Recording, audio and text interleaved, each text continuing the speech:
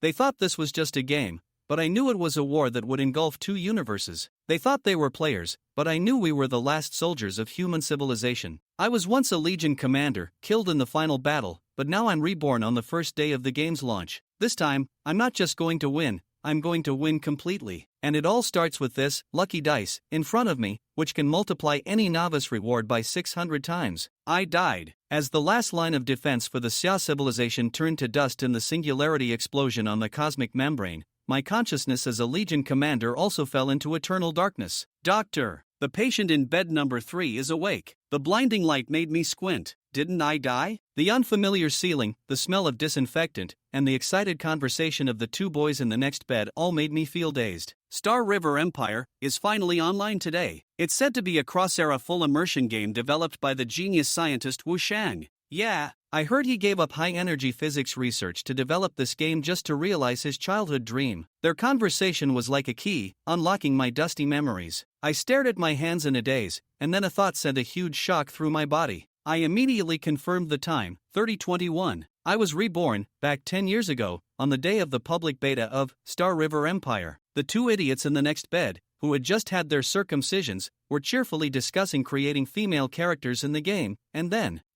it hurts. The stitches broke. Amidst the chaos, they were wheeled away by a nurse. This familiar scene completely confirmed that nothing had changed. I slowly lay back down, but my heart was incredibly heavy. Only I knew that Star River Empire was far more than just a game. It was a superstring space created by the advanced Xia civilization with all its strength to fight against invaders from another universe, a mirror with the exact same laws as our real universe. In a year, items from the game could be brought into reality. In 10 years, the mirror would completely merge with reality. At that time, all players would become soldiers of the Xia civilization and be thrown into that cruel war. However, even so, the Xia civilization only managed to survive for 2 more years before it met its demise. In my previous life, my parents died in a car accident, and I inherited the company and a large sum of money. I gave up on myself, sold all my shares, and degenerated for 2 whole years, missing the best time to enter the game. By the time I came to my senses and threw myself into it, I was already too far behind. Even though I tried my best and became one of the 12 Legion commanders in the following 7 years, I still couldn't change the final outcome. But this time, I won't make the same mistake again.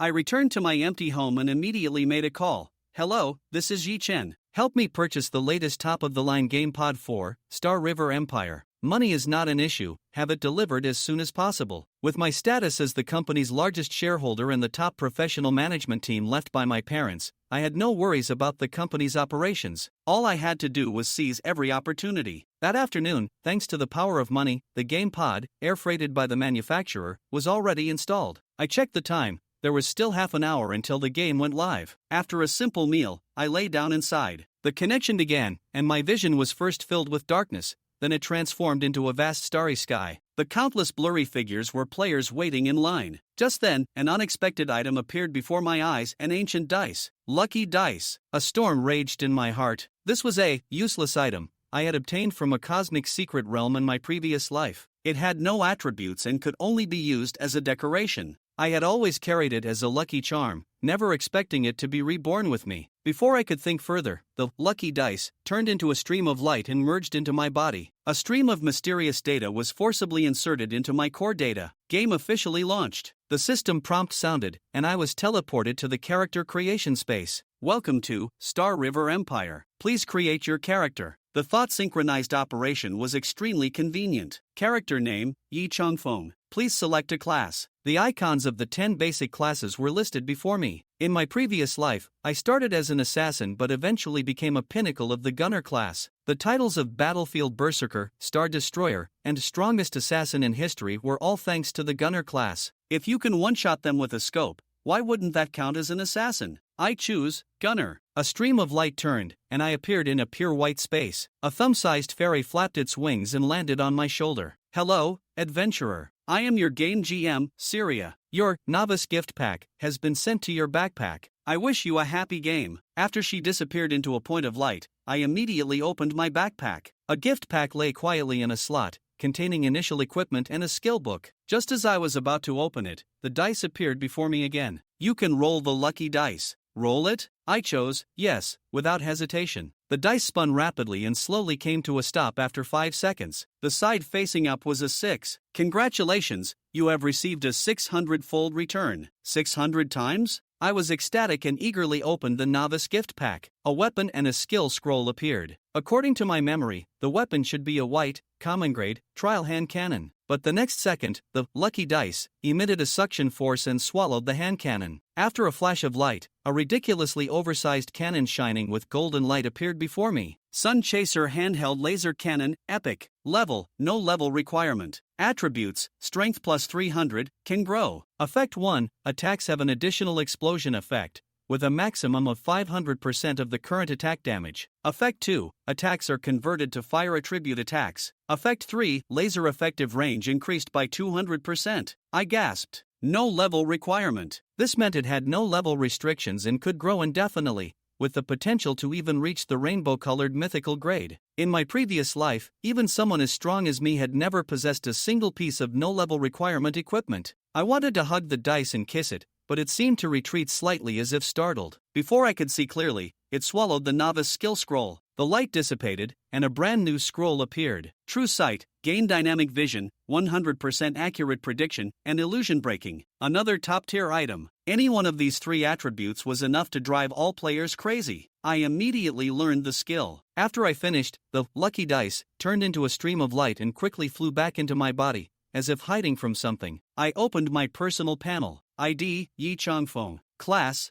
Gunner. Level, 1. Strength, 100. Skill, True Sight. Equipment, Sun Chaser Handheld Laser Cannon. The other attributes were at their initial values, but my strength, skill, and equipment were already enough to crush all current players. I stepped onto the teleportation array, and with a flash of white light, I appeared in the Novice Village, a technologically advanced Earth city suffering from an invasion of interdimensional monsters. The players around me were either marveling at the ruined city or discussing boring questions like whether they could take off their pants. I ignored them and walked straight towards the city library. According to my memories from my previous life, each city's library had 50 slots, and you could gain a massive amount of experience by reading books. This secret was only revealed a week later, by which time all the slots were already taken. Walking into the pyramid-shaped library, the noise from outside was blocked out. I went straight to the relevant bookshelf, picked up books like Elementary Gunnery Theory and the 36 Basic Forms of a Gunner, and began to read them quickly. Experience plus 10. Experience plus 10. My experience points rose rapidly. At the same time, these pieces of knowledge, after being arranged and combined,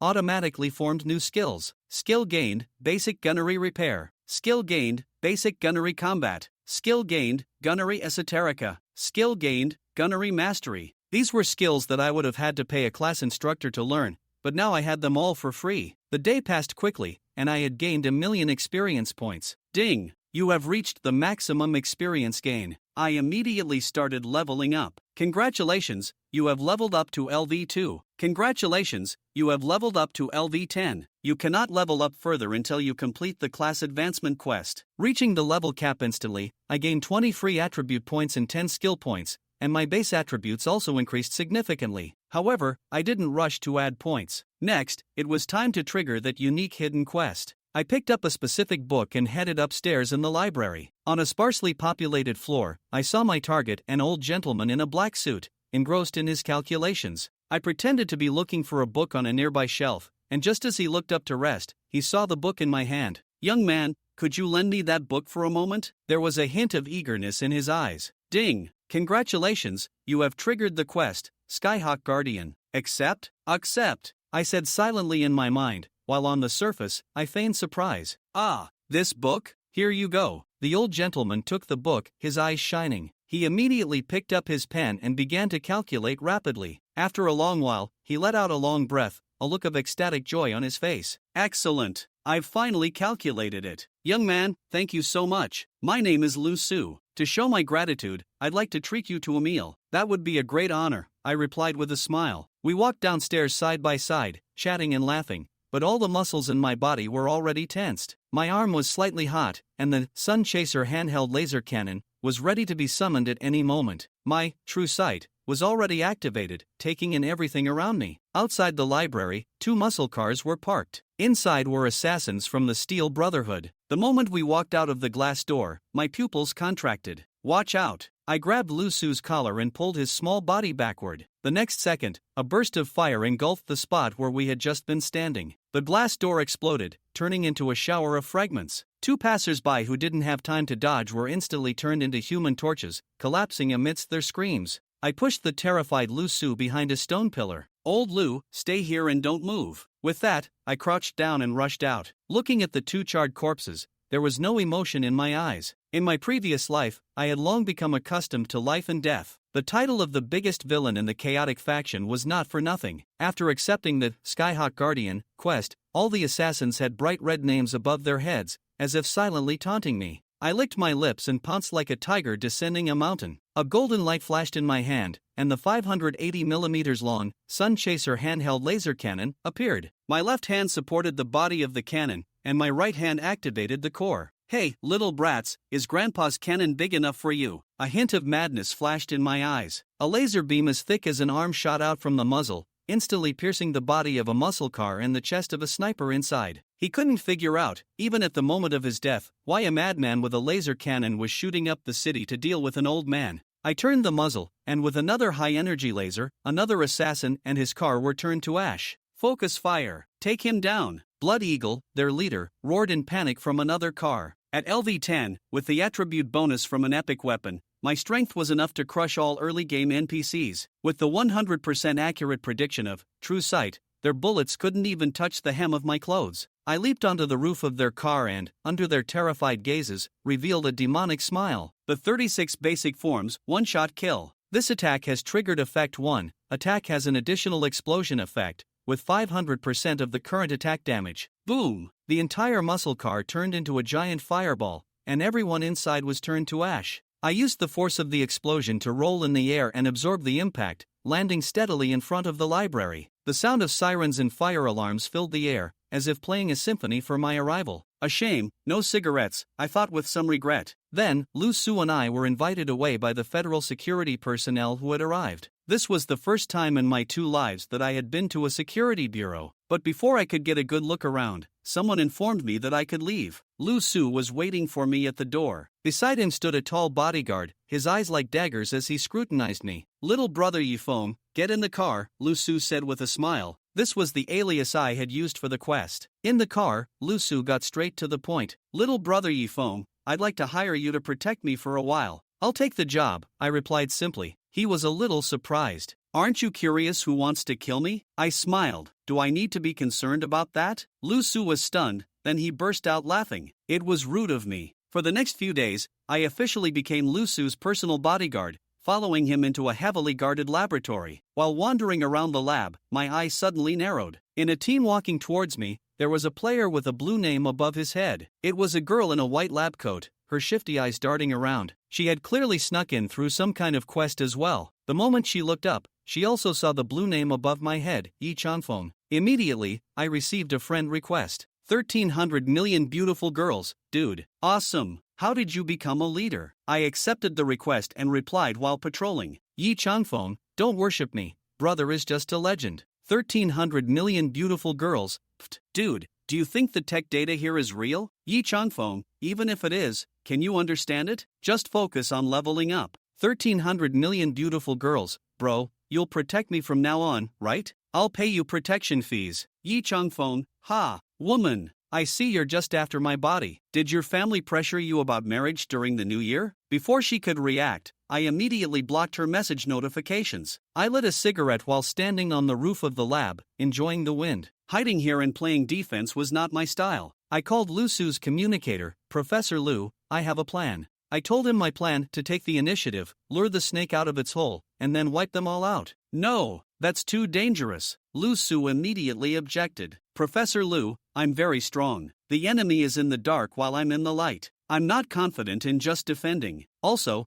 I need to request a Skyhawk strike. Impossible. Lu Su's voice instantly rose. Using a Skyhawk strike in the city? If the terrorists can attack you in the library, they can attack you anywhere. The casualties then will be beyond my control. If we miss this opportunity, I won't be responsible next time, I said lazily. After a long silence, Lu Su finally compromised. I can agree to your request, but, okay, leave the rest to me, I said, stubbing out my cigarette. By the way, I need someone from you. On the helicopter, 1,300 million beautiful girls, or Luo Xiaosu, was chattering nonstop beside me. My name is Luo Xiaosu, what's yours? How did you become a leader? I brought you out because we're both players. I'll party up with you later and let you leech some experience. In return, you'll be my inside man in the lab. Send me the latest data you get, I said directly. Luo Xiaosu froze on the spot. Since when was being an inside man so blatant? The helicopter hovered over the suburbs. I pointed to a tall building in the distance. The Steel Brotherhood is in there. You stay here and wait for me to come back. With that, I jumped directly from the helicopter, deployed my wingsuit,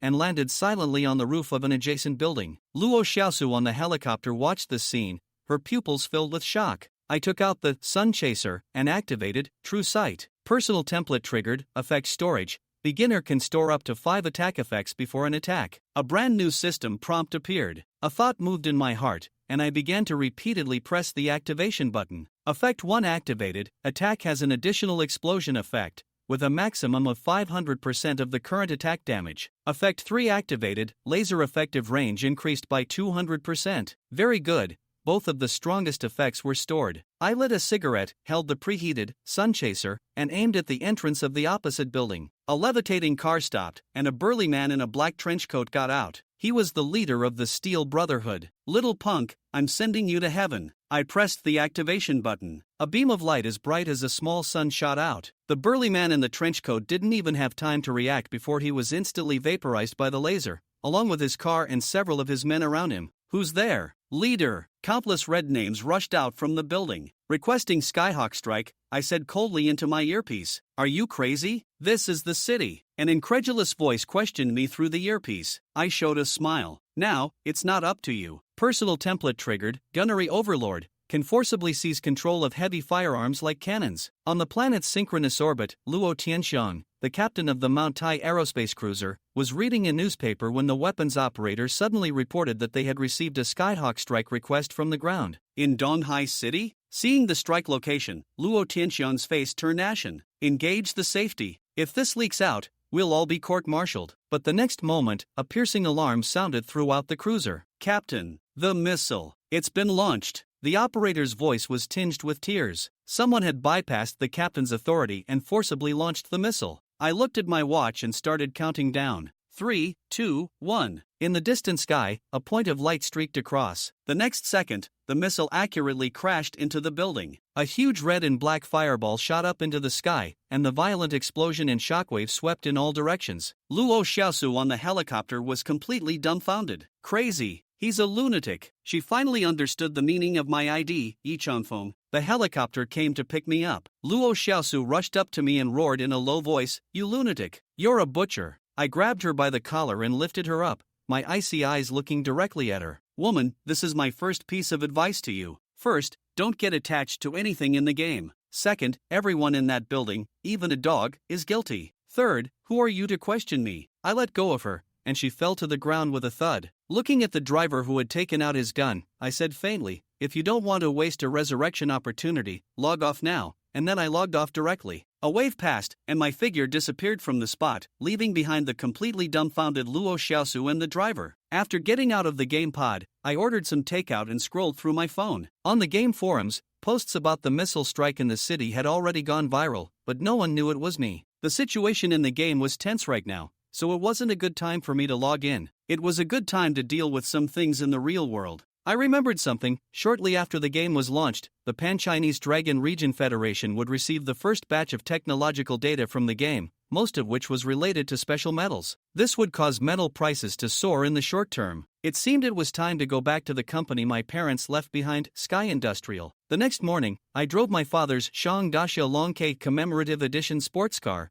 one of only 10 in the world, to the Sky Industrial building. My appearance immediately caused a sensation among all the employees. Gao Rui, the sales manager, came running to greet me, his face plastered with a sycophantic smile. "Young Master Yi, what brings you here?" I took off my sunglasses, patted his shoulder, and said in an unquestionable tone, "Yes, I remember you. Keep up the good work." My aura and gaze, which were not in line with my age, left Gao Rui stunned and made all the employees who saw this scene gasp. Rumors of my drastic change in personality instantly spread throughout the company. I took the exclusive elevator to the top floor and gave my father's special assistant, Ren Xian, my first order: inform the other 14 directors to come to the company immediately. I'm calling a board meeting. Ren Xian and the 14 directors all thought I was crazy when they received the notice. They roared on the phone, thinking I was playing house. But when Ren Xian reminded them in a toneless voice that young Master Yi now holds the highest percentage of shares, they had no choice but to reluctantly make their way over. Meanwhile, 1,000 miles away in Shanjing,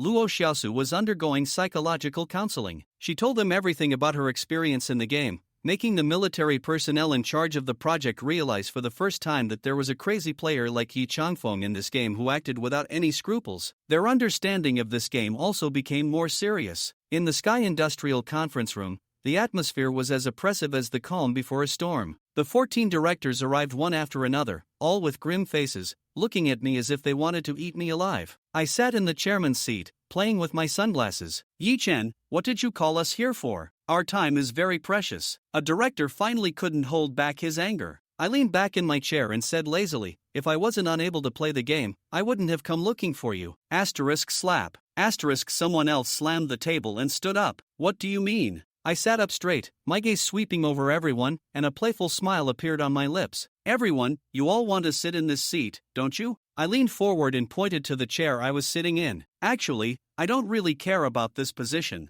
I just want to have no obstacles when I'm doing anything. Who do you think you are? Are you worthy? A director named Mahonli sneered. I remembered him. In my previous life, he had used all means to seize my shares. I raised my eyes and looked at the other 13 people besides him, and slowly said, my voice not loud, but clearly reaching everyone's ears. Whoever can get Director Ma out of the board of directors, I won't take a single one of his shares. At the same time, I will entrust the voting rights of all my shares to that person. As soon as my words fell, the entire conference room fell into a deathly silence. The breathing of all the directors became heavy. Without spending a single cent, they could divide up Mahonli's shares and also get the voting rights of the largest shareholder. This was equivalent to directly controlling the entire Sky Industrial. The alliance that had been united against a common enemy a second ago instantly disintegrated. The gazes of the other 13 people on Mahonli were already filled with greed and bloodlust, like hungry wolves seeing their prey. Mahonli was completely stunned. He pointed at me, trembling. You.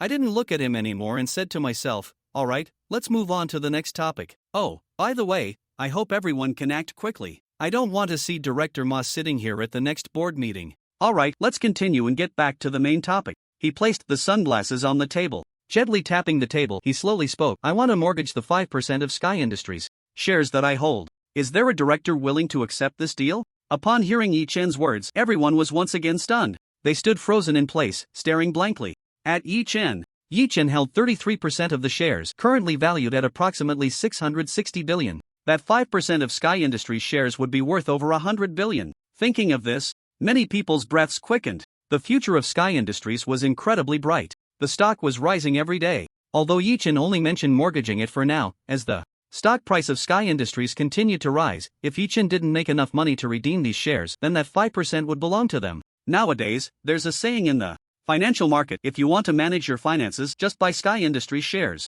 As long as the Earth Federation doesn't collapse, they must procure the aircraft engines produced by Sky Industries. Because the core product of Sky Industries is an engine for deep space spacecraft. In this world, people on Earth have already developed the Moon, and Mars has also entered the development phase. More than 80% of the engines used by spacecraft traveling to and from these places are produced by Sky Industries. Humanity's development of the universe is unstoppable. Therefore, the future of Sky Industries is limitless. Once Sky Industries shares are available in the financial market, they will be snatched up immediately. The directors looked at Yi Chen with fiery eyes. Yi Chen's earlier performance was decisive and sharp, which startled them. Yet, they never expected him to be foolish enough to mortgage the shares of Sky Industries. Young Master Yi, our Zheng Consortium can offer 0.5% above market price. Young Master Yi, our Tianlang Group offers 0.6% above market price. In an instant, the entire conference room fell into chaos. Ultimately, the highest bidder wins. Yi Chen signed a mortgage contract with Director Su Ziming of Guanhai Group. Guanhai Group offered Yi Chen funds at 0.8% above market price. If Yi Chen couldn't repay that amount to Guanhai Group within a month, then those shares would belong to Guanhai Group. After the meeting ended, the directors hurriedly left Sky Industries. Only Yi Chen and Ren Xian remained in the conference room. Yi Chen sat in his chair, holding the bank card in his hand. This bank card contained a massive fund of 108 billion. Run Xian stood beside him, his eyes filled with confusion. Young Master Yi, the stock of Sky Industries is currently on a great upward trend. Even if you just leave it there, the increase after a month won't be less than 0.8%. Why do you need to do this? In Ran Qian's eyes, Yi Chen had turned into a complete spendthrift. Holding on to those shares, even just the annual dividends could allow him to live like a rich second generation. He could flirt with girls every day and attend various parties. Wasn't that appealing? To do something so reckless just for this money was simply too wasteful. However, Yi Chen just chuckled, casually tossing the bank card onto the table. Ren Qian's eyelids twitched at the sight. There were 108 billion in there. Help me go through the company's channels. Find a few quality mineral resources. As long as it's a metal mine, buy them all. I'll leave it to you to handle. Get it done within half a month. If the money in here isn't spent, then you'll be fired. If things go well, then for this profit, I will give you a 0.1 point bonus. After Yi Chen finished speaking, he stood up and left directly, leaving Ren Qian standing there, disheveled in the wind. 108 billion? All used to buy mines? Is Yi Xiao's brain still not fully recovered from the accident? Ren Qian roared in his heart.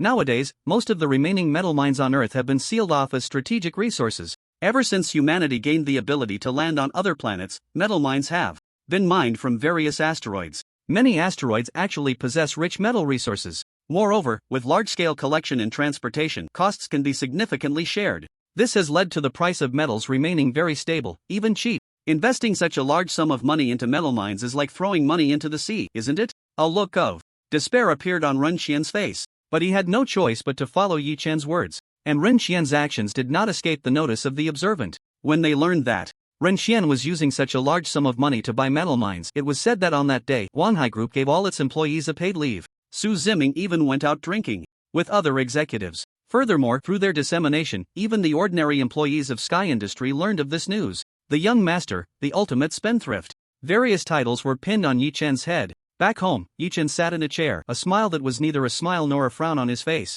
As a reborn person, the greatest advantage is foresight. A month's time? Not needed at all. After half a month, the senior management of Hualong would receive the first batch of data extracted from the Star River Empire. And this data related to special metals immediately attracted the attention of all Hualong's senior management. To seize the opportunity, Hualong also massively procured metals to expand its inventory. This move further caught the attention of other forces within the Federation. In any case, what followed was a series of open and covert struggles. And as players from other servers obtained this data, other forces were also stirred up. They finally understood why Hualong was acquiring these metals in large quantities. By that time, with several parties competing, the price of metals would only soar further. If I remember correctly, at the craziest time, the price of these metals was more than 3 times higher than before. Not bad for profits. With a smile, after eating, Yi Chen lay down in the game pod, entering the Star River Empire game. This game has a nice setting. The resurrection points are random. Because if the resurrection points were fixed, some players would be too easily camped at the resurrection points, commonly known as corpse camping.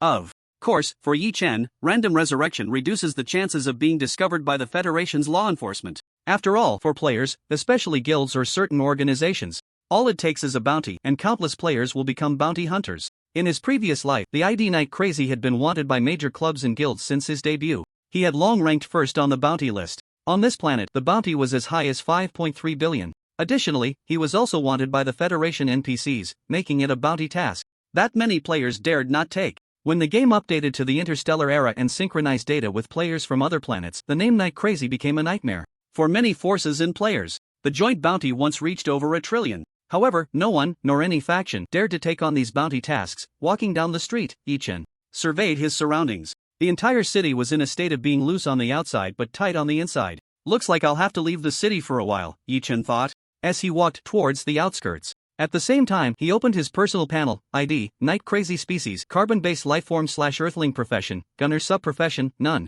Level, 10 Experience, 3 million Strength, 300 Spirit, 400 Agility, 130 Charm, 50 Health Points, 2000 Energy Points, 2000 Attribute Points, 20 Skills, True Eye, Skill Points, 10 Equipment, Sun Chaser Handheld Laser Cannon, Organization, None. Hey? Not bad. A wicked smile appeared on Yi Chen's lips. The Steel Brotherhood in that building had actually provided him with a whopping 3 million experience. Completing that hidden quest had only given him 1 million experience. However, it had directly leveled him up to LV10. This 3 million experience should get me to LV15. But first, I need to complete the job change quest before I can continue leveling up. As for the attribute points and skill points, Yi Chen decided to hold on to them for now.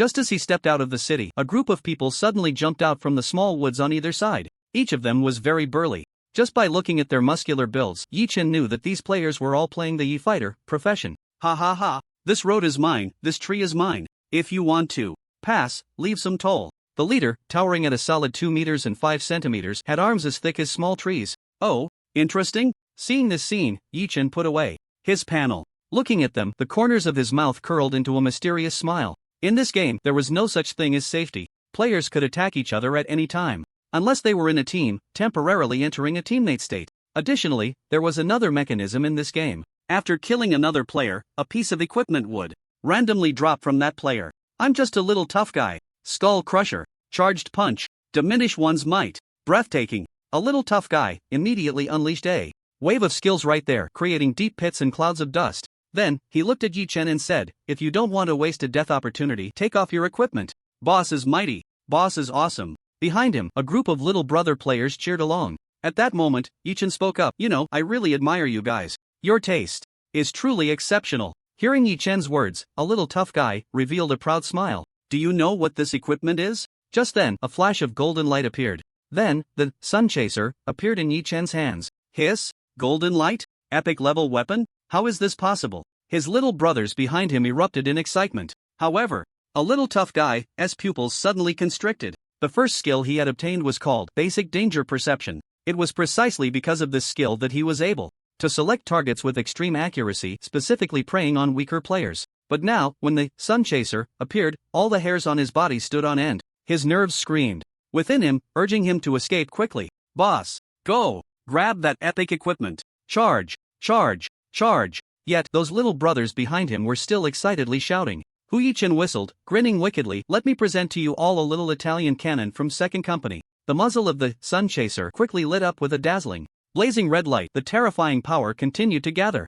In the next moment, a scorching laser, comparable to the sun, shot out with a thunderous roar. The speed of light is 3 by 10 to the 8th power meters per second. Not even the blink of an eye was needed. Those players were instantly killed by the massive damage. The might of a single shot was the line of death. On the ground, only a few pieces of white ordinary equipment remained. Yi Chen didn't even glance at them, directly stepping on the equipment as he moved forward. Star River Tribe, the forum that comes with the game Star River Empire. Just a moment ago, a post was published there.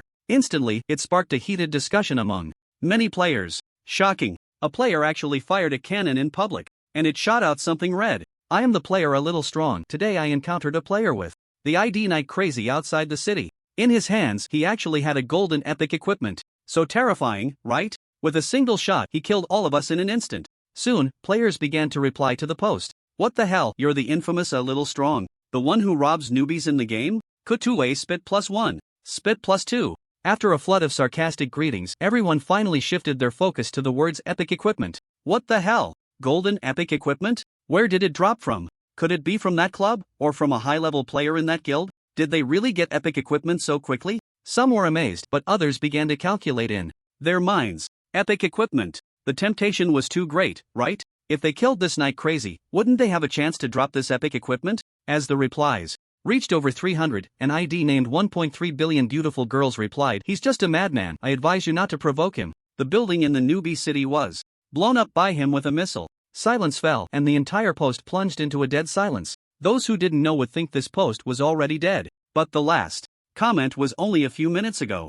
Soon, one message after another kept appearing. What the hell? Is it true? Please, beautiful girl, explain in detail. What kind of fierce person is this? Blowing up buildings right from the start? This is too fierce, right? Who is this godly figure? Ha ha, I'm dying of laughter. The original poster dares to provoke such a fierce person? Upon seeing this message, a little strong was dumbfounded. Did I really dare to extend my sinful hand to such a big shot?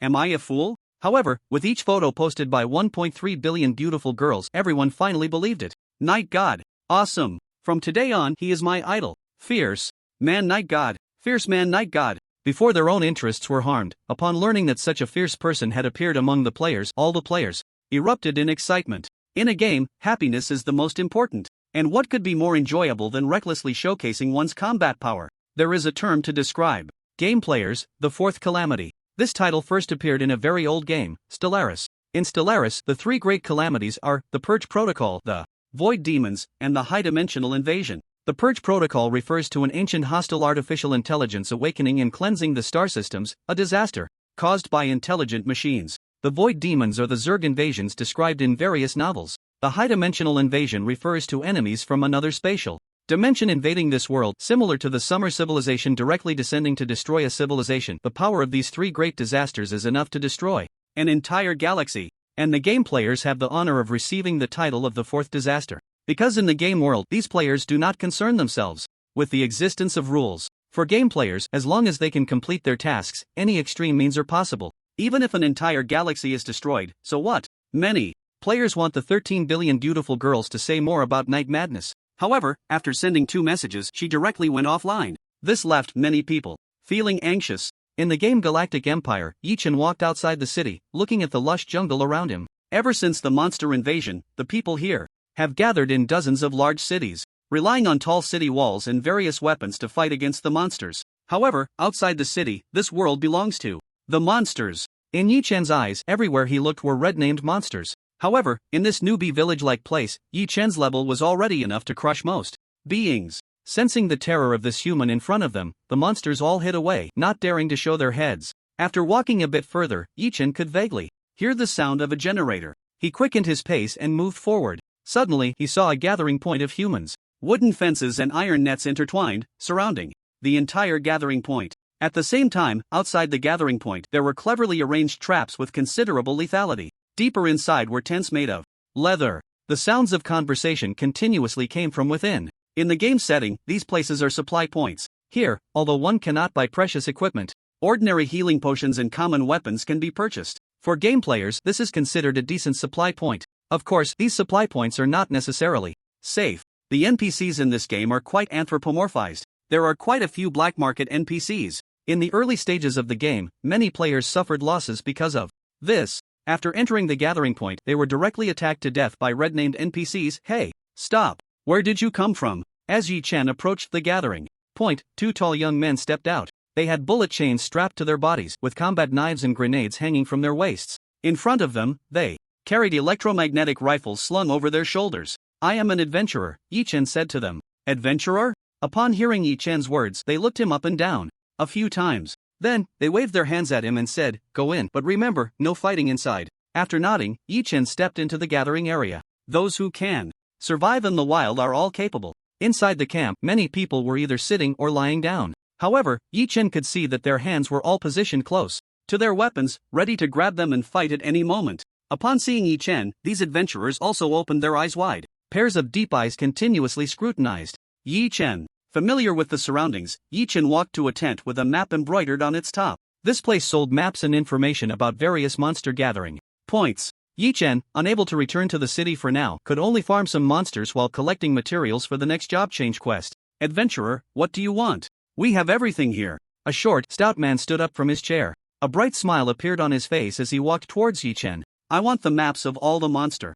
gathering points nearby. Upon hearing Yi-Chen's words, the short and stout man was taken aback for a moment, then a brighter smile appeared on his face. Just a moment, guest. After saying that, he walked to the side. There, a huge bag was placed. He rummaged through it for a while and came back holding a stack of maps that were 2 fingers thick. Guest, here is the map you wanted. Alright, let's settle the bill. Yi-Chen transferred the money to him from his personal terminal. Before this, he had completed the Sky Eagle Guardian task and received the task reward. Additionally, when Lu Su hired him, she also paid him a sum of money up front. Therefore, Yi-Chen's pockets were quite full. After taking the maps, Yi-Chen turned around and left the tent. Watching Yi-Chen's figure disappear, the short and stout man's expression suddenly changed. He licked his lips, a greedy look appearing in his eyes. Hey, I've got a big fat sheep here. Stepping out of the gathering point, the jungle on both sides of the road became denser. Yi-Chen was flipping through the map in his hands. Old Anxialu Camp, former government 855th Legion base. Because the spatial rift opened again, the 855th Legion fought for 3 days, holding back the advance of the monsters. Abandoning the camp, they retreated back to the city. This place is quite interesting, Yi-Chen murmured softly while looking at the map. The fact that a fully formed legion abandoned their camp indicates just how powerful the invading monsters must be. However, that was only in regard to ordinary armies. Moreover, the 855th Legion had at least fought for 3 days. It was just that, from the decision-maker's perspective, the significance of holding on was less than that of abandoning. Hence, the order to retreat was given. With my current strength, it wouldn't be impossible to explore the old Angzialu camp. Additionally, aside from acquiring the necessary knowledge for the job change task, there are also some materials that are very important. Most of the job change knowledge and materials were controlled by major NPC factions in the game. This was also a way to bind players, preventing them from becoming a means of disaster. Now, Yi Chen was definitely wanted by the Federation. Trying to obtain job change materials through normal means would still be somewhat difficult. However, Yi Chen had other plans. Although the 855th Legion had abandoned the old Angzialu camp, they would surely leave behind plenty of weapons and materials. Among them, there might be something Yi Chen wanted. Suddenly, his hand flipping through the map paused. A wicked smile crept onto Yi Chen's lips. "Am I really this lucky?" he murmured softly, his pace suddenly quickening. Behind him, in the thicket, voices called out, "Hurry! Keep up! Don't let him get away!" The footsteps of several people quickened, but in the next moment, a ghostly voice appeared beside them. "Are you looking for me?" Their hearts jolted in shock. They turned around abruptly, raising their electromagnetic rifles. Who's playing tricks? Looking up, they immediately saw Yi Chen leaning against a tree, chewing on a grass root. Hiss! When did he appear here? Fear surged in their hearts in an instant. Fire! The bald man leading them gritted his teeth and shouted loudly, "Kill this bastard!" Hearing this, the others also roared in anger, raising their electromagnetic rifles and aiming at Yi Chen. I like this kind of villain. Why say so much useless chatter? The ferocity on their faces had not yet faded when it completely froze on their faces. Triggering personal template Gunmaster. Gunmaster can forcibly seize control of firearms and heavy weaponry. Yi Chen extended his long fingers and casually fiddled with them. In an instant, they felt their electromagnetic rifles slipping out of their control. The gun's muzzle was aimed at his own people. The trigger didn't even need to be pulled. It was already pressed down. Whoosh, whoosh, whoosh. The sound of bullets firing echoed from Yi Chen's mouth. Those people trembled all over. The bullets pierced through their bodies, splattering blood everywhere. Bang, bang, bang. One body after another fell to the ground. Blood gradually flowed out, seeping into the grass, turning into nourishment. Yi Chen flipped down from the tree, stepping into the bloodstains. He hummed a cheerful tune softly. "You, don't come over." It turned out that behind these people there was another person. He had been hiding out of fear. Don't be afraid, don't be afraid." Seeing that person crouched under the tree, trembling in fear, Yi Chen extended a hand, placing it over his lips. With the other hand, he gently stroked the top of his head. "Don't speak, listen to me." Good. After dealing with these loose ends, Yi Chen continued on his way to the old Angzialu camp. About half an hour later, a battlefield with withered grass and scorched earth appeared before him. Missile bombardments, cluster bombs, all kinds of terrifying weapons unleashed their firepower here. The dilapidated military camp was in ruins, with cracked concrete everywhere. And the massive white bones were all showing Yi Chen the horrors of the war that had once taken place here. However, this was destined not to scare Yi Chen. The tune he whistled became even more cheerful. He stepped over the countless white bones and arrived in front of the armory. He extended his finger, forming a gun shape, and lightly hummed at the armory. Bang! Meanwhile, at the gathering place, the short, chubby man was comfortably lying on a leather chair. He gently pushed one foot forward, causing the entire chair to tremble slightly. Thinking about the rewards after killing that fat sheep, he couldn't help but let out a pig-like laugh. He had never seen such a grand adventurer. Didn't he know what it meant to keep wealth hidden? Amidst the laughter, a person walked into his tent. He opened his eyes and saw that it was one of the people who had set out to kill the fat sheep earlier. Realizing this, he excitedly stood up. He hurried over, unable to suppress his joy, and asked, "Ad, you're back? Where's the stuff? Was the fat sheep fat?" However, when he raised his head to look at Ad's face, he found it was extremely pale. His forehead was covered in cold sweat. Mucus and sweat intertwined. The whole person was trembling slightly. What happened? Where are the others? His heart sank in shock.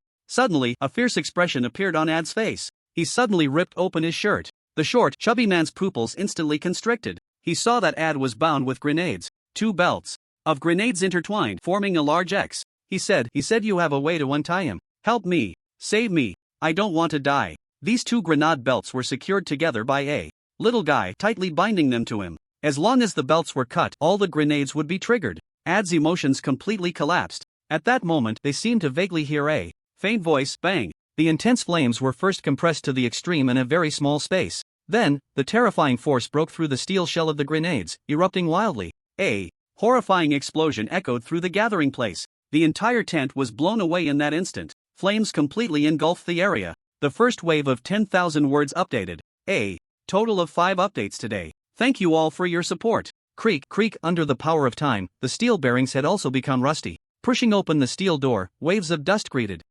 Covering his mouth and nose, Yi-Chen waited for the dust to settle before stepping forward. The light bulbs on both sides had long since shattered, relying only on the faint glow from outside. However, the deeper he went, the dimmer the light became. Yi-Chen took out a palm-sized mechanical sphere from his pocket. This gadget was also purchased from the Gathering Point, a compact device that could emit a stable light. In critical moments, it could even be thrown like a grenade. Truly an essential item for home travel, killing, and looting. The hazy glow illuminated the surrounding space. The further he walked in, the narrower the path became. This weapons depot had hollowed out a third of a small mountain, built within the mountain itself. After passing through 3 iron doors and breaking through the last heavy-coated lock, Yi-Chen finally entered the true weapons depot. Here, the chandelier on the dome still radiated bright light.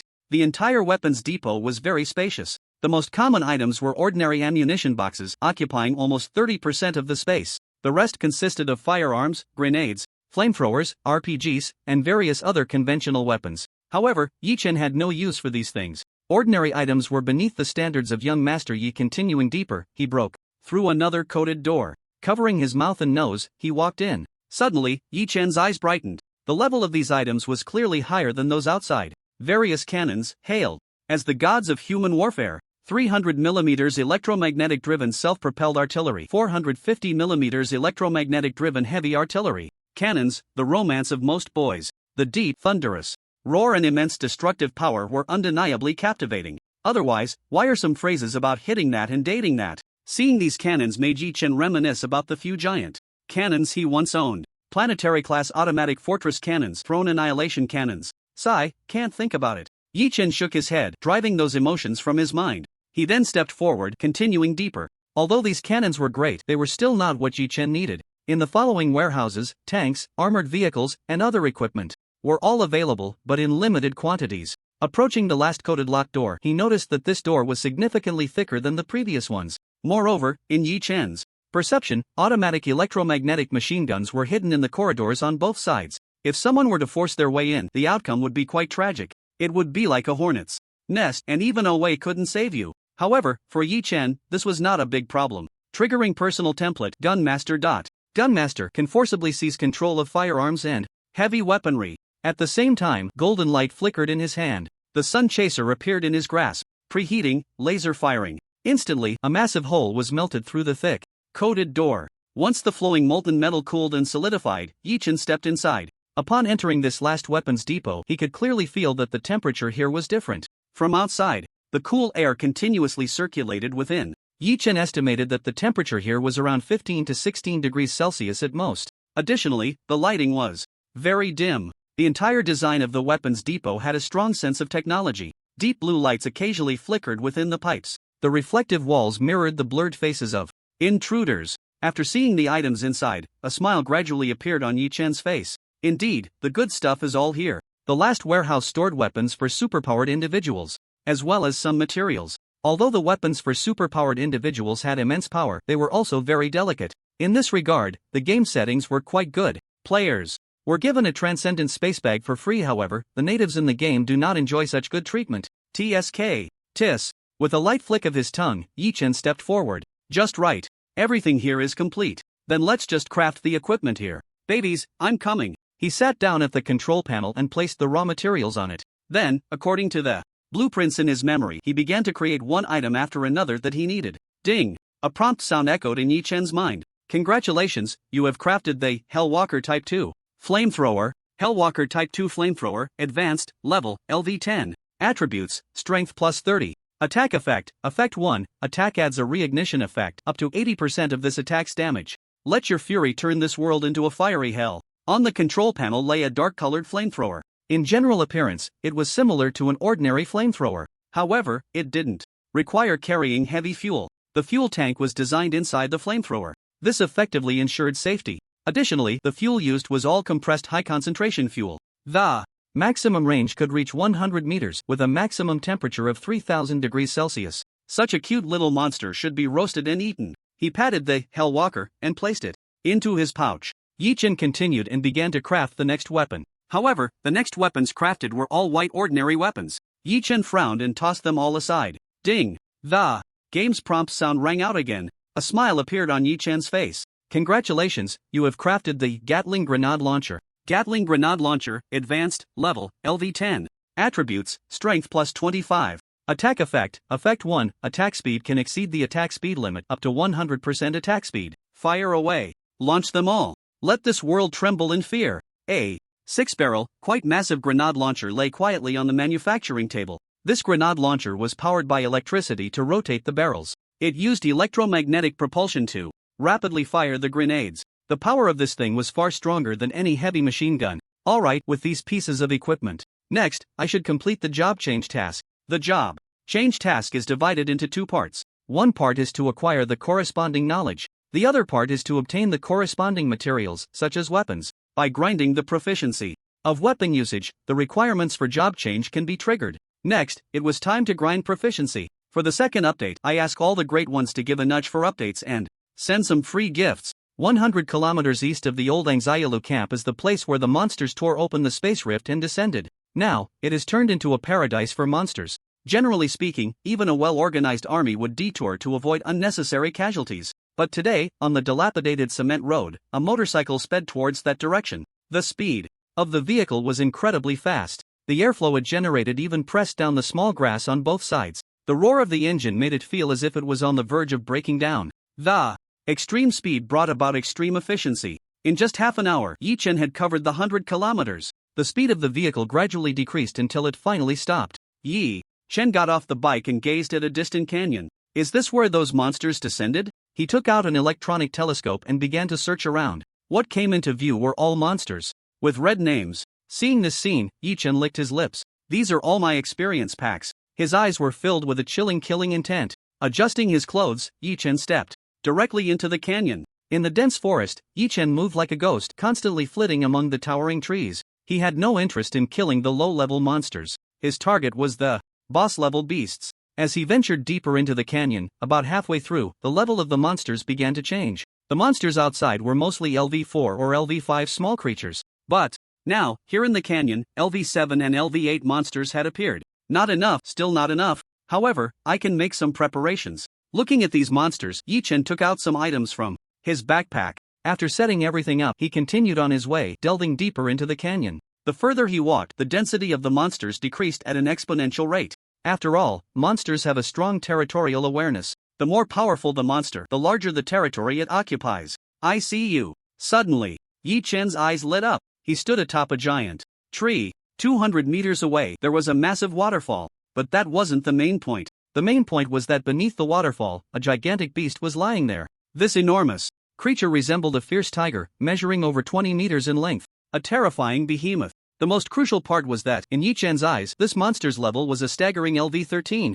In this novice area, LV13 was akin to a small boss. Even a team of LV10 players might not be able to take it down. Yi Chen stood on the giant tree, his gaze sharpening. This time, he was here to grind other weapon proficiencies. So, unless it was a life-or-death situation, he wouldn't use the Sun Chaser. With a thought, the Gatling grenade launcher instantly appeared in his hands. He opened his personal panel, ID, Night Race, Carbon-based Lifeform/Earthling class, Gunner subclass, None level, 10 experience, 3 million strength, 300 plus 25 spirit, 400 agility, 130 charisma, 50 health, 2000 energy, 2000 attribute points, 20 skills, True Eye skill points, 10 equipment, Sun Chaser handheld laser cannon, Hellwalker type 2 flamethrower, Gatling grenade launcher organization, None 325 strength is enough. The LV13 boss had health fluctuating between 4000 and 5000. After accounting for defense, the damage from a single attack would be around 200 to 300. Activate True Eye effect. Gain dynamic vision. Achieve 100% accurate prediction. Gain the ability to pierce illusions. Fighting this boss was not like battling the Steel Brotherhood's minions before. True Eye lasts for 1 minute and costs 100 energy points. This means that even without using other skills, True Eye can only last for 20 minutes. However, if he wasn't using skills and just plain attacking, what fun would that be? Looking at the monster lying there asleep, a mad smile crept onto Yi Chen's lips. What is an assassin? A one-hit kill. Taking lives from the shadows. The long chain of grenades fell to the ground beneath the giant tree. I am the god of assassins. Knight, he roared, pulling the trigger. It was like a divine roar, akin to the battle god's long howl. The sound of the motor whirring and the grenades firing harmonized into a war concerto. Brilliant fireworks erupted instantly. The entire waterfall area was engulfed in the baptism of artillery fire. Exploding debris flew everywhere. The waterfall paused for a moment, then crashed down with an even more frenzied flow. the fierce tiger monster. Lying beneath the waterfall, there was a moment of confusion, just a thousandth of a second. But soon, the exploding skin and splattering blood made it react quickly. An extremely furious howl erupted. It suddenly stomped and charged towards Yi Chen at an incredible speed. The Gatling grenade launcher in Yi Chen's hands was continuously spewing grenades. Seeing the monster rushing towards him, the madness in his eyes intensified. Triggering personal template effect storage beginner. Effect storage beginner can accumulate 5 attack effects before triggering an attack. Activate effect 1. Attack speed can exceed the attack speed limit up to 100% attack speed. Activation effect failed. Activate effect 1. Attack speed can exceed the attack speed limit up to 100% attack speed. Activate effect 1. Attack speed can exceed the attack speed limit up to 100% attack speed. Activate effect 1. Attack speed can exceed the attack speed limit up to 100% attack speed. Activation effect failed. The activation probability of high-level equipment effects is much easier than that of epic-level Sun Chaser. However, even though the speed of accumulating effects was extremely fast, the monster's speed was even faster. Its bloody maw, the stench of saliva, and the crimson tiger eyes were filled with boundless ferocity. Activate for me. Yi Chen roared. He never loosened the trigger. Activation effect failed. Activation effect failed. Activate effect 1. Attack speed can exceed the attack speed limit up to 100% attack speed. Success. 5 effects accumulated. Yi Chen's muscles bulged at that moment. The motor in the Gatling grenade launcher accelerated its rotation. One could even hear the creaking sound of impending collapse. However, at that moment, the Gatling grenade launcher unleashed its peak, most terrifying power. Attack speed increased by 100%. Grenades rained down like raindrops, bombarding the giant beast. Under the sunlight, the giant beast opened its mouth wide, pouncing down from the sky. Its bloody maw aimed at the tiny Yi Chen. The distance between them was less than 30 meters. But, at this moment, the flower of death bloomed. The challenge to the 10,000 had failed. Damn it! Next, the assassin has one more update. And this book updates with chapters of 2 to 3,000 words. For chapters are nearly 9,000 words. And next, I need to update the book on the revival of spiritual energy. Why? Doesn't heaven grant me hands that can type 10,000 words in an hour and a brain that can think of 10,000 words of plot in an hour? Damn it! Damn it! Fiery sparks continuously erupted from the giant beast's bloody maw. The entire giant tiger monster was suspended in midair under this terrifying power. Then, it was actually pushed back continuously. Boom! The unceasing sound of explosions became even more intense at that moment. Come on, keep coming. Yi Chen's hair flew wildly. The powerful recoil pressed him tightly against the tree. Looking at the giant beast, madness shone in his eyes. Keep coming. I'll blow your big mouth to pieces. Grenades were blasted into the giant beast's bloody maw. The continuously exploding sparks quickly inflicted massive damage. -300, -300, -500. Critical hit. -300, -289. In just a few fleeting seconds, the giant beast's health dropped to only 2,000. Feeling its life frantically slipping away, panic appeared in the giant beast's eyes. Its tail tucked and it turned to flee. But, exposing its back in front of Yi Chen was simply asking for death. Other players might attack its steel-like hard back. But Yi Chen had activated the true eye now. The back is sturdy, but the flower is delicate. Take this. Electric light poison dragon drill. Yi Chen roared, adjusting the angle of the Gatling grenade launcher. One by one, the shells arced beautifully. They crashed into the heart of the flower. A sound, indescribable in words, as if it were a roar of immense torment, echoed throughout the entire canyon. Even the bosses in other areas trembled at this earth-shattering, soul-stirring roar, causing the entire beast to shudder. -900. Critical hit. When the final number popped up, the health bar of that giant tiger monster was already emptied. Boom! The massive body crashed to the ground. Scarlet blood quickly stained the entire patch of grass red. Yi Chen put away the Gatling grenade launcher. Leaning against a tree, he breathed heavily. After killing this monster, he gained over 1,000,000 experience points. It felt amazing. After resting for a moment, Yi Chen jumped down from the big tree and walked towards the monster's corpse. Although he couldn't take the entire massive monster back, he could still cut off some valuable materials from it which could sell for a good price. For example, Tiger Whip. With a sharp knife, he cut off all the valuable parts from the monster's body and placed them into his backpack. Yi Chen continued to walk towards other parts of the canyon. Today, the god of assassins was going to sweep through this canyon. The rumbling sounds echoed continuously. In the canyon, fiery flames occasionally flared up. The collapsed waterfall and the charred forest had all turned into a battlefield. By a riverside, the river had changed its course due to the recent battle. Behind Yi Chen, there lay a terrifying charred giant python. However, it was now nothing but a blackened corpse. The stench of burning flesh lingered in the nearby air. In Yi Chen's hand, the Purgatory Walker Type 2 flamethrower had melted at the muzzle due to overload. However, this equipment was merely for Yi Chen to complete his job change task. If it was damaged, so be it. Out with the old, in with the new. After resting enough, Yi Chen finally struggled to drag his body towards that corpse. At this moment he had a hefty 2,000 points of health.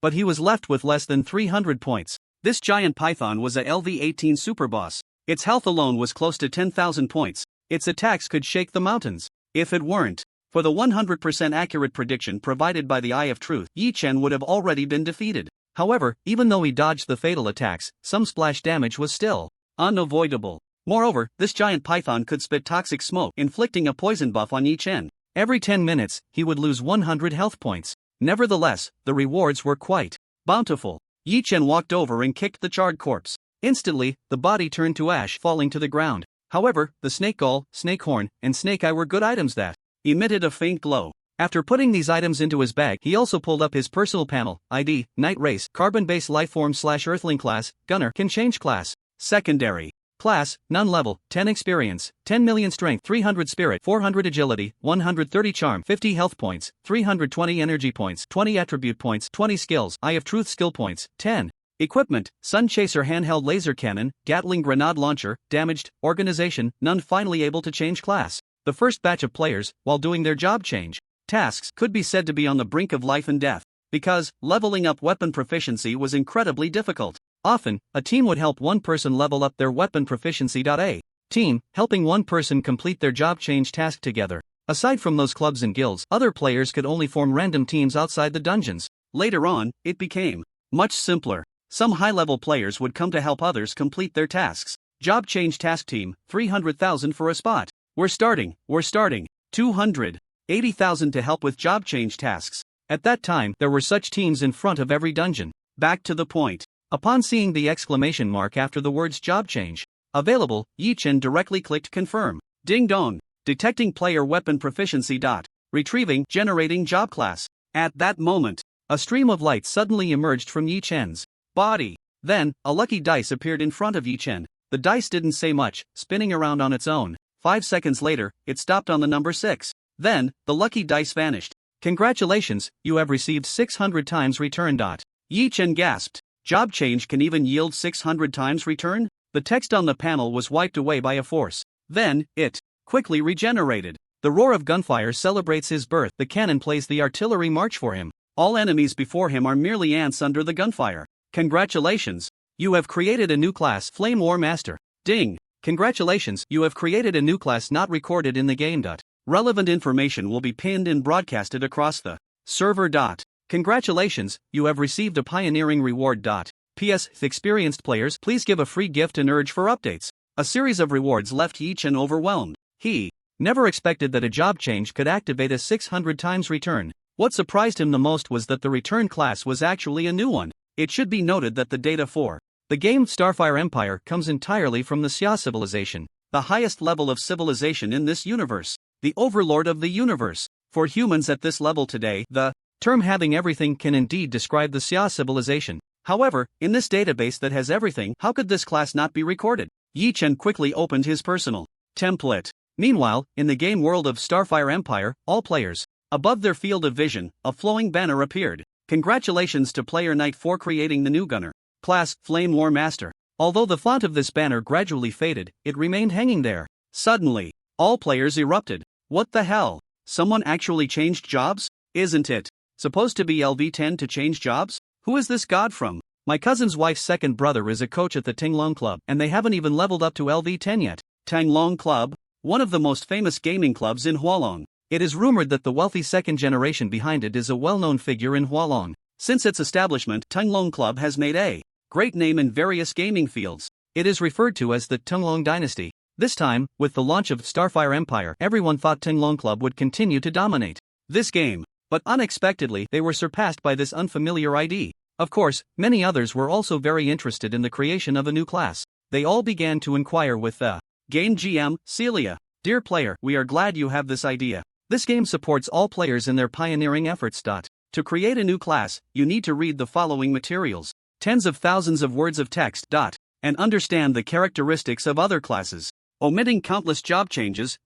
Finally, by mastering different weapon proficiencies, the game will match you with a new type of job. Seeing that long string of words and a series of numbers, along with strange functions, it was hard to tell if others were shocked or not. A student preparing for their senior year exams fainted immediately due to excessive stress. What the hell? Is the difficulty really this high? I swear on my life. This night god is definitely not simple. First, blow up the newbie village, then innovate new jobs. If this isn't a master, who is? There must be a whole team behind him working for him. Otherwise, just looking at those descriptions would make an ordinary player dizzy, right? Many players began to discuss. Inside the tribe, related posts sprang up like mushrooms after rain, one after another, all discussing this night god. In their eyes, the ID Knight had become a godlike existence. Yi-Chin didn't know that in the eyes of many he had become a big shot with a huge logistics team and an incredibly deep background. Right now, he was checking the characteristics of his job. In his previous life, he had followed the usual path, leveling up slowly according to the conventional job tree.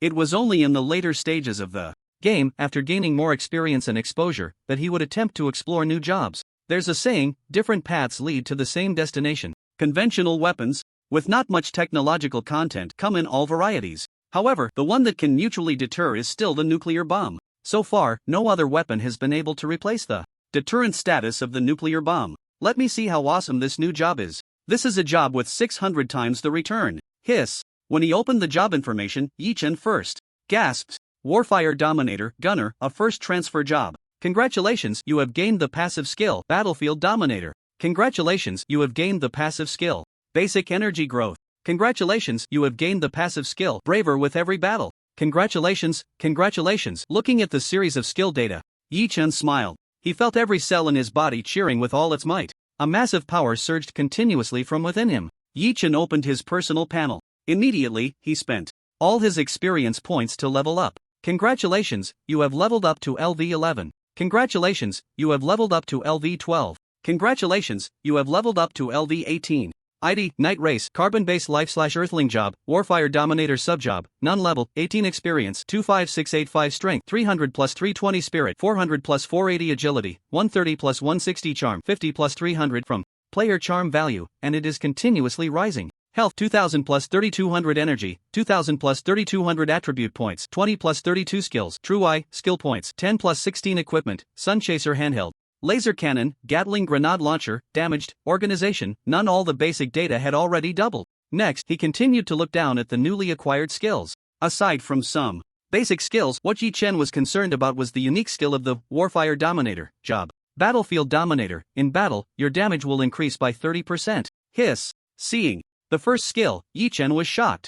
A 30% damage increase. This isn't relying on luck for equipment attack effects, but simply entering a combat state to enhance it. When combined with the equipment's attack effects, just thinking about this terrifying damage makes one feel happy. Braver with every battle. In battle, when health drops by 10%, damage increases by 10%. Strange, I actually obtained a skill after the second class change for fighters. This Battle Frenzy is a passive skill that can be randomly acquired after the second class change to Berserker in the fighter profession tree, and it is quite rare. Battle Him. In battle, it can increase our player's combat will by 100%, and all attributes by 30%. Heavy Weapon Awakening. In battle, equipment can operate beyond its limits, increasing equipment attributes by 100% for 30 seconds, but after the battle, the equipment's durability will be reset to 0. Super God Battle Intent. When health drops to 10%, it will nullify fatal damage, and the remaining health will be deducted within an hour. P.S. If you have fun skills and effects, feel free to leave a message. After seeing these 5 unique skills, even Yi-Chin was quite shocked at this moment. During the first class change, most players could only obtain one unique skill for their profession. But Yi-Chin, on the other hand, had received a full 5. Among them, there were extremely rare top-tier skills. For example, Battle Frenzy is a skill that only fighters who have undergone the second class change can obtain with a very low probability. For instance, Super God Battle Intent can only be obtained with a very low probability among professions after the 7th class change. Even in his previous life, Yi-Chin had never managed to acquire the title of Super God Battle Intent. Instead, one of his opponents had this skill and had escaped from him several times in critical situations. Super God Battle Intent. When health drops to 10%, it will nullify fatal damage, and the remaining health will be deducted within an hour. The attributes of this skill are simply outrageous. It can nullify fatal damage. If he can continue to recover health within the remaining hour, he wouldn't even need to waste a resurrection opportunity. Yi Chen put away his status panel. After stretching lazily, he gazed into the distance. It's time to head back. Now, the class change task was also completed.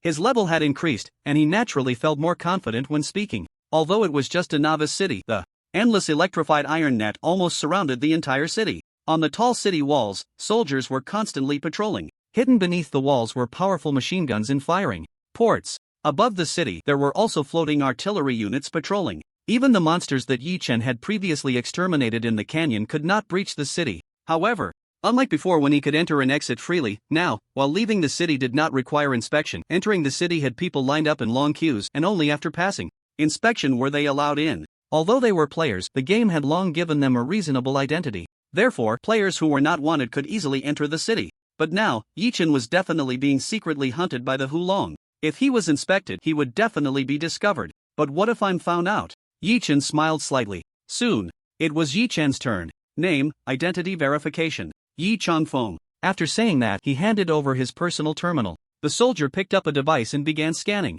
The next moment, a look of horror appeared on his face. The device in his hand suddenly lit up with the highest level of red wanted identification on the screen. Hiss. At the same time, the soldiers around him also triggered alarms on their devices. They all raised their guns and surrounded him. Raise your hands. Don't move.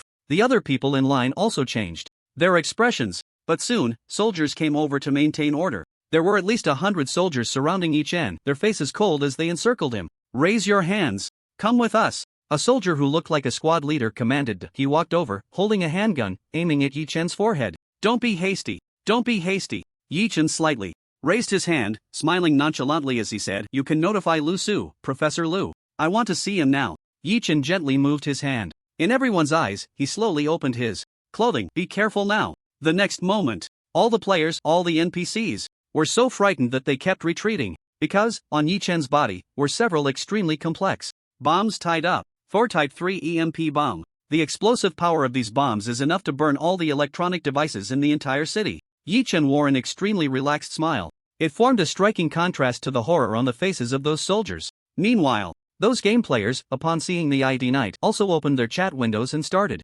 conversing. Holy crap, he must be Night God, right? It's like a cow doing a handstand. Absolutely amazing. This is too crazy. This is simply invincible. One person intimidating an entire city? A model for us all. Some players quietly activated the game recording function. They recorded the scene before them. You, don't be impulsive. The soldier captain, frightened, quickly lowered his weapon. You all, put down your guns. Hurry. He hurriedly directed the other soldiers to lower their weapons. At the very first moment the bomb appeared, it had already been transmitted to the command center through real-time footage. The command center quickly identified these bombs through artificial intelligence. Indeed, they were 4 Type 3 EMP bombs. The purpose of this novice city was to resist the invasion of monsters. Moreover, in today's world, the environment is all about cooperating against monsters. Therefore, there was nothing here that could withstand an EMP shock. Once this madman burned out all the electronic devices in the city, if monsters attacked next, this place would be an undefended cake.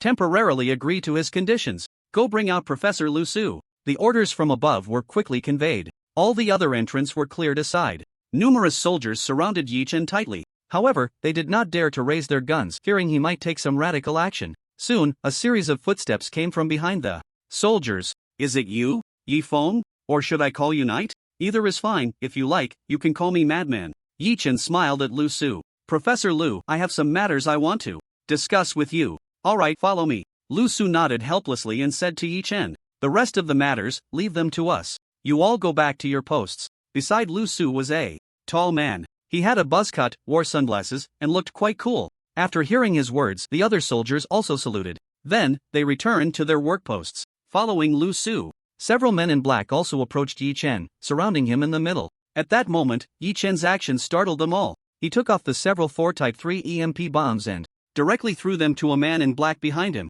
The man in black, seeing this scene, immediately fumbled to catch them. This thing, I'll give it to you. The buzz-cut man saw this scene, and the eyes behind his sunglasses sparkled with excitement. This person is either a madman or extremely confident in his own strength. Lu Su, the buzz-cut man, and Yi Chen.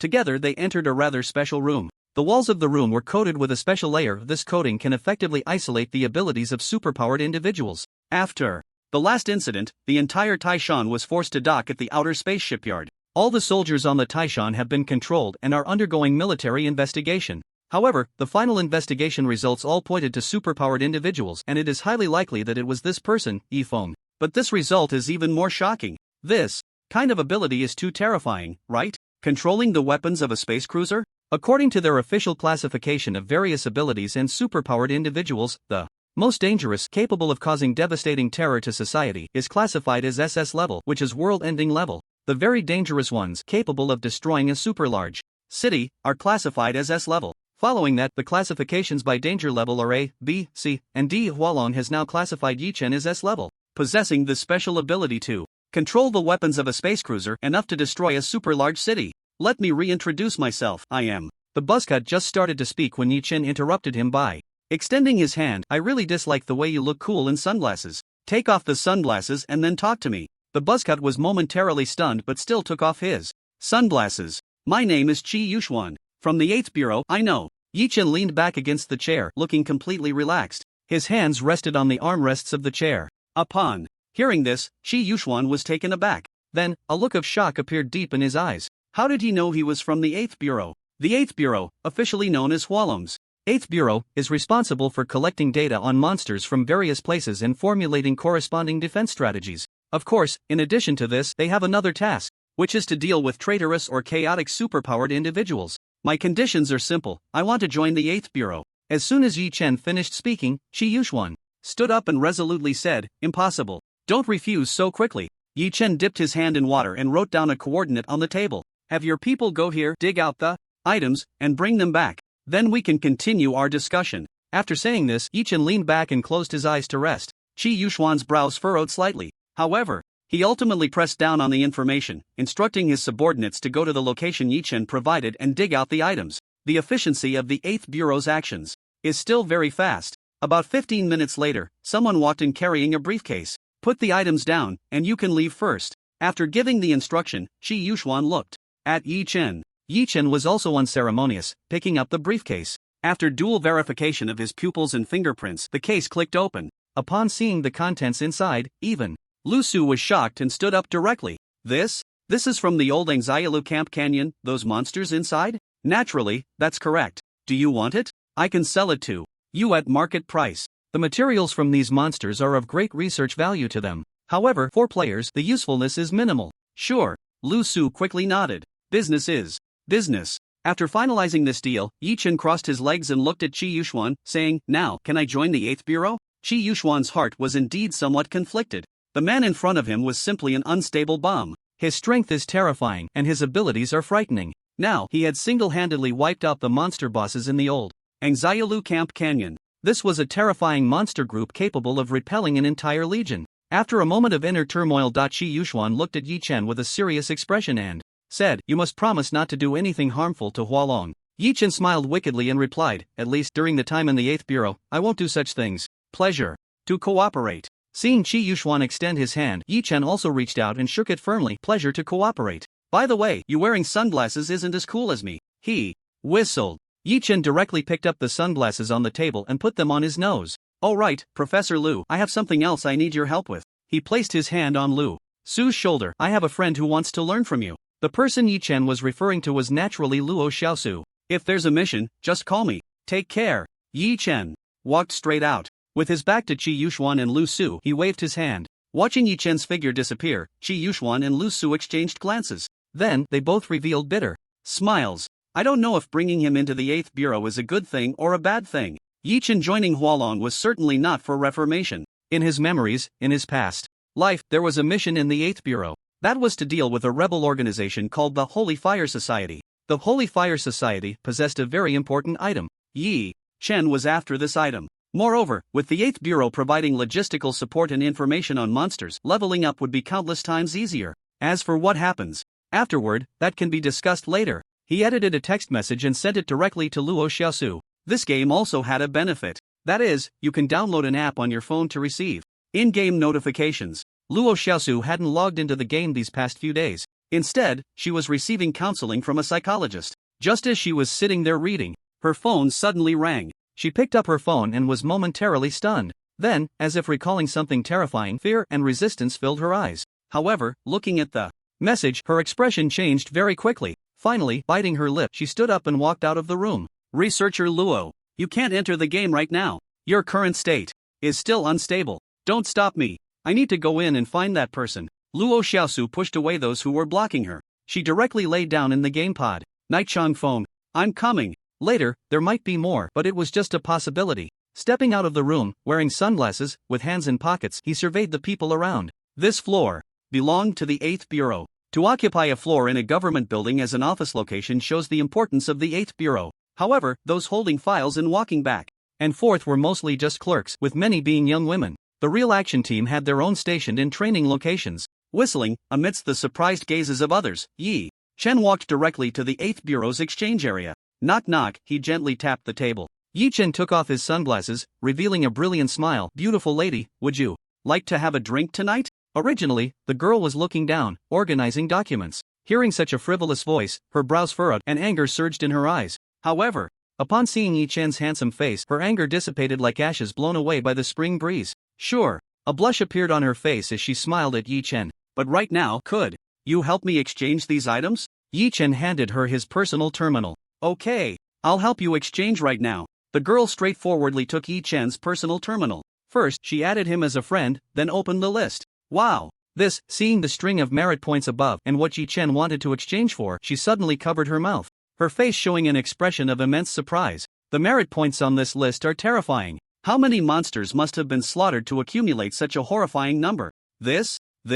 Hey! Yi Chen blinked his right eye. I'll help you exchange it right now. The girl's gaze turned respectful. With such a number of merit points, this man's strength is incredibly frightening. After entering the 8th Bureau, Deng Yuxuan also calculated the merit points from those monsters for Yi Chen. Who knows if this madman will go crazy over this matter later? Brother Yi, I've sent the application to the warehouse. You can just go pick it up. Yi Chen waved his hand at her. Thank you. The warehouse of the 8th Bureau is located underground in the government building. After verification, Yi Chen stepped forward and walked into the warehouse. Beep. With a light sound, the warehouse door slid open to both sides. Walking along the corridor for about 200 meters, the view in front of him suddenly opened up. Arriving at the counter, the automatic robot had already packed everything and placed it on the counter. After receiving these materials, he also applied for a manufacturing room. The manufacturing room is on the floor below the warehouse. Just as he reached the door, he suddenly heard two voices arguing. Yi Chen looked up. Ha! His eyes brightened slightly. Two old men were standing there arguing loudly. One was bald with big eyes, wide open like a cow's. The other had flowing long hair. Yi Chen recognized both of them. The bald old man was named Lu Shan, a renowned weapon research expert. The long-haired old man was named Jiang Ji, also a famous weapon research expert. However, although these two had been classmates since high school, they were a pair of rivals. The stability of this weapon is simply not enough. What if it explodes later? Lu Shan shouted loudly, pointing at Jiang Ji. Explosions are art. Jiang Ji crossed his arms over his chest and scoffed, with your fearful personality, it's impossible to develop weapons that can unleash great power on the battlefield. Yi Chen stood by, stroking his chin. He was just short of bringing a small stool and some sunflower seeds to enjoy the show. The styles of these two were completely opposite. One sought stability, while the other sought explosions. But the research funds allocated from above were limited. If you take a bit, then I naturally get less. As they argued, they naturally noticed Yi Chen standing there. Kid, come here and help us settle this. Lu Shan quickly waved at Yi Chen. Me? Yi Chen excitedly moved closer. Next to the two old men, there were also some researchers. However, with these two big shots arguing, the little guys were afraid of getting caught up in it. When the king of hell fights, the little ghosts suffer. But they didn't expect that the young man in front of them would come over so excitedly. Kid, give us your opinion. Lu Shan pulled Yi Chen and said loudly. If you ask me. Everyone was surprised that Yi Chen actually dared to speak up. Your two philosophies. One is a refined lady, beautiful but hard to approach. And yours is a seductive noblewoman, easy to approach but ordinary people dare not. Hearing Yi Chen spout this nonsense, everyone had a few black lines sliding down their foreheads. Especially Lu Shan and Jiang Ji, their faces turned dark. But in my hands, I can make them both beautiful and easy to approach. What kind of twisted logic is that? Do you know who these two are? You smooth talker, how do you have the right to be here? Yi Chen crossed his arms over his chest. In his eyes, a mocking smile appeared. Just because you can't do it doesn't mean I can't. In my eyes, all of you here are trash.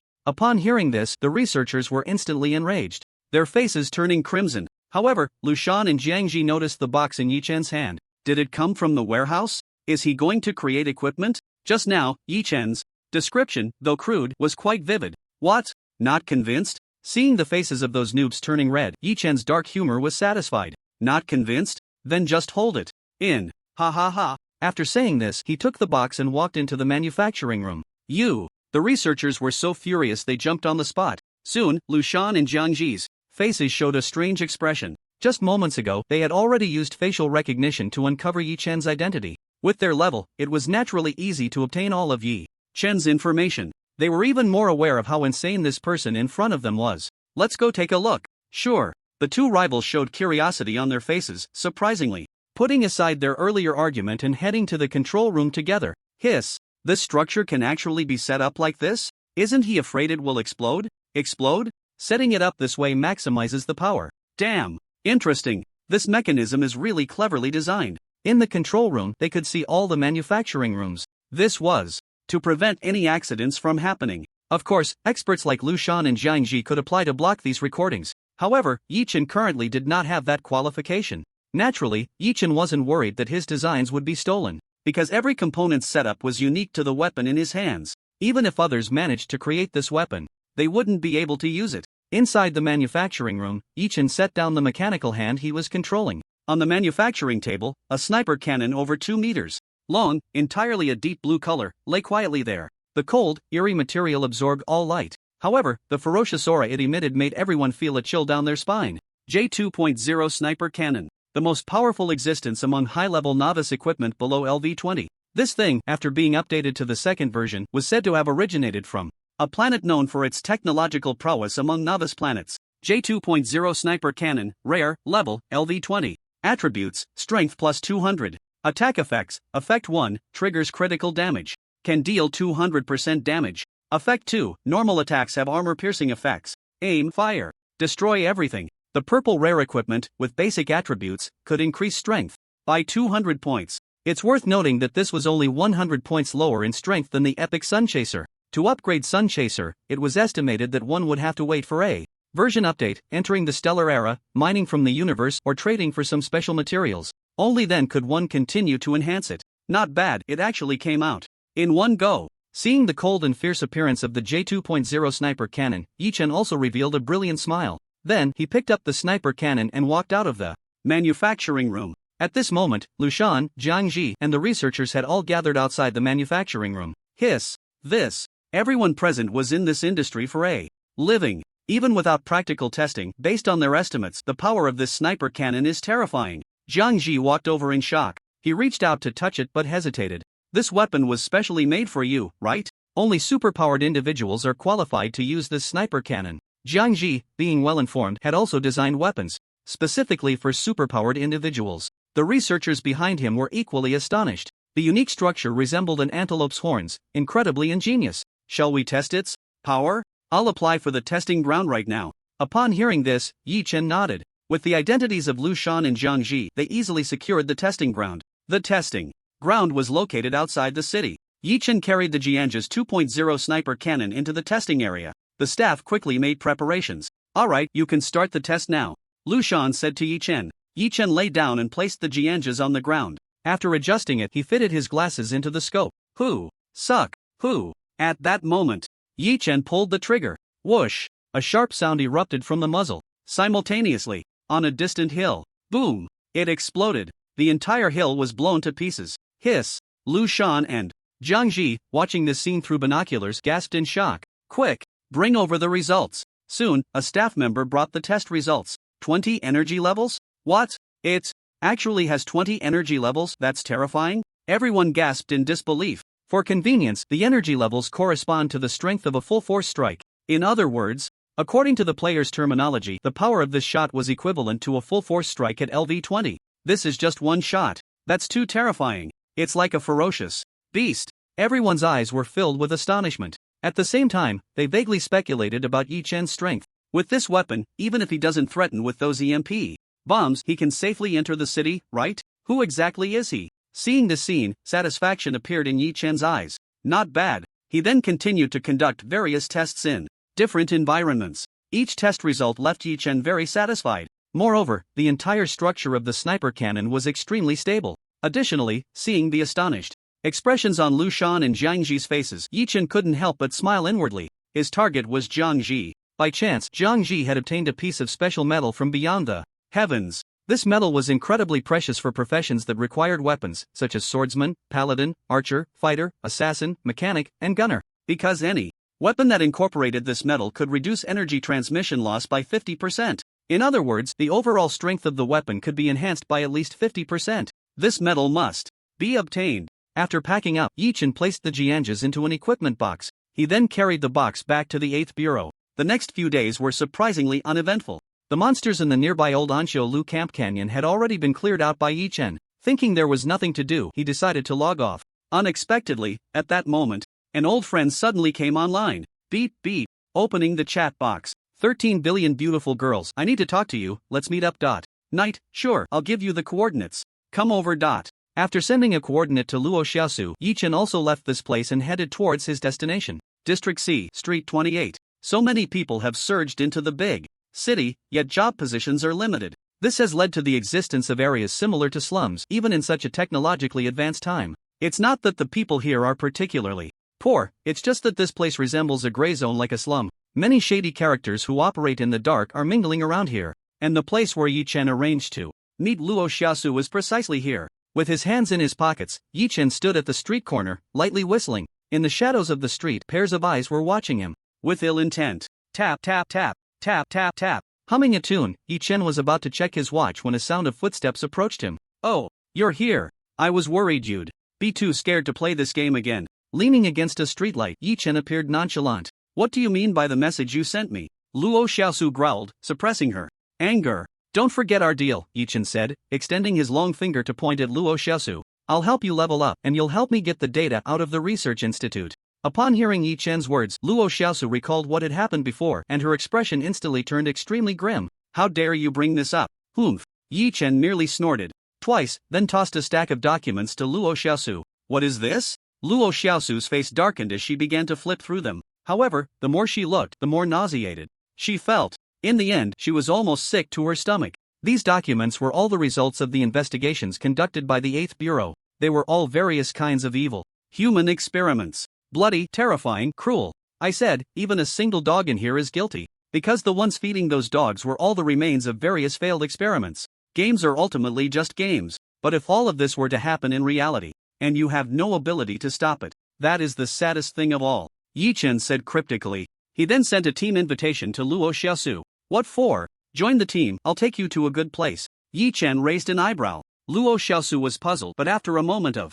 hesitation, she agreed to Yi Chen's team request. Let's go in together. After saying that, Yi Chen walked into Street 28, and Luo Xiaosu followed closely behind. He. A series of low, hoarse laughs seemed to emanate from the darkness. As they stepped onto the street, the sunlight disappeared by 80%. The dense buildings around made the place feel overwhelmingly dark. Kid, you're quite brave. At some unknown point, people had appeared in front of and behind Yi Chen, surrounding both him and Luo Xiaosu. They eyed the two with malicious intent, their mouths spewing filthy words. These people are all on the federal wanted list. Each one is a heinous criminal. Kill them. Yi Chen spoke slowly. What? Kill?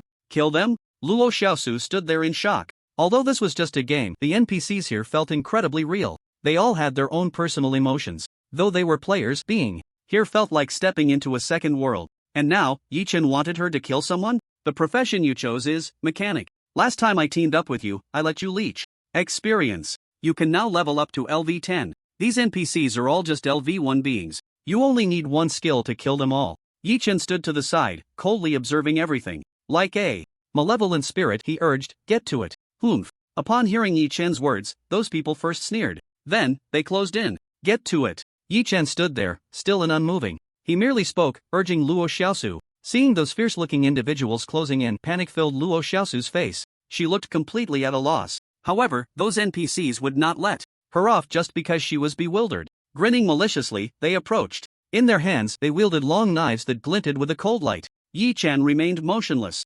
Similarly, others began to surround him. Kill! A shout of slaughter rang out. Those people swung their long knives and charged forward. Luo Xiaosu, in a fluster, kept dodging around her surroundings. Meanwhile, on the other side, Yi Chen drew a handgun from his waist. Bye-bye, he said with a smile, pulling the trigger. With the enhancement of his skills, even an ordinary electromagnetic pistol could unleash tremendous power. Bullets roared from the muzzle, driven by electricity. The bullets pierced through their foreheads. Red and white matter gushed from the back of their heads, splattering against the walls. In an instant, all the people surrounding him had been taken down. On the other side, however, Luo Xiaosu was caught in a fierce battle. Yet, her base attributes were far superior to those NPCs around her. If you don't act soon, the commotion here will quickly spread. By then, those high-level NPCs will come. Are you really going to waste this opportunity? Yi Chen stood in the pool of blood, leisurely asking. Hearing this, Luo Xiaosu's expression changed. I've already taken care of everything for you. Next, you can go directly to work at the research institute. Are you really going to waste this chance to revive for these scum? Yi Chen kept chattering. Like a monk, Luo Xiaosu chose the profession of mechanic to gather as much information as possible from here. For them, every chance to revive was extremely important. A sense of glory and responsibility gnawed at her heart.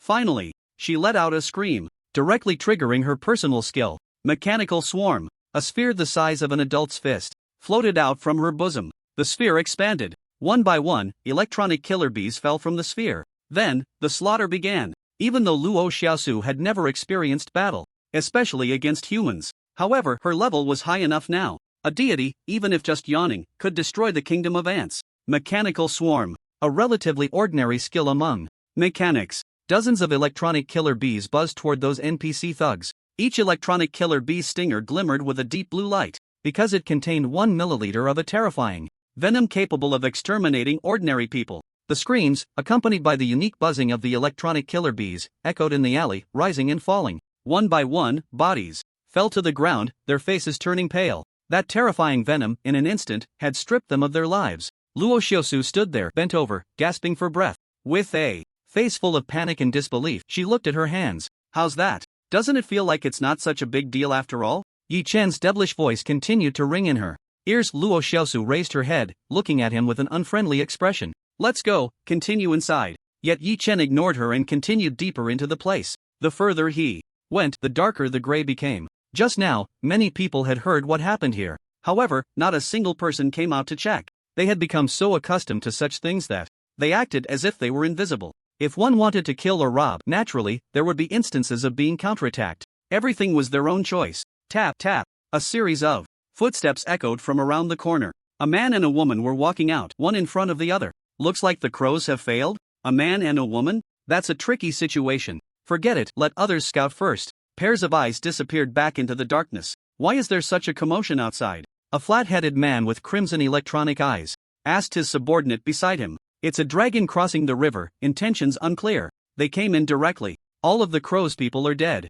They are superpowered individuals. Not simple. Beside him, the subordinates exchanged words, summarizing the situation. Superpowered individuals? The flat-headed man's brows furrowed immediately, as if he thought of something bad. Are there any photos? He asked. There seems to be. Let me look. Soon, someone handed a personal terminal to the flat-headed man. He took it and the photo was clearly taken secretly. The lighting was poor and the faces were somewhat blurry. However, when the flat-headed man saw Yi Chen's face, he was so frightened that he stood up straight. How could it be him? His heart was filled with terror. The crimson electronic eyes were flashing rapidly. The flat-headed man was a member of the Steel Brotherhood. He had been placed here to facilitate the collection of intelligence and the procurement of special items. Ever since Yi Chen saved Lu Su from an attack for the first time, he had been targeted by the Steel Brotherhood. However, before they could retaliate, Yi Chen struck first. He directly blew their headquarters here to smithereens. The most dangerous place was the safest place. To build a skyscraper as their headquarters there, the Steel Brotherhood had no idea how much effort they had expended. They set up a company as a front, but everything turned to nothing under that missile. After the investigation, they managed to track down Yi Chen. However, now the Steel Brotherhood was severely weakened and had basically lost their operational capacity. In the city, they could only lick their wounds in the dark. The flat-headed man fell silent. But unexpectedly, that damn Yi Chen had appeared here. Pack up, we're leaving here. Ha? Why? Boss, why do we have to leave? Exactly, we finally carved out such a large territory. Humph. The flat-headed man snorted coldly and said, if you want to stay here, then stay. Those who want to leave, come with me. After saying that, he no longer paid them any attention and turned to enter the house, starting to pack up. Outside, the subordinates exchanged glances filled with confusion and doubt. They were engaged in smuggling weapons and dangerous electronic products here. They were not good people to begin with. They also had weapons in hand. Why should they be so afraid of that person? Moreover, it wasn't certain that he was coming for them. However, everything they had here was built by the flat-headed Man. Now that he wanted to leave, if they stayed, they would only be left with the fate of being swallowed. The sunlight had completely disappeared from here. The old electric lights flickered, emitting a hissing sound of electric current. A faint glimmer of light struggled to emerge here. Footsteps echoed through the alley. What exactly do you want to do here? Luo Xiaosu asked expressionlessly after calming her emotions. Kill. There's a Steel Brotherhood stronghold here. I came here today just to wipe them out on my way. Snap. A wire. Somewhere malfunctioned. The unstable current directly shattered the light bulb. The street was instantly plunged into darkness. Yi Chen adjusted a pair of sunglasses on his nose. Night vision activated. Let's go. He tossed a pair of night vision goggles to Luo Xiaosu. The lights may have gone out, but it was no accident. Suddenly, Yi Chen's gaze swept over to the trash can ahead. A smile immediately appeared on his lips. It was the smile of a hunter spotting the traces of its prey. Did they react so quickly? This is interesting. He muttered softly. What did you say? Luo Xiaosu asked curiously. Stay here and don't move. After saying that, Yi Chen moved forward. When he was 2 meters in front of the trash can, he crouched down. He reached out and felt forward. A thin, almost invisible wire felt very slippery to the touch. Interesting. But do they think they can stop me with just this? As soon as he finished speaking, he suddenly yanked on the wire, triggering personal template Gunmaster. Gunmaster can forcibly seize control of firearms and heavy weaponry. Round.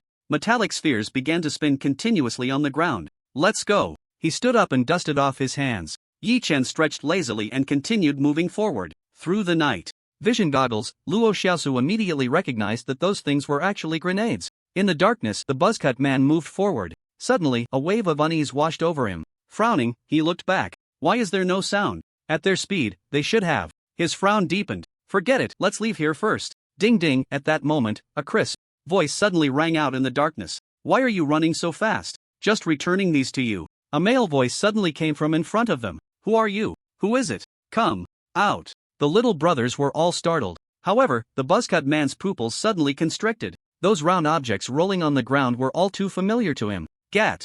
Down, boom boom boom. His roar was quickly drowned out by the sound of explosions. A towering fireball instantly lit up the alley. A terrifying wave of heat carrying metal fragments sliced through flesh at an alarming speed. The muffled sounds of thuds echoed continuously. The commotion here even startled the entire C district. Even the soldiers, who were merely decorations here, had to spring into action quickly. In C district, the eyes hiding in the shadows were equally shocked. Playing this big? Who is that man really after? How could such a large-scale explosion happen? Usually, even if there were firefights here, they were small-scale. An explosion of this magnitude had never happened before. A storm was brewing. Night is crazy, truly deserving of being called a madman. The buzzcut man shook as he stood up from the ground. A buzzing sound still echoed in his ears. Blood trickled from his 7 orifices. If he weren't a fighter among the superhumans with a robust physique, he would have ended up like the other corpses lying on the ground, killed by the terrifying fatal injuries and the massive shockwave. Hee hee. The bald man laughed like a ghost.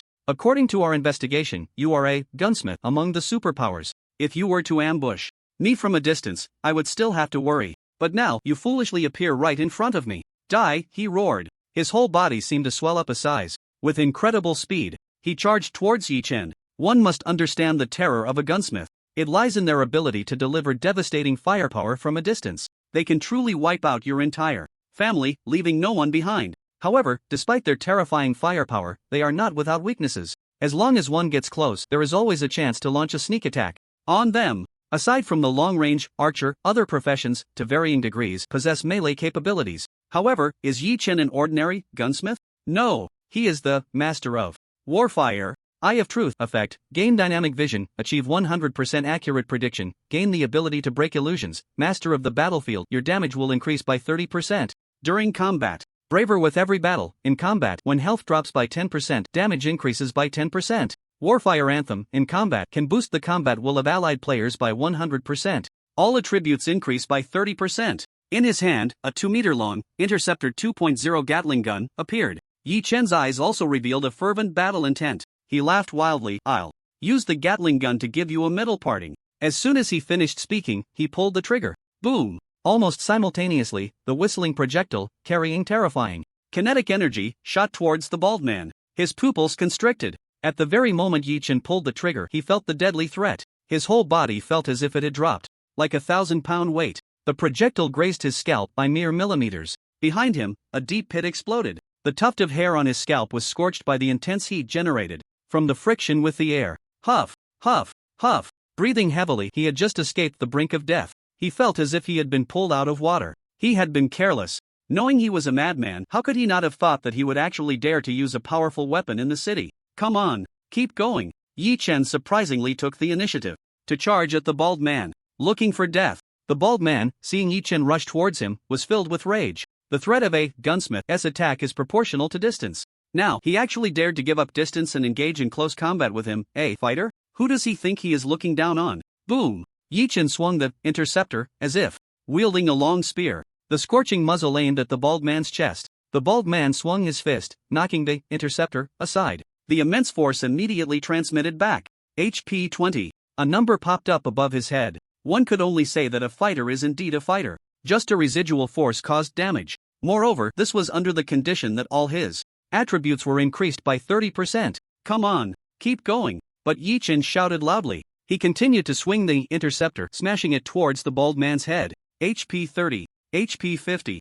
During the battle, his health kept plummeting. Standing aside, Luo Xiaosu was filled with confusion. Why give up his advantage and engage in close combat with a fighter? Just then, a prompt sound rang in Yi Chen's ear. Triggered braver with every battle. Damage increased by 10%. A surge of immense power emanated from Yi Chen's body. Die. The bald man raised his hands to block in front of him. However, a tremendous force suddenly surged forth. It pressed his hand downwards. How is this possible? How could his strength have increased so much? His heart was in turmoil. Who the hell is the real fighter? Yet, in that moment of distraction, Yi Chen had already swung the interceptor. It struck directly on his face. In an instant, he was sent flying backwards. He crashed hard against the wall. Puff! A mouthful of fresh blood was spat out. He looked at Yi Chen, and for the first time, began to doubt what he had gained by becoming a fighter. Damn it, he couldn't even win in close combat against a gunsmith. Yi Chen's fighting style was all about trading injuries, but there was the skill of growing stronger with battle. With each of Yi Chen's attacks, he became increasingly terrifying. Thus, in the later stages of the fight, the flat-headed man, this fighter, actually couldn't defeat Yi Chen. Trapped against the wall, the flat-headed man was completely dazed. Due to excessive blood loss, his consciousness was becoming a bit hazy. The strength within him was rapidly draining away. You, what did our steel brotherhood do to offend you? He struggled to ask, his voice strained. What? Can't it be that I represent justice and am here to eliminate you? Yi Chen raised the interceptor in his hand, smiling as he asked. You, justice? The flat-headed man coughed twice, spitting out 2 mouthfuls of blood. Using a missile to attack their headquarters, sending everyone to the heavens. Is that called justice? That's called madness. There was no way to guess his motives or what he would do. Sayurala. Yi Chen looked at him, smiling, and pulled the trigger. Boom! A bullet containing 20 energy levels effortlessly blew the flat-headed man and the wall behind him sky high. Behind the wall, there were several big men dressed in leather, sporting bizarre hairstyles, their arms covered in tattoos. They were crouched behind a bed, trembling. Seeing them, Yi Chen waved his hand and said, "Sorry, everyone." After saying that, he turned and walked out onto the street. "Let's go," he said to the dazed Luo Xiaosu. Then he stepped away. Once she came to her senses, Luo Xiaosu hurriedly followed, keeping her head down and silent. As the two just stepped out onto the street, they saw that a cordon had already been set up outside. The only 20 or so soldiers in Area C had all been mobilized here. Seeing someone come out from inside, they immediately became extremely tense. "I'm from the 8th Bureau." Yi Chen tossed his credentials to the captain. After verifying his identity through the personal terminal with the city's mainframe, the captain snapped a salute and then returned the credentials to Yi Chen. "Hello, Officer Yi. Let them through." He waved his hand at his subordinates. "By the way, the dead inside are all from the Steel Brotherhood. Just take your team in to collect the bodies." After saying that, Yi Chen turned and left directly. Watching Yi Chen's figure disappear, the soldiers were all stunned. But soon, the captain hurriedly reported the matter up the chain. After receiving a response, he led his men into the street. When they arrived at the place where Yi Chen and the flat-headed man had fought, they all gasped in shock. This place had completely turned into a battlefield. Ruins and debris were everywhere, showing signs of bombardment. Hiss! This is too terrifying. Was that officer just now a superhuman? He must be a superhuman, otherwise, it wouldn't be possible to cause such terrifying damage. The soldiers began to whisper among themselves. Meanwhile, the captain picked up a device and started to inspect the surroundings. "Yi Chen, what are your plans next?" After walking out of Area C, Luo Xiaosu immediately asked. Yi Chen pondered for a moment and said, "Plans? How about maintaining justice?" Luo Xiaosu was instantly filled with black lines on her forehead. However, it was strange. After personally taking action and killing those NPCs, her mindset changed. He was right, it was just a game. Reality is reality. And the game is the game. Under the psychological suggestion, she felt much more relaxed. Alright, let's meet again next time, Yi-chan said, waving his hand at her. Then, he disappeared right on the spot. In the following period, the people from the 8 Bureau would definitely come looking for trouble because of the incident in Area C. It was better to log off and hide for a while. After stepping out of the game pod, Yi-chan first took a shower. Then, he ordered takeout. While waiting for the delivery, he took out his phone and started browsing through Tribe. Currently, the most common posts in Tribe were discussions about monster hunting. Following that were discussions about the storyline and some gossip. Of course, there were also posts that sparked arguments and insults. Flipping through these posts was quite interesting. However, soon, the takeout arrived. After receiving the delivery, he opened it and began to eat while continuing to scroll through his phone. Suddenly, he saw a post that made his eyebrows raise slightly. Heroes Invitation. Jelwa Club sincerely invites heroes from all walks of life to join. He clicked to take a look. Yi-chan had a look of realization. As expected, you guys triggered this quest first. The content of the Heroes Invitation was not much. Besides various benefits, it simply mentioned one thing. They had triggered a special quest and it was a series of storyline quests. They were currently in dire need of manpower. This was quite surprising. Although Jelwa Club was not as large as the top 3 clubs, it was still among the top 5. Just in Star River Empire, Jelwa Club had over 300 accounts. Yet, even so, they still lacked manpower. In Yi-chan's memory, the condition for the Earth Federation to venture into space was triggered by Jelwa Club. This was significant enough to be recorded in the game's history. By completing this quest, Jelwa Club gained enormous benefits. A massive amount of experience and rich rewards propelled Jelwa Club to become the top club in Star River Empire. When the second version launched, they quickly entered the Star River and began trading with other forces thanks to these rewards. In the game, the Earth Federation was also dedicated to finding other extraterrestrial life. A civilization on a planet, if it cannot continue to reach outwards, will ultimately fall into the trap of mediocrity and gradually head towards extinction. In the real world on Earth, such events had also occurred. Fortunately, a technological explosion allowed a series of technologies applicable to space to be industrialized. This enabled the real-world Earth Federation to develop the Moon and Mars. Back in the game, the Earth Federation had once obtained an extraterrestrial object, and the goal of Jelwa Club was precisely that extraterrestrial object. The condition to unlock the second version was to uncover the hidden secrets of that extraterrestrial object. Yi-chan put down his phone and lay back in his chair, a mysterious smile appearing at the corner of his mouth. I want to get involved in this quest too. According to the timeline of his previous life, the first version lasted a full year, and it was precisely after a year that this mirror universe began to gradually influence reality. By the time a year passed, Star River Empire would undergo version updates. After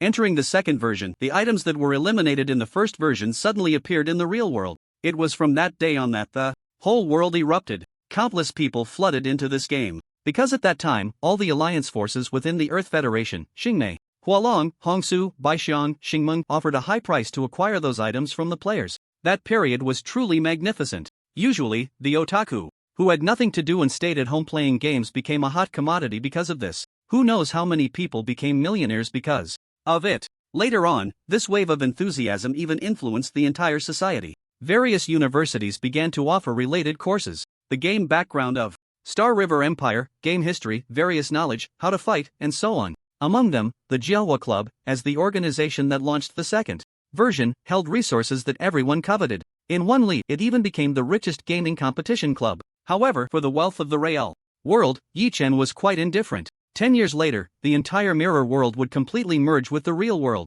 All players would inherit the powers of the superpowered from the game. The entire world would undergo earth-shattering changes. By then, what would the wealth on Earth even mean? However, I want to snatch this task from the Jelwa Club. Relying on just myself is too exhausting. I should form a club and play with them. Yi-chan thought to himself as he took out his phone. He directly dialed Ren Xian's number. Hello, young Master Yi. Once the call connected, Ren Xian's voice came through the phone. How's the acquisition of the minerals I asked you to buy going? There was a moment of silence on the other end of the phone. Ren Xian's voice finally rang out again. Young Master Yi, half of your 108 billion funds have already been spent. Do you want to pause now? Ren Xian thought that young Master Yi had realized he was being too extravagant and wanted to stop. However, Yi-chan spoke up. Pause? Your speed is too slow. Spend the remaining money as soon as possible. Soon, Hualong would take action. At first, they would split into multiple lines. to secretly acquire various iron mines. However, such a massive influx of funds into the iron ore market would inevitably attract the attention of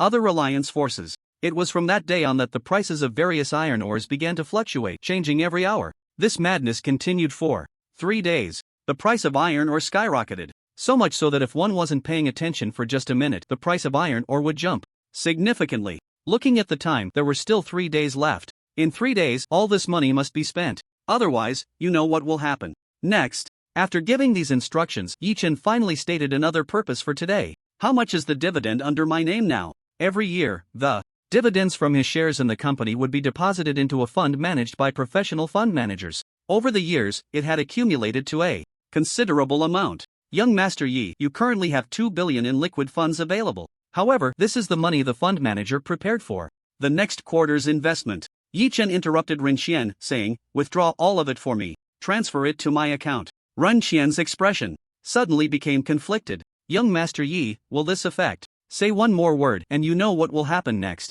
Hearing Yi Chen's words, Ren Qian's expression turned even more bitter. This person's personality is just too domineering. If it weren't for the fact that he gives so much, I wouldn't serve him. Hey, young Master Yi, I understand. Not long after hanging up the phone, Yi Chen received a notification of a fund transfer on his phone. At the same time, there was a text message from the fund manager. Young Master Yi, using this amount will affect the fund's operations for the next quarter. As the fund manager, may I ask what you plan to do with this money? To set up a gaming club. He simply sent a text back. Switching his phone to Do Not Disturb mode, Yi Chen drove the Da Xiaolong directly to the city center. Although the Earth Federation has developed a lunar base and is currently constructing a Martian base, the housing prices on Earth have not dropped at all. In fact, the prices in the bustling city center are sky high. When Yi Chen's car stopped at the most famous real estate office in the city, countless people cast surprised glances. What kind of sports car is this? I don't think I've seen it before, but it looks so cool. I have to get my dad to buy one when I get home. Today is the weekend, and there are quite a few people looking at properties. However, everyone's attention is now focused on the Da Xiaolong. When they saw Yi Chen get out of the car, the young ladies at the real estate office immediately revealed a fiery glow in their eyes. So handsome, so cool. When did our city have such a distinguished young master? I've never heard of him before. Waves of discussion erupted continuously. Over the years, although Yi Chen is the young master of Sky Industries, he has never appeared in any media. He rarely attends social events or banquets, so not many people actually know him. Yet, here he is. Oh, isn't that young Master Yi? What a coincidence. A young man dressed in a luxurious black suit, wearing an expensive, traditional artificial watch, approached with a beaming smile. He exuded an air of nobility. Every piece of his outfit was worth a fortune. Yi Chen took off his sunglasses and looked at him with confusion. No impression, please step aside. Sorry, I'm very busy today, just one update, and I'll make up for it over the weekend. Thank you all for your support. The noble young man stood there dumbfounded. Am I being ignored? Suddenly, his face turned the color of pig liver, completely shattering his noble aura. Yi Chen, are you very proud? Acting all high and mighty? I greeted you last time at the Rose Hotel, he said, somewhat exasperated. However, for Yi Chen, that last time was quite a while ago. Frowning, he recalled for a moment, but ultimately shook his head and said, forgot. Are you buying or not? If not, then don't block my way. After hearing Yi Chen's words, Fei Gangi was completely stunned. However, Yi Chen completely ignored him and walked directly past him to the property model. At this moment, Fei Gangi also regained his senses. He took a few deep breaths, forcing himself to calm down and put on a cool and confident smile. He followed along, walking to Yi Chen's side and said, Young Master Yi, your recent moves are simply the operations of a business genius. Spending over 100 billion to buy minerals? That's truly a ghostly operation. Yi Chen frowned. What does this fly want to do? Are you sick? If you're sick, go see a doctor. Even though you have a mental illness, I won't discriminate against you. After saying that, he turned to the young lady at the real estate office and flashed a brilliant smile. Could you please introduce me to these properties? I'll do it. Me. I can memorize all the information about these properties. Me. The girls rushed forward eagerly. You. Yi Chen casually pointed to one of the girls. Instantly, the girl who was pointed at showed an excited expression. The buildings here, the layout, structure, size, were all introduced in great detail. Yi Chen stood aside, nodding repeatedly as he listened. Just this one. I'll take this one. Suddenly, a voice interrupted from the side. Fei Gangi looked at Yi Chen and said, with a smile, sorry, Yi Xiao. I have my eye on this one too. Does Yi Xiao still have money to buy a house? You didn't sell off some family assets to have the guts to come here, did you? TSK. Yi Chen looked at Fei Ganyi as if he were a fool. Buy one? I want the whole building. As soon as Yi Chen's voice fell, the place fell silent. Everyone stared blankly at Yi Chen. A building? This building? Ah, I'm dizzy. Shrieks erupted one after another. The girl who had been pointed at by Yi Chen went weak and sat directly on the ground. The commission from selling one unit was already a huge number for them. And now, Yi Chen wanted to buy an entire building? No way. My brain is lacking oxygen, let me catch my breath. And Fei Ganyi stood there, dumbfounded. A building? This word hit him too hard. It should be known that the houses for sale here are all high-end residences. The price of one unit is around 40 to 50 million, and the price of an entire building wouldn't be less than $1 billion. How could he possibly come up with that much money? If you can only buy one unit, then don't come here to embarrass yourself. You're not worthy. Yi Chen glanced at Fei Ganyi. Then he turned to the girl and asked, "Can I pay now?" Yes. The girl, who had already stood up, was so excited that she was trembling all over. Sir, please follow me. Yi Chen followed her, ready to make the payment. Suddenly, he whistled. He said to Fei Ganyi, "Although I don't know which second generation you are, but you really embarrass your father. Next time, don't come here and let me hit you. You're wasting my time." After saying that, he turned and left. Fei Ganyi was also trembling all over. However, he was furious. Fei Ganyi, the young master of the Fei group. In Hualong, he was considered one of the top young elites. However, when he was younger, he studied abroad in other factions of the alliance. He only returned to Hualong later to join the Fei group. The Fei group is a well-known investment enterprise in Hualong, controlling several large and famous companies. However, the Fei group also has a story with Sky Industries. Once, the head of the Fei group, Fei Ganyi's father Fei Tuyuan, wanted to invest in Sky Industries, but he was rejected by Yi Chen's father. Moreover, according to rumors outside, there was quite a bit of conflict between the two. As for the Rose Hotel, that was a gathering of Hualong entrepreneurs. It is customary to bring one's juniors to such gatherings. Fei Ganyi and Yi Chen had also greeted each other. In fact, it was Fei Ganyi who took the initiative to approach Yi Chen. As an elite who returned from studying abroad, he prided himself on being superior to Yi Chen in every aspect. However, at that time, although Yi Chen was low-key and reserved, his knowledge was not lacking. Not only did he perfectly answer the questions posed by Fei Ganyi, but he also offered his own insights, earning praise from many elders present. As for Fei Ganyi, he naturally became a mere background figure. However, everyone was well aware of what happened later. Why Yi Chen's family was in a car accident. Only Yi Chen survived. When Fei Ganyi heard this news, he felt an indescribable sensation. It wasn't joy, nor was it satisfaction. It was more of a condescending pity and compassion. Without Ye's father's care, Yi Chen would surely be devoured by other old foxes. Sky Industries would no longer bear the Yi surname, and perhaps the Fei group would have a chance to invest in Sky Industries. Following that, Yi Chen made a bold move, mortgaging his shares for over 1,000 billion. Everyone thought he was about to unveil some earth-shattering plan, but they never expected he would use that money to buy various minerals. To make a person perish, one must drive them mad. After learning this news, Fei Ganyi spoke with a tone of someone pointing out the flaws of the world. However, today, after encountering Yi Chen, Fei Ganyi witnessed a brand new version of Yi Chen. He was left dumbfounded by Yi Chen's words. Moreover, the subsequent series of events caught him completely off guard.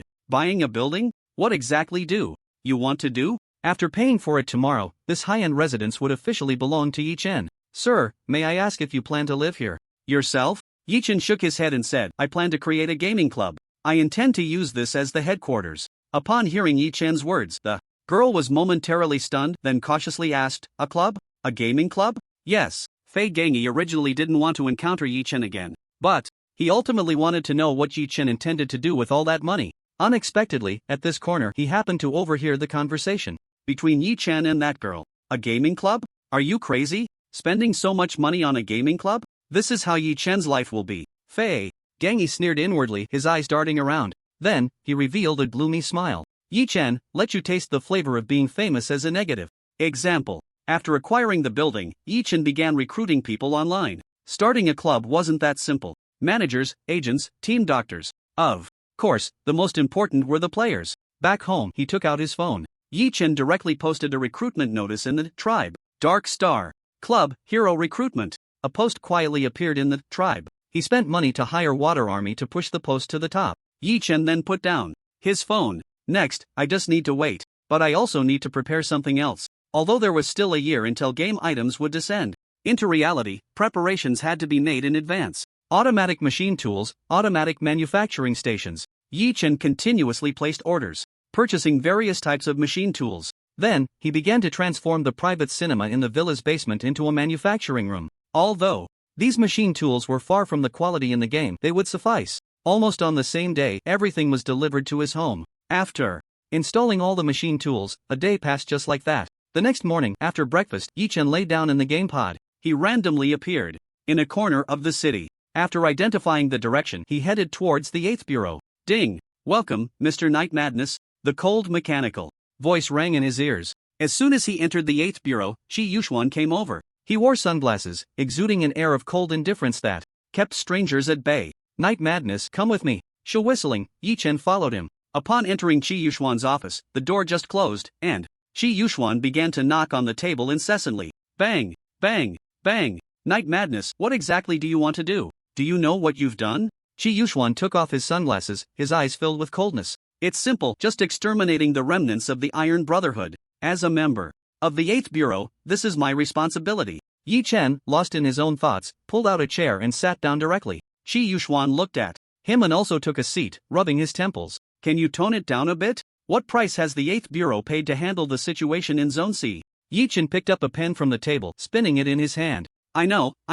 Looking at the nonchalant Yi Chen, Shi Yuxuan helplessly rubbed his forehead. He took a file folder from his drawer. You handle this case. Shi Yuxuan was only thinking about getting Yi Chen out of his hair as soon as possible. Keeping him in the city was untenable. Even though the 8th bureau was large and powerful, they couldn't afford to have him causing chaos. Better to let him blow off some steam outside. Sure. Yi Chen took the file folder, pulled out the documents inside, and began to read carefully. Interesting. But am I going solo, or is it a team operation? After stuffing the documents back into the folder, Yi Chen asked. Shi Yuxuan leaned back in his chair, fingers interlaced. Team operation, but you're the only operative. The rest are intelligence and logistics personnel. After completing the mission, you'll contact number 3, and he will get you out. Yi Chen stood up, straightening his clothes. Alright, leave the rest to me. The buzzing of the transport plane echoed in Yi Chen's ears. This flight was headed for a routine military exercise. However, the transport plane would fly over Fusong, and Yi Chen's mission destination was indeed in Fusong. Commander Yi, please prepare, we are about to reach the destination's airspace. Understood. Yi Chen stood up, adjusting his gear. 3. The transport planes hatch slowly opened. A massive rush of air surged in, causing everyone to bend down. Yi Chen, however, strode forward. 2. The red light on. The hatch turned green. 1. The countdown in the headset reached the final number. Yi Chen leaped. At an altitude of 10,000 meters, the sky was crystal clear. The howling wind rushed into Yi Chen's ears. Wearing wind goggles, the screen displayed altitude, wind speed, and various data. With his head down, legs tightly together, and hands firmly pressed against his thighs, the speed was continuously increasing. In Yi Chen's view, after passing through the clouds, the ground rushed up at an incredible speed. 3,000 meters, 2,900 meters, 2,800 meters.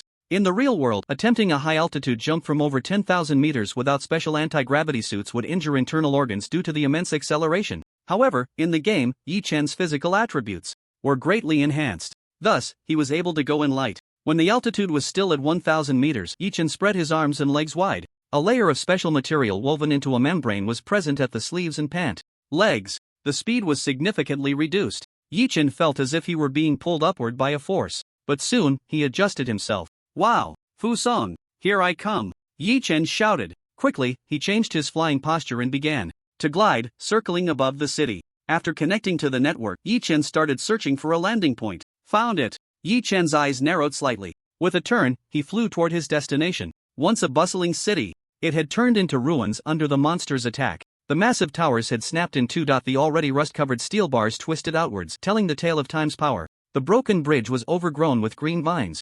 The remnants of walls, charred by fire, stood desolate and abandoned. Only in the mountains or some other place did a monster lurk. Tap tap. A series of footsteps suddenly shattered the silence. Yi Chen landed steadily on top of an 8-story building. He removed his windscreen goggles and took off his wingsuit. From this moment on, his signal would enter silence. Even Shi Yuxuan would have no way to contact him, because today's Fusong was no longer the Fusong of the past. The background setting in the game was still quite interesting. As a country that had been living well and had a tradition of raising small monsters, when the monsters invaded through the spatial rifts, most of them came here and made it their lair. Later, after the Earth Alliance dealt with the monster problems in their own territories, they also attempted to unite and strike against the monsters in Fusong. However, unfortunately, even with missile bombardments and support from space cruisers, they could only temporarily clear out a region of monsters. But soon, monsters from other places would fill in. Even on their own territory, everyone could only ensure that their giant cities would not be breached. Who had the time to manage other places? Therefore, this place was quickly abandoned by everyone. However, although it was abandoned by the major federal powers, the lack of attention turned it into a nest for various subversive organizations. This time, Hualong received some intelligence from the Dark Lines. The third leader of the Steel Brotherhood would come here to attend a meeting. Yi Chen's task this time was to assassinate this third leader. How dare he openly establish a building in Hualong to conduct various evil terror experiments? If it weren't for Yi Chen's intervention, how long would they have been kept in the dark? Anyway, after the incident, aside from investigating the building and Yi Chen's matters, the big shots inside were also furious, launching a wide-ranging investigation to root out those parasites. It was only after all the parasites embedded in the government were exposed that Hualong began its retaliatory actions. Yi Chen opened his personal terminal, which displayed a map of a city, including the former sewage pipes, underground subway lines, and so on. The sounds of monsters and fighting occasionally echoed faintly. Yi Chen moved like a ghost, walking in the shadows. The last remaining large city in Fusong had already been divided up by those subversive forces.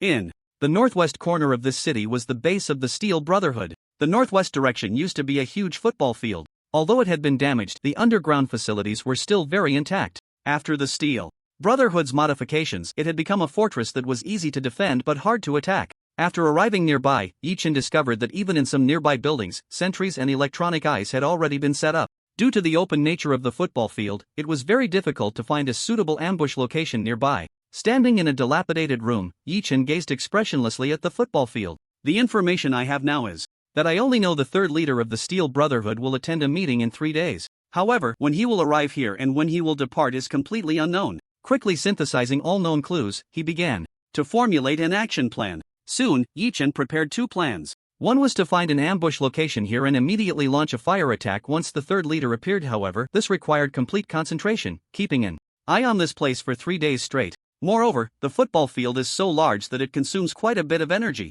Secondly, a long-range strike might not guarantee that they could directly take down the third leader. By the time he reacts and prepares, this mission could basically be declared a failure. Therefore, Yi Chen planned to use a second, somewhat crazy plan to boldly infiltrate the base. This base covers a vast area and there are many members of the Steel Brotherhood. Given the current rate of organizational members dying and being recruited, the speed of information updates is lagging behind. According to the insider's information, member data within the base is only updated every 2 days. What Yi Chen needed to seize was this 2-day time gap. With a plan in place, the next issue was his identity. Just as Yi Chen was preparing to find a way to solve this problem, the identity issue presented itself. The intelligence surveillance camera he had set up outside 5 streets suddenly triggered an alarm. A convoy was approaching in this direction. The people inside were likely the newly recruited members of the Steel Brotherhood. A hint of madness appeared at the corner of Yi Chen's mouth. He quickly moved to the ambush point he had already set up. From his pack he took out several special robots, tracks, machine guns, and ammunition. Belts were created purely for slaughter. These were items Yi Chen had exchanged from the 8th Bureau before setting out. Bumblebee Type 3, automatic machine gun robot. The advantage is that it can strike targets without human control. The disadvantage is that it is too heavy and too mechanical. However, this disadvantage was not a problem for Yi Chen at all. Trigger personal template Gun Dominator. Gun Dominator can forcibly seize control of firearms and heavy weaponry. In an instant, the control of the machine guns in these robots fell into Yi Chen's hands. He looked through the binoculars. The convoy was about to enter the ambush point. Yi Chen crouched down and slipped into an old shop around the corner. Buzzing, the sound of engines grew closer, louder. Soon, it appeared at the street corner. This was a convoy consisting of 3 armored vehicles and 2 medium-sized buses. Yi Chen watched as they entered the ambush point. With a thought, a grenade was instantly fired from the cannon. It fell towards this side in a graceful arc. Boom! Sparks and metal shrapnel instantly played a symphony. A small-scale encounter was immediately ignited. The convoy quickly came to a halt. 2 infantry fighting vehicles also turned their turrets towards the direction of the grenade launch. Boom! Boom! Boom! However, the robots, already prepared, took the lead. Overloading, they unleashed a torrent of grenades. Boom! The halted infantry fighting vehicles were completely targets. One of them was quickly blown into the sky. Retreat! Fight while retreating. Our reinforcements will arrive soon. Such a crazy firepower even frightened the squad leader, who immediately issued a retreat order. Were there 2 or 3 combat teams attacking them? They didn't even have time to start their vehicles. Instead, They jumped down, using the vehicles as cover to begin their counterattack. The opportunity has come. Yi Chen's eyes narrowed slightly. Interceptor appeared in his hand. True Eye, effect, gain dynamic vision, achieve. 100% accurate prediction, gain the ability to break illusions. War Song, in battle, can enhance our player's combat will by 100%, all attributes increase by 30%. Battlefield Dominator, in battle, your damage will increase by 30%. Trigger personal template, special effect storage, beginner. Special effect storage, beginner can accumulate 5 attack effects before triggering an attack. Activate effect 1, trigger critical damage, can deal 200% damage. Activate effect fail. Activate effect 2, normal attack, with armor piercing effect. Activate effect fail. Activate effect fail. Soon, 3 times effect 1 and 2 times effect 2 were all activated. Goodbye, friend. He pulled the trigger. The bullet, propelled by electromagnetic force, shot out at 3 times the speed of sound. Almost at the same moment Yi Chen's finger pressed the trigger. The squad leader, hiding behind the armored vehicle and commanding the battle, instantly turned into a shower of blood, splattering in all directions. The immense power of the bullet did not just dissipate like that. Instead, it pierced through the armored vehicle directly, before anyone else could react. One bullet after another, as if they were the sides of death. Each appearance claimed a life. There's a sniper. It's a sniper. Run. The terrifying slaughter ignited chaos. Everyone was in disarray, frantically choosing their escape routes. After emptying a magazine, having claimed 36 lives, Yi Chen finally put away the Jiangjas. He wiped some dust off the ground and, taking advantage of the crowd's inattention, dove right into the throng. Just now, most of those knocked down by Yi Chen were the leadership within the squad. They were the ones who recognized many of the new members' faces. But now, they had all met their end. The Steel Brotherhood's support arrived quickly. The robots stationed around the ambush point were cleared out in no time. The scattered crowd was also rounded up. Form a line. Everyone, form a line. Hurry up. Get in line. Under the intimidation of firearms, the panicked crowd barely formed 2 lines. Yi Chen also managed to blend in. Get in the vehicle. Hurry up and get in. After counting the numbers, a portion of the people stayed behind to clean up the battlefield. The rest all boarded the vehicle. Then, the vehicle headed towards the direction of the soccer field.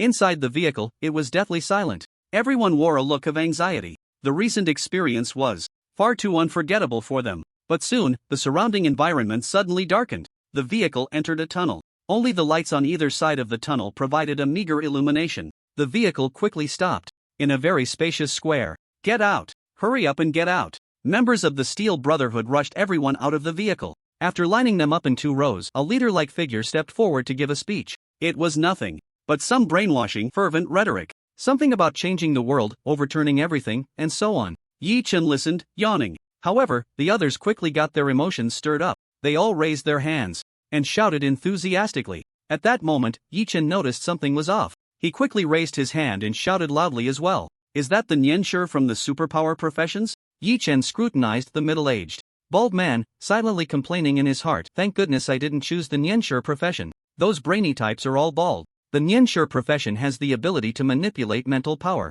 In the early stages of the game, when levels are low and skills are weak, its usefulness is not very significant. Even when teaming up to grind monsters, it can barely influence a monster's spirit. However, in the later stages of the game, when levels and skills improve, the true terror of this profession becomes apparent. If you lack skills that provide mental immunity to counter the Nianshi's mental power, congratulations, you've become one of his puppets. Of course, the weak also have their uses. For instance, right now, to brainwash these newcomers, after the brainwashing, other members came over to distribute equipment, uniforms, and assign rooms. Holding these items, Yi Chen also walked towards the dormitory area. The accommodation area was very small, with just enough space for each person. It was barely enough to fit a bed and a table. There was no more room for anything else. Moreover, due to the rapid updating and iteration of the Steel Brothers members, often a room that belonged to someone else yesterday would have a new occupant today. Entering the room, Yi Chen tossed the distributed items onto the table and closed the door. Inside the room, the air was thick with a mix of various odors.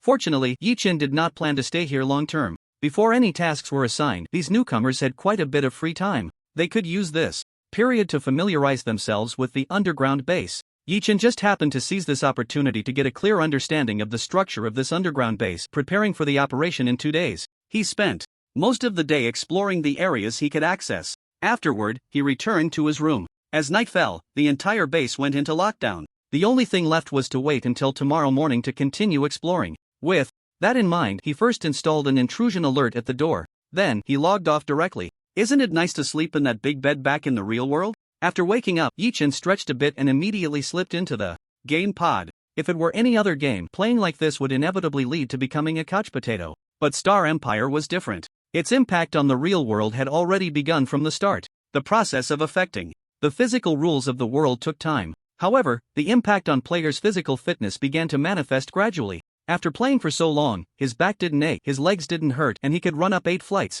of stairs in one breath. Even some players who had been ill for a long time found that their conditions had improved. But now, everyone's attention was focused on the game, and they paid little attention to their own changes. With a flash of light, Yi-Chen appeared directly in the room. For the past 2 days, these newcomers had been in a state of doing nothing. Yesterday, Yi-Chen had already explored the outer areas completely. Next, he should continue to delve deeper into other parts of the base. Wearing the Steel Brothers uniform, Yi-Chen walked through the base. The most numerous were the security personnel and those constantly undergoing various training. If Yi-Chen hadn't come here, the new arrivals would have the same life ahead of them, training, and then being sent to the battlefield to die. Continuing forward, he observed his surroundings. If he went further in, he would enter the core area of the base. As he wandered back and forth here, suddenly, Yi-Chen's eyes lit up. Around the corner, a 3-person team was escorting a person in a white lab coat, looking like a researcher, coming towards him. "It's you!" Yi-Chen lowered his head and walked towards the 3-person team. The 3 guards were chatting and laughing as they approached. The researcher was focused on fiddling with his personal terminal, not paying attention. Everything seemed no different from usual. But, just as Yi-Chen passed by them, he struck out violently. His whole body transformed into a shadow. The relaxed guards didn't even have time to react. Yi-Chen's dagger plunged directly into one guard's throat. He turned around. His arm swung. The dagger continued to slice through the throats of the remaining 2 guards. The sound of blood gushing out was like the sound of a water gun firing. Before the researcher could react, Yi-Chen delivered a knife hand strike that knocked him out. The entire sequence of actions took no more than 3 seconds. Taking out a special potion, he poured it over the corpse and the blood. Soon, all traces had completely vanished. Yi-Chen supported the researcher and walked into an empty room.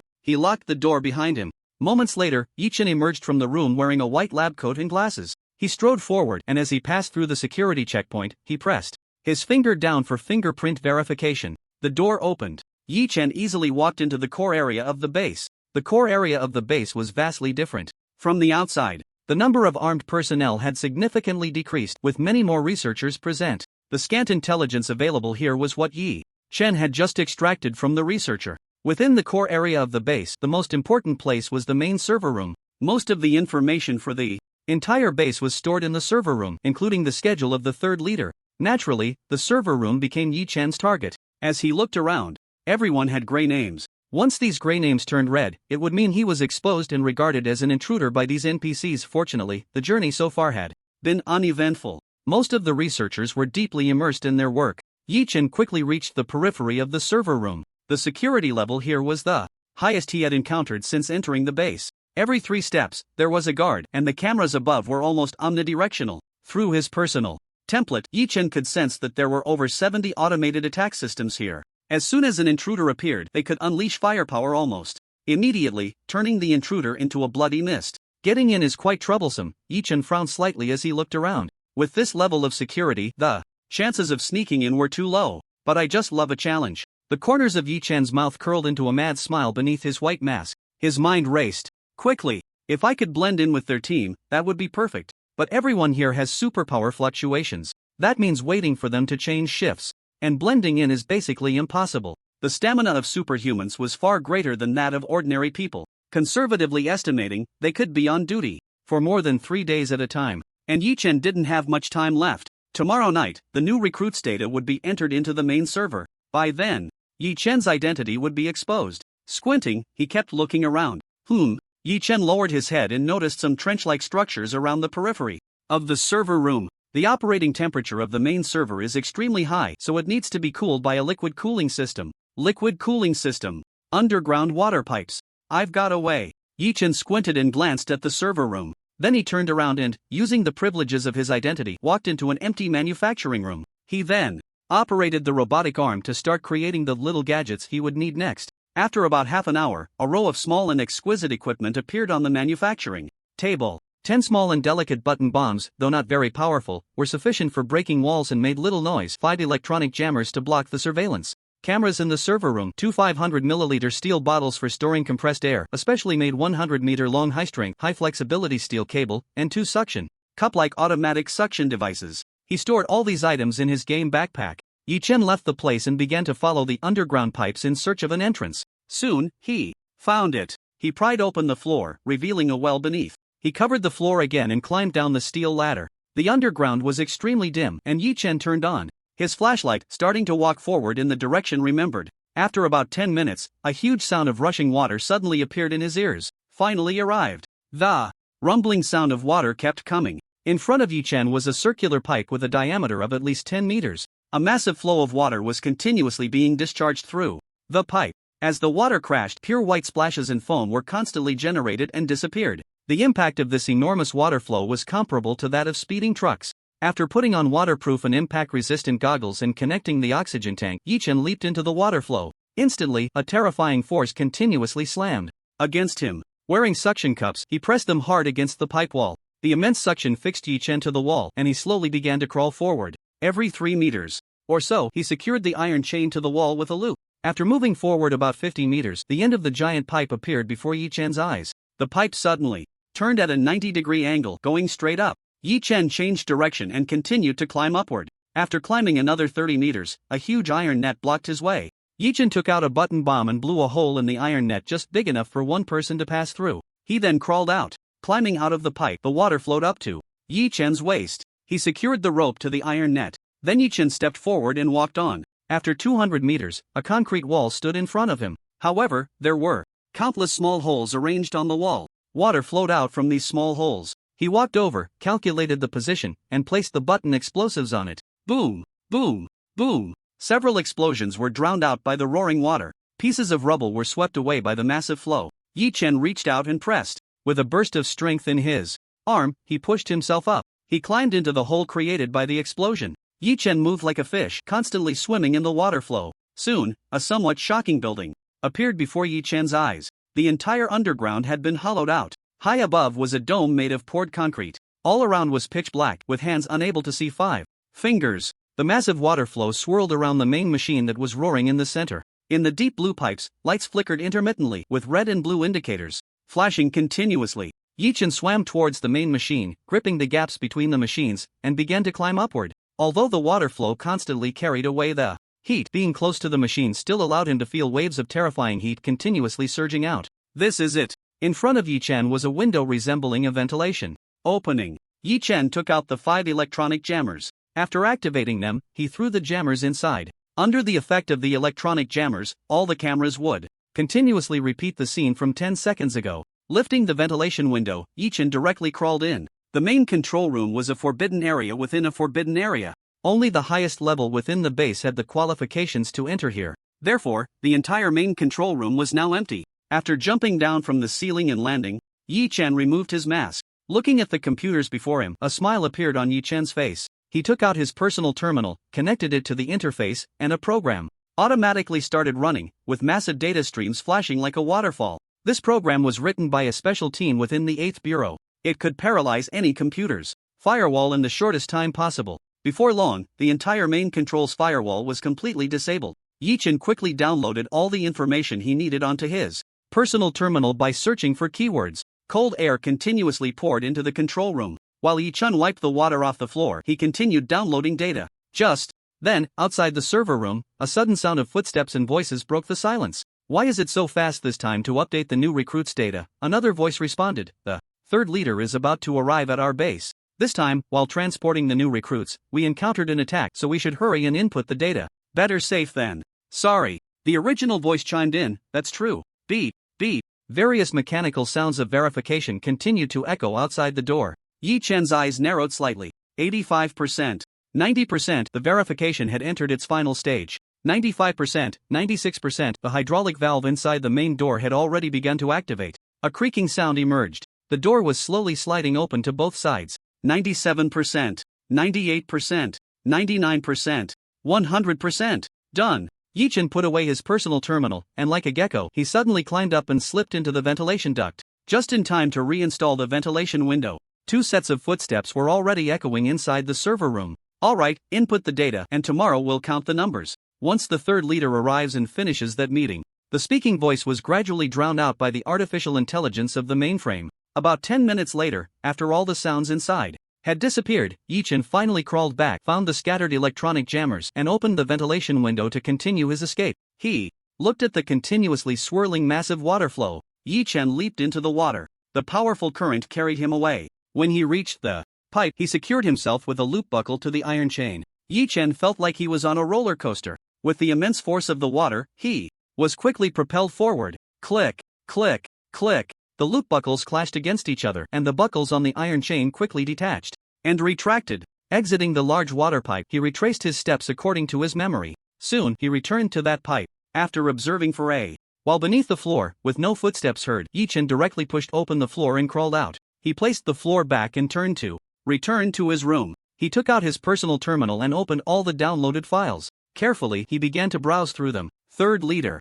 X month X day, meeting, plan. No wonder they are in such a hurry. It turns out the third leader will arrive here tomorrow evening. Putting down his personal terminal, Yi-Chen sat down. He extended his finger and gently tapped on the table. In his mind, one plan after another was rapidly rehearsing. Got it. Suddenly, a mad smile appeared at the corner of Yi-Chen's mouth. Assassinating the third leader, this mission he must accomplish. Yi-Chen prepared to design a sensational assassination operation. This would announce his return as the god of assassins to the world. The Steel Brotherhood had already input the new recruits' information into the mainframe. The next day, they would verify the identities of all the new recruits. According to the data, the third leader of the Steel Brotherhood would only arrive tomorrow evening. This meant that from morning until evening he could not appear in the base. 4 characters. In the game, this might be quite difficult, but for a player like Yi-Chen, it was just a matter of logging off. However, he couldn't log off for the rest of the night. After all, there were still many preparations to complete. By the early hours of the morning, Yi-Chen stealthily left his room. Then, he began to set things up. Until around 6 in the morning, when most of the people in the base were waking up, Yi-Chen looked at his arrangements. A satisfied smile appeared at the corner of his mouth. Only then did he choose to log off. Stepping out of the game pod, Yi-Chen ordered takeout and took a shower. Then he sat down to wait for the takeout while opening his phone. Under the recruitment notice of the tribe, many people have already left their resumes. Next, it's time to find a professional manager. Just throw these matters to him. The progress is decent, and the next step is to purchase the game pods and such. But that's not a problem. These things can all be solved with money. Immediately after, he made a call to Rin Xian. The progress of purchasing minerals is also nearly complete. Now, Rin Xian has spent most of the money in his hands. Young Master Yi, this is strange. Why have the prices of these later minerals started to rise? What's odd is that it seems another force is also buying minerals in large quantities. So much so that the prices of minerals have been slightly raised in a short time. Rin Xian's words were subtly reminding Yi-Chen. Should he take this opportunity to sell the minerals in his hands to that force, letting them take over? However, this news made Yi-Chen's pupils slightly constrict. Then, he smiled faintly. I didn't expect them to start acting so quickly in this life.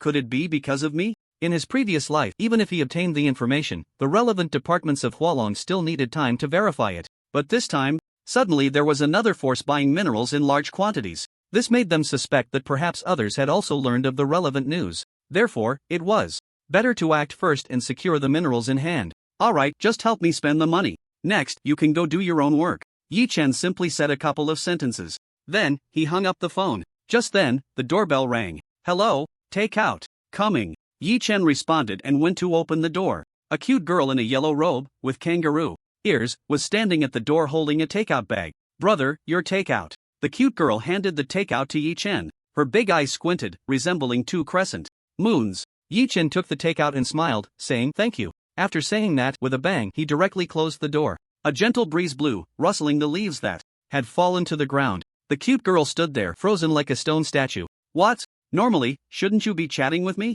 Why did you just close the door? She stood dazed for a moment, then mechanically turned around and returned to her motorcycle. Wolfden, first contact failed. A voice came through her earpiece. What happened? How could it fail? The cute girl said expressionlessly, her voice devoid of emotion. He just said thank you to me. Alright, you come back first. Behind the door, Yi-Chen hummed a tune as he returned to the table with the takeout. A faint smile lingered at the corner of his mouth. Even if he wasn't clear about the cute girl's identity, he knew it wasn't simple. Wearing a fitted yellow robe, it outlined her flexible waist, arms, and thighs, all of which were fair and tender. But the power hidden within her was not lost on Yi-Chen's keen eyes. From a government department? Or some other organization? Yi-Chen shook his head. It was likely that his large-scale mineral acquisition had drawn their attention. However, everything he was doing was in accordance with business rules. After finishing the takeout, Yi Chen went back to catch up on sleep. He set the alarm clock and fell asleep directly. At 4 in the evening, the alarm rang. Yi Chen opened his eyes on time and then lay down in the game pod.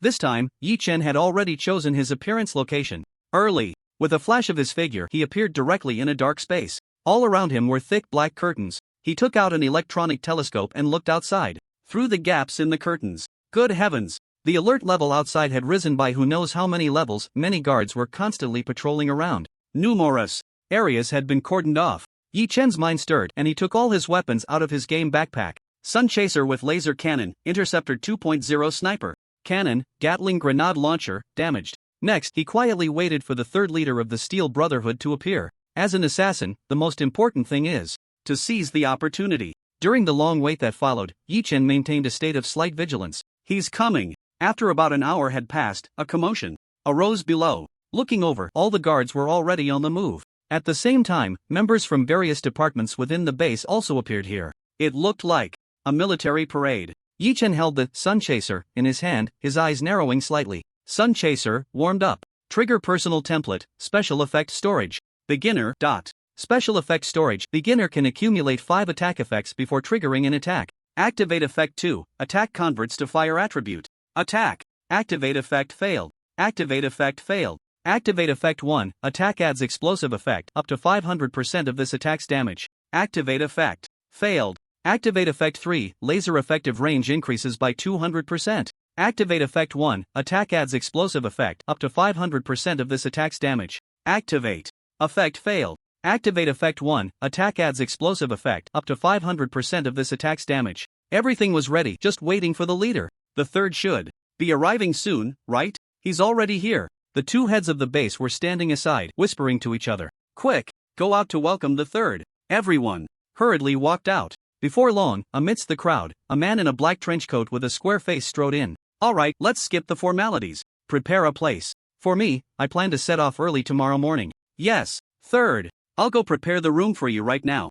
The two heads quickly said, then led the way ahead. At the same time, they reported to the third leader about the recent situation of the base. When mentioning the attack on the new recruits convoy yesterday, the third leader's brow furrowed slightly. However, he soon brushed it aside. In Fusang, the word chaos best describes the situation here. The struggle for territory between subversive organizations. The major governments crack down on these organizations. In any case, fighting and turmoil have never ceased. Moreover, the ones dying are just small fry. These brainless cannon fodder newcomers are as plentiful as one desires. In the entire large base, as they pass through the middle of the hall, they would come across a huge platform. This base was originally left by Fusang. This massive platform was intended for installing giant cannons to combat monsters. However, now it had all fallen into the hands of the Steel Brotherhood. With their capabilities, they naturally couldn't find a way to install the giant cannons on it. Furthermore, they had no need to combat monsters. Thus, the entire platform remained empty. And because the third was coming today, the two heads had also instructed people to thoroughly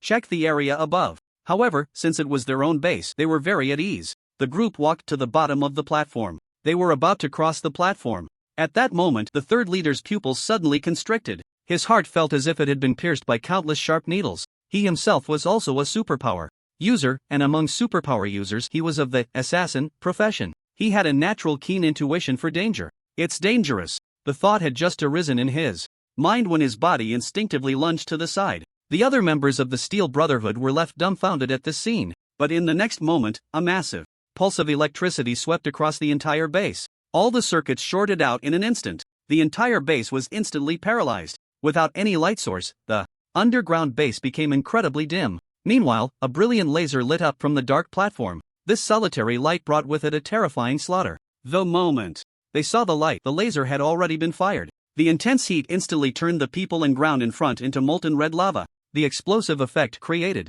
a massive pit nearby. Enemy attack! Enemy attack! The shrill screams echoed. In the darkness, all the guards were like headless flies. They could only raise their electromagnetic rifles and spray bullets at the spot where the light had just appeared. However, in the next moment, the light flared up in another location. Boom!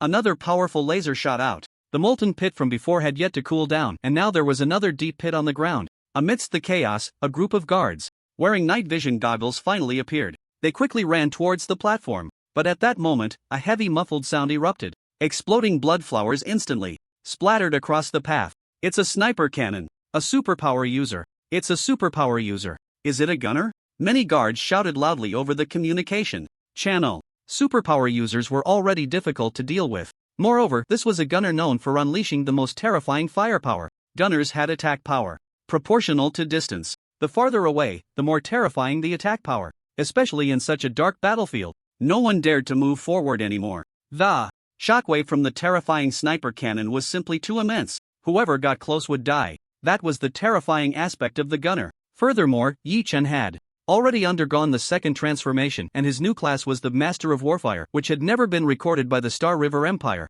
Eye of Truth, effect. Gain dynamic vision, achieve 100% accurate prediction, and break illusions. Master of the battlefield, your damage will increase by 30% during combat. Braver with every battle. When health drops by 10% during combat, damage increases by 10%. Warfire Anthem. During combat, it can enhance the combat will of allied players by 100%, increasing all attributes by 30%. Heavy Weapon Awakening. During combat, equipment can operate beyond its limits, increasing equipment attributes by 100% for 30 seconds.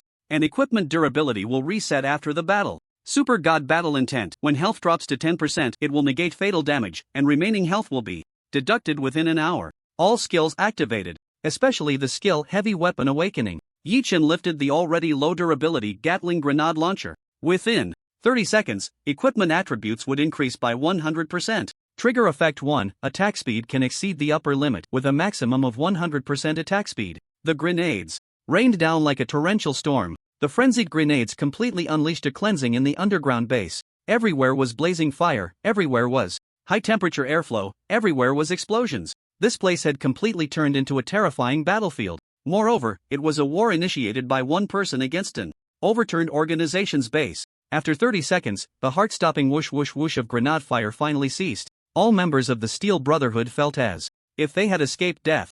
Those 30 seconds felt like a lifetime. Silence. The entire underground base was eerily silent. Tap tap tap. Suddenly, all the bright lights were turned on. The entire underground base was illuminated as if it were daytime. At the edge of the high platform sat a man dressed in a deep blue long coat that resembled the starry sky. One of his feet dangled over the edge, while the other was firmly planted on the platform. One hand rested on his knee, and the other held a sniper rifle. Blood-red gloves seemed to have blood continuously flowing over them. The strands of hair on his forehead waved in the airflow. He looked down at the hellish scene below. A satisfied smile crept onto his lips. The ground was littered with cries of despair, blood, and severed limbs. Everywhere were the marks left by explosions. Everyone was now staring blankly. When the lights came on, they all looked up. Instantly, their eyes filled with boundless panic. A demon. This was simply a demon. With the strength of one man, he had unleashed this attack. Who are you? This base had 2 leaders, but now, only one remained. The other leader had been blown apart by a grenade.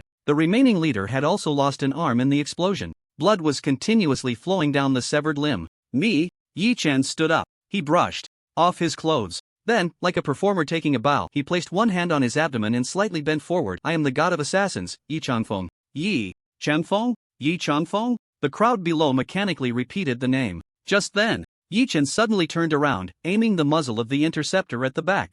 Bang! A loud explosion rang out. The high-speed rotating bullet directly destroyed the concrete wall behind him, and amidst the dust, a figure rushed out. It's the leader. Is he okay? Great! The terror of the superpowered was not something these ordinary people could contend with. Only the leader, also a superpowered individual, had a chance to kill Yi Chen. Moreover, he was a gunsmith, while the leader was an assassin. As long as he got close, killing Yi Chen would be a piece of cake. However, to their surprise, Yi Chen's reaction speed was terrifying. Every time the leader tried to charge forward, the bullets would just manage to push him back. It looked utterly ridiculous. Yi Chen's casual demeanor was a humiliation among the Steel Brotherhood. Their leader was an assassin among superpowered beings. Now, he couldn't even get close to Yi Chen. The leader charged forward again and again, his breathing becoming increasingly rapid. In the earlier attack, he had also been hit by a grenade. In Yi Chen's view, his remaining health was below 30%. Moreover, his mental state, speed, and other attributes had all dropped significantly.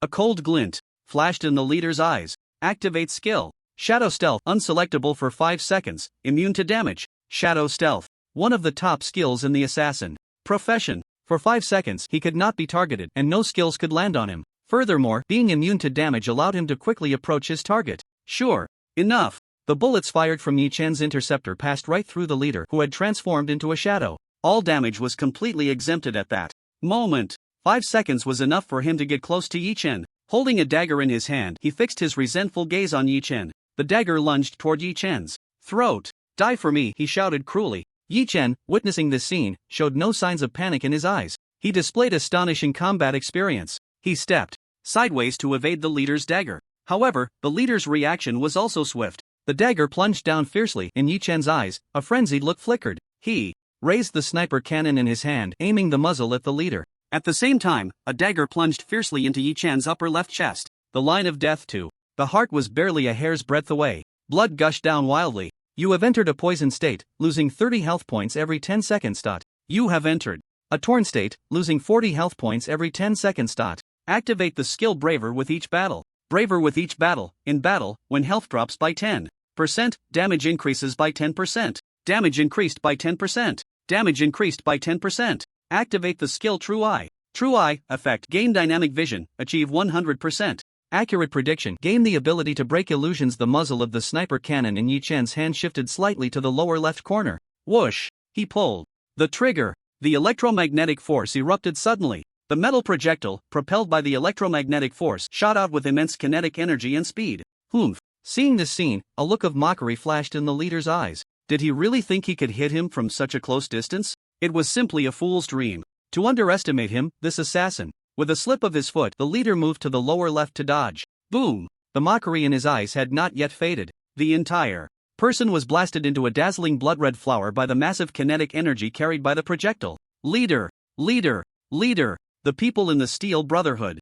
base were all wide-eyed in disbelief. Their number 3 leader was just killed by a single shot? Yi Chen took out a piece of paper and wiped the blood from his face. He crumpled the paper into a ball and casually tossed it forward. Everyone, goodbye. A faint smile appeared on Yi Chen's lips. Don't let him escape. Catch him. Don't let him get away. The eyes of the Steel Brotherhood members flashed with madness. The number 3 leader was dead, and if the news reached headquarters, none of them would be able to survive. They had to kill Yi Chanfeng to have a chance to live. However, Yi Chen waved his hand at them. He pressed a button in his hand.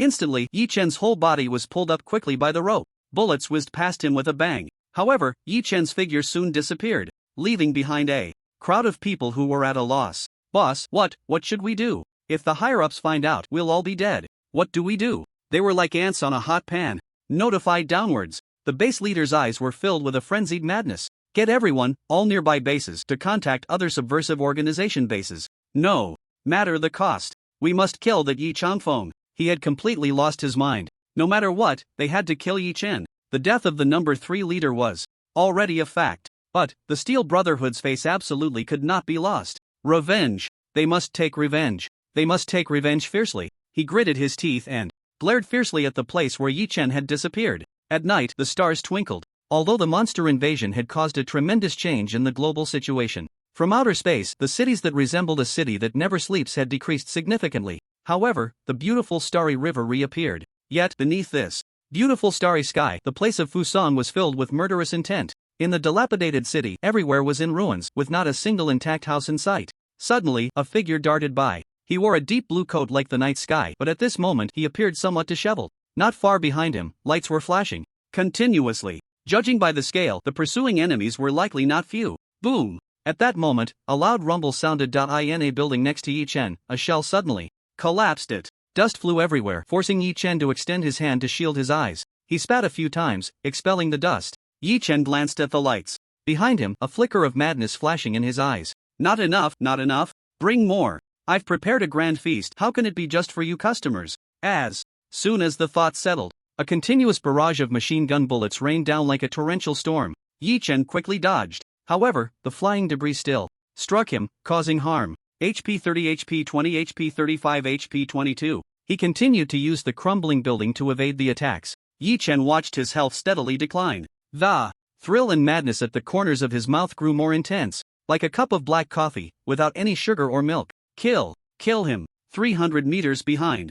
Yi Chen, modified motorcycles and off-road vehicles loaded with members of the subversive organization sped by. Ever since that leader in the base promised to pay a hefty Price to mobilize all nearby subversive organization bases, Yi Chen had found himself in a situation where everyone within 100 kilometers had become his enemy. No matter where he went, as long as he encountered people, they would raise their guns and pull the trigger. Ha ha ha, this must be an agent of the Hualong government, right? Last time, the Steel Brotherhood fell at the hands of Hualong. This time, they're falling again. It seems the Steel Brotherhood has no reason to continue existing. Of course, they were attacked at their own lair. Even their third in command was taken out. Does this useless organization still have a reason to exist? The faces of these people were filled with a sinister expression. Here, the weak are prey to the strong survive, the weak perish. The series of misfortunes faced by the Steel Brotherhood only conveyed one message: they had already declined.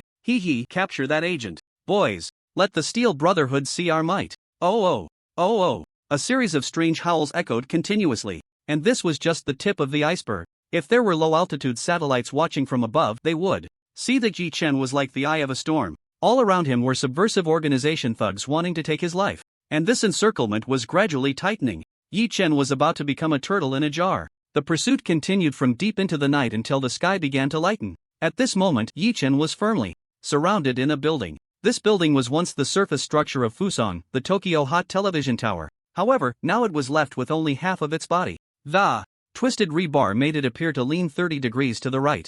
The rust-covered steel told tales of past disasters. At the highest point of the rebar, a man stood there. His deep blue trench coat was already riddled with holes from flames. The blood-red gloves on his hands had long been discarded. Below the tower were countless members of the subversive organization, swarming like ants. They looked up at Yi Chen as if they were starving wolves seeing a large piece of meat after being hungry. For 10 days or half a month, various strange howls erupted from below. The cannon of an armored vehicle was also aimed at the man above. With just a command, countless shells and bullets would rain down on him like a storm. He took out a cigarette from his pocket and lit it, taking a deep drag. In this game with 100% realism, his powerful physique only made him feel a slight chill in his lungs. Holding the cigarette, he looked down at the people below. Yi Chen moved his neck around. After a whole night of being hunted, his health had dropped to less than 15%. White smoke swirled in front of his eyes. The noisy sounds below had been automatically blocked out by him. He gazed at the horizon. The clouds, as white as fish scales, slowly drifted across the sky. And in the distance, where the sky met the earth, a streak of golden red light was gradually dyeing that place into its own domain. As the sun leaped up, golden rays poured down onto the earth. The members of the overturning organization below could no longer contain themselves. They raised their guns, RPGs. The cannon of the armored vehicle also aimed at Yi Chen, and the shells were already loaded. Fire! Someone screamed. Madness flashed in everyone's eyes. They crazily pulled the triggers of their weapons. Metal bullets rained down on Yi Chen like raindrops. However, most of them hit the rebar. Only muffled sounds of thud, thud, thud could be heard. The shells, on the other hand, continuously exploded into bursts of sparks. The already twisted rebar became even more contorted. The splatter of damage fell onto Yi Chen. Instantly, the health bar, which was already low, began to drop again. Yi Chen laughed heartily. The smoke in his mouth fell away, triggering the passive skill Godly Battle Intent. Godly Battle Intent. When health drops to 10%, it will negate fatal damage, and remaining health will be deducted within an hour. His health was suddenly stuck there, no longer decreasing. Battlefield Dominator, damage increased by 30%. Fighting Spirit, damage increased by 90%. Warsong, all attributes increased by 30%. A series of skills were all triggered. Activating the active skill Heavy Weapon Awakening. Heavy Weapon Awakening. In battle, equipment can operate beyond its limits, increasing equipment attributes by 100%. For 30 seconds, and after the battle, equipment durability will be reset to 0. The Sun Chaser, glowing with golden light, appeared in Yi Chen's hand. Triggering Personal Template, Special Effect Storage, Beginner. Special Effect Storage. Beginner can accumulate 5 attack special effects before triggering an attack. Activate Special Effect 2, Attack converts to Fire Attribute Attack. Activate Special Effect 1, Attack adds Explosive Effect, up to 500% of this attack's damage. Activate Special Effect 3, Laser Effective Range increased by 200%. Activate Special Effect 1, Attack adds Explosive Effect, up to 500% of this attack's damage. Activate Special Effect 1, Attack adds Explosive Effect, up to 500% of this attack's damage. At this moment, the wind driven by bullets and shells became extremely noisy. Every pore of Yi Chen was spewing out an incredibly violent power. His eyes had turned golden, with endless flames rising and burning within. As Yi Chen's finger pressed the launch button, a vast power surged through him, igniting flames in every pore. At that moment, under the golden sunlight, he was like a war god bathed in supreme divine fire. Endurance? A 3-year agreement? Clearly, he had enough power to destroy everything in his way. Why endure? Why? Why not go crazy? The trigger was pulled. A terrifying laser instantly shot out. The rebar beneath Yi Chen's feet became terrifyingly hot, softening and continuously sinking down. Boom! The laser struck the ground. Everything on that land, people, vehicles, all things, along with the ground beneath them, turned into red molten lava, slowly flowing.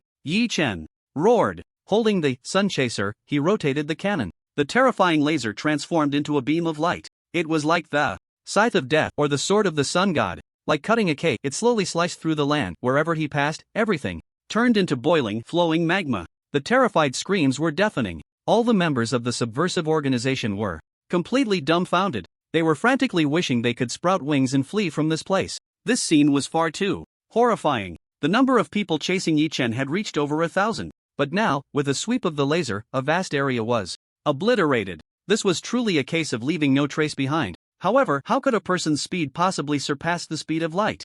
After Yi Chen spun around the entire tower once, everything became quiet. Only the soft sound of bubbling magma could be heard. The durability of the sun chaser in Yi Chen's hand had already dropped to 0. In this version, there were no materials to repair it at all. He stowed the sun chaser back into his bag. Looking down at the scene that resembled hell itself, Yi Chen simply lay down. If a satellite with thermal imaging capabilities passed over Fuson, it would detect this extraordinary, incongruous, hellish ring radiating terrifying heat. Gazing at the clouds in the sky, Yi Chen slowly closed his eyes, this time, operating the sun chaser beyond its limits. Within an hour, it was impossible to recover the blood volume that had been deducted. In other words, this time, no matter what, he would have to forfeit a chance to resurrect. With his eyes closed, Yi Chen hummed a little tune. Logging out.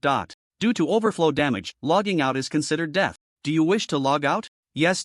Yi Chen opened his eyes and stepped out of the game pod. He opened the floor-to-ceiling window and let out a long breath towards the moon. This time, it's not a loss after all. Although the sun chaser was already destroyed and could not be repaired before the next version update. With Yi Chen's current level, as long as he didn't provoke those terrifying NPCs, he could almost walk through the GameStar River Empire with ease. As for why there were some NPCs in the early game that exceeded the version level, it was probably to prevent players like Yi Chen from causing any irreversible effects in the early stages of the game. After all, once a group of crazy players started shooting by Ubu at the newbie town, others wouldn't have any reason to play anymore. However, at that moment, a consciousness suddenly appeared in his mind. Ding! Congratulations, you have triggered the lucky dice. Do you wish to roll? Yes.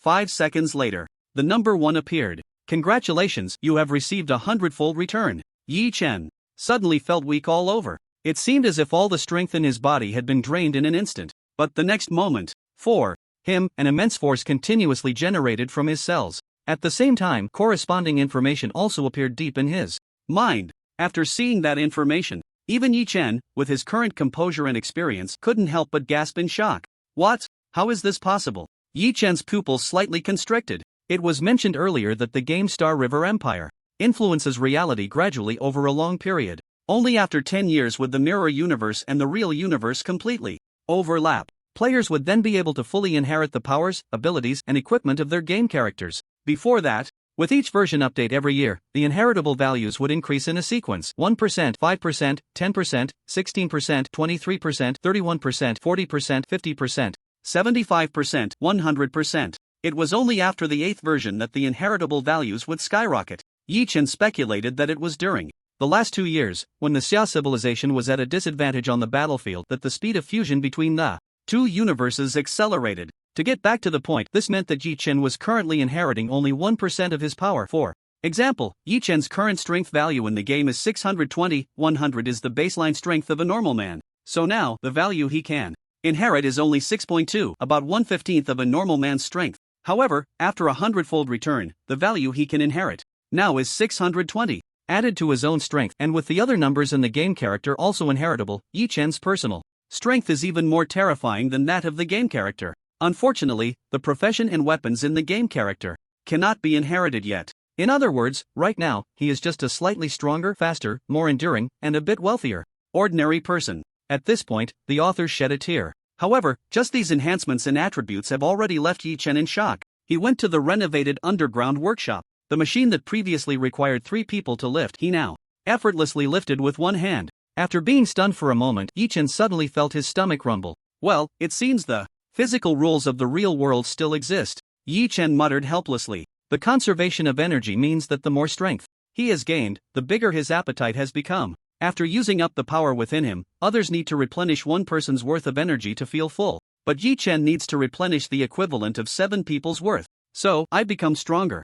But also a glutton? He joked. Fortunately, I've gotten stronger but haven't gone bald. There were still some ingredients in the fridge at home. He had ordered takeout before because he was too busy. But now that he had time, Yi Chen decided to cook for himself, making something simple to eat. His cooking skills were still honed from his past life. Back then, when he went camping and off-roading with foreign friends, he couldn't get used to most of the food they brought, except for the bread. As for asking them to forage for ingredients and make hot food, better to sleep early. Once asleep, he wouldn't feel hungry. He poured oil and cracked eggs into the frying pan. The sizzling sound immediately filled the air. He fried the eggs until both sides were golden and set them aside. Then he added the washed and chopped tomatoes. After stir-frying them until soft, he cracked in some more eggs and scrambled them together, making a tomato and egg sauce. He washed the cookware, added water, and boiled noodles. Once everything was ready, he poured the tomato and egg sauce over the noodles and topped it with the fried eggs. Instantly, the fragrant tomato noodle dish was complete.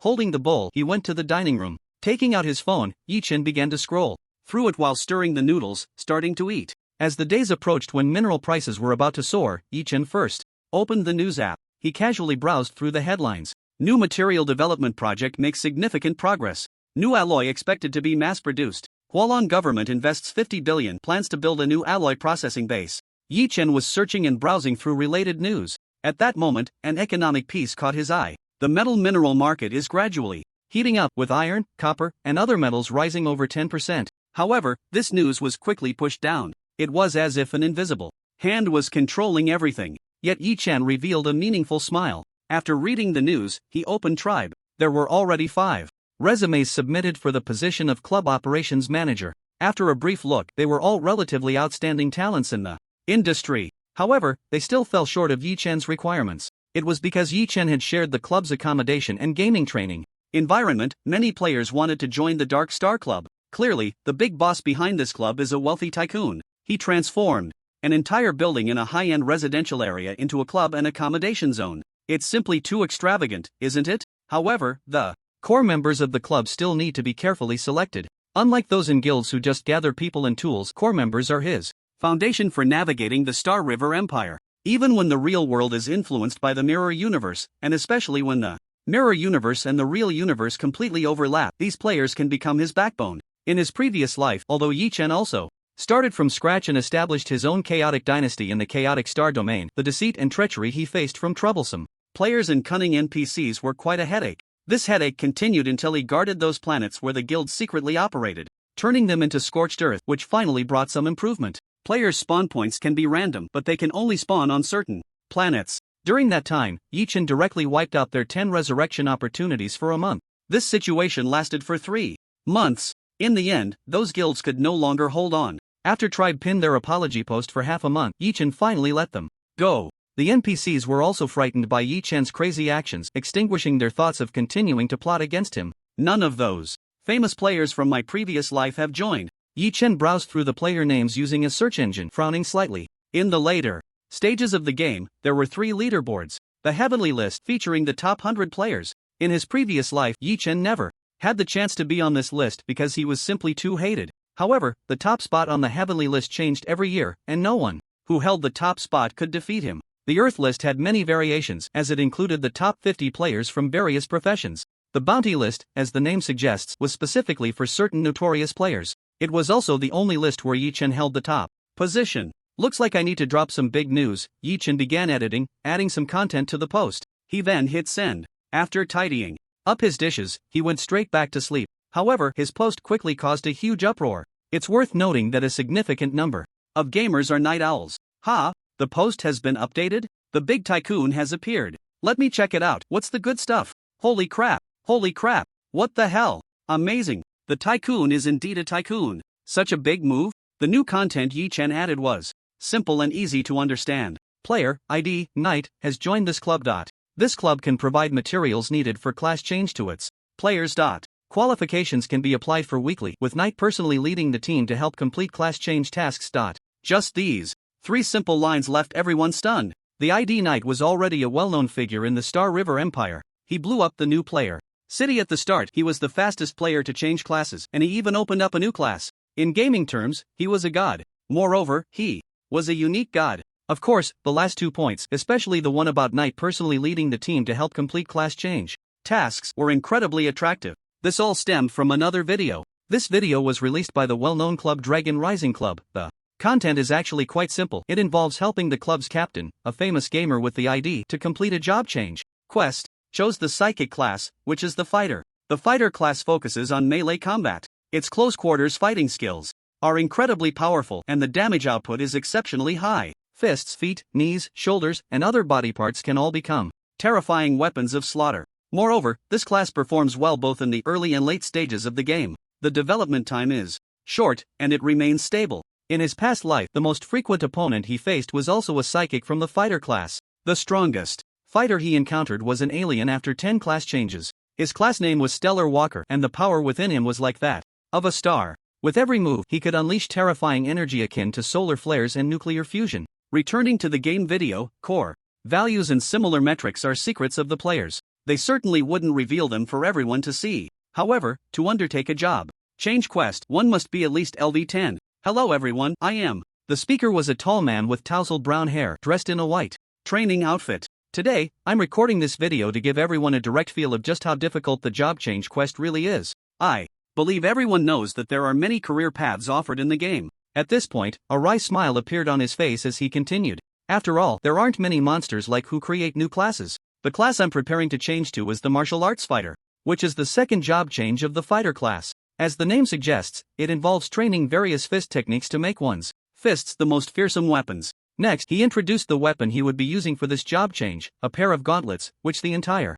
guild had spent a great deal of resources to purchase from an NPC in the. They then found a monster gathering spot to help level up his gauntlet proficiency. In gaming terms, they were engaging in team dungeon clearing. However, the difficulty of this dungeon was hellish. Not to mention helping fight monsters, just preventing other monsters from reaching the battlefield to disturb was exhausting the entire club. In the end, among the 50 or so members of the club, more than half had used up 10 resurrection chances. Among the remaining members, 80% had used more than 5 resurrection chances. Even himself had consumed 3 resurrection chances before finally maxing out the gauntlet proficiency and successfully changing classes. At the end of the video, although he had successfully changed classes, his face was still filled with exhaustion. This video will end here, see you next time. After saying this, the video concluded. However, the uproar caused by this video was just beginning. A job change quest of this difficulty. It's simply inhuman. I'm done, I'm still a solo player with no guild. Is there any big shot who wants to team up with me?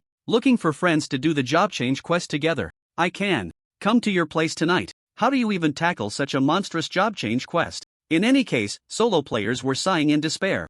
Meanwhile, other clubs and guilds, aside from repeatedly studying the video to figure out its secrets, had to face the reality of the job change quest. How can we complete the job change quest at the lowest cost? Let the analysts below each come up with a few plans. 4. The current new players, these job change quests were simply too difficult, but on this deep night, the post edited by Yi Chen was published. This club can provide the materials needed for players to change jobs. Qualifications can be applied for weekly, led personally by Yi Changfeng, to help complete the job change tasks. These 2 pieces of information made all the players' eyes light up. Even some proud high-end players felt a stir in their hearts. Luo Shui Nianhua is considered a master, right? The Longting club behind him is a large club, right? Yet, even so, completing the job change tasks requires such a huge amount of effort. No matter how proud they are self-aware. They know that they currently cannot compare to Luo Shui Nianhua, and Yi Changfeng is an even higher level existence. He has already completed the job change tasks and is a great god who has created a new profession.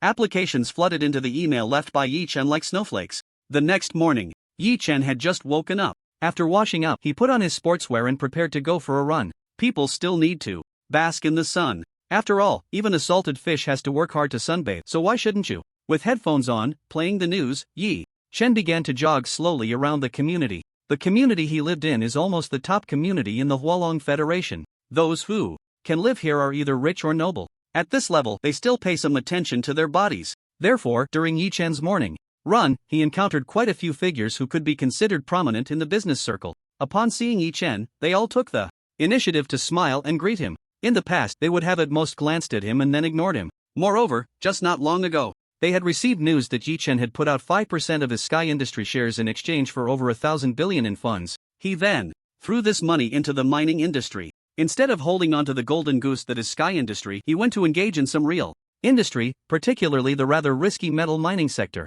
Wasn't that a foolish move? However, everything began to change this morning, or rather 3 days ago. 3 days ago, several large sums of money started to flow into the mining industry. They began to acquire various minerals on a large scale, causing the entire mining industry to gradually heat up. But the real frenzy was during the time from early this morning until now. It was unclear where the funds in the market were coming from. In any case, they had set the entire international mineral market ablaze. In just 7 short hours, the minerals circulating in the market began to become valuable yet unavailable. Most mining sites had seen price increases of over 50% compared to 3 days ago, and this was far from the end. There were countless funds in the market waiting to sweep up goods. Those who once mocked Yi Chen now found themselves slapped in the face. Suddenly looking back, the fool turned out to be myself? As the saying goes, in the business world, those who succeed are visionary, strategic, insightful, and prudent. Here, 1,000 words are omitted, tycoons, and the failures are summed up in one word, losers. Moreover, they will be included in various textbooks and examples as cautionary tales constantly recited.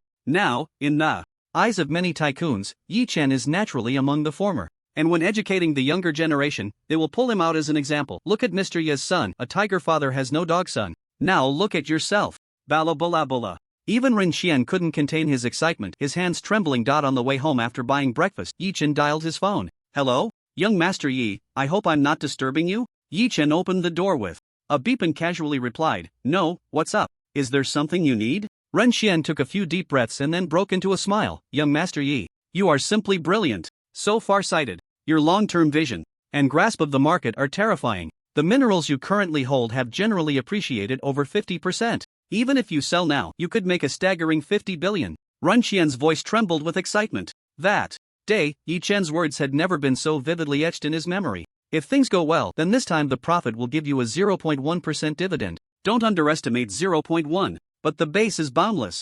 Even now, 0.1% of 50 billion is a full 50 million. 50 million, damn, just one deal, and you're financially free. Faster than robbing a bank. Thinking of this, Ren Xian's admiration for Yi Chen grew even more, as if he were venerating a deity. God of wealth. Young Master Yi, my admiration for you is like the endless flow of the Yangtze River. Stop. Yi Chen interrupted Ren Xian. If he let him continue, he would lose his appetite for breakfast. Hold on to these minerals for me. Once they appreciate by 300%, sell them all. At that time, help me redeem my shares and also settle the accounts with the fund. You can calculate the remaining dividends and take them for yourself. After hearing this, Ren Xian's breath quickened. Tears even welled up in his eyes. Young Master Yi, how can you trust me? I will do everything for you. I will die for you. For the rest of my life, I am yours. Beep beep beep. Before he could finish, Yi Chen hung up the phone. Standing at the door, he looked at the tofu pudding in his hand. Yi Chen fell into thought. Does the dog next door eat sweet or savory tofu pudding? The husky next door, does it prefer salty or sweet? Yi Chen no longer cared, as long as it was eating happily. For the next few days, Yi Chen had no plans to play the game. Given the current version of the game, the highest level available on the novice planet was only level 30. Although he hadn't logged into the game, after a wave of explosive growth and killing so many members of the subversive organization, the experience gained was enough to push him to level 20. Reaching level 20 meant he had to face the issue of needing to change jobs before he could continue leveling up. And to change jobs, he couldn't get the relevant materials from the current novice city. He had to go to a higher level place. So, for the time being, Yi Chen's first plan was to handle the mineral matters. The second was the club's affairs. Today, he had scheduled interviews with 3 candidates for the club's operations manager position. After breakfast, he drove the Da Xiaolong straight to the building he had purchased. Under the influence of money power, the renovation progress of the building was also very fast. The entire first floor had all the walls broken down, turning it into a huge hall. And in the hall, the most numerous items were the latest gaming pods. The second floor was converted into an office area, while the third, fourth, and fifth floors were all accommodation areas. When Yi Chen arrived, he saw 3 young men in black suits standing at the entrance waiting. Hearing the sound of the motor, the 3 turned their heads. Upon seeing the Da Xiaolong, a glimmer of shock flashed in everyone's eyes. Indeed, the rumors are true. The owner of this club is a low-key tycoon. We must seize this opportunity. Among the 3, there were 2 men and 1 woman, all holding their own folders. Follow me upstairs, Yi Chen said as he got out of the car and took out the remote key. The main door slowly opened. The three followed closely behind Yi Chen, constantly surveying their surroundings. Upon seeing the latest gaming pods in various configurations, their shock deepened. They walked up to the second floor, where Yi Chen temporarily set up a meeting room. He then turned around and said to the three, "Decide the order among yourselves, I'll wait for you inside." After saying that, he stepped into the meeting room first. It wasn't long, about 5 or 6 seconds later, when the first applicant walked into the meeting room. The application process was not complicated. As for personal abilities, everything was written in the resume. In the end, the one who satisfied Yi Chen the most was a young man in his late 20s. He had work experience, having served as an assistant manager at a club for 3 years, and he was a graduate student in management. "I look forward to a pleasant cooperation in the future," Yi Chen said, extending his hand to the young man named Li Changxiu. "Thank you, Mr. Yi." As for the salary, the two had already discussed it. The monthly wage would be settled with a base salary plus commission. Year-end bonuses and other benefits would also be included. With Yi Chen's current wealth, there was no need to be a god of contracts. Binding these people with interests was the best choice. Next, the other staff members of the club will gradually be filled in. It will be hard work for you then. You will be responsible for the operation of the club from now on. Hearing this, Li Changxiu nodded excitedly and said, "Mr. Yi, don't worry, I won't let you down. Work hard." After patting Li Changxiu on the shoulder, Yi Chen drove away directly. However, halfway through the drive, he suddenly received a call from an unknown number. After hanging up several times, the calls kept coming in. Yi Chen's brows furrowed slightly. "Hello? Who is this?" After connecting the call, Yi Chen asked with a somewhat unfriendly tone. "Young Master Yi, it's Lu Anong. We organized a gathering today, do you want to come over?" Yi Chen initially wanted to refuse, but thinking that he had nothing to do today, he smiled and replied, "Send me the address, I'll be there soon." The address he received was at a dock by the sea. He entered the destination and set it to autopilot mode. The car turned around and headed in the preset direction. The city where Yi Chen lived was one of the 3 centers of the Hualong Federation, located in the south near the ocean. The temperature was pleasant, and the environment was beautiful, making it a desirable city for many. Moreover, being close to the ocean, the shipping industry was very developed. This was also why the headquarters of Sky Industries was established here. Even before reaching the destination, he could see several huge hot air balloons from a distance. As the car approached, he noticed security guards standing far away, surrounding the entire dock. It was clear that this dock had been directly booked by Lu Anong and his group. After parking, a valet came over, taking a windproof and waterproof cover to cover the entire car. After all, being by the sea, the humidity was very high. If proper protection wasn't taken, the damage to the car would be significant. Yi Chen walked towards the dock and immediately saw 3 luxurious yachts, all decorated very flamboyantly. Streamers, balloons, flowers. People dressed in branded casual short sleeves and shorts were happily wearing sunglasses on board. A sharp-eyed person spotted Yi Chen and frowned at first. Because Yi Chen had always been very low-key, not many people recognized him. However, before they arrived, Lu Anong had shown them a photo to identify Yi Chen's appearance. However, the current Yi Chen and the Yi Chen in the photo are worlds apart. The Yi Chen in the photo, to put it nicely, has too much of a scholarly air. To put it bluntly, he looks like a bookworm dressed up. But now, Yi Chen appears to be clean and sharp. He has no unnecessary accessories on him, simply dressed in casual wear, yet exuding a unique charm. Didn't you see that the bikini beauties on the yacht are already looking at Yi Chen with sparkling eyes? You must be young Master Yi, right? Please, come in. The waiters here had received instructions early on. Upon seeing Yi Chen, they quickly revealed bright smiles. "Young Master Yi, please." As he stepped onto the yacht, a wave of luxurious perfume hit him. Yi Chen's brows furrowed slightly. It was quite a coincidence. Just yesterday, his physical condition had been enhanced. Even his sense of smell was much stronger than that of an ordinary person. "Young Master Yi, it's been a while." A tall figure walked out from the yacht. He was dressed in colorful short sleeves and shorts, with sunglasses perched on his forehead. Upon seeing Yi Chen, he broke into a warm smile. "Where have you been making money lately, young master?" "Yi?" This person was Lu Anong. Speaking of which, Lu Andong's Lu Corporation had some connections with their Sky Industries. The Lu Corporation started with shipping and has now become a giant enterprise involved in various industries. Their original transportation business has grown stronger, boasting its own cargo planes and a fleet of over 1,000 transport vehicles. In last year's evaluation of global shipping giants, the Lu Corporation ranked second. This year, it might even surpass Xingmei's Federal Transport. Sky Industries, whether in land, sea, or air transport, has contracts signed with the Lu Corporation. It is precisely because of this relationship that Yi Chen and Lu Anong have met a few times. However, because of this reason, Lu Anong was momentarily taken aback upon seeing Yi Chen. He later adjusted his emotions and walked over. Yi Chen simply chuckled and said, "I made some spare cash and started a gaming club." Lu Anong laughed and replied, "Young Master Yi, that's quite elegant." Accompanying Yi Chen, Lu Anong returned to the yacht. Waves of music filled the air. A somewhat well-known female singer from Hualong was singing live with a microphone in hand. "Young Master Yi, make yourself at home, I'll drink first." Lu Anong downed the champagne in his hand. Yi Chen took a glass of champagne from a waiter's tray and took a small sip. Lu Anong continued to entertain others while Yi Chen stood at the edge of the yacht with his glass. The entire yacht swayed slightly with the waves. After rejecting the advances of several bikini beauties, no one else came to disturb him. "Ha! Isn't that young Master Yi?" Just then, a voice suddenly rang out behind Yi Chen. It was Fei Gangi, whom Yi Chen had encountered before. "Oh, it's you." Yi Chen looked at him, his brows slightly furrowed as he tried to recall. "What was your name again?" Fei Gangi's expression darkened immediately. "My name is Fei Gangi." "Oh, right, Fei Gangi. What's up?" Yi Chen lazily leaned against the railing, looking at him and said, "Do you need something? Are you looking to buy a building again?" Fei Gangi's fists clenched tightly. Then, he slowly relaxed. He chuckled dryly a couple of times and then said, "Young Master Yi, I wonder what you think about extreme sports." Yi Chen raised an eyebrow, signaling him to continue. "This time, Lu Xiao has invited a professional coach. We're planning to try some low-altitude skydiving. I wonder if young Master Yi is interested in joining me for a couple of rounds." Fei Gangi had played similar extreme sports with some friends while abroad. Therefore, he came to find Yi Chen, hoping to regain the face he had lost before.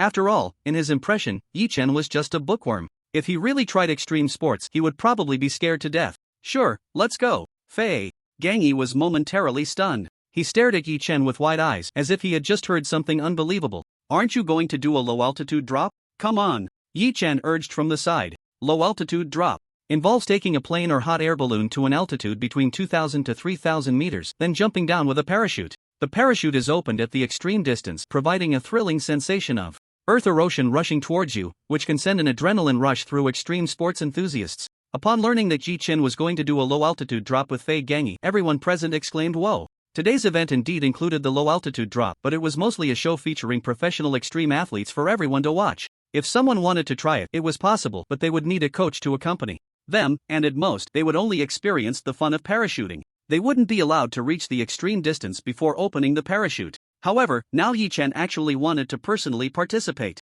in the low-altitude drop with Fei Gangi. After hearing this news, everyone was buzzing with excitement. "Yi Xiao, Fei Xiao, are you really going up there yourselves?" On the contrary, Lu Andong's expression was not so pleasant. He had organized this event, and if anything went wrong, he would bear a significant responsibility. "Don't worry, Lu Xiao, I've done it abroad before. Just don't know if Yi Xiao has any experience," Fei Gangi said while changing his gear, glancing at Yi Chen. However, upon seeing Yi Chen skillfully changing his equipment, he felt a sudden jolt in his heart. How is this guy so proficient? Even so, Lu Anong watched helplessly as he couldn't change their minds. He could only have someone draft a liability waiver. "Gentlemen, he said with a wry smile, not finishing his sentence. However, Yi Chen decisively took the waiver, signed his name, and pressed his fingerprint. "All right, when do we start ascending?" The thrill-seeking factor within Yi Chen was awakened. It had been a long time since he had engaged in extreme sports. Now that he had the opportunity to relive it, it felt like a nostalgic return to his youthful days. Seeing the two sign the waiver, Lu Anong called over two coaches to provide them with some relevant knowledge again, such as how to control the parachute's direction, what the extreme distance was, and the methods of releasing force when landing in the sea. After roughly half an hour of explaining and checking the weather, wind speed, and other data, the two got into two hot air balloons. Then, the hot air balloons began to rise slowly. The crowd below picked up binoculars and started looking up. Both of them wore headsets through which Lu Andong's voice reported the altitude, wind speed, wind direction, and other data. Altitude 2,500 meters, light breeze, wind speed 5.0 meters per second, blowing southeast. "Are you both ready?" Yi Chen and Fei Gangi responded affirmatively. 3, 2, 1, jump. Lu Anong counted down while watching his watch. As soon as he finished speaking, everyone saw two small dots jump out from the larger, a hot air balloon, through the binoculars. The azure ocean rushed towards them. Under the influence of gravitational acceleration, the two fell faster and faster. The people on the yacht continuously gasped in astonishment. "So fast. Aren't they opening the parachute? This is too thrilling." Everyone held their binoculars, watching the increasingly rapid descent, their hearts racing. However, high above in the sky, Yi Chen and Fei Gangi had completely different mindsets. Yi Chen looked at the ocean rushing towards him, feeling the overwhelming impact, his eyes filled only with enjoyment. In contrast, Fei Gangi was fully focused, listening to Lu Andong's altitude reports, occasionally glancing at Yi Chen with his peripheral vision. "It's time." When Lu Anong announced a certain altitude, Fei Gangi's eyes narrowed slightly. From this point to the maximum parachute deployment height was the safest zone. If they continued to descend, the speed would only increase. At this speed, the sea surface and concrete were indistinguishable. The final outcome would be a splat sound. At high speed, the optimal window for parachute deployment was just a fleeting moment. At this moment, Fei Ganyi was staring intently at Yi Chen. Deploy the parachute. Deploy it now. Hurry up and open the parachute. Cold sweat was already dripping from his forehead. As the altitude approached the limit, Fei Ganyi's heart was filled with panic. Although he had experience with low-altitude jumps, deploying a parachute at extreme heights was something only the masters dared to attempt. If anything went wrong, it would be the end for him. Ah! He shouted into the air. Fei Ganyi suddenly yanked the rope. Bang! A massive parachute blossomed high above the ocean. The tremendous force pulled Fei Ganyi upwards, slowing his descent. However, his gaze was fixed on Yi Chen, who was getting further away. Madman! This madman! Is he still not opening the parachute? If he doesn't deploy it soon, even if he survives, he'll be left with only half a life. Fei Ganyi roared in his heart. Meanwhile, the people on the yacht were also screaming. Lu Xiao! What's going on with Yi Xiao? Why hasn't he opened the parachute yet? Could something have gone wrong? Quick, call an ambulance. The deck was in chaos. Lu Anong was also in a state of panic, watching Yi Chen, who was getting closer but still hadn't opened his parachute. Just when everyone was as anxious as ants on a hot pan, Yi Chen finally pulled open his parachute bag. A huge parachute instantly appeared in the sky. However, even though the parachute significantly slowed his descent, Yi Chen's speed was already very fast. At this speed, landing would surely result in serious injury if not death. Quick, contact an ambulance. No, call a helicopter. As soon as Yi Xiao lands, get him to the hospital immediately. Lu Anong shouted loudly, directing everyone. The parachute was getting closer and closer to them. Their panic was intensifying. Damn it! Is Yi Chen going to land on the yacht? Thinking of the bloody scene that would follow, many people shouted, wanting to run off the yacht. Even Lu Anong wanted to flee but had to force himself to stay. It's coming! It's coming! The parachute descended rapidly onto the yacht. A loud crash echoed. The parachute was dragged forward until the figure covered by the parachute reached the bow of the boat. It finally came to a stop. Quick! Go up and save him! Lu Anong, suppressing his discomfort, directed the security guards to go up and rescue him. But just then, the figure under the parachute began to stir. Then, they saw the unscathed Yi Chen emerge from beneath the parachute. All the screams, all the terrified cries, stopped at that moment. Silence. Aside from the sound of the sea breeze and the calls of seagulls, there was no other sound. But the next moment, it was as if the waves had erupted. Everyone jumped up excitedly, shouting loudly, Yi Xiao! Yi Xiao! Yi Xiao! Excited to the point of not knowing what words to use to express the emotions within, everyone gathered around, raising their hands and fervently shouting Yi Chen's name. Each person's face displayed an incredible madness. Just moments ago, they had witnessed a miracle unfold. Even those professional extreme athletes surged forward, shouting loudly, Young Master Yi, you're simply the son of the goddess of luck. So strong, so fierce, awesome. Lu Anong also walked up to Yi Chen's side, his eyes filled with shock. Young Master Yi, you just scared me to death. After saying that, he suddenly hugged Yi Chen tightly, patting his back vigorously. Ha ha, extreme sports, what's the point of not challenging the limits? Yi Chen packed away the parachute, a smile plastered on his face. No more talking, young Master Yi is awesome. Let's all raise a glass to him. Lu Anong took the lead, raising his wine glass. Others followed suit, lifting their glasses towards Yi Chen. Cheers to young Master Yi! Cheers to young Master Yi! A synchronized shout rang out. The clouds in the sky seemed to tremble. Just then, the small boat that went to pick up Fei Ganyi returned with him. At this moment, he wore a dazed expression. Reflecting on what had just happened, his face turned a bit pale. Meanwhile, everyone on the yacht was celebrating. Yi Chen! Only Lu Anong, the host, walked over and patted his shoulder twice. Yi Chen is a madman. Suddenly, Fei Ganyi blurted out. From now on, I won't provoke him again. Lu Anong didn't know what to say. He could only smile bitterly. In ancient times, there was the saying of showing off one's skills in front of an expert. Now, is it Yi Chen showing off with a parachute? A group of people partied until around 4 or 5 in the afternoon before they began to disperse. Yi Chen also took his car keys, preparing to leave. Young Master Yi! Lu Anong appeared behind him, calling out to him. I heard young Master Yi has been playing at a gaming club recently. I wonder which game you're playing. Yi Chen raised an eyebrow and said, Star River Empire. Lu Anong immediately laughed. What a coincidence. I'm also playing Star River Empire. By the way, here's my club's business card. If you have time, let's get together again? Yi Chen took the business card from Lu Andong's hand. After glancing at it, a strange expression appeared on his face. Jiahua Club?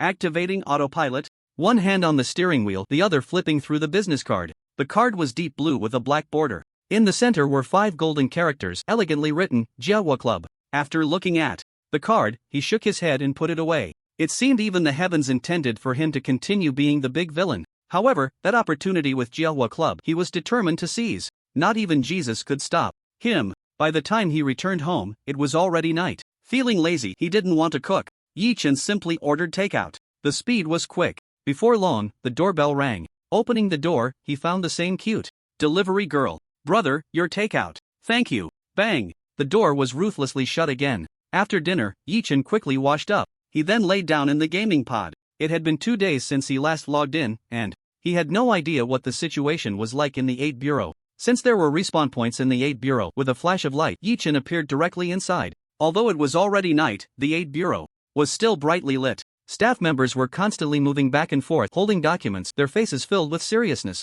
Just then, a voice suddenly rang out. "Knight, what are you doing here? You're not dead?" Shi Yuxuan held a coffee cup in his hand, stirring with a small spoon. He suddenly saw a familiar figure wearing sunglasses and a trench coat. He froze in place. Then, with an expression of disbelief, he quickened his pace and walked over. You really didn't die?" His eyes widened in shock. He even wanted to reach out and pinch Yi Chen's arm. However, Yi Chen slapped his hand away. Looking at Shi Yuxuan, Yi Chen shrugged and said, "Did you really want me dead?" Shi Yuxuan was instantly at a loss for words. Holding his coffee cup, he said to Yi Chen, "Come with me to the office." After saying that, he quickened his steps and hurried to his office. Bang! Once the office door closed, Shi Yuxuan set down his coffee cup. He still looked at Yi Chen with a shocked expression. Damn! It was rare for him to curse. In that situation, you actually managed to kill your way out? Shi Yuxuan pressed the remote control. The projector behind him lit up immediately. Image after image was displayed. Infrared remote sensing satellite images, long-distance photos of the scene. On the satellite image, the deep red ring in the Fusang region was so glaring, coupled with those long-distance photos of the scene. The cooled lava, the steel bars that had become limp due to high temperatures, the towering structures, and the barren black scorched earth. These? Did you do all this? Yi Chen pulled out a chair and sat down. He propped his feet on the desk, looking at Shi Yuxuan with a half-smile, and said, "If it wasn't me, could it be you? You don't have that kind of strength." Although Shi Yuxuan wanted to grab Yi Chen and give him a beating upon hearing this, after seeing those images and assessing the power gap between them, he chose to give up. After all, retreating is a way to gain freedom. You've got trouble. What is a reversal? This is a reversal. Shi Yuxuan looked at Yi Chen with glee. I can't provoke you, but that doesn't mean no one else will come looking for trouble. Oh, trouble? How many people need to be killed to solve this trouble? Shi Yuxuan had just taken a sip of coffee. Upon hearing this, he suddenly choked, and coffee sprayed out. How many people do you need to kill to solve trouble? However, thinking of Yi Chen's usual methods, he immediately felt that his immense joy had turned into sadness. Don't do anything reckless. Putting down his coffee cup, Shi Yuxuan said seriously. Whether I act recklessly or not depends on whether those people will act recklessly. Yi Chen didn't care at all. He took off his sunglasses and played with them in his hands. At his current level, although he wouldn't dare to say he was invincible, the cost of trying to encircle and kill him wouldn't be small. Moreover, they would have to worry about his retaliation afterward. After all, he was a madman who dared to threaten to blow up the entire city's electronic devices with an EMP bomb. Sigh. Shi Yuxuan tugged at his not-so-long buzzcut. Forget it, I'll arrange some field tasks for you in the next few days. Let's temporarily avoid those people. The pressure here will be handled by me and Professor Lu Su. Helplessly, Shi Yuxuan could only come up with this solution. I don't mind. Just remember to settle the reward for the last task. After saying that, Yi Chen stood up and left the office, leaving Shi Yuxuan inside, constantly sighing. After the battle in Fusang, all of Yi Chen's weapons had been destroyed. The durability of the Sun Chaser and Interceptor had both hit zero. First, he needed to repair the Interceptor, then forge some reliable weapons. This time, the mission to assassinate the third leader of the Steel Brotherhood had brought him a significant amount of merit points, even more than when he had killed those monster bosses during his job change tasks. Using his merit points, Yi Chen exchanged for some materials and applied for a separate manufacturing room. For him, there was no need to create weapon design blueprints anymore, because in his mind there were plenty of related designs. He placed the special steel into the smelting furnace to heat it up. While humming a little tune, Yi Chen began to process and forge. In Shi Yuxuan's office, he was on the phone, furiously shouting at the person on the other end. Gon Lin, do you know that he's a madman? Do you dare to provoke him? Check your big head. If he really had a problem, he wouldn't have gone to Fusang. Think about those useless subordinates of yours. Sending them to Fusang is like sending meat buns to a dog. What? If you have the guts, come at me. Let's see if I can smash your dog head. If you provoke me again, I'll dig up your ancestral grave. With 8 furious retorts in a second, the person on the other end had no way to counter. Finally, after shouting a few desperate words, "You wait," the call was hung up. Pa! Qi Yuxuan spat, not taking the other person's words to heart at all. As the head of the 8th Bureau's action team, Qi Yuxuan's official position might not be high, but he truly held the armed forces of the 8th Bureau in his hands. Anyone wanting to turn against him had better weigh their own cleanliness. However, thinking of Yi Chen made his brows furrow slightly. Yi Chen's performance, this time in Fusang, had exceeded everyone's expectations. It was a double-edged sword. It could hurt others, but it could also hurt oneself. It purely depended on how the sword wielder chose to use it. Sigh. Headache. Yi Chen was unaware that Qi Yuxuan had already vented his frustrations on the person coming to find trouble, leaving them questioning their life choices. Even if he knew, he wouldn't care. Looking at the weapons on the manufacturing table, he revealed a satisfied smile. The interceptor had been repaired. The cold muzzle exuded a brutal aura. Besides that, Yi Chen had also forged 2 other weapons. Perhaps it was a stroke of luck, but both weapons, crafted this time, were rare purple equipment. Purgatory high-energy focused flamethrower, rare, level, LV20. Attributes, strength plus 230. Attack effects, effect 1, when attacking, can add 100% movement speed. Effect 2, when attacking, flames carry penetration and spread effects. Following the will of Purgatory, let its greatness descend upon the world. On the manufacturing table lay a deep red, elongated flamethrower. Compared to the previous Hellwalker Type 2 flamethrower, this Purgatory appeared even more aesthetically pleasing and artistic. At first glance, it looked like a delicate piece of art, resembling the beak of a firebird. Further back, the heat sinks, and protective plates were layered, resembling the feathers of a phoenix. However, those who understood Purgatory knew just how terrifying it truly was. When using this flamethrower, even superpowered individuals had to be extremely cautious in the face of its terrifying recoil, which significantly reduced their agility. However, Purgatory's attack effects perfectly solved this problem. Additionally, the attack's penetration and spread effects were extremely frightening. Ordinary bunkers, as well as the shells of tanks and aircraft, could not withstand Purgatory's assault. The spread, as its name suggests, allowed flames to rapidly extend outward. On the battlefield, this was a terrifying killing machine. On another manufacturing table lay a rather ferocious weapon, a rotary machine gun. Its appearance was not much different from the former Gatling gun, but anyone who dared to underestimate it should prepare for a tragic end. Heavenly Saint high-speed cannon, rare, level, LV20. Attributes, strength plus 210. Attack effects, effect 1, when attacking, you can enter the Saint's baptism state. Saints baptism, bullets attach burning, poisoning, bleeding, thunderfire, and paralysis effects. Effect 2, normal attacks can carry a tearing effect based on percentage, ignoring defense. God said to forgive him, and your responsibility is to bring him to heaven, amen. This weapon is specifically designed to deal with superpowered individuals. If it's a superpowered individual on the same level as Yi Chen, especially someone like the fighter, who has tough skin and flesh, without the tearing effect, the bullets might not even be able to pierce their skin. After all, those guys, by the late game, can withstand the existence of a black hole with their bodies. As for professions like swordsman, mage, psychic, and mechanic, each has its own methods. Therefore, the tearing effect has become one of the essential attack effects for the gunslinger profession. He stored 2 weapons in his backpack. Stepping out of the manufacturing room, the sky outside was already faintly brightening. Humming a tune, Yi Chen found a spot to nestle in and took a nap. He didn't know if it was intentional by Xiao Wenming to give more players more time to strengthen themselves. Sleeping in the game, even lying in the game pod, allows one to enter a deep sleep. Moreover, it's the best deep sleep. This is also one of the reasons why the game later attracted nationwide participation. After about 3 hours, Yi Chen was awakened by the alarm he had set. He stood up and stretched lazily, feeling refreshed.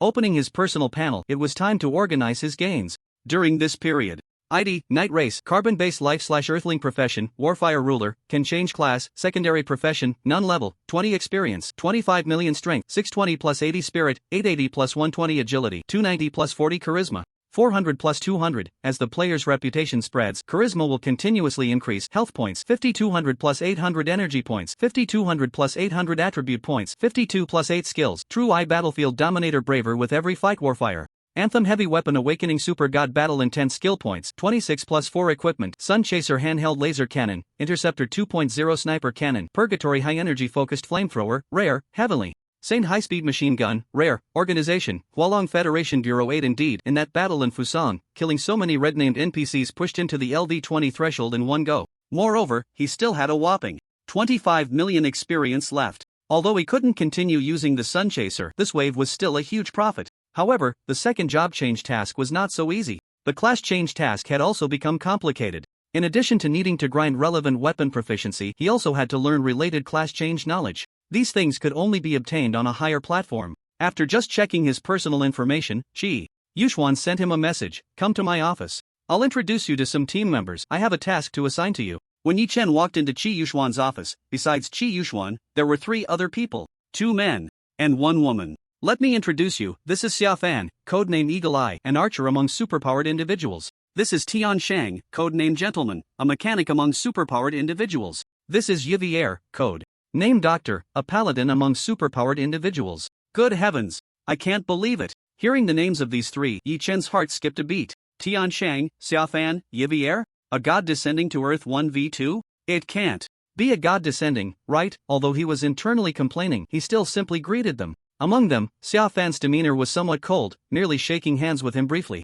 Tian Shang, on the other hand, was a bit reclusive and introverted. When he saw Yi Chen extend his hand, he appeared somewhat awkward. As for Ivy, the paladin class, in gaming slang, is essentially a healer. Generally, healers are broad-minded and accommodating. The person Chi Yuxuan arranged for him was a complete remote firepower strike team, and all of them were superpowered individuals. Gunsmiths and archers are renowned for their long-range attacks. The gunsmith can unleash the most terrifying and extreme firepower in the shortest time using various technological creations. The archer, on the other hand, practices their archery skills, making them even more powerful in terms of agility and attack effectiveness. Gunsmiths can achieve ultra-long-range strikes. Archers can effectively strike at medium to long distances. Mechanics create various automated or intelligent mechanical devices, capable of setting up various defensive measures, conducting battlefield monitoring, and infiltrating local networks. The paladin, as a well-known class in the game, needs no further explanation. Battlefield medics can provide buffs. Additionally, since the paladin class exists as a support role with limited offensive capabilities, there are very few players who choose to play it, leading to a shortage of healers in every version and a lack of healing in the next dungeon. "Hello, I am Yi Changfeng, codename Madman." Yi Chen briefly introduced himself. "Alright, now that we know each other, take a look at these things." Chi Yuxuan sent the relevant task information to their personal terminals. Hiss, do we really have to do this? After seeing the content above, the other 3, aside from Yi Chen, all gasped. Chi Yuxuan looked at them expressionlessly and said, "The confidentiality level of this task is the highest. You can refuse the task, but you will be temporarily kept under guard. You won't be released until the task is completed." Hearing Chi Yuxuan's words, everyone understood the importance of this task. "I have no problem." Xia Fan shook his head, indicating he could accept the task. Tian Shang hesitated for a moment but silently nodded. Seeing that the other 2 had already agreed, Ivy also nodded. "Alright, since that's the case, get your gear ready quickly. You will set off soon." "Yes." The 3 responded and left the room, while Yi Chen did not leave. "What's wrong?" Chi Yuxuan looked at him in confusion. "Nothing, I just wanted to ask, what's the level of intensity here? Should it be a bit sensational? Or more low-key?" Hearing Yi Chen's description, Chi Yuxuan's mouth twitched slightly. "You can decide how to handle it." In the end, Chi Yuxuan dismissed Yi Chen with this remark. Yi Chen shrugged and left a parting comment, "Then don't blame me later." After that, he turned and walked out of Chi Yuxuan's room. Looking at the task, Yi Chen vaguely guessed something. In his previous life, he hadn't played Star River Empire in the early stages. It was only 2 years later, in the 3rd version, that he started playing. By then, the rookie planets that had just been born were already able to interact with interstellar forces. However, he had read some historical materials from earlier periods. In Star River Empire, shortly after the game launched, to be precise, after the servers of other federal forces gradually opened, a historically significant event occurred in the early stages of the game. Because all players are born into different factions based on their regional IP addresses, players from Hualong tend to focus on farming, developing, and leveling up. However, players from Xingmei are different. Although a loose Earth Federation has been formed in the real world, the integration is far from easy due to reasons such as geography, ethnicity, culture, and even systems. It's merely a suppression of unnecessary violent conflicts, like wars. Instead, this war has shifted to the realms of economy, culture, and even games. The major factions in the Galactic Empire are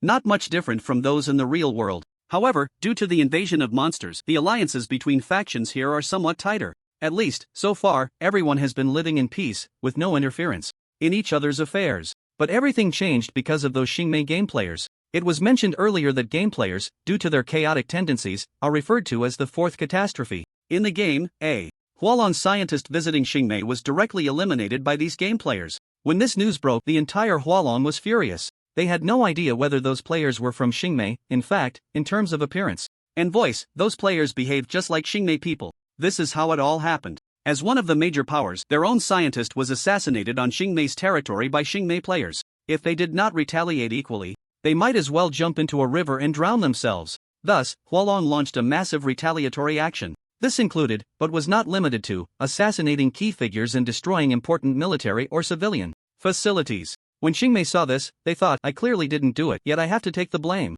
Fine. Let's fight.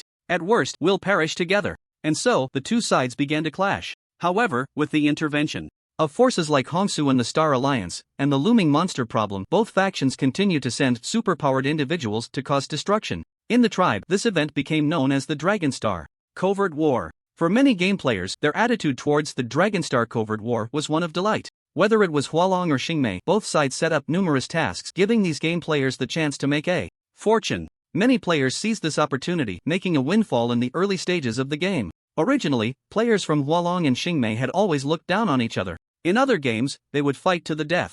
The same was true in Galactic Empire. Even the major clubs and related guilds at that time united to resist Xingmei. However, when the game players participated in the war, it had already reached a boiling point. In the early stages, they hardly engaged in battle. First, players' levels were generally low at that time. Without a second transfer, taking on these tasks was purely for gaining military merit. Second, in the early stages, both Hualong and Xingmei believed they could resolve issues solely with their superpowered individuals, without needing to issue external tasks. This time, due to his level in joining the 8th Bureau, Yi Chen unexpectedly found himself able to join the Dragonstar Covert War ahead of time. Yi Chen felt a surge of excitement. Returning to the task, this time, Yi Chen's combat team was assigned a retaliatory mission targeting a military port in Xingmei. Although it was called a military port, there were hardly any surface vessels left. Even in the ocean, there were still many monsters present. The speed of surface vessels was too slow compared to them. However, submarines had always existed and were still on missions. The purpose of these military ports was to provide maintenance and a place for soldiers and submarines to rest. As the country with the most military bases in the world,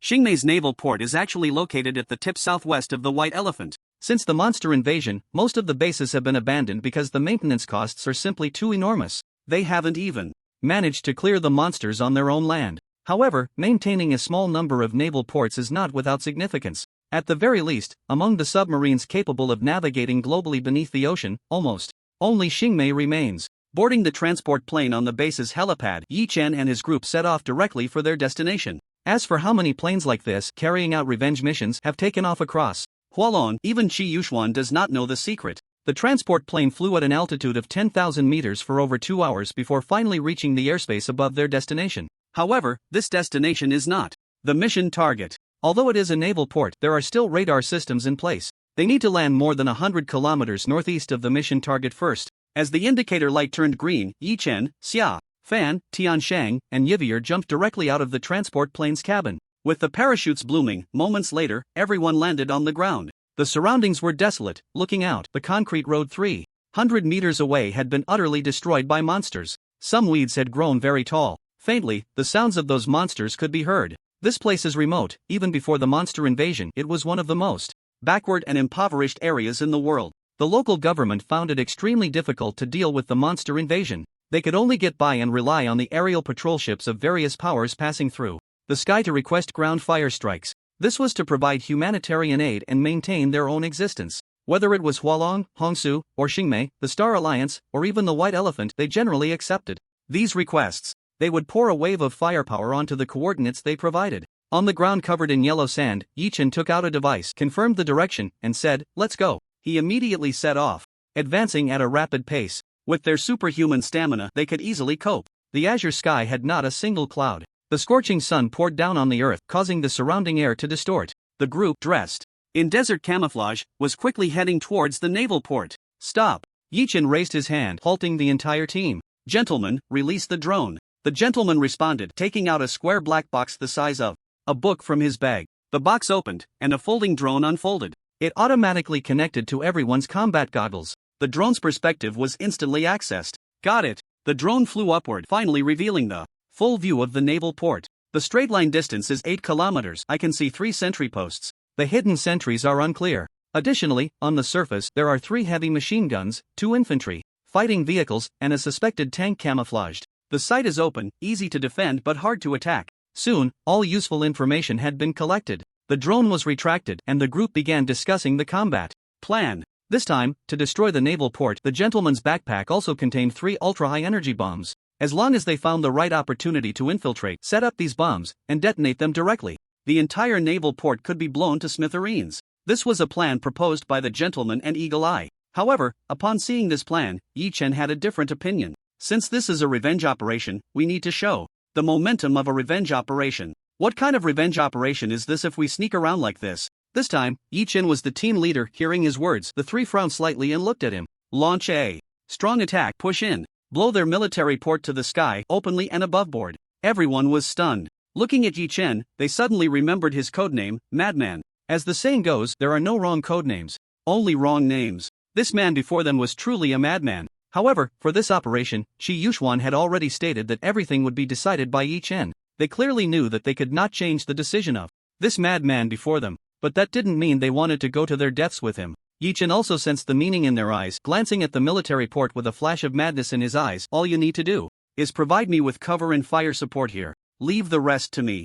I have no objections. Eagle Eye was the first to agree. Me too, the gentleman said softly. Captain, are you really not going to reconsider? The doctor asked. After seeing Yi Chen shake his head, he could only shrug. It's up to you. Give it to me. Yi Chen extended his hand towards the gentleman. The gentleman silently handed over the bag he was holding to Yi Chen. Yi Chen then instructed them to prepare for long-range fire support at the designated location. He himself took a step forward, quickening his pace towards the military port. I've heard a lot about this night madman. I didn't expect he really is a madman, the doctor said with great interest. As long as it doesn't delay the mission, let him do as he pleases. Eagle Eye took out his folding longbow and began to clean it. At the same time, he arranged various arrows beside him, preparing for battle. The gentleman continued to operate the drone, gathering more useful information for Yi Chen. The closer they got to the military port, the more open the surroundings became. As Yi Chen approached, the soldiers on guard instantly became alert. Hi, man, who are you? A blonde soldier shouted at Yi Chen through a loudspeaker.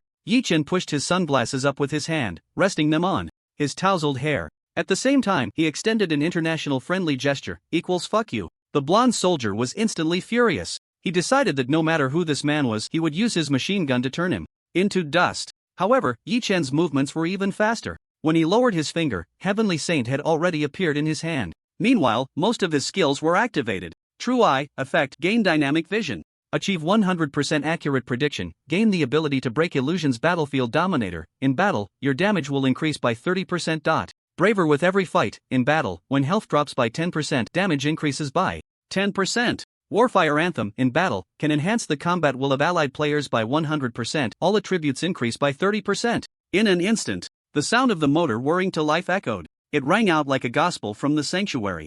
The 2 attack effects of Heavenly Saint were also triggered. Effect 1, when attacking, can enter Saint's Baptism state. Saint's Baptism, bullets attach burning, poisoning, bleeding, thunderfire, and paralysis effects. Effect 2, normal attacks can carry a tearing effect, percentage-based, ignoring defense. The tall city wall, in an instant, bore a terrifying attack it should not have endured. Under the tearing effect, the city wall was no stronger than a piece of paper. The flames from the burning, the poisonous smoke from the poisoning, and the current from the thunderfire continuously exploded in the smoke. The 3 who were preparing to provide long-range support for Yi Chen at the designated location were all startled by the sudden explosion. Eagle Eye snapped the arrow in his hand, and the doctor's medicine bottle fell to the ground. The gentleman stared in astonishment at the scene transmitted by the drone. Does the captain really mean a strong assault in the literal sense? They speculated that even if Yi Chen was crazy, he would at least find a weak point and attack directly. But they never expected that Yi Chen was such a simple person. When he said strong assault, he wouldn't resort to sneak attacks. The Heavenly Saint in Yi Chen's hand merely swept across the city wall.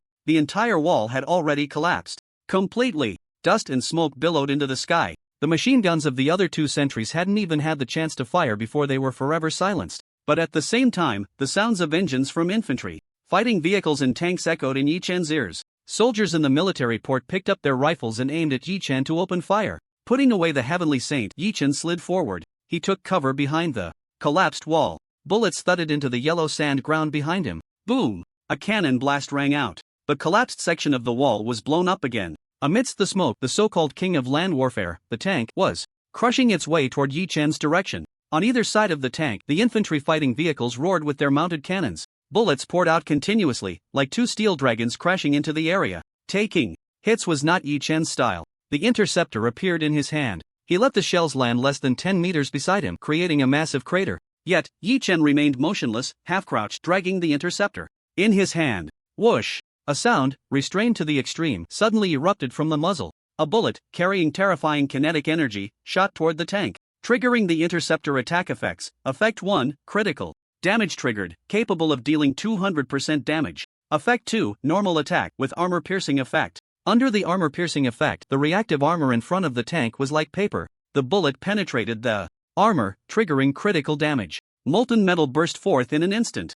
It pierced through the driver inside, directly piercing his heart with 10,000 arrows. Kaka! Instantly, the entire tank shut down. Although he had disabled the tank, Yi Chen also paid a price. The bullets tore through his muscles, and blood quickly dripped to the ground. His blood gauge had dropped by 1/10 in that wave of attacks. Seeing their strongest combat power, the tank, had been destroyed, the soldiers were taken aback. The mounted cannons on the infantry fighting vehicles quickly adjusted their aim toward the rapidly running Yi Chen. A sharp, needle-like pain shot through the back of Yi Chen's head. This was a reaction produced by his body in response to an extreme threat. At the critical moment, Yi Chen suddenly lunged forward. 2 steel dragons swept past him from behind. Dust was instantly kicked up. In the cover of the dust, Yi Chen switched to purgatory. He pulled the trigger. Terrifying flames descended. Amidst the swirling yellow sand, a terrifying fire dragon charged out, claws bared. Anything in its path was instantly vaporized. Even the surrounding smoke was directly swept into the sky by the scorching wind. Everyone followed the fire dragon's path, and time seemed to freeze at that moment. The heat sink on the flamethrower, resembling pieces of phoenix feathers, fully opened. The crimson glow flowed continuously, but at the muzzle, flames spewed forth, capable of annihilating the world. In an instant, the flames licked one of the infantry fighting vehicles, triggering the purgatory attack effects. Effect 1, when attacking, can add 100% movement speed. Effect 2, when attacking, the flames carry penetration and spreading effects. Yi Chen was running, and bullets could only land behind him, kicking up clouds of dust. But the terrifying flames seemed to have a consciousness of their own, spreading outwards. The person kissed by the flames instantly turned to nothingness. The firearm in their hand also melted into molten steel, spilling onto the ground. In such terrifying high temperatures, the armored vehicle didn't even explode, it was directly reduced to a puddle. Standing at the designated location, through the shared vision of the drone, 3 people stood there, unable to utter a single word. Terrifying. Devil. Madman. Not only was he truly launching a fierce attack, but it was clear he was about to breach this military port. Moments later, the soldiers within the military port were so frightened by Yi Chen, who resembled a demonic god, that they abandoned all will to resist. I surrender! I surrender! Whoosh! The sound of the interceptor drowned out his voice. The highest honor of a soldier is to die on the battlefield. Moreover, I'm here for revenge, not to collect garbage. Yi Chen muttered quietly while clearing the battlefield. After thoroughly cleaning the entire military port and leaving no survivors, Yi Chen finally took out 3 ultra-high energy bombs from his backpack. The design blueprints of the military port had long been thoroughly studied by the 8th Bureau. The locations for placing the ultra-high energy bombs had all been marked. After installing all the ultra-high energy bombs and tidying up, Yi Chen quickened his pace and left the military port. The attack on the military port would soon be known to the people of Xingmei. However, submarines lurking nearby might retaliate against them. After all, in this way, they had directly stolen the submarine's home. Boom! Boom! Boom! First, 3 thunderous explosions rang out. The power of the ultra-high energy bombs was fully unleashed. Following that were the sounds of chain explosions from oil tanks, pipelines, and ammunition depots, rising and falling in succession. Looking far into the distance, massive fireballs completely engulfed the entire military port. Black smoke, soaring yellow sand, and red-black fireballs. The tremendous vibrations could even be felt by Eagle Eye and his group, standing 2 kilometers away. Watching the military port turn to ruins, Eagle Eye fell silent. He had always been proud and aloof. Upon learning that he would be teamed up with a newcomer who had just entered the 8th Bureau, and that he would be made the captain, he didn't say anything but felt very displeased inside. Even just now, when Yi Chen offered his opinion, he had responded with a perfunctory attitude. Until now, he finally understood. This man had such capital. Madman, you are just too fierce. The gentleman's face turned red as he spoke in the team voice chat. Madman, you're amazing. Ivy's eyes sparkled with admiration. As a paladin superpower user, if there was a great god who could take her on missions, the comfort of lying down and winning, those who have tried know. And now, it seemed there was such a great god right in front of her. As Yi Chen ran towards this side, a mechanical voice also rang in his ears. Congratulations, you have completed the first phase of the mission Dragon Star Dark War. Progress, 1%. Experience reward, 2000000. Charm value gained, 500, from the Hualong 8th Bureau. Clearly, the mission Dragon Star Dark War would be phased in long term. In gaming terms, it had already become a daily mission. You blow up my military port today, I'll blow up your airport tomorrow. In any case, this would become a feast belonging to gamers. Through Hualong's unique transportation channels, everyone first took a detour into a neighboring country. Then, they boarded a cruise ship to a secret airport at sea. Finally, they took a private jet back to Hualong. After all the hustle and bustle, it was already late at night when they returned to Hualong. In their farewells, everyone went back to rest, while Yi Chen directly logged off and left. Just as Yi Chen was washing up and preparing to sleep within the tribe, things became lively. The cause, of course, was the news released by the players from Xingmei, boasting about how they had assassinated the Hualong scientists in the game. Instantly, a fierce argument erupted in the posts. From the matriarchs of 18 generations to the great-granddaughters still in their cellular form, everyone was greeted in beautiful Hualong language. If it weren't for the lack of means for players on both sides to directly contact each other, they might have already ignited a grand guild war. However, at that moment, a comment from a player from Fusang caught the attention of many. Damn it! Why has our Fusang become like this in the game? Exactly. We need to protest. A large group of Fusang players surged in. After this group of Fusang players shared their situation, the comrades from the Battle Ignorance Bureau quickly went online. We Hualong are not doing well either. There are monsters everywhere. Fusang is better. The cherry blossoms in Fusang have bloomed again. Exactly. In the past, the toilet water in Fusang was drinkable, now it seems even the sewage water is drinkable. Friends from Fusang, hurry and summon your Ultraman to fight the little monsters. The atmosphere instantly became cheerful. Wait a minute, in our Fusang, all the factions are subversive organizations, there's no fun in the game at all. Exactly, I just wanted to stay in and relax, but those damn NPCs killed me. Me too, why do they treat us like this? However, the Hualong players jumped in again, talking about democracy, freedom, and how exhilarating it is to be in a subversive organization. This made those complaining Fusang players start to doubt themselves. Nevertheless, there were still smart people among the Fusang players. Seeing that most of their side was about to be fooled, they quickly released a video. Everyone, don't be deceived by the Hualong people. Their conscience is terribly bad. Look at this video. In the video, there was a player who had joined the subversive organization. Coincidentally, he only wanted to do some daily tasks. Unexpectedly, he was suddenly assigned a mission by his faction to encircle and kill someone. Initially thinking it was an NPC, he was shocked to discover upon arrival that the target was actually a player. Moreover, looking at the ID above his head, he was a Hualong player. Instantly, this Fusang player was filled with excitement, determined to record this video well to show everyone how this Hualong player was brutally killed on their Fusang territory. Little did he know, that day would become his nightmare. That day, the sun in the game was beautiful in Fusang. Although the tall tower was already in ruins, it still bore a tragic color, reminiscent of their nation's past history. Just when he thought that the Hualong player was about to meet a tragic end under the barrage of fire, his vision suddenly turned golden. At that moment, the Hualong player transformed into a war god, bathed in the brilliance of sunlight. Terrifying lasers, like sickles, harvested the lives of all the subversive organization NPCs and players. Boiling magma charred earth.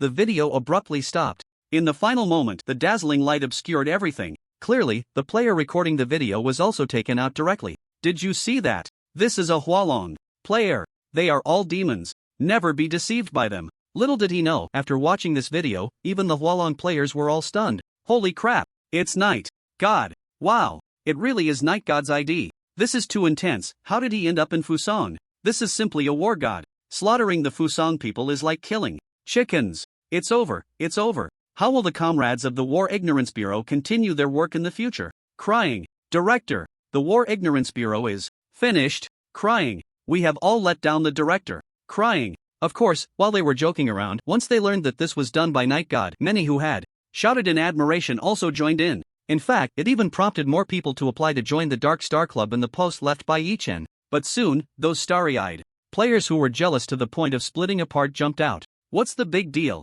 It's just that we didn't have the chance to go to Fusang. Otherwise, we from Starry Beauty could do it too. Exactly, Fusang is just a trash place. If we were to go to Fusang, we could sink it. Instantly, this post turned into a chaotic three-way battle. Even the onlookers from the Hongsu, Bai Xiang, and other factions joined in the interaction. Looking at their discussion, one might think this group was about to directly start a third world war. These people even argued while playing games, battling it out until dawn. However, with another video being released, everyone erupted again. After Yi Chen woke up, he habitually flipped through the news and browsed the tribe. Upon seeing this post that had turned red, with harmonious communication and thousands of replies, he casually posted a video in his thread. Because of the video from the Fusang players, even more people paid attention to Yi Chen's post. So, once the Post was updated, many interested players received notifications. This video comes from our Dark Star Club player Night Constant Madness. Knowing this was Night God's video, everyone clicked on it with anticipation and curiosity. However, after watching the video, everyone was incredibly excited. Mom asked me why I had to kneel to watch this video. I'm dizzy. I'm really dizzy. Is this Night God?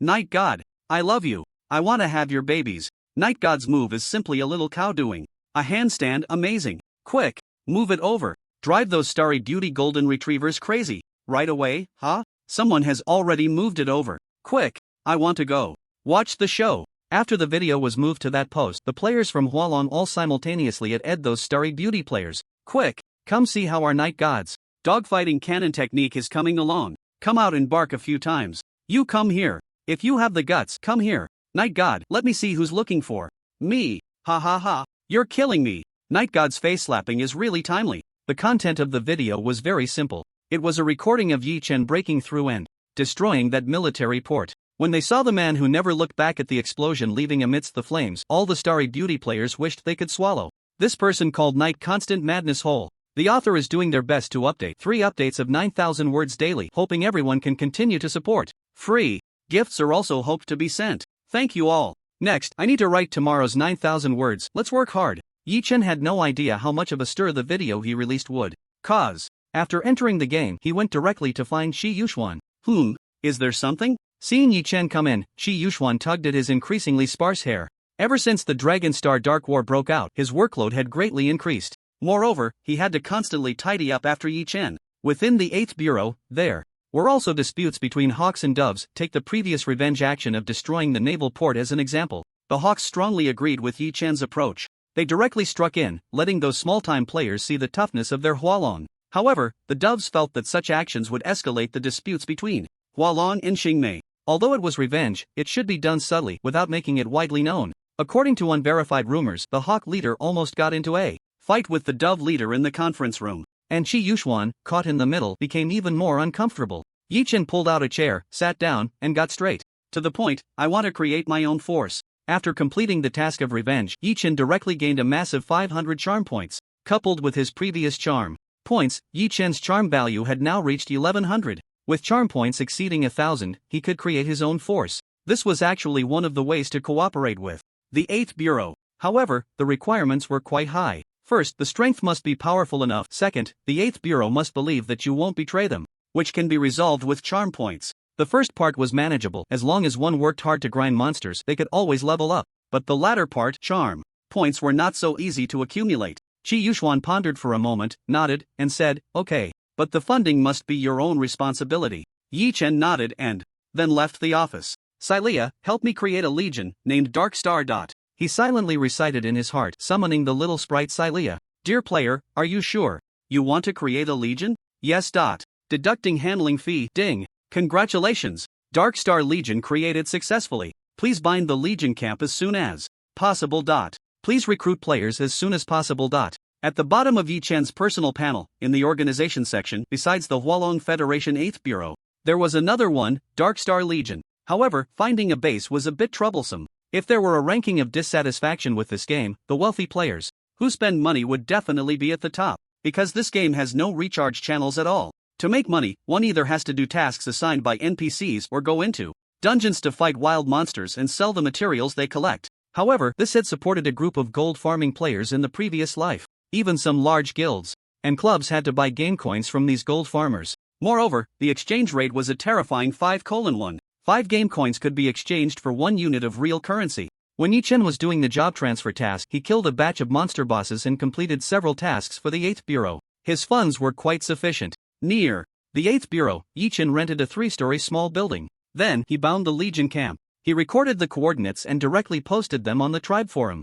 In less than 5 minutes, the applications to join the Legion poured into his inbox like snowflakes. Yi Chen set the requirement that only players above LV10 could apply. Now, the game had been live for a week. If players started on the first day and diligently leveled up, reaching LV10 was not difficult. The challenge was how to complete the job transfer task. Undoubtedly, the post Yi Chen made attracted this batch of players. Currently, the Legion needed a group of helpers to boost activity and Legion level. Therefore, Yi Chen was not picky and basically let everyone in. Glimmers of light flashed as one person after another continuously appeared on the first floor of the small building. Damn! Dark Star Legion? Sounds really impressive. Is this the Legion created by Night God? Haha, I want to follow Night God and take down Fusang and Xingmei. Right, let's crush them. The Legion was currently only level 1, with a member limit of 150. As the level increased, the member cap and other functions would be gradually unlocked. Step, step. At that moment, a sound of footsteps echoed. Everyone turned to look, and Yi Chen, dressed in a long black coat, was walking down from the second floor. Night God, Legion Commander. Damn, it's Night God. Night God is awesome. Night God, I love you. Instantly, all the gamers erupted with excitement. They rushed forward, eager to get closer. At the same time, friend requests were continuously being sent. Ahem. Yi Chen covered his mouth and cleared his throat twice. Then, he slowly spoke, everyone, please calm down. The ID Yi Changfeng still held some weight. Upon hearing Yi Chen speak, some players spontaneously began to maintain order. Quiet down. Listen to Night God. Exactly. If you keep making noise, we'll kick him out of the Legion. In half a minute, everyone quieted down. Before joining the Legion, I believe everyone has seen the post my boss made. Thinking of what he had done, he wasn't afraid of anything happening. But to avoid disturbances, it was better to keep his identity hidden. Our Legion will provide the necessary weapons for class changes to the top 4 players and contribution points every week. Additionally, every Sunday, I will personally lead the team to complete class change tasks. I hope everyone can work hard to earn contribution points. There are many ways to earn contribution points, such as running dungeons, defeating wild monsters, completing tasks, or even donating game gold to the Legion. All of these can earn corresponding contribution points at a certain ratio. After watching the people below discuss in low voices for a while, Yi Chen clapped his hands to gather everyone's attention and smiled. Next, I have some free information to share with you. In the near future, we will be involved in a major event that will happen in the current version. At that time, everyone might have the opportunity to compete with players from other regions. However, the priority now is to improve your own strength. Alright, that's all for now. Let's get started. After Yi Chen finished speaking, he turned around and logged off. Today, in the real world, he had some other matters to attend to. He dialed manager Li Chanxiu's number, and after a moment, hello, Mr. Yi, what can I do for you?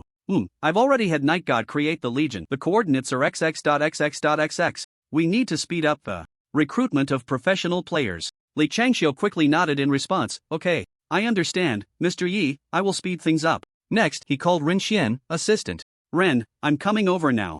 Alright, young Master Yi, do we need to hold a board meeting? No, I'm just going over to discuss a few things. Okay, I'll arrange it right away. Everything was settled, and Yi Chen also sent a message to Luo Xiaosu. Don't forget our agreement. Remember to join the Dark Star Legion. After sending the message, he picked up the car keys. He drove the Dasha Long K straight to Sky Industries. Once was a stranger, twice was familiar. When they saw the cool and domineering sports car enter Sky Industries, everyone knew Yi Chen had arrived. Speaking of Yi Chen, everyone's feelings were quite complex. The first time they saw him, they all regarded him as a wealthy second-generation heir. Arrogant, domineering, he called a board meeting as soon as he arrived. Of course, as the events of the board meeting spread, everyone felt a bit resentful, some blamed fate, and some looked down on him. They thought Yi Chen was just lucky to be born into wealth. Using the shares of Sky Industries in his hands, he borrowed hundreds of billions in cash. Then he threw this money into the mining industry, one of the lowest-end resource sectors. Wasn't that like throwing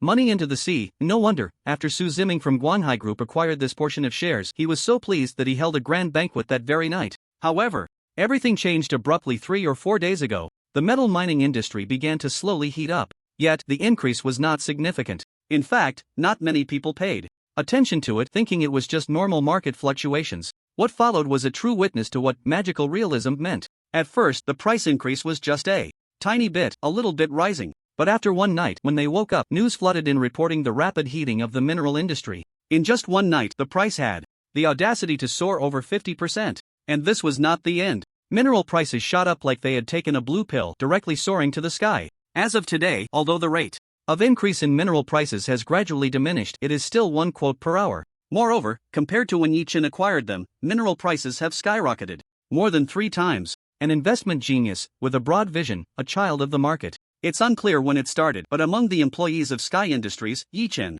was bestowed with countless titles. Seeing Yi Chen step out of the car, the passing employees all displayed radiant smiles. Hello, President Yi. Hello, President Yi. Unlike before when they called him young Master Yi, in their eyes, Yi Chen now had the qualifications to be addressed as President Yi. Yi Chen nodded in acknowledgement, then entered the exclusive elevator, heading straight to the top floor of Sky Industries. Young Master Yi. As soon as the elevator doors opened, Rin Qian's smiling face appeared before Yi Chen. I originally planned to personally greet young Master Yi at the entrance, but something came up. He then leaned closer and whispered, Director Su Ziming is already waiting for you inside. Okay, I understand. The first thing, the sofa. Yi Chen nodded and walked into the office. This office was his father's office. During his lifetime, its status in Sky Industries was self-evident. Oh, Director Su, long time no see. Long time no see. Yi Chen was very polite on the surface, but he walked straight to the desk and plopped down into the chair that belonged to the chairman. Seeing Yi Chen so casual, even Su Ziming, no matter how deep his scheming or how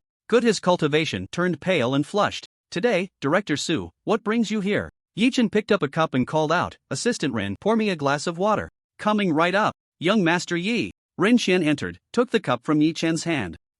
He saw Su Ziming and asked, Director Su, would you like something to drink? No need. Su Ziming gritted his teeth and said expressionlessly. Once Rin Qian left and closed the door, Su Ziming finally spoke coldly, President Ji, you truly have good means. Upon learning of the soaring prices of metal minerals, his blood pressure also spiked. Remembering the previous banquet, he felt utterly ashamed. The fool was actually me. Initially, he thought Yi Chen was just a spendthrift, a big playboy. He never expected to be outsmarted. But who could he blame? If anything, he should blame himself and the greedy Guanghai group behind him. Yi Chen's things were not so easy to take. This wave of operations meant that Yi Chen had not paid anything at all. Using Guanghai group's money, after deducting the principal he returned to them, he made a whopping 210 billion. Moreover, according to the contract signed between the two parties, he only needed to return the principal to Guanghai Group to reclaim all the shares that belonged to him. This trick of borrowing a chicken to lay an egg has turned both me and Guanghai Group into a joke. At this point, Su Ziming's breathing had become somewhat rapid and his eyes were turning a bit red. What's wrong? Yi Chen picked at his nails, raising an eyebrow. Is Mr. Su feeling unconvinced? Or are you trying to pull another trick? Yi Chen, will take it all on. Su Ziming sat there, his fists clenching and unclenching. After repeating this a few times, he suddenly slumped as if his spine had been pulled out. Mr. Yi, this time I, Su Ziming, have lost. In the mountains and rivers, we shall meet again. He returned to his expressionless demeanor. Standing up, he adjusted the buttons on his clothes and then turned to leave. Just then, Ren Qian pushed the door open, walking in with a cup. Ha, Mr. Su is leaving already? Su Ziming didn't even glance at him, striding straight out of the office. Ren Qian was momentarily taken aback but showed no emotion. He simply closed the door and handed the cup to Yi Chen. Transfer the money to this account and return it to Guanghai Group. Yi Chen tossed a document to Ren Qian. The money in this card should be transferred to the fund account. This card is your bonus. Ren Qian was momentarily stunned as he looked at the 3 bank cards Yi Chen had pulled out. Especially when he glanced at the last one, his breath quickened.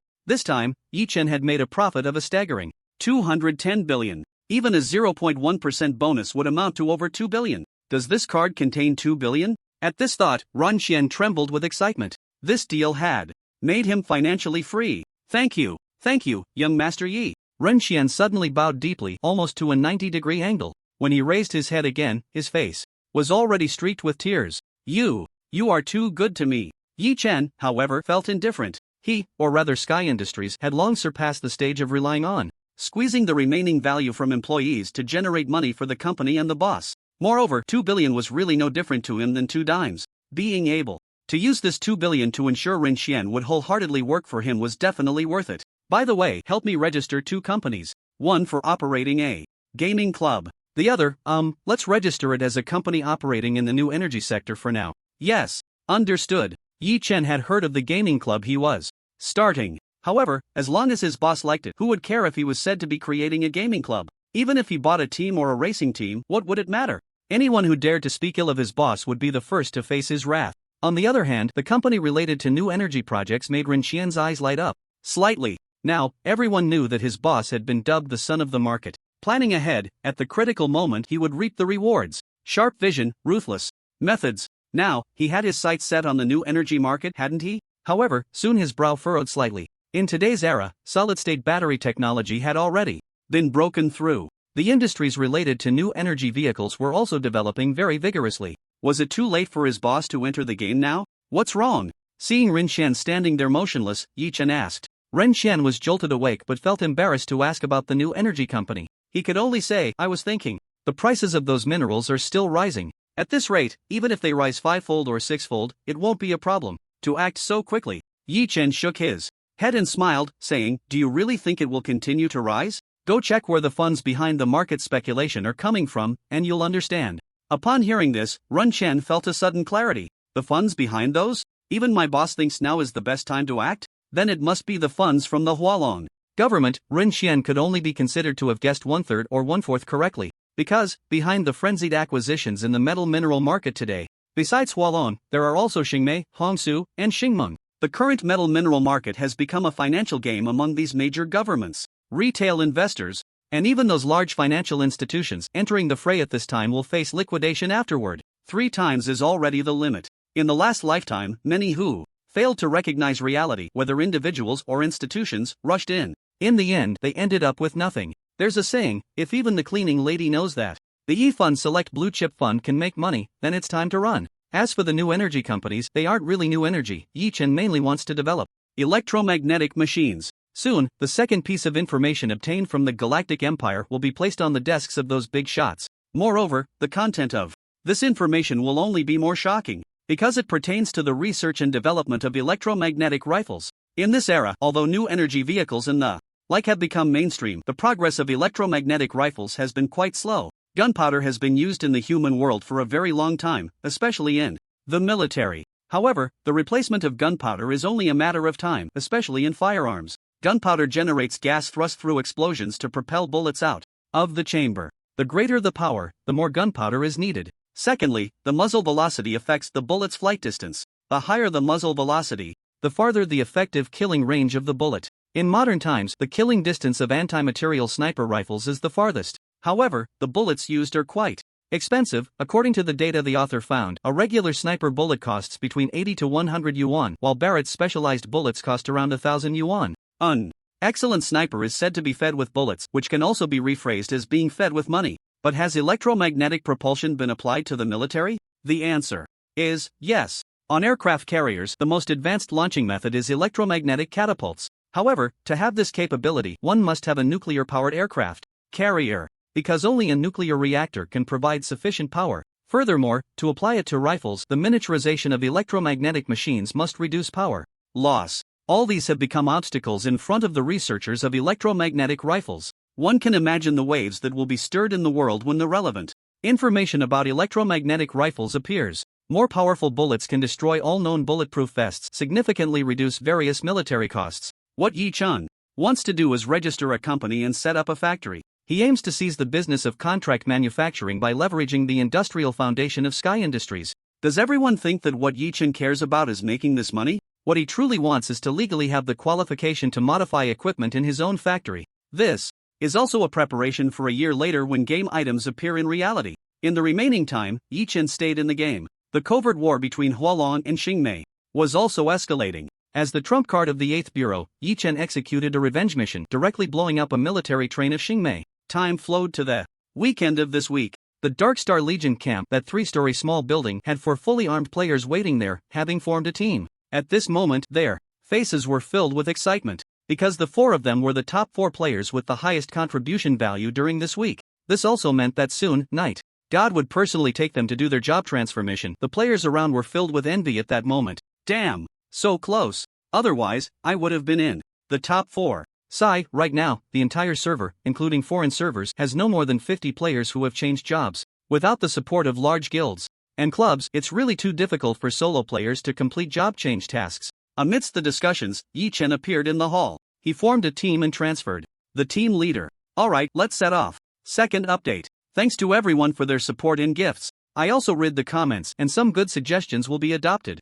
such as reducing skill descriptions, etc. Let's improve together. Previously, Yi Chen had bought quite a few maps from the gathering place to complete the job change task. After joining the 8th Bureau, some of the information from the 8th Bureau was also open to him. He found quite a few places to grind for awakening tasks. This time, the 4 players with the highest contribution points from the legions were Night Rain Sorrow, Fighter, Dominant Sword, Swordsman, like Days, Female Fighter, and Wind Sweeping Leaves, Psyker. Among the 4, fighters occupied 2 spots. They had already decided on their job change directions. Unsurprisingly, both fighters chose the second job of Martial Arts Master. This was the same second job that the first fighter, Luo Shui Nianhua, had chosen. This profession has a very high balance, enhancing combat power through the practice of various fist techniques. In the early stages of the game, it is a T0 level profession. Moreover, even Luo Shui Nianhua, who had the support of a large guild, chose this profession. Naturally, they only needed to copy the homework. After all, behind these large guilds there is a complete think tank to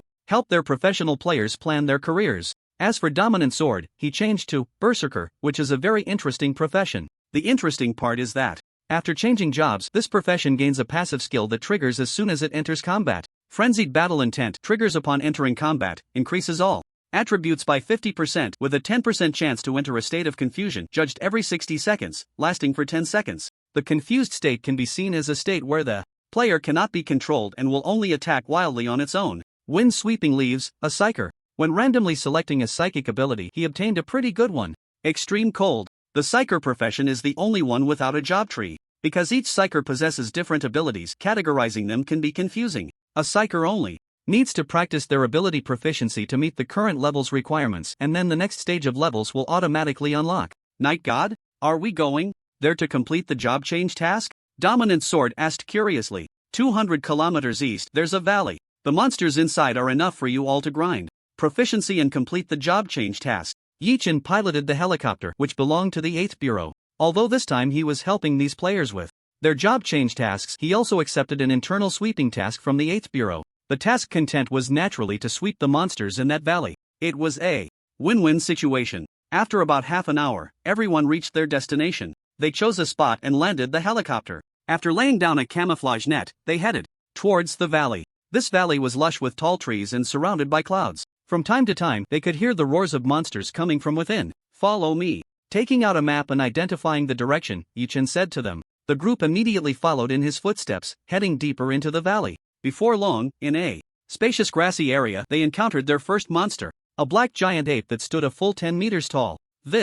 Upon seeing the giant ape, their hearts suddenly tightened, because this giant ape was clearly at LV-15. It was a full 5 levels higher than them. Fight, I won't help you. I'll be on the outskirts, blocking those monsters trying to come over.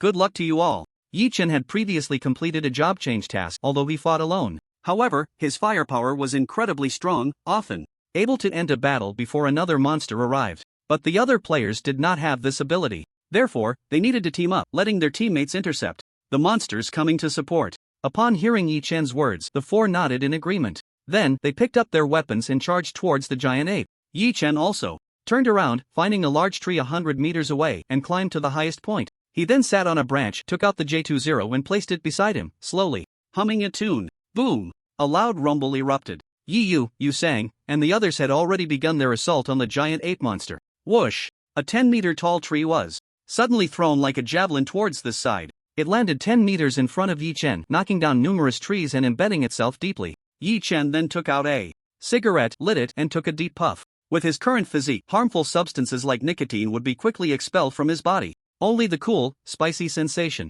lingered in his lungs. In the real world, smoking is harmful to health. However, here, the players are all superhumans, their bodies enhanced. There are also a group of players who specifically come here to earn a little money to satisfy their smoking cravings. After all, in the real world, smoking control has been quite effective. Boom! What giant object fell with a loud crash, causing many leaves to shake off the tree where Yi-Chen was sitting. If Yi-Chen were to join the battle now, it should have already reached its conclusion. But, Yu sang, and the others were currently caught in a fierce struggle. Roar! Roar! Roar! The angry roars accompanied the sound of the giant beast pounding its chest. Boom! Boom! Boom! Dust flew everywhere as the footsteps of monsters approached from afar. The entire ground began to tremble. Monster reinforcements arrived. A giant lizard, over 30 meters long and more than 5 meters high, was charging towards them with its 4 thick legs. Ah! Trouble is coming. Yi-Chen, who was originally leaning against the tree trunk with a sun hat shading his face, lazily stood up while holding a cigarette.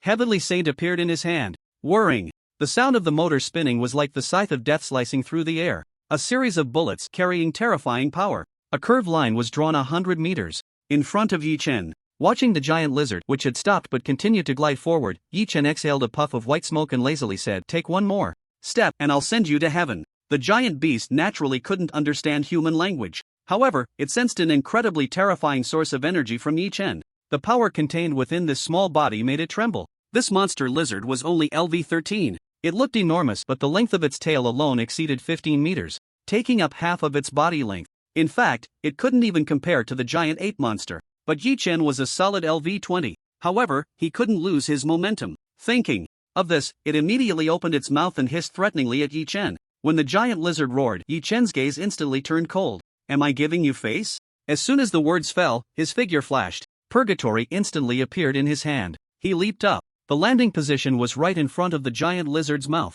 Seeing Yi Chen disappear, the giant lizard was startled. This human in front of it was not following the rules of combat. Clearly, it hadn't taken a step forward, so why was he still attacking? But seeing Yi Chen voluntarily present himself to its mouth, it was overjoyed. It opened its mouth wide, wanting to swallow Yi Chen whole. The heat sinks on the purgatory all opened up. The crimson glass muzzle, like the elegant beak of a fire phoenix, gathered sparks. In the next moment, the immense recoil caused Yi Chen to suddenly halt in midair. A vast fire dragon erupted, directly pouring into the depths of the giant lizard's throat. A wave of heat spread continuously in its throat, much like something else. However, the giant lizard monster didn't let out a single scream. The scorching flames burned away its vocal cords. Under the effects of penetration and spread, the flames directly pierced through to the giant lizard's tail. When Yi Chen landed, thick flames were blazing fiercely. The entire corpse of the giant lizard monster had ignited like a torch. In the distance, other monsters were rushing over. But upon seeing this scene, they all stood frozen in place, too afraid to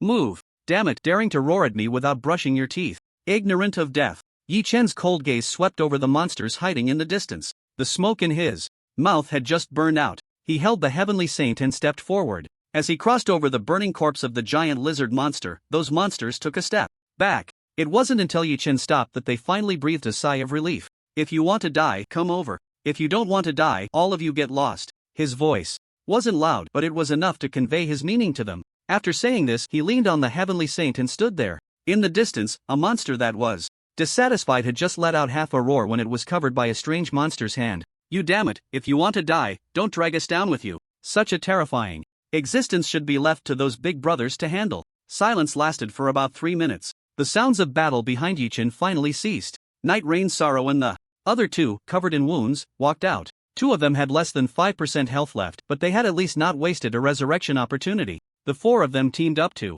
complete the class change task, and it was indeed much easier. They weren't like the great god Luo Shui Nianhua, who soloed to showcase his strength. It was like a certain big monkey. As soon as a new dungeon came out, it would challenge 1 against 3. These were all exclusive play styles for the great gods. For ordinary players like them, it was enough to complete the tasks. Supporting each other, they walked out with smiles on their faces, wanting to express their excitement to Night God. However, the first scene they saw upon stepping out was the massive, burning corpse of the giant lizard. 1. A level 15 monster's corpse? As Seyumi Lee saw the words LV-15, Jungle Giant, Lizard corpse hanging above the monster's head, she couldn't help but exclaim. However, Night Rain Sorrow, Ba Jin, and Feng Sa Luoyi stepped over the corpse and, upon seeing Yi Chen, were instantly struck speechless. He, Night God, actually managed to make those monsters standing in the distance not dare to take a step forward with just his own strength. I saw in the comments that many friends believe that a gunner can't be an assassin. Because of the setting, the game background is a future world, and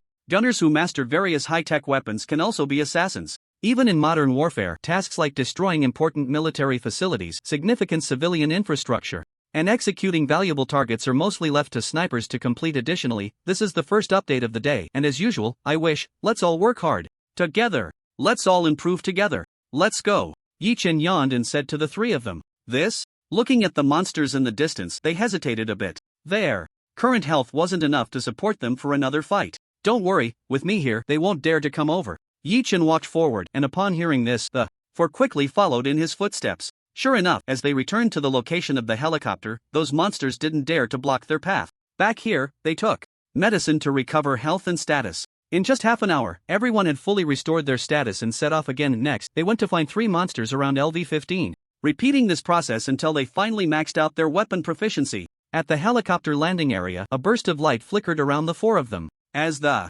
brilliance faded, their outfits underwent corresponding changes. Finally, I've changed jobs. That's great. Phew. I've finally completed the job change mission. Night God, I can't thank you enough this time. Yes, yes, yes. Night God is amazing. The faces of Yi Yu, Yu Shang, and the others were filled with gratitude. Yi Chen simply waved his hand and said, "It's just following the rules set by the Legion. Alright, let's head back." When the helicopter returned to the camp, countless Legion players rushed over as the four stepped off the helicopter. Upon seeing their job information, they all shouted, "Wow, they really succeeded in changing jobs. This is so awesome. I want to change jobs too." At the same time, some asked, "How many resurrection chances did you use for this job change mission?" Yi Yu shook his head and replied, "Not a single one." Hiss. "What? Is that true? Not even once? You guys didn't die even once?" These players were all extremely shocked. Previously, they had carefully studied the video released by Luo Shui Manhwa. They naturally knew how difficult it was to fight those monsters.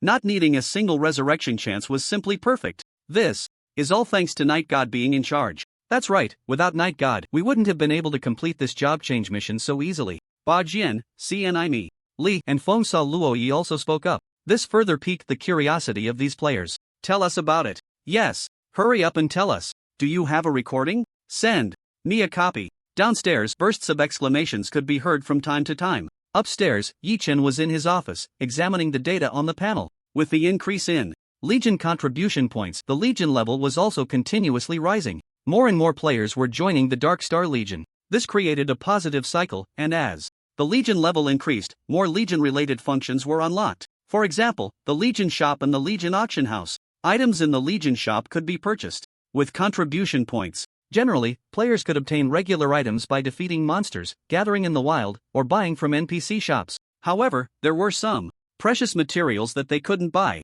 These items were monopolized by Hualong. Within Hualong, if one didn't have certain connections and enough charm points, they couldn't make purchases at all. This was precisely something that the faction leaders could do. This method also served as a way to strengthen players' loyalty to their own faction. As for the auction house gameplay, this setting could enhance communication among players and was a means to increase the fun of the game. I need to manage the Legion shop well. There was another question: would Yi Chen lose out if players used contribution points to buy items from the Legion shop? In fact, when Legion players completed tasks, they would be marked as Yi Chen's subordinates. This meant that when they completed tasks, Yi Chen would also receive corresponding merit points. This is called a give and take, balancing income and expenditure. Additionally, the auction house also charged a handling fee. Yi Chen took out his personal terminal and connected to the exchange list of the 8 bureau. I want this, I want that, all of these, I want them all. His fingers moved continuously, adding a large pile of materials, weapons, and more needed by various professions to the shopping cart. He clicked to purchase, waiting for the delivery to arrive. "Silia, help me open the Legion shop and the Legion auction house." Yes. Meanwhile, all players who joined the Dark Star Legion received a notification. The Legion has activated the Legion shop and auction house functions. Let's keep up the good work and build the Legion. Legion shop? What's that? Let me take a look. What good stuff is there? Curiosity piqued, everyone clicked on the shop interface. Holy crap, there's actually Titan Alloy Type 3? My weapons have a chance now. Gene Optimization Liquid? What the hell? This thing is here too? For psychics, this is the best divine medicine in the early game. Folding battle sword, model sharp. I've searched so many channels and couldn't get one. As everyone saw the items in the shop, they couldn't help but exclaim, their faces flushed. Excitement flashed in their eyes. Even the high contribution points couldn't dampen their enthusiasm. Let's team up to grind contribution points. Long-term teammates, come. Team up +1. I'll be online for 12 hours. Seeking a pro to help a newbie. Indeed, everything in the Legion shop made their eyes turn red. As the saying goes, it's not about having little, but about having uneven distribution. Among all the players, only those in the Dark Star Legion could buy these items. With these materials, they could enhance their combat power and get way ahead of other players. Night God is awesome. No wonder it's Night God. In this life, I'm a person of Night God. In death, I'll be a ghost of Night God. Get lost, you dead gay. Night God belongs to our Night God support group sisters. Stimulated by the Legion shop, almost all Legion players scattered to do tasks and grind contribution points. Even the farming enthusiasts went out to help ordinary NPCs with daily tasks. For example, helping to queue for tickets, helping to buy groceries, helping to pick up kids, helping to catch cheating spouses. It felt like something strange was mixed in. Anyway, as the players went out to grind tasks, the merit points in Yi Chen's hands kept rising. During this time, Hualong and Xingmei also started bilateral negotiations. Currently, the covert war between the two sides initiated talks. However, Yi Chen knew that the outcome of this negotiation would ultimately end in disappointment. Of course, diplomatic etiquette still had to be observed, and both sides paused their retaliatory actions against each other. Most of the news reports were related diplomatic phrases. Both sides had friendly discussions and fully exchanged opinions, but we feel very regretful about the conditions proposed by your side and maintain a reserved attitude. Of course, outside the game, within the tribe, the players from both sides were getting louder and louder. They were itching to grab their keyboards and smash them down the internet cable. In the end, some radical players even assassinated the enemy NPCs in the game. The relationship between the two factions, under their efforts, returned to the old ways. One could only say, the fourth calamity truly deserved its name. However, during this time, Yichin wanted to be a casual player for a while. Trouble, however, came knocking at his door. Friction between players was quite normal. Moreover, ever since the players of the Dark Star Legion released images of their Legion shop in the tribe, countless people had been envious and resentful. Some incidents targeting Dark Star Legion players gradually occurred. Things like monster stealing were just ordinary operations. Even darker were the ambushes and sneak attacks. They directly beat the equipment and materials off these players. Among them, the most outrageous was a faction called Demon Legion. Speaking of which, Yichin had an impression of this Demon Legion. In his previous life, he only encountered this game 2 years later. By then, the version had already been updated to the third one. Players have come into contact with interstellar forces, their strength unknown to be many times greater than it is now. When it comes to the Demon Legion, most players feel nothing but disgust. This faction specializes in conquering novice planets and overthrowing the local governments. Subsequently, they extort protection fees from novice players. Additionally, they revel in being interstellar pirates along the star routes. When Yichin first entered this game, the novice planet he was born on happened to be one controlled by the Demon Legion. What followed was like a fantasy novel. Yichin fought his way through, growing stronger, and ultimately toppled the Demon Legion branch on that planet. Later, after stepping into the interstellar realm, he remained on the bounty board of the Demon Legion. However, before he could rise for revenge, the Demon Legion offended the then largest guild, the Jiaohua Club. As a result, the Jiaohua Club issued a bounty order against them, sparking a player-wide hunt for Demon Legion players. In the end, the leader of the Demon Legion personally came out to apologize and disbanded the faction. This incident finally came to a close. And now, it seems that even heaven is giving him a chance to fill the regret of his past life. Yichen's eyes narrowed slightly as he summons Celia. Celia, issue a Legion task for me. Task content, eliminate any Demon Legion players encountered. Please confirm the task content again. Reminder, after the task is issued, the relationship with the Demon Legion will change to enemy. Confirmed. Second update, Sofa. If anyone has any weapon, skill, or class settings, feel free to leave a message in the review section. In the dark streets, sewage flowed freely. Damn, how come all the NPC tasks in the city have been swept clean? This player, holding a box, looked frustrated as he squeezed into a corner. In recent days, all the normal NPC tasks in the city had been cleared out by players from the Dark Star Legion. Therefore, he could only look for some less than normal NPCs to take on tasks. Crackle. The long-neglected streetlight flickered once before going completely dark. Damn, so unlucky, he muttered, ready to follow the prompts to find the target NPC. Just then, a loud shout rang out. Take my strong man lock. Suddenly, he felt a strong body locking him from behind. Instantly, breathing became difficult. He was about to activate his skill to escape. No way to escape. A sudden flash of light in his vision made him dizzy, entering a state of blindness and stun. I'm coming. Boom, boom, boom. The sound of heavy footsteps echoed in the street. Just from the sound, one could tell the newcomer was not slim, with considerable weight. No need for a male rider. A wave of gravity came from his neck. His entire face felt as if it were covered with a layer of fatty pork. Crack! His neck couldn't withstand the force and snapped. In an instant, this player was killed. Only the dropped materials remained on the spot. Tisk, no equipment dropped? What a pity. Keep it up, let's wait for the next one. In the darkness, the voices of 3 people could be heard, soon disappearing. These 3 players were naturally from the Dark Star Legion. The one who was killed was from the Demon Legion. Ever since Yichin issued the Legion task to hunt all Demon Legion players, all players from the Dark Star Legion were eager to go. They already had a grudge against the Demon Legion, and now killing them would even earn contribution points. Killing 2 birds with 1 stone. Just go for it. What happened here was just the tip of the iceberg. Meanwhile, throughout the entire city and the wilderness of players of the Demon Legion are truly suffering. You never know when you might suddenly fall into a pit created by a mage and get stabbed to death, or wander into the woods, only to be ambushed by a swarm of mechanical killer bees from a mechanic who will carry you away, or be controlled by a mind master and forced to perform a humiliating dance of Billy Philosophy male sign in public, only to end up dead from a head-on collision. There are countless bizarre ways to die, and it's impossible to guard against them. Some players quickly found themselves dead 10 times, rendering them unable to log in again. This is a matter of life and death. The time spent leveling up in the early stages is already extremely precious. To be directly rendered useless like this is devastating. It is said that on the second day after the Dark Star Legion issued a Legion mission, 20% of the players in the Demon Legion directly quit the Legion. Other deaths might be bearable. But the Mind Masters are truly unsettling. Various shameful videos were recorded and posted on the tribe, turned into grotesque videos by others. One must understand that the popularity of the GameStar River Empire has already begun to rise.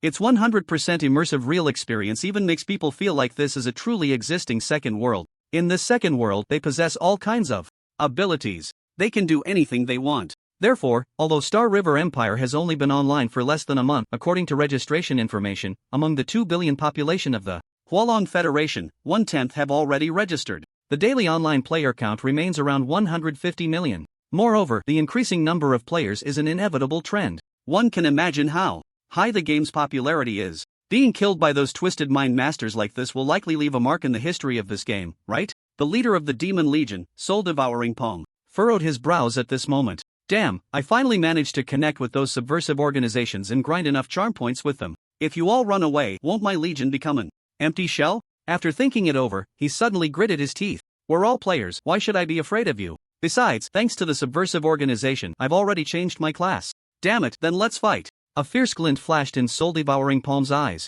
Moreover, as long as I can kill Night Madness once, my reputation will spread. At that time, recruiting people will be a piece of cake. Also, I have this trick of using others to kill. He contacted the Iron Brotherhood through his channels. Night Madness, are you interested in teaming up to take him out? That day, players of the Dark Star Legion arrived at the camp as usual to accept missions. Various hovering vehicles, under the control of intelligent traffic police and autonomous driving systems, passed through in an orderly manner. Just then, a piercing horn sounded. What is that? What the hell? A hovering truck that was driving normally suddenly turned its head. Suddenly, it charged towards the Legion camp. Bang! When the truck crashed into the Legion camp, the sticky bomb attached to its chassis was instantly detonated. Boom! A towering fireball shot up into the sky. Shattered stones danced in all directions. All the players inside the Legion camp were blown to pieces. Upon hearing this news, Yi Chen rushed over from the 8th Bureau immediately. Although the flames had been extinguished by the firefighters, looking at the charred burn marks and the ruins everywhere, his expression was blank, but a cold glint flickered in his eyes. It had been a long time since anyone dared to provoke him like this. That night, the Iron Brotherhood jumped out to announce that their organization took full responsibility for this attack. The purpose was to retaliate against Hualong in response to the assassination of their third leader back then. After hearing this news, Hualong was naturally furious. He announced that he would do everything in his power to strike against the Steel Brotherhood. He also recruited superpowered individuals, placing all members of the Steel Brotherhood on the bounty list. This certainly caught the attention of many players. These were all tasks. Although they felt regret and excitement about the Night God Legion's experiences, the smile at the corners of their mouths never faded. Within the tribe, there were also more related posts. Although I'm very angry, why can't I help but smile? Dog head. Night God, am I the only one hurt in the whole world? Night God said, I give you so many tasks, why aren't you coming to thank me? Side eye. But the Demon Legion is really not playing fair, actually blowing up other legions' camps. They've all joined the subversive organization, how can they still care about these things? Just don't know how Night God plans to retaliate against them. Looking forward to it, I wonder if Night God will issue tasks? While everyone was passionately discussing, a post quietly appeared and quickly attracted the attention of the vast majority. Bounty post. From top to bottom, bounty on all players of the Demon Legion. Bounty amounts divided by level are as follows: record a video, send the account, and you can get paid. That's right. This time, Yi Chen directly activated his superpower. Not only did he release Legion tasks in the game, but he also offered real cash rewards for players of the Demon Legion in the tribe. Damn. Love it, love it. I almost forgot, behind the Dark Star Club, there's a wealthy boss. Awesome. Direct cash bounty, and this amount. Hiss. I feel like if I complete one task, I'll have today's salary. The boss is generous. The boss is awesome. Alright, starting tomorrow, I'll take a leave of absence, specifically to camp at home for these losers. Money isn't the issue, the problem is that these Demon Legion people don't play fair. Night God, I support you. Exactly. To uphold public morals, I'll take this bounty. Many players were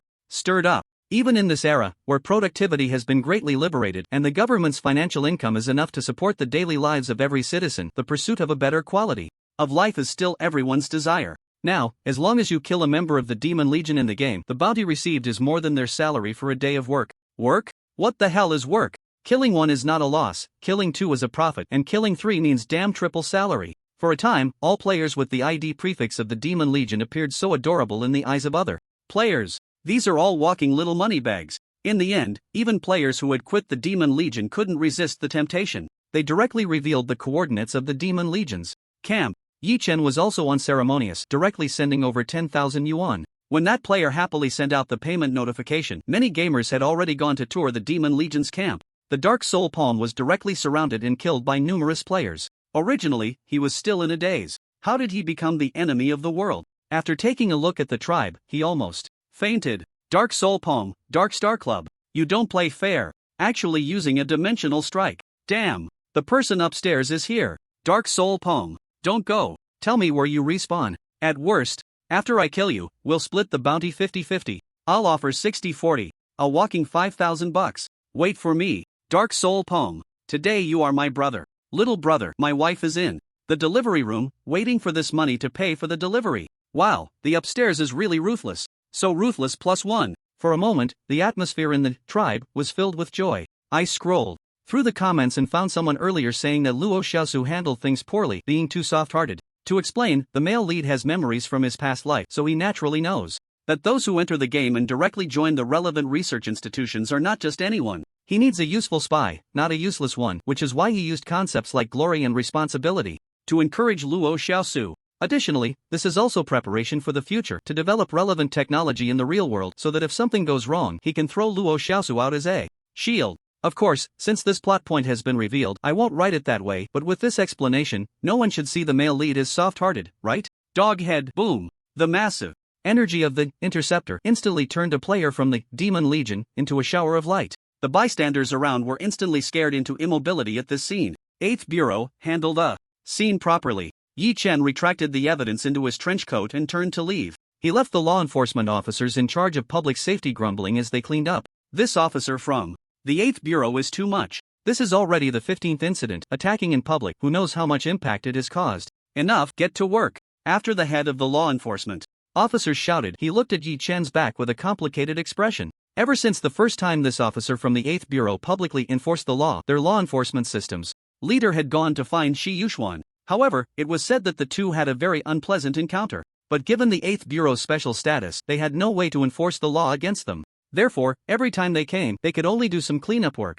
8th Bureau, Shi Yuxuan's office. Just after hanging up the phone, he saw Yi Chen walk in through the door. Shi Yuxuan's face immediately fell. Night is crazy. Night lunatic. Can't you be a little more restrained? At least be mindful of the impact. Yi Chen directly pulled out a chair and sat down. Looking at Shi Yuxuan, he said, "This time, my camp was directly blown up by the Steel Brotherhood." Hearing this, Shi Yuxuan helplessly rubbed his forehead. The higher-ups have made a decision to prepare to transfer an abandoned military base to you as compensation for this incident. Symbolically, only a small amount of merit points will be charged. Is that satisfactory for you? Upon hearing this, Yi Chen immediately smiled. If that's the case, then it's more acceptable. The atmosphere between the two changed dramatically. Yi Chen asked Shi Yuxuan, "By the way, how did the negotiations go this time?" Shi Yuxuan took out a document and handed it to him, muttering to himself, "According to our investigation, the Steel Brotherhood was able to come in this time because they bribed an official. That official has already been secretly captured and is under investigation.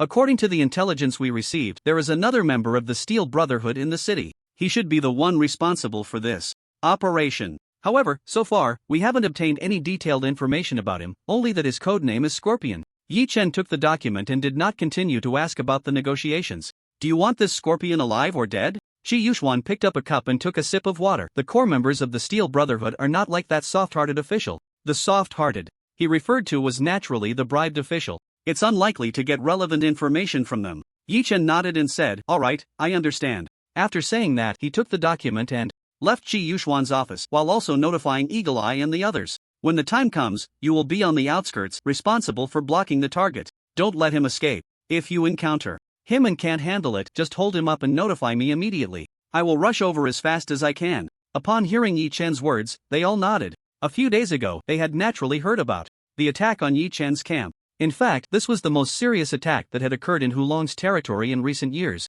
After speaking, Yi Chen rode his motorcycle directly to the suspected location of the target. The place he was heading to was even poorer and more backward than Area C. It was close to the edge of the city wall, almost a no-man's land. Naturally, the order here was even more chaotic than in Area C. But precisely because of this, it had become a good hiding place for scorpions. It was simply too chaotic. A few years ago, the city had tried to organize manpower to conduct a population census. However, out of 10 people, 11 had no identification. What could be done? Were they supposed to be driven out of the city? Therefore, the city could only strengthen security and patrols outside this area. When people inside wanted to come out to the city center, they would face the strictest checks. When Yi Chen's motorcycle arrived here, soldiers came up wanting to stop him. He parked directly, threw his credentials to them, and strode inside. Just after turning the first street, 2 young men jumped out with knives to rob him. Yi Chen knocked them out with 2 punches. He handcuffed them there, waiting for Eagle Eye and the others to come and handle it. Seeing Yi Chen establish his authority as soon as he entered, the others lurking in the shadows quickly retreated. The ground was flooded with sewage, and household garbage was strewn everywhere, with foul odors rising continuously. Soon, amidst this dirty and chaotic place, a small villa-like building appeared. At the entrance, several tall men in vests stood there. Seeing Yi Chen approach, they immediately wanted to come over and block him. Get lost. Yi Chen was not polite at all, directly raising the J20 and pressing it against one man's forehead. Looking at the cold, dark muzzle of the sniper rifle, which resembled the scythe of death, that man was so scared he nearly wet himself. The others quickly moved aside. Entering the villa, it was lush with greenery, and the air was filled with the sounds of birds and the fragrance of flowers. It was hard to imagine such a clean and unique place existed here. Behind those large trees, there was even a huge swimming pool. Laughter and joy echoed from the pool. At the same time, the bodyguards around also noticed the intruding Yi Chen. They all rushed over, wanting to stop him. However, Yi Chen kicked them away one by one. Who are you? What do you want? The bodyguard's shouts startled the people in the pool. Suddenly, screams erupted. When Yi Chen arrived, a man in his 40s, with a big belly, was trying to climb out of the pool. Around him, some scantily clad girls were screaming and running everywhere. Seeing the fat man trying to climb out, Yi Chen stepped on his bald head and kicked him back into the pool. The edge of the pool wasn't deep, but caught off guard, the fat man struggled for a while before stabilizing himself. Are you Filong? Filong, the boss of this area. The reason he had been able to enjoy himself here for over 3 years, wielding power, was that he not only fed a portion of the people but also because the city's higher-ups felt that having someone to suppress this area would prevent those people from running around and impacting the city center. Thus, they tacitly approved. I am Filong. Who are you, and what do you want? Filong wiped his face with his hand, his eyes filled with resentment as he looked at Yi Chen. He is the boss of this area. For so many years, no one has ever dared to kick his head. I ask a question, you answer a question. As Yi Chen's words fell, the superpowered beings from Feilong's side appeared. Who do you think you are? Dare to touch my boss? Are you looking for death? This was a fighter, his muscles like solid rock. Yi Chen didn't even lift his eyelids, raising the eliminator. Whoosh! Bang! It was like a watermelon bursting open. That half of his body instantly fell backward, crashing into the swimming pool. Blood immediately spread out. I ask a question, you answer a question, do you understand? Filong looked at the young man in front of him, suddenly frightened to the core. He had been able to be the local emperor here for so long because he had a group of superpowered beings under him, and the person just now was one of his fierce generals. At LV8, he was strong enough to crush most people in this area. Yet, he was shot dead by the man in front of him. Gulp! I understand. Filong swallowed hard, his entire body trembling, causing the water in the pool to ripple. Scorpion, have you heard of him? He recently came to the city. Filong recalled carefully and said cautiously, recently, no one has come to the city called Scorpion. But a week ago, there was a person named Gigi Bichang from Fusang who came here. Upon hearing this, Yi Chen's eyes narrowed slightly. A Fusang person? The headquarters of organizations, like the Steel Brotherhood, is in Fusang. This person named Gigi Bichang is very likely Scorpion. Where is he now? He is in an abandoned warehouse to the east. Since he came here, he has been staying in the warehouse. Just recently. At this point, his words started to stutter. Speak. Yi Chen silently pressed the barrel of the eliminator against his bald head. Yes. He bought some high-energy sticky explosives from me. Oh wow. Even Yi Chen couldn't help but raise an eyebrow. Goodness, so the bombs that blew up my legion's camp were provided by this kid? I've said everything, can you let me whoosh? Before he could finish his sentence, Yi Chen pulled the trigger. Instantly, his entire body exploded from top to bottom. Blood and remains spread throughout the swimming pool. The people around, seeing this scene, were immediately terrified and screamed, fleeing in all directions. With Filong already dead, would they not run? Yi Chen paid no attention to these minions. Instead, he headed towards the abandoned warehouse that Filong mentioned. Since the attack occurred, the entry and exit points had been under martial law. It wouldn't be easy for Gigi Bichang to escape. Now was the time for Yi Chen to take revenge. Second update. Sofa, the decisive protagonist. Do you all like him? In the abandoned warehouse to the east, some broken wooden boxes were haphazardly piled up. The ground was littered with discarded syringes and tin foil. One can imagine what kind of people gathered here before.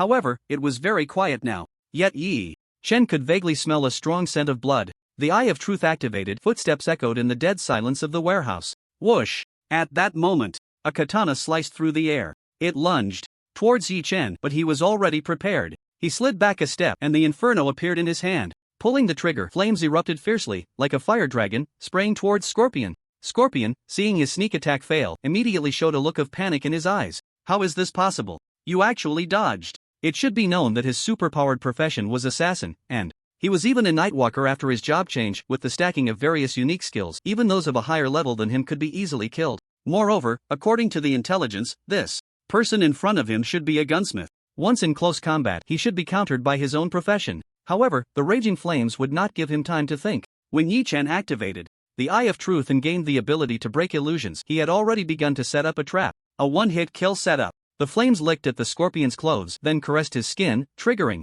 a spreading effect that burrowed into his organs. He fell amidst his screams, ultimately turning into a pile of black ash. In the office of the 8th Bureau, Shi Yuxuan handed a land deed to Yi Chen. This is the deed for that military base, it now belongs to you. Yi Chen took it and smiled, saying, in that case, I won't be polite. Shi Yuxuan did not continue on that topic but reminded Yi Chen, you are now practically a thorn in the side of the Steel Brotherhood. Just be careful, he added. Yi Chen shrugged at this. Right now, I'm just hoping they come to deliver themselves to death.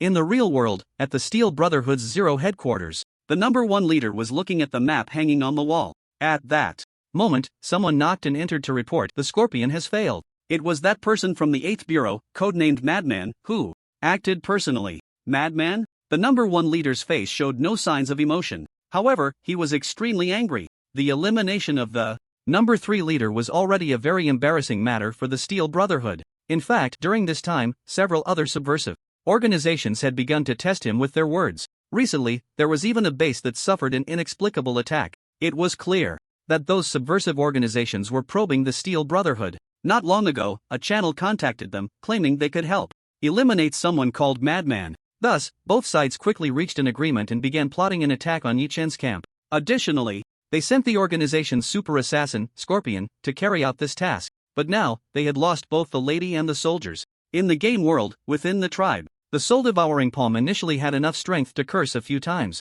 However, later on, as soon as he entered the game, he would immediately expose his position. No matter where he respawned, a large group of players would rush over and drown him with various skills. He had already used up all 8 respawn opportunities. Originally, he was considered a relatively hardcore player in this game, with levels and combat power that could rank among the top players. But if this continued, he might as well give up this account. He could even abandon the first version altogether, because in Star River Empire, a string of genetic information was tied to an account. Although he could restart, it meant his level would reset to 0 and he would have to change his profession and race. However, he would have to wait for a new version update before he could gain skills to restart. This feature was quite popular among some casual and curious players from his past life. After all, transforming into other races was a very interesting experience. For example, a tentacled monster with numerous tentacles, a gigantic starry beast like a planet, or a naturally magical creature like a dragon, etc. Night God, I was wrong, please spare me. Big shot, I won't dare next time. Yo ho, isn't this a walking 5,000? Newbie watching 5,000. Big shot, where are you planning to respawn next time? Upon seeing the information from the soul-devouring palm, a large group of onlookers immediately jumped out. Seeing the words big shot on those posts, the expression on the soul-devouring palm's face turned very ugly. Soon, a single sentence shattered his fantasies. If apologies were useful, why would we need the police? Wow, the rich guy himself has appeared. Rich brother, do you have Night God's contact information? Rich brother, I also want to go to the Dark Star Club. Big shot, I have no money for food today, can you transfer me $100 for a meal? Internet beggar, get lost. Internet beggar, hurry up and die. The thread quickly veered off into who knows where. However, everyone already understood what that rich brother meant. This 5,000 yuan bounty is valid for a long time. This is truly great news that brings joy to the heart. In the game, after the Legion players bound the new camp coordinates, they resurrected right there. Upon seeing the vast area, they were all shocked. My god, this is a military base, right? Night God is amazing. He actually got a military base. This shows that Night God's status in the Hualong 8 Bureau is already very high, right? I really need to hold on to this big leg tightly. Although this was just an abandoned military base, all the infrastructure was still intact. Moreover, considering the last attack, Yi Chen had applied for some weapon deployments within the rules. This way, if there were similar attacks again, self-destructing vehicles would be blown up by automatic machine guns before even entering the camp. Ding! All the Legion players received a mass message sent by Yi Chen. In light of this attack, many Legion players have lost a resurrection opportunity. Therefore, for the next week, the Legion shop will be open to players at a 20% discount. After seeing this message, the players erupted in excitement. Damn! That's great! I've been wanting to craft a new weapon, just missing that material. This is fantastic. Buy.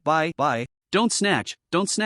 Leave some for me. These players were like it was a festival, all starting to rush to buy. Watching the flow of the Legion shop, Yi Chen also smiled. In fact, even if this incident hadn't happened, he would have found an opportunity to hold a discount event. The highest realm of harvesting leeks is to let the leeks harvest themselves. There's a saying, you might earn a lot, but I will never lose. Stimulating player spending is the only way to motivate them to grind for Legion contribution points. It's just like the real world, with discounts happening every month of the year. Do you really think businesses are doing charity? Closing the Legion shop interface, Yi Chen leaned back in his chair, lightly tapping the table. As a reborn person, the greatest resource he possesses is information. This includes the Steel Brotherhood's important bases around the world. These things have already been made into strategies or summarized in the game history by players in his previous life. Yi Chen had naturally seen them. As for why he didn't hand these things over to the 8 Bureau, does he really think Yi Chen is a good Samaritan? The reason for clashing with the Steel Brotherhood was merely for the Eagle Guardian task and the subsequent series of tasks related to Lu Su. It was all to obtain that precious material from his hands. Secondly, it was to grind for Hualong's charm value to access that thing that opens the second version. How about using this information to exchange with the 8 Bureau? It turns out, Yi Chen planned to solo these bases later to maximize his benefits. But now, since the Steel Brotherhood dared to retaliate against him, he wouldn't hold back. But how to maximize my benefits still needs some consideration. At Lu Su's Research Institute, Luo Xiaosu was currently struggling as she looked at the panel in front of her. She didn't know whether she should send the compressed file in the dialog box. The reason Luo Xiaosu could continue staying at the Research Institute was because those people misjudged the relationship between Luo Xiaosu and Yi Chen. They thought that as long as they kept Luo Xiaosu here, it would be equivalent to holding a hostage. At the very least, it would ensure Yi Chen's loyalty. However, they did not know that Luo Xiaosu came here as a spy. After all, even if they were fully prepared and believed their confidentiality measures were excellent, they were unaware that players could communicate through the game's dialog box. With a change in expression, Luo Xiaosu ultimately pressed the send button. Instantly, the compressed file jumped into Yi Chen's chat box. Sigh. She sighed, and finally, silently sent the file to her own email before logging off. Stepping out of the game pod, she found herself surrounded by high-tech machines. Here, besides Luo Xiaosu's game pod, there were 8 other game pods. These were used by Hualong to acquire technology from the game. Of course, aside from these people, there were certainly others in different locations, but all of that was classified information. Someone come. I obtained some information related to electromagnetic rifles from the game. First update. Charge. Originally, the quiet and busy base suddenly became lively with Luo Xiaosu's words. Hurry. Go help. I've sent the relevant information to the email, you guys should check it out. Soon, under the command of a leader-like figure, order was restored in the base. Most people went to help organize the files in Luo Xiaosu's email, while a small number remained to check her physical condition. Xiaosu, this is the first piece of information our base has obtained, and the second for our federation. You've done a great job. The leader's face was filled with excitement and enthusiasm. This was also an achievement for him. Are you okay? However, Luo Xiaosu's expression was not as excited as one might expect. Seeing her face, the leader immediately asked with concern.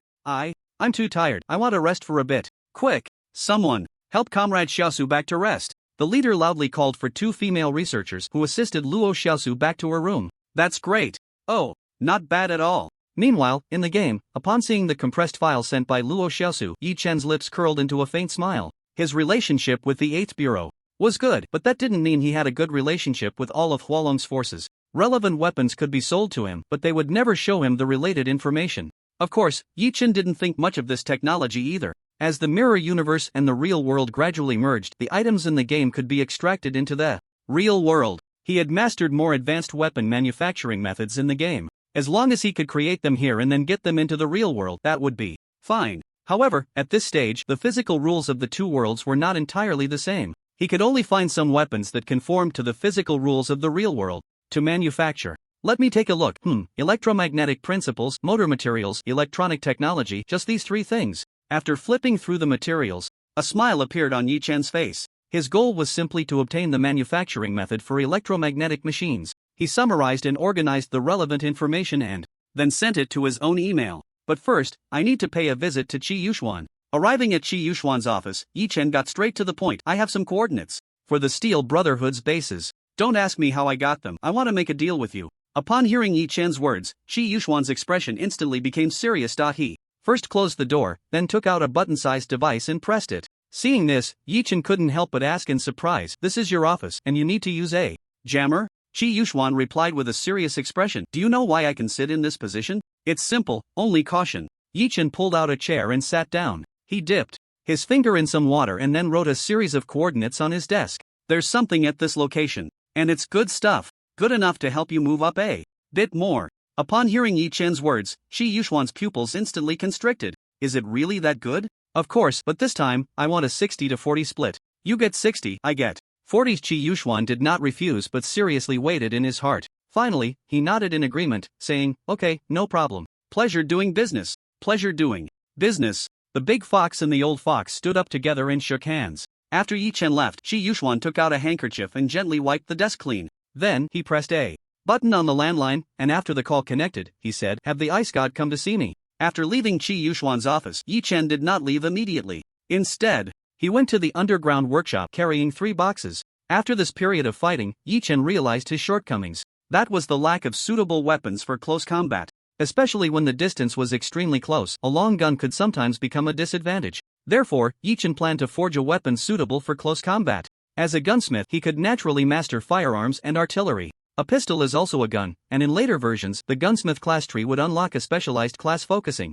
on strength, agility, and close combat called the gunfighter. This class could utilize agile movements and unpredictable attack angles to strike at the enemy's weaknesses with special bullets from their pistols. In close combat, it was no weaker than classes like the fighter and swordsman. However, this class wasn't that fun in the early stages. Just after the job change, without the corresponding weapons and skill support, a newly transitioned gunfighter was like a thin-skinned, juicy meat bun. Yi Chen did not intend to switch to this class but could learn some basic skills, such as blocking, grappling, quick draw, and close-range rapid fire. Entering the workshop, he opened the 3 boxes in his hands. The first box contained a piece of silvery white metal. However, unlike normal metals that emitted a pure color glow, this metal seemed to have many small holes, looking almost like a sponge. In fact, these small holes were all murky white dots. Kelvin metal, a type of metal that can only be synthesized in small quantities in a laboratory.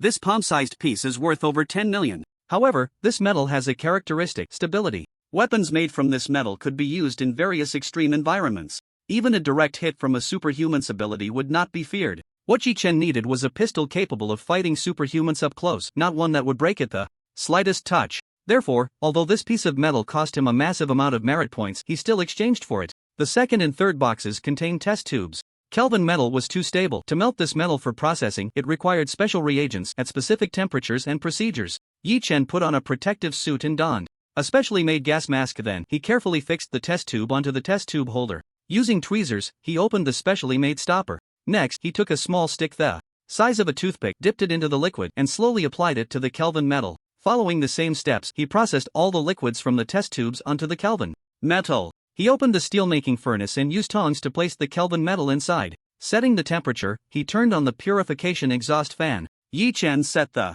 timer and walked out of the manufacturing room. After removing his protective suit and gas mask, Yi Chen took a deep breath. 1 hour, 2 hours. After waiting a full 6 hours, the Kelvin metal was completely melted. Under the operation of the automatic program, it was poured into the mold. Once it cooled down, Yi Chen directly took out all the parts and began to assemble them slowly. Finally, what appeared in his hands was a matte-finished black handgun. The grip of the handgun felt very rough, but the other parts were very smooth. This effectively increased friction, so he didn't have to worry about the gun slipping in battle. Congratulations, you have crafted a rare equipment, the Desert Eagle of the Challenger.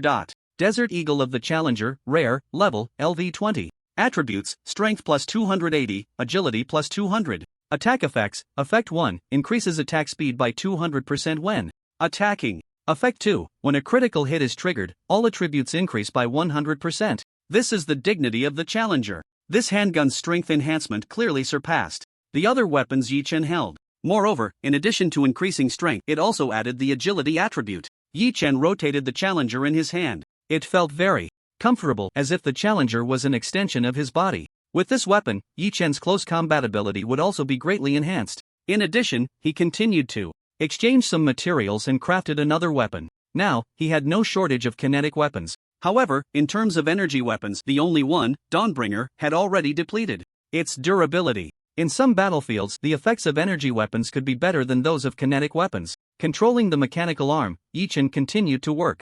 Before long, a slender laser sniper rifle lay on the manufacturing table. The entire rifle emitted a cold black-purple glow, like a black-purple light band in the galaxy. Assassins. Laser sniper rifle, rare, level, LV20. Attributes, strength plus 300. Attack effects, effect 1, attacks have precision effects, able to target enemy weaknesses, causing 200% damage. Effect 2, attacks convert to ice attribute damage. Oh, assassin walking in the darkness, the light from your gun will illuminate the world. He placed the weapon into his game backpack. Qi Yuxuan also found him. When do we set off? Yi-Chen asked Qi Yuxuan. Now, the only reason Qi Yuxuan had found him was to eliminate the base of the Steel Brotherhood. 3 days later, 2 combat teams. You are one of them. Destroying that base is just one of the tasks. The other task is to obtain the intelligence inside. At that time, you will be responsible for the front line, while the other team will handle the infiltration. No problem. Yi-Chen shrugged at this request from Qi Yuxuan. He wasn't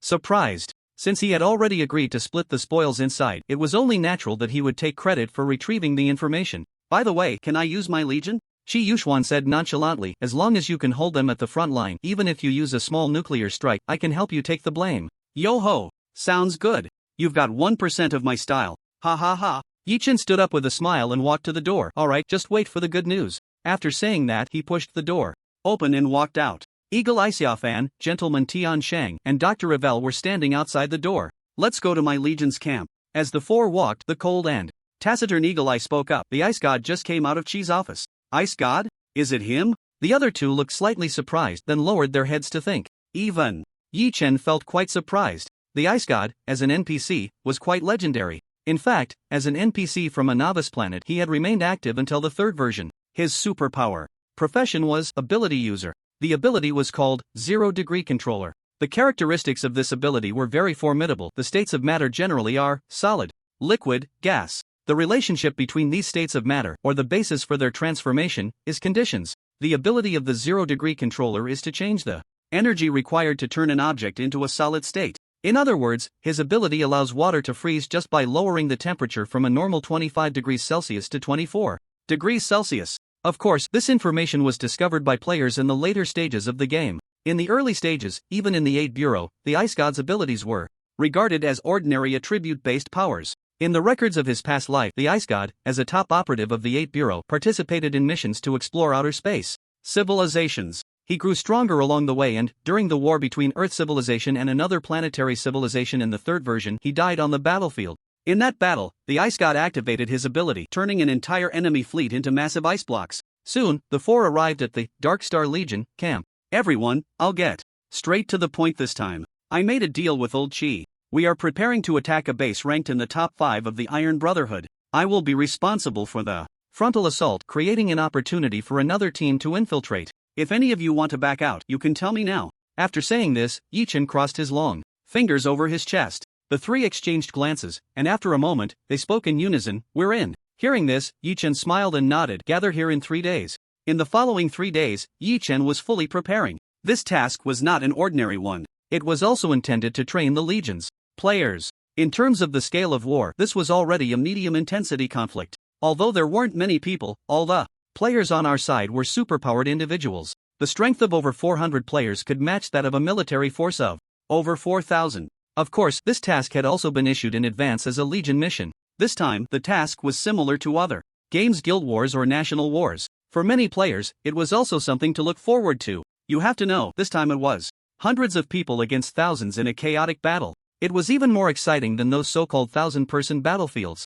advertised. Additionally, with Qi Yuxuan backing them up, all conventional weapons were fully supplied. In an instant, almost all players were armed to the teeth. Meanwhile, within the tribe, players began to stream live. Grand National War about to begin. Dark Star marches. Who dares to compete? 400 brothers march together. If you're a brother, come and fight me. The players of the Dark Star Legion could hardly contain their excitement, their trembling hands sharing the news on the tribe. Damn! The National War is starting so soon? This is too awesome. Which guild are you planning to fight? Which faction? This is a secret, but Soon, we will initiate the first national war of the Star River Empire. Awesome! Over 400 people attacking at the same time. So exciting! As expected of the Night God's Legion, they can start a national war so quickly. Among them, there were those who envied and those who were jealous. Some even inquired about which faction the Dark Star Legion was launching the national war against, hoping to find a way to cause some minor disruptions. However, in the mass email sent by Yi Chen, it only mentioned the upcoming national war. Even if they wanted to investigate, they had no way to do so. Meanwhile, other clubs and legions also turned their attention here. Even some gaming reports mentioned this event. After all, this is the first national war since the launch of the Star River Empire game. Even some official organizations have focused part of their attention on this national war. Although they only knew bits and pieces about this mysterious game, they had a feeling that its impact on the real world would exceed everyone's expectations. Who knows, right now only some scientific knowledge within the game can be applied to the real world. But in the future, will these mysterious superpowered professions emerge? The battles of the superpowered professions still hold certain research value. Yi Chen was unaware that the national war he initiated had attracted so much attention. However, even if he knew, he wouldn't care too much. In these past few days, even when he went to the 8th Bureau, he could feel it. This national violent machine was revealing its claws, preparing to deliver a fatal blow to the enemy. Making such a big fuss? Yi Chen handed a form to Qi Yuxuan. I want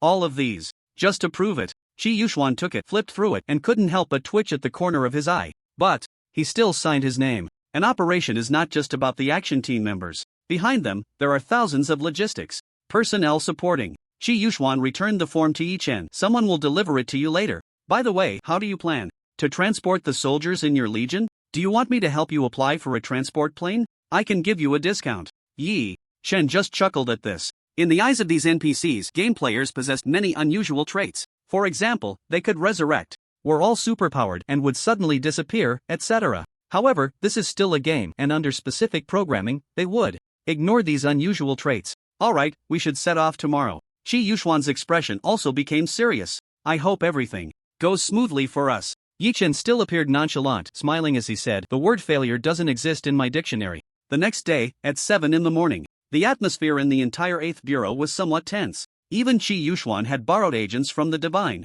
Sword Bureau to be stationed in the 8th Bureau. The Divine Sword Bureau is the most mysterious organization in the Hualong Federation. Within the Hualong Federation, tasks such as protecting high-ranking officials and eliminating traitors are handled by the Divine Sword Bureau. To prevent any accidents, Qi Yuxuan was also going all out. Team Qi, Ice God, and the others have already set off. In a highly confidential control hall within the 8th Bureau, staff members were constantly moving back and forth, reporting the situation. Keep a close watch. By the way, have we applied for a satellite?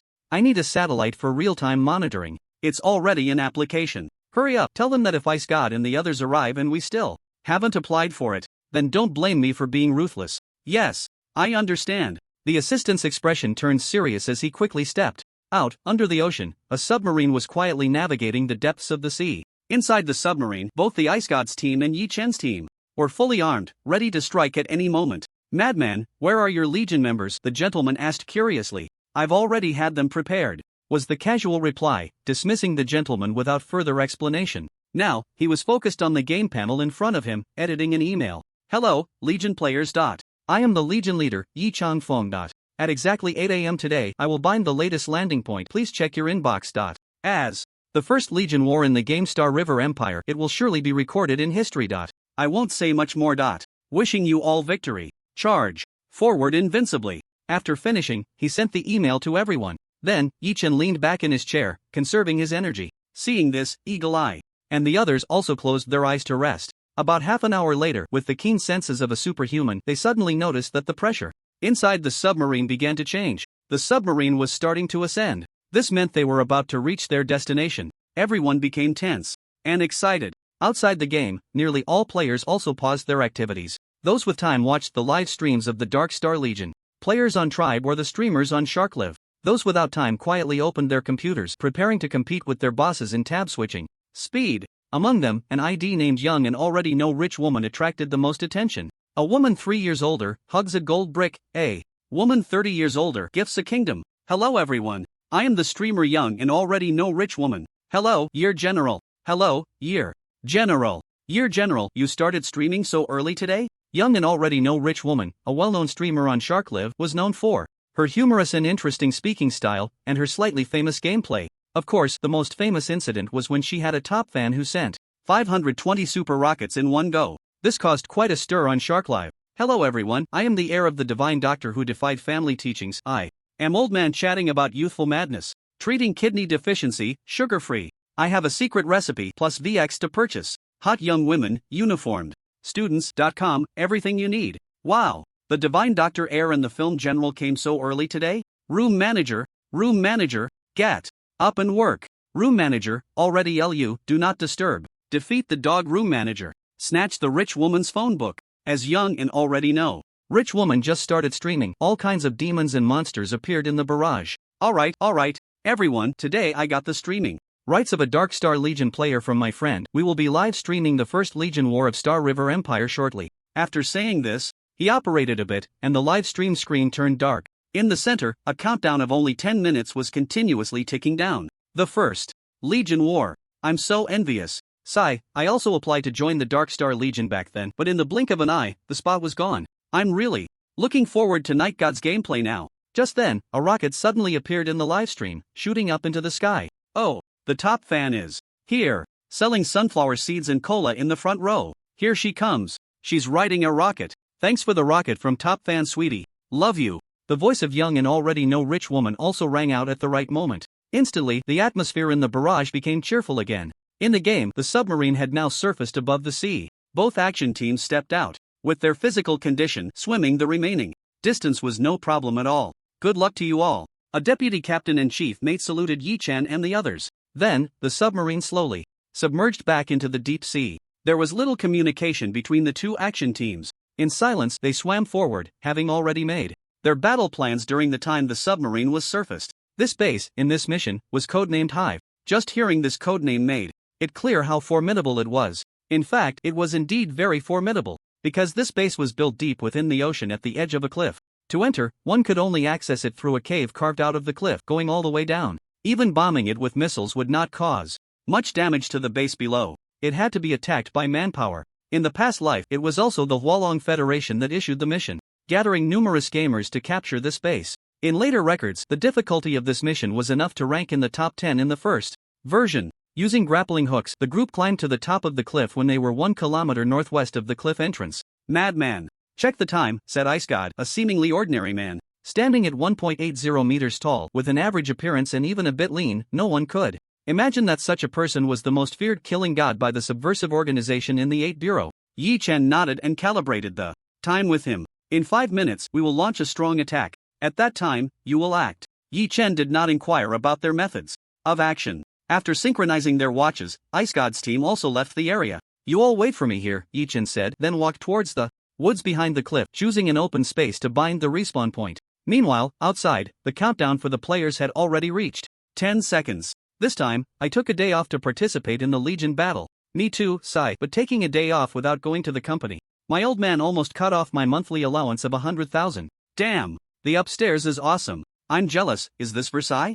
Alright, the time is almost up. 3, 2, 1. Choose the spawn point, enter the game. Light flickered, and soon the open thicket was filled with players. Night God, I'm here. Who are we hitting? Where are we going? Let's smash them now. The players excitedly shouted, attracting the attention of nearby monkeys, wondering if other groups were coming to seize territory. Yi-chan pressed his palm down and said to them, this time, we are attacking the subversive organization, the Steel Brotherhood's base. I've sent everyone the map and important notes. In 3 minutes, we will launch the attack. As Yi-chan's words fell, the players began to discuss excitedly. Damn, it's actually the Steel Brotherhood's base? Damn. Last time they self-destructed and blew up our Legion camp, I said Night God wouldn't let it go. Let's smash them. Revenge. That's right. Revenge. Smash them. Many players in this group had been killed in the last attack. Naturally, they had no good feelings towards the Steel Brotherhood, the subversive organization. This time, they would settle old scores along with new ones.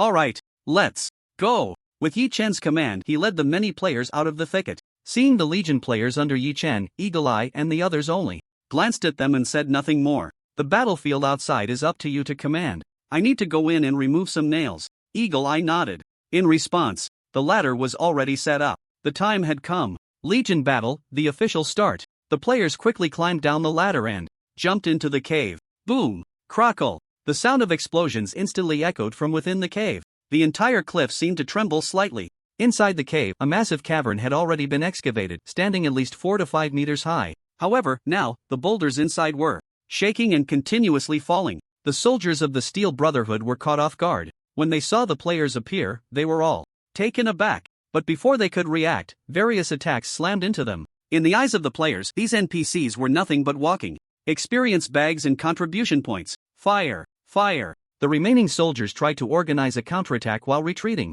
However, under the players' skills, all resistance felt utterly powerless. The best way to counter a superpowered individual is with another superpowered individual. As the base of the Steel Brotherhood's top 5, it naturally had a large number of high-level superpowered individuals. On the players' side, battle losses quickly began to appear. A bald fighter wrapped in a black long robe, level LV-16, was already considered a boss-level existence for many players. With a single punch, the health bar of the player in front of him dropped by 7 or 8 tenths instantly. Leave him to me. Night Rain Sadness, who had already transitioned to a martial arts master, stepped forward. His eyes were filled with a fiery light as he looked at the LV-16 fighter. After his class change, he had upgraded all his excess experience to reach LV-14, although he was still a bit behind the bald fighter. As a player, and especially a second transformation player, what was the point of not challenging higher levels? Boom! The two fists collided, the deafening sound of impact echoing throughout the cave. No one dared to step into the 5-meter radius around their battlefield. Just a brush against them could mean death. The berserker, Ba Jian, also found his opponent, a LV-15 mechanic. The giant's sword slashed against the metal robot, sparks and scars flying everywhere.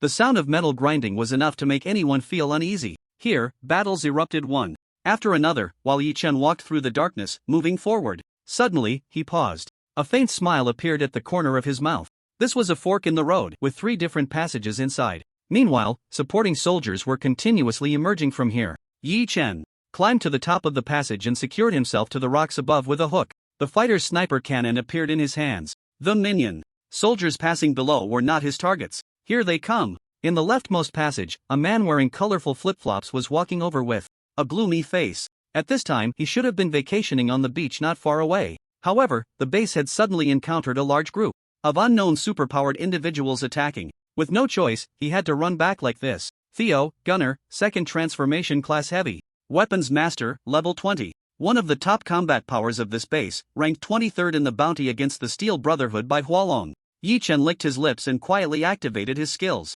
He fitted his eyes into the scope. At the same time, he triggered 2 personal templates. Triggering Personal Template, Effect Storage, Beginner, Effect Storage, Beginner can accumulate 5 attack effects before triggering an attack. Triggering Personal Template, Gunner Overlord. Gunner Overlord can forcibly seize control of firearms and heavy weapons. Dealing with superpowered individuals of the same profession, Yi Chen's second template was simply a divine skill. Come on, hurry up and come over. Yi Chen was very patient, like an experienced hunter. Quietly, he waited for the prey to fall into his trap, aiming for a single, fatal strike. It was estimated that there would be another chapter at 2 o'clock tonight. Gugu, who? Breathe. Yi Chen's breathing became very light. The whole person seemed to have completely merged with the rock. The intuition of a superpowered individual is extremely sharp. Moreover, based on the information from his previous life, Theo had a special skill in his skill bar, War Perception/Breath Perception. This skill could sense nearby targets that harbored hostile intentions towards him. It was precisely because of this skill that Theo had managed to survive for so long on the Hulong bounty list. However, Yi Chen seemed to have turned into a stone sculpture. His eyes had become like dead fish eyes, vacant and unfocused. Thud. Theo's footsteps echoed loudly in the corridor. At that moment, his heart suddenly jolted. A terrifying sensation descended upon him. Instinctively, he leaned back. However, a bullet appeared in his line of sight at an incredible speed. It quickly expanded. Although his reaction was already very fast, the bullet still pierced through one of his legs. The surging kinetic energy instantly crippled his entire leg. Ugh! He groaned in pain, then rolled and hid into the darkness. However, Yi Chen had no intention of letting him go just like that. He leaped forward, moving like a nimble monkey. Boom! Just as he jumped forward, a violent explosion rang out. The rock behind Yi Chen was instantly shattered. Lying in the corner, Theo used a strangely protruding rock as cover. A massive spear was propped against the boulder. Seeing Yi Chen evade the attack, Theo's already pale face, due to excessive blood loss, turned even paler. He took a grenade from his waist and threw it forward. He then leaned against the wall, hoping to escape with the superpowered individual's strong physical abilities. Amidst the deafening explosion and the Swirling black smoke, a figure suddenly emerged from the haze, approaching Theo at an incredible speed. "Hello? Why are you in such a hurry?" a voice rang out behind Theo. He quickly turned around, holding an energy short cannon in his hand. Trigger personal template, Gun Master. Gun Master can forcibly seize control of firearms and heavy weaponry. The energy in the short cannon had just begun to gather and brew. The next moment, however, it immediately sputtered out. "Farewell." A handgun was pressed against his temple. No! Bang! The bullet passed through his skull, leaving a splash of red and white. Then, Theo's body fell to the ground, raising a cloud of dust. Kill LV-20 Heavy Weapon Controller, gain 300,000 experience. Congratulations on obtaining special material, Liber Metal. The voice of Eagle Eye also sounded in the earpiece. His tone was filled with helplessness. "Captain, the battle situation has completely spiraled out of control. The superpowered individuals in your legion are all fighting on their own." Hearing this, Yi Chen was not surprised. "Forget it, let them do as they please. Make sure to delay all the forces in this base to the front line." Upon hearing Yi Chen's words, Eagle Eye was somewhat speechless. "Fine. You're the boss, whatever you say goes." After killing Theo, Yi Chen continued deeper into the base. He casually chose a corridor, and after reaching the end, an elevator platform appeared before him. In the dim corridor, the power supply had been switched to emergency power. Moreover, the urgent red alarm lights were spinning rapidly. Black, gray, and red, three colors intertwined and mixed. Raising the Desert Eagle, he fired several shots, shattering all the emergency lights and red alarm lights. The entire corridor was plunged into darkness, only the yellow light on the lift platform flickered occasionally. Yi Chen took out 3 metal spheres the size of apples from his game bag. He tossed them forward, and the metal spheres rolled ahead.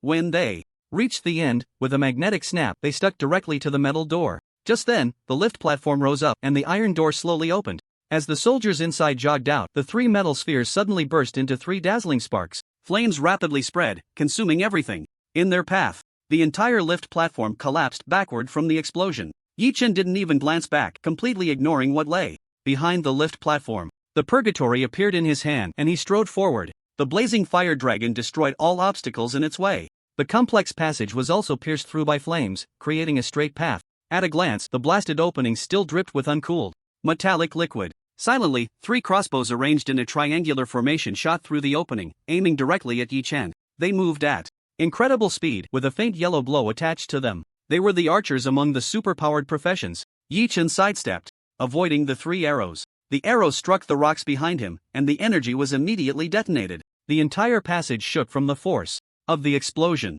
Yi Chen held his breath and focused, throwing out a shiny metal shell. Under the dim light's reflection, the scenery behind the opening was briefly illuminated on the metal surface. But it was just for that fleeting moment. An arrow shot out, piercing the metal shell and carrying it away to an unknown destination. Gunslinger, archer. Both professions were known for their long-range attacks. Especially in such a narrow passage, the archer held a significant advantage. But this battlefield now belongs to me. A cold glint flashed in Yi Chen's eyes. The heavenly saint appeared in his hand. He stood there and pressed the motor button. Trigger attack effect 1, entering Saint's baptism. State. Trigger attack effect 2, normal attack can carry tearing effect, percentage based, ignores defense. Bullets swirled like a steel dragon, constantly writhing. The entire passage twisted under the baptism of this bullet dragon. Bullet holes dotted the walls of the passage. If there was no suitable battlefield, then create a suitable one. The archer had no choice but to retreat under such unreasonable attacks. When he saw the passage again, he was stunned. Hiss! What kind of monster is this? His expression grew increasingly cautious. Dare to be distracted in battle? Just as he was shocked, a very faint voice rang in his ear. Instinctively, he lunged forward. He drew a long arrow from the quiver at his waist. With a twist of his waist, he spun backward. The arrow was enveloped in a faint yellow glow, aimed at the incoming threat behind him. Clang! A crisp sound of metal clashing echoed. In the eyes of the archer, a black handgun that seemed capable of devouring light appeared in his view. Moreover, what was even more astonishing was that the owner of the handgun was using the barrel to deflect his arrow, unaware of the danger. The 4 words flashed in the archer's mind. Did he really think a mere handgun could withstand his special arrow? But the next moment, he couldn't laugh anymore. A mysterious force caused the arrow in his hand to slide up along the barrel. It truly was. I can't fit in. I just cut through. Yi Chen's elbow slammed hard into his heart. Critical damage, enemy enters stun state. Yi Chen's Desert Eagle spun in his hand. The muzzle aimed at his forehead. Bang! The trigger was pulled, and death descended. The bullet pierced through his head, and under the immense kinetic energy, a rain of blood instantly fell. Kill LV-16 Archer, gain 180,000 experience. Deep within the base, the person in charge was pacing back and forth, troubled. Their base was located in a very secretive area. Coupled with its defensibility, even those federal forces had to think twice about whether they could handle it. However, today, the base was under a terrifying attack. Reports from various directions indicated that there were as many as 300 to 400 superpowered individuals fiercely attacking their base. The existence of superpowered individuals was already extremely rare. Each superpowered individual was an important asset to an organization. Yet, these attackers showed no fear of death. Even if they fell, they would take 3 or 4 enemies down with them. Where on earth did Hualong find so many superpowered individuals? The person's face was incredibly grim. Report. Lord Zio's life signs have disappeared. Report. Lord Venato's life signs have disappeared. 2 staff members rushed over, panic-stricken as they reported. How is that possible? The base leader was taken aback, feeling utterly unwell. Zio and Vinadu were among the top superpowered individuals in the base. How could they have fallen so quickly? It seemed that things were spiraling out of control. Go! Notify Lord Shinbu Taihao. The situation is urgent. Please ensure he drives back the invaders. Yes, the staff member responded and quickened their pace to leave. In the training ground deep within the base, a man dressed in traditional Fusang samurai attire stood there with a katana in hand, eyes closed. Tap! A faint sound echoed. From both ends of the training ground, more than 10 enormous hammers appeared, swinging wildly and erratically. Each of these hammers was as large as a small car, crashing down with immense force. Whoosh! Whoosh! Whoosh! He drew his sword at lightning speed and then sheathed it. The entire training ground fell silent. Those massive hammers were all chopped into pieces, littering the ground with iron scraps. Lord Shinbu, the person in charge requests your assistance to repel the invaders. A voice respectfully called from outside the training ground. I understand. I wrote until 2 o'clock yesterday, about 2,000 words, couldn't resist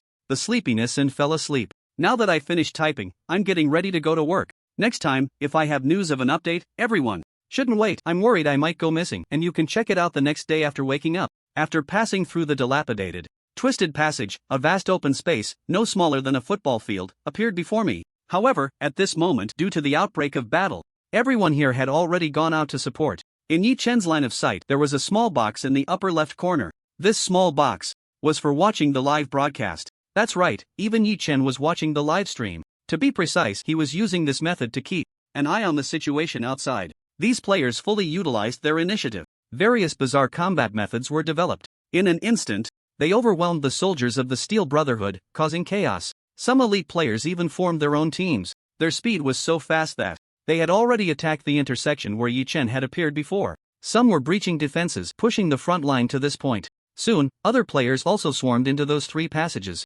However, as the superpowered individuals within the base took action, the speed of the front line's advance gradually slowed. The casualty rate among the players also began to rise. The players following closely behind Yi Chen, however, had a much lower casualty rate as most of the superhumans they encountered along the way had been taken down by him. They were temporarily blocked outside by numerous soldiers. Yi Chen reached out, feeling along the stone walls. As a gunsmith, he had long been accustomed to handling various weapons as well as manufacturing and maintaining them. His hands were still very nimble and sensitive. Soon, he discovered something unusual. Following the crack, he pressed his fingertips firmly outward. To his surprise, a piece of stone was pried loose just like that. When he turned it over, it revealed a mechanical platform. It required corresponding identity information to unlock. After killing Theo and that archer earlier, Yi Chen had obtained an identity card from them. At this moment, he placed the identity card on the platform, and with a beep, the massive stone wall began to slide down continuously. It turned out that in the center of this stone wall was a special steel door, camouflaged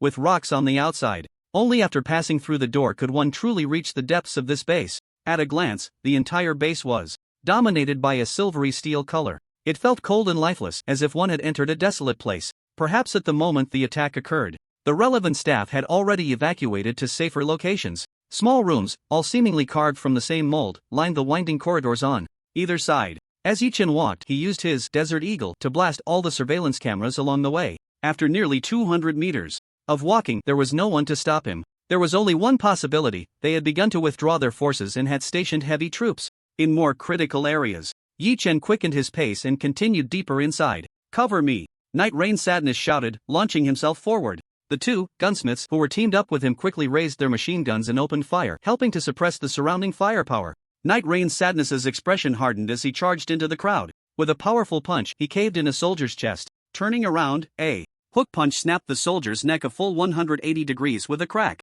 With fists raised and feet striking, this combat squad was directly cleared out by Night Rain Sadness. Move! Increase the advance speed, he shouted, leading his teammates further inside. Since completing their class transformation, their status within the Legion had significantly improved. A group of players pretending to be newbies, calling them big shots, wanted to connect with them, because after completing the class transformation, these players would experience a qualitative boost in strength. Generally speaking, as long as 3 players who had completed the class transformation were gathered, they could take one ordinary player along for the transformation. Night Rain Sadness, like you in a daze, dominating sword, and wind sweeping fallen leaves formed a team. Undoubtedly, they were currently the top team in the Legion. They were also responsible for clearing some particularly tough checkpoints. Soon, they pushed forward, directly breaking into the true base. Wow, so sci-fi. It's just a base for a subversive organization, yet it looks so sci-fi and so realistic. What a conscientious game. Star River Empire, YYDS. Look at the mission progress, it's only completed 30% so far. Although the fighting ahead was quite easy, there were still some injuries. Most players must have used their resurrection opportunity once, while a few unlucky ones might have used it twice, right? This mission still has some difficulty. The players began to discuss among themselves. This setup was somewhat similar to a game called Filled with 70,000 Underground in terms of team battles. The outside was merely the first phase, and after a brief rest, a more challenging second phase would begin. Many players began to rest and recover their state. Here, a very small number of paladins were treated as the group's pet, coaxed with kind words. After all, among the more than 400 players, there were only 20 paladins. With the paladins' buff and crucial healing boost, they could turn the tide. By the way, have you seen Night God? No, but I came from the leftmost passage and encountered 2 boss-level corpses on the way. I guess those were taken care of by Night God. Hiss. Straight to the point, terrifying. Night God truly is Night God. He must have gone in by now, right? Hey, brothers, have you finished healing? Hurry up. We'll be waiting until the flowers wither. Hurry, hurry, hurry. Are you a death messenger? I don't see you playing Paladin. Amidst the bickering, many players finally replenished their gear and status. Alright, everyone, let's set off. Charge, charge, charge. Let's go. Filled with excitement, these players moved forward. However, they soon encountered what Yi Chen had experienced. The outer perimeter of this base was already deserted. All soldiers and combat forces had been pulled back to the core area, preparing for a final showdown with these invaders. After walking about a kilometer, the players finally stopped. Before them stood a bunker constructed like a war fortress, forcing them to halt. What the hell? What is this thing? This is completely a turtle shell. How do we break it open? Is it poisonous? The difficulty here is like heaven and earth compared to outside. The bunker before them was simply too exaggerated. Recently feeling a bit lost, as a book friend said, the protagonist has been invincible, killing and killing, which is somewhat enjoyable, but it quickly leads readers into a sage state. Today, I'll update 2 chapters of 2,000 words. I need to organize the storyline. This segment of the Legion battle should be written into a good plot, but I don't know why it feels so tedious while writing, too dry. If anyone has any opinions, please provide feedback in the review section. Just then, a series of roaring engines echoed from the bunker. Soon, the players saw tanks rumbling out from the bunker. Large military engine tanks were classified as banned items among various federal forces. Because of this, although these subversive organizations could acquire various types of tanks, they were all old diesel engine tanks. But for many gamers, this was enough to leave them in shock. What the hell? Big tanks. I can't believe it, they've brought out tanks? How are we supposed to fight this? The rumbling sound, the massive figures, and the thick black smoke brought a shocking visual experience to the players. On the walls of the bunker, they could also see some giant cannons being pulled out. The entire bunker was a hybrid of a turtle and a hedgehog. The sight made the players gasp in awe. The difficulty of this second phase was simply too high. How could they fight this? They might as well go back, wash up, and sleep. In the previous life, the second phase of this task left most players with nightmarish memories. It was also the reason this task ranked among the top 10 in difficulty. This bunker was armed to the teeth. Everyone watching this scene felt like they were about to lose their hair from worry. However, the subversive organization would not give the players a chance to rest. You've come to my lair, Uncle can't tolerate it any longer. The cannon's muzzle had already begun to rise. In the sight of numerous players, a red warning prompt appeared. You have been locked on, please evade. Damn! Spread out. Quickly, spread out. The crowd, once dense, instantly became chaotic. Each person relied on their own skills to dodge the targeting of the giant cannon. The tanks also began to move, leaving deep tracks in the soft earth. Behind them, soldiers coordinated with the tanks to follow. Boom! Boom! Boom! The giant cannon fired, shaking the entire cliffside slightly. The terrifying shells directly obliterated those players who couldn't dodge in time. Counterattack. Quickly think of a way to counterattack. If this goes on, even using up our revival chances will be useless. But at this moment, even the four who had changed classes to Night Rain Sadness were just hunkering down to avoid the shells. Was there even time to counterattack? The scales of victory were tipping dramatically towards the Steel Brotherhood. In the bunker's operations room, the person in charge held a glass of red wine, watching the battlefield through real-time cameras. Just a bunch of rabble without any siege equipment, and they dare to come here? Simply clueless about their own mortality. A disdainful smile appeared on his lips. Victory was about to belong entirely to the Supreme. He couldn't help but laugh, raising the wine glass to his lips. On the city wall, the soldiers operating the giant cannon were also watching the battlefield with fervor. However, at that moment, a purple beam of ethereal light pierced the battlefield. It struck directly down onto the giant cannon. Assassin's Laser Sniper. Special Effect 1, Attack adds precision effect, able to exploit enemy weaknesses, dealing 200% damage. Special Effect 2, Attack converts to ice attribute damage. The heat within the giant cannon was rapidly siphoned away, and the entire cannon turned into a massive block of ice in extreme cold. Then, it collapsed with a thunderous crash, shattering into ice shards all over the ground. The booming sound of the cannon ceased on the battlefield. All players, including those watching the livestream, were momentarily stunned, mouths agape, staring at this scene. Meanwhile, in the bunker's operations room, the person in charge still held his wine glass. However, the bright red liquid spilled out, cascading down onto his clothes. Night God. It was Night God who made the move. Long live Night God. Charge. Counterattack. Brothers. Crush them. The players who had been fleeing were momentarily taken aback. But soon, they reacted. They began to shout. With immense excitement. The low morale was reignited in that instant. At the same time, Yi Chen activated his skill. Warfire Anthem, in battle. It can enhance our players' combat will by 100%, increasing all attributes by 30%. An invisible halo, unseen by ordinary eyes, rapidly spread from Yi Chen, enveloping all players within. Simultaneously, in hidden places, purple lasers continued to shoot out, marking each tank. One by one, the tanks turned into towering death ice tombstones. Even the nearby soldiers were instantly frostbitten. This was the terrifying aspect of Gunsmith. Once equipped with high-tech weaponry, they could become a fearsome reaper on the battlefield. The enemy couldn't even see his trace. Before heading towards death, it's Gunsmith. What do we do? Is there any superpower user who can counter him? The soldiers of the Steel Brotherhood were now hiding behind, not daring to move forward. Where was that previous imposing demeanor? This time, it was the players' turn to launch a massive counterattack. Without those terrifying heavy weapons, they were invincible. However, under the strong pressure of high-ranking officers, those heavy machine guns on the city wall were still being operated. Bullets swept across, almost covering the entire section of the city wall in front. The rocks were even shattered to pieces. However, for the power of these bullets was not enough to be taken seriously. When they hit the shield added by they merely sparked countless sparks before being deflected. Charge in. Kill. Over 400. Players managed to create the momentum of over 4,000 people. Various attacks struck the city wall. The entire wall began to shake, covered in countless cracks. Get out of the way. Let me do it. Ba Jian raised a colossal alloy sword 2 meters long and half a meter wide. His muscles bulged, resembling blocks of granite. A layer of blood-red radiance clung to the giant sword. Various buffs stacked up. Open for me. He roared. The giant sword came crashing down. Boom. A deafening sound erupted. Ashes soared into the sky. This place was as if it had been struck by a missile. As the dust settled, Ba Jian's loud voice rang out, "Brothers, charge in with me." It turned out that the city wall, a full meter wide and made of pure steel, had been cleaved open by him, creating a gap over 3 meters high and 2 meters wide.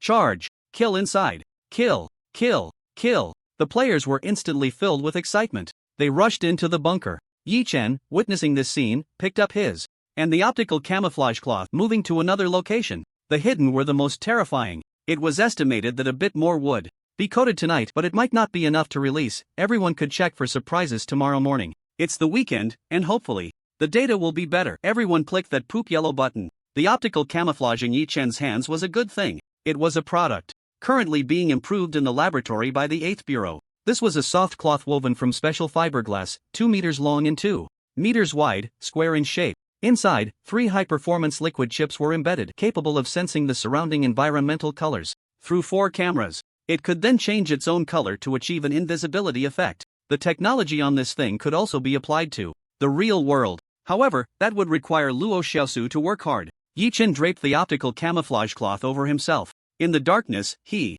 seemed like a chameleon, continuously blending into the surroundings. The collapse of the battlefield was like a block castle rapidly crumbling. After the most critical piece was removed, numerous strongholds were violently demolished with one small battlefield after another being opened up. The soldiers of the Steel Brotherhood roared with their long guns, the rain of bullets pouring down like a torrential downpour. But this level of attack felt like mosquito bites to the players. Supported by their equipment, attributes, and buffs, they could even withstand the damage and charge forward. Once they broke into the crowd, it was like a tiger descending the mountain. Cries of agony echoed, and blood soaked the earth. These soldiers were merely ordinary people, even after undergoing some training. However, compared to regular armies, the difference was still enormous. Now, with casualties rising and morale plummeting, these men soon began to rout, running back. Let the troops take action. Please, Lord Shinbu Dehao, intervene. The glass cup in the hands of the person in charge had long been crushed. With bloodshot eyes, he roared at his subordinates. Hey! Watching the people leave, the responsible person's gaze kept shifting.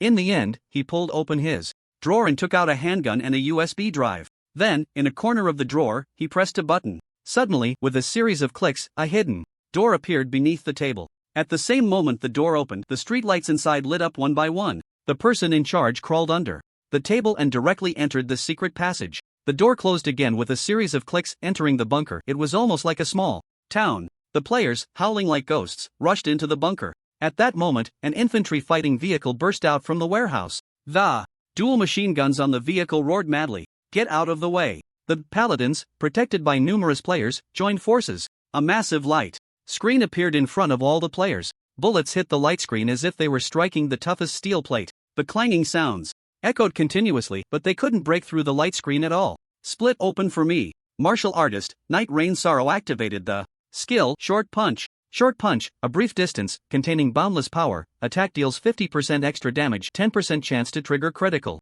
damage. Although the chance of this skill triggering critical damage was low, it was a combo skill. In just 10 short seconds, he had already landed over 100 punches on the infantry fighting vehicle. The entire vehicle was battered under his fists like a lump of dough. In the end, it was reduced to a pile of scrap metal, lying motionless on the ground. As for the driver inside, under this terrifying shockwave, he had long since bled to death. This was the terrifying aspect of Psychics. Charge! Night Rain Sorrow shouted loudly, striding forward. However, at that moment, a piercing sound of a mortar echoed. Boom! Whoosh! Quick, dodge! Be careful, some players shouted. Accustomed to various high-tech weapons, they never expected that the Steel Brotherhood would still have such ancient artillery like mortars. A shell landed and exploded, sending shards of metal spinning at high speed. Although these shards weren't enough to kill players, they still caused a significant drop in their health. Brothers, counterattack. Second Company Commander, take out their artillery position. Every class had a multitude of playstyles.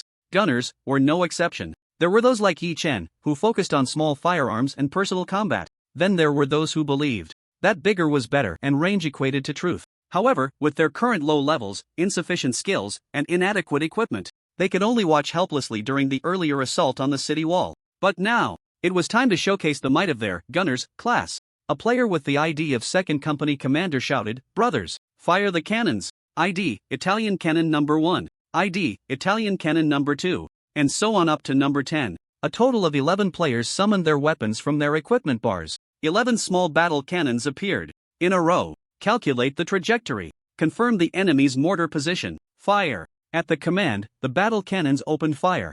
Although the sound wasn't loud, the rumbling still caught the attention of many players. These, Gunners and Night God, were completely different playstyles. Shell after shell landed on the enemy's mortar position. Soon, the opposing mortars fell silent. Not bad. Second Company Commander, awesome. Add me as a friend. Let's team up for the next mission. When in dire straits, tactics intertwine. When prosperous, blow them to pieces. Having such a cannon group as support was exhilarating to think about. Moreover, as levels increased and equipment and skills were updated, this cannon group composed of gunners would display even more terrifying combat power. The appeal of the game, Star River Empire, lay precisely in this infinite possibility of various playstyles within the same class. Hearing the players around him, the Second Company Commander couldn't help but break into a wide grin. At first, when he chose this playstyle, not many supported him. In the real world, there was no way to possess superpowers, like the superheroes in various movies who save the world single-handedly, but in this game, it's completely different. Who wouldn't want to be someone like the Night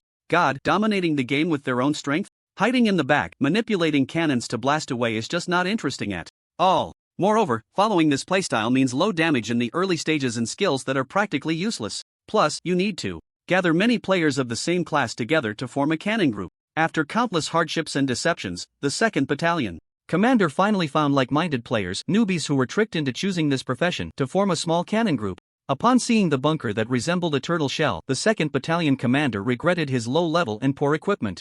Otherwise, he could have shown off in front of everyone. However, the heavens do not disappoint those with determination. They finally found a place for their class of gunners to showcase their talents. Hidden away, Yi Chen naturally saw this scene. A smile appeared at the corner of his mouth. He wasn't a babysitter or mentor for these players. How they wanted to play was entirely up to them to figure out. This 2nd Battalion commander is not bad. If the Legion forms a cannon group in the future, I can let him take charge. With this thought in mind, his eyes were fixed in the scope, searching for valuable enemies. On the battlefield, numerous players were doing their utmost to output, unleashing various skills. The cannon group led by the 2nd Battalion commander was continuously pulling out all sorts of artillery from their packs. Perhaps the calibers weren't very large, but they could always provide fire support at critical moments. Under the barrage of a row of rockets, the explosions kicked up clouds of dust. In the narrow underground space, hot winds were constantly blowing. Dazzling flames lit up continuously. After the flames faded, the entire bunker fell silent.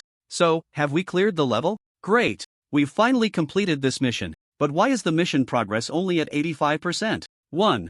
Player opened the mission list and immediately noticed something strange. Is there anyone left to stop us? It can't be, we've already cleared it. Who else could there be? Just as many players were puzzled, a massive blade light descended from the sky. With a single slash, the players in the path of the blade light were directly killed. Hiss! What happened? What's going on? Many players were startled. Then they saw Shinbu Taihao walking over in wooden clogs, wielding a katana. Behind him were the remaining superhumans from the Steel Brotherhood base. However, when these players saw Shinbu Taihao's stats, everyone gasped in shock. LV-30. Shinbu Taihao, Katana Samurai. Katana Samurai? Is that the second job of the swordsman? He's actually a LV-30 big boss. How are we supposed to fight this? Many players here hadn't even changed jobs yet, and those who had only did so once. Yet this Shinbu Taihao had already advanced to his second job. Seeing this scene, everyone felt a wave of anxiety. He completely crushed them in every attribute and aspect. Their attacks couldn't even land on Shinbu Taihao.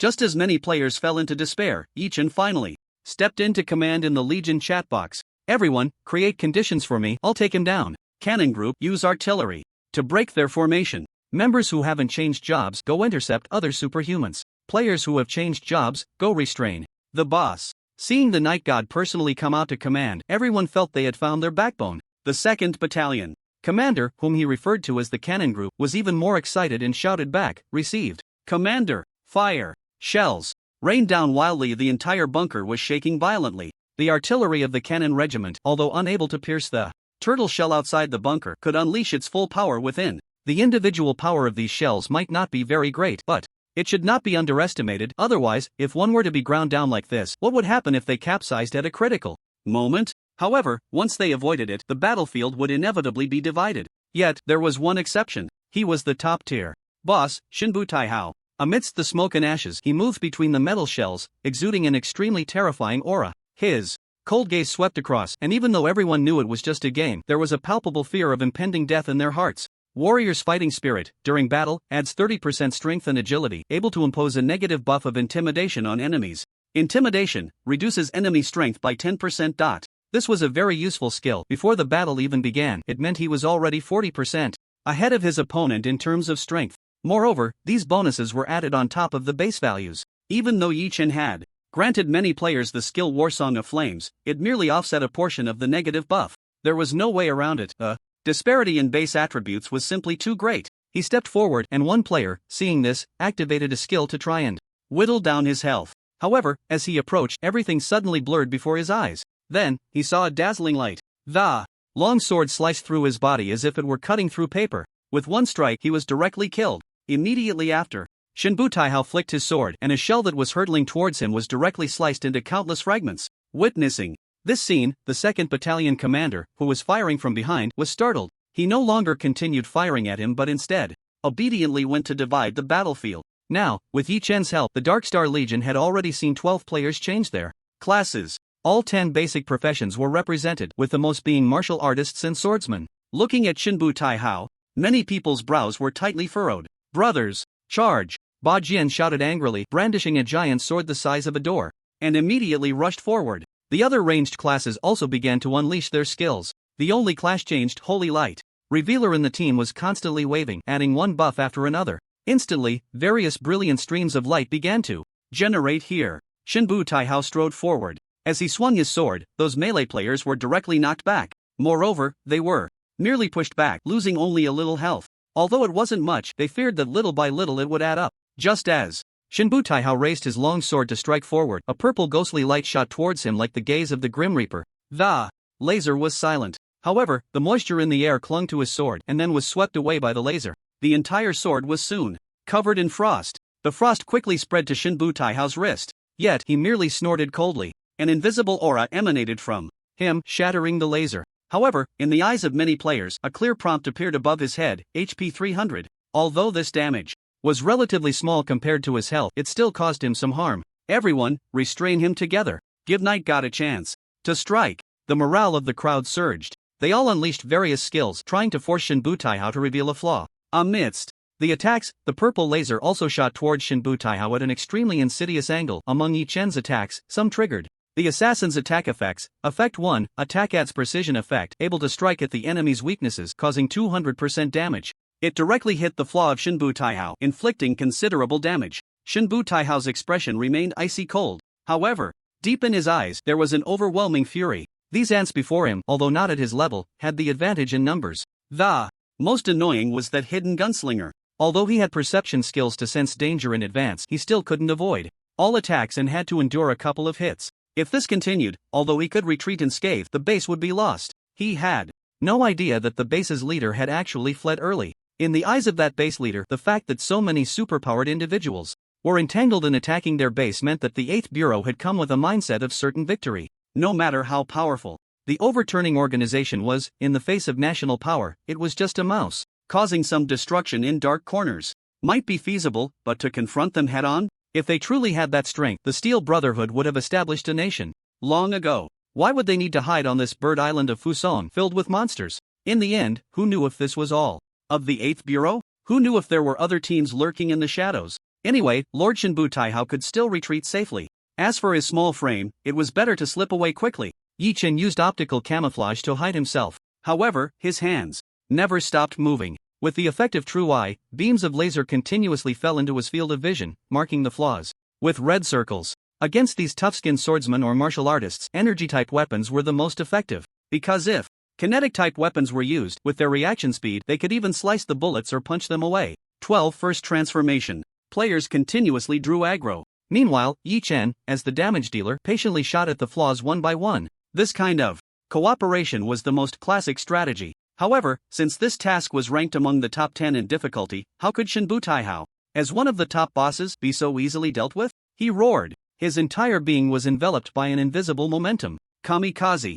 Battle intent. In battle, lose 1% of health per minute, enhancing all attributes by 50%. Additionally, it releases an added aura. Shield formation. This aura shield formation was equivalent to the white shields of monsters in the game. If the white shield wasn't broken, it was impossible to inflict damage on him. Moreover, the white shield was the most effective counter against energy weapons. In an instant, the situation reversed. Yi Chen's attack struck the layer of the white aura shield. The purple icy breath rapidly spread across the entire white shield. However, unfortunately, although the entire white shield was covered in white mist, its thickness showed no signs of diminishing. It's over. Night God's attack caused no damage at all. This intensity is too despairing. The surrounding ordinary players shouted in unison. The difficulty of this boss was simply hopeless. They couldn't even break through its defenses. Under the optical camouflage, Yi Chen set aside the assassin. From his backpack he took out another weapon, Annihilator. Annihilator had two effects, critical hit and armor piercing. These two effects were also extremely powerful for breaking shields.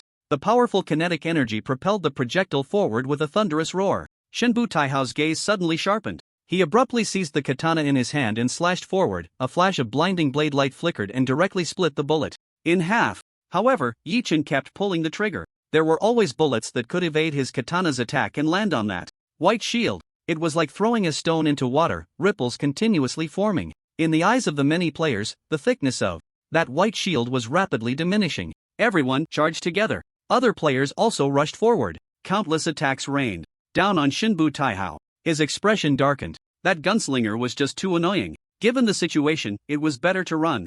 With that thought, he jumped back, intending to leave. But a bullet struck the ground behind him, exploding the dirt there. His steps immediately halted. He wants to run. Don't let him get away. Go! Hold him down. A significant portion of the Steel Brothers' superhumans had been entangled by the players, worn down by sheer numbers. The completion of the mission was tied to their own reward. Settlement. If they could just touch the big boss, even if it was just to chip away a drop or two of health, the rewards would skyrocket. Therefore, in the eyes of the many players, Shinbu Taihao was like those decorative walnuts everyone wanted to take a crack at. Touching him was a gain. Of course, Shinbu Taihao wouldn't understand that. He just glared darkly at the players rushing at him. With a slash, he cut down a large group of players. However, 2 more bullets struck the white shield. That once formidable white shield was now on the verge of collapse. Hiding in the shadows, Yi Chen remained calm, continuously searching for Shinbu Taihao's weakness. One shot after another, wearing down the white shield. Bang! The white light dissipated, swirling in the air. The shield is broken. Go! Touch the loot. Hurry! Let me get a touch. Make way! Make way! Even the artillery team in the back began firing at Shinbu Taihao. As the saying goes, a chaotic punch can take down a master. One skill after another fell like raindrops upon Shinbu Taihao. Smoke and powers, long swords and crossbows, and those bullets forced him to exert all his strength just to withstand them. Shinbu Taihao's miscalculation lay in the fact that these players were not afraid of death. Even before dying, they wanted to maximize their damage output, hoping for better rewards during the mission settlement. His heart gradually sank. Watching the players surge forward like a tide, he cut down the 2 players in front of him, yet he showed no sign of joy. Damn it! Baka! He shouted in anger. Shinbu Taihao was all in now. If he didn't fight desperately, he would truly be done for this time. A faint red aura radiated from his body. With the boost of this aura, his attacks became even more ferocious. Damn! The boss has gone berserk. Everyone be careful. The boss has gone berserk. Hold on. Once the boss weakens, we win. The excitement and thrill in the players' hearts were indescribable. They were all veteran players and naturally understood the boss's mechanics. After going berserk, it would enter a weakened state. However, this boss's berserk mechanism was no simple matter. Not only did its damage increase, but it also became tougher. Its health and defense values had significantly risen. The entire cliff and cave began to shake. A level 30-second transformation class was already considered among the stronger ranks. If it were a 3rd transformation, it would possess the capability to explore newly developed planets, being the lowest tier of superhumans in interstellar warfare.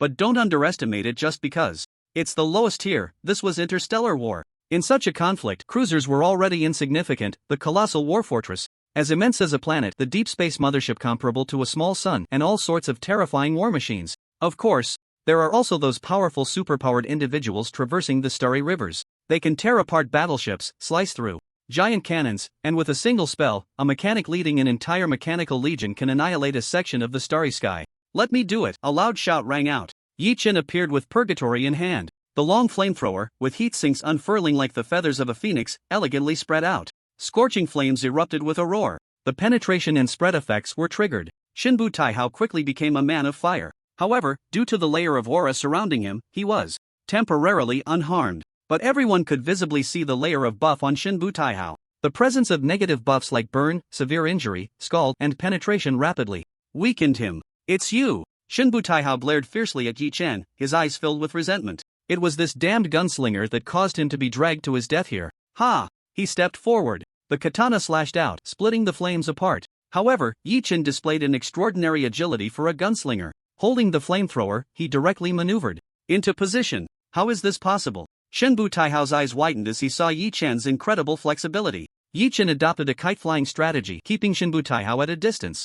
You advance, I retreat, you retreat, I advance. But he wouldn't let him escape the battle. Roar! Baka! Die, die, die! Shinbu Taihao roared, feeling the strength within him being continuously drained. This was the end of his berserk state, and he was about to enter a weakened state. Yi Chen's eyes suddenly lit up. He activated the skill Heavy Weapon Awakening. Heavy Weapon Awakening. In battle, equipment can operate beyond its limits, increasing equipment attributes by 100% for 30 seconds. After the battle ends, equipment durability will reset to 0. The purgatory in his hand also underwent a sudden transformation. The long gun barrel gradually changed, the heat sinks twisting like the fangs of a demon. The bright red color turned into a dark red filled with malevolence. A pair of abyssal demon-like pupils emerged, looking at Shinbu Taihao with a mocking gaze. The orange-red flames also changed, turning into black-red. The temperature within the entire fortress surged dramatically. The surrounding players watching the battle received a prompt warning: temperature rising. Entering burn state soon.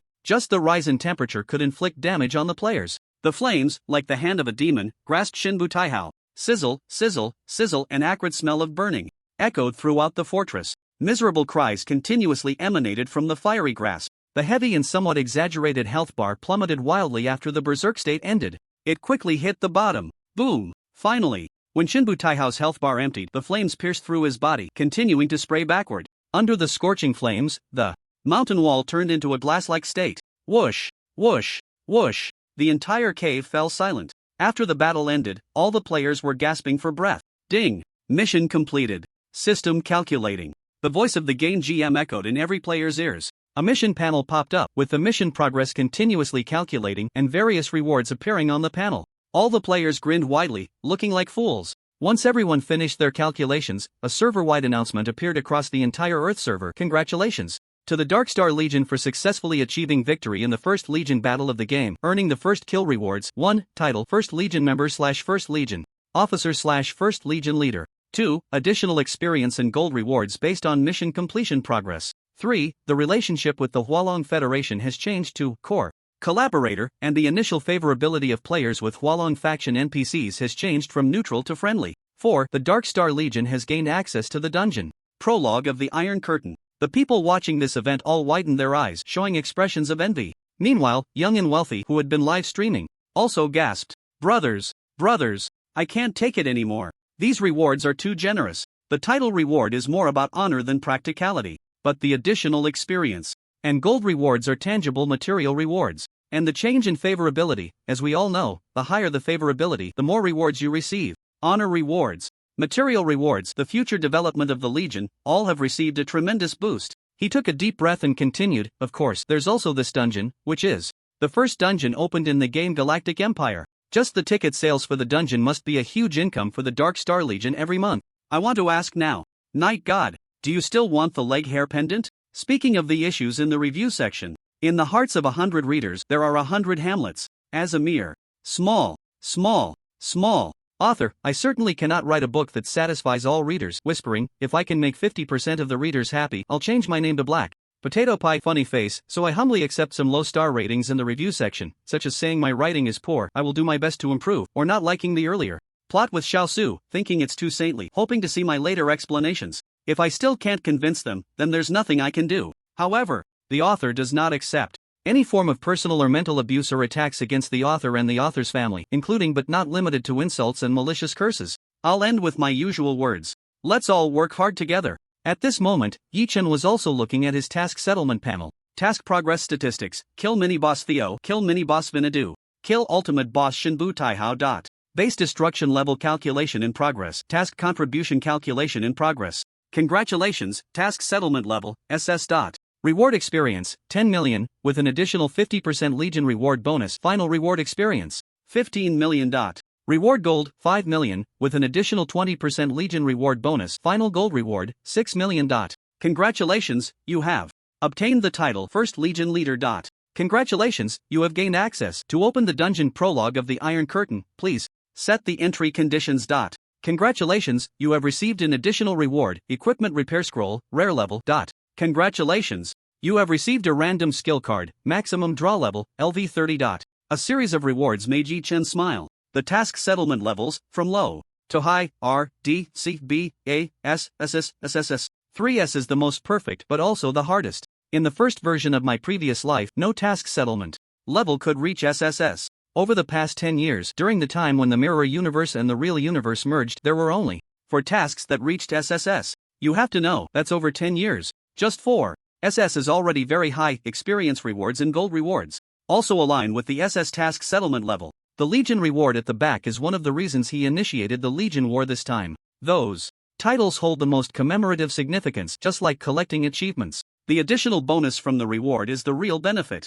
As for the third point, changing the initial favorability of Legion players and the Huolong faction NPCs can allow the entire Legion's overall development to hit the fast track. Of course, the most interesting is the last reward, gaining access to the Iron Curtain Prologue dungeon. This is also a means for the game to encourage players to create legions and enhance Legion gameplay, the ultimate goal of the game's creator. Xiao Ming, is to cultivate suitable soldiers and legions that can quickly form combat power. What better means could there be than this? Legion gameplay? After 10 years of fighting together in the same legion and undergoing various battles and training, where else could one find such suitable warriors? Returning to the issue of dungeons, a dungeon is a segment of a storyline crafted into a dungeon, allowing other players to participate in this task to farm combat experience and materials. Moreover, based on different levels of weakening, dungeon difficulty is divided into 4 levels: simple, normal, hard, and hell. The hell level is naturally the original level of this dungeon, which is the original difficulty of the Dark Star Legion's Legion War. It can be imagined that other legions will subsequently come to try this dungeon. One reason is to assess their legion's combat power, and the other is to calculate the gap between their legion and the Dark Star Legion. These are all game rewards from this task. For Yi Chen, he has already reached a deal with Qi Yuxuan. From him, he can also gain an additional profit. With both sides working together, this wave is a huge profit. On this side, the players of the Dark Star Legion are happily showcasing their loot in the tribe. Other players from Huolong's home turf are already feeling sour. Not to mention players from other servers, especially those Star Beauty players who previously clashed with Huolong players. One by one, they rushed to the tribe to confront them. What's so great about this? Exactly. We just didn't have the chance. Given the opportunity, we could do it too. I watched the video, it was simple. So easy. Right.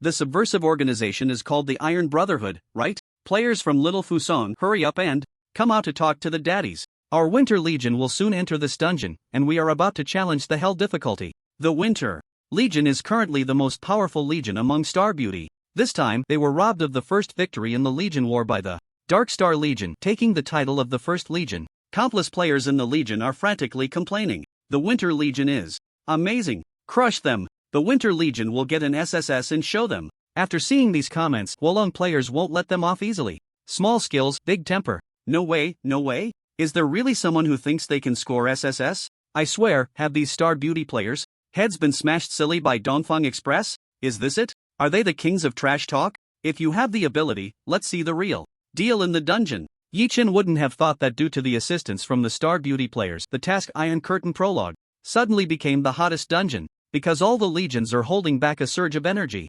especially between the Huolong and Star Beauty legions. They tacitly regard this dungeon as a competition. Let's see who can clear it faster and who can achieve a higher score before the task of Dragon Star Dark War officially opened to players. There was little opportunity for players on both sides to encounter each other. They could only compete through this method. Yi Chen did not inquire about how Ice God and their team were doing with their tasks. Upon returning to the Legion camp, Yi Chen took out an equipment repair scroll to fix his purgatory. Additionally, this time he received a random skill extraction card as a reward. This card could randomly extract a skill from either an NPC or a player. However, the maximum level of the target that could be extracted was LV30. When Yi Chen obtained this card, he already had a target in mind. Among the forces of Huolong, there was a well-known gunslinger NPC in the early stages of the game. Xiaoran, LV30, third transfer profession gunslinger destroyer. In the first version, Xiaoran could be considered the professional mentor for the gunslinger class. Almost all gunslingers, when they hit the jackpot and obtained a random skill extraction card, would save it to seek out Xiaoran for a chance to draw a skill from him. The reason Xiaoran was so powerful was that he possessed a special skill, Beginner Heavy Firearm Affinity, passive skill that enhances the character's control over heavy firearms, increasing the base damage of weapon equipment by 100%. Such passive skill bonuses were simply divine. Almost every profession hoped to acquire such a passive skill. And on the entire Earth, this novice planet, only 2 NPCs had such abilities. One was Gunslinger Destroyer Xiaoran, the other was Great Mage Summoner Alice from the mage profession. The former was a Huolong person, while the latter was a Star Beauty. Alice's passive skill was called Beginner Beast Affinity, passive skill that enhances the damage of summoned beasts, increasing base damage by 100%. However, meeting Xiaoran is not easy, Yi Chen mused, stroking his chin. Xiaoran was a military person, part of a completely different system from the 8 Bureau. The 8 Bureau held significant power but dared not challenge the military. In his previous life, many players even saved their random skill extraction cards until the second version, waiting to level up for a chance to interact with Xiaoran before using them. Additionally, I should start preparing for my second transfer profession. Yi Chen opened his personal attribute panel, ID, Night Race, Carbon-based Lifeform/Earthling Profession, Warfire Dominator, Transferable, Secondary Profession, None Level, 20.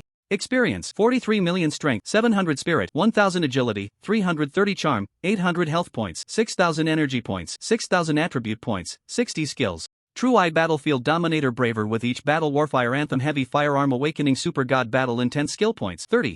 Equipment: Sun Chaser Handheld Laser Cannon, 0 Durability, Interceptor 2.0 Sniper Cannon, Purgatory High Energy Focus Flamethrower, Heavenly Sane High-Speed Machine Gun, Duelists Desert Eagle, Assassins Laser Sniper Organization, Hulong Federation 8 Bureau, Dark Star Legion. Experience had already overflowed to 43 million, and even after the transfer he could reach LV 23 or 24. Additionally, he had a full 60 attribute points and 30 skill points. High-level players generally save these attribute and skill points for critical moments. Yi Chen was no exception, so he had not used them. Now, what lay before Yi Chen was how to complete his second transfer profession. The second transfer profession required not only grinding the proficiency of the corresponding equipment but also acquiring the relevant transfer knowledge. Most of the transfer knowledge was held by various major forces. To obtain this knowledge, one had to continuously complete tasks and earn merit points. It would be best to complete the second transfer task before the Dragon Star Dark War. After pondering for a while, Yi Chen stood up to find Qi Yuxuan.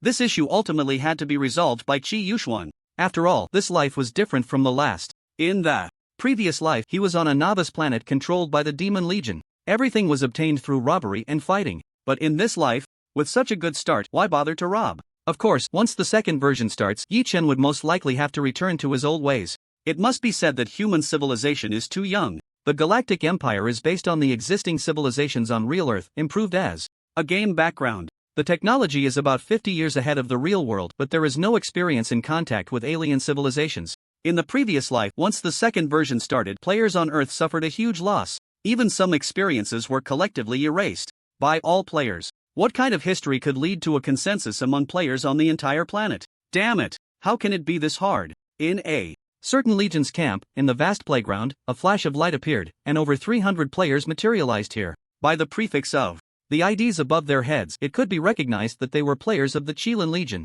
The Qilin Legion is considered a medium to large-sized legion in Hualong, supported by a club behind them. Today, they attempted to challenge the dungeon released by the Dark Star Legion. Prologue of the Iron Curtain. Moreover, the difficulty of the challenge was hard, which meant it was only 80% of the original difficulty. The first phase was still very easy, and they quickly reached the front of the bunker. Additionally, they had studied the Dark Star Legion's tactics and knew the difficulty of this bunker. Therefore, they had prepared siege weapons early on. After suffering some casualties, they used high-energy bombs to blow open the city walls. In the end, they successfully reached the big boss, Shinbu Taihao. They all thought victory was within reach. As long as they cleared the level, they could become the first legion to clear the hard difficulty. However, later on, the mighty Shinbu Taihao activated that white shield. Their attacks didn't even wear down the white shield. They were directly killed by Shinbu Taihao and other elite monsters. In the dungeon, there were also 10 chances to revive. Moreover, these 10 revival chances did not count towards the 10 revival opportunities each month. However, there was a limit on the number of entries to the dungeon a player could enter. A dungeon at most twice a week. This dungeon's difficulty is too high. Let's check the tribe and see if anyone has cleared it. Come on, let's go take a look together. These players who failed the dungeon opened the tribe with gloomy faces.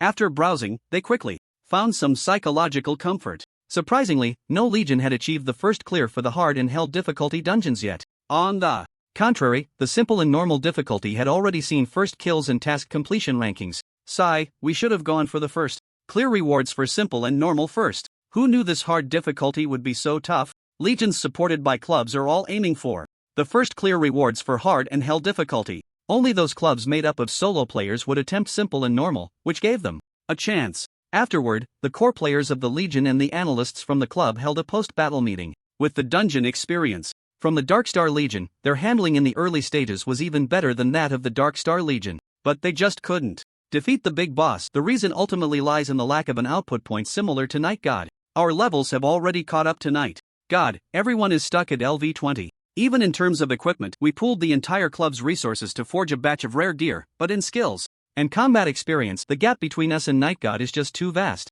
A young analyst wearing glasses said while watching a video. However, we haven't come away empty-handed. The artillery tactics in that Legion mode have proven to be very useful during this dungeon run. At this point, others also chuckled. The ability to call for artillery support at any time, our previous vision was too limited. This is a game of Legion warfare. It seems we need to find some related books to study. tunnel warfare, guerrilla warfare, mountain warfare, it's really getting more and more interesting. Such scenes were happening simultaneously in many clubs. This time, the Dark Star Legion. Initiating this Legion battle provided them with many hints and inspirations. Of course, the club formed by Yi Chen was no exception. Everyone was working overtime, analyzing videos and creating more combat plans. In the future, they couldn't rely solely on the player's individual strengths to rush through dungeons like this time. That 2nd Battalion commander and those Italian cannons also received contract invitations from the Dark Star Club, inviting them to join the club. Not to mention how excited they would be after completing their professional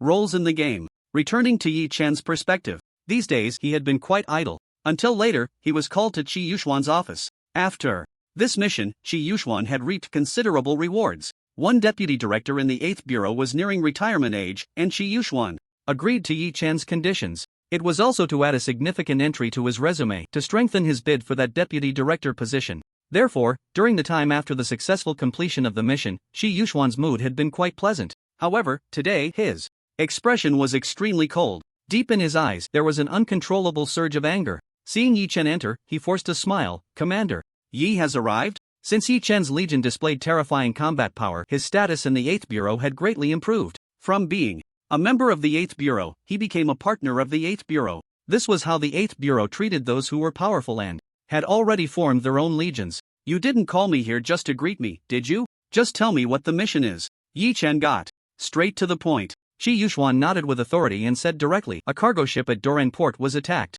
Here are the pictures from the scene." Qi Yuxuan sent some images to Yi Chen's personal terminal. Yi Chen opened them and narrowed his eyes slightly. "These people are quite audacious." Yi Chen looked at Qi Yuxuan with a half-smile. In the photos, a massive cargo ship was engulfed in flames, with explosions causing fires everywhere. On the deck, a huge pattern was spray-painted. A giant scorpion was raising its tail high. Surrounding it was a string of letters. The people from Xingmei, to be precise, the players from Xingmei. Yi Chen thought to himself. However, Qi Yuxuan wouldn't care whether they were players or not. Originally, we only needed to take normal retaliatory actions for this matter. But there is a very important document on that cargo ship. Now that document has been lost. I hope you can retrieve that document. In front of Yi Chen, a task prompt popped up. Trigger task, the grief of monsters, initial.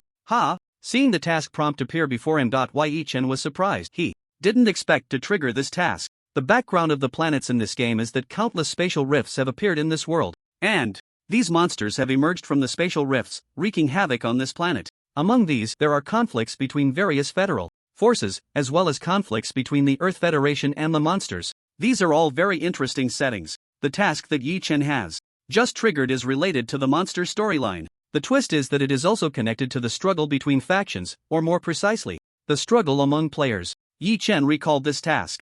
He remembered. Yi Chen's eyes lit up. In his previous life, this task was indeed triggered as well. However, it was a task actively issued by the Hualong military. Moreover, the content of the task was completely different. It was to recruit players to explore the spatial rifts. That's right, the name of this task is The Grief of Monsters, Initial. It is not the original, The Grief of Monsters. In his previous life, this prerequisite task did not trigger. Captain Yi? Qi Yuxuan's voice brought Yi Chen back to reality. "Alright, I'll take this task," Yi Chen said with a light smile. "Wait for my good news. By the way, after this task is completed, I want the knowledge for the second job transfer of Psychic." Upon hearing this, Qi Yuxuan's face showed hesitation for the first time. The knowledge for the second job transfer of a Psychic is extremely valuable. With my authority, I can only help you negotiate. But they will definitely assess you, and then it will depend on your own efforts. No problem. What Yi Chen wanted was this quota. 2 days later, Yi Chen, wearing sunglasses and casual clothes, stepped off a huge cruise ship. In this game, although one cannot undress, one can change clothes. As long as one thinks about it, the clothes in the backpack will change. Yi Chen now looked like a tourist here for a vacation. However, the people around looked over with envy in their eyes. In this era, ordinary people have to work very hard just to survive. Those who can travel are either from certain powerful factions with enough psychics for protection or are themselves very powerful psychics. But regardless of which type, they are not something ordinary people can provoke. Yi Chen took off his glasses and looked around. The port behind him was divided into two parts, one for cargo ships and the other for cruise ships. Chewing gum, he blew a bubble. Yi Chen stepped away from here. Due to the existence of monsters, the tall buildings in this city had already been destroyed during the first wave of monster invasions. This area originally belonged to a small country. However, later it was unable to maintain itself and invited the three major factions of Hualong, Xingmei, and Hongsu to protect them. In return, this port was open to them, allowing them to station their legions here.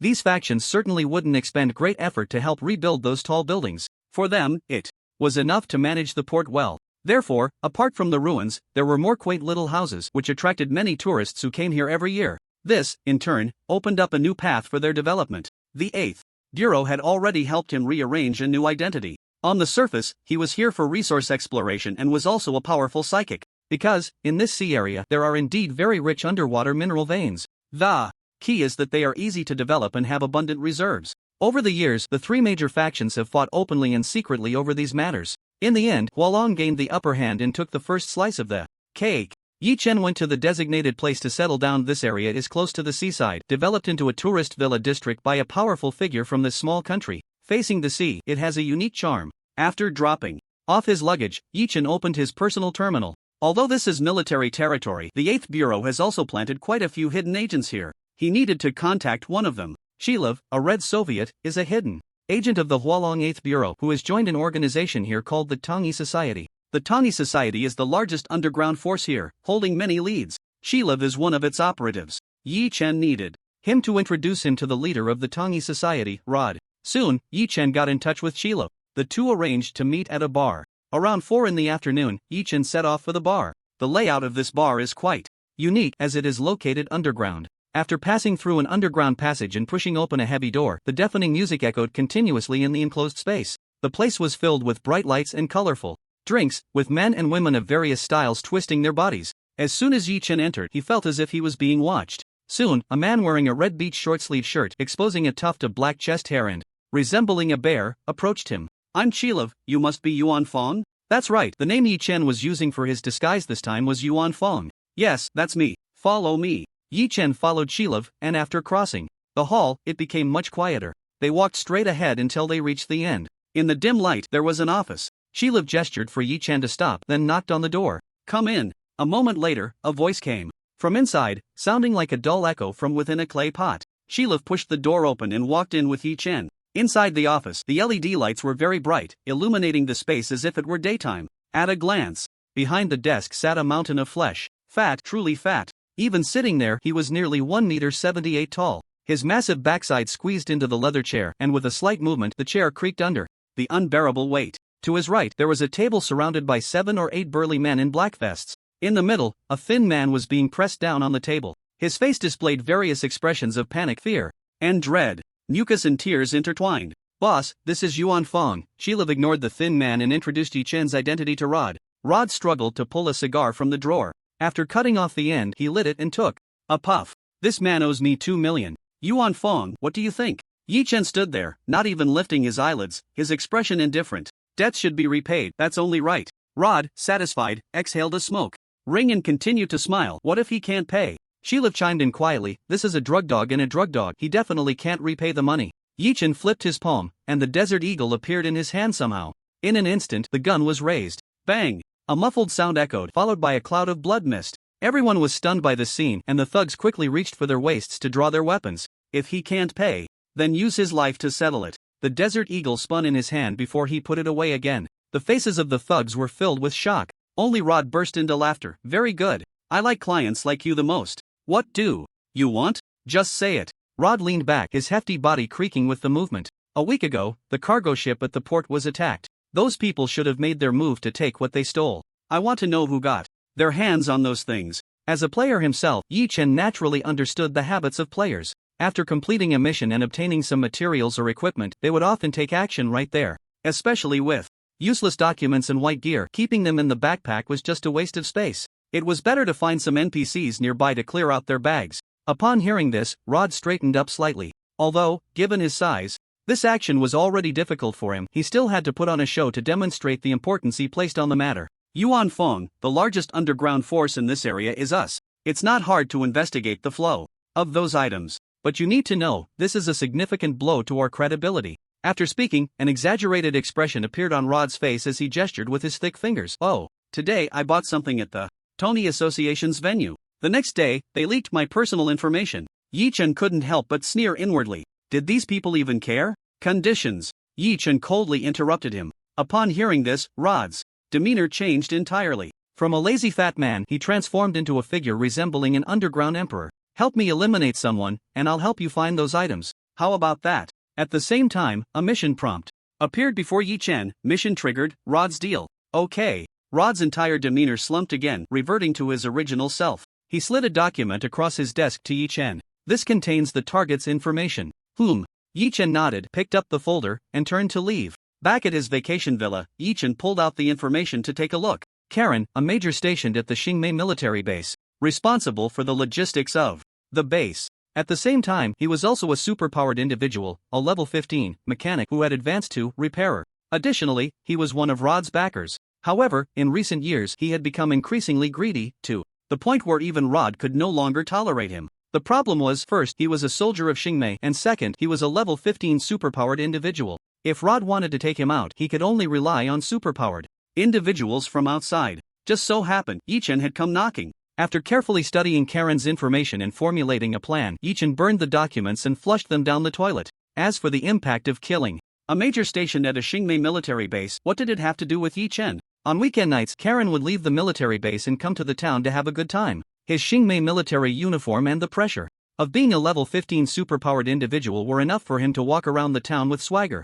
That night, as usual, he drove out of the base in a military off-road vehicle. Meanwhile, Yi Chen, on a balcony of a nearby bungalow, felt his eyes brighten slightly. The interceptor appeared in his hands. He aimed and activated the skill, True Eye. Adjusting the gun's muzzle, he pulled the trigger. Whoosh! The electromagnetic-driven firearm had the advantage of being relatively quiet. Inside the vehicle, Karen was humming a tune, thinking about heading to Rod's bar for a good time. If he could hook up with a girl and have a wonderful night, that would be even better. Just then, a sudden, violent impact sound came from the reinforced special glass of his off-road vehicle. The glass, designed to withstand superpowered attacks, was suddenly covered in shattered snowflakes. Enemies. His pupils constricted sharply. He was filled with dread, a life-and-death crisis pressing against his heart. He slammed on the gas, sharply turning the steering wheel, trying to get back to the base. Damn it! You dare to mess with the soldiers of Xingmei. You're dead. He gritted his teeth, filled with rage. Although he was also a superpowered individual, he had chosen the path of a repairman.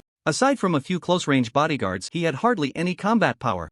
At most, he could bully ordinary people with his strong basic attributes. But now, this attacker could shatter the glass of an SUV with a single shot. This is a powerful gunsmith. However, in the next moment, just as he turned the car around, his face still twisted in a grimace, a bullet shot through the already shattered glass. The glass exploded towards the driver's seat and that bullet pierced through his temple. When dealing with superpowered individuals, striking the head is the most effective method, because some superpowered individuals can change the position of their hearts. To achieve a one-hit kill, you must blow their heads off. Boom! After losing control, the entire SUV crashed into the wall of a nearby bungalow. Thanks to Karen's modifications, the SUV's performance was still very strong. It crashed right through the wall and into the house. It was almost 3/4 inside before it finally stopped. The people inside the house, witnessing this scene, screamed in terror. They quickly took out their phones to call for help. At this moment, Yi Chen had already put away the interceptor and was walking towards Rod's bar. Soon, he walked directly into Rod's office.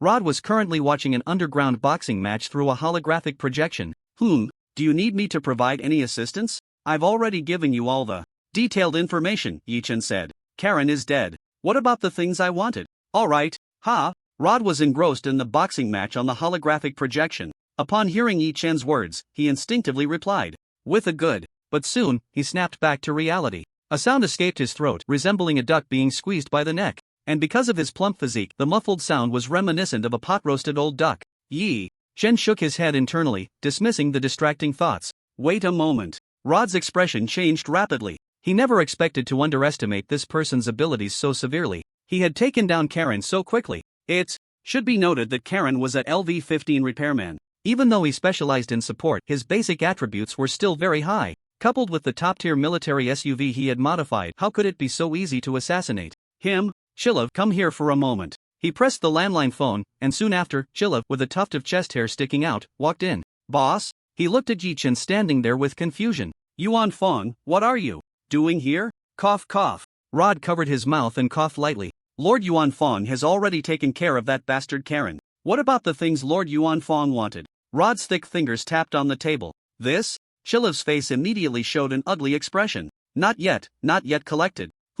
Rod snorted coldly, scolding loudly, "What use do I have for you, useless waste? If I can't satisfy Lord Yuan Fong, I'll throw all of you to feed the fish." Upon hearing this, Shilov looked at Rod with a face full of resentment. "Boss, don't you know the efficiency of your subordinates?" However, Rod ignored his gaze. "The boss is never wrong, only the little brothers are at fault. How much have you collected so far?" Yi-Chen had no time to waste with them and directly asked. "Wait a moment," Shilov replied and then walked out. Moments later, he came back in with a backpack. He opened the zipper of the backpack and dumped everything inside out. Most of it consisted of personal terminals and some metal accessories. Suddenly, Yi-Chen's eyes lit up. Among this pile of items there was an ancient-looking monocular telescope. Such things had long been obsolete. Even if placed on a ship now, they would merely be regarded as collectibles or souvenirs. But what Yi-Chen wanted was right inside this monocular telescope. "Alright, this is enough." Yi-Chen swept everything on the table into the backpack. Transaction complete. With the backpack in hand, Yi-Chen left the place directly. Phew, this person is terrifying. Go out and find out if Karen is really dead. However, before Chirov could leave the office, a young man rushed in. "Boss, a little brother has sent news. Major Karen was in a car accident and has been taken to the hospital, but some say he is already dead." The office immediately fell into a dead silence. Rod's face showed a look of grief. Major Karen was such a good partner to us, how could he have been in a car accident? Yet, the joy and shock deep in his eyes went unnoticed by anyone. Back in his room, Yi-Chen opened the monocular telescope. He then tore off the layer of genuine leather decoration inside and took out a chip the size of a fingernail from below. This is it. Yi-Chen placed the chip into his personal terminal. He read the data and unfolded the content.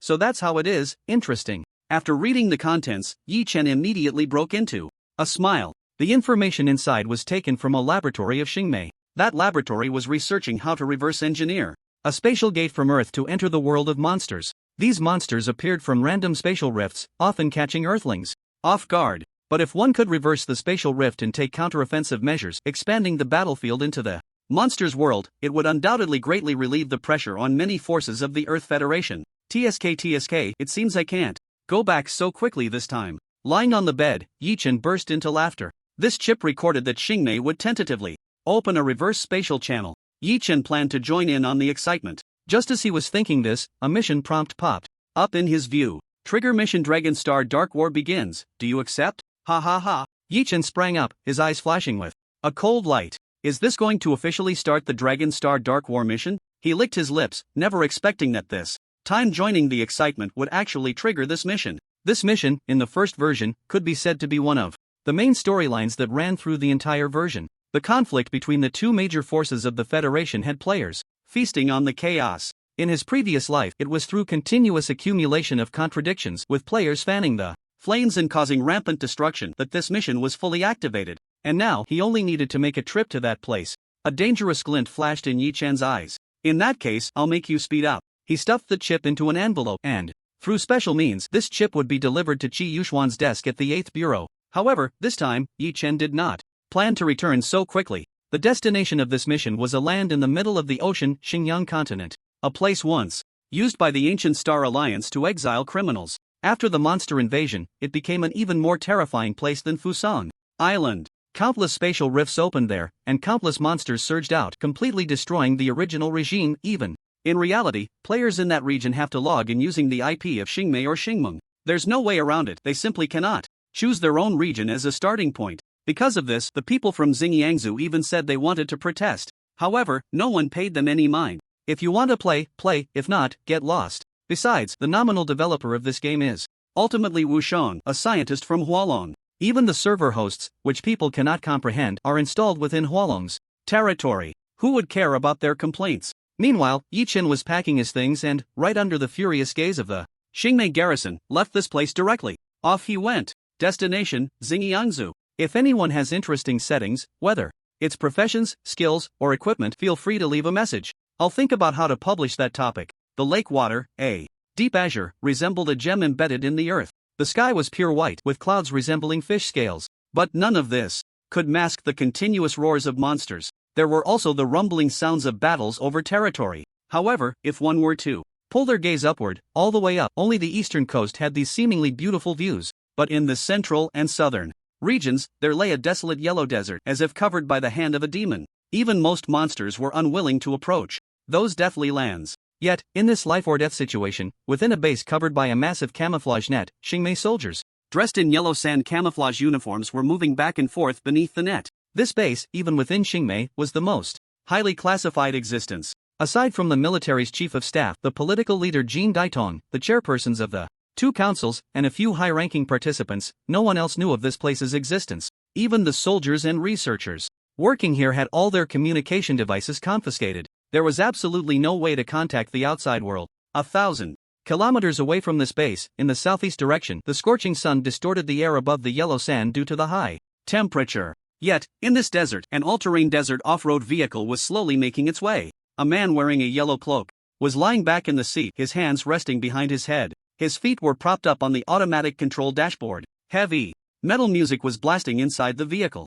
Dear driver, the current outside temperature is 38 degrees Celsius, humidity 5%, and there are 985 kilometers remaining to the destination. The mechanical voice of the intelligent autopilot echoed. Alright, I got it. Yi Chen rolled part of the cloak over his eyes. Although the car windows had been treated to weaken the scorching sunlight, the brightness still made it hard to sleep. However, Yi Chen's mind was racing at this moment. The upcoming actions would not be easy. The clues provided by the current mission prompt were also quite limited. Dragonstar Dark War begins. Completing this mission will have a huge impact on the relationship between Hualong and Xingmei. In the depths of the yellow sand, you can touch the truth of this world, but if you take action, it will turn the relationship between Hualong and Xingmei into hostility. Please handle this mission with caution. Headache. After setting the autopilot, Yi Chen logged off directly. At the current speed, the vehicle would need to continue driving for at least another 13 or 14 hours to reach the destination. After logging off, Yi Chen ordered takeout and had a bite to eat before starting to browse tribe.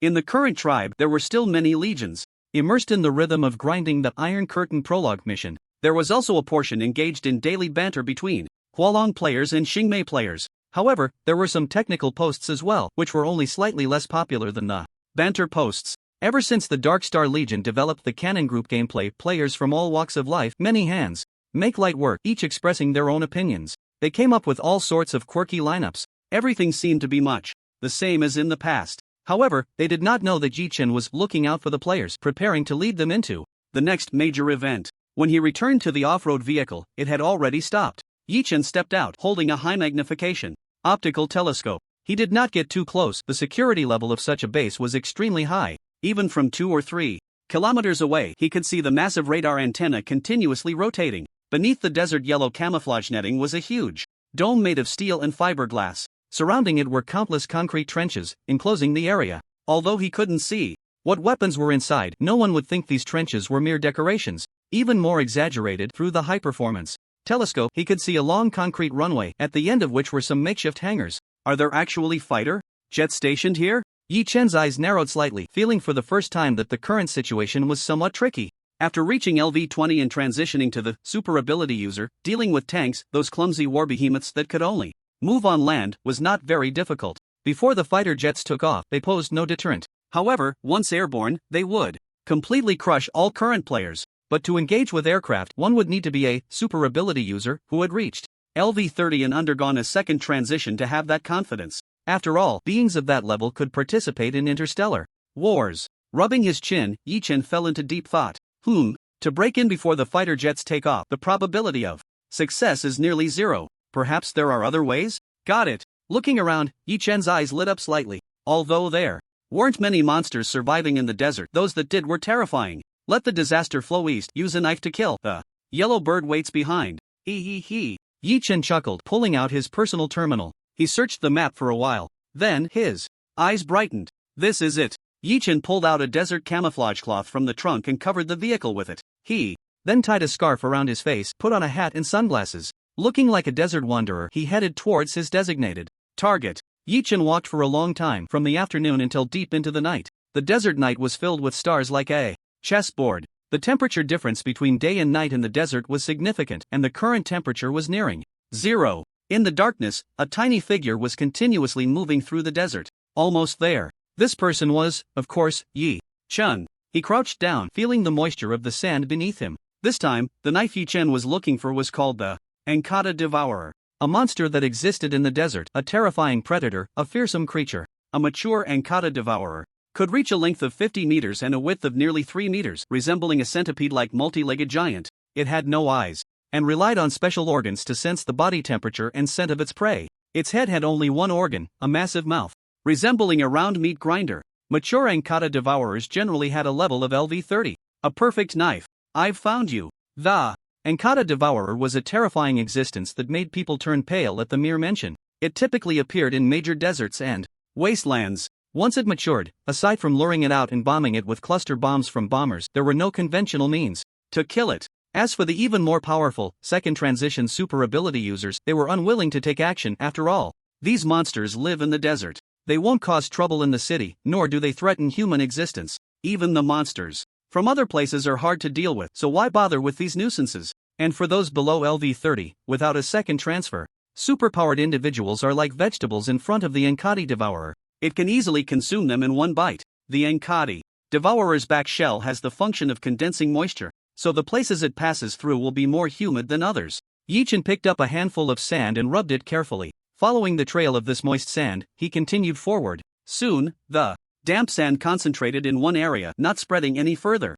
Looking at the sand beneath his feet, Yichen squinted slightly and murmured to himself, "Is it right below?" However, Yichen did not act rashly. Instead, he took out some alarms and buried them around the area. Then, he left. The organs of the Ankati devourer are very sensitive. It can easily sense the temperature of a mouse. Yichen did not want to confront such troublesome creatures. He just needed a knife that could turn that base upside down. He connected the alarms to his phone in the real world. Yichen then logged off directly, heading back to have a late night snack, which was much better than eating sand here. Recently, he hadn't seen that delivery girl who used to bring his takeout. When he opened his phone, Yichen's eyes suddenly lit up. It seems like I haven't had seafood in a long time. How about having a meal? When he clicked in, the corners of his eyes twitched slightly. What are all these? However, there were no other nearby restaurants serving seafood, only this newly opened one. Looking at those eye-watering dish names, Yichen casually ordered a few items. It seems this shop owner has a story too. Yichen finally put down his phone, sighed, and began scrolling through it, waiting for the delivery to arrive. He flipped through the news from the past few days and found one that caught his attention. The Hualong federal government will commission the Hualong Armament Group to bid on a project. Companies involved in miniaturizing electric engines and motors can pay attention to the latest releases. Yichen put down his phone and lightly tapped the table. Looks like I've finally digested the content? In a few days, should I send Rinxian or go myself? Just then, a ringing sound echoed. "Sir, your delivery." Yichen walked over and saw a man holding a thermal box on the surveillance camera. He opened the outer door and let the man in. Soon, the delivery person approached. "Thank you for your order. I am the owner and delivery person of a seafood restaurant. Enjoy your meal." If this ordinary young man had any distinguishing feature, it would be just one: dejection. As if he had seen through the world and understood life and death. After receiving the thermal box, the young man turned and left directly. Interesting. Yichen shook his head and closed the door. He took out the boxes from the thermal box. Opening the first box, a delicious aroma wafted from the porridge. Slices of geoduck and abalone rolled with high-quality rice in the porridge. The rice porridge was soft and fragrant, and the seafood's freshness was just right. After tasting a bite, Yichen thought the name of this dish was a bit strange. This dish is called raw rolling dog lovers. He opened another box, revealing salt and pepper shrimp laid on a layer of dark green seaweed. Is this the green hat shrimp? He pinched one, biting through the shell, and the salty and spicy flavor spread, followed by the perfect fusion of the shrimp shell's crunch and the shrimp meat's freshness, releasing on his tongue. Delicious. Just the name is a bit odd. However, for Yichen, he didn't care about the name, as long as it was tasty. That was all that mattered. After packing up his things and taking a shower, he went back to sleep. The next day, he woke up and, while going out for a morning run, his phone in his pocket started vibrating incessantly. Taking it out, he was shocked to see that the alarm in the game had been triggered. So, Yichen quickened his pace back home, washed up, and then lay down in the game pod. After logging in, he appeared directly at the preset coordinates. As he walked forward, his eyes narrowed slightly. In front of him, a patch of sand had already sunk down. The surrounding mud and sand were continuously collapsing into that pit. The Ankati devourer hunts during the day and rests at night. Now, it had left its nest. "Hope I'm lucky," Yichen muttered and jumped into the pit. With his current physique, he could still move forward on this loose sandy path. Moreover, the shell of the Ankati devourer could secrete a special fluid that serves to stabilize the sandy path. For a while, it wouldn't be so easy to collapse. As he moved forward, although the 3-meter-wide passage had partially collapsed, it was still over 2 meters wide.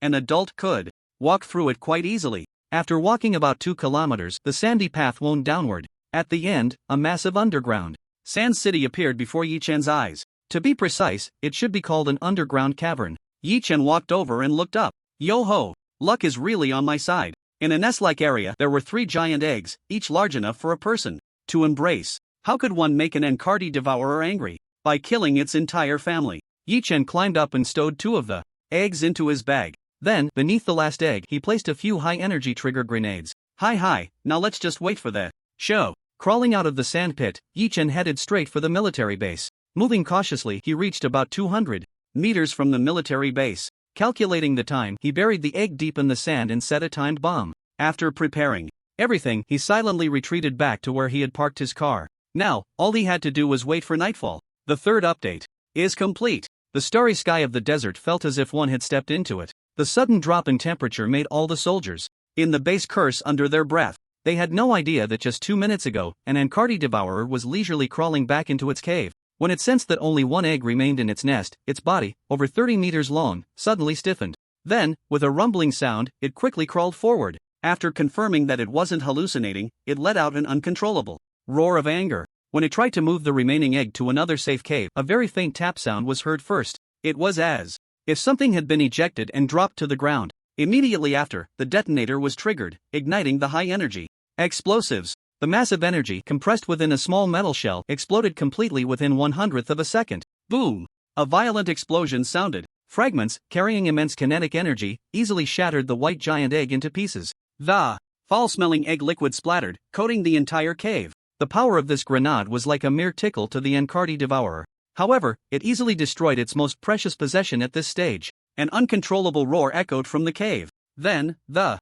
sandy ground began to tremble violently. The terrifying figure, illuminated by starlight, appeared so ferocious. Covering himself with a cloak to insulate against all heat dissipation, Yi Chen calculated the time and looked into the distance. Boom! The power of the grenade explosion seemed so insignificant in this desert, but to the soldiers at the base it was enough to put them on high alert. What happened? What was that sound? Are we being attacked? Hurry up and check it out. The duty commander for the day issued orders in an orderly manner, a cold smile playing at the corners of his mouth. How dare they come here to cause trouble? They were simply asking for death. Meanwhile, the massive Encardi beast, with its senses heightened to the extreme, detected the faint tremor. But soon, under the caress of the night wind, it caught a whiff of a familiar scent. A scent that could drive it mad. Roar! Roar! It bellowed at the sky twice, then, fueled by its rage, burrowed into the desert below. Immediately, it charged at high speed toward the source of the scent. From a high vantage point, one could see a rather shocking scene. It was as if a train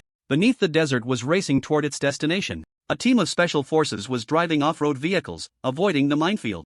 As they headed toward the site of the grenade explosion, Eddie, it might just be some little mouse or something that triggered the mine, no need to be so tense. A soldier yawned, resting his hand on the car window. Eddie, sitting in the driver's seat, wore a serious expression and said flatly, "This is standard procedure. Stay alert, or you won't even know how you died if something goes wrong." Upon hearing this, Eddie shrugged, looking helpless. However, one of the 5 soldiers in the back said, "Eddie, you'd better listen to the captain. That explosion didn't sound like our mine." All right. Eddie waved his hand dismissively and said, "We have Lord Grossi here who would be foolish enough to provoke us." The vehicle quickly arrived at the destination, the site of the grenade explosion. Just as this team of special forces was about to get out, they suddenly felt the entire vehicle shaking slightly. What's happening? Where is that tremor coming from? Alert! Alert! Even Eddie, who had been lazy before, now had a sharp look in his eyes. Those who were dispatched here were the best teams in the Star Beauty Army. Look! Suddenly someone shouted loudly, incredulously pointing into the distance.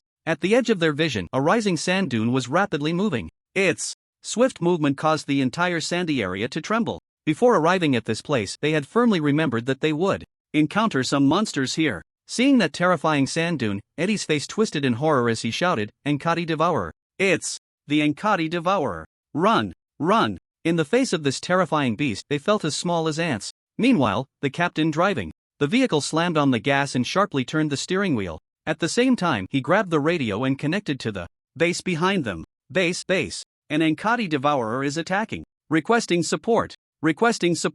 However, the speed of the sand dune's movement was far beyond their imagination. The vehicle had barely turned around when the Encardi Devourer had already burrowed beneath them. Boom! A sensation of the world turning upside down suddenly hit them. The sand dune rose high under the terrifying force. The entire vehicle was lifted by the black shell. Fire! Fire! The team members inside the vehicle frantically poured bullets through the firing ports onto that dark shell. However, these bullets, capable of penetrating 5 centimeters thick steel plates, merely sparked against the shell. The Enkadi devourers sensed that familiar scent in the air. The fury had completely taken over its not-so-large brain. Revenge! Destroy everything in front of it. Let these two-legged creatures accompany their children to the grave. It emerged from the sand dune, its massive body rising up like a building. Under the starlight, the rows of scythe-like insect legs shone like sickles radiating the light of death. Roar! A thunderous roar erupted as its body wrapped around the off-road vehicle. Like kneading dough, the entire vehicle quickly turned into a piece of scrap metal.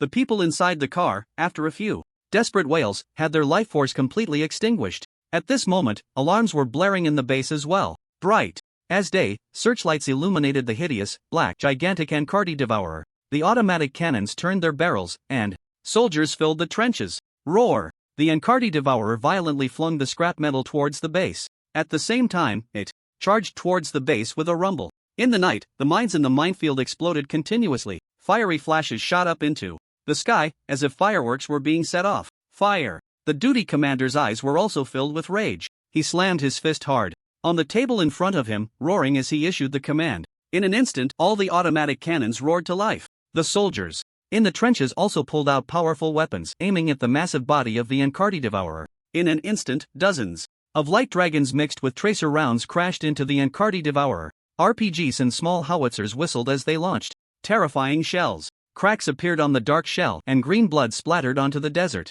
However, these injuries were nothing but a drop in the bucket for the Enkadi devourer's colossal body. Moreover, the terror of the Enkadi devourer lay in its ability to burrow into the sand. Its massive body quickly dove into the sandy ground. The rumbling vibrations returned once more. The explosions of the mine sounded like peanuts being fried, continuously echoing. Defend! Defend! Seeing the Enkadi devourer burrow into the sand, the duty commander's face immediately turned ugly. Notify the superpower troops to engage. Get the aircraft in the hangar airborne quickly. Inform Lord Grossi. With 3 consecutive commands issued, he turned and walked into the highest level conference room of the base. Inside the conference room, 2 other duty commanders were already seated. The 3 of them were the military's highest authorities here. Meanwhile, beams of light fell and holographic figures appeared on the other chairs. These people were the big shots far away in Qingmei. This Enkadi devourer attack on our base is not an accident. Before this, we heard explosions. They are not mines we set. Does that mean there is an external invasion? Where is Lord Grossi? Lord Grossi has entered the spatial rift and is currently unreachable. We must ensure the safety of this base. This base cannot afford any loss. The council has decided to grant you permission to request a space strike. Afterwards, we will drag that rat out and let him know the consequences of provoking us. Every person present here was someone who dealt with countless affairs daily. Without any unnecessary words, commands and directives were issued. In just 5 minutes, the meeting concluded. It was hard to imagine that this was the efficiency of that bloated bureaucratic organization. Of course, it was precisely because of the importance of this base and the personal interests of these big shots involved that the efficiency was so swift. If it were ordinary people, they would still have to face that bloated and corrupt government. When only these 3 duty commanders remained in the conference room, one of them spoke up. I will contact Lord Grossi immediately. Conventional firepower and ordinary soldiers are simply no match for that Enkadi devourer. Before that, even if it costs lives, we must keep it outside the city. The words were cold and ruthless. However, the other 2 duty commanders nodded in agreement with this suggestion. The off-road vehicles sped wildly across the sandy terrain. Countless off-road vehicles surged out from the base. The searchlights on the high walls continuously swept the surroundings. Damn it! That's the Enkadi devourer. Why not defend with our backs against the base? Are we being sent out to take the lead?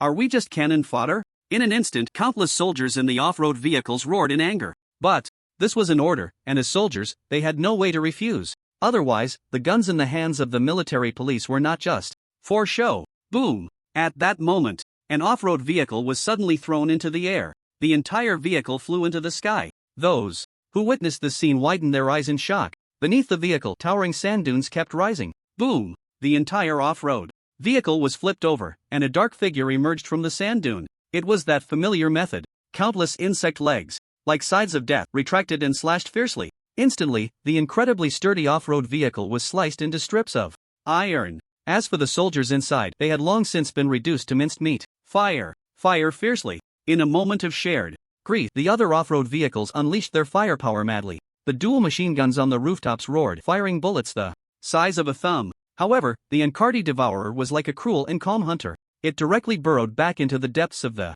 desert. Everyone who saw the scene felt their hearts tighten. This sense of powerlessness was the soil from which fear was born. The desert was vast, and as the wind blew, the yellow sand gently rose. Boom! Another terrifying roar echoed out. When yet another off-road vehicle was brutally sliced apart, all the soldiers felt goosebumps rise on their skin. So terrifying. How do we fight? We can't even see it. How do we fight? Some soldiers shouted in despair. In the distance, Yichen hid his entire body under a yellow sand-colored camouflage cloth. All the heat was trapped beneath the camouflage. Using a high-powered telescope, he watched the scene unfold. Yichen pursed his lips and remained silent, but in his heart he thought, aren't you going to reveal your trump card? In a base of this level, where are your superpowered individuals? Ordinary soldiers were merely fodder in front of a mature Encardi Devourer. Whoosh! Deep roars swept through the sky. It was fighter jets. The fighter jets in the base finally took to the air. The soldiers in the off-road vehicles also showed expressions of joy. With fighter jets in the air, if the Encardi Devourer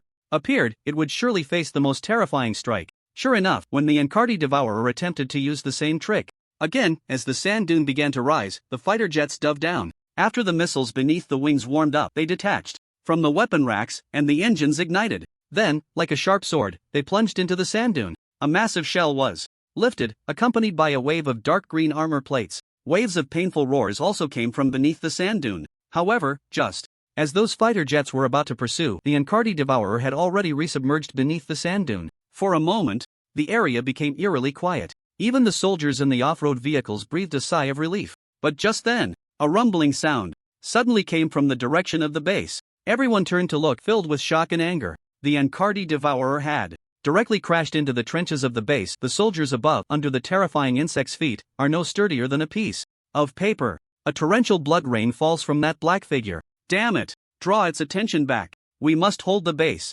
Inside the base, the superpowered troops also took action. Powerful skill attacks slammed into the Encardi Devourer. Roar! Roar! With a few furious howls, it burrowed back into the sand. Meanwhile, in the distance, after licking his dry lips, Yichen took out the Jiangjas from his backpack. Switching to silent mode, although this would reduce the bullet's power, it effectively concealed his presence. Let me add some fire for you. He fitted his eyes into the scope and adjusted his breathing. Just then, the Encardi Devourer suddenly launched an attack on those superpowered individuals from the ground. Its massive body propelled countless grains of sand forward. The superpowered individuals quickly made evasive maneuvers. Bang! At that moment, one of the fighters' heads exploded like a watermelon. The headless corpse fell backward under the immense kinetic force. Enemy attack, someone shouted angrily, but everyone was currently dodging the Encardi Devourer's assault, so they thought he was referring to that detestable giant beast. However, his next words sent chills down everyone's spine. Superpowered individuals.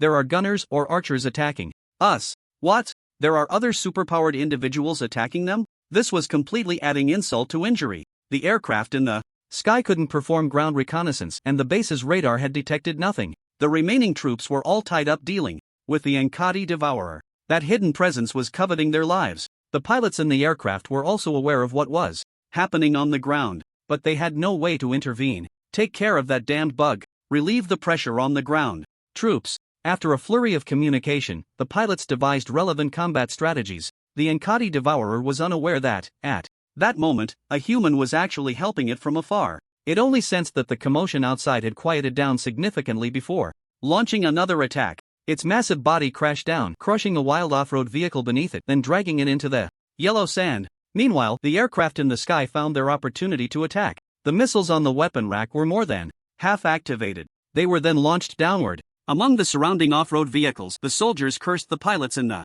sky with the most vicious insults for bombing them as well. Flames engulfed the patch of yellow sand, and under the shockwave, the sand was actually lifted up to 2 or 3 meters high. Did we succeed? The pilots in the sky showed joy in their eyes. Just then, an irregular sphere, compressed to about a meter in diameter, was ejected from the yellow sand. Its direction was aimed right at those aircraft. Although it was impossible for it to hit them, the pilots knew this was that damned bug demonstrating its power to them. After cursing a few times, the aircraft could only continue to climb higher, searching for combat opportunities. Amidst The chaos, Yi-Chen continued to take action, sniping several superpowered individuals. The star beauty soldiers and superpowered individuals in the entire base were feeling utterly frustrated. Under the cover of the Enkadi Devourer, they had almost no way to deal with the superpowered individuals hiding in the shadows. Inside the base, the duty commander also had a grim expression. He tightly gripped a communicator in his hand. This was a device to call for space strikes. Pressing the button would cause the space cruiser in outer space to change its trajectory and appear above them in 13 minutes.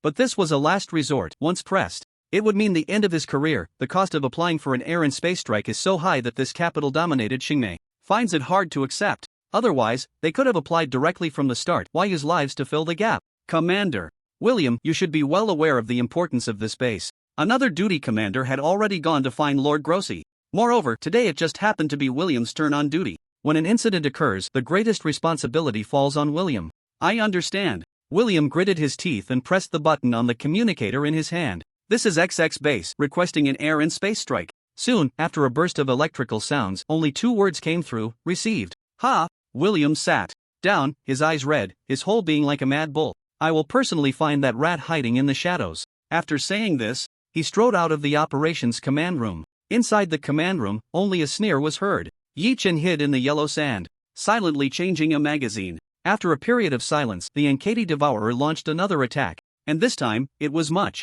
smarter. With a single strike, it directly dragged those wild off-road vehicles under the yellow sand and hid away. This shameless tactic left the aircraft in the sky utterly helpless. It was barely a half hour of combat time, and the number of soldiers killed in the base had already exceeded 300, with more than 50 off-road vehicles lost. Under the terrifying attack of the Enkadi Devourer, there were no injured personnel at all. At that moment, Yi-Chen suddenly felt a sense of alertness and rolled sideways. A dark green, long arrow suddenly pinned down where he had just been. Damn rat, die! A roar came from Yi-Chen's left front. There, William was covered in a faint green aura, holding a long composite bow in his hand. The bowstring was pulled back like a full moon. The dark green long arrow sliced through the sky, shooting towards Yi-Chen. Yi-Chen slid back awkwardly. LV-20, the archer turned profession hunter. The Jiangjas in his hand flashed with light and transformed into Heavenly Saint. Want my life? Go to hell. He pressed the motor button, triggering the attack effect. Effect 1, when attacking, can enter Saint's baptism state. Saint's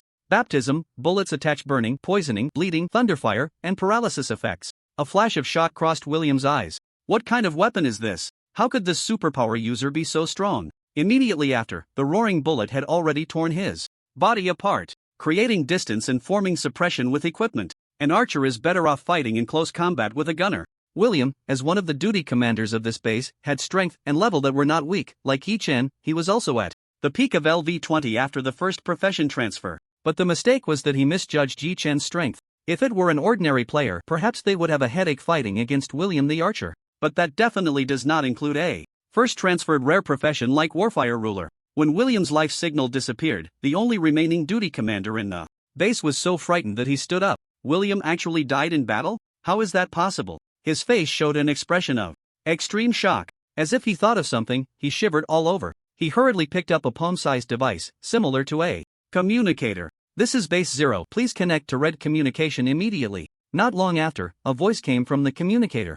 Barnard, what happened? General, Base 0 is suspected to have been attacked by an unknown tactical group. Commander William has died in battle, requesting to expedite the air and space strike. Understood, I know. The voice in the intercom suddenly became solemn. In outer space, a deep blue space cruiser was speeding through the void, its engines at the rear spewing flames that shifted from a faint orange to a deep blue. The speed suddenly increased as it transitioned from economic cruising mode to direct orbital change mode. The orbital adjustment process, which originally took 13 minutes, was shortened to just 5 minutes. Soon, the space cruiser reached its designated orbit. Not long after, a heavy missile was launched from the launch bay. The engine ignited, heading straight for its target, Base 0. The Enkadi Devourer, having exhausted its ammunition while the fighter jets returned to resupply, was now free from suppressive fire. It became unstoppable. Each roll it made claimed the life of a soldier in an off-road vehicle. After dealing with William, Yi-Chen also shifted positions, continuing to inflict casualties on the superhumans at Base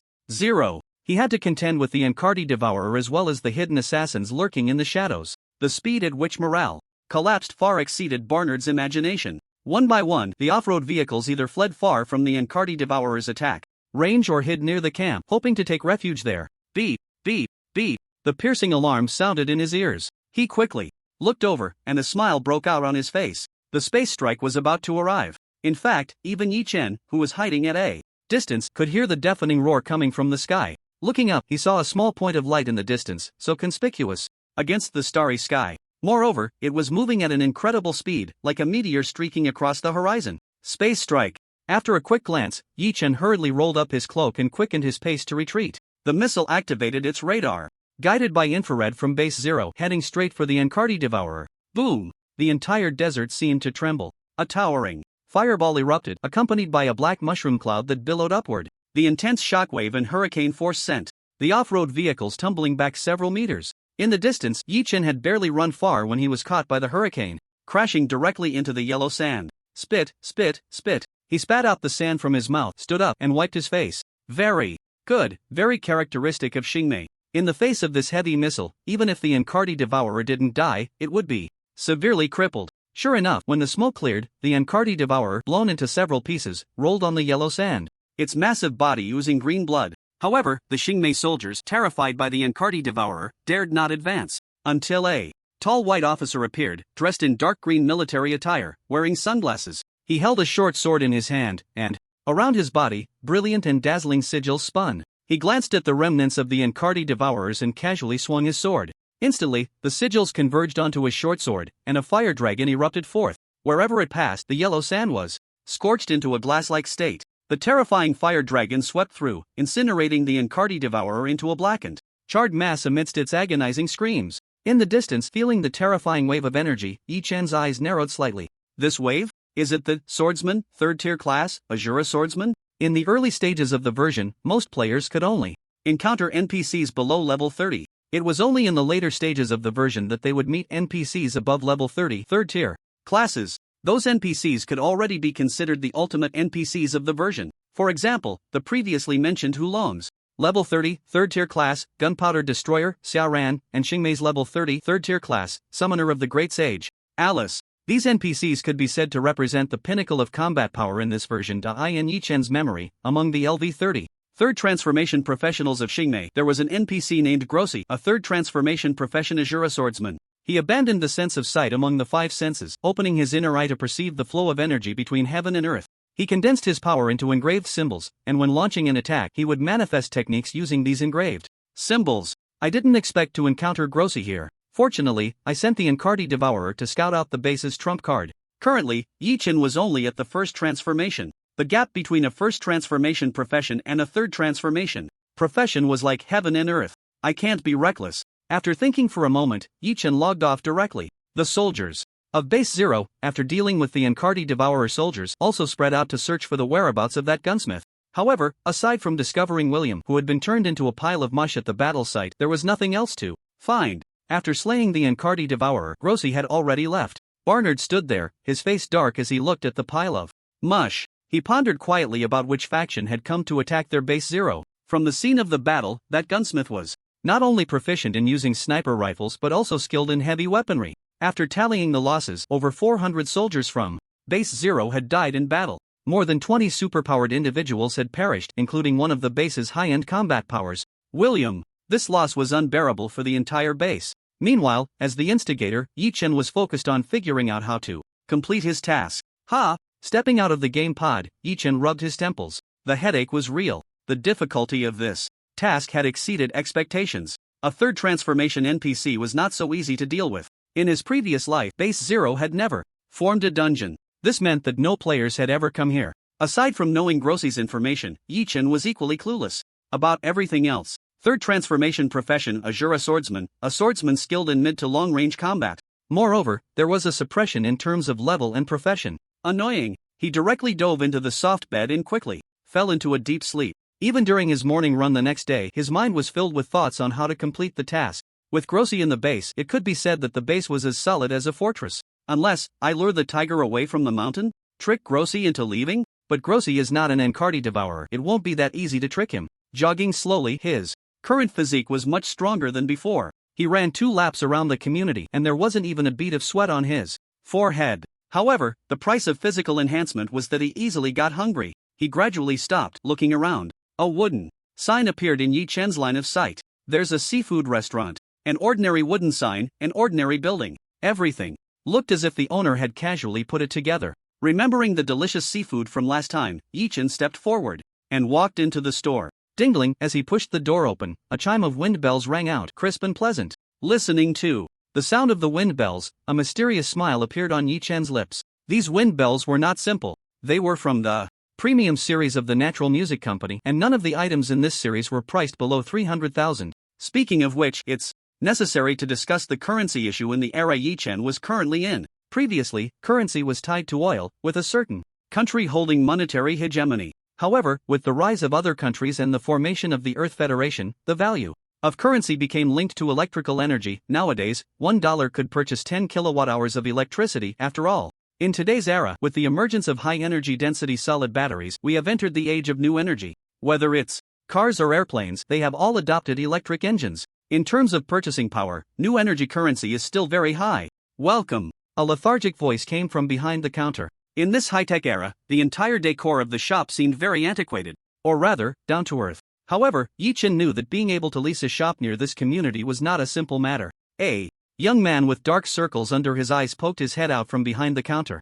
Upon seeing Yi-chan, he was momentarily taken aback, then said, "You're the one who ordered takeout that night?" "Yes, my name is Yi-chan. Is there anything to eat now?" A hint of hesitation appeared on the young man's face as he replied, "The ingredients for today haven't arrived yet, but with the materials we have, I can make a bowl of boat porridge." "Alright, let's try that boat porridge then." Yi-chan smiled and found a spot to sit down. Although the shop was simple and old-fashioned, it was very clean and hygienic. Even the tables and stools had been wiped down many times. "Okay, Mr. Yi, please wait a moment." After saying this, he turned and went into the kitchen. Yi-chan then looked at the high-definition television mounted on the wall. At that moment, the TV was broadcasting the morning news. Resting his chin on his hand, Yi-chan yawned while watching the news, much of which he had already seen. As for the previous surge in metal or prices, after a period of heated discussion, it was as if an invisible hand gradually cooled all related news. In the end, everything returned to normal. After all, the public is mostly forgetful. At the end of the news, there was a notification from the Hulong government. Just like the last time Yi-chan saw it, the Hulong federal government commissioned the Hulong Armaments Group to conduct a tender, inviting companies that specialize in miniaturizing electric engines and motors to submit bids. Just then, the boss came out carrying a bowl of porridge and placed it on Yi-chan's table before finding a place to sit down. He seemed to exude a sense of lethargy. Even though it was early morning, he appeared listless. However, upon seeing the tender information, he instinctively looked up. Yi-chan silently glanced at him, then lowered his head and gently scooped a spoonful of thick porridge along the edge of the bowl. Delicious. The porridge is smooth and flavorful. "Boss, your skills are really impressive." The boss lazily responded, "It's okay, just average. My name is Xianyu, my friends call me Salted Fish." "Boss Xian, what made you think of opening a shop here?" Yi-chan also started a conversation with him. This community is one of the top communities in Hulong. The surrounding land prices have risen sharply for this reason. Moreover, most families here have nannies and chefs to take care of their meals. Doing business here would only lead to losses, not profits. With nothing to do, I just casually found a broker and leased a shop. He helped me find this place. Xian Yu shrugged helplessly. It turned out he had been taken advantage of. Yi-chan finished the last spoonful of porridge. Xian Yu was casually flipping through channels with the remote control. Suddenly, his movements paused slightly. It turned out the TV had switched to a gaming channel. The host on the gaming channel was explaining the game Galactic Empire. "Xiaoyu, ever since Galactic Empire launched, the game's popularity has skyrocketed." "Yeah, Guan.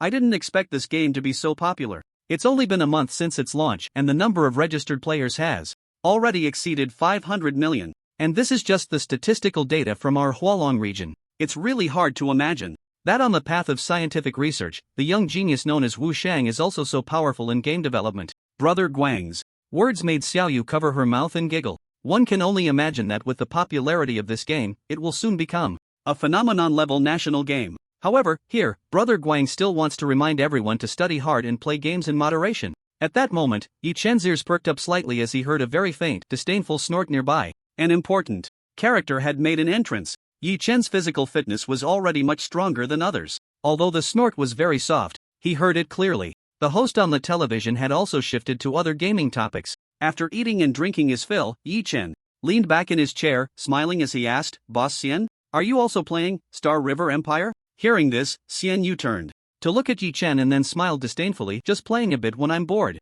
Yi Chen picked up his teacup, took a sip, and said, what a coincidence. I also play Star River Empire. Want to play together? Xian Yu glanced at Yi Chen and then took out his phone, opening the app. You scan me. Star River Empire was also doing very well offline. Previously, Yi Chen used the alarm system for reminders, and he could send texts directly from his phone or like now, directly scan to add friends. Ding! Ding! The crisp notification sounds rang out simultaneously. Do you want to add player Salted Fish King as a friend? At the same time, Xian Yu's phone also received a notification. Player Knight has sent a friend request. Do you accept? When Xian Yu saw this name, his pupils slightly contracted. Night God? It's actually you? He looked up, disbelief evident in his eyes. Ha ha, see you in the game when you have time. Yi Chen stood up, waved at Xian Yu, and then stepped away. A rich second generation? It's actually Night God?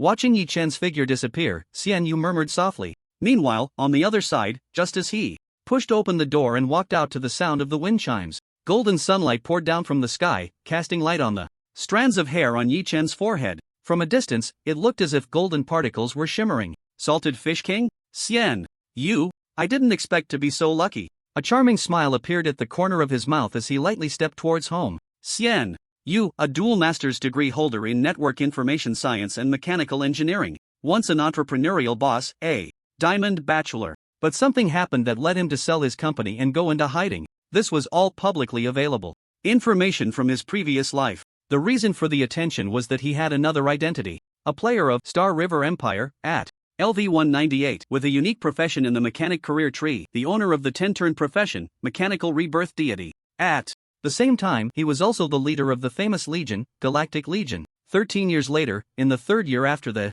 game descended into reality, he died in battle at the Cancer Cluster. Under his command were 8,698 warships and 853,052 members, including over 8,000 superpowered individuals and more than 2,000 Earth players, all perished in that battle. Ha! These memories made Yi Chen's mood slightly low. Everyone was immersed in the reality of this game, freely releasing their desires within it. But they had no idea of the terrifying events that would unfold 10 years later. A war that would sweep across the entire universe, a disaster from which no one could escape. After rebirth, Yi Chen's goal had never changed, that is, survive in that damned war. Life looks like a comedy from a distance, but up close, it is a tragedy. After sorting out his emotions and returning home, Yi Chen went to the wardrobe to change into a formal handmade suit. Today, he had another task to accomplish. Naturally, it was regarding the bidding documents mentioned in the news. This bidding was divided into 3 phases. Yi Chen had already asked Rin Xian to prepare the bidding documents, and they had been submitted. Today, he was to meet with the general manager of the Hualong Arms Group. Some rules are better left unspoken. Hualong Arms Group is a state-owned enterprise under the Hualong Federation. Its products span both military and civilian uses, including but not limited to arms, aerial vessels, and more. It has also been a long-term partner of Sky Industries. At 11:30 in the morning, at the Black Swan Hotel, in the top-level VIP room, overlooking the river and most of the city, the entire floor had been booked by Yi Chen. He was sitting there, holding a teacup, slowly savoring the tea. On one side of the table, a young woman dressed in a green qipao, with an excellent figure, temperament, and appearance, was brewing tea with her delicate hands. The finest tea leaves floated and swirled in the tea. Tap tap tap tap, a series of steady footsteps approached slowly. Yi Chen looked up and saw a robust and composed man in his 40s walking over. Mr. Zhang, please have a seat. Yi Chen extended his hand and said. Mr. Zhang nodded and then quietly sat down. Please. After a moment, Mr. Zhang set down his teacup and looked at the young man before him. The calm demeanor he possessed was rare among young people, and that confident gaze, like an old fox, held depth. Mr. Yi, you truly are a young achiever. The last time you acted, you swept through the entire mineral market. Mr. Zhang's eyes narrowed slightly. At his level, he could only vaguely know that the last significant fluctuation in iron ore prices was due to a breakthrough in some technology. And this time, the bidding led by the Hualong Federation was rumored to also involve advancements in a certain technology. At their level of existence, their vision was sharper than ordinary people. Once could be a coincidence, but what about twice? Could it be that Yi Chen really had the foresight as the legends say? Or perhaps? Mr. Zhang lowered his head and adjusted the buttons on his clothing. It was rumored that behind Sky Industries, Yi Chen's father had once been close to a certain military bigwig. Yi Chen merely smiled faintly and set down his teacup. He took out a document from his briefcase. Mr. Zhang, I believe you will be very interested in this document. Yi Chen pushed the document in front of Mr. Zhang. Mr. Zhang picked it up and opened it. His pupils instantly constricted. He even pressed down hard, causing the tea in the cup on the table to sway slightly. Relevant information, related production facilities, even speculations about the miniaturization of electromagnetic machines and prospects for industrial production. How did he obtain these things? Mr. Zhang momentarily lost his composure but quickly regained his calm. He placed the document back into the folder. Mr. Yi, good tactics. Is this factory affiliated with Sky Industries? Yi Chen shook his head, took a sip of tea, and continued, no, this is my own factory. Mr. Zhang, Sky Industries will not involve itself in the arms business. You should understand that, right? To summarize the main storyline of this book, after the protagonist's rebirth, there is only one main line, whether it is leveling up by clearing dungeons or strategizing in reality, all for the purpose of surviving in that terrifying war 10 years later. At this moment, Yi Chen smiled inscrutably. At the very least, he had already impressed Mr. Zhang. Sometimes, the easiest thing for people is to be frightened by the things they conjure up in their own minds. Is he a spokesperson for some big shot? So that's why it can't be related to Sky Industries? To be able to relay two pieces of information to him consecutively, the big shot behind him must not be simple either. Moreover, the factory he prepared is the most compliant with the requirements among all the factories. Letting him win the bid, that doesn't violate any regulations, right? In an instant, many thoughts flashed through Zhang's mind. Finally, a smile appeared at the corner of his mouth as he raised his teacup and took a sip, laughing as he said, Mr. Yi has quite the means. Cheers! Cheers! Ha ha ha! A burst of hearty laughter echoed continuously in the room. After lunch, Zhang stood up to leave, taking with him the document in Yi Chen's hand. In the reluctant gaze of the Qipao girl, Yi Chen also stood up and left gracefully. Moments later, he returned home, ready to log into the game, and saw that the King of Salty Fish was online in his friend list. I have a mission here, want to do it together? 2 seconds later, a reply came back. It's rare for the famous night god to personally invite me, of course I'll go. With a light chuckle, he lay down in the game pod. Neural connection established, entering the game. A flash of light passed, and this time Yi Chen did not choose to land in the desert. Instead, he landed in the camp of the Dark Star Legion. After a while, a man dressed in deep blue walked in, his outfit referencing Gojo Satoru from Jujutsu Kaisen. Night. Changfeng, night god. King of Salty Fish? Ha ha ha, follow me. Yi Chen smiled at Xianyu. After the two formed a team, Yi Chen opened the mission for him. After browsing through the entire mission, Xianyu's eyes seemed to be filled with countless data streams. Based on what you just said, it seems that just the two of us might not be enough to complete this mission? Yi Chen shook his head and mysteriously said, actually, it's already enough. However, I need your help. Yi Chen sent a document to Xianyu. Can you create this thing? Xianyu's eyes lit up as he saw the item on his personal terminal. Of course I can. Night God, a man of great renown, I didn't expect you could get this. Yi Chen chuckled and said, I'll take you to the manufacturing room now. This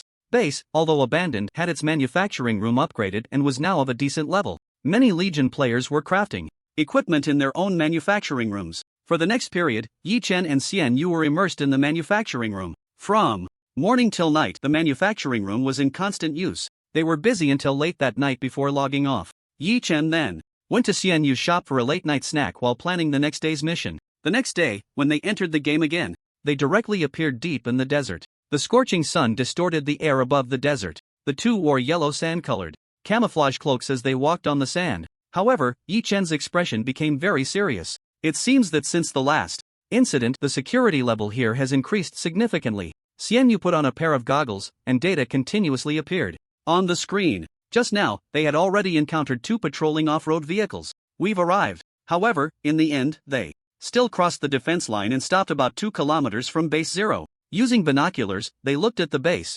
Xianyu couldn't help but exclaim, Night God, the instance you chose is really hard to clear. Xianyu, let's get to work. Alright, I got it. Xianyu lazily replied, taking out the equipment they had painstakingly crafted yesterday from his bag. After a flash of light, a 9-meter-tall, somewhat rudimentary-looking mech suddenly appeared in place. That's right, throughout the entire day yesterday, Yi Chen and Xianyu were in the manufacturing room crafting this big guy. As a terrifying weapon in interstellar warfare, the existence of mechs is indispensable. Although ordinary people can pilot mechs, the profession of mechanic can unleash 200% of their power when driving a mech. This is due to the innate control over all mechanical creations that comes with the mechanic profession. However, the technology level of mechs is extremely high. Even now, in the game, the Huolong Federation is still in the process of developing mechs. The method for manufacturing this mech was something Yi Chen had to think about for a long time before he could recall it from his memory. After all, he is a gunsmith, and the path of a mechanic is completely different. This was a blueprint he painstakingly obtained during a task when he traded with a mechanic NPC. However, this mech is still very rudimentary, looking like a metallic skeleton at first glance. But the weapons mounted on this mech are enough to give anyone a fright. Guardian 3 Assault Mech Green, level, LV30. Weight, 10 tons, fully loaded, 30 tons. Configuration, Sword Shield number 1. Engine, capable of extreme overload with a maximum speed of 2 Mach. 230mm fighter cannons, equipped with 30,000 rounds of ammunition. 125 smoothbore cannon, equipped with 100 armor-piercing rounds, 150 incendiary rounds, and 500 conventional shells. 1. Alloy Greatsword. Mysterious equipment, has been shielded. Common combat mech used by the Gerda civilization's forces. But why is yours green? Although it is LV30 equipment, Xian Yu possesses the skill, affinity for mechanical creations, which can lower the usage level of equipment by 10 levels. Just right for her to pilot this mech. Additionally, the reason this mech is green is that some materials cannot be produced on Earth. They had to make do. To be precise, this mech is merely a defective product. However, here, it is more than enough. And that already shielded mysterious equipment, that is the key. Night God, I'm going ahead. Xian, you climbed into the mech's cockpit and waved at Yi Chen. The mech's engine started, and a rumbling sound echoed. The mech's eyes instantly lit up. Thud, thud, thud. Xian Yu controlled the mech, striding towards Base 0. The high-energy reaction was quickly detected by Base 0. Enemy attack. Enemy attack. Tomorrow is Saturday, let's see if we can get more updates. The entire northwest of Jean was in chaos. No, wrong set. The entire Base 0 was now in complete disarray. Originally, there were 3 duty commanders who could reasonably arrange the duty schedule. However, since William died, the higher-ups hadn't had time to send anyone over. The management of Base 0 fell on the shoulders of the only 2 remaining duty commanders. Just when things couldn't get worse, the reverse spatial passage that was opened for the experiment encountered problems. Grossi and another duty commander could only go to the other side to take command. Now, everything at Base 0 rested on Barnard's shoulders. The piercing alarm, accompanied by the blood-red warning lights, danced together. What? A mech? Have you overdosed on morphine, and your brain hasn't woken up yet? When Barnard received the report from his subordinate, the depths of his weary, reddened eyes were already filled with anger. Commander, really, it's a mech. The surveillance on the city wall quickly connected to the combat command room. Looking at that fierce, rugged, yet extremely imposing mech, Barnard was completely stunned. God, what the hell is this? Hurry, engage. A furious voice rang out, and in the chaos, the soldiers began to spring into action. The roaring dual machine guns unleashed a stream of bullets, sweeping towards the guard. Inside the cockpit, Xian Yu pulled out a bottle of soda, gulping it down in a few swigs. A crazed look appeared on his haggard face. Give it to me, die. Alarms blared incessantly in the cockpit. The energy levels and the mech's armor value plummeted. Yet, that menacing mech ultimately broke through the minefield. The armor on its hands retracted, revealing 2 machine cannons. Boom, boom, boom. The cannons roared, the sound of death resonating. Bullets as thick as 2 fingers spun out of the barrels, shattering the trench that stood in their way. In front of the LV-30 guard, nothing could obstruct them. Even a mere sweep of the bullets would turn everything into a mist of blood with terrifying kinetic energy. Surround them. Where are our heavy weapons? Barnard roared, his eyes bloodshot. At the second line of defense, someone raised an RPG, aiming at the guard. But just then, a sniper bullet obliterated his upper body, splattering gore everywhere. Ha ha ha. Xian Yu's laughter echoed in the squad's voice chat. Maneuvering the mech, he gave a thumbs up. Meanwhile, the mech's waist creaked as the 125mm smoothbore cannon mounted on its back rotated, locking into place at the mech's side. 1 armor-piercing round, test fire. Xian Yu's fingers danced over the control panel, inputting commands like a phantom. The automatic feed mechanism clicked, loading an armor-piercing round into the barrel. Boom! The massive recoil caused the 30-ton mech to momentarily stagger. The shell tore through everything in its path. Finally, it exploded behind the defense line. Watching the figures flying through the air, a glint of satisfaction flashed in Xian Yu's eyes. Adjust coordinates. 1 armor-piercing round, fire. 1 incendiary round, fire. The smoothbore cannon thundered, unleashing the full might of the god of war. At that moment, the entire Zero base felt as if it had been struck by an entire armored division. In the command room, the lights on the ceiling swung wildly, eventually crashing down onto the table with a loud bang. Creak, creak. Barnard's teeth ground together. They had already requested an airspace strike once before. The airspace cruiser in the sky had already reached the other side of the Earth. Moreover, looking at the screen with its constantly flickering snowflake patterns, could the airspace strike missiles even hit this monster? Just as that thought crossed his mind, V-Room, a unique engine sound erupted. Behind the mech, the pale blue engine exhaust suddenly changed, turning into a dazzling orange. That mech accelerated. Barnard glared fiercely at the staff officer. He wasn't blind. Hurry! What's its speed? 0.8 Mach. Still accelerating. It's at 1 Mach. 1.5 Mach. My god, what kind of monster is this? In the cockpit, the alert panel in front of Xianyu continued to light up. Entering overload mode, internal bleeding, HP -500 per minute. Entering blackout mode, vision blurred. A black mist appeared before Xianyu's eyes, but he paid it no mind. Instead, he drew the alloy greatsword from his waist. At a speed of 2 Mach, he swung it forward with all his might. Boom! The entire desert seemed to tremble. A massive gash cut deep into the core of Zero Base. And at that moment, the mech came to a halt, holding the greatsword aloft, still in the motion of swinging it forward. Where the mech passed, a scene of carnage unfolded. However, just as the soldiers attempted to close in, boom, boom, boom, Yi Chen, holding the Heavenly Saint, appeared here at some unknown time. The roaring machine gun bullets spewed forth terrifying rounds. Bullets imbued with special attributes turned this place into a dreadful battlefield. Boom! However, Base Zero was not an easy target. Behind, an automatic cannon was rolled out, directly firing a shot at the guard. The shell hit the armor on the mech's shoulder, instantly shattering a piece of it. Xianyu, are you okay? Yi Changsheng rotated the gun barrel, suppressing all the soldiers trying to approach. Just recovering from a daze, Xianyu smiled, spitting out the blood that surged up his throat. Mixed with saliva, he said, should we activate the secret weapon? Preheat it. That level 30 big boss hasn't shown up yet. Let's save this for him. Alright, I'll follow your lead.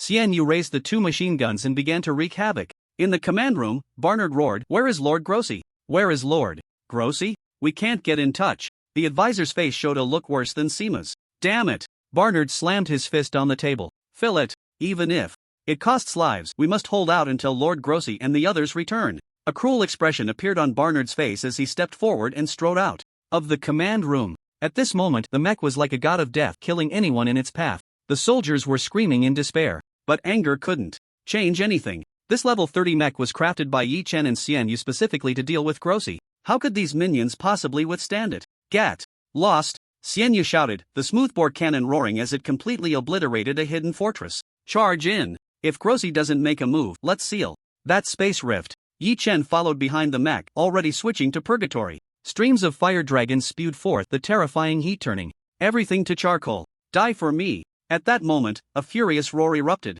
LV-24 fighter, second-tier class Sonda practitioner, Barnard was charging over with an S-shaped footwork. Leave this little boss to me, you go find the space rift. After Yi Chen said this, he adjusted the muzzle of purgatory. Whoosh! The high-temperature flames erupted. However, a layer of yellow aura appeared around Barnard, forming a barrier in front of him, as he charged directly at Yi Chen, enduring the fire dragons. Damn! What a fierce Sonda practitioner, be careful! Xianyu was also startled, but he believed in Yi Chen's strength.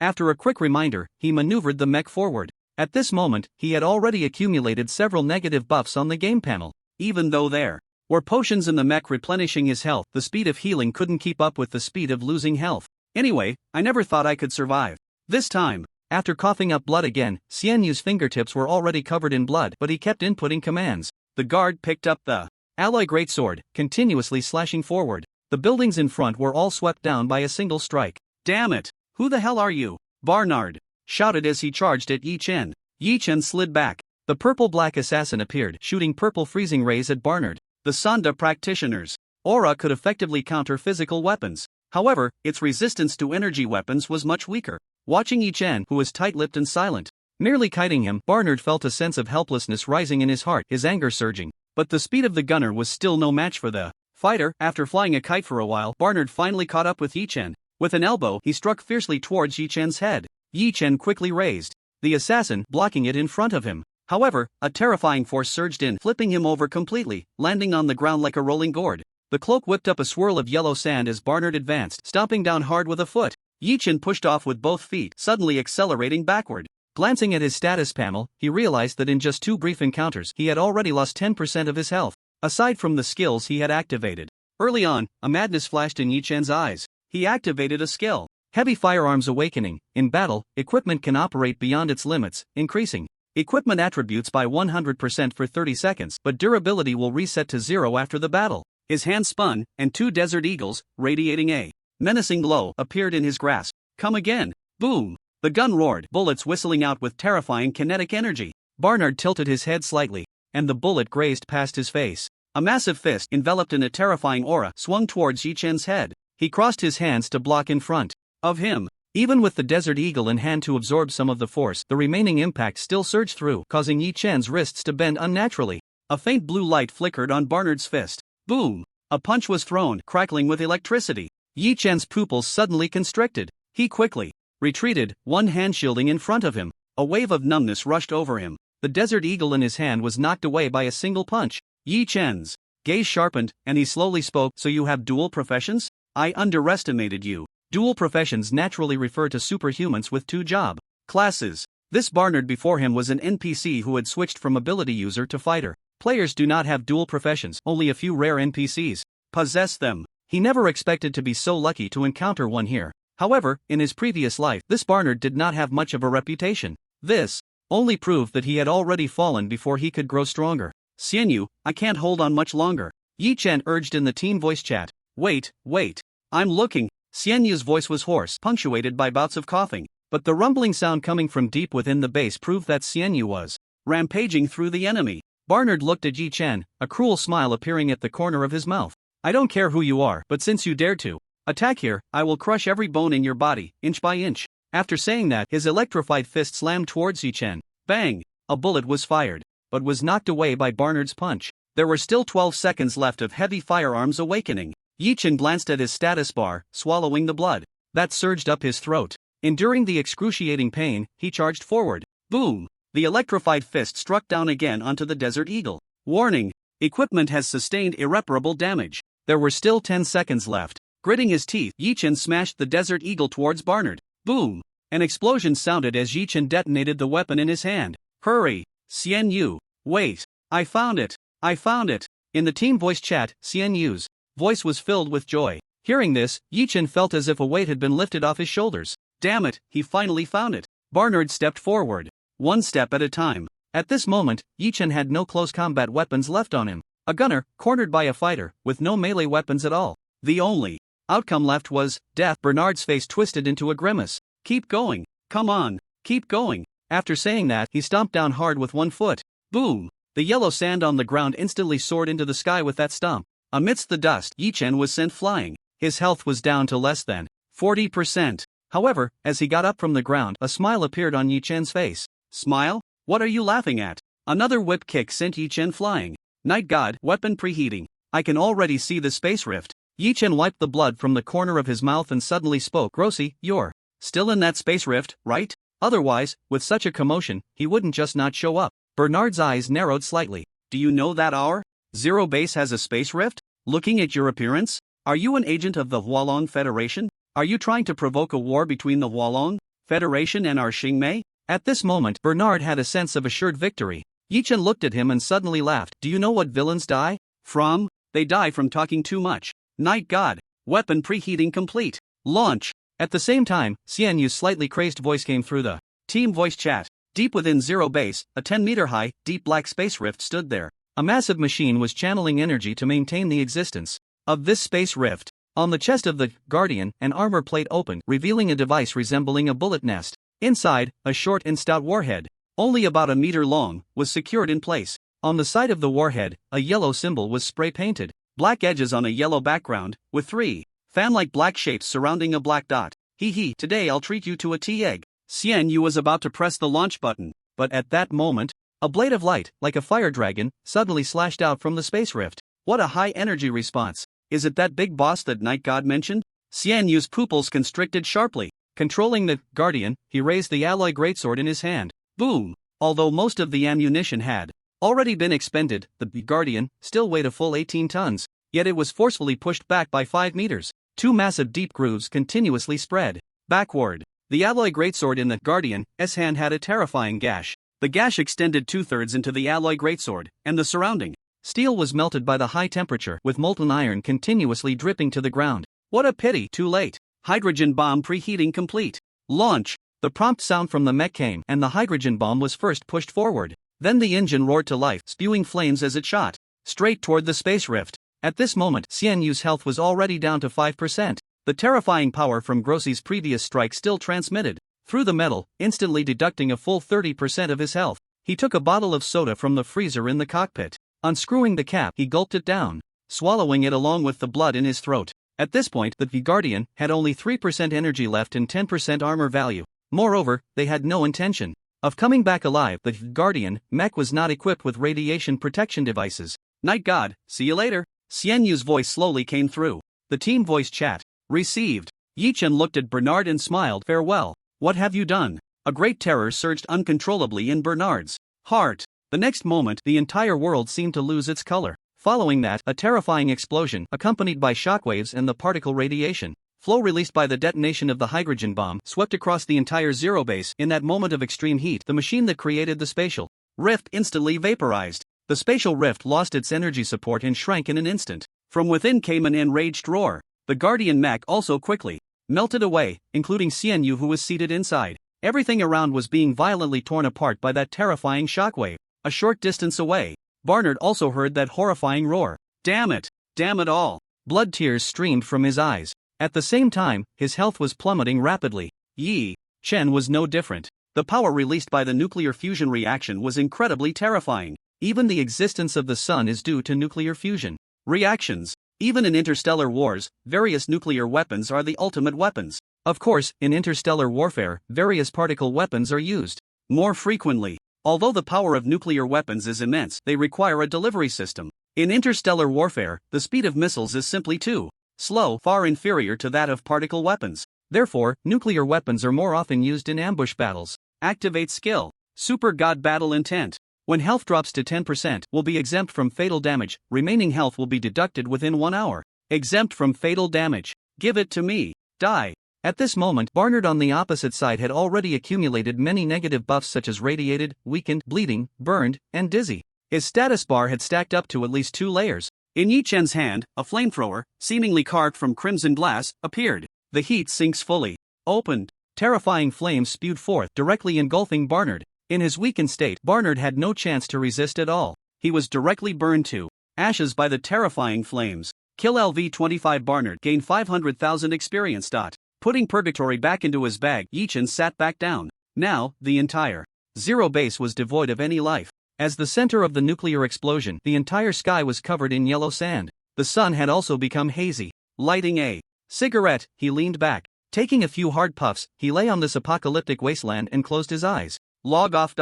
Due to overflow damage, logging off is considered death. Do you wish to log off? Yes. A flash of light, and Yi Chen's figure instantly vanished. In the real world, the game pod's door slowly opened. Yi Chen walked out, headed to the dining room, and downed a glass of water in one go. Just in time, it was already 11 o'clock. Unknowingly, he and Xian Yu had been battling in the game for 3 hours. He picked up his keys and headed straight to the seafood restaurant. A faint smile appeared at the corner of his mouth. The commendable aspect of the game Star River Empire lies in its realism. I wonder how Xian Yu feels after experiencing death in a nuclear explosion? At the seafood restaurant, 2 wooden signs were already hanging at the entrance. One said closed today, and the other temporarily closed. However, Yi Chen still pushed the door open and walked inside amidst the tinkling of wind chimes. At that moment, Xian Yu was lying on the sofa, sprawled out like a salted fish. Beside her was a bottle of happy water, half drunk. Night God? You're here? Make yourself at home. Xian Yu didn't even bother to get up, casually saying a few words.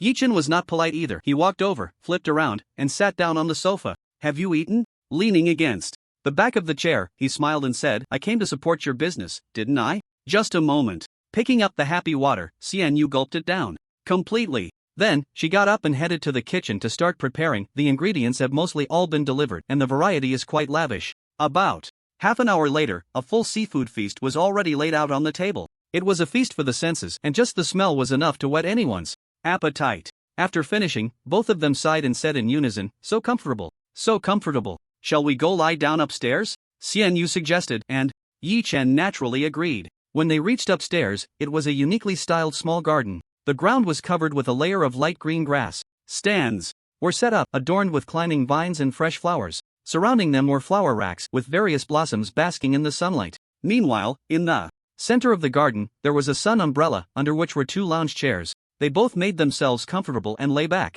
eating until full.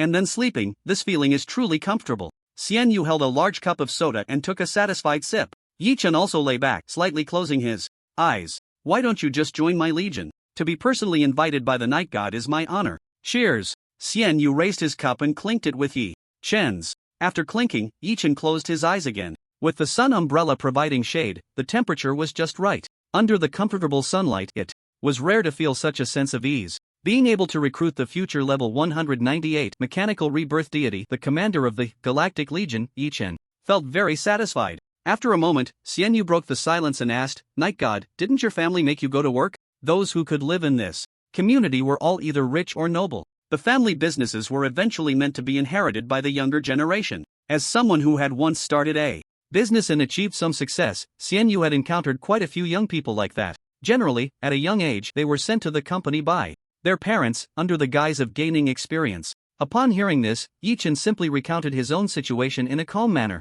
A hint of embarrassment appeared on Xian Yu's face. I'm sorry, I didn't mean to bring up sad memories. Yi Chen just shook his head lightly in response. Although he had been reborn after the car accident and during this time in the hospital, the memories of his parents were truly from over a decade ago. With the passage of time, sadness would gradually fade. After all, nothing in this world is more powerful than the passage of time that can turn handsome young men into balding middle-aged men and youthful beauties into mature women. However, Xian Yu was unaware of this. He fell silent for a moment, then suddenly smiled and said, How about I tell you my story? Yi Chen kept his eyes closed, merely letting out a light hum through his nose. Xian Yu picked up his cup and raised it towards the sun. Under the sunlight, the rays refracted through the glass, causing the entire cup to emit a faint golden glow, as if it were embedded with countless tiny diamonds. As for me, I was once young and reckless, achieving success at a young age. After a few years of business, I had some small accomplishments.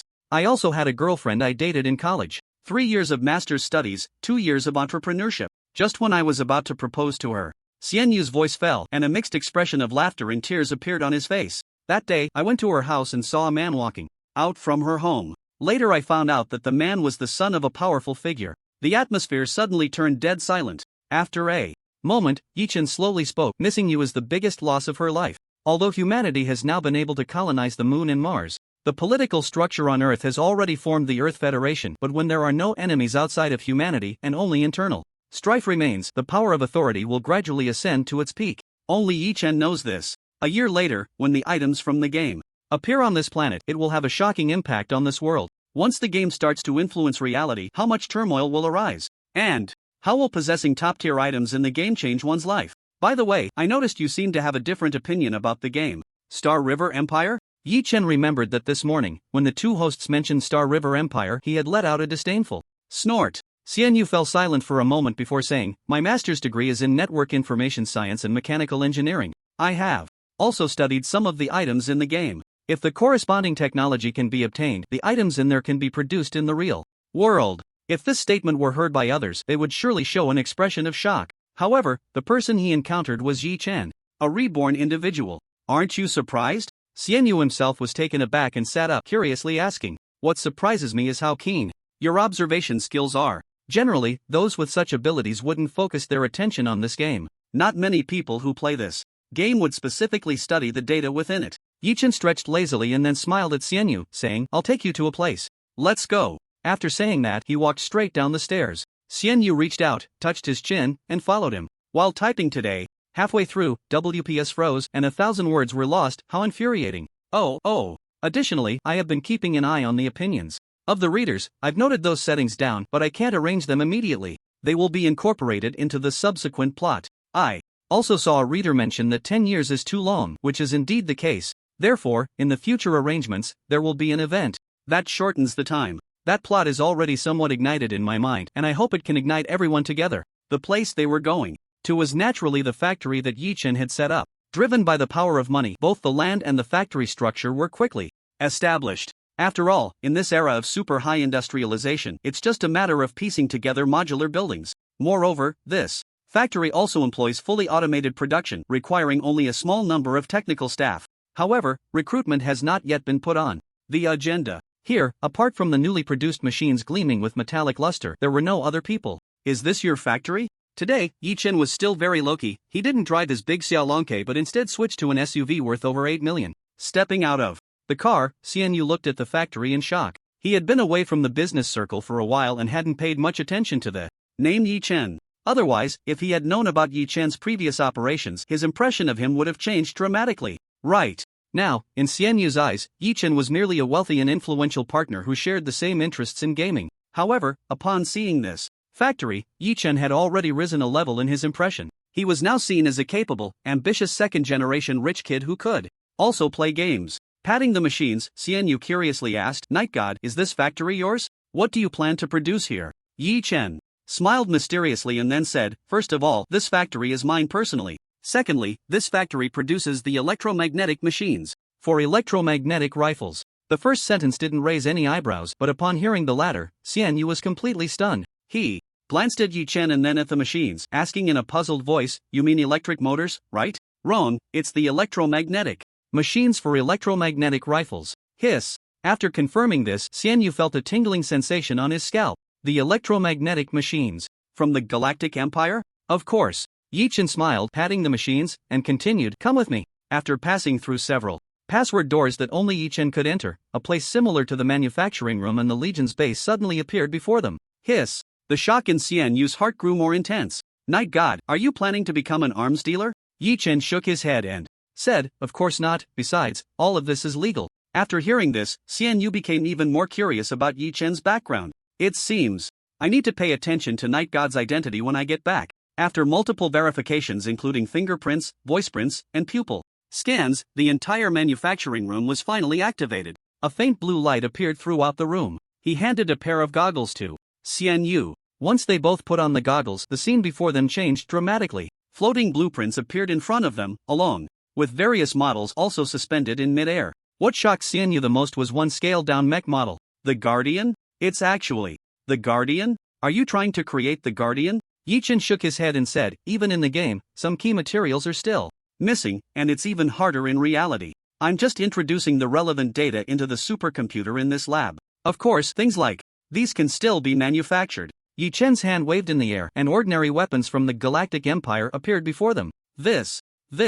Xianyu looked at Yi-Chen with a gaze as if he were looking at a monster. This man is just too mysterious. Does he really want to create the items from the Galactic Empire in the real world? If Yi-Chen heard this, he would definitely snort dismissively. Even if he did nothing, he just needed to wait a year for the items in the game to be withdrawn into the real world. It was only after Yi-Chen reached a high position in the Xia civilization that he understood some of these matters. Ultimately, the entire universe, matter, even the existence of everything, and people's cognition, is all a form of information. And in the hands of the Xia civilization, there is a massive computer, placed in a certain black hole, as large as a star. The purpose of that computer is specifically to process information related to the Galactic Empire. The reason why items in the game can be extracted by players into the real world is that this computer processes the relevant information entanglement, allowing the data in the game to entangle with the player's reality through special data conversion, thus enabling extraction into reality. This is the terrifying aspect of the Xia civilization. Of course, what is even more terrifying is that even such a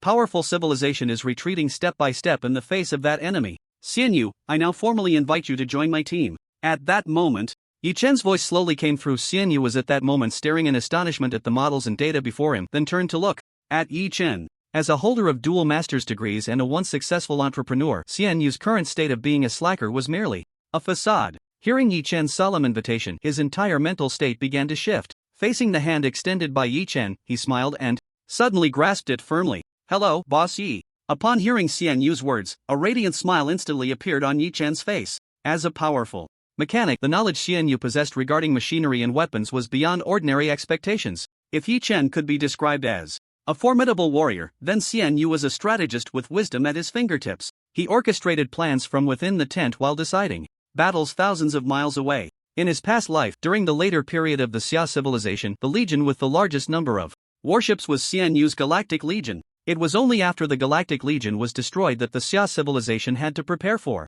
a major battle in advance. No one knew what kind of changes these two men would bring to this world and even this universe after their collaboration in this life. Congratulations to the protagonist's team for gaining their first powerful teammate. Let the flowers bloom? Degree? Night God, give me some data. Here you go. With a wave of his hand, a series of data flew towards Xianyu. This scene can be likened to operations in Iron Man. Moments later, both of them sighed in relief. The model had been successfully established. All the theories have been constructed, and the theoretical model has also been calculated. As long as the materials are in place, we should be able to go into production soon, right? Removing the eyepiece, everything before him vanished. Hearing Xian Yu's words, Yi Chen merely smiled. I'm not an arms dealer. What production line? It's just a bit of preparation in advance so we have some self-defense capability in the future. Upon hearing Yi Chen's words, a glimmer of light flashed in Xian Yu's eyes. After shutting down all the instruments, the two left the factory and returned home. It was already afternoon. Yi Chen opened his phone to scroll through just as he was about to enter the game.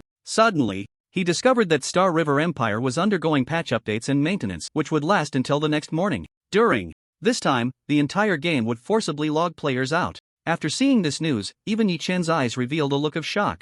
This was indeed beyond his control. In his past life, over a decade, aside from version updates, Star River Empire had never undergone patch updates and maintenance. After thinking for a moment, Yi Chen could only adopt a strategy of using soldiers to block water and earth to cover the situation in response to the upcoming changes. Meanwhile, in the vast universe, a colossal black hole was continuously devouring everything around it.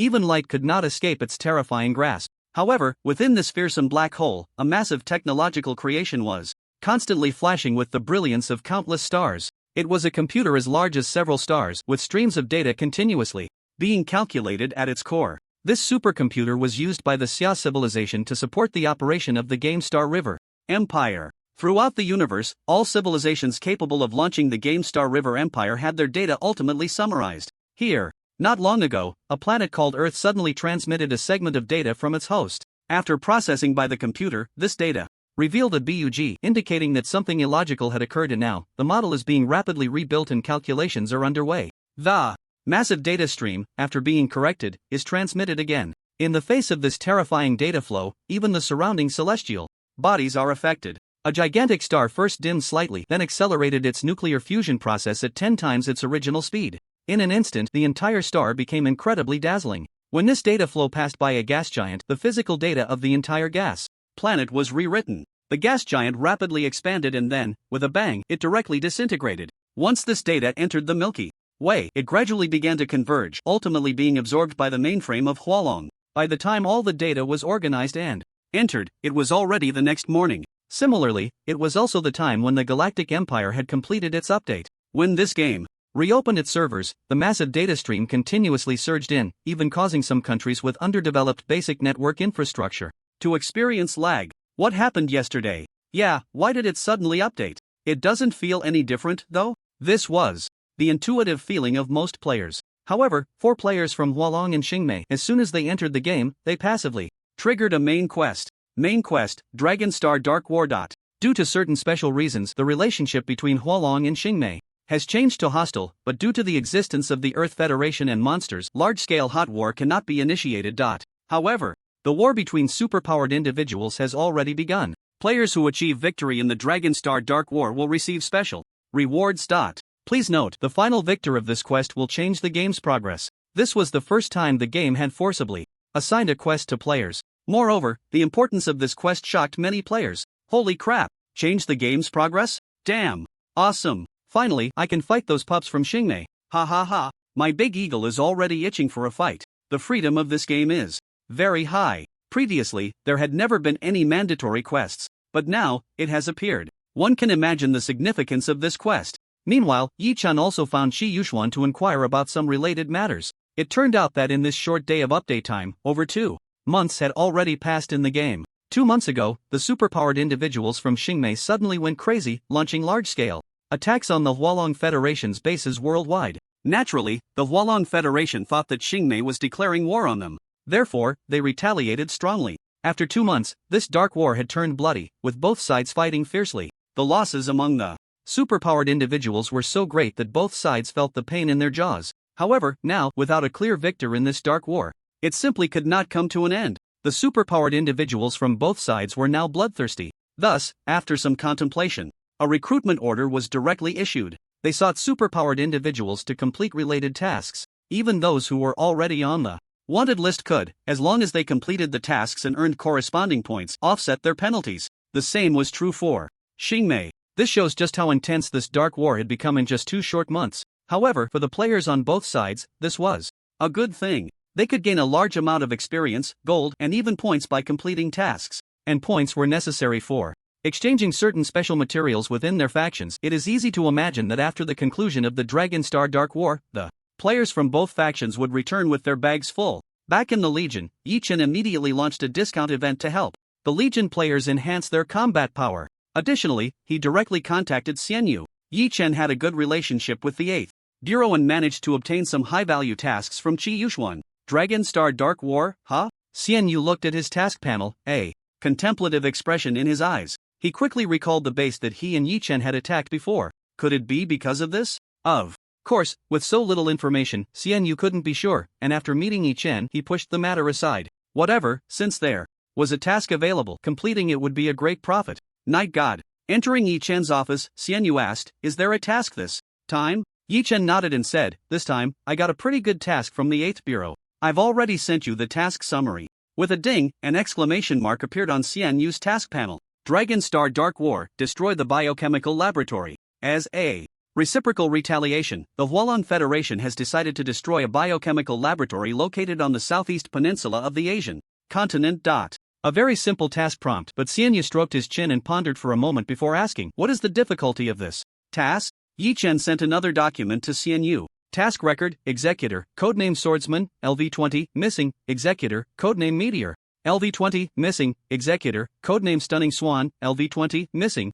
A total of 3 superpowered individuals had gone to execute this task, all at LV-20. However, they had all lost contact with the 8th Bureau. In this situation, being missing likely indicated that the task had failed. Hiss. The difficulty is quite high. Seeing this, Xian Yu also gasped. But high difficulty means more challenge. Night God. When do we set off? Prepare your gear, right away. After nodding, the two immediately began to prepare the equipment they would need. Then, using the transport plane from the 8th Bureau, they headed straight to the border. With their level 20 attributes, they advanced at full speed for about half an hour and arrived at the destination of this task. In a dense primeval forest, they could see a door that had been camouflaged to look like a mountain. However, the door was tightly closed and they would need other methods to enter the base. The two circled the mountain a few times, and after Xian Yu controlled a drone for reconnaissance, they finally found something that looked like a ventilation duct or a chimney. However, a faint yellow gas was continuously being emitted from the pipe, dispersing in the surrounding wind.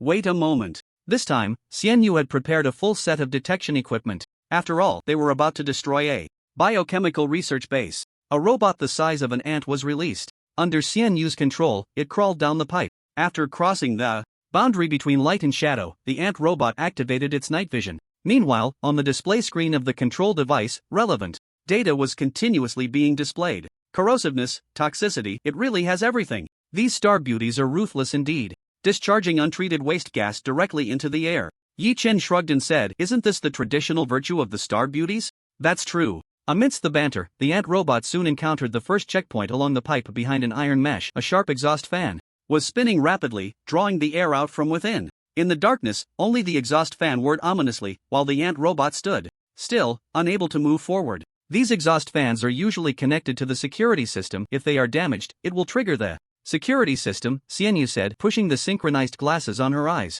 Is there a way to hack the security system? If I had a high-performance computer, or if I advanced to the second level as a virtual network manipulator, I could hack it. Upon hearing this, Yi Chen's brows furrowed slightly. However, I can temporarily block the connection between the exhaust fan and the security system for 30 seconds. If we can destroy the blades within those 30 seconds, we can pass through smoothly. But the robots I'm controlling right now can't do that.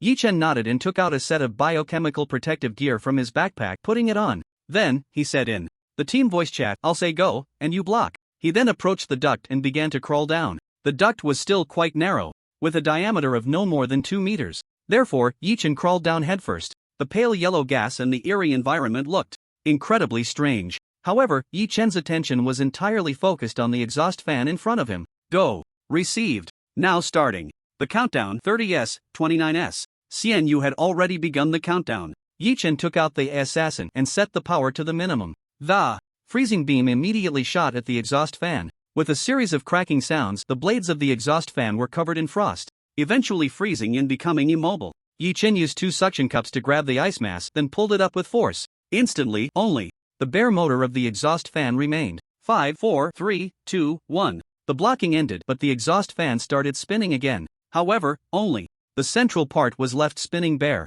"Alright, you can come down now." Yi Chen's voice rang in Xian Yu's ear. After about 10 more minutes of crawling down, the two jumped down to a thicker, horizontally laid duct. Wrapped in protective gear, they couldn't discern from which direction the exhaust gases were blowing. Fortunately, there was a mechanic present. Xian Yu took out a mouse-shaped robot from her backpack and placed it on the ground. Follow me. Soon, based on the wind direction, Xian Yu found the source of the exhaust gases, moving forward along the corroded, yellow-rusted pipes. After walking for about another 15 minutes, the scene before them made both of them realize that they had truly arrived at their destination. In the silence, a pale blue light shone through a hollow metal skylight. Below the skylight was, of course, the location of the laboratory. Even with gas masks on, the horrific stench still wafted through. The smell was like rotting meat that had been decaying for decades, mixed with various fishy odors blending into the yellow exhaust gases. Ugh, what are those people from Xingmei doing? Xian Yu was even stimulated to the point of gagging. Only Yi Chen, with his vast experience, could hold it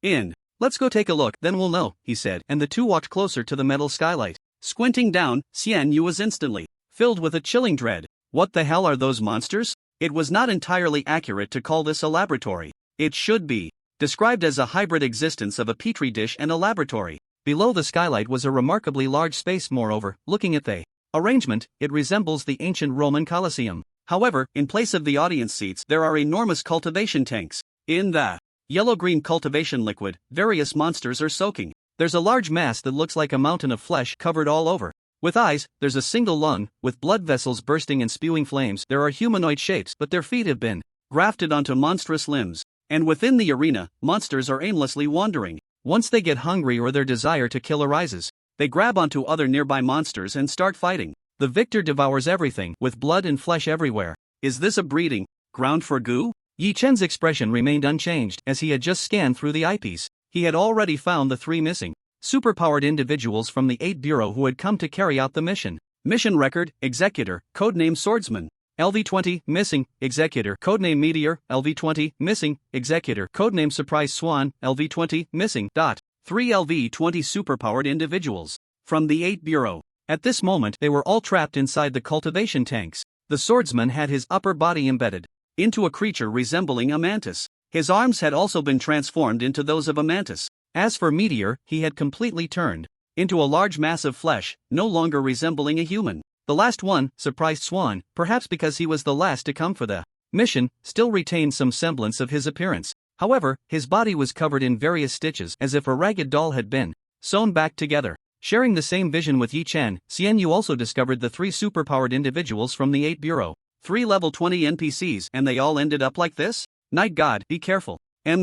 Yi Chen merely nodded. The monsters in the cultivation tanks were harmless and unable to move. The real trouble lay with the monsters in the arena.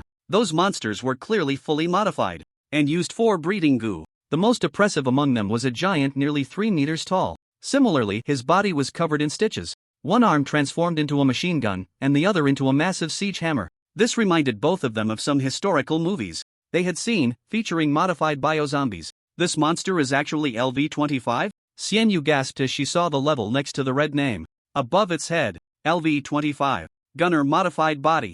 Xian Yu, you go ahead and set up the bomb. I'll handle these monsters. The early stage attack power of a mechanic is actually quite limited, because the mechanic is a class that relies heavily on equipment and skills. To deal with these monsters, the main force still relies on Yi Chen. Alright, I'll set up the bombs on the load-bearing walls of this base. And we've prepared a big one, enough to give everyone here a good scare. For this mission, Yi Chen had obtained a hydrogen bomb through the channels provided by Qi Yuxuan. However, this hydrogen bomb needed to be placed in the core area. After that, the two parted ways. Xian Yu continued along the pipes to install bombs in other locations. Yi Chen's task was to clear out these monsters. Otherwise, if these artificial monsters escaped, after they grew for a while, they might cause some adverse effects on the northeastern border of Hualong. Therefore, the completion rate of this mission was highly correlated with the number of monsters killed. However, the timing was not right yet. Lying sideways on the metal skylight, Yi Chen quietly waited. 12 minutes passed. Suddenly, a loud explosion, accompanied by a tremor, erupted. Boom! It was Xian Yu, creating chaos as he began to detonate the bombs. Upon discovering this place, Xian Yu's first target was the power relay station supplying electricity here. With a crack, the lights flickered for a moment before all illumination, except for the machines powered by emergency supplies, went out. It was at this moment that Yi Chen flipped over. The entire ceiling was lifted by his immense strength. A rope extended out, and Yi Chen quickly descended. At the same time, that heavenly saint appeared in his hand. You are Suffering here too, so it's better to be liberated sooner. He pressed the motor button and the barrel of the Heavenly Saint began to spin. Rapidly, bullets whistled out, sweeping towards the control center. Boom boom boom. The bullets, mixed with special effects, quickly blew up the entire control center. Without the control center to distribute the nutrient solution in the cultivation tanks became instantly mixed. Don't be fooled by how terrifying these monsters' attack power is when they mature. However, during cultivation, they are also very delicate. Once the elements of the nutrient solution change, it will cause conflicts in their genes. In an instant, all sorts of bizarre mutations appeared in the cultivation tanks. After struggling for a moment, they all turned into dead meat floating in the tanks. Meanwhile, Yi Chen had also landed on the ground. As soon as his feet touched the ground, strange roars echoed in this vast space. With the help of night vision goggles and dim lights, Yi Chen could see monsters surging in from all directions. He suddenly stepped forward, raising the Heavenly Saint in his hand. Today, I'll send you all to heaven. The barrel spun, and 6 metal lines suddenly began to harvest like the Grim Reaper's scythe. In the dim environment, the dull sounds of bullets piercing flesh echoed continuously. Although these monsters were of high level, they were very clumsy. Besides using brute force to attack, they had fewer skills than those monsters. However, their physical strength and toughness were beyond expectations. Generally speaking, even a superpowered individual of the same level would not dare to take on his Heavenly Saint head-on. After all, the 2 attack effects triggered by the Heavenly Saint were quite terrifying. Effect 1, when attacking, it can enter the Saint's baptism state, where bullets are attached with burning, poisoning, bleeding, thunderfire, and paralysis effects. Effect 2, normal attacks can carry a tearing effect, percentage-based, ignoring defense. However, these monsters' health, abnormal status resistance, and defense were absurdly high, 3 to 4 times higher than that of a normal, superpowered individual. A 4-legged monster, resembling a sheep's leg covered in black curls, suddenly dodged the bullets and charged wildly at Yi Chen. This monster's mouth was filled with sharp teeth, and foul-smelling saliva dripped continuously. The gun barrel turned. Yi Chen's gun barrel chased after this figure, but its speed was simply too fast. The monster had already pounced onto Yi Chen's head. A nauseating smell of decay spewed from the monster's mouth. Even wearing a protective suit and gas mask, the stench was enough to make one feel extremely nauseous. Bang! Yi Chen swept the Heavenly Saint forward. The monster kicked off the gun barrel, sending Yi Chen stumbling back a few steps. At the same time, the massive equipment damage value jumped into Yi Chen's view. Die for me! Yi Chen pulled out a flashbang from his waist. First, he turned off the night vision goggles, then threw the flashbang forward. Boom! The aluminum powder ignited violently, and a dazzling light erupted instantly. Roar! Many monsters screamed in agony. These monsters had powerful physiques and decent night vision capabilities, but this time, it was precisely this strong night vision that caused them to be blinded in that moment. The interceptor was cradled in his hand. Aiming at the monster's head, he pulled the trigger. Boom! The bullet, carrying terrifying kinetic energy, directly blew apart the monster's head. Just as Yi Chen let out a sigh of relief, a massive figure had silently appeared behind him. He raised a gigantic siege hammer, a brutal and bloody glint flashing in his eyes, his pupils turning blood red. The siege hammer came crashing down. The immense force and terrifying speed caused the air behind Yi Chen to explode. Yi Chen's movements were quick. The interceptor was flung behind him, and he lunged forward. Even so, the power and speed of the siege hammer were still incredibly fast.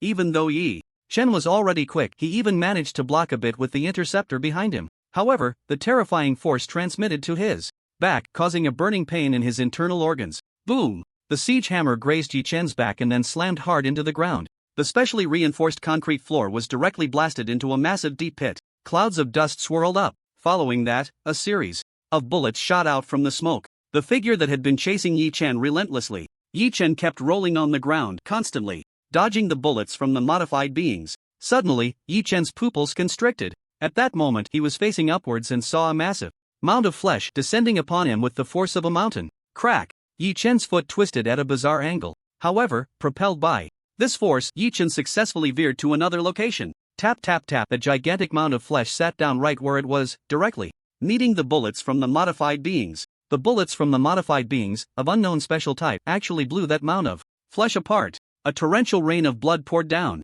The stench spread rapidly. Hiding in a corner, Yi Chen gasped expressionlessly. He tore off the already shredded protective suit. His skin immediately felt a burning sensation. Opening the status bar, he saw heavy injuries, bleeding, poisoning, corrosion, fractures, a series of negative buffs stacked up, causing Yi Chen's health to plummet rapidly. He took out antidotes, health potions, and strength-enhancing potions from his game backpack, injecting them all into his wrist vein. Instantly, The negative buffs like heavy injuries and bleeding were neutralized. However, the remaining negative buffs of poisoning and corrosion could only have their damage reduced due to the environmental conditions. Nevertheless, it was still a recovery of some combat power. The continuous sounds of explosions still faintly echoed. It seemed that Xian Yu's task progress was quite fast. In the darkness, a cold glint flashed in Yi Chen's eyes. He activated his skills. Heavy Weapon Awakening. In battle, equipment can operate beyond its limits, increasing equipment attributes by 100% for 30 seconds. After the battle ends, equipment durability will reset to 0.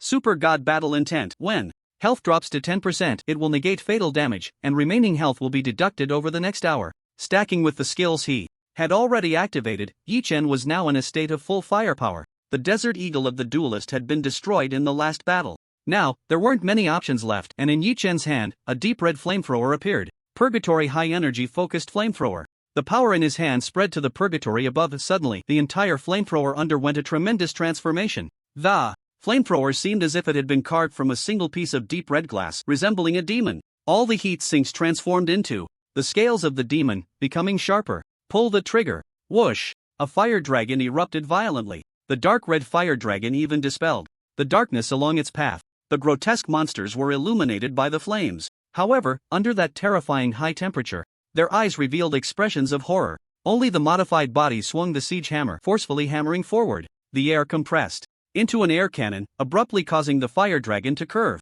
Yi Chen extended his hand and waved at the monster. Come here. In order to upgrade the equipment, the author was working hard to make the author explode with power. As the most dazzling guy in this realm, although already modified, it still retained a hint of consciousness. At this moment, seeing Yi Chen's provocative gesture, it instantly became furious, swinging the massive siege hammer. Like a tank, it rumbled forward. The entire ground vibrated continuously. Yi Chen's pupils slightly constricted. Boom! A hammer came crashing down, and Yi Chen quickly jumped back. Although he held Purgatory under the enhancement of the Heavy Weapon Awakening skill, Yi Chen's movement speed was not slow at all, with the fire dragon constantly swirling in his hand. The terrifying high temperature even cooked the rotten flesh on the monster, releasing a foul odor. Roar! Roar! Unable to approach Yi Chen, the monster became increasingly agitated. It stubbornly charged forward, enduring the terrifying high temperature like a wild bull. Caught off guard, Yi Chen barely managed to block Purgatory in front of him. The smell of barbecued rotten meat wafted in the air. At the same time, he was directly knocked away, tumbling to the ground. The barrel of Purgatory had already bent. Cough cough. Yi Chen struggled to get up, spitting out a few mouthfuls of blood. At this moment, his health was below 20%. In his backpack, there were not many usable weapons left. Enduring the suffocating sensation in his chest, Yi Chen took out Heavenly Saint. He wasn't feeling well, and that monster wasn't feeling well either. Now, his health was at 30%, and he had entered a berserk state. As long as he waited for the berserk period to pass and the monster to enter a weakened state, Yi Chen could easily kill it. Day. The monster's machine gun spat out deep blue flames. Again, bullets pounded the ground like rotten tofu. In Yi Chen's hand, Heavenly Saint, after triggering the Heavy Weapon Mastery skill, radiated a faint, holy milky white light. However, the bullets spewing from the muzzle carried terrifying kinetic energy and dreadful special effects. Put.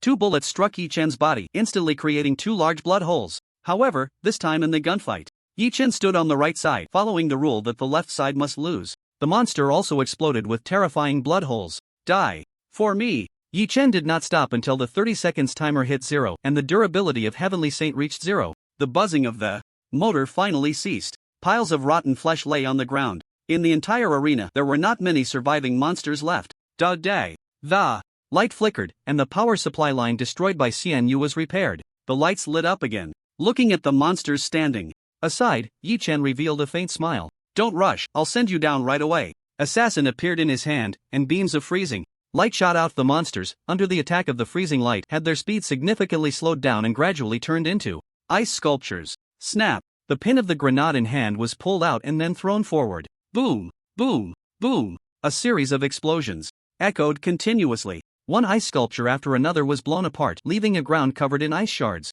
Xian Yu, have you finished? Over there? Yi Chen leaned against the wall and asked in the team voice chat. All the bombs have been set up, including that big guy. Xian Yu's voice carried a hint of weakness. Alright, I'll wait for you to come back here. Yi Chen lit a cigarette and stood there, waiting for Xian Yu to return. Boom! Accompanied by an explosion, he was wearing a somewhat tattered mechanical armor. Bang! The entrance to the arena was blown apart by the bomb. Huge falling rocks sealed off the entrance. Cough, cough, cough. When Xian Yu reached Yi Chen's side, he sat down directly. A row of negative buffs, and only 13% health remaining. Shall we go? Or should we stay for the new year? The two exchanged glances, both waiting for the other to make a move. However, upon seeing the two large blood holes on Yi Chen's body, Xian Yu could only brace himself to stand up, releasing a few wheel buttons from his waist. Hurry up, I'm out of mana. Got it. He fastened the buttons, and then secured them to the rope. Then, both of them, like salted fish, let their limbs droop down, being pulled up by the mechanical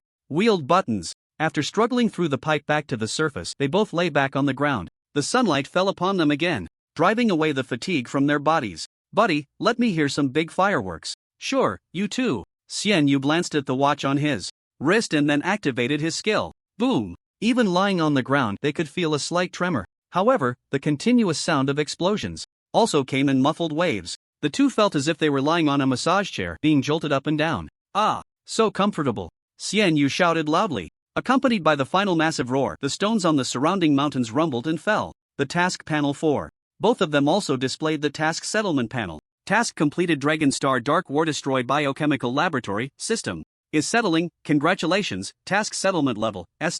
Experience reward 18,000,000. Gold reward 1,500,000. Congratulations. You have obtained item reward Calamity Roulette. Congratulations, you have obtained a random skill, maximum level obtainable, LV 30. This was Yi Chen's settlement panel, and as for Xian Yu, seeing him smile like a fool, it was clear his gains were also substantial. Opening. The game backpack, both Purgatory and Heavenly Saint had already disappeared. Unlike the Gray of Sun Chaser, the durability of those two weapons had dropped to 0, and after being smashed a few times by that modified creature, they were completely scrapped. In the slots of the backpack, a somewhat eerie roulette lay quietly. This roulette was half a smiling face and half a crying face. Calamity Roulette can pull a target not exceeding the user's level by 5 into a duel. In the Calamity Roulette, the winner can gain a positive buff, stacking up to 5 times, while the loser will be erased. Hiss. Upon seeing this equipment, Yi Chen also took a sharp breath. This time, the mission actually dropped such a strange item. This item, in his previous life, was considered relatively common but not widely used. It was useless against the weak, and against those stronger, it was easy to backfire. Once it backfired, there would be no second chance, and the user would be directly erased. Therefore, even players who possessed this item rarely used it. However, for Yi Chen, this was a pretty good item. One-on-one? What is that? When has Yi Chen ever faced just one opponent? With this thing stacking buffs, it suits him perfectly. The concept of the disaster roulette in this chapter comes from the great IB. Once again, thanks to IB and all the book friends for their support. Next, when supplementing weapons, I will incorporate various settings from the great ones, so stay tuned. Besides this item, there's also a random skill. This thing really depends on luck. As the saying goes, mysticism does not save the unworthy, and spending does not change fate. With a loud shout, he left it to fate. He pressed the draw button, and a gift box appeared in front of Yi Chen, bouncing with a ding-ding sound. Congratulations, you have obtained the skill Beginner Virus Immunity. Beginner Virus Immunity, able to be immune to over 99% of planet-level viruses. Ha! Yi Chen's eyes narrowed slightly. It turned out to be this passive skill? This time, when attacking the biochemical laboratory, after his biohazard suit was breached, he entered a poisoned state, with his health continuously depleting. But with this passive skill, he won't have to worry about that in the future, especially since many superpower skills come with a poisoning effect. Not bad, not bad. The harvest is quite rich. Meanwhile, Xian Yu was also smiling as she checked the items she had received. Alright, see you offline. After exchanging greetings, a flash of light appeared, and in an instant the two disappeared. Pushing open the game pod, Yi Chen stepped out, scratching his head. The rewards from this mission were quite abundant. Next, he should prepare for the second job transfer. Just in time, some of his equipment had broken, so he could take this opportunity to forge some new gear and complete the job transfer task. Additionally, Xian Yu should also be transferring jobs, so he would take her alone. To wear the crown, one must bear its weight. Now that Xian Yu had become the vice captain of the Legion, he needed to work hard for her. Having logistics support is always beneficial. After tidying up a bit, Yi Chen headed out. With Yojia Seafood Restaurant, he no longer ordered takeout but instead treated it like a cafeteria. Upon arriving at Yojia Seafood Restaurant, Yi Chen was surprised to find that this shop, which lost money every day, actually had customers. He pushed the door open, and as the wind chimes jingled, Yi Chen walked in. He saw a woman, dressed somewhat exquisitely and alluringly, sitting there with her legs crossed. She wore a pair of frog sunglasses, expensive luxury rings on her fingers, and a luxurious bracelet on her wrist. Night, Brother Yi. Xian Yu came out holding a large porcelain bowl, and halfway through her sentence, she changed her words. Yi Chen merely nodded silently and then sat down beside her. Bang! Xian Yu quietly placed the large porcelain bowl in front of the woman. Then, she smiled and sat down next to Yi Chen. You! A voice suddenly rang out, causing Xian Yu to freeze in her tracks. Are you really going to treat me like this? The woman had already taken off her frog sunglasses, her eyes fixed intently on Xian Yu. Our relationship now is just that of a shop owner and a customer. Feel free. After saying this, she directly sat down across from Yi Chen. Hearing the conversation between the two, Yi Chen immediately understood the woman's identity. She was the ex-girlfriend that Xian Yu had mentioned, the one she had dated for 5 years. I'm hungry, let's just whip up something to eat. Alright, just a moment. Xian Yu smiled and walked into the kitchen. Meanwhile, the woman stirred the seafood porridge in the porcelain bowl with a spoon, glancing at Yi Chen out of the corner of her eye. At this moment, Yi Chen had his back to her. A glance could only reveal half of his attire. He was dressed very simply from head to toe. A gray short-sleeve top, black shorts, and a pair of unknown brand shoes she had never seen before. A faint look of disdain appeared on Guan's face. Once, she had been naive too. Watching Xian Yu gradually achieve success, even on the verge of becoming the owner of a listed company, filled her with pride. But later, she learned by chance from a friend that Xian Yu's success was due to a powerful figure silently watching over him. Did you think that this powerful figure purely wanted to help Xian Yu succeed? He merely wanted Xian Yu to be a wedding dress, waiting for the company to hit the fast track of development and prepare to reap the rewards. However, during the listing process, problems kept arising, and everything behind it was orchestrated by this powerful figure. It was during that time that Guan felt she had finally matured. Sometimes, no matter how clever an ant is, it cannot compete with an elephant. Over the years, she had followed Xian Yu, watching him succeed while also enjoying the high-quality life that success brought. She knew that once that powerful figure took action, Xian Yu would lose his company and she would have to return to an ordinary life. Sometimes, the speed at which people change far exceeds what others can imagine. Thus, everything that followed happened as expected. She got involved with the son of a powerful figure, while Xian Yu, after suffering this last straw, sold his company. According to the information Guan received from her current husband, that company has now been revived and relisted. The mysterious major shareholder is indeed that powerful figure from before. As for why she was here today, it was because her husband had come to visit an elder. It should be noted that the residents of this community are the top tier of the Hualong Federation pyramid. They are either rich or noble, truly figures standing on cloud 9. During the conversation, her husband learned that the elder's granddaughter was also planning to visit him, so he hurriedly asked Gu and to come out and personally welcome her. He repeatedly urged her to build a good relationship with the elder's granddaughter. As Guan walked outside the community, she happened to see a seafood restaurant. It reminded her of someone who once learned to cook seafood for her. Almost as if guided by fate, she walked in. Just in time, she saw Xian Yu yawning as he came down to open the door. In fact, Xian Yu had come down to open the door for Yi Chen. Unexpectedly, he ran into Guan. One could only say that this fate was truly remarkable. Brother Yi, the food is here. Xian Yu held a tray in his hands. On the tray was a lavish seafood feast. And wait for me a moment. After making 3 trips, the long table was filled to the brim. Only then did Xian Yu come over with 2 bottles of soda and sit down. Then I won't be polite. After Yi Chen's body was modified, his physical condition became strong, but as a result, his appetite also increased significantly. In the material world, the conservation of energy cannot be changed. Seeing Yi Chen and Xian Yu directly grabbing crabs and shrimp with their hands and gnawing away, the disdain in Guan's eyes grew even stronger. Xian Yu, I didn't expect you to have fallen to this extent. Hee, I saw someone asking why that lucky dice disappeared. The longer it's gone, the bigger the event it will cause. I estimate it will reappear in 3 to 5 chapters and it will prepare to pull off something big. Tisk, that's not a pleasant thing to say. Why is it called fallen? Yi Chen said, sucking on his fingers with a half-smile. Oh, seeing Yi Chen speak, Guan also put down her spoon and asked, with her arms crossed, I wonder where this gentleman is employed. Unemployed drifter. Then what do you do every day? Play games, look at beauties. Put. Immediately, Guan covered her mouth and let out a laugh.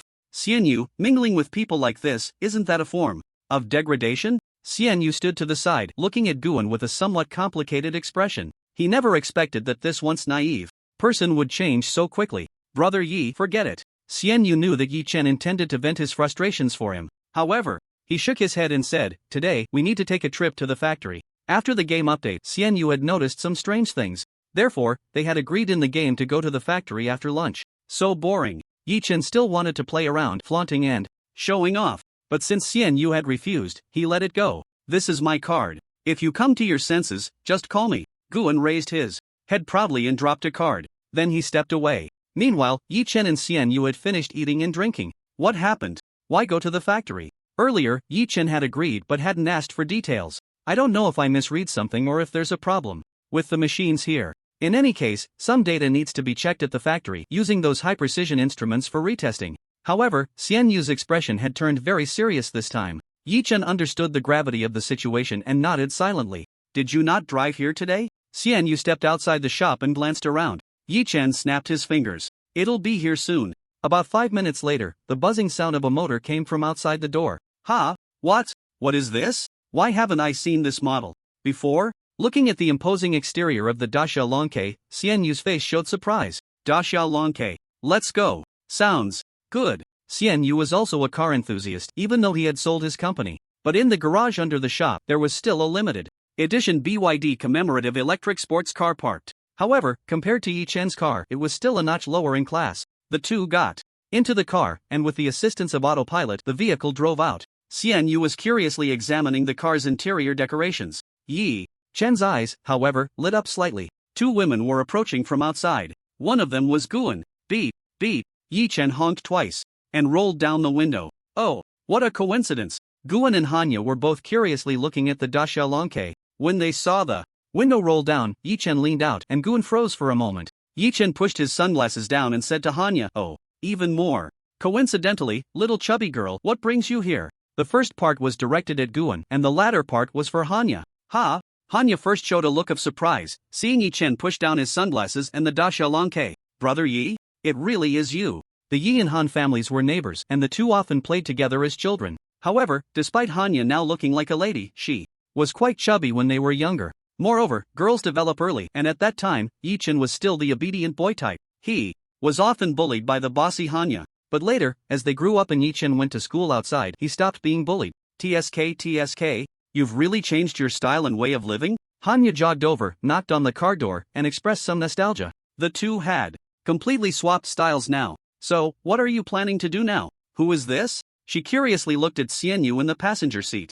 Going to see beautiful women, eating and drinking every day, enjoying the view, keeping a happy mood, that's the secret to longevity. Yi Chen said flamboyantly. As for this guy, he's my good brother, the vice captain of the Legion, Xian Yu. Hanya's eyes suddenly brightened. Slightly. Vice commander of the Legion? What's that? Take me along? He. Yi Chen just chuckled, then waved his hand. Let's talk later, I'm in a hurry to see some beauties. After saying that, the car slowly started and drove away. Soon, amidst the low hum of the accelerating engine, it disappeared from sight. Ever since she saw Hanya take the initiative to greet him, Guan had been frozen in place. Hanya walked over, looking at her with confusion. How do you know Brother Yi? Yi? Brother Yi? Guan forced a smile. I've only met him once. He is? Guan awkwardly brushed her hair. Brother Yi, well, he should be the richest among our peers now. But he's also a bit pitiful. Not long ago, his parents died in a car accident. With each word Hanya spoke, Guan's expression grew increasingly grim. She never expected that Yi Chen's background was so significant. He was actually the young master with the largest stake in Sky Industries. That's Sky Industries. In the business world, it can be said to be an extremely large enterprise. Perhaps the market value of Sky Industries isn't the highest in the Earth Federation, but it definitely has the most profound background. Some even say that while other companies might face bankruptcy one day, the fate of Sky Industries is tied to the entire Earth Federation. Speaking of this, one must briefly mention history. A civilization fears falling into the trap of mediocrity the most. In the midst of internal competition and strife, it can lead the entire civilization into a downward spiral of deadlock. Fortunately, a few exceptional individuals emerged, and under their strong leadership, most countries in the world formed the Earth Federation based on the predecessor of the United Nations. Compared to the bloated and ineffective United Nations, the Earth Federation operates much more efficiently. One of the most famous and memorable achievements for future generations is the establishment of the Deep Space Exploration and Development Organization. Each alliance contributes money to the fund annually according to a certain ratio. The Deep Space Exploration and Development Organization has discarded all prejudices, including those of race, politics, and ideology. It has absorbed the most elite talents with the sole purpose of exploring and developing deep space. Sky Industries was born in this context. Integrating the historical background, let's slowly popularize this, while the next chapter also marks the beginning of the next climax. Everyone please look forward to it. In that special era, Sky Industries was established specifically to develop spacecraft engines. It gathered the most outstanding personnel and scientists of that time, showcasing extremely terrifying potential. Now developed, it has become an industrial group with both formidable research capabilities and a deep background. In the entire Earth Federation, anything related to outer space spacecraft engines cannot avoid Sky Industries. However, it's a pity. With the development of the times, those powerful figures have either fallen from power or passed away. New interest groups have emerged within the Earth Federation. The operational efficiency of the entire Earth Federation, compared to decades ago, is no longer comparable. Otherwise, decades ago, those behind-the-scenes consortiums could invest in profit, but if they dared to reach out their claws against Sky Industries, they would have long been dealt with by an iron fist. One can only say that the luck of Earth civilization should not be exhausted. Just when it was about to fall into the trap of mediocrity, a few exceptional individuals appeared. Moreover, they expanded the Earth base and Mars base, allowing Earth civilization to draw resources from other planets to sustain its own development. After the game version updates, some related lost civilizations will gradually emerge. The lifespan of a planet is determined by its surrounding star and some external disasters. For example, the lifespan of Earth has already exceeded 6.4 billion years. On other, much older planets, civilizations rise and fall like chives. If there is no way to advance towards a higher civilization, they ultimately fall into the trap of mediocrity and perish. Then, during this period, they encountered the events of the Xia civilization waging war. Under the operation of the Xia civilization, Earth civilization and other civilizations were brought to the same starting line. However, if there is no way to survive this war, the entire universe will be set ablaze by the Xia civilization. At that time, everyone will be done for. Ah, Night God, what did you say? Just now, Xianyu was also lost in her own thoughts and didn't hear Yi Chen's words clearly. It's nothing. Yi Chen shook his head, resting his hand on the steering wheel. Soon, the car drove into the factory. Although the factory had not yet won the bid and could not start production, it was only a matter of time. After going through numerous verifications, the two entered a research and development room, filled with high-end instruments. Make yourself at home. Yi Chen stood aside, raising his hand. All right. By the way, do you have a gaming pod here? A gaming pod? Upon hearing this, Yi Chen shook his head, but after thinking for a moment, he said, there isn't a gaming pod, but there is a neural interface device that can theoretically be modified to function as a gaming pod. Okay, could you help me adjust the data? On the other side, Xianyu also began to debug the instruments. Soon, the instruments were ready. Yi Chen handed a helmet to Xianyu. After putting on the helmet, Xianyu found a place to lie down. Then, she closed her eyes. Shortly after, she entered the game, Galactic Empire. However, about 5 or 6 minutes later, Xianyu exited the game. She took off the helmet and quickly walked over to the instruments. Many probes were inserted into various substances, and the lens of the electron microscope was focused on those materials. Her hands were constantly tapping on the keyboard. Meanwhile, various data were being turned into charts and printed out. She picked up those charts while glancing at the computer, where a segment of data was being recorded and digitized. Hiss! It was as if she had seen something terrifying. Xianyu was so frightened that she gasped and directly sat down on the sofa. She grabbed a bottle of soda prepared nearby and gulped down more than half of it in one go. What happened? Yi Chen looked at Xianyu with some confusion. Take a look. Xianyu pulled out a form and handed it to Yi Chen. Yi Chen took it and glanced at it a few times. His eyes immediately narrowed slightly. What is going on? Is the data accurate? Xianyu put down the bottle and said seriously, 100% accurate. But it could be good or bad. In Yi Chen's hand was a report on the experimental data of pure water. Under standard atmospheric pressure, the freezing point of water is 0 degrees Celsius. However, in the recent experiment, the measured temperature was -1 degree Celsius. Xianyu's gaze was somewhat cautious. Can we rule out the influence of other factors? Xianyu nodded and said, yes, I will conduct a comparative experiment. Now, Xianyu continued to work, starting the operation again. No, it's still 0 degrees Celsius. Yi Chen leaned over to take a look.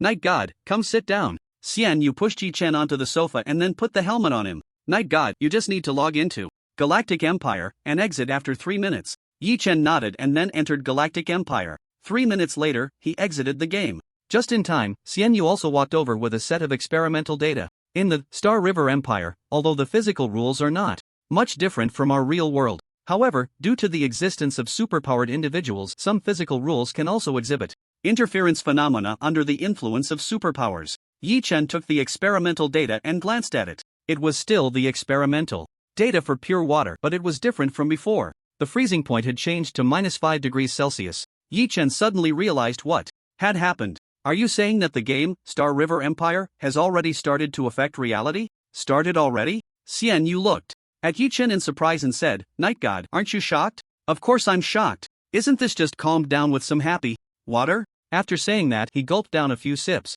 A row of black lines appeared on Xian Yu's forehead. Still, let's talk about how this happened in detail. Yi Chen shifted the topic. Look at this segment of data. After you enter the game, this segment of data will change. And every time the effect is different. The impact produced is that this data will interfere with reality. The physical properties of this pure water and these substances have changed due to this data interference. This game is terrifying. It can actually affect reality. Yi Chen, holding the happy water, nodded and said, It's too terrifying, too terrifying. Night God, do you have to be so perfunctory? Xian Yu was already too exhausted to complain. There was still one more update at dawn to keep the plot continuous and lay a good foundation. If this news were to spread, it would inevitably cause a global stir, even affecting the lunar base and the Martian base. After all, the lunar base and Martian base have not yet opened the server for the game, Starsea Empire. The speed of network development is too slow. Although there have been continuous advancements in quantum entanglement research, transmitting data on a large scale, especially for a large-scale interactive online game like Star River Empire, is even more difficult.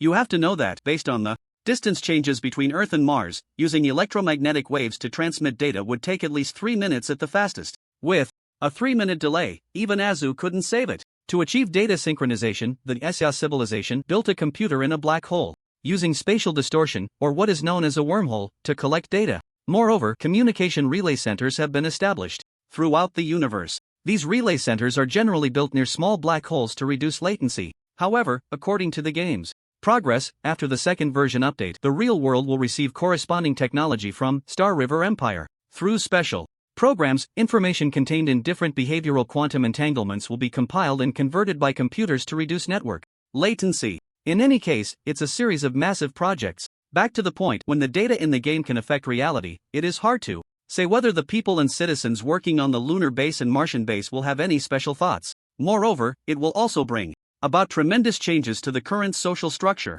According to the normal update speed of the game, the first version is meant for Earthlings to carry out basic construction. From the second version onwards, there will be a technological explosion. What do we do now? It's hard to guarantee whether this news will be spread. Xian Yu also lay down. This time, he stumbled upon this data by chance. His room was on the second floor of the shop. Moreover, he had a bit of an obsession with cooking. Coincidentally, there was a thermometer that had always been placed in ice water. It was this coincidence, combined with Xian Yu's intuition, that led to the discovery of the strange phenomenon. After all, in a research environment, it was impossible to have a gaming pod. The place where the gaming pods are set up rarely attracts attention. The location where Luo Xiaosu is situated, although it is an officially owned gaming pod, feels more like an information collection center rather than a research center. However, this matter will eventually be discovered by people. Who knows? Even if the sky were to fall, there would be tall bosses to hold it up. And we just need to get stronger. Yi Chen spoke this line with a special tone. Xian Yu's eyes also sparkled. Now, the data in the game has already begun to affect reality. Could the data in the game become reality? In the game, if the character you control is a strong one, will he appear in the real world? But still, we need to prepare for the worst. Xian Yu sat up, walked to the computer, and began typing on the keyboard, continuously writing code. Night God, you should be able to apply for the supercomputer usage rights from Hualong, right? Nowadays, even ordinary companies purchase supercomputing power for calculations. Let me check. Yi Chen turned over and sat up, looking at his phone. I actually have the authority to apply for 50% of the computing power of Sky Industries Tian Now number 3. Then I'll trouble you, Night God. Tian Now number 3 is one of the most powerful supercomputers in Hualong and even the entire Earth. It's unclear what Xian Yu plans to do that requires such immense computing power. If it were decades ago, Yi Chen's application for such a vast amount of computing power would have certainly attracted scrutiny from the Earth Federation, the Deep Development Group, the Hualong Federation, and other board members. But now, all it takes is for a few board members to sign off on some vague, so-called new engine development plan, and it can be accessed. Would the other board members refuse? After the last incident, Yi Chen has established a great reputation in Sky Industry. Many board members know that he, Yi Chen, is a madman and a capable one at that. Moreover, over the years, they have also falsely reported projects to borrow Tian Now number 3's computing power for their own backers. However, none have borrowed as much as Yi Chen this time. After all, as one of the most powerful computers in the world, the energy, cooling, maintenance, and other costs required for each computation can be said to burn through money in heaps. Yi Chen's application was quickly approved. Connecting to Sky Industries Tion now number 3, Xianyu began to continuously perform calculations on the data. The sound of the keyboard echoed repeatedly. This process lasted for more than 2 hours. Yi Chen, who was drowsy, was finally jolted awake by a done. Is it done? Yi Chen rubbed his eyes, yawned, and said, "Fortunately, you sold the company early, otherwise, you would have collapsed from exhaustion one day. Enough of that, hurry and bring your phone over." Xianyu waved her hand at Yi Chen anxiously. "What for?" Xianyu took his phone while pulling out her own, connecting it to the computer. "Night God, the company I started before was focused on miniaturizing neural networks. The difference is like that between a computer and a phone. Now we need to use gaming pods to play Galactic Empire, but what I want to develop is a small, portable device that can be used to play Galactic Empire." "Oh, this idea of yours is quite interesting." Yi Chen's eyes lit up as he said, "So, your company actually has some prospects. Do you want me to help you get it back?" "Forget it, they will never be able to achieve the final step." Xianyu smiled, revealing a harsh truth. Because the real core technology has always been in her hands, instead of using a concise piece of code to convert neural signals, I utilized the long string of code from the gaming pod. The required chips and components simply cannot be miniaturized.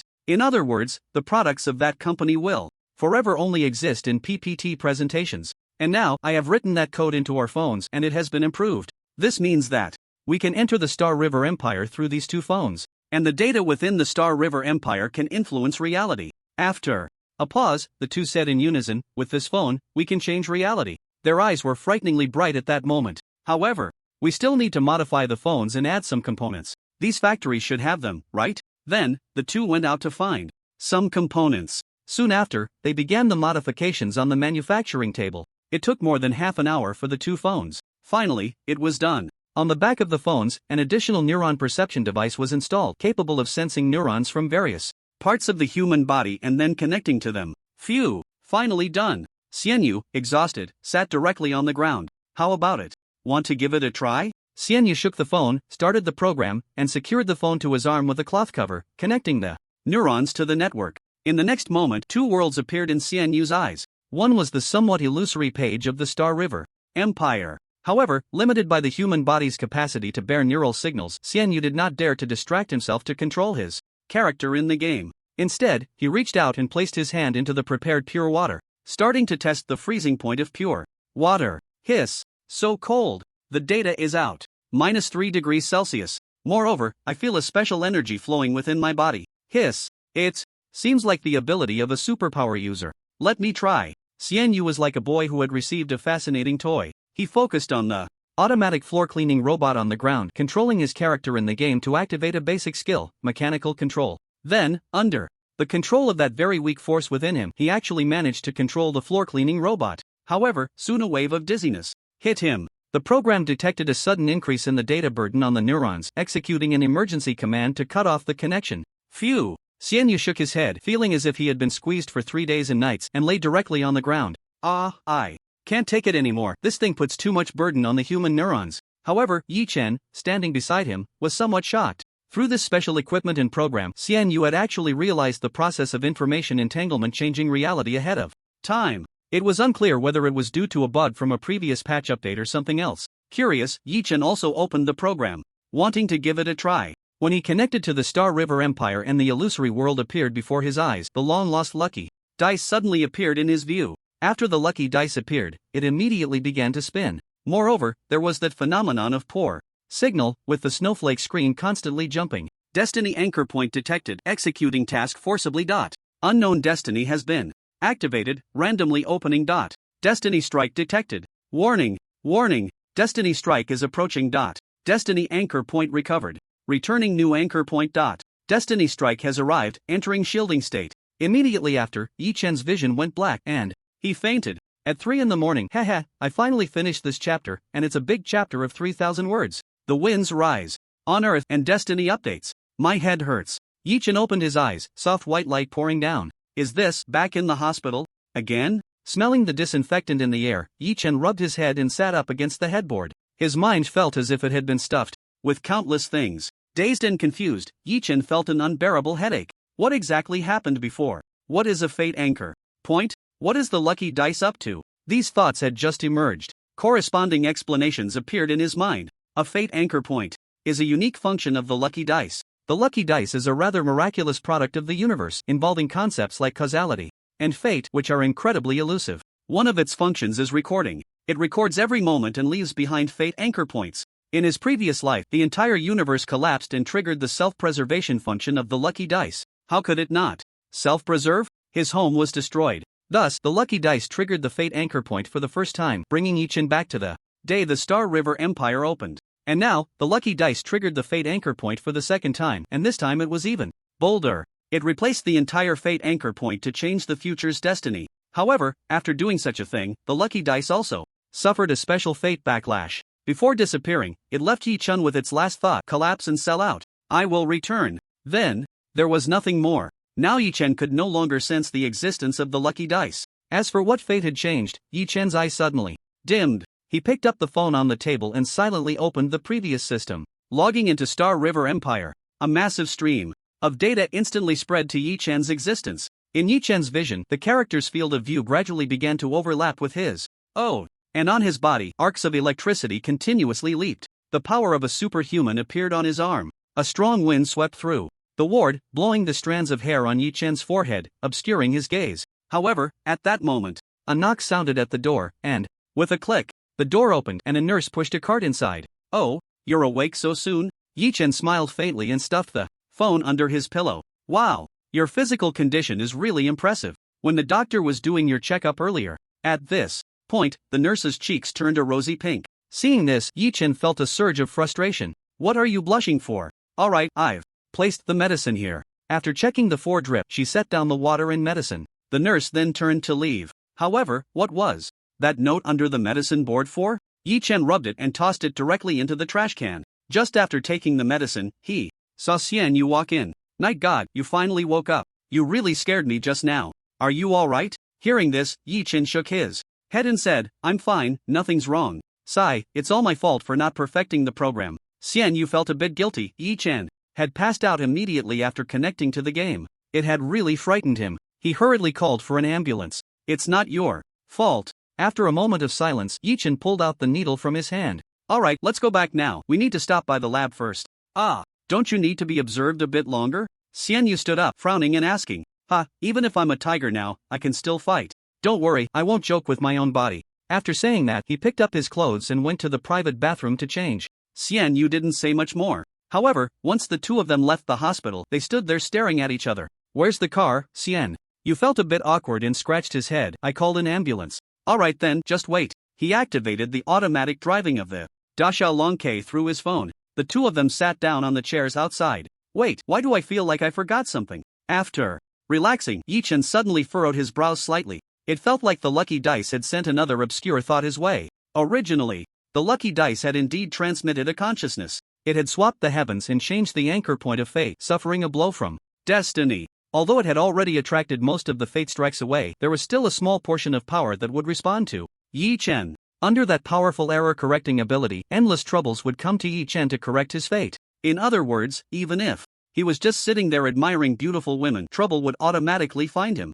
An ambulance, drifting like a hearse, suddenly crashed in. The patients and medical staff nearby were all startled. They wanted to greet the ambulance driver. But unexpectedly, as soon as the back door of the ambulance opened, 5 or 6 bandits, wearing black hoods and holding old-fashioned rifles, jumped out. Bang! Bang bang! One of the bandits raised his gun and fired a burst into the sky. Watching the muzzle flash, the surrounding patients and medical staff were first stunned, then screamed and fled in all directions. Instead, Yi-chen and Xian Yu sat there, dumbfounded, and said in unison, no way? This can happen? What era is it now? In the context of human cooperation, most KB organizations and any anti-human organizations had already been suppressed by those iron-fisted big shots. Moreover, this was one of the major cities of the Hualong Federation. How could there be bandits like this and attacking a hospital? What a joke! Night God, let's go! Xian Yu quickly came to his senses and wanted to drag Yi-chen to run. However, Yi-chen had already pulled him into the hospital. Let's go inside and hide.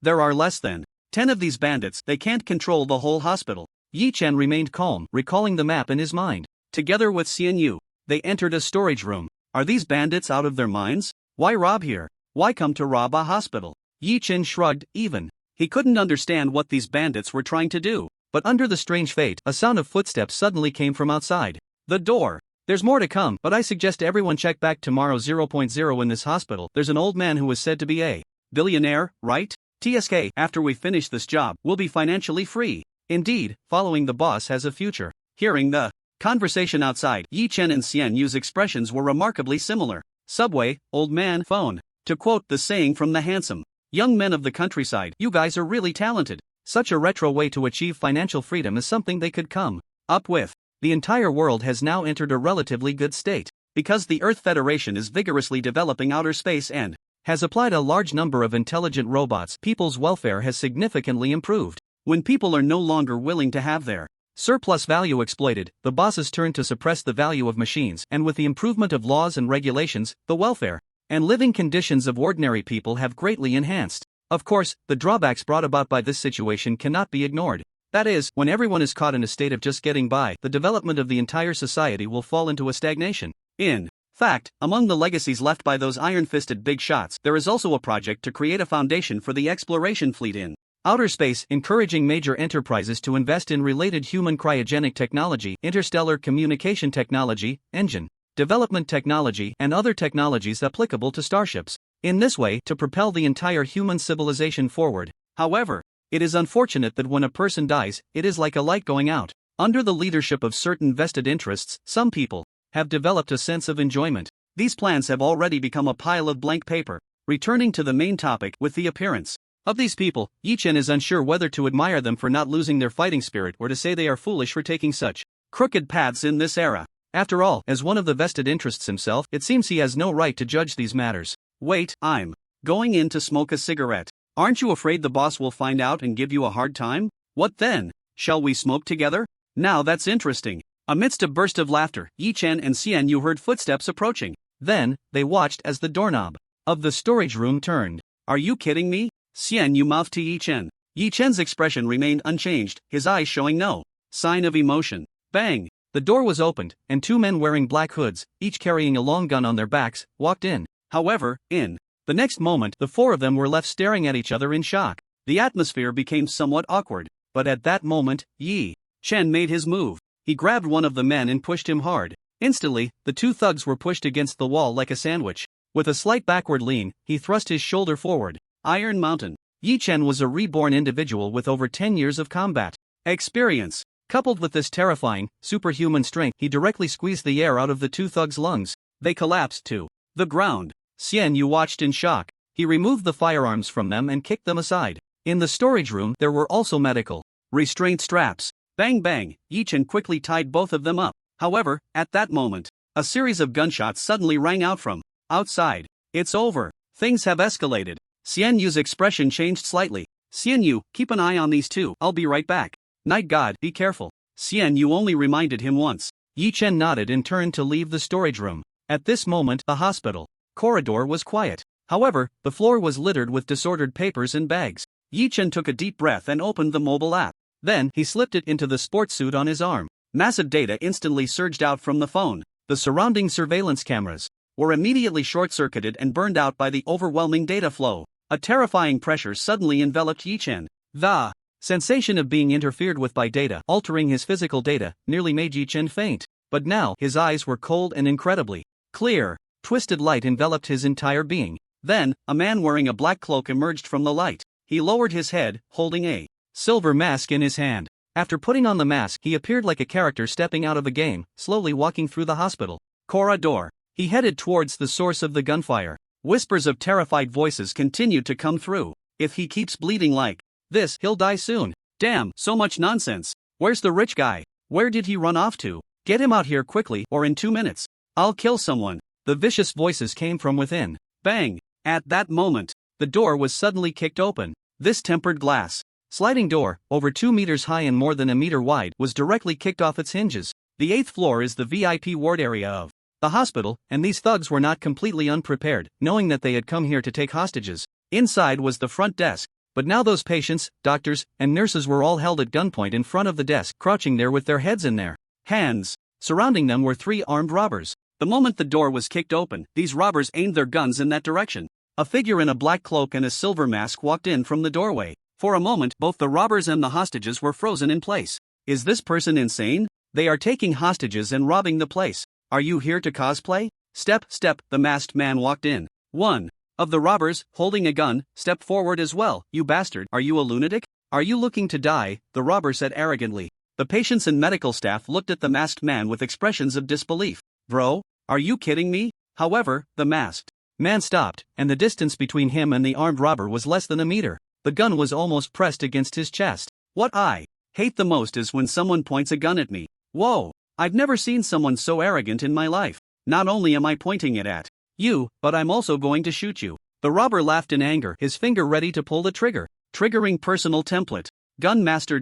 Gunmaster can forcibly seize control of firearms and heavy weaponry. Suddenly, the masked man snapped his fingers. Bang, bang, bang. The rifles in the hands of the three men exploded. This chapter counts as yesterday's wrist, blood flowing like a river. The gun barrels had burst open, and the three robbers stood there, dumbfounded. Who am I? Where am I? What am I doing? What just happened? Why did the gun explode? They were all frozen in place. However, Yi Chen would not give them time to react. He suddenly stepped forward. One hand pressed down on the robber's head.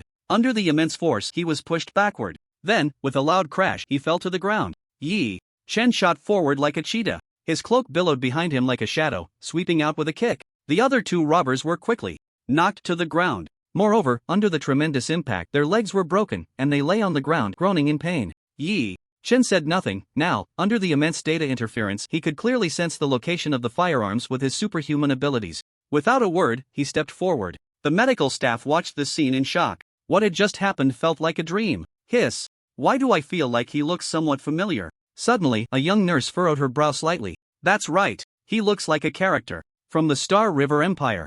A young doctor next to her exclaimed in realization, it really does. Are cosplayers this extreme now? These people had directly mistaken Yi Chen for a role-playing character. However, while they were talking, their hands were not slow at all. People rushed over to tie up the robbers. Some went to bandage the injured and called for doctors to prepare for surgery. Walking through the hospital corridor, Yi Chen felt a tearing pain throughout his body. But the eyes behind the mask were as calm as a robot's, devoid of emotion. Fortunately, his physical condition had been enhanced by the lucky dice earlier. Otherwise, he would have long been assimilated by the data and disappeared from this world. But thinking back, Yi Chen felt that the earlier return of his physical condition might have been a premeditated move by the lucky dice. Although he possessed the lucky dice, when the return could be triggered was not something Yi Chen could control. Found you. Yi Chen's eyes narrowed slightly. He pushed the door open. Inside, a thug was pressing a doctor down, beating him with the butt of a gun. I'm asking you, speak. Where is the one with the surname Gao? If you don't say it, I'll kill you. The doctor lay on the ground, hands clutching his head, silent. Suddenly, he saw the door being pushed open. The thug was momentarily stunned, then revealed a sinister smile. Who's the idiot that came here? Looking for death? But, as soon as the words fell, there was a flash. Just as the thug was about to pull the trigger, a sharp pain surged through him. Yi Chen seized the gun from his hand, twisting it. The thug's fingers caught in the mechanism were instantly twisted like a pretzel. Ah! A scream barely escaped his lips before he was struck hard on the head with the gun, but instantly knocking him unconscious. Thank you. Thank you. The doctor struggled to stand up and said to Yi Chen. However, when he saw those cold eyes, he was startled again. He could feel that the person's eyes seemed to say, I'm just solving a problem, not saving you. Step, footsteps faded away again. The remaining people seemed to suddenly quicken their pace, heading towards one direction. This indeed saved Yi Chen a lot of trouble. As he continued towards his destination, he heard wails of crying. Brother, please let me go. I can give you money, just spare my life. By the way, I know my dad's bank card password. After he dies, the inheritance will be mine. Just let me go, I can give you whatever you want. Another hoarse voice chimed in. Oh? So, if this old man dies, the money will be yours? Theoretically, yes. Just as the words fell, a burst of gunfire erupted. The screams of a man and a woman immediately rang out again. Oh wow! Truly a case of filial piety. Yi Chen, stepping slowly, endured the pain of his cells being torn apart. The corner of the masked figure's mouth curled into a smile. Knock, knock, knock. A knock sounded at the door. Inside the ward, there was first silence. Then, hurried footsteps began to sound. However, it quickly quieted down again. At that moment, the door to the ward opened. A thug suddenly thrust his gun out. Who is it? Looks like I arrived just in time. Due to damage to his vocal cords and the mask obstructing him, Yi Chen's voice had completely changed, becoming very hoarse. Who's the idiot? Looking for death? I'll. Before he could finish, a leg kicked through the solid wooden door, sending him flying and crashing against the wall. Looking for death. Too furious. Voices rang out. At the same time, 2 bullets shot towards Yi Chen in a straight line. Yi Chen used the force to lean back. The wooden door was directly knocked off, crashing into a thug. Then, his body transformed into a black line, seizing the hot muzzle of the gun, lifting it directly, pointing the barrel at the ceiling. Shell casings clattered down from the ejection port, and soon, all the bullets in the magazine had been fired. Yi Chen held the gun high, and along with the thug, they were lifted by this terrifying force, their feet suspended in midair. You! Who on earth are you? The rifle barrel, due to the blast of gunpowder gas, could reach temperatures of 200 degrees Celsius after continuous firing. Yet this freak dared to lift the barrel directly. However, Yi Chen did not explain. Instead, he kicked forward, sending the thug flying, pinning him against the wall, side by side with the previous thug. Just as the thug trapped under the wooden door was about to crawl out. Yi Chen stepped on it. The immense force expelled all the air from his chest, causing him to instantly suffocate and lose consciousness. In the hospital room, only Yi Chen remained, a man and a woman. On the hospital bed, the white sheets and cups had already been stained red with blood. You! Why didn't you come earlier? If you had come sooner, my father wouldn't have had to die. Perhaps. Thinking that the person who appeared here to take down the criminals was from the federal government, this self-proclaimed noble and tall filial son felt entitled to point fingers at him. Yi Chen raised his gaze and directly pulled up the iron rod at the foot of the bed, swinging it forward. Bang! The terrifying force even caused his brain matter to shake. Even if he didn't die, he would become a babbling patient in the future. The tall filial son's female companion, dressed somewhat flamboyantly, was so frightened that she collapsed to the ground, losing control of her bladder. Was this man here to save people or to kill? To prevent anyone from criticizing the male leads saintly nature, it is necessary to clarify. The male lead vaguely sensed that even if he didn't want to take action, these troubles would come knocking, so it was better to take the initiative and deal with them. Until he returned to the previous storage room corridor, Yi Chen finally closed the program on his phone. The data continuously converged, eventually disappearing. Yi Chen also leaned against the wall, walking towards the storage room. At this moment, he truly felt as if his body had been emptied. When that force dissipated, under the powerful self-healing ability, his cells began to slowly heal. Strength gradually returned to him bit by bit. Pushing open the door to the storage room, Xian Yu was sitting there, watching the 2 unconscious thugs. Night God, what's wrong with you? Why do you look so weak? Go away, go away. Yi Chen waved his hand in exasperation and said, just leave these thugs here, they probably won't wake up for 3 to 5 hours. Hiss. Why did you hit so hard? I like it. Just then, the Daxia Longke had also stopped outside the door. Meanwhile, the sound of police sirens was already wailing outside the hospital. When leaving, although they encountered questioning, once Yi Chen's identity was verified, they were quickly released. The car drove into the factory and stopped, and the 2 got out. They walked to the core laboratory and set down their things. Yi Chen took out a bottle of soda from the fridge and gulped down a few mouthfuls. I need to buy some medical equipment. Suddenly, he blurted this out, startling Xian Yu. Night God, are you really okay? If I'm sick, I'll go to the hospital. Yi Chen said with a dark expression, get lost. Forget it, just take a look first. He opened the program on his phone and slid it into the phone case. A burst of light covered them, and the vision of the game character overlapped with reality. In an instant, information interfered with reality. Characters like those in the game stepped out from the light.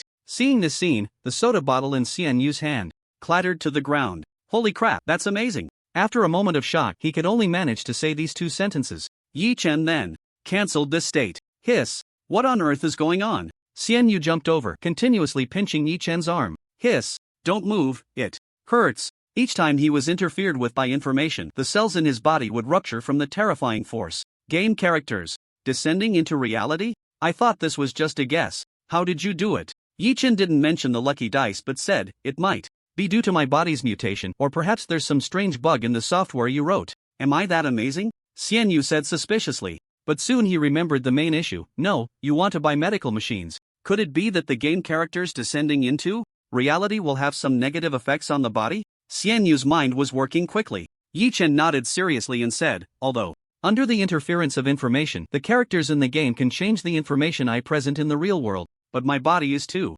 weak to endure such changes for a long time. Once I enter that state, my cells will start to rupture. However, my physical condition is slightly better than that of an average person. My body's self-protection system kicks in, accelerating cell division to compensate. Xian Yu's expression darkened a bit as he absorbed this information. If what you say is true, then hardly anyone can withstand the complete descent of game characters. Yi Chen remained silent upon hearing this, because this process is actually a long-term one. The data in the game will gradually change people's physical qualities in a slow manner. It won't be until 10 years later that one can fully endure the descent of game characters. Before that, one can only use some props or have partial descents. However, due to the lucky dice, Yi Chen received a huge return, which maximally shortened this time. The two pondered for a long time but couldn't come up with a good strategy. They could only follow Yi Chen's plan and first purchase a batch of medical equipment. Moreover, for reasons of confidentiality and other factors, the operation of this medical equipment would have to be entrusted to Xian Yu. There's no helping it, the top student has to work harder. Inheriting the capitalist gene of harvesting leaks, Yi Chen directly became a hands-off manager. But today wasn't without good news. By the evening, as the medical equipment was delivered, the factory also secured that project and could officially start work. Simply put, they used Yi Chen as a guinea pig to gather some health check data, and after getting the hang of it, the two left the factory. Yi Chen had already arranged for Rin Xian to handle the factory's upcoming recruitment and operations. Back at the store, after a hearty meal, Yi Chen went home. Turning on the TV, he found that indeed, as one of today's hot news events, a hospital attack had made the headlines. The face of the invited sociologist looked constipated as he said, "I am also very curious about how these people's brains work. What era is this? They actually dared to rob a hospital." After rambling on with the host about a bunch of nonsense and casually introducing a few of his own books and courses, the host suddenly shifted the topic, feigning surprise, and said, "Expert Liu, in this incident of robbers storming the hospital, there is another main character. According to eyewitnesses, this main character is quite mysterious. However, for some reason, all the cameras at that time were broken. Let's listen to the accounts of a few involved parties." The scene shifted to the interview footage of reporters. "Let me tell you, that person was incredibly strong, and he even cosplayed a character from the game Galactic Empire. At that time, he walked in, bang bang bang, and directly took down those robbers." The speaker was a young man in a hospital gown, who even started mimicking the actions as he spoke. Alright, let's take a look at the interview with the involved parties. On the screen appeared a group of nurses dressed in pink uniforms. "He is really so handsome." Exactly, even though he was wearing a mask, I think he must be very handsome. Majestic and dashing, simply a great hero. The host's voice came through. Next, the scene shifted to a somewhat elegantly dressed woman who wiped her eyes with her fingers and began to cry loudly. "He is just a demon. He turned my fiancé into a fool. He will definitely be punished. We have already filed a report." At that moment, a glimmer appeared in the reporter's eyes as he hurriedly asked, "Can you elaborate on what happened at that time?" A dramatic and tearful account was recounted, filled with embellishments. Accusations of neglect and malicious harm were thrown around. Finally, the scene shifted to a police officer. "I am Inspector Lu Ran, and I am now seeking information about this role player from the entire society. Although he took down those thugs, he also harmed innocent people. It is wrong to use violence blindly. I hope that if the role player sees this message, he will voluntarily turn himself in." The scene shifted back to the live broadcast studio. The host and the so-called expert began discussing the motivations of the role player. Of course, they also condemned the role player afterward. At the same time, they expressed condolences for the only victim, the wealthy gal. Yi Chen turned off the television with the remote control. He tossed the remote onto the table and leaned back against the sofa. Despite some people shouting about justice now, in reality, they were just preparing to swallow the Gao family's cake. After all, a person had died, and possibly the only heir had become a fool. Those people merely needed a righteous slogan to cover their actions. But what does all this have to do with me, Yi Chen? Hee ha ha ha. Today's update is complete. The previous chapter was over 2,200 words, and this chapter is 2,500. So it's quite sincere. I estimate there will be more updates later, but right now, I don't know if the pigeon has been cooked or has flown away. Coo. Outside, the incident of the thugs kidnapping at the hospital was causing quite a stir. Meanwhile, the role player had also attracted a lot of attention, drawing many people's gazes into that game. As one of the parties involved, Yi Chen had already entered the game early on. Bureau 8, Qi Yuxuan's office. After submitting the mission, Qi Yuxuan smiled and patted his buzzcut. No wonder he is the strong one who led the team to break into that Steel Brotherhood base. He really managed to destroy this biochemical base. Before this, Bureau 8 had sent many elite agents to carry out this mission. However, in the end, they all met with failure. With no other choice, they had to release this mission to the public, hoping to find a powerful superhuman who could complete it. By the way, do you have any Legion-type missions here? I hope to take on some of those missions. After sitting down, Yi Chen asked Qi Yuxuan. Now was a stage where players could rapidly develop and improve. As a Legion leader, he certainly had to consider his players. After all, these people would eventually become his most loyal warriors. Thinking of this, Qi Yuxuan frowned and pondered for a moment. Got it. He opened his computer, continuously inputting passwords, using his authority to retrieve a document. Most Legion-type missions are monopolized by some established legions. the established legions Qi Yuxuan mentioned were all formed by NPCs. The existence of these legions, in a sense, made them competitors to the players, because some early game dungeons, the ones before the game started, were all controlled by these legions. The first dungeon truly controlled by a player legion was the one held by the Dark Star Legion, called the Steel Curtain Prologue. Qi Yuxuan turned the computer screen towards Yi Chen and opened a web page. Non-public missions? The web page that appeared was very simple, showing only the mission name and difficulty. Qi Yuxuan clicked on one of the missions and handed it to Yi Chen to look at.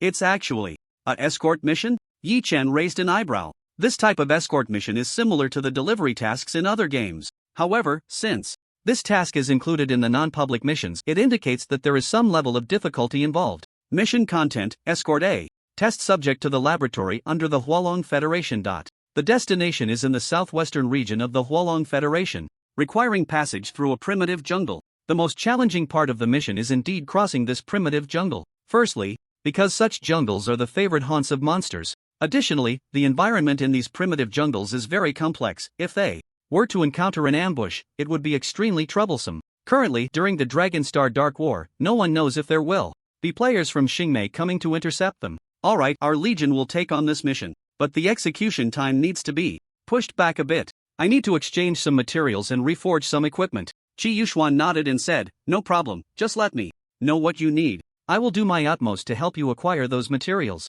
The truly high-end materials require even higher exchange. Permissions. Qi Yuxuan's words were a safety net for him. If he needed his permissions, he could just say so. At this moment, Yi Chen's true partner was not the 8th Bureau, but Qi Yuxuan. After Yi Chen nodded, he put on his sunglasses and left the office, heading straight to the exchange center. To be honest, after gaining Qi Yuxuan's permissions, Yi Chen discovered quite a few good items. After a big shopping spree, he directly entered the manufacturing room. He began to reforge his weapons. Moreover, this time the weapons Yi Chen forged would all be above LV-20 in complete form. They would be used for his job change mission. However, since his level was still insufficient, he could only forge some semi-finished products. After completing the job change mission, he could then manufacture these weapons into their complete forms. Controlling the mechanical arm, the first weapon Yi Chen forged was for close combat. The previous Desert Eagle had been destroyed during the Zero Base mission. This time, he forged another weapon from the same Desert Eagle series. There was no choice, aside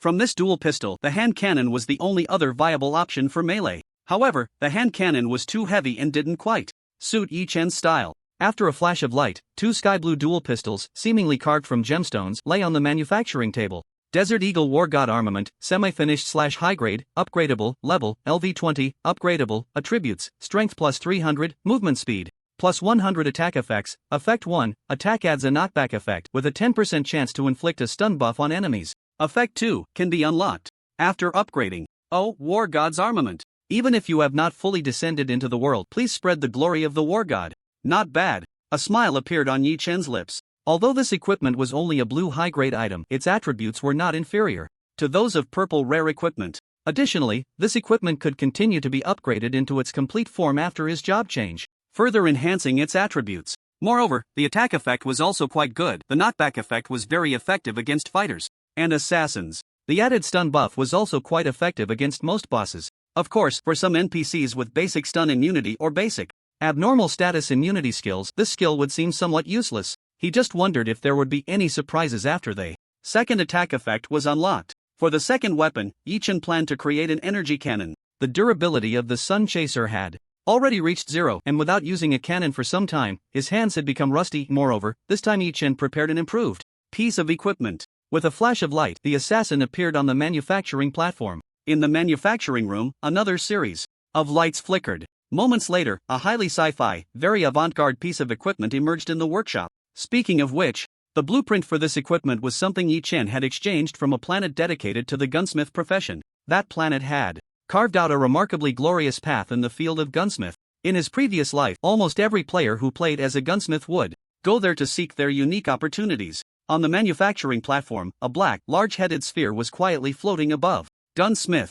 Exclusive gunsmith armament. This sphere was entirely blue-black. Countless metal fragments were intertwined with tiny blue lights that pulled them together. With Yi Chen's superpower attaching to the sphere, an immediate sense of control emanated from it. With a thought, those blue lights instantly drew countless metal fragments, beginning to assemble along a specific trajectory. About a second later, a laser sniper rifle shimmering with a ghostly blue light quietly floated on the manufacturing platform. Reaching out, the laser sniper rifle landed in his hand. This was one of the characteristics of the gunsmith exclusive gunsmith armament, capable of freely switching the type of firearm. The technology used in this sphere was not particularly advanced. High-strength memory metal, a special energy core, and, most importantly, the conversion program. The higher the level of the equipment, the more types of weapons it could convert into. On that planet, there was a set of golden gunsmith armament that could theoretically convert into any type of firearm, a treasured existence on that planet. Now, the gunsmith armament in Yi Chen's hand was merely a blue semi-finished product.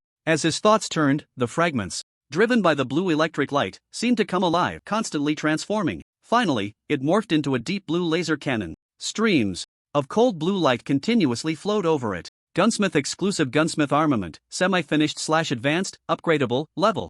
LV20, upgradable, attributes, gun mode, power plus 270 cannon mode, power plus 300 attack effects, gun mode, effect 1, adds precision effect 2. Attacks, able to exploit enemy weaknesses, dealing 200% damage. Effect 2, can be unlocked after upgrading. Cannon mode, effect 1, can charge. Attacks, with a maximum charging time of 3 seconds, dealing 280% damage. Effect 2, can be unlocked after upgrading. This is the hard work of millions of gunsmiths. Please use it to defend the dignity of the gunsmith. Finally, the fragments rotated, transforming back into a sphere, which was placed into the game backpack. Of course, the most important thing was that Yi Chen knew the formula for manufacturing the high-strength memory metal for the gunsmith armament. Although he couldn't find the best energy core, he could barely find a compatible one in the real world. In other words, in the real world, he could create this piece of equipment. That was the most important thing. After finishing up, Yi Chen left the manufacturing room and found Xian Yu. Yi Chen had already sent an email to all players in the Legion, reminding them to prepare their equipment and logistics, as a Legion-type mission would soon be announced. Naturally, Xian Yu also went to prepare crafting some of her own equipment. As for the mechanics equipment, Yi Chen could only say he had some impression, and it was based on the more famous equipment that Xian Yu had in his previous life, which provided her with some inspiration. Among them, one of the well-known pieces of equipment from Xian Yu's previous life was called Galactic Legion Third Fleet.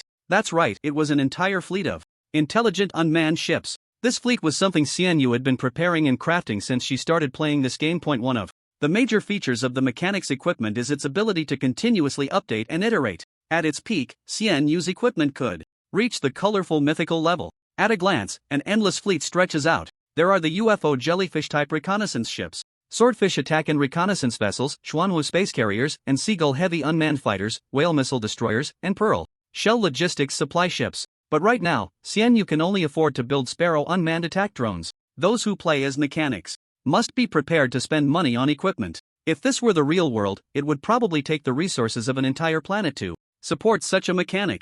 Time flows continuously, and all the players of the Dark Star Legion are working hard to arm themselves. Until 3 days later, the mission officially begins. A special metal magnetic energy mechanical cage, 1/2 meter wide, 1/2 meter long, and 1/2 meter high, was loaded from a certain base and then handed over to Yi Chen. Safe travels. Qi Yuxuan personally came to the city gate this time to see Yi Chen off. Yi Chen simply turned his back to him and waved his hand. Then he shouted loudly, "Let's go!" The convoy immediately started moving forward. This time, Yi Chen specifically chose to start the Legion mission on the weekend. The number of Legion players who could participate reached 342. Most of the vehicles were off-road vehicles with 4 people each, along with about 20 infantry fighting vehicles. Since they were all superpowered troops, there was no need for heavy weaponry. Moreover, tanks and the like couldn't travel long distances. It was fine on the main roads between cities, but once they entered the mountains or dense forests and encountered monsters without a logistics team, it would be a burden. Most players also couldn't stay in the game the entire weekend.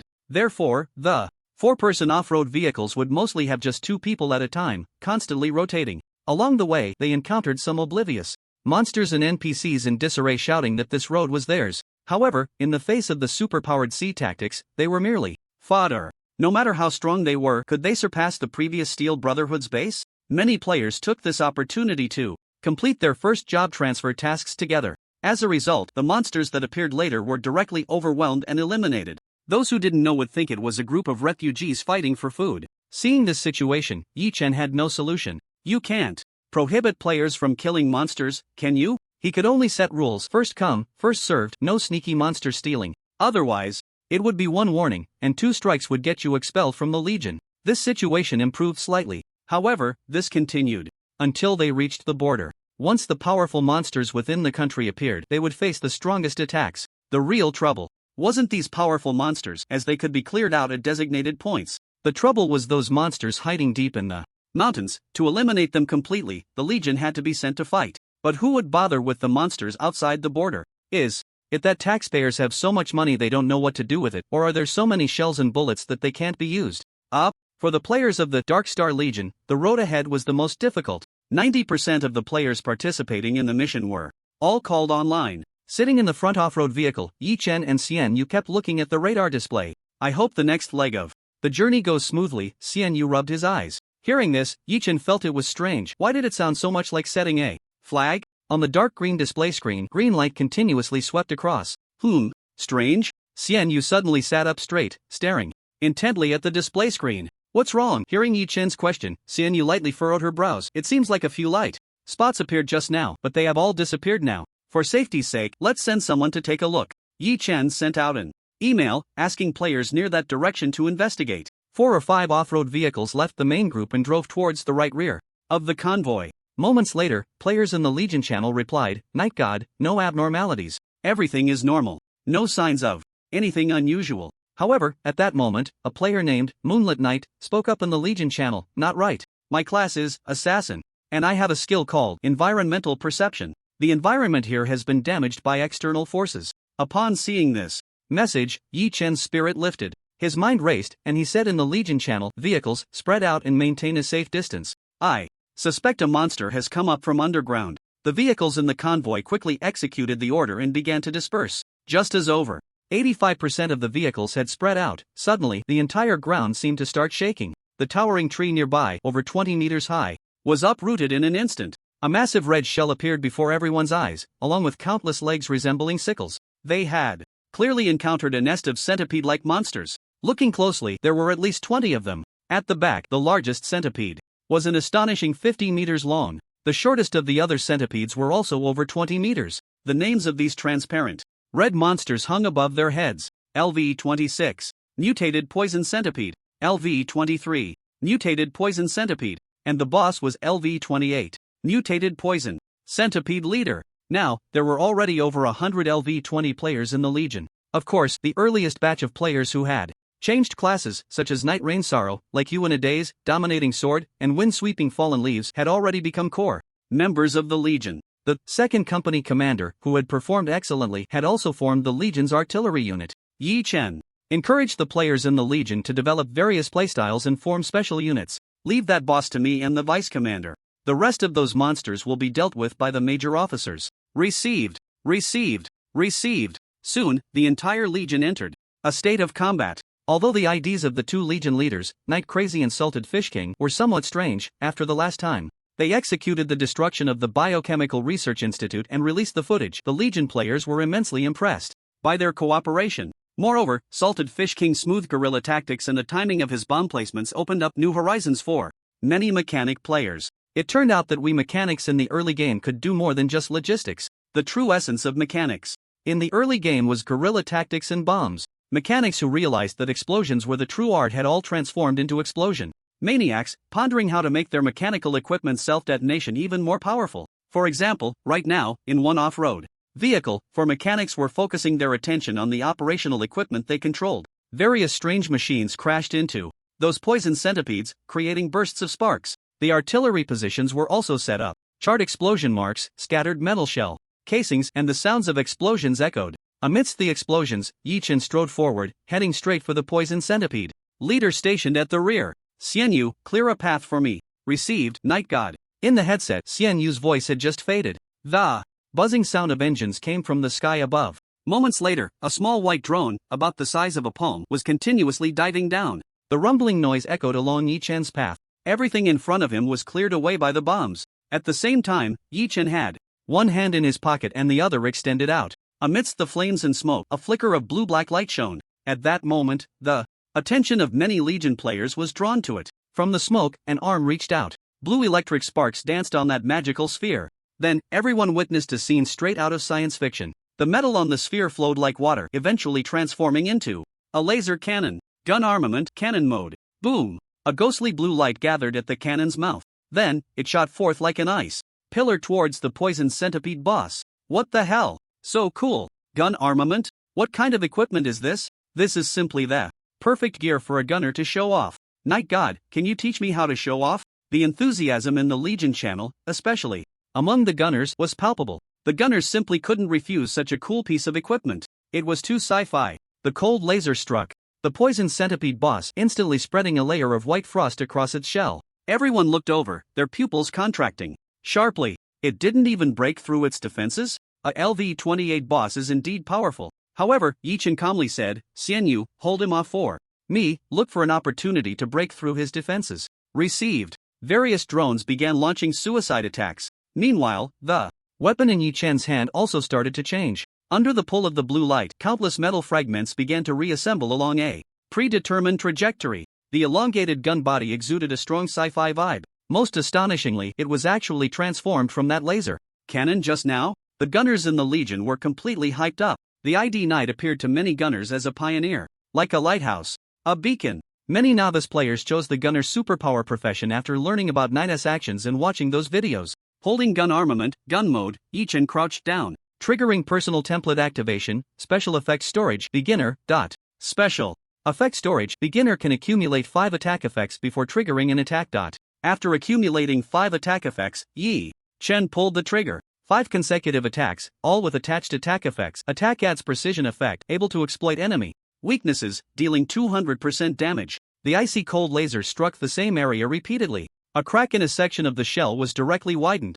Then, it exploded. The tender white flesh was frozen into ice blocks. Hiss! What a terrifying attack. Night God is amazing. Voice crack. It directly took away 1/10 of its health. So strong. Many players shouted loudly upon witnessing this incredibly powerful attack. However, the poison centipede boss did not share the same sentiment. The freezing sensation caused its nerves to momentarily fail to react. But as time passed, a terrible pain, like thousands of ants, began to gnaw at it. Boom! Boom! Boom! It writhed its body, the entire creature falling into a frenzied state. In an instant, dust and debris flew everywhere. The surrounding players quickly dodged away. Xianyu, full firepower attack. I need time. Inside the off-road vehicle, Xianyu's eyes gradually brightened. Looking at his panel, one could see that his energy value was plummeting like it was falling off a cliff. On the status bar, more than a dozen skills were activated. A series of buff enhancements and mechanical augmentations were continuously refreshing. Night God, guide the attack. Received. The gun and cannon armament transformed again from a sphere into cannon mode. The infrared guiding beam was shining on the wound inflicted on the poison centipede boss. A buzzing engine sound came from the sky. In the next moment, a spectacular scene appeared before the eyes of numerous players. Hundreds of drones dove down from above the clouds at supersonic speed. At the same time, Yi-chan also raised the gun and cannon armament, beginning to charge. First, a deep blue light point the size of a soybean gathered at the muzzle. In just 3 short seconds, it had already grown to the size of a watermelon. Just at that moment, the hundreds of drones also crashed down at that weak point. The terrifying sound of explosions echoed continuously. Black smoke quickly covered the area. Occasionally, small fireballs caused by the explosions could be seen rising. Whoosh! As this sound rang out, the entire world seemed to fall into a tranquil atmosphere. That was because all sounds had been suppressed at this moment. A chill rose within the forest. A deep blue light, thick enough to be embraced by a person, resembled the staff of an ice god, punishing all evils in the mortal realm. Wherever the deep blue beam reached, moisture in the air condensed into frost, continuously falling. For a moment, a dreamlike scene of frost appeared on the battlefield. However, this deep blue beam was not to be underestimated. The health bar of the poison centipede boss suddenly dropped by a significant portion. Freezing, frostbite, stiffness, numerous negative buffs appeared. The poison centipede boss resembled a frozen ice sculpture, creaking with every slight movement. Yet the intense pain continued to torment it. Second Company Commander, saturate the area with artillery fire. Received. Parameters were adjusted. Coordinates input. Soon, the roar of the god of war echoed. Shells rained down from the sky, kicking up clouds of dust. The towering trees were snapped in half by the shockwaves. The entire ground seemed to begin shaking. When the dust settled, everyone focused their gaze and immediately gasped in shock. Although the poison centipede boss was in a sorry state, its shell had turned a bright red. Glowing streams flowed over it, resembling blood. The boss has entered a berserk state. Many players felt a chill in their hearts. A berserk boss significantly increased its attack power and resistance. Although this was the final hurdle before the kill, how many players had fallen before this challenge? Yi Chen was no exception. He flipped his palm, and the gun and cannon armament was stored in his game backpack. In its place were 2 weapons crafted from sky blue crystal, the war god armament tightly gripped in his hands. What the hell? What is Night God going to do? He's charging in. What the hell? Is Night God going to charge head-on? Under the astonished gazes of all the players, Yi Chen leaped up, landing on a segment of the poison centipede boss's shell. Using the force, he leaped again, firing bullets from the war god armament. In that moment, Yi Chen resembled a dancer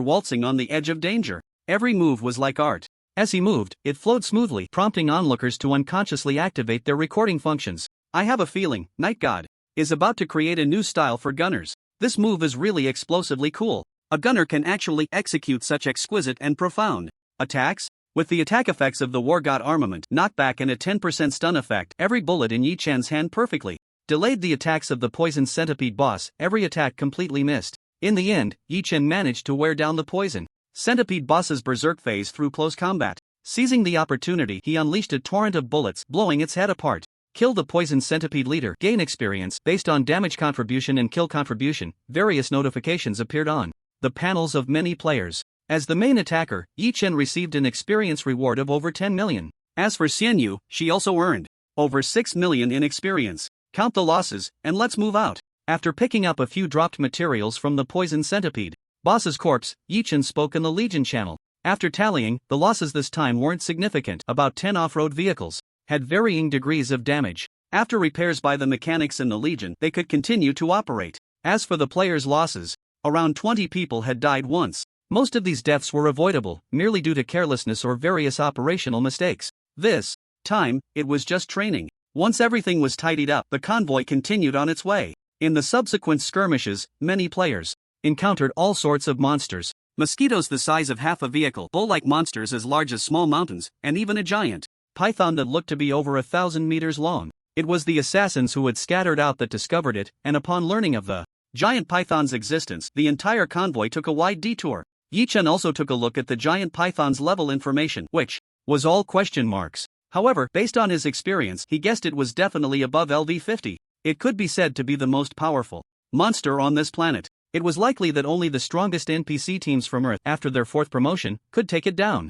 During this process, the progress of Yi Chen and Xian Yu's 2nd promotion tasks also surged upward. There was still half a day's journey left to the destination. This chapter was written during work hours, and why hasn't it ended yet? During a break, Yi Chen got out of the off-road vehicle. At this moment, the convoy was stopped halfway up a mountain. After crossing this mountain and walking a bit further, they would reach a military base. That was the destination of the mission. However, along the way, even with mechanics handling logistics and repairing damaged vehicles, those off-road vehicles that needed core parts could only be abandoned. Now, they had to squeeze 5 to 6 people into one vehicle. As for the more than 20 infantry fighting vehicles, 2 had also been damaged. However, with the mechanics' DIY efforts, they managed to install those dual machine guns onto other off-road vehicles, making them barely usable. Just then, a rumbling thunder suddenly echoed. Everyone looked up, and they realized that the sky had become overcast without them noticing. Dazzling lightning flickered within the dark clouds. Large raindrops began to plummet from the sky. It's actually raining.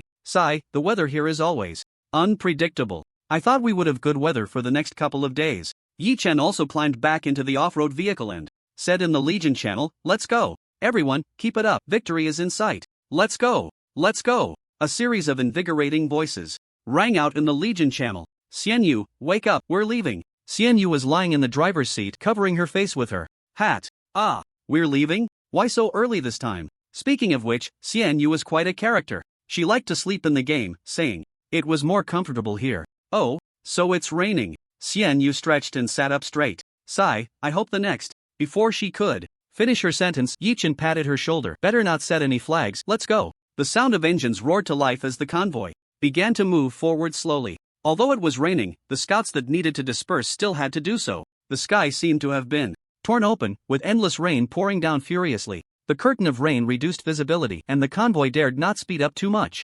They could only inch forward little by little. When the vehicles reached the top of the mountain, they encountered no ambush. Next, they just needed to successfully descend. The road down the mountain appeared even more treacherous. As the off-road vehicle's wheels rolled over the puddles, splashes of water erupted. Although the off-road vehicle had good shock absorption, the people inside still swayed. Suddenly, amidst the sound of the pouring rain, a buzzing engine noise came through. Enemy attack. The scattered team shouted urgently in the Legion channel. The entire convoy instantly entered a state of combat readiness. Too late. They've already appeared. What's going on? A hint of panic emerged within the convoy. Xian Yu's expression also turned serious. No response on the radar. They must have applied stealth coating. I'm afraid the newcomers are not friendly. In fact, without Xian Yu saying it, Yichen already knew the newcomers were not friendly. Stand guard. Raise the flag. A flag was planted on the leading vehicle of the convoy. The flag was entirely silver, with a dark star at its center, and the surrounding light seemed to warp.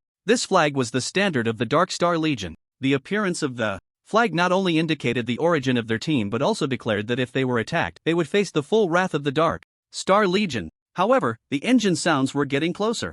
Open fire. A cold glint flashed in Yichen's eyes. Received. The duel. Machine guns on several infantry fighting vehicles roared to life. Crossfire cut through the rain curtain. Concentrate fire. Guide. Artillery positions ready. Just then, suddenly, shells began to fall among the convoy. After the skirmish began, some relevant information also appeared in the eyes of many players. It's players. Damn. This place must be players from Annam, right? It's these monkeys. Although the Wolong Federation had united most countries, there were still some small nations unwilling to join the Federation. Annam was one of them. Counterattack. Take them down. These Annam monkeys dare to block us? The Legion players shouted angrily. Various superpowered individuals quickly launched attacks to intercept the Annam players. Meanwhile, Yichen remained seated in the off-road vehicle. Beside him, Xian Yu was rapidly typing on the keyboard. One drone after another was launched, beginning to spread out in all directions. But soon, Xian Yu's expression turned somewhat grim.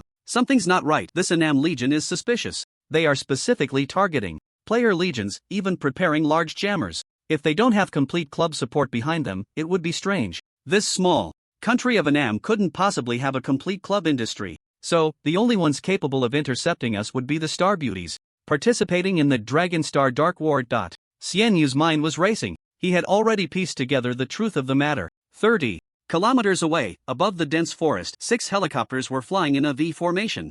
If we can wipe out the Dark Star Legion this time, our glorious knights will become the #1 legion. A blonde Star Beauty player laughed heartily. This player, named Ada, had the game ID Charge Knight, LV20, a great sword warrior, and was the vice-captain of the Glorious Knights Legion. Don't underestimate the strength of the Dark Star Legion, and their legion leader Yi Changfeng is not an easy opponent either. Now, let's have those enemies come and test the waters for us. This person had long brown hair, looking just like one of those artists from Western TV shows. However, no one knew his real name. His game ID was Paladin, LV20. A psychic, his ability was to control plants, and he was the leader of the Glorious Knights Legion. Within the tribe, in the Xingmei division, Glorious Knights was a newly risen legion. It was rumored that this paladin was an heir to a major conglomerate in the real world. In a short time, he had recruited many high-level players and experts from other legions. Moreover, this time, he managed to gather so much intelligence, data, and equipment to counter the Dark Star Legion. According to insiders, it was also this paladin who, in the real world, used his superpowers to reach a collaboration with those club owners.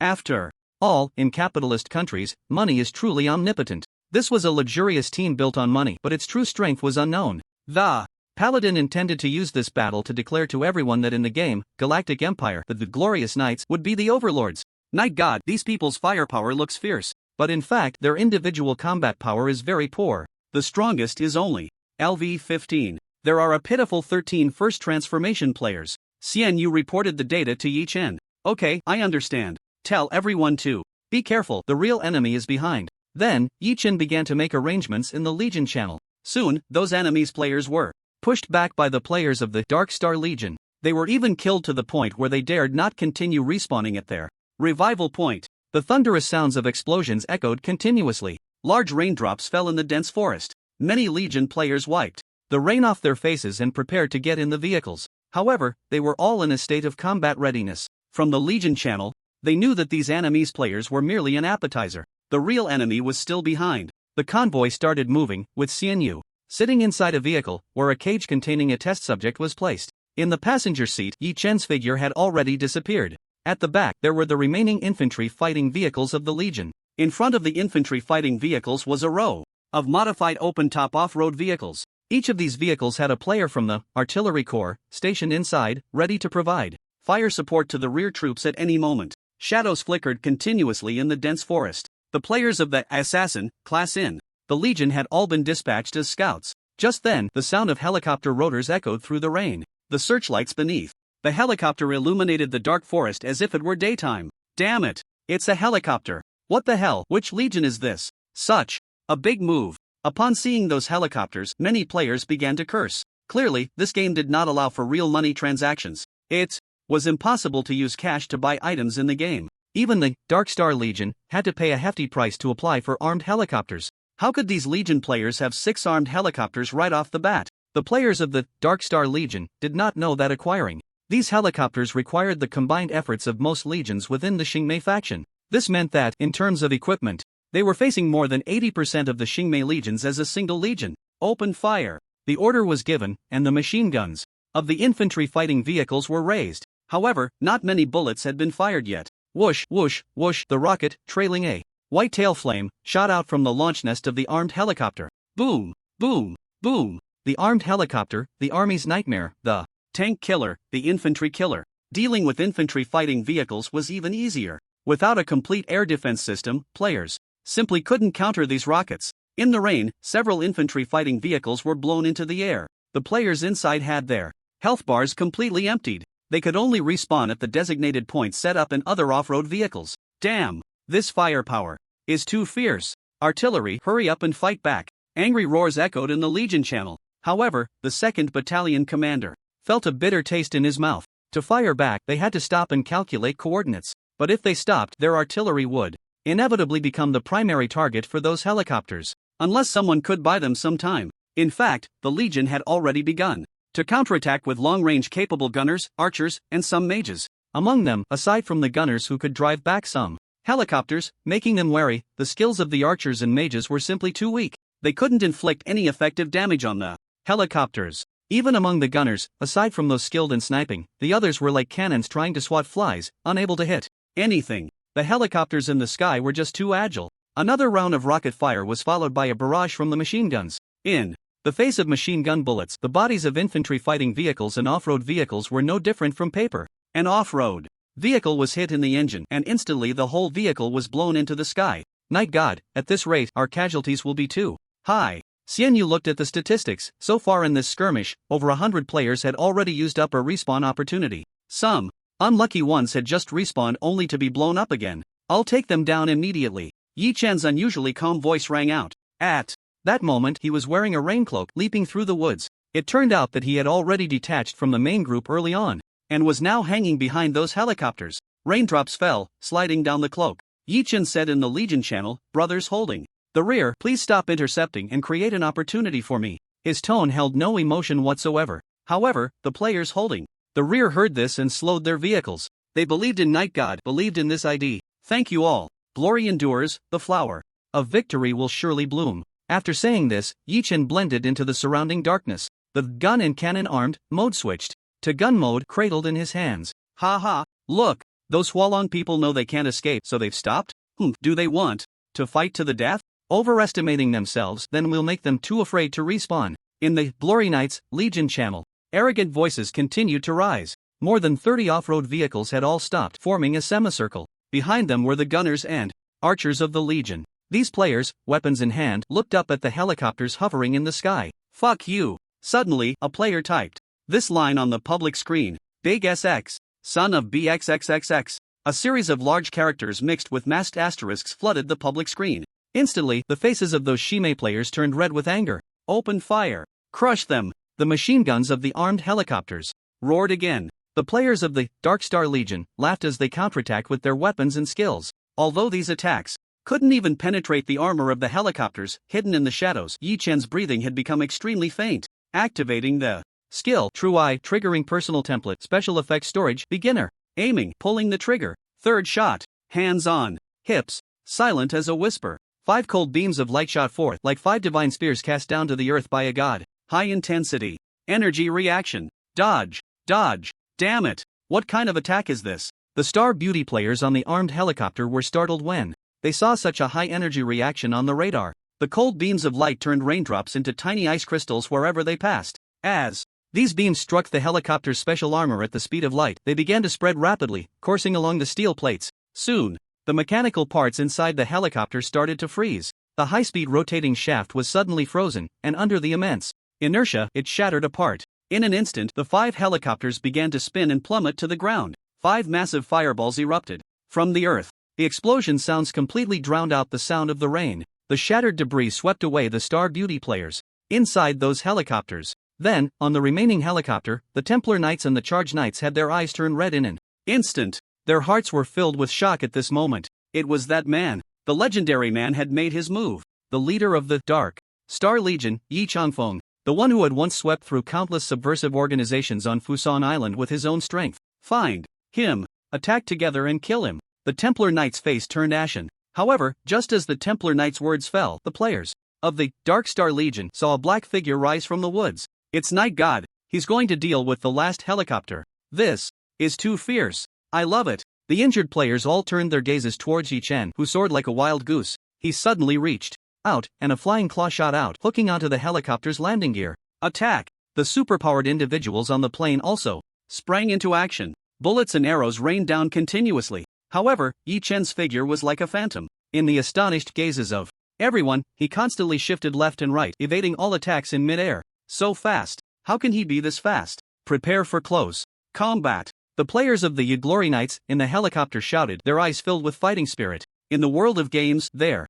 are always various power rankings or leaderboards. However, in Star River Empire, such rankings had not yet appeared. Only towards the end of this version would various competitions be held to establish a ranking. The famous Heaven, Earth, and Man 3 rankings would also gradually form at that time. But at this stage, the most renowned name was undoubtedly Yi Changfeng, especially after the video of the battle that swept through Fusan Island was released. Currently recognized as one of the most powerful players, it was indeed Yi Changfeng. Yi Chen pulled the rope, hanging himself on the landing gear, and with a strong push, he appeared in the cockpit. Fuck! Die for me! The helicopter's cockpit was not small, but after seating 6 people, it felt incredibly cramped. And now, there was one more person. Yi Chen reached forward, and a blue glowing sphere suddenly appeared before him. All the bullets, arrows, and various attacks were blocked by the electric sparks above. What the hell is this? In the sky, the Templar Knight, the strongest force of the Glory Knights, appeared to be the most useless, because his ability was to control plants. But in midair, where could he find plants to manipulate? The mysterious sphere disappeared, replaced by 2 guns carved like sapphires in Yi Chen's hands. Everyone, please proceed. As soon as the words fell, bullets roared and spun out from the gun muzzles. Here, apart from fighters and assassins, there were no other superpowered professions capable of engaging Yi Chen in close combat. Moreover, they never expected that a gunsmith would come over to fight them in melee. Bullets continuously rained down on those players. Their health points kept dropping. Ultimately, under Yi Chen's gun, all the players of the Glorious Knights Legion were directly wiped out by him. Xian Yu, take control of this helicopter. Yi Chen's cold voice rang in Xian Yu's ears. Received. Xian Yu operated on the keyboard, quickly using her mechanic skills to remotely control the helicopter. Land this helicopter here. Yi Chen sent a coordinate to Xian Yu. Xian Yu didn't ask why but silently began to operate. Soon, the helicopter landed on the ground. Surrounding them were the players of the Dark Star Legion. They all cast curious glances at Yi Chen. Yi Chen closed his eyes and began to write a post on the tribe. Players of the Glorious Knights, if you have the guts, come here to respawn. There are no ambushes here. Just 2 simple lines with a coordinate attached at the end. Once this post was published, it quickly stirred up a wave in the tribe. Because the author of this post was named Yi Changfeng, the leader of the Dark Star Legion, a star figure, and the Glorious Knights they were up against was a newly risen prestigious club in the Xingmei district. The players from Xingmei also received rumors, knowing that the Glorious Knights had recently been trading extensively with other clubs, constantly exchanging various resources in preparation for a major operation. However, everyone only realized now that the Glorious Knights had actually crossed paths with the Dark Star Legion. This news spread like a comet striking the earth. Of course, the details of the events were still unclear to everyone, but now, Yi Changfeng suddenly came out to post and even provided a respawn point. What does this mean? In the previous battle, had the Glorious Knights been completely wiped out? Before they could digest this news, a webpage link appeared below the post. Clicking in, they could see a live broadcast from the first-person perspective of a drone. Moreover, this drone circled around the area. The dilapidated off-road vehicle, the low health players of the Dark Star Legion, and that helicopter. Of course, the perspective finally focused on the man standing next to the helicopter. In gaming, the most humiliating thing is being camped at your corpse, fountain, or respawn point. And even more humiliating is When someone reports your location, and you don't dare to go over. From the live broadcast, it was clear that there were no ambushes around. Furthermore, that Yi Changfeng had also revealed a Legion email. If players from the Glorious Knights appeared, others wouldn't need to intervene. What does this mean? Is it implying that one person is meant to take down an entire legion? Many players who saw this post excitedly shared it. This was the largest conflict between players and legions since the launch of the game Galactic Empire. As for the previous legion that offended the Dark Star Legion, they were not even worthy. Firstly, because they could not resist in the face of monetary power. Secondly, because that was a conflict between the Hualong Federation. But this time, it was different. The Glorious Knight is the Legion of Xingmei, and even if they unleashed their cash abilities, it's unlikely that any players from Xingmei would hunt them down for bounties. Moreover, the Templar Knight himself is quite a wealthy individual in the real world. This dispute is also related to the main quest of Dragon Star Dark War, marking the first time the legions of Hualong and Xingmei clash head-on. It's simply full of highlights. 1 tells 10, 10 tells 100. The number of viewers watching the live stream is rising exponentially. Everyone is sitting on their little stools, munching on sunflower seeds, completely engrossed in the spectacle. As one of the protagonists, many players of Glorious Knight turned red-eyed upon seeing this post. In their Legion channel, insults were hurled one after another. So arrogant. We were just careless. Before. How dare he challenge our entire Legion now? Kill him. We must kill him. However, despite their fierce shouts, everyone was waiting for the Legion leader, the Templar Knight, to speak. After a moment, a slightly magnetic voice echoed softly, "Since he wants to die at the hands of our Glorious Knight, then we shall grant him that. All members, return to the resurrection point." Yes, back into the game. Surrounding the helicopter, bursts of light flickered continuously. One after another, players of Glorious Knight appeared. Here, their faces filled with cold smirks. Finally, at the front of the crowd, the Templar Knight made his appearance. He wore Western knightly armor and had long brown hair. "I am the Templar Knight, Yi Changfeng, and I have come as invited." "Is everyone here?" Yi Chen raised his gaze, the black cloak behind him fluttering. Thunder rumbled, and heavy rain poured down. "You are Yi Changfeng? I am the saint." The Templar Knight stepped forward, small blades of grass sprouting beneath his feet as if elevating him to the status of a deity. SX. The crowd didn't quite catch it, only vaguely hearing 2 words from Yi Changfeng's mouth. The next moment, they saw him raise the War God armament in his hand. "Dodge! Get out of the way!" Upon witnessing this scene, the players of Glorious Knight were instantly alarmed. However, the spinning bullets suddenly pierced through the helicopter's engine. In an instant, the helicopter transformed into a massive fireball. The high temperature even heated the surrounding rainwater into white mist. The exploding ammunition triggered a series of small-scale explosions. Those players of Glorious Knight at the center of the blast were instantly sent flying into the sky. There was no choice. In order to show off, they had tightly formed a line after respawning. This explosion directly emptied all their health bars. Only the Templar Knight, who stood relatively far away, escaped the fate of being instantly killed. However, the metal shards that sliced through still took away a large portion of his health. Before he could react, Yi Chen had already appeared before him like a phantom. The muzzle of the War God armament was pressed against his forehead. Bang! Like a watermelon being smashed open. "This is a battlefield, not a place for you to show off. Come again." Yi Chen's words were devoid of any other emotions. Yet those who heard it inexplicably felt a chill run down their spines. Cold, decisive, resolute. However, for the players of Hualong, they were filled with excitement. "Awesome! Night God is awesome. Damn, that was a total wipe just now, right? How many kills was that? Was it 100? That's definitely the case. Wow! This should be the first 100 kills against players since the opening of Galactic Empire, right?" The players watching the livestream in the tribe were first taken aback. Then they excitedly shouted out loud. In a certain company's restroom, a small leader who had just walked to the sink to wash his hands was suddenly startled by the screams coming from the restroom. "Damn! Night God is amazing. This is simply incredible. Bro, are you watching the livestream too? I'm from the sales department. Where are you from?" Suddenly, voices of conversation emerged from the closed restroom. "Are you guys planning to quit?" The small leader's angry roar scared everyone into immediately shutting their mouths. However, their attention was still focused on the livestream. Hearing no sound coming from inside, the small leader muttered to himself and left. Such scenes occurred in many places. After witnessing Yi Chen's 100 kills just now, every player felt as if they were witnessing history. However, as a member of Yi Chen's 100 kills, the players of Glorious Knights felt a sense of humiliation as if their faces were trampled underfoot. When people get angry, they tend to act foolishly. If a large number of them appeared all at once, Yi Chen might have some trouble cleaning them up. But when they appeared one by one like the Calabash brothers saving their grandpa, this place completely turned into a stage for Yi Chen to showcase his combat skills. That terrifying combat intuition and the extremely concise attack methods made him seem like a battle-hardened god of war. In just a few short minutes, the players of Glorious Knights were already scared.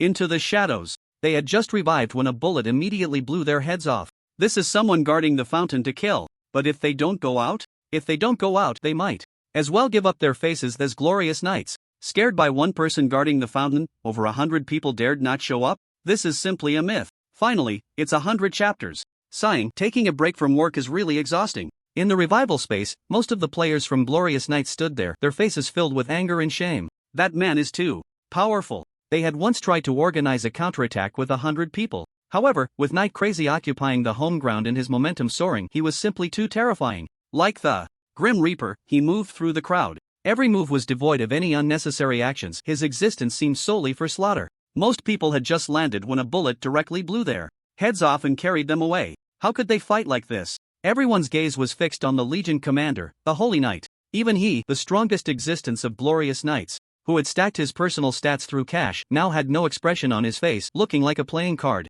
In this battle, as soon as he appeared at the revival point, he was met with the most ferocious firepower from Night Crazy. However, as a psychic, he needed time to read the skill bar to control plans for a counterattack. Yet, in front of Night Crazy, wanting to read the bar? Who knows why a gunner like Night Crazy would be so powerful in close combat? But could it just end like this? Just as all the players of Glorious Knights were hesitating, suddenly, one player's face turned extremely pale. What's wrong? Look at Tribe. He gritted his teeth and said fiercely. The crowd was puzzled and opened Tribe. It was still that live stream post, but the two bolded words pinned at the top stimulated many people's eyes to turn red. Is this it? Below, the players from Hualong were in a neat formation. Is this it? Is this it? At that moment, they even felt a PTSD reaction to those two words. Night Crazy. A beast-like roar erupted from the throat of the Holy Knight. Drop the resurrection points. Everyone, drop the resurrection points now. I'll compensate for all the losses in cash. If they used up these 10 resurrection opportunities, they wouldn't be able to continue playing this game for the entire week.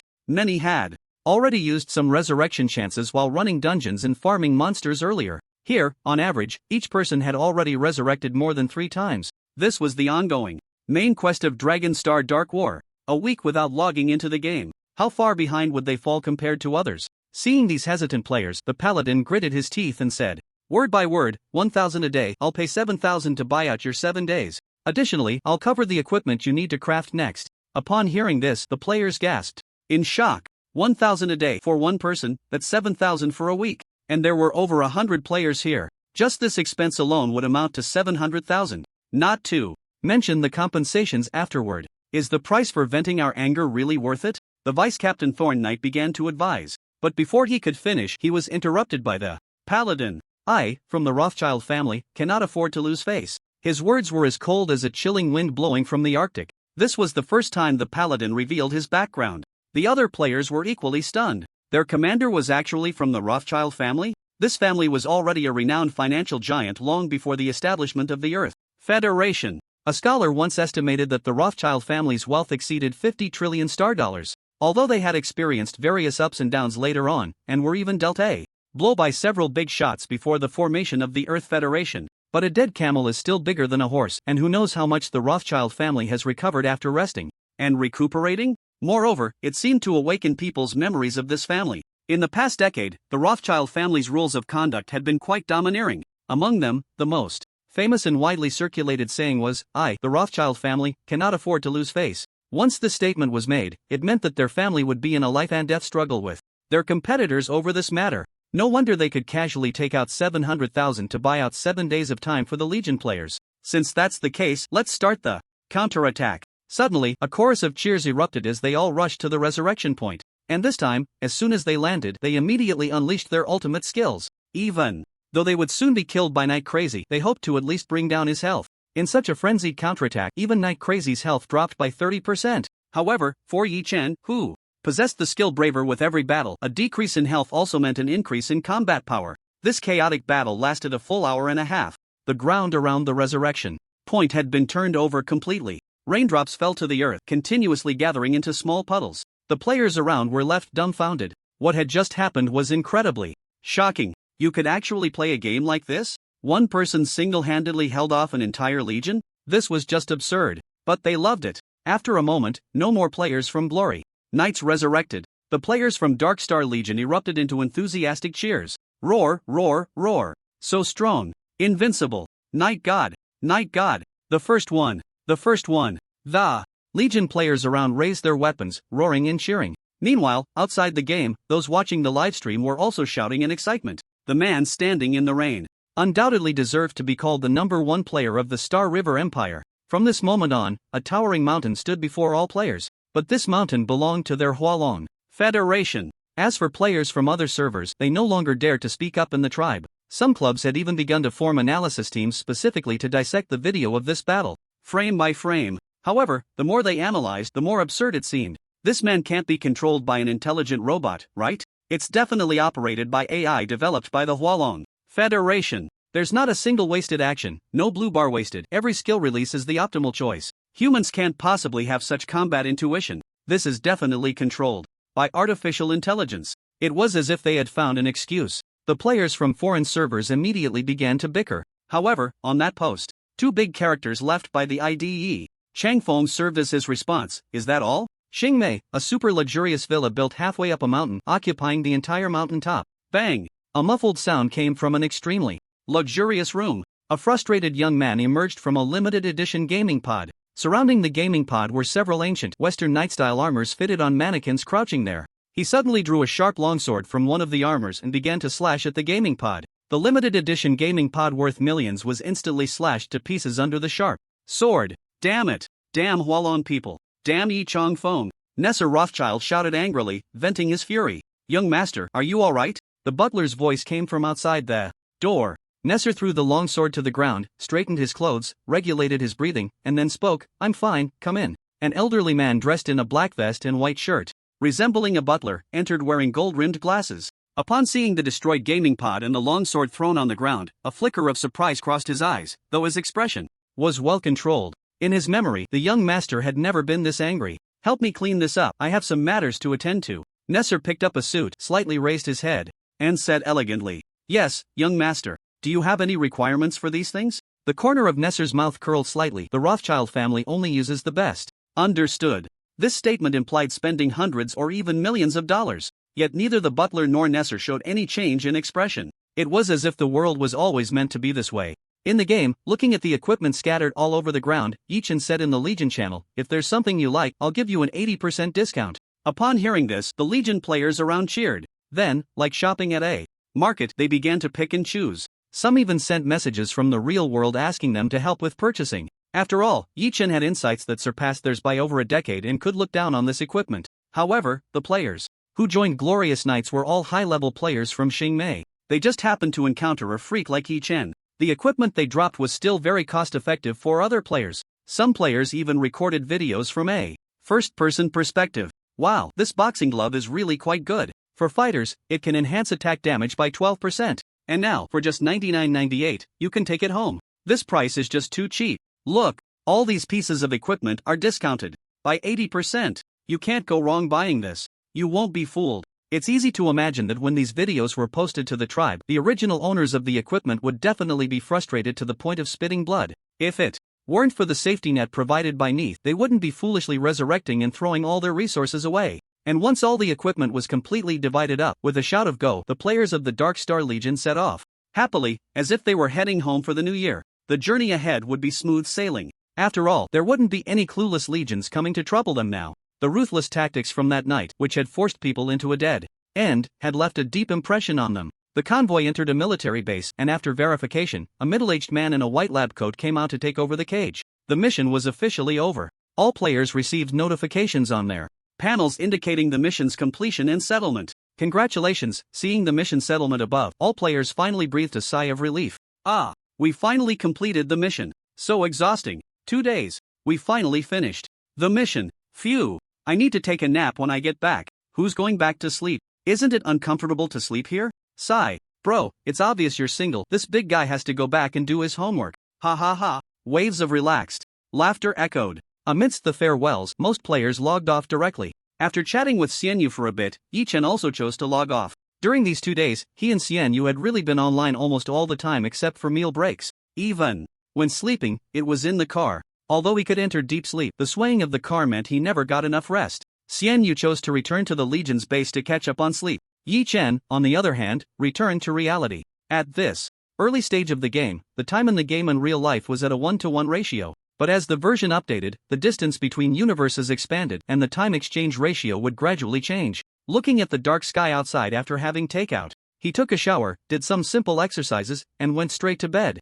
The next day, he woke up early and went for a morning run when Li Changxiu, who managed the club, called him. Hello? What's up? Calling me so early? Players who joined the club were no longer just simple players, they could be called professional players. The club paid them a salary to hire them. Now, most of the core staff in the Legion were these professional players. Some small-scale Legion tasks were led by them. Professional players treated gaming as a career, so their schedules weren't very regular. As the manager of the club, Li Changxiu generally followed the schedule of the professional players. It was quite rare for him to call this early. Boss, I received an email early this morning, and it's all written in Starry Beauty's style. The tone of this email is a bit aggressive, Li Changxiu said, somewhat tactfully. Boss, I'll send you the email now, you can see how to handle it. Okay, send it over. Moments later, a ding sounded. Yi Chen's phone received the email Li Changxiu mentioned. Opening it, Yi Chen's brows slightly raised and a playful smile appeared on his lips. Oh, an email from the Rothschild family? Is this a threat to me? Work is done, time to eat.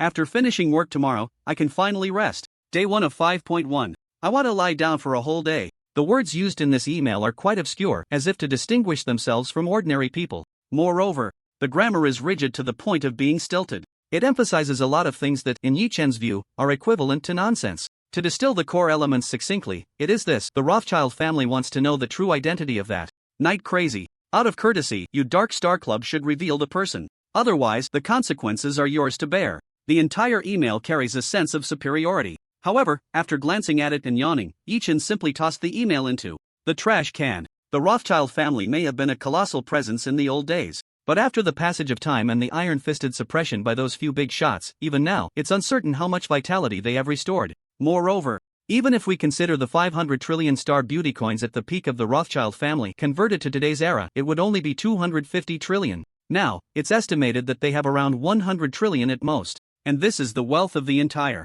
family, not just one person's wealth. In contrast, what about Yi Chen now? After the previous wave of operations in the mining sector, plus the personal funds he holds in his shares in Sky Industries, his personal wealth has already approached the 800 billion mark. Unless the Rothschild family intends to mobilize the entire family's power to confront him, Yi Chen simply has no interest at all. Furthermore, how many members of such an ancient family that has existed for hundreds of years can truly unite as one? Boss, what do you think of this? Li Changxiu's voice came through the phone. Wait a moment, I'll sign a letter, and you can send it back in the name of our Dark Star Club. Moments later, the letter was already sent to Li Changxiu's computer. Curiously, Li Changxiu opened it and was instantly stunned. The letter contained only one sentence, along with a flamboyant signature. Who do you think you are? Yi. Boss, is this okay? In Li Changxiu's eyes, the Rothschild family is a colossal beast in the financial world. It's fine, just send it. Hearing this, Li Changxiu could only nod. His boss is truly impressive. In Li Changxiu's sleep-deprived mind, he could only use this one word to describe his boss. After finishing his morning run, Yi Chen went to a seafood restaurant. He walked in amidst the tinkling of wind chimes. Breakfast was already prepared, but Xian Yu was lying on a chair, asleep. Hearing the chimes, she barely opened one eye, glanced at who it was, and went back to sleep. Xian Yu, did you go clubbing last night? I thought you were sleeping in the game all night? Yi Chen sat down, picked up a spoon and chopsticks, and started eating. Sigh, don't mention it. Just when I wanted to get a good night's sleep, I was woken up by a phone call. I was tossed around all night. Upon hearing this, Yi Chen raised his eyebrows and winked at him. Oh, tossed around all night? Need to make up for it? Go away. Xian Yu weakly waved her hand. What exactly happened? Do you need my help? Xian Yu shook her head and said, it's family matters. My mom is urging me to go back for a blind date. Yi Chen had just taken a bite of porridge and nearly choked upon hearing this. After coughing a few times, he looked at Xian Yu in surprise. A blind date? Yeah, isn't the Mid-Autumn Festival coming up soon? My mom has arranged a few blind date candidates for me back home. I argued with her all night. I'm mentally exhausted. Xian Yu helplessly flipped over like a salted fish, changing sides to continue lying on the chair. Yes, it's almost the Mid-Autumn Festival. Upon hearing this term, Yi Chen also put down his utensils and rubbed his chin with his fingers. The word mid-autumn triggered a memory. It seemed that something had happened during this festival in his previous life. However, he couldn't quite recall. Night God, what are your plans for this Mid-Autumn Festival? Xian Yu struggled to sit up, leaning back against the chair in a dejected manner. Me? eat, drink, and have some fun, Yi Chen shrugged and said. Sigh, I really envy that. After finishing breakfast, Yi Chen returned home. Just as he got home, he suddenly slapped his forehead. I remember now. Something would indeed happen this Mid-Autumn Festival. Moreover, it would occur in the GameStar River Empire. On this day, while the people of the Hualong Federation were happily preparing for the festival, the people of the Xingmei Federation were plotting a major disaster. Unfortunately, the huge cruise ship carrying hundreds of players ran aground. Well, running aground was just running aground. They could just log out and choose a new spawn point. Who would have thought that at the bottom of the sea in that area, a spatial rift would open up?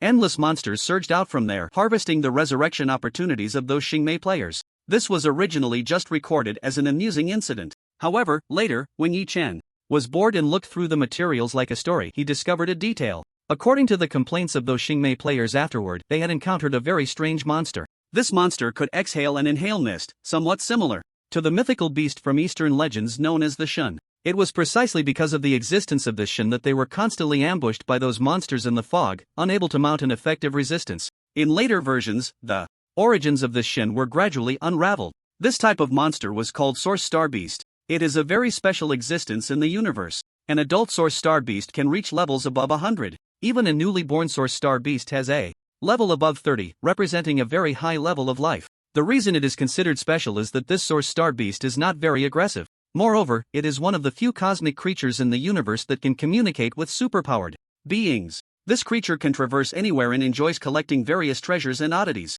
As long as the favorability reaches a certain standard, one can receive gifts from the Source Star Beast. In his previous life, there was a player, an alien player from another planet, who fortuitously received a trace of special bloodline from the Source Star Beast, granting him a brand new, powerful racial ability. In the game, as levels increase, the genes also undergo constant changes. In the panel, there is a racial attribute. All players on Earth are classified as carbon-based life/Earthlings. Each time they obtain a new bloodline and evolve, they gain special skills and unique physiques. This is a tremendous boost in combat power.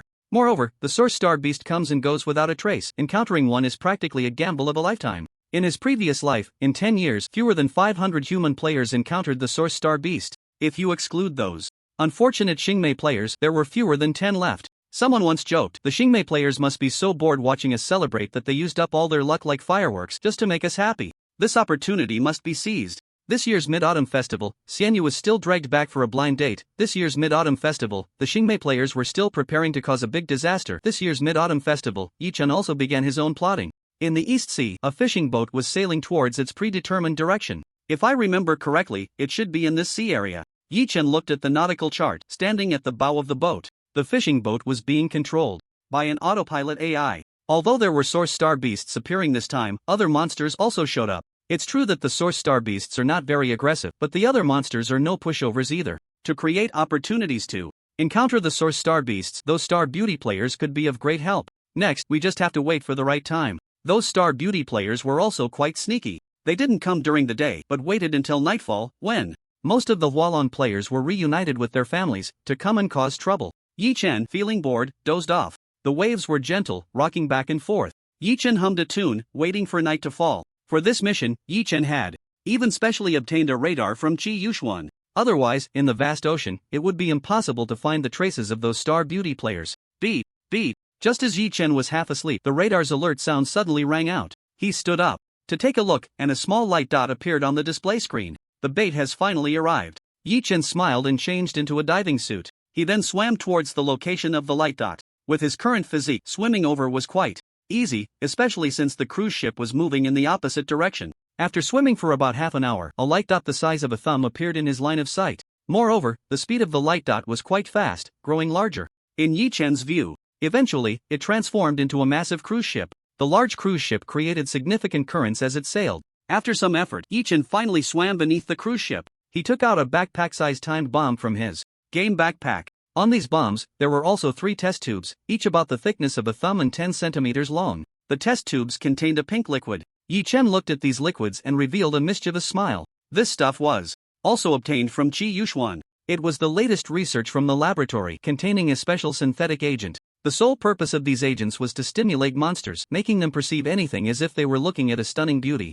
As for why the laboratory was developing such things, who knows? After installing the bomb, Yi Chen quickly left. The Source Star Beasts were not affected by this, as their breeding method was quite peculiar. A new Source Star Beast would only emerge from the corpse of a dead one. They simply had no such worldly desires. Back on the fishing boat, Yi Chen adjusted the direction, keeping a safe distance from the cruise ship's route. When the cruise ship entered this sea area, suddenly, the entire ocean began to change. Spatial rifts appeared in the sea, causing the seawater to rush into the cracks. Driven by this terrifying current, a whirlpool gradually formed on the surface of the sea, and that cruise ship just happened to be right above this whirlpool. Yi Chen, who had already created distance, looked through his binoculars. In fact, given the distance between the fishing boat and the cruise ship, even with binoculars, he could only see a silhouette the size of a yellow bean. It's time. Yi Chen pressed the detonator in his hand, and the bomb beneath the ship exploded with a loud bang. However, under the intense sea current, the sound of the explosion was perfectly masked. Yet, the pink concentrated liquid flowed with the current into the whirlpool. In an instant, the monsters emerging from the spatial rifts had their eyes turn red. Even the cold seawater could not diminish their fiery rage. Roars echoed through the depths of the sea. Translated, it roughly meant get the women. Mine, mine, all mine. Charge, and similar sentiments. The unfortunate Star Beauty players surely had no idea why they had attracted these terrifying monsters that could pierce through steel plates. Watching the white waves appear beneath the ocean, Yi Chen couldn't help but recall a line of poetry. The masts and sails turned to ash and smoke. The spatial rift quickly closed. Meanwhile, the monsters around had already gone off to have fun in the direction of the cruise ship. Suddenly, a mist began to emerge at the sight of the spatial rift. Yi Chen's eyes narrowed slightly. The source star beast was coming. He started the fishing boat and slowly headed in that direction. Once he entered the mist, he was enveloped by a white fog. The fishing boat moved through it as if navigating a maze. Yi Chen took out a box from his game backpack. When the box opened, it was filled with gold and diamonds, shining with dazzling brilliance. That's right, raising the favorability of this source star beast was that simple. They were like dragons from mythological tales, whether Eastern or Western, they loved to collect wealth. Logically speaking, in the harsh environment of space, it wouldn't be surprising to find an entire planet made of diamonds. But the source star beast was just that proud. It refused to take anything for free, insisting on receiving gifts from other races. No one knew the reason behind it. Just like no one knew why General Chao was a good person. Cough, cough. Wrong path. Seeing no movement, Yi Chen pulled out 2 huge boxes from his game backpack and opened them. Still no response, so Yi Chen continued to move. To raise the favorability of this source star beast, he had 99 more boxes like this in his game backpack. To exchange for so much gold and wealth, he had directly staked the entire Dark Star Legion with the 8th Bureau. This meant that if he couldn't pay this debt, the entire Dark Star Legion would have to work to repay it before the version update. A total of 66 boxes were piled up there, nearly filling the bow of the fishing boat. Suddenly, a lone, clear sound, like a whistle, echoed from the mist. A smile appeared on Yi Chen's lips. Little one, can't hold back anymore, can you? The mist began to slowly shift, and moments later, a magnificent creature, about the size of the fishing boat, appeared before it. It resembled a whale, but its entire body displayed colors reminiscent of the starry sky. If it were in space, optical instruments would be unable to detect its presence. On its forehead, at the center of its brow, there was a tuft of hair that whimsically curled backward. However, this tuft was now excitedly swaying. This was the source star beast that Yi Chen had been waiting for. To explain the personal template, the setting of the personal template is similar to the ancient sacred body, dual pupils, supreme bones in fantasy novels, and is a unique physique for each player. As one evolves or gains enlightenment, they can obtain a new personal template. The source star beast appearing before Yi Chen was likely still a juvenile. Its body was not large, only about half the size of the fishing boat. At this moment, it hovered in front of the bow, and that tuft of hair spun like a propeller, indicating that it was in a very good mood. Woo! A sound like a whistle rang out, but without the murkiness of a steam whistle. Instead, it was very clear and pure. Moreover, from this call, Yi Chen could sense the source star beast's intent. Is all this for me? For me? Yi Chen, looking like a wealthy tycoon, patted the boxes in front of him and smiled. Is it enough? If it's not enough, I have more here. After saying that, several more large boxes landed on the bow.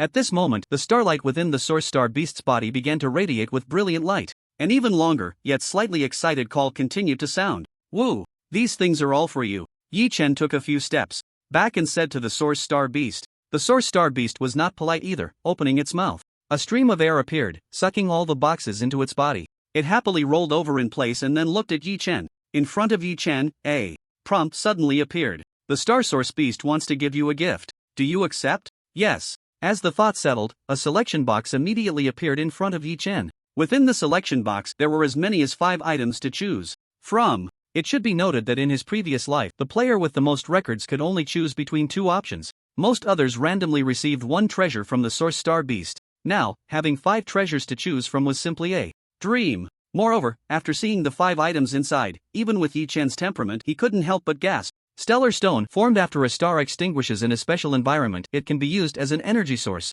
When Yi Chen saw this, he already started to feel a toothache. It was too difficult to choose. Even in his previous life, as someone who held the title of Star Destroyer, although he could extinguish a star with a single shot, this stellar stone was a cosmic wonder that could not be artificially forged. It was more than enough to be used as an energy source for myth-level equipment. In his previous life, Yi Chen only had 2 stellar stones. He decided to endure it for now and see what else was next. Reluctantly shifting his gaze, Yi Chen looked at the next reward. Crown of the World Tree, a segment of the crown that fell from the Divine Tree, the World Tree, one of the peak-level magical materials. Another top-tier material. The World Tree in the game was set as the most powerful life form, rumored to have once exceeded the level 200 limit. However, it had collapsed long ago for reasons unknown. Among all the mages and plant-based ability users in the universe, one of their greatest wishes in life was to possess an item crafted from World Tree materials. Gunner specialists could find ways to obtain stellar stones, but acquiring materials from the World Tree was far too difficult. In his previous life, a female player known as the Queen of Magic even said, "As long as someone offers the trunk of the World Tree as a betrothal gift, I will marry him immediately." That was a level 199, the strongest mage among humans. Although the crown of the World Tree was not as good as the trunk, it was still enough to make those mages fight desperately for it. But unfortunately, Yi Chen's profession was not that of a mage. Intelligent Fire Seed, a life seed that can ignite intelligent life, one of the crown jewels for mechanics. Yi Chen's back molars were starting to hurt more, and his gaze towards the Source Star Beast changed. Could he rob this guy? But seeing the series of question marks on the data panel, Yi Chen suppressed that thought. The Intelligent Fire Seed was something that could make mechanics become divine. Having an intelligent life race would be a tremendous boost for mechanics. In his previous life, among countless mechanics, fewer than 5 possessed an intelligent life race. Each of them was called a mechanical deity. Even Xian Yu, one of the strongest mechanics, did not have an intelligent life race. However, in terms of compatibility, it was not as good as the Stellar Stone for Gunners. Race template, Deep Space. Deep Space can breathe freely in the universe and is immune to various cosmic rays. Wow! Yi Chen exclaimed in his heart, there's even a race template? Moreover, this race template could very well be one of the Source Star Beast's own templates. Being able to breathe freely in the universe and being immune to various cosmic rays, this race template was already like a cheat for players in the early stages. To reach this level, a superpower user needs to level up to above 150 in order to ignore the various harsh environments in the universe. However, with this template, even at level 40, one can qualify to walk in the universe, moving freely like those 150-level-old monsters. Nevertheless, after a moment of contemplation, Yi Chen decided to give up this template. He was confident he could level up to above 150, and by that time, it would be a waste to have this opportunity. Race Bloodline, Sanctuary, Incomplete. Sanctuary, one of the peak races in the universe, has very few members, but they are all peak warriors at level 200. Traversing the starry sky and spreading the name of the Sanctuary.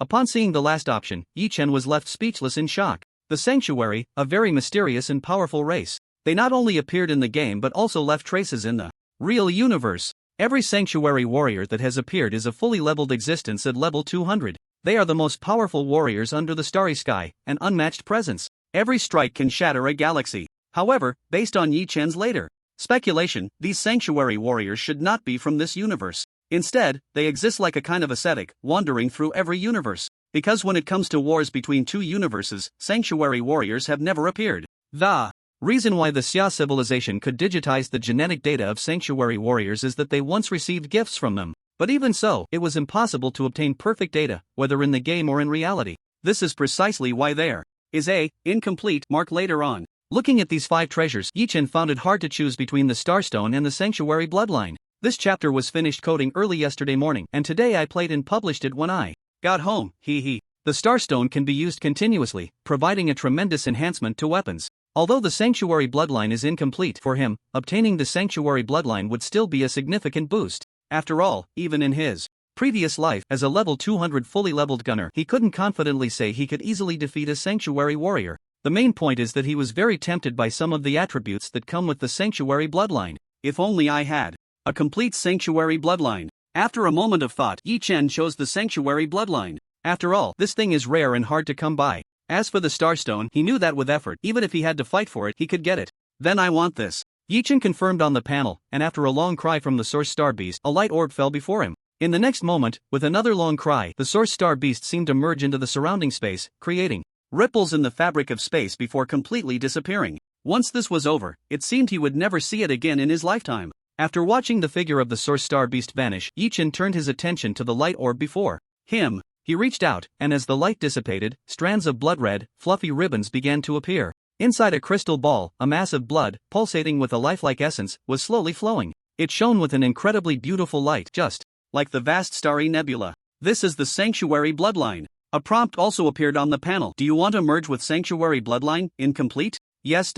As soon as Yi Chen's thought settled, the crystal ball began to dissolve like ice and snow. A mass of blood slowly emerged before Yi Chen. Although the domineering aura had been completely removed, leaving only the purest source power, looking at this mass of blood, Yi Chen felt as if he were gazing at a corner of the universe. This is the Sanctuary Bloodline, the bloodline of the strongest warriors under the starry sky. One day in the future, my name Yi Chen will also become a title of supreme strength. That mass of blood began to slowly merge into Yi Chen's body. In front of him, a progress bar appeared, 1%. However, at that moment, the entire game space suddenly began to change. It was as if the world before him was dropping frames like other games, and the images started to distort significantly, with colorful lines appearing continuously. What's happening? Yi Chen felt a strange sensation as he was now completely unable to control the character in the game. His consciousness seemed to have separated from the game character. Just as he was about to log out and re-enter the game, a streak of light suddenly appeared. It was the lucky dice that had previously vanished without a trace. Compared to before, the lucky dice now had some tiny cracks on it. Moreover, Yi Chen could sense its emotions, which seemed to be very anxious. Before he could gather his thoughts, the lucky dice began to spin on its own. Finally, 6 dots faced upward. A massive force surged forth, drawing the sacred bloodline from Yi Chen's body. The progress bar was directly cleared from 5% to 0. But in the next moment, an even more terrifying aura descended. Congratulations, you have received a 600 times return, sacred bloodline, human race. Yi Chen now felt like a mere spectator. However, the progress bar began to jump forward again. Yet, compared to before, the speed was much slower. It used to jump by 1%, but now it was only 0.1%.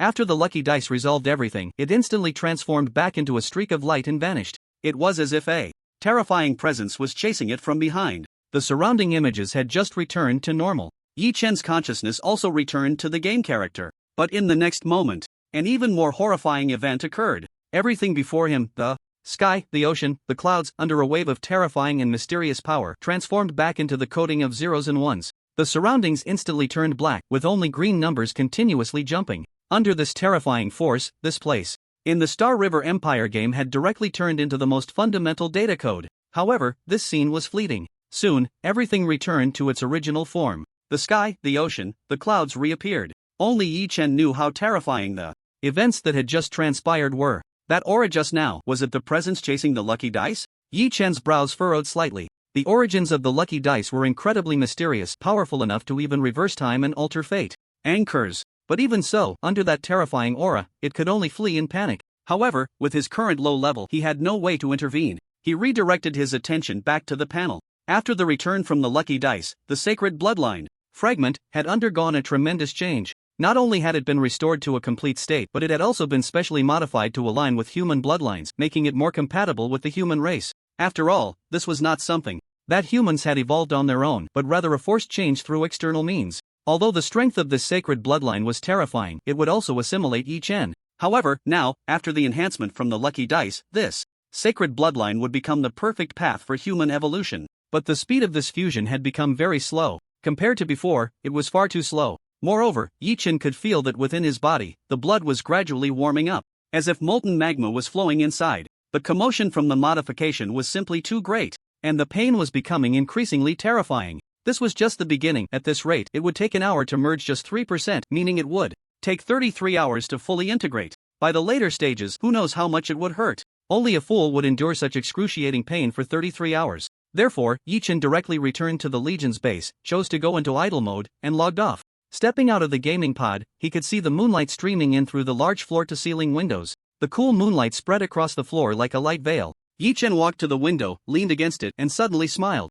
This isn't so bad after all. By the way, should I make a call to ask Xian Yu about tonight's battle situation? I finished this chapter in the early morning too. Then I'll see if I can push for more updates tomorrow. Even during the holidays, one must earn money. The Mid-Autumn Festival holiday lasts for 3 days. On the first day, Yi Chen planned out previous matters. The remaining 2 days, his character in the game was in idle mode. Lying in bed, Yi-Chen suddenly felt a bit bored. The club had also given him 3 days off, and as for the factory, although there were still management personnel working, it was a highly automated factory that didn't require much oversight. Moreover, those young masters in their circles hadn't invited him to join in their antics lately. After all, after the last incident with the parachuting, who would dare to play with such a madman? After thinking it over, Yi-Chen was astonished to find that he didn't really know how to spend the remaining 2 days of his holiday. Lost in thought, he gradually fell asleep. The next day, he woke up on time. During his morning run, he passed by a seafood restaurant, its door tightly shut. At a farther breakfast shop, he hastily grabbed a meal. I must say,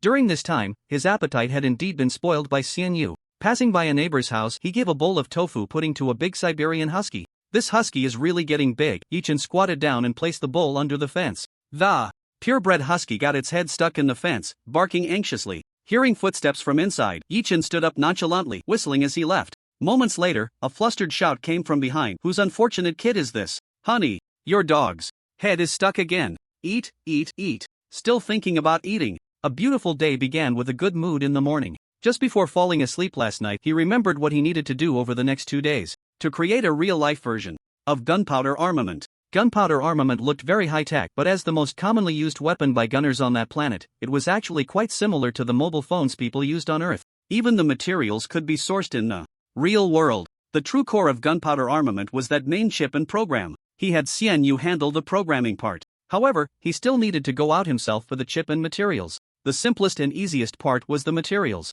All he needed to do was throw money at a university's research lab and ask them to handle it. In fact, the research lab Yi-Chen planned to visit today was exactly that. Driving a rather low-key car worth around 2 million, Yi-Chen entered East Dragon University. Among the top colleges in the Hulong Federation, several were named after dragons, hoping that everyone who graduated would be as formidable as a dragon. East Dragon University, as one of the top institutions, covered a vast area. There were teaching buildings, research buildings, libraries, and several research labs. Due to the holiday, there weren't many people on campus, making it feel very spacious. Private cars were not allowed on campus roads, so Yi-Chen waited for a shuttle bus to take him to the research lab. After about 10 minutes, he arrived at his destination. Stepping off the bus, he was greeted by a white building resembling half an egg. Hello, may I ask who you are looking for? As he reached the door, a pixelated face appeared on the nearby display screen. I'm looking for Professor Lu Yu. My name is Yi-Chen, and I have an appointment with him. Retrieving Professor Lu's schedule, facial recognition verified. Welcome, Mr. Yi. The high-intensity glass door slid open, and a rush of cold air blew out. Although it was already the Mid-Autumn Festival, there was essentially no autumn season here. The high temperatures would continue until the end of October, even into November. In stark contrast to the leisurely atmosphere outside, the students, teachers, and assistants inside the research institute were all extremely busy. After all, a large sum of money was being burned every minute here. Yi-Chen's appearance was similar to that of the students. Those around him merely regarded him as a graduate student under some professor's guidance. He eventually found Lu Yu's office and knocked on the door. Come in. Pushing the door open, he saw a professor in his 60s, deeply engrossed in the experimental report in his hands. You? Ah, it's Mr. Yi. Lu Yu looked up, and just as he was about to speak, he quickly set down the report upon seeing Yi-Chen, smiling as he stood up. I received your call yesterday and was wondering when you would come by. I didn't expect it to be this early. Lu Yu, a professor with several laboratories in the research institute, held a relatively high status. However, he couldn't forget that conversation he had with Yi-Chen. To be precise, it was the number mentioned during the call. I plan to sponsor you 300 million, but I hope to see the finished product soon. That was 300 million in experimental funding. Even though his position at Donglong University was not low, it was impossible for one person to occupy 300 million in experimental funds. Now, such a large sum of money had landed directly on his head, nearly stunning him. I came to check on the progress of that material research. Lu Yu smiled and walked over, saying, our research team has already produced several finished products. We're currently conducting various property tests.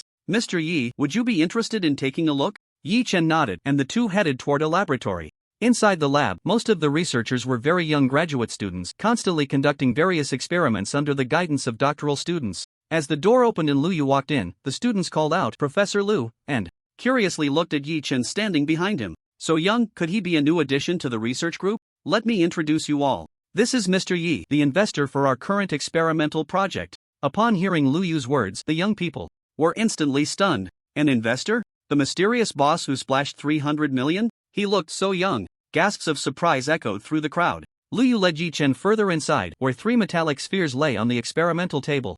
These 3 are the experimental products we've created this time. Based on the data collected, the one on the left should better meet your requirements, Mr. Yi. These spheres were made of a special alloy, reflecting the unique luster of metal under the white light. Alright, I'll take this experimental product with me for now. I'll leave the subsequent improvements to you, Professor Liu. Don't worry, Mr. Yi. Would you like to stay for a meal? No, thank you. After picking up the briefcase containing the experimental product, Yi Chen left Donglong University and returned to his own laboratory at the factory. Next, it was time to prepare for the modifications. The material issue was easy to resolve, but the chip problem posed some difficulty. After all, even with money, it wasn't guaranteed he could buy it. He needed some special channels. Therefore, Yi Chen could only temporarily use the mainframe from the laboratory. He took the sphere out of the briefcase. He then placed the sphere into the laser cutter, which began to slice the sphere into countless tiny fragments according to the preset program. 2 hours later, Yi Chen temporarily replaced the chip with the main unit and started running the program. Tiny blue currents instantly appeared on those fragments. Driven by electromagnetic force, the fragments began to assemble themselves. Soon, they resembled the armed artillery from the game. However, Yi Chen currently had no superpowers and could not control this weapon at all. After disconnecting the link between the main unit and the armed artillery, the fragments immediately scattered. The general direction is correct, but the hardness of the materials and the energy transmission efficiency still need improvement. Additionally, the chip issue needs to be resolved quickly, and the program also needs to be corrected. It still seems a bit clunky. If Xian Yu had heard this, he would definitely roll his eyes dramatically. This program was all painstakingly developed by him alone, and achieving this level was already quite impressive. After tidying up and locking everything in the safe, Yi Chen left the factory.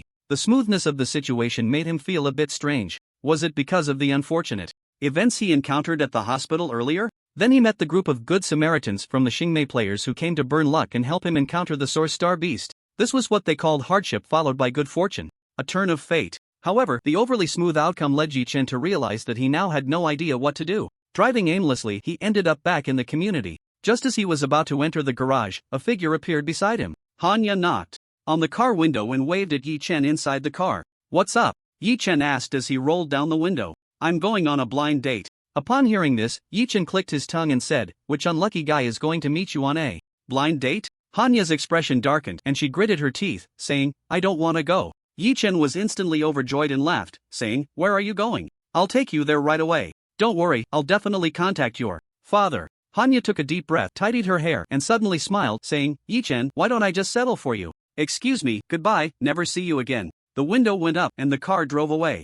Hanya lifted her chin and huffed. What can you do to me? But soon, her face wrinkled up again. She really didn't want to go on that blind date. Back home, Yi Chen poured himself a glass of water. Why was everyone going on blind dates during this holiday? He suddenly missed the days when Xian Yu was around. At least, with Xian Yu's lazy power, he could lie on the rooftop of the seafood restaurant all day. But now, it was really boring. Yi Chen buried himself directly into the soft bed. Right, why not go hiking tonight? In his previous life, hiking had been one of Yi Chen's great hobbies. Breathing in fresh air in the deep mountains, feeling nature. However, now, wanting to go to those unfrequented deep mountains was definitely impossible. Therefore, he could only go to some tourist spots. Without hesitation, he packed his tent and backpack and set off. But upon arriving at the tourist spot, Yi Chen, still not fully oriented, suddenly realized that the place was absolutely packed with people. Looking at the air, distorted by the heat, Yi Chen could only say, sorry for the disturbance, and then hurriedly made his way back with his belongings. Sometimes he suddenly realized that having a holiday was worse than not having one.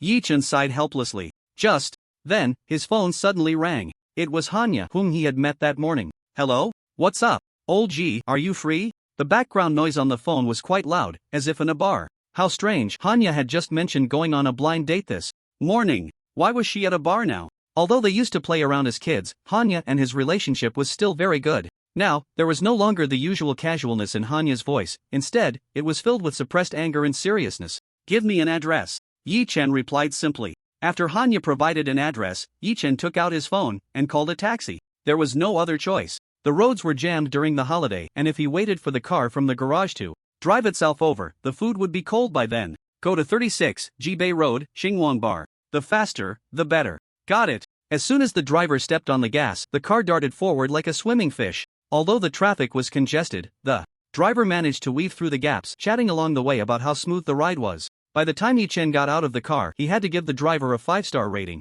Ah, back in the day, I was the king of the road at Shirley Slope. Had to do it for a living. The driver reminisced about his glorious past, then set off for his next fare with the notification sound from his phone. To be honest, Yi Chen's outfit was still a bit odd. He was carrying a large hiking backpack and a big bag containing a tent. However, the security guard at the entrance was unfazed. After all, guests are guests, and those who come to this bar to spend money are not ordinary people. Just a few days ago, a young master came in wearing a royal robe and bought drinks for the entire place. Upon entering the bar, the deafening DJ music blasted continuously. It's a common phenomenon that whenever a country enters a period of prosperity and wealth, entertainment life is magnified to an extreme. Even throughout history, the prosperous Tang dynasty left behind immense wealth, and within that prosperity, extravagant entertainment was indispensable. Before entering the era of the Earth Federation, the entire Earth society had also fallen into a state of entertainment to the point of death. When large sums of money flowed into entertainment, everyone went crazy here, with behind-the-scenes capitalists reaping fans' money and fans obsessively adoring their idols. When some people's daily wages exceeded the money spent on scientific research, when you ask children about their dreams for the future and they no longer aspire to be scientists, astronauts, doctors, or soldiers but instead want to be stars or internet celebrities. At this moment, Yi Chen would recall a saying from a senior: if a country is only about light songs and dances, if it is only about entertainment to the point of death, then it won't be far from a moment of crisis. After playing all day yesterday, it was really hard to get back to writing today, and honestly, he was stuck. He didn't know how to write these 2 chapters well, and the last part of the text was just the author's feelings. Initially, my dream was to become a great scientist. Unfortunately, the world is unpredictable, and in the end, the author wishes everyone could achieve their childhood dreams. Yi Chen, with his hiking backpack, looked quite odd. People passing by cast strange glances at him. As for meddling, most people here are not short on money and are practically bar hoppers every day. They would love to see some fun. Following the address given by Hanya, Yi Chen walked down the corridor. However, he passed by indifferently. Before long, he arrived at the VIP box on the 2nd floor. After putting down his backpack and bag, Yi Chen stretched a bit and revealed a wicked smile. "Open up for me." He leaped forward and kicked the tightly shut door. Bang! The entire door was kicked open. Inside the box, 2 groups of people were confronting each other. One of the groups was Hanya and her friends. However, this group was not large, only 5 people, but on the other side, there were more than 10, exuding a fierce aura.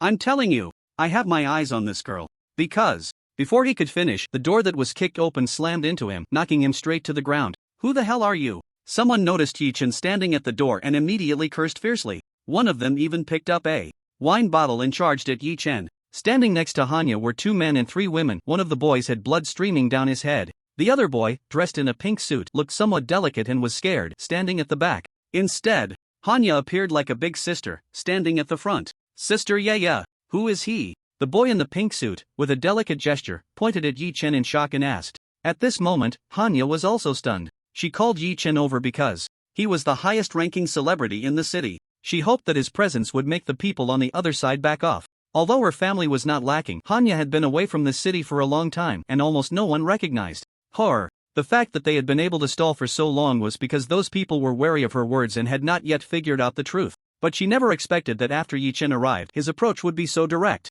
"Be careful." Hanya saw that person charge with the wine bottle and immediately shouted. Yi Chen looked at that person, his fists clenched. "I'll hit." He didn't even move his feet but threw a punch forward. With precision, his fist slammed into the chest of the person holding the wine bottle. Boom! That person instantly bent over like a shrimp, his eyes bulging out, resembling 2 big frog eyes. Then, he was sent flying backward. The person who had just been knocked down by the door had just crawled out from under the door panel when he suddenly saw a black figure, like a comet, crashing toward him. What the? Bang! The 2 rolled over, knocking over tables and sofas. Wine, snacks, and fruits were scattered everywhere. Originally, the noise from Yi Chen kicking the door had already attracted the attention of people in the surrounding private rooms and some waiters. After witnessing this punch, the entire floor fell completely silent. When a waiter informed the manager through his earpiece about what had happened, the whole bar seemed to come to a standstill. All the lights were turned on, and the DJ, who received the notification, took off his headphones in shock and stopped what he was doing. "What's going on? Keep playing the music and dancing." Many people showed dissatisfaction on their faces. However, the bar manager had already rushed over. The people in this private room were all distinguished young masters. If something happened, their fathers could easily shut down this bar. Yi Chen walked straight to Hanya and asked her, "What happened?" Damn! Hearing Yi Chen's words, everyone on that side was stunned. "You don't even know what's going on, yet you acted so ruthlessly?"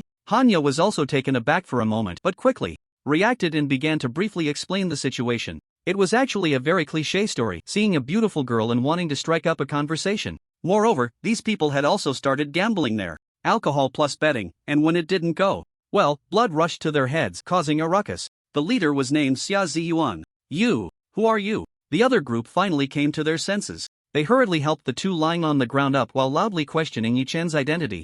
Me, Yi Chen. Yi Chen simply replied calmly. Among that group, upon hearing this name, a girl was taken aback. Then, she widened her eyes and stared at Yi Chen. However, she quickly shook her head. Yi Chen? Who is Yi Chen? Unlike what Hanya had imagined, most of these people had never even heard of Yi Chen's name. After all, Yi Chen had been too low-key before this. Among them, only a few felt that the name sounded familiar. Hit me. Just a nameless nobody. The person who had been knocked down twice finally stood up, his face pale and shouting angrily. His face was flushed red from drinking too much. Although he was somewhat sober from being knocked down, the anger in his heart was rising. People around also gathered around. After all, they had the advantage in numbers. Just right, I have nothing to do. Then let's stretch our limbs a bit. Yi Chen casually picked up a wine bottle and the light shining through the glass refracted into a colorful array. Go! That person gritted his teeth and the people around rolled up their sleeves. These rich kids had never practiced any martial arts, so they charged forward with wild swings. The wine bottle in Yi Chen's hand was not swung forward.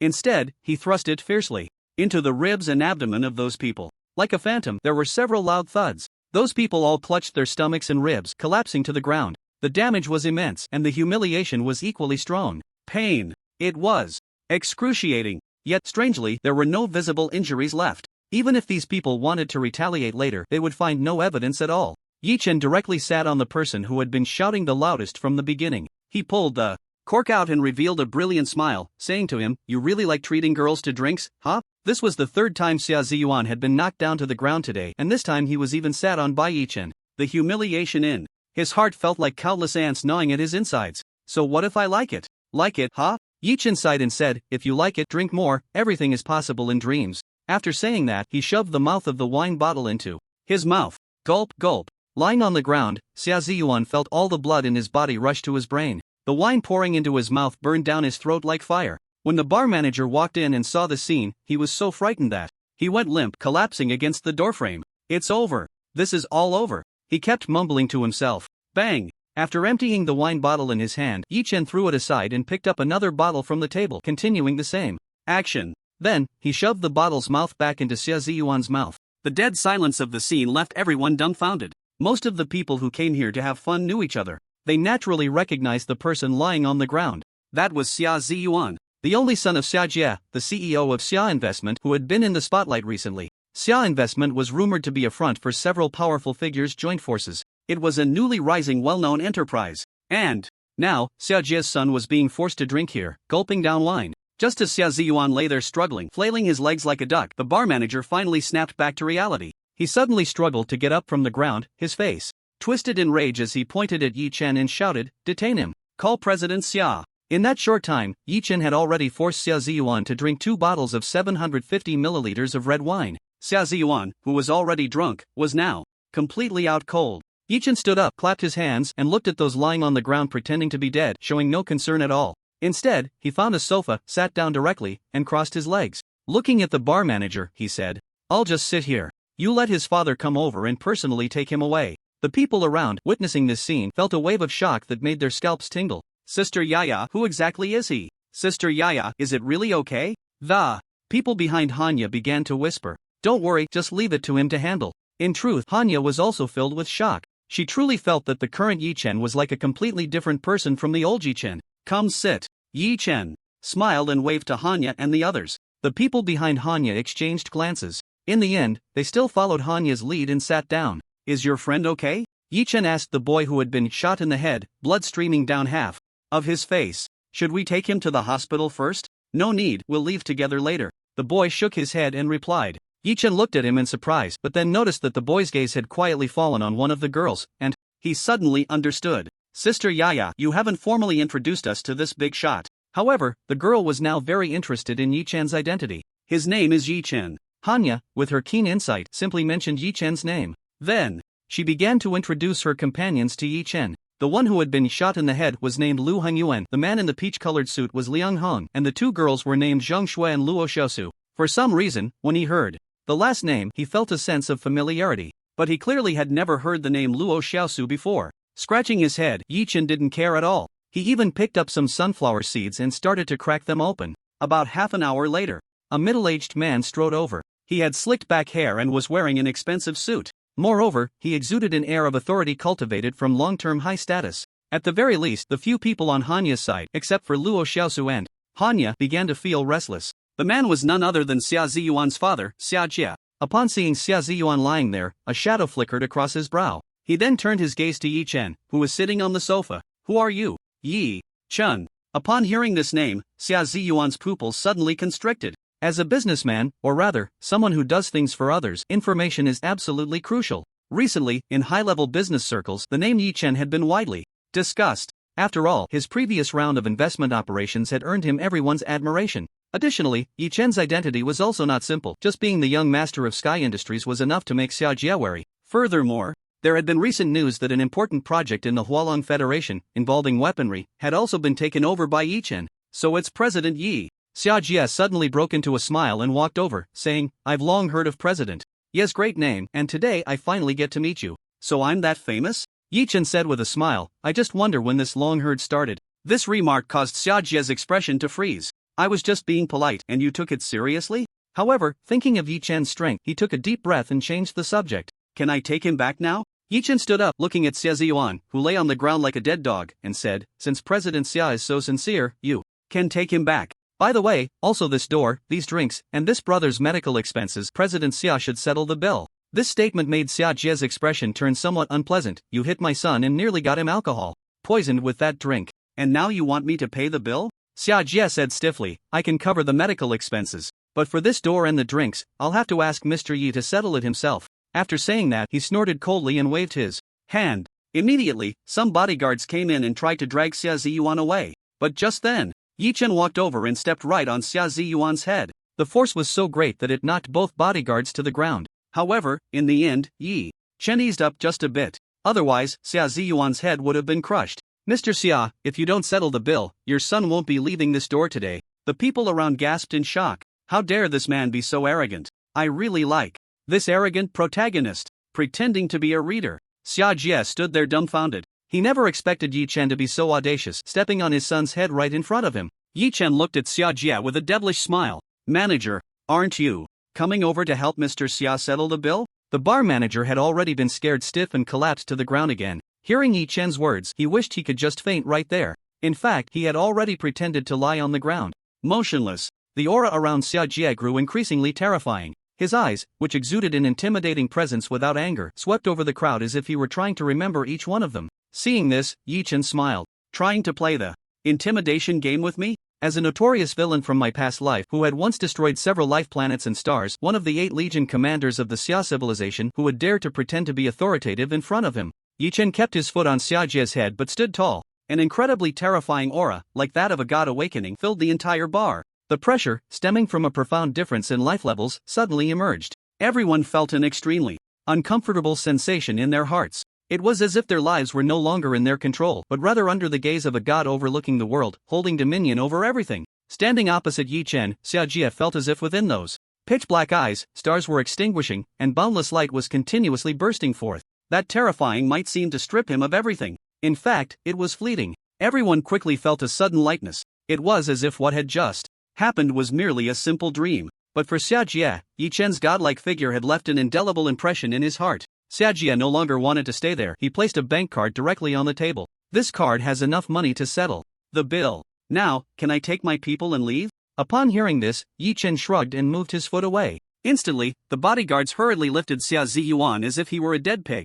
These people came quickly and left just as fast. As for the other onlookers, they also dispersed. "Let's go." Yi Chen crossed his arms and said to Hanya. Hanya simply nodded and led her classmates and friends to follow Yi Chen out. As they exited the bar, the sky had already darkened. "Old Ji, I'll take them back to the hotel first." Yi Chen nodded and said, "Alright, just be safe." Watching Yi Chen leave, the people behind Hanya finally felt a sense of relief. Standing next to them, Yi Chen gave them a feeling of having an elder standing by their side. Now, they could finally breathe easy. Who exactly is Brother Yi? Yes, it turns out the person we just saw was Xia Jie. I've heard my elders mention him, but he was actually so respectful in front of Brother Yi. Lu Hong Yuan was Initially quite grateful to Yi Chen, but upon hearing Zhang Shui's words, he felt a bit uncomfortable and said, "But isn't he being a bit too domineering? After all, that Xia Jia is not someone easy to provoke." His words were quite clever, it seemed. He was worried about Yi Chen, but in reality, he was criticizing him for recklessly provoking enemies. Moreover, his way of doing things seems a bit sinister.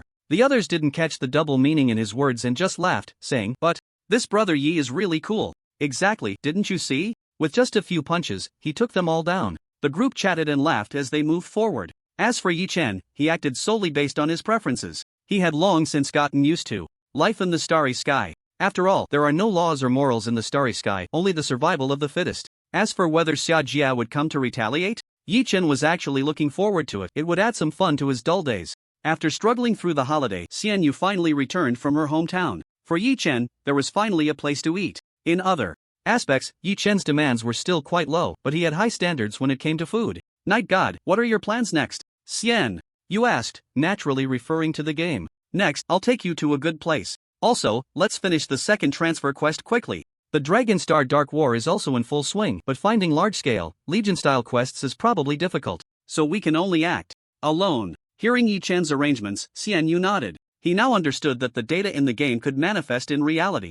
Therefore, improving his strength in the game was the top priority. After finishing their meal, the two directly entered the game. Yi Chen knew of a special quest that was particularly suitable for Xian Yu. During the main quest of the Dragon Star Dark War, a large number of bounty quests were released every moment. However, few of them were memorable. This quest was one of them. This is a bodyguard mission to protect a scientist. After gaining enough favor from this scientist, you can obtain a theoretical knowledge of mechanics from him. And this theoretical knowledge is the prerequisite for learning the core skill of a mechanic, intermediate mechanical sensing. While sending him a party invitation, Yi Chen spoke in the channel. As for why Yi Chen knew so much insider information, Xian Yu attributed it to his friendship with Qi Yuxuan. Intermediate mechanical sensing is the advanced version of basic mechanical sensing. This series of skills can enhance a mechanic's affinity for mechanical creations. It improves one's control over mechanical creations and can also enhance various attributes. In the later version of the Star River era, acquiring this skill is quite easy.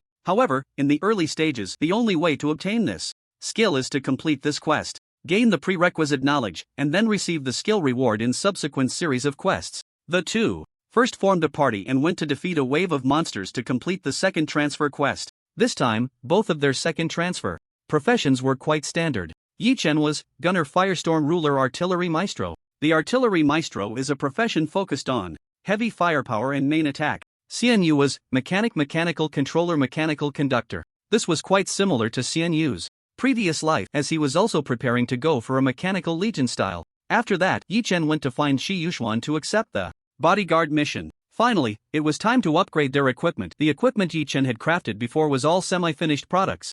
After successfully changing his class, he also underwent a round of updates. Desert Eagle War God Armament, Rare, Level, LV25 Attributes. Strength plus 500, movement speed plus 300 attack effects. Effect 1, attack adds a knockback effect with a 10% chance to inflict a stun buff on enemies. Effect 2, attack has a 20% chance to add an explosive effect. Armament of the War God. Even if you have not fully descended into the world, please spread the brilliance of the War God. Gun exclusive gun armament, rare, level, LV25 attributes, gun mode, strength.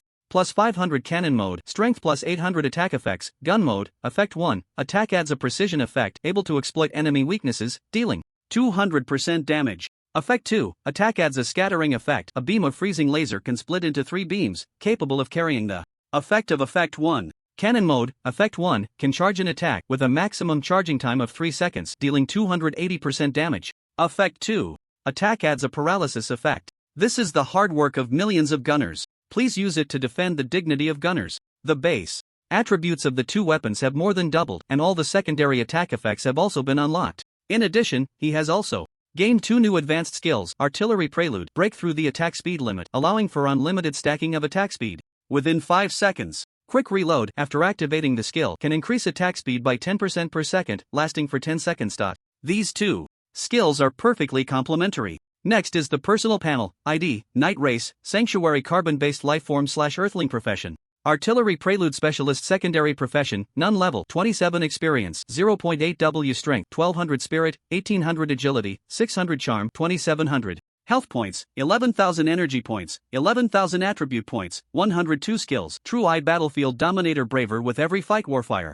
Anthem Heavy Weapon Awakening Super God Battle Intent Artillery Prelude Quick Reload Skill Points 51 Equipment Sun Chaser Handheld Laser Cannon 0 Durability Desert Eagle War God Armament Gun Exclusive Gun Armament Organization Hualong Federation Bureau 8 Dark Star Legion. The biggest change is in the race section, where there is now a sanctuary prefix before carbon-based lifeform. Additionally, due to the change in bloodline, the personal template has also increased by 1. It should be noted that personal templates are quite dependent on luck, and most are brought about by superpower professions. But now, just because of a change in bloodline, he unexpectedly gained an additional personal template. Fiery Battle Intent. Beginner can block pain during combat, entering a calm berserk state. The berserk state is somewhat similar to the player who transformed into a berserker, but the effect is even more domineering, allowing for a 100% increase in all attributes. However, with the addition of the 2 words calm at the front, it can directly immunize against the negative buff confusion caused by entering the berserk state. No wonder the sanctuary is filled with terrifying battle maniacs. With this skill, even I would dare to fight like that. In his previous life, Yi-Chen had opportunities to obtain skills that added a berserk state buff. However, that completely did not fit his combat style. Once entering a state of confusion, it was undoubtedly dangerous for a gunner. But now, it is completely different. The other enhancements brought by the Sanctuary bloodline are fully reflected in the panel, with those data showing enormous increases, health and energy both exceeding 10,000. To have base attributes that do not require attribute points to enhance, exceed 10,000, it is only possible after reaching level 30. Strength, spirit, agility, and others far surpass other players of the same level. After sorting everything out, Yi-Chen found Xianyu, just as he had also upgraded his equipment. The 2 of them arrived at the address given by Qi Yuxuan. It was a small manor, not very large but heavily fortified. Even on the outer walls, makeshift defensive structures could be seen, with soldiers patrolling everywhere. When they saw Yi-Chen and the others approaching, they verified their identities and let them in. With so many soldiers protecting this place, why is there still a bounty mission? Xian, you whispered in Yi-Chen's ear. For dealing with ordinary people, these soldiers might be enough. But this is part of the Dragon Star's covert mission, and there will definitely be superpowered players from Xingmei taking on the task. To deal with superpowered individuals, you can only use superpowered individuals. Upon hearing this, Xianyu nodded in realization. The 2 walked into the house in the center of the manor, and as soon as they entered, they heard an old man's irritable voice. This won't do. That won't do. How am I supposed to conduct this experiment? Dr. Liu, we are just doing our duty. As they walked in, several fully armed soldiers were protecting a tall, thin old man in a white lab coat. That person was likely the target of this protection mission. Are you the superpowered individuals here for the mission? Seeing the 2, the leading soldier immediately breathed a sigh of relief and quickly walked over. Hello, I am Zhang Shugong, the commander of the Special Operations Team. Hello. Hello. The 3 exchanged simple greetings, and Zhang Shugong continued. We received intelligence half a month ago. Dr. Liu has already made it onto their bounty list in the Xingmei Federation, and the situation of the covert war is becoming increasingly severe, so we can only seek help from the superpowered individuals of the 8th Bureau. Zhang Shugong led the 2 to familiarize themselves with the defensive forces throughout the manor. Finally, they arrived at the underground command room, where hundreds of screens appeared before them with surveillance cameras covering every corner of the manor. However, within the manor, they could monitor everything. Due to Dr. Liu's work, they needed to travel back and forth between the manor and the laboratory from time to time. The reason for Dr. Liu's argument with them earlier was that he intended to go to the laboratory. Now, with the protection of 2 superpowered individuals, they could finally breathe a sigh of relief. Yi-Chen nudged Xianyu's hand and whispered, Aren't you trying to increase Dr. Liu's favorability? Now's your chance. Hearing this, Xianyu's eyes lit up and he said to Zhang Shugong, Captain Zhang, since we happen to come today, why don't we escort Dr. Liu to the laboratory together? This, Zhang Shugong's greatest hope, was to keep Dr. Liu here 24 hours a day, 30 days a month. But that was clearly impossible. All right, Zhang Shugong nodded in agreement and then went to negotiate with Dr. Liu. Upon learning that he could go to the laboratory, Dr. Liu's face broke into a radiant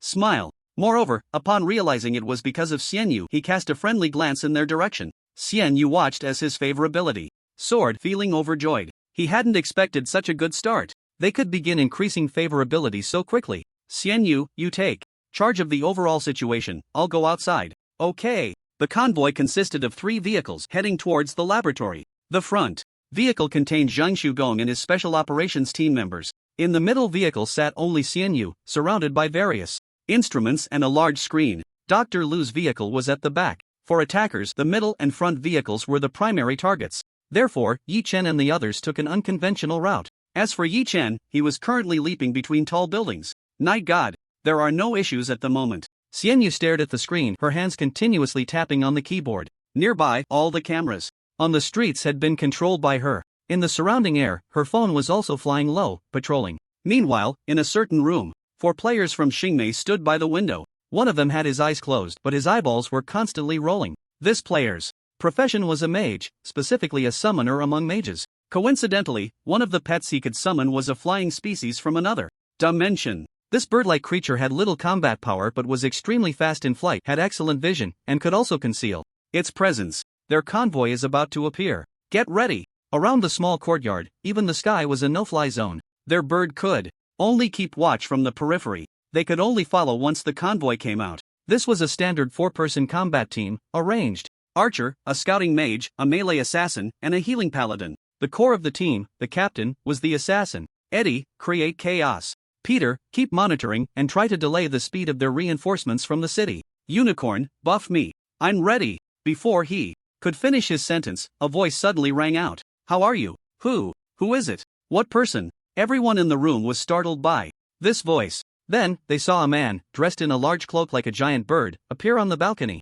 Who are you? It's Yi Changfeng. How could we encounter him? Upon seeing Yi Chen's ID, their faces immediately showed expressions of shock. This task was not considered a high-level mission. Logically, Yi Chen shouldn't have personally come to take on this task. The coincidence was that although the experience from this task was not much, the rewards were just what they needed. Attack! The assassin immediately activated the skill Stealth, blending into the darkness. The archer also picked up his bow, aiming at Yi Chen. Further back, a summoning magic circle appeared in front of the summoner. The paladin's hands were also glowing with various lights. 2 gem-carved pistols appeared in Yi Chen's hands. War God armament. Bullets poured out, landing on the light shield added by the paladin. Sparks flew like raindrops, continuously falling. What a terrifying attack! Seeing the speed and extent at which the light shield was dropping, the 4 were all taken aback. At the same time, more information appeared before their eyes. Combatant Yi Changfeng. Level, profession, second transition.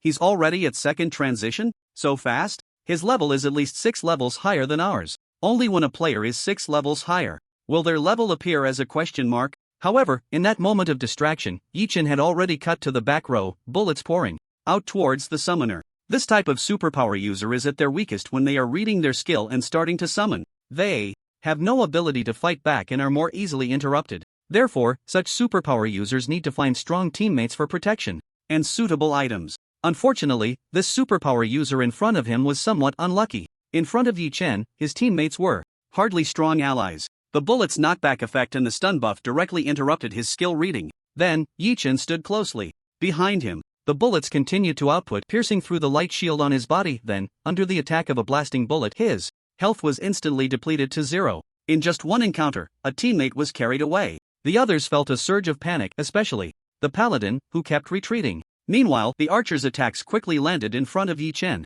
However, he simply twisted his waist and dodged them effortlessly. With the skill True Eye, he had a significant advantage in battle. But just then, a shadow suddenly appeared. A glinting blade tore through his cloak and sliced through his clothes. You dealt -500 damage to Yi Changfeng. Seeing such high damage, a smile immediately spread across the assassin's face. Most characters now had health fluctuating around 7,000 to 8,500 health was 1/13 of that. This meant that with just a few more hits he could take this person down. However, when he looked up at Yi Changfeng's health, he was completely stunned. Players' health was not visible to them, but they could roughly calculate it based on the damage they dealt and the health deducted from the opponent. Is this health over 10,000? He couldn't help but shout loudly in the team channel. The summoner who had just respawned was dumbfounded upon hearing this. Over 10,000 health? So thick? Be careful. In the next moment, he heard his teammates' shouts of alarm. Yi Chen feigned an attack and quickly appeared behind the summoner who had just revived. The gun's muzzle was perfectly aimed at his head.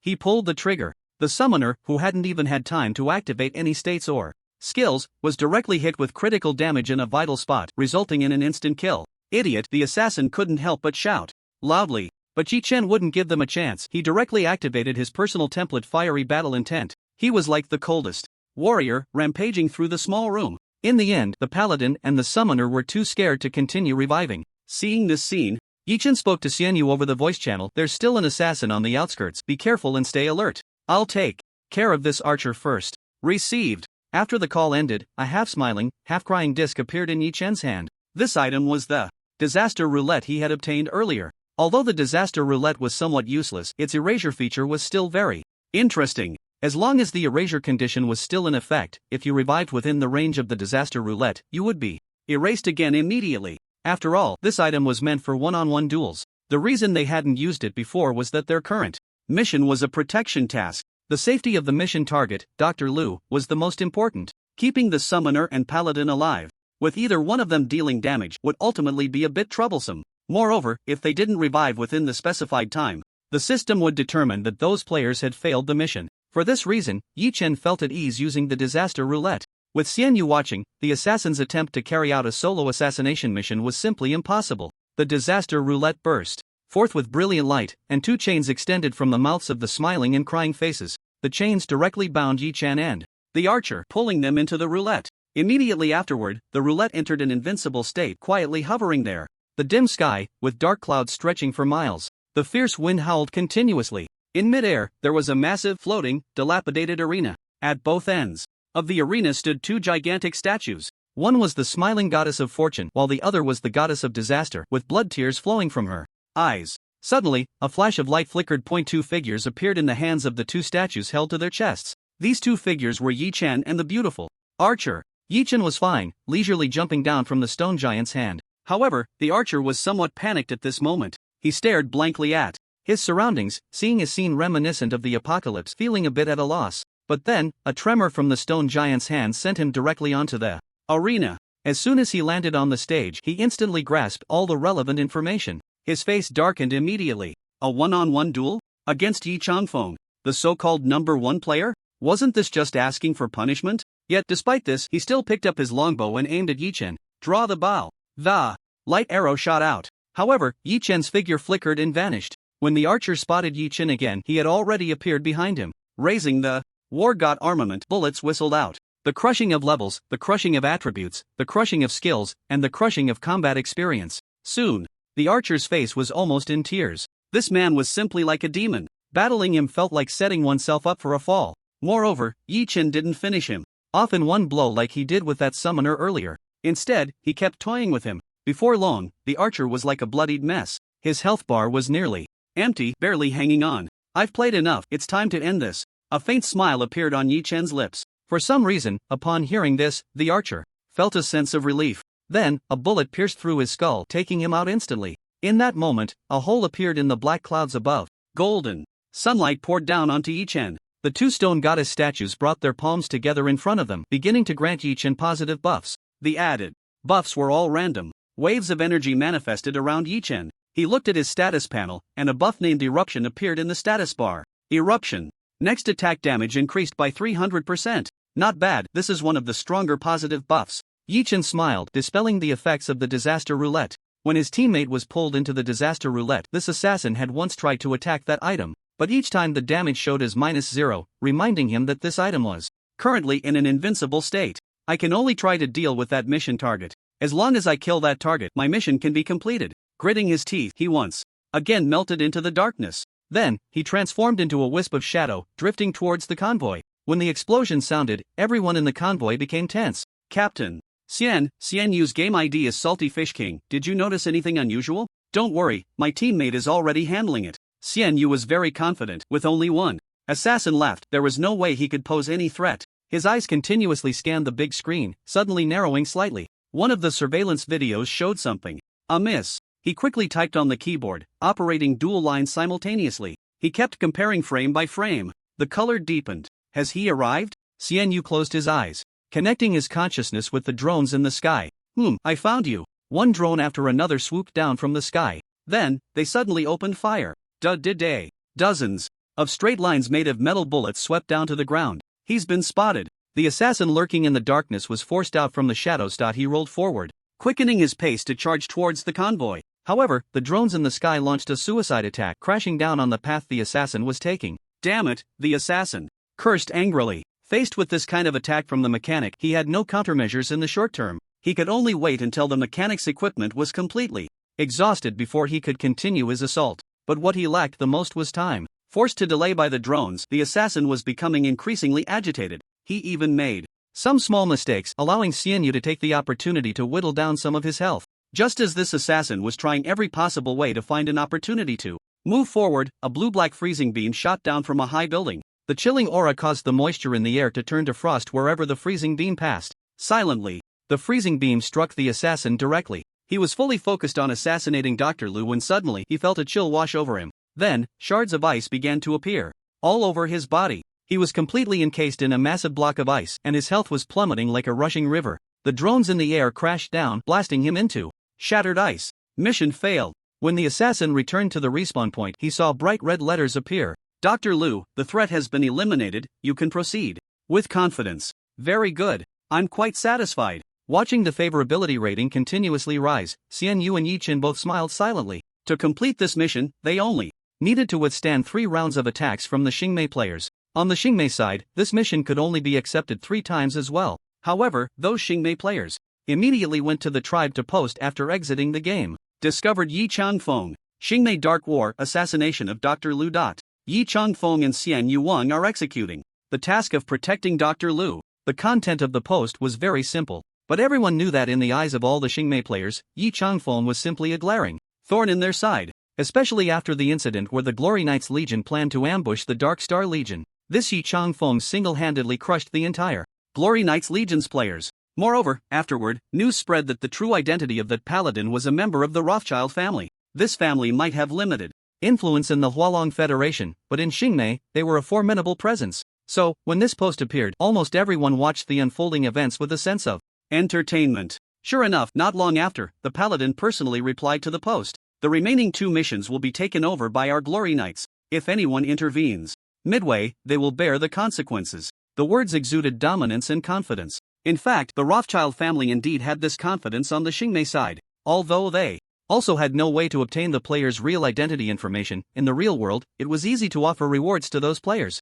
Nesser, the owner of the Paladin ID, immediately took action after receiving the relevant news. Great! Finally caught you. The corners of Nesser's mouth rose wildly. Although it was just a game, the game Star River Empire had become a global phenomenon. And Nesser was not the only one in his family with inheritance qualifications. After the ambush on the Dark Star Legion, others had also learned about it. After all, he had previously sent an email to the Dark Star Club, just as he had said before, I, the Rothschild family, cannot afford to lose face. This is true in any field. If he, niece, cannot deal with the person known as Yi Changfeng and resolve this matter, reclaiming the face he has lost, then he will forever bear the label of humiliation.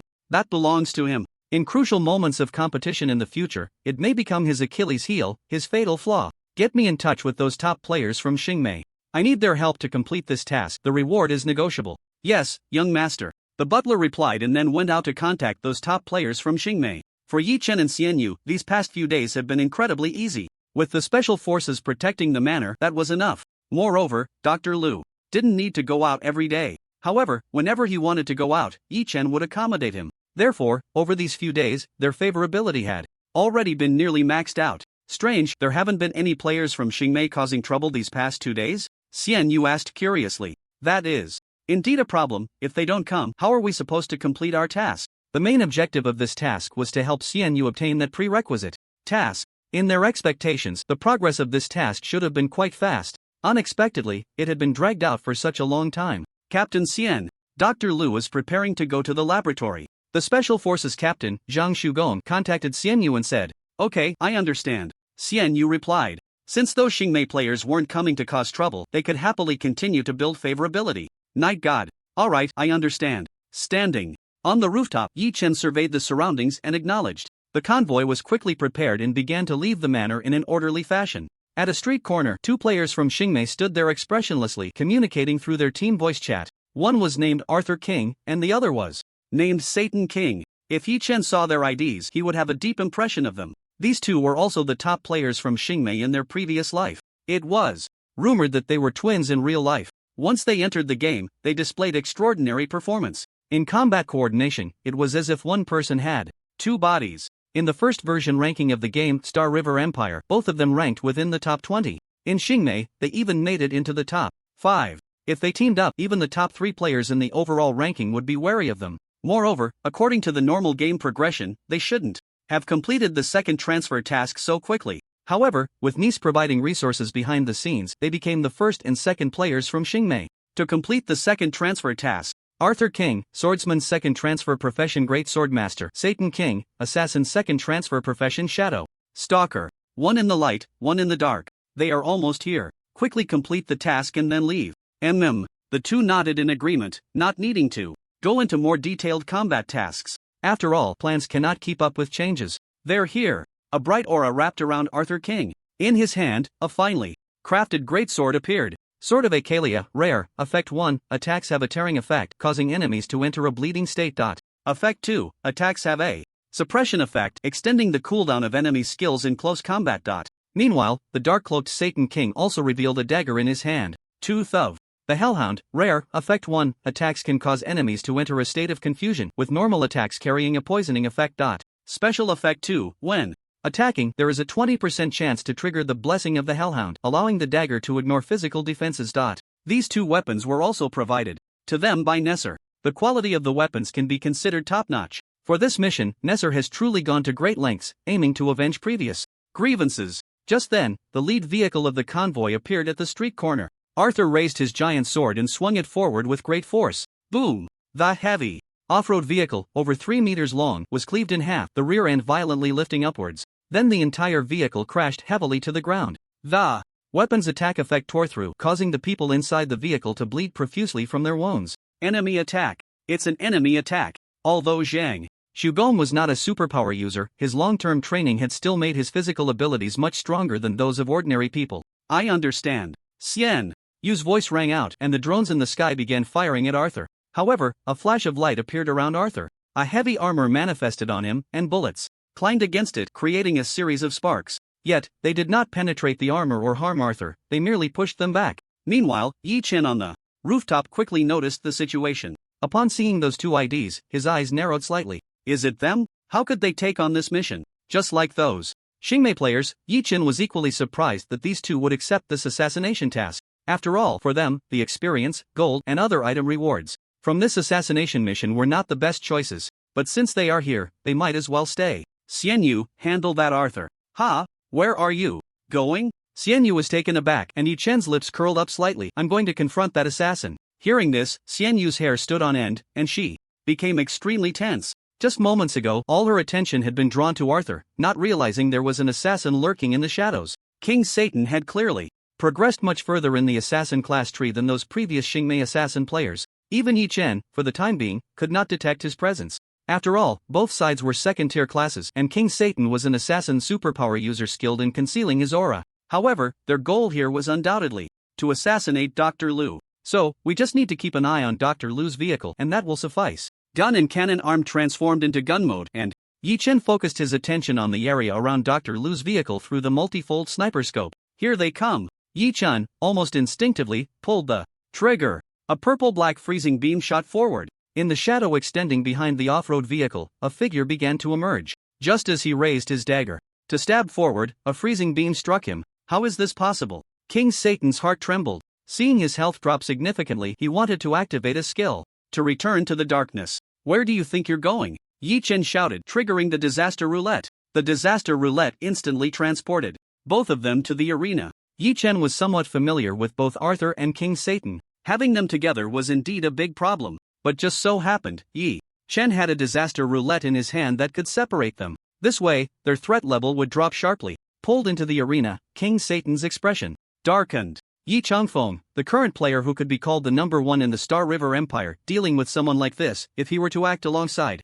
his brother, he would still have the confidence to win the battle. But now, with such an unexpected turn of events, facing him alone made his heart feel extremely uneasy. But I am an assassin, and you are a gunsmith. My profession inherently counters yours. There is still a chance of victory. With these thoughts in mind, he activated his skills and plunged into the darkness. Outside, seeing his brother being sucked into that strange turntable, Arthur's face also showed a look of astonishment. This directly disrupted their plans. Moreover, he had seen clearly just now that the one using this bizarre device was none other than the nightmarish Night Crazy who made all players wary. Damn it! Arthur cursed inwardly, but the mission still had to continue. He raised the gigantic sword, now wrapped in dazzling flames, and continued to slash forward. The soldiers in the vehicle were also regaining their senses, and with Zhang Shugong's help, they jumped out of the vehicle in advance. Boom! The off-road vehicle exploded under that sword strike. A fireball erupted on the spot, and a pungent smell began to spread. The soldiers also started to counterattack quickly. They raised their guns and began to fire forward.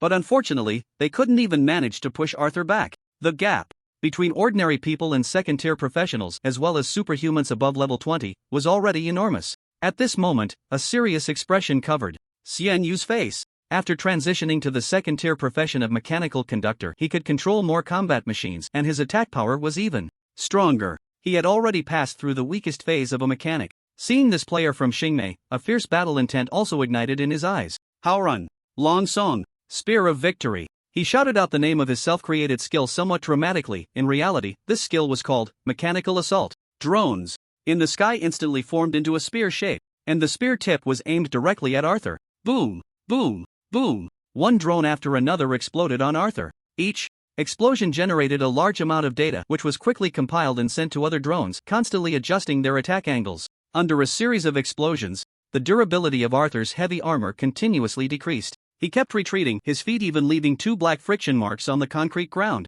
Meanwhile, in the arena, Yi Chen, holding the God of War armament, stood there somewhat lazily. This made the Satan King, hiding in the darkness, feel that the man before him was full of flaws. However, the more it seemed that way, the less he dared to move. How could the first player, known as Night Crazy, be so simple? He must have laid countless traps to counterattack. So, be careful. Extra careful. In fact, Yi Chen was indeed doing this on purpose. But the flaws on him were unintentional, because he had now triggered the skill Braver with every battle. In battle, when health drops by 10%, damage increases by 10%, just waiting to lose health. Who would have thought that the Satan King would actually not attack? Giving you a chance is useless. Yi Chen complained, then continuously activated his skills. A series of buffs stacked onto him, making his momentum even more terrifying. Silver arcs of electricity danced across his body. The God of War armament crackled with electric sparks, causing all attributes to begin to rise. Bang, bang, bang. Triggering personal template. Fiery battle intent. Beginner, fiery.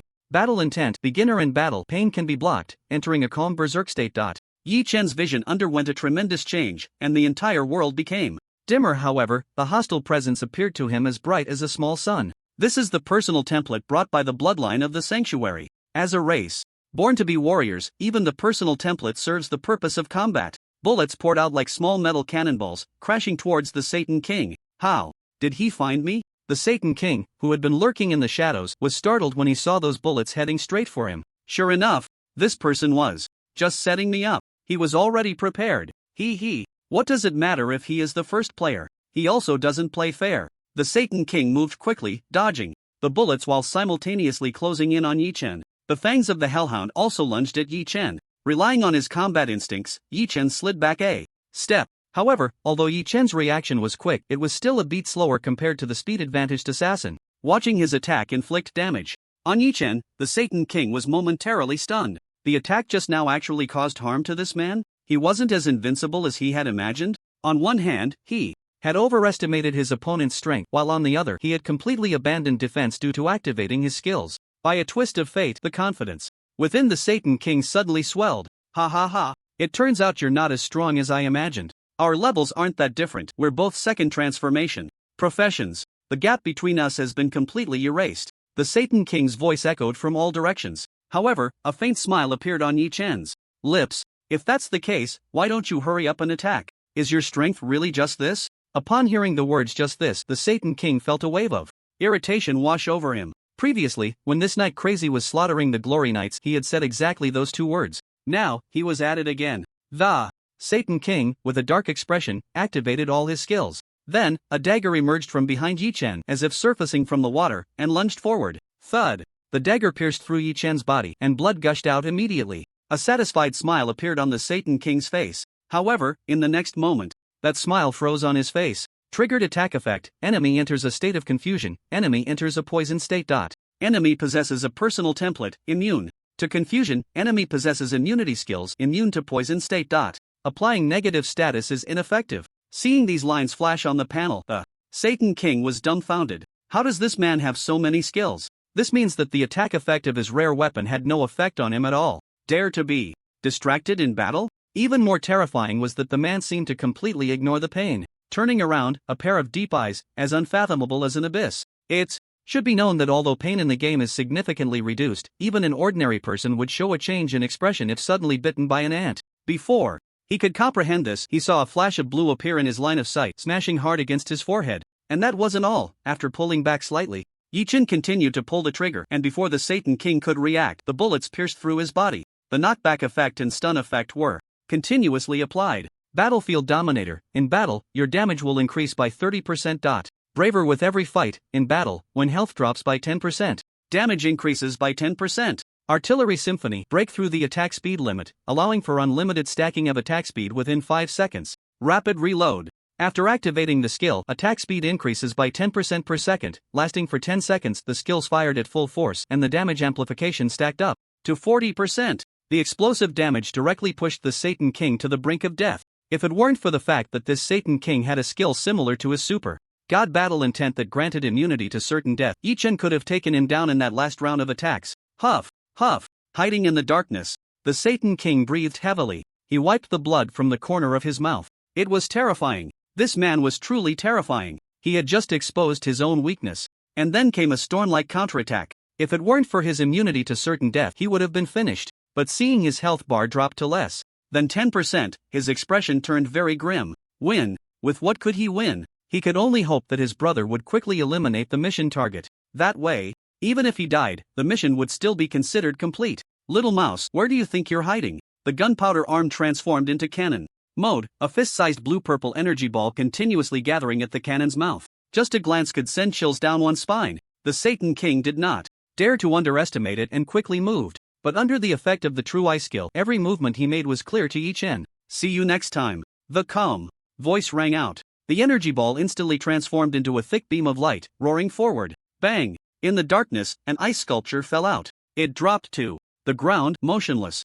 The next moment, another freezing beam shot over, completely shattering the ice pillar. The outcome was decided. Golden sunlight poured down on Yi-Chin. The two stone goddess statues began to grant him positive buffs. Waves of energy continuously appeared on Yi-Chin's body. Let's see what buffs I can get this time. He looked at his panel with anticipation, and a buff named Resilience appeared in the status bar. Resilience, health increased by 100%.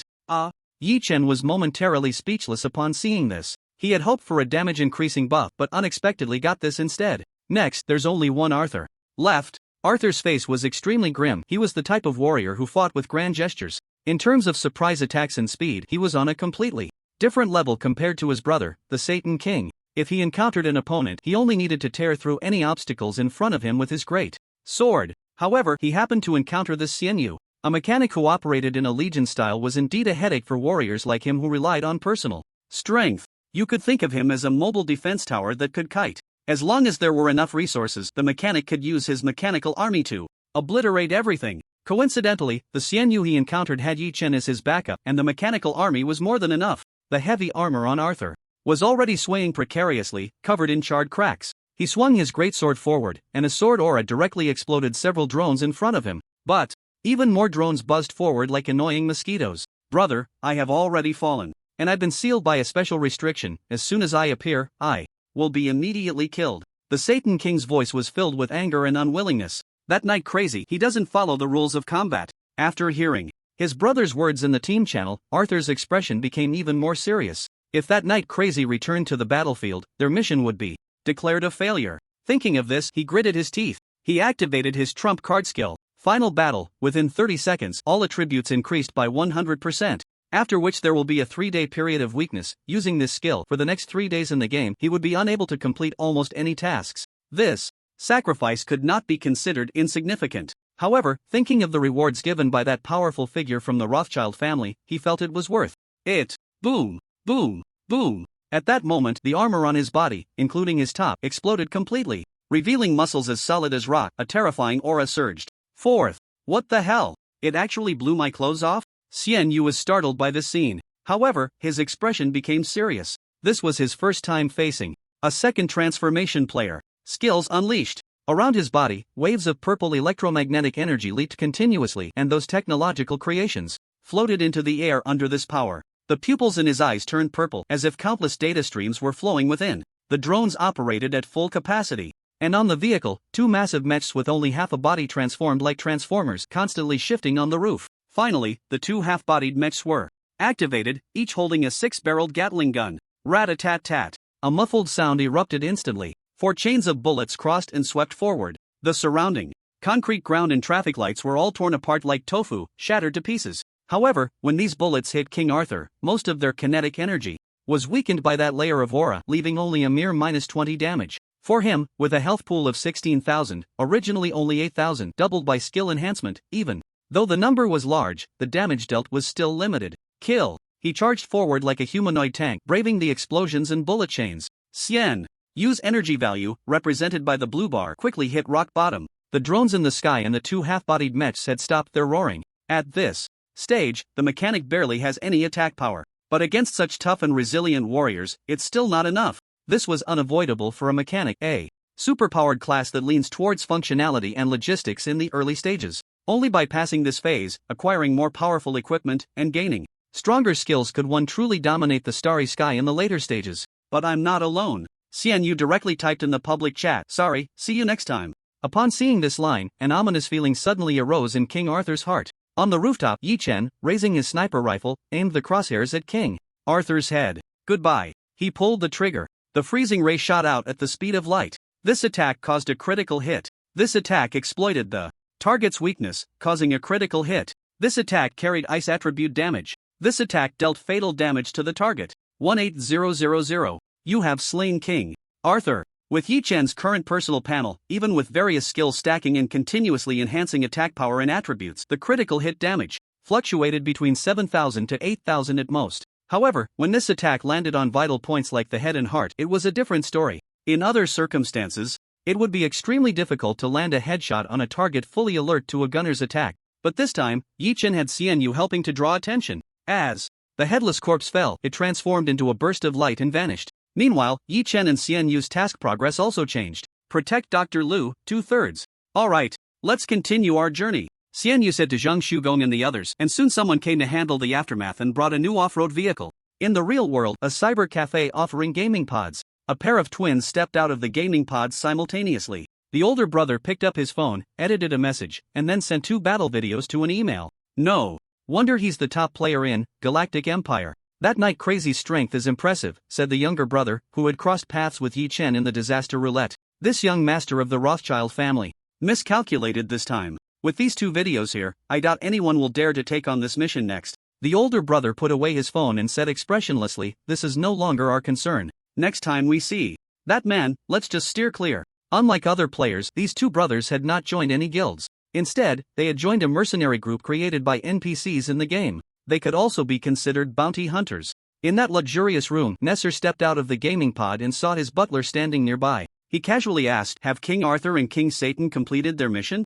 The butler shook his head and turned his laptop towards Nesser. Moments later, the expensive custom laptop was smashed to the ground, shattering into pieces. The clanging sound of iron swords clashing echoed again. "Did you go to work? Or makeup classes, today?" In the end, Yi Chen and the others successfully completed the mission. However, strangely, the third attack never came, and it was ultimately determined that Yi Chen and the others had successfully completed the mission in a stalemate. The rewards were also successfully obtained. Next, we just need to complete the running task to acquire the intermediate mechanical sense skill. Xian Yu was also a bit excited, but he would need to complete the remaining running tasks on his own. During this time, Yi Chen also had his own plans. Since the players from Xingmei could come here to execute assassination missions, similarly, the Hualong Federation also had corresponding assassination missions targeting Xingmei players. You need to get the intermediate mechanical sense as soon as possible. Yi Chen patted Xian Yu's shoulder and then went to find Shi Yuxuan. The series of tasks in Dragon Star Dark War would ultimately be decided by the points of the 2 factions. At the same time, for players, executing these tasks would also earn them corresponding points. The top 100 players on the winning side would receive rewards from their respective federations based on their rankings. The leaderboard was divided into 2 types, individual leaderboard and guild leaderboard. However, guild tasks were very rare. Even the Dark Star Guild had only completed 1 guild task previously. Nevertheless, the Dark Star Guild topped the guild leaderboard with 120,000 points, leading the second-ranked guild by a full 80,000 points. There was no way around it. The Dragon Star Dark War task was opened much earlier due to Yi Chen's influence. The guild leaders of other guilds, whether in terms of status or level, could not compare to Yi Chen at all. Taking on guild tasks required a high charm value for the guild leader. Secondly, in terms of the individual leaderboard, the top player from Hualong was naturally Yi Chen, with a total score of around 90,000. The second and third places were held by leaders of well-known clubs. Xian Yu's score ranked 5th. Although Yi Chen had not taken on many tasks, the ones he did were all high-point tasks. For example, previously, the task of destroying the biochemical laboratory had resulted in 3 LV-20 agents being taken down. Such high-difficulty tasks naturally yielded very high points. After leaving Qi Yuxuan's office, a new task appeared on Yi Chen's task panel: assassinate Major General Lewis. This Lewis, affiliated with the Navy Command of the Starry Federation, is a vice admiral in the Navy Operations Department. The difficulty of this mission is quite significant, with a reward of 30,000 points, which is a third of Yi Chen's current point value. Even for the players on the Starry side who took on this protection task, they are merely auxiliary figures. The real protection around Vice Admiral Lewis comes from the superpowered agents of the Starry Federation's Special Agent Bureau. According to the information provided by the 8th Bureau, the agents officially responsible for the protection task are already LV-20 superpowered individuals. It is highly likely that there will be second transformation superpowered agents providing protection. Next, someone will escort Yi Chen into the territory of the Starry Federation. For the remaining time, he just needs to study the intelligence and prepare the combat plan. Inside a high-end restaurant in the Starry Federation, Yi Chen put on a mask, and under its effect, even other players could not see the ID above his head. Just like an ordinary NPC, he sat there reading a newspaper. The position he chose was perfectly aligned with the staircase. As long as someone came up, he would notice immediately. Yi Chen flipped through the newspaper, but his attention was focused on the staircase. Soon, several players with IDs above their heads appeared in his line of sight. They're here. He put down the newspaper, his body under the suit tense like a cheetah. The combat plan was simple. Directly use the Calamity Roulette to drag these 4 Starry players in and eliminate them instantly, putting them into a state of erasure, unable to respawn. Next, he just needed to repeat the trick and take out those weaker superpowered individuals. Of course, to prevent enemy support and loss of targets, timing was crucial. Therefore, the enemies dragged into the Calamity Roulette must be eliminated quickly. The target appeared. A blond old man in a black suit walked up from the staircase and then entered a VIP room under the guidance of a waiter. As for the Starry players and agents, they were left outside. As long as I complete this protection task, my ranking on the points leaderboard will rise by 2 places. You're better off. My ranking is already quite high. Even if I get this many points, I'll only move up 1 place. People in Versailles, regardless of nationality or race, heard the words of this top player in the points leaderboard and kept flattering him, hoping that he would take them along for future tasks. Amidst the commercial flattery, a beam of light suddenly appeared, enveloping that top player. The anomaly startled everyone, especially the remaining 3 players and the Starry agents, who became tense. In the Calamity Roulette, when that player was pulled onto the stage, he was completely bewildered. What on earth is happening? Just as this thought arose, a freezing beam directly shot through his head, killing him instantly. At that moment, through the combat information, he realized that the one attacking him was also a player, and it was none other than the IDE Changfeng. Damn, how could it be him? Soon, he also noticed the erasure setting on himself, and his face immediately darkened. Everyone, be careful. Yi Changfeng is here, he hurriedly warned in the team channel. However, as soon as he finished speaking, one of his teammates' avatars turned black. You spoke too late. I've already been eliminated. The gap is too big. I didn't even see him before I was taken out. One after another, the remaining 2 players were also swiftly taken away by Yi Chen. Mission failed. In the black and white screen, 4 blood-red characters jumped out. To this, the 4 could only smile bitterly. Encountering Yi Chen, they could only consider themselves unlucky. Meanwhile, Yi Chen was also looking at his personal panel. A full 4 positive buffs lined up in a row. Flame. Attack carries fire attribute damage. Tear. Attack carries bleeding damage. Dodge. Increases personal evasion rate by 20%. Strong attack. After every 5 attacks, damage increases by 10%.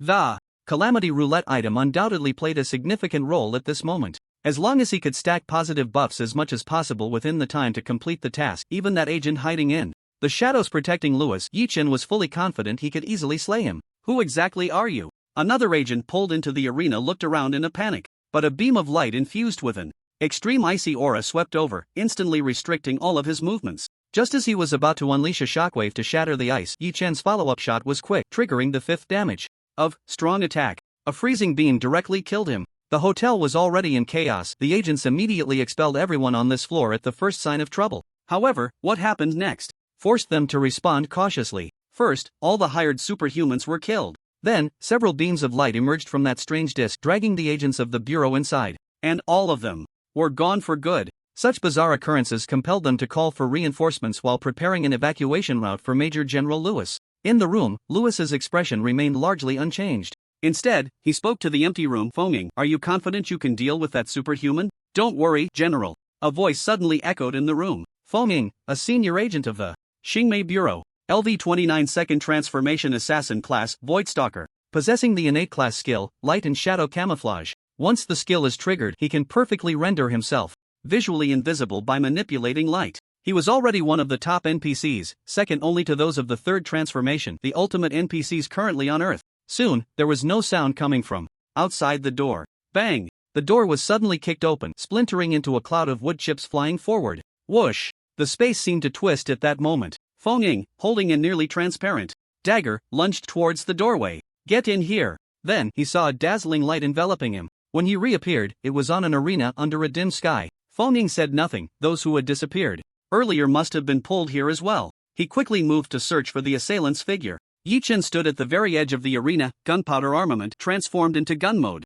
With the assistance of his personal template, Fiery Battle Intent, he could also sense where Feng Ying was. However, his movement speed was incredibly fast, too fast for Yi Chen to lock onto the target in time. Right now, he had stacked a total of 10 positive buffs on himself, almost covering all aspects of enhancement: health, spirit, attack damage, and attack speed. Yi Chen felt that as long as he could find an opportunity, even against this second transformation assassin, he was confident he could achieve a one-hit kill. However, the first thing to do was to make him stop. In the previous battle, he had already anticipated encountering a tricky opponent. Therefore, he had set up early in the fight. Ding! Pressing the button in his hand, the bomb embedded in the rubble was instantly detonated. Boom! Boom! Boom! A series of explosions sent sparks flying. At the same time, debris was scattered everywhere. Within the black smoke, there was also a deadly poison. This was something Yi Chen had previously asked Xian Yu to create. Now, it was performing at full effect here. The rhythm of Wind Shadow was suddenly disrupted. Moreover, the accompanying series of negative buffs such as paralysis, poisoning, and dizziness only made matters worse. Hiss! This lightning effect is quite nice. Let Xian Yu create a batch later and sell it in the Legion shop. He mumbled to himself, but his hands didn't slow down at all. However, this time he didn't aim for the head. Instead, he targeted Wind Shadow's heart. Against an opponent of this level, hitting the head might not guarantee a hit, but if he could hit the heart, it would be a kill. Even if he missed, it would still whittle down a significant portion of his health. In the chaos, Wind Shadow suddenly felt as if he were being targeted by a terrifying monster from a forbidden land. A chill ran through his heart, and the back of his head tingled. It was danger. His heart raced, and he instinctively tried to dodge to the side. But his movements were still too slow. A series of frost began to spread across his chest. Like a blooming ice flower, it kept swirling and expanding. Freezing, bleeding, stiffening, reducing attack speed, reducing movement speed. Another series of negative buffs refreshed continuously. Just the damage from these negative buffs was already a considerable number. This reminded Yi Chen of his past life, where in the mage class tree, there was a type called status flow. It involved continuously applying various high-level negative buffs to annoyingly whittle down the opponent's health. Therefore, in his past life, whenever this class appeared on the opposing side, it was always the first target to be focused fire upon. A team battle could be lost, but the mage must die. Mage, a derogatory term for mages. Now, under the various buffs from the disaster roulette, Yi Chen was experiencing a taste of the pseudo-mage playstyle. One word: exhilarating. Boom! Continuous freezing rays struck Wind Shadow relentlessly. The frost appeared like the petals of blooming flowers, continuously stacking. Then, under the final powerful attack, he was reduced to a pile of ice shards. Wind Shadow was defeated. Normally, Yi Chen would have to put in a lot of effort to deal with an assassin of this level. But alas, the disaster roulette was just too enticing. With those Xingmei players ahead stacking buffs for him, he grew stronger with each battle. Where do you think you're going? In the stairwell, Yi Chen found Lewis, who was trying to escape. Don't kill me. If you kill me, the Xingmei Federation will never let you go. Upon seeing Yi Chen, Lewis kept retreating until he was backed against the wall. Hiss! Can you really come after me through the internet? At the sound of a gunshot, confusion appeared in Lewis's eyes. Why would you need to come through the internet to get to me? Watching the task panel continuously calculating, Yi Chen chuckled lightly before choosing to log out of the game. At the same time, as he killed Lewis, all players in the server received a broadcast announcement. Xingmei Navy Vice Admiral Lewis has been killed. The Hualong Federation has made significant progress and is nearing victory. Players of the Xingmei Federation, please strive to catch up. Almost all players who saw this prompt first displayed a look of shock. The task Dragon Star Dark War could be said to be a very important main quest in the first version. Even players from neutral factions had joined this task as mercenaries. For example, Hong Su had always stood on the side of the Hualong Federation. However, this task had been ongoing for over half a month, and nothing like this had ever happened before. Quick, check the leaderboard. Hiss. How did the Hualong Federation suddenly take such a big lead? Look at the individual leaderboard. Yi Chongfeng's score increased by a whopping 30,000 points. The scores on both leaderboards jumped forward significantly at the same time. People can't help but associate this matter. The discussions on the tribe are also very intense. Until now, those Star Beauty players who were previously on protection duty have just realized, what the hell? No way. We had a run-in with Night Crazy before, but the task we took shouldn't have such a high score. These people still don't know that their existence is actually like that of ordinary field bodyguards. The one truly protecting Lewis is the level 29 NPC, Wind Shadow. As these people posted, experts who specialize in game history came out to explain. General Lewis, although he is a naval rear admiral, he is a naval staff officer. Could it be that his position is very special and he actually plays an extraordinary role in Star Beauty? Otherwise, even if he was killed, it wouldn't have such a huge impact on the Star Beauty Dark War task. Many people agreed after seeing this explanation. This is the only thing that makes sense. However, if we speculate this way, then there should be experts protecting General Lewis. Now, just how terrifying is the combat power of this Night Crazy? Of course, the impact of assassinating Lewis is gradually fermenting. Many players have noticed that the number of tasks recently has significantly increased. Meanwhile, Yi Chen has also found Xianyu to finish the circuit task and acquire the intermediate mechanical sensing skill. Night God, impressive. Going solo and causing such a big stir. Xianyu looked at Yi Chen in shock, giving him a thumbs up. Thinking back over the past 6 months since the game opened, there have only been 2 server-wide announcements due to personal reasons, and both were related to Yi Chen. Alright, no need for flattery. Try to gather our Legion members as much as possible. Yi Chen snapped his fingers and lit a cigarette, saying to Xianyu. While writing an email, Xianyu curiously asked, is there another Legion scale task we can do? Yi Chen extinguished his cigarette and said, it's hard to say. There will be a task executed in groups. However, if we have more members in our Legion, we can support each other. Hearing Yi Chen's words, Xianyu just nodded silently and then sent out the email. But now, it happens to be working hours, so it's uncertain how many people will come. After all, this time the main body of the task is the Hualong Federation, and all action times are based on them. Now, the entire Dark Star Legion has 480 players, of which about 100 are professional players. In the end, a total of 325 members arrived at the Legion base. After waiting for a while, with no one else showing up, Yi Chen clapped his hands to get everyone's attention. In the Legion channel, he said, everyone, the reason for gathering you all here is to discuss something. According to my internal news, the Hualong Federation will gather about 3,000 superpowered players to execute a very important task. We will act together with the Hualong Federation's large legion. At this point, Yi Chen paused for a moment. Hiss. A large legion operation? Is it in legion mode? Do we have legion tasks to do again? Many players were very excited. The rewards from executing legion tasks are always incredibly generous. But opportunities are just too rare. For example, the first task to eliminate the Steel Brotherhood's base. The benefits generated from the secret realm were partially subsidized to many players in the form of salaries. Last time, the mission to escort the experimental subject also earned them a hefty profit. After the players discussed for a while, Yi Chen continued, but unfortunately, this mission is not a Legion mission, it is a group mission. However, our groups within the Legion can support each other. I can only say that the rewards for this upcoming mission will be very generous, so if you can seize the opportunity, don't miss it. The Legion shop will also be preparing for a discount event during this time, so keep an eye on it. After saying this, Yi Chen left. Initially, when they heard it wasn't a Legion mission, many players felt somewhat indifferent. But upon hearing that the Legion shop would have a discount event, they instantly became excited. Every time the Legion shop held a discount event, it meant that their Legion leader was planning something big. The power of this statement, in the eyes of many players, was akin to "Don't say I didn't warn you." Wow, it seems something big is really about to happen. No way, I have to notify my buddy who wants to work when there are big things happening in the game. This is a perfect opportunity for me to prepare materials for my second class change. The players were all excitedly discussing. Meanwhile, Xianyu found Yi Chen wanting to inquire about the details of this mission. After stroking his chin, Yi Chen reminded her not to disclose anything and then said, the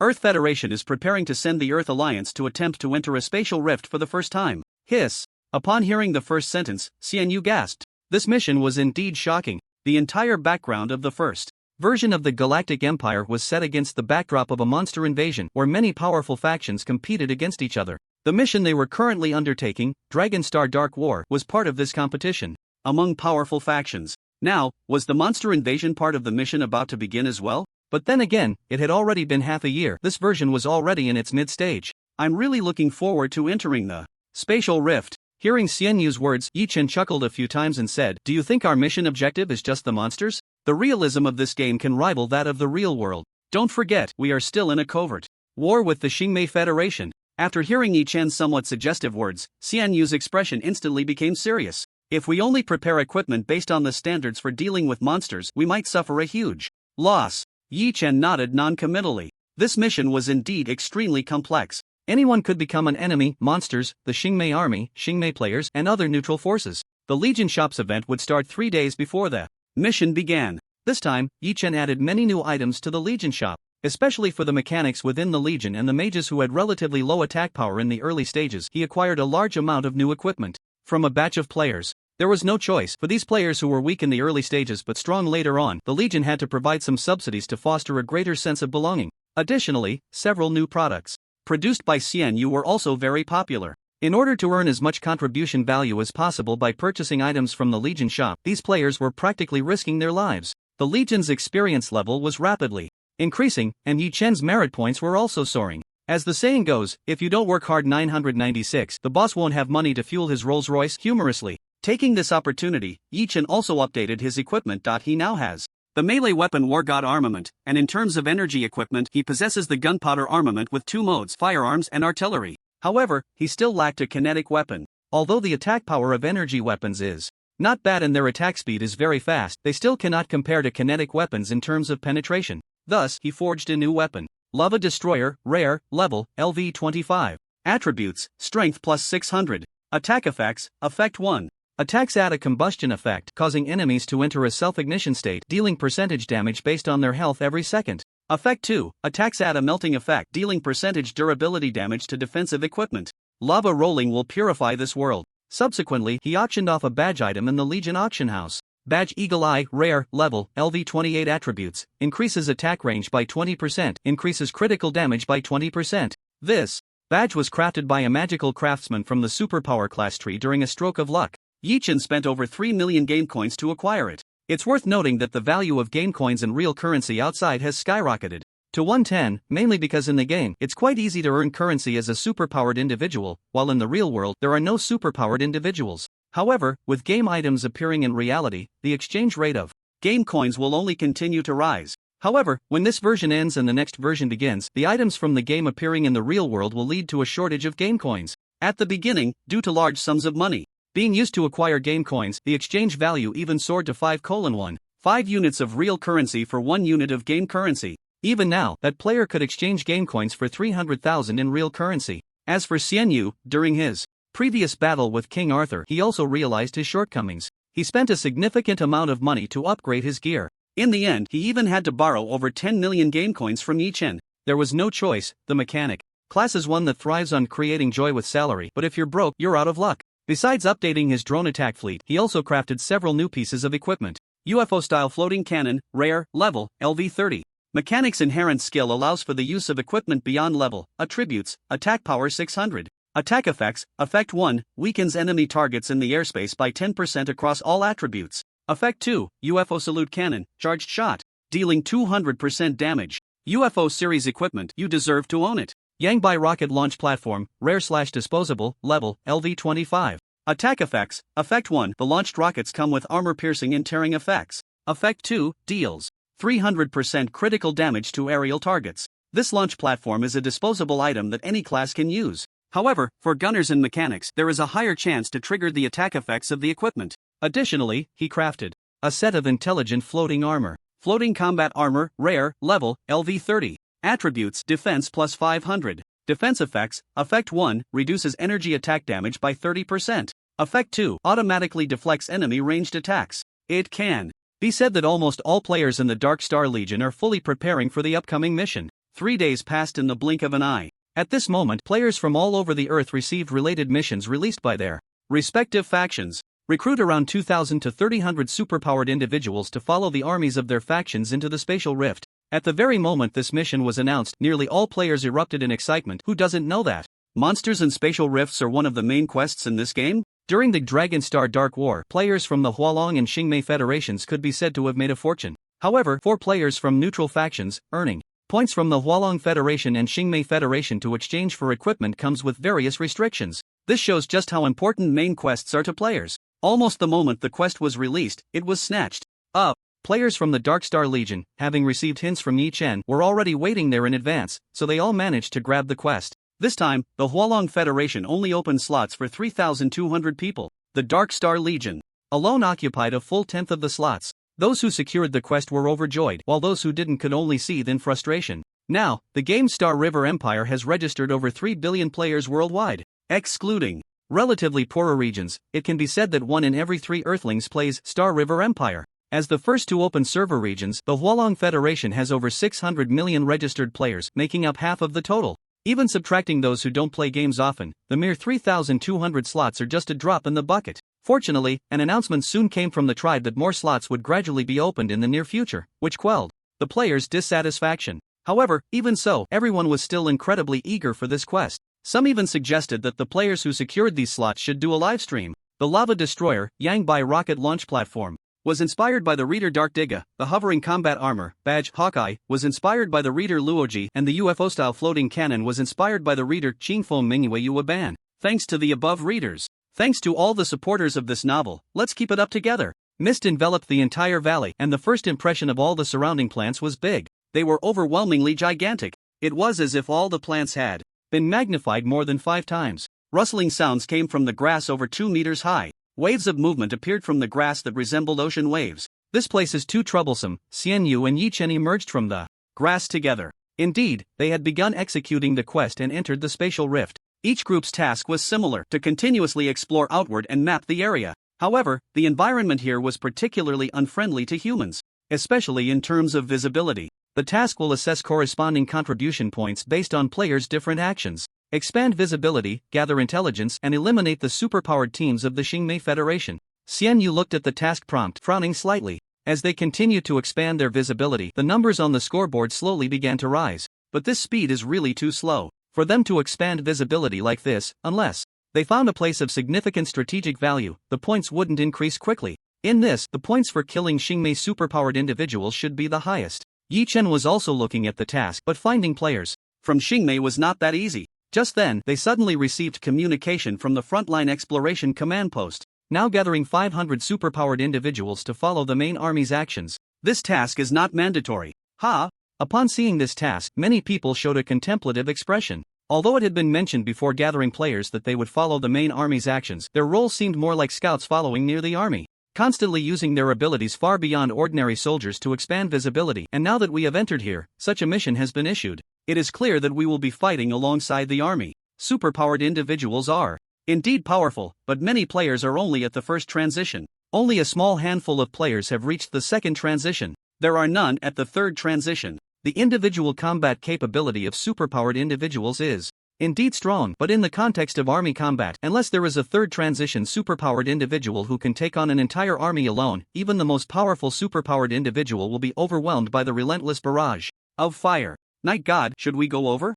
Xian Yu asked Yi Chen. Let's go, this mission should be quite interesting. According to what he learned in his previous life, the commander of the Hualong Federation's exploration of the spatial rift this time is a hawkish general. The first large-scale army operation was directly snatching resources from the Star Beauty Federation's army, catching them off guard with a completely different style of operation. Although the timeline has advanced significantly, the commander this time is still that hawkish general. Therefore, this first army operation mission will likely involve a confrontation with the Star Beauty army. Let's go, we need to move quickly.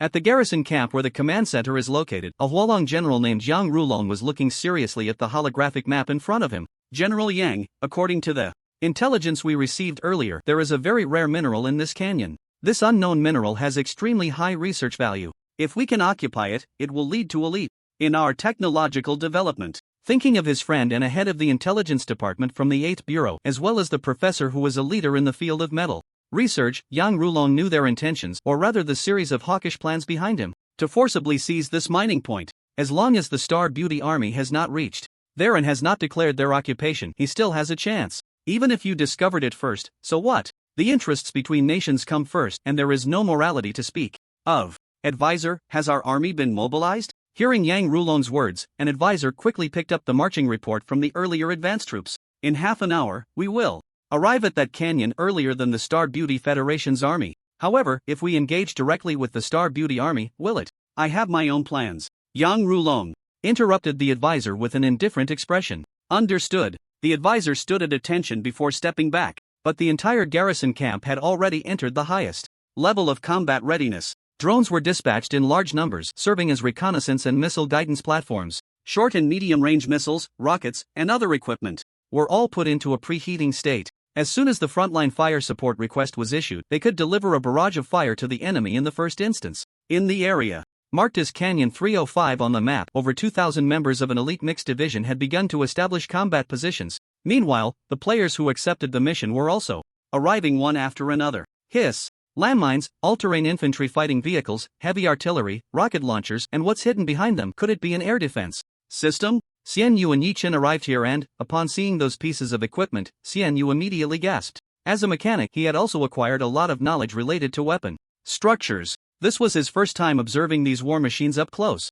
After all, how many ordinary people in the real world ever get to come into contact with such terrifying weapons of war? The other players who arrived here felt the same way. Just seeing these weapons and equipment makes me feel like playing this game is worth it. How shocking. When we were fighting the Steel Brotherhood dungeon before, although we had seen some war weapons, they were nothing compared to these regular army ones. Just looking at these things makes me feel scared. The players were discussing among themselves, and once the 500 players who accepted the mission gathered, a major named Huang Qiuwei approached. Hello, superpowered individuals, my name is Huang Qiuwei. Next, I will explain the details of the mission. In fact, the mission details were quite simple. Once the two armies engaged in battle, all they needed to do was kill as many Xingmei soldiers as possible. The value of a soldier was determined by their rank. The value of a superpowered individual was determined by their level. After hearing this, all the players began to roll up their sleeves in anticipation. Sigh, seeing the daily earnings made their hearts feel cold. It was too tragic. However, something unexpected happened that caught all the players and the Hualong Federation army off guard. Just when everyone was ready for battle, waiting for the engagement, the Xingmei army, which should have arrived 2 hours earlier, was nowhere to be seen. Even Yang Rulong, if he hadn't found that kind of metal in the canyon during this time, might have thought that the intelligence he received earlier was false. The moon was dark and the wind was high. To be precise, looking up here, one couldn't see any celestial bodies at all. It was unclear where the daylight source of this continent came from. The fog was still thick, making the atmosphere in the canyon very eerie. However, many players had grasped the essence of ambush warfare, and had early on taken advantage of the fog to find advantageous combat terrain. Night God, are we being tricked? Xian Yu asked helplessly in the team channel. He had already rechecked his equipment. For a mechanic, this was a time-consuming process. But even after all that, he still hadn't seen the Xingmei army. Hearing this, Yi Chen was also speechless. According to his memories from his previous life, this situation had happened before. According to the intelligence from post-war captives, it was because the Xingmei army thought this mining point was already in their grasp. Moreover, the most important thing was that the orders given to them were simply to occupy this mining point, with no marching time specified. Lastly, and most crucially, from the perspective of the Xingmei Federation, this mission was both simple and posed no danger, so the position of the army's commander was seen as a prime opportunity. Seizing a strategic resource point would earn merit for the Federation and add a notable achievement to their resume. The commander's lazy attitude naturally influenced the entire army's morale. If we were to assign blame, it should fall on the intelligence personnel of the Hualong Federation. After all, they failed to realize that this guy had been parachuted in a day early to take command here. Then they calculated the marching speed of this army based on their own. But even if they are lazy, they should be about here by now. Commander Lu, the scouts have spotted the target. The tent was pulled open, revealing a haze of smoke inside. Damn it! The Xingmei people have finally arrived. Commander Lu, who had been feeling quite gloomy while smoking, stood up upon hearing the news. Stop them. If they cross the line, open fire immediately. Yes. The commander of the Xingmei army, named Acker, had a grandfather who was once the chief of staff of the army and a father who was the commander of an experimental elite division. Commander, the canyon ahead is the place we need to occupy this time. Alright, I understand. Even in the dead of night, Acker was still wearing a pair of night vision goggles shaped like sunglasses. According to regulations, activate the radar that needs to be turned on and let the scouts go ahead to reconnoiter. After all, he came from a military family and knew to follow the proper procedures. Otherwise, charging in with the troops would be like delivering vegetables straight to the enemy. Commander, something's wrong. There are people inside, a soldier shouted. Acker's brows immediately furrowed. People? How could there be people? Report, Commander. The scouts have reported that it's the army of the Hualong Federation. The canyon has already been occupied by the Hualong Federation's army. Acker's expression instantly turned extremely grim. He had come here to build his resume, but now, the Hualong Federation had snatched away his achievements? Send someone to negotiate. This place was discovered by us, make them withdraw from this canyon immediately, he shouted loudly. However, soon, that soldier rushed back in a panic. Commander, they refused to withdraw, and when the scouts went to negotiate, they were even shot at as a warning. What? Shot at? Acker's face darkened like the mist in the sky. The Hualong Federation dared to shoot? If they want war, then we will give them war. Acker threw his sunglasses to the ground. The cooked duck had flown away, and the achievements he had in hand were gone. This filled Acker's heart with rage. Yes, Commander. Although this army was somewhat lax, their equipment was top-notch. At this moment, they entered a state of war, and various types of weaponry were dragged out. Hualong Federation, camp. Commander, the fire control radar has detected missile lock signals from the enemy. Prepare for counterattack, activate all interception systems. Yes, fire. Drive those damned Hualong people out of this canyon. Yes. Whoosh, whoosh, whoosh. Rockets with trailing flames were immediately fired towards the canyon. War had begun. The Hualong army was not slow either. The interception systems started operating, and both machine guns and intercept missiles opened fire simultaneously. In the sky, fireballs erupted one after another. The cannons roared continuously, but against the already constructed defensive fortifications, their effectiveness was limited. If they did not retreat in time, they would face retaliatory strikes from the Hualong artillery. Infantry fighting. Vehicles moved forward, with soldiers continuously pushing ahead behind them. The scorching red bullets formed a chain that seemed to tear the heavens and the earth apart. Xianyu prioritized striking the Star Beauty players on the opposite side. The points obtained from them must be the most. Yichin quickly said in the team channel. The superpowered players on the opposite side, under the game system restrictions, would not exceed 500 people. However, the Star Beauty soldiers numbered in the thousands. Rarity increases.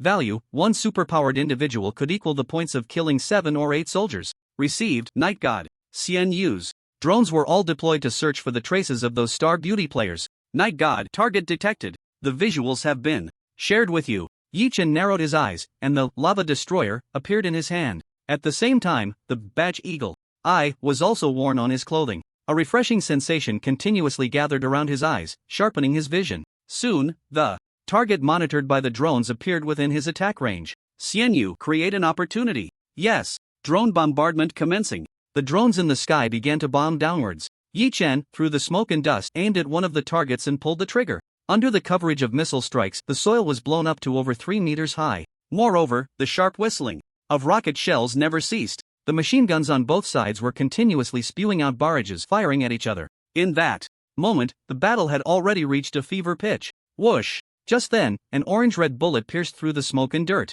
instantly blowing the head off a super-powered player. Attack!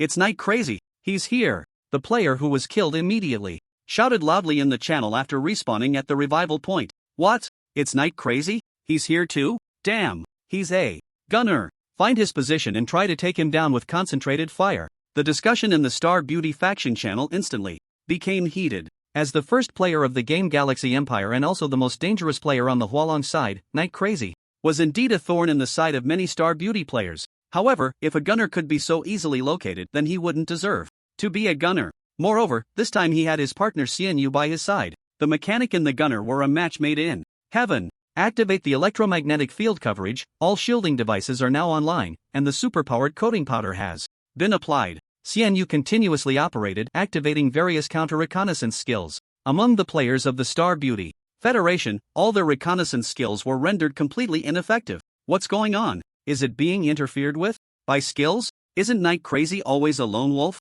What's happening? Many Star Beauty players furrowed their brows tightly at this moment. No, it's the mechanic. The previous drone attack was initiated by a mechanic called Salted Fish King. Damn, where did this mechanic come from? It's the vice commander of the Dark Star Legion. Just as these Star Beauty players were discussing in the faction channel, a level 20 heavy armored swordsman in heavy armor, wielding a giant sword, was suddenly hit by an orange-red bullet. The orange-red bullet struck the heavy armor and instantly melted away. Under the high temperature, the armor was directly melted into molten iron. The next moment, another scorching bullet took him down. Roar! He barely had time to let out a roar before his health was completely drained, and he collapsed to the ground. Damn! It's the Hellhound Legion's commander, a heavy armored swordsman was actually taken down in an instant? That's terrifying. Heavy armored swordsmen are known for their defense, most physical attacks can even be completely negated. If we can't take down Night Crazy, we're all dead. All the Star Beauty players were taken aback.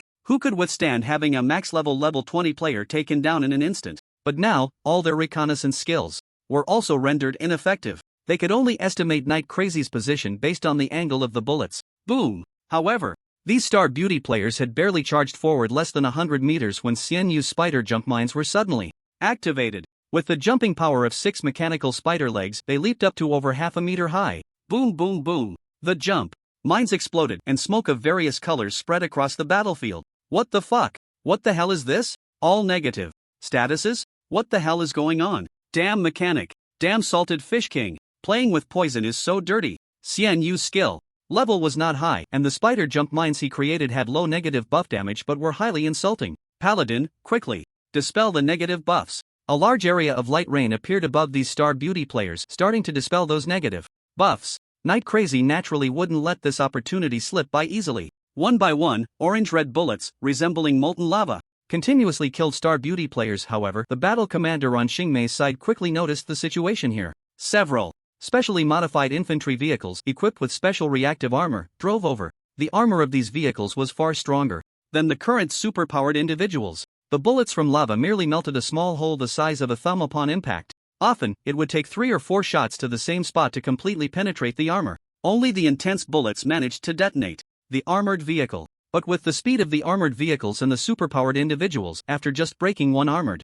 vehicle, those players had advanced nearly 100 meters. Xian Yu, cover me. Yi Chen remained as steady as a mountain, trusting in Xian Yu's strength. Received, Night God. Xian Yu activated her skill, and 2 massive half-body mechs instantly appeared. The mechs unfolded, and 4 6-barreled Gatling guns immediately spewed out incredibly scorching bullets. In the dim light, the 4 flames gathering at the gun muzzles shone like 4 small suns, dazzling beyond measure. Caught off guard, 2 advancing armored vehicles were actually pushed back by the chain of bullets, eventually exploding with a loud bang. The shockwaves sent the surrounding Xingmei players flying into the air. However, while the attack power of these half-body mechs was formidable, they were unable to move. Under the concentrated fire from the remaining Xingmei players, they quickly turned into 2 heaps of scrap metal. Fortunately, time was bought, and Yi Chen also moved to the next position. Damn it, request some support.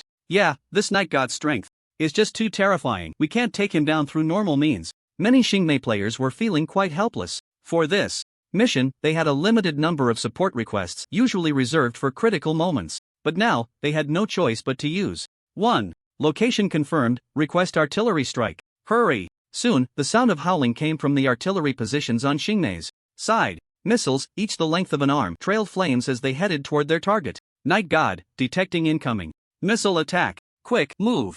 I know. Just as the words left his mouth, the artillery fire began to spread and wash the ground.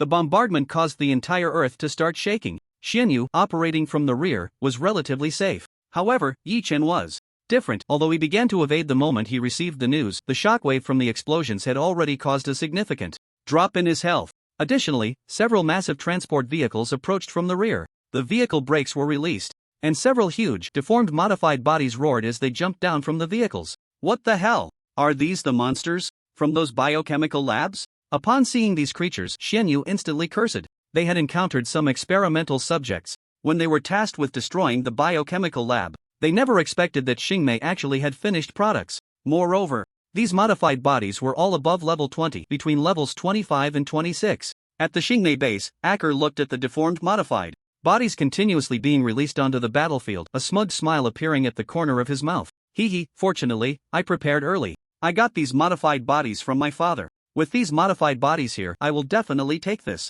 canyon. These modified bodies were based on superpowered individuals for their transformations. Moreover, there were quite a few factions within the Federation opposing this matter. However, in the end, this group had gained the upper hand. Just as the spatial rift opened, these modified bodies were about to face their first battle. Modified bodies that had broken through level 20 could already be considered king-level existences on the battlefield. Unless concentrated fire was focused on them, ordinary soldiers would be utterly incapable of eliminating these modified bodies. Even the superpowered team could only barely push them back. Once these modified beings appeared, the entire battlefield underwent a drastic change. These modified beings were nearly unstoppable, and no soldier could stand in their way. What on earth are these monsters? Have the superpowered troops intercept them? Watching his defense line being torn apart like paper, Commander Lu slammed the table and jumped up. These monsters were terrifyingly excessive. Even machine gun bullets, when sprayed upon them, merely created splashes of blood. Their incredibly tough muscle fibers firmly lodged. Those bullets. Now, Yi Chen was also in trouble. He was under intense scrutiny here, with 3 modified beings charging forward at breakneck speed. Even the bullets from lava burned their muscles to charcoal. Yet, all the pain receptors in their bodies seemed to have been completely severed. They felt no pain at all. They simply charged forward with their heads down. Xian Yu, help me. Test their strength, and it would be best to find their weaknesses. Yes, Night God. Xian Yu looked at these modified beings, his face showing a serious expression. The level of these modified beings was on par with his, and they were created specifically for combat. Their combat power far exceeded that of their fellow superpowered players at the same level. Drones continuously fired and bombarded, yet these modified beings didn't even pause their steps. However, the skin on these modified beings was a bloody mess, with drops of blood constantly falling from them, leaving a trail of bloody footprints. After this wave of attacks, the modified beings' health had barely decreased by less than 10%. Hiss. Night God, I'll do my best to hold off 2 modified beings. You better take one down quickly. Alright, I understand. A buzzing sound arose from the Hualong position. 7 or 8 drones, 3 meters long, even shining with metallic brilliance at night, took off. Moments later, these drones arrived at Yi Chen's position. Then, they transformed in midair. Several massive cages descended from the sky. Boom, boom, boom. Trapped inside the steel cage, huge fist imprints continuously appeared on its surface. The durability of the steel cage was rapidly decreasing. Night God, speed up. At this rate, you only have 5 minutes. Okay, leave it to me. Continuing with the kite-flying strategy would not allow for a quick kill of this modified being. So, only one method remained: close combat. Close combat would trigger the skill battle.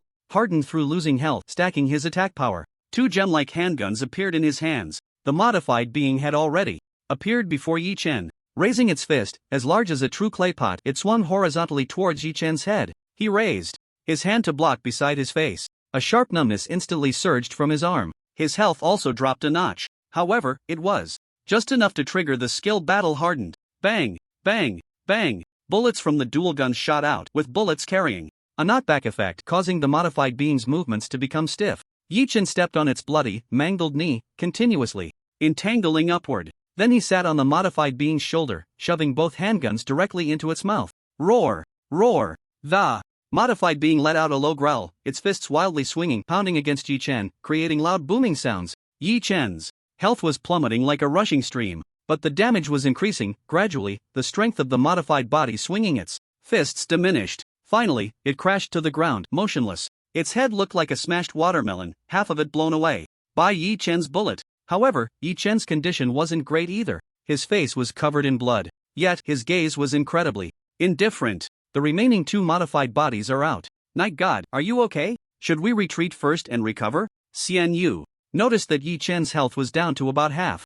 This was already an exaggerated rate of blood loss. It should be noted that Yi Chen's health had exceeded 10,000. If another player had come in, they would have been directly crushed by the modified bodies long ago. Boom, boom. The sound of heavy footsteps came again. The eyes of the 2 modified bodies were blood red, entering a frenzied state. Should they continue fighting? Yi Chen's mind was racing. However, he quickly made a decision. Fight. After all, he had the skill Super God Battle Intent, which exempted him from certain death damage. He strode forward. The battle reignited. Cough cough, cough cough. Yi Chen covered his mouth, blood continuously dripping from the gaps between his fingers. He also had several fist-sized holes in his body. This happened when he was dealing with one of the modified bodies, which had its arm transformed into a spike. He was slightly careless, and that modified body's fist unexpectedly shot out, piercing through his body on the spot. Fine Night God. He has 12% health left. Damn, that kill is mine. That's a big kill. If we take him down, the equipment in his hands will definitely sell for a high price.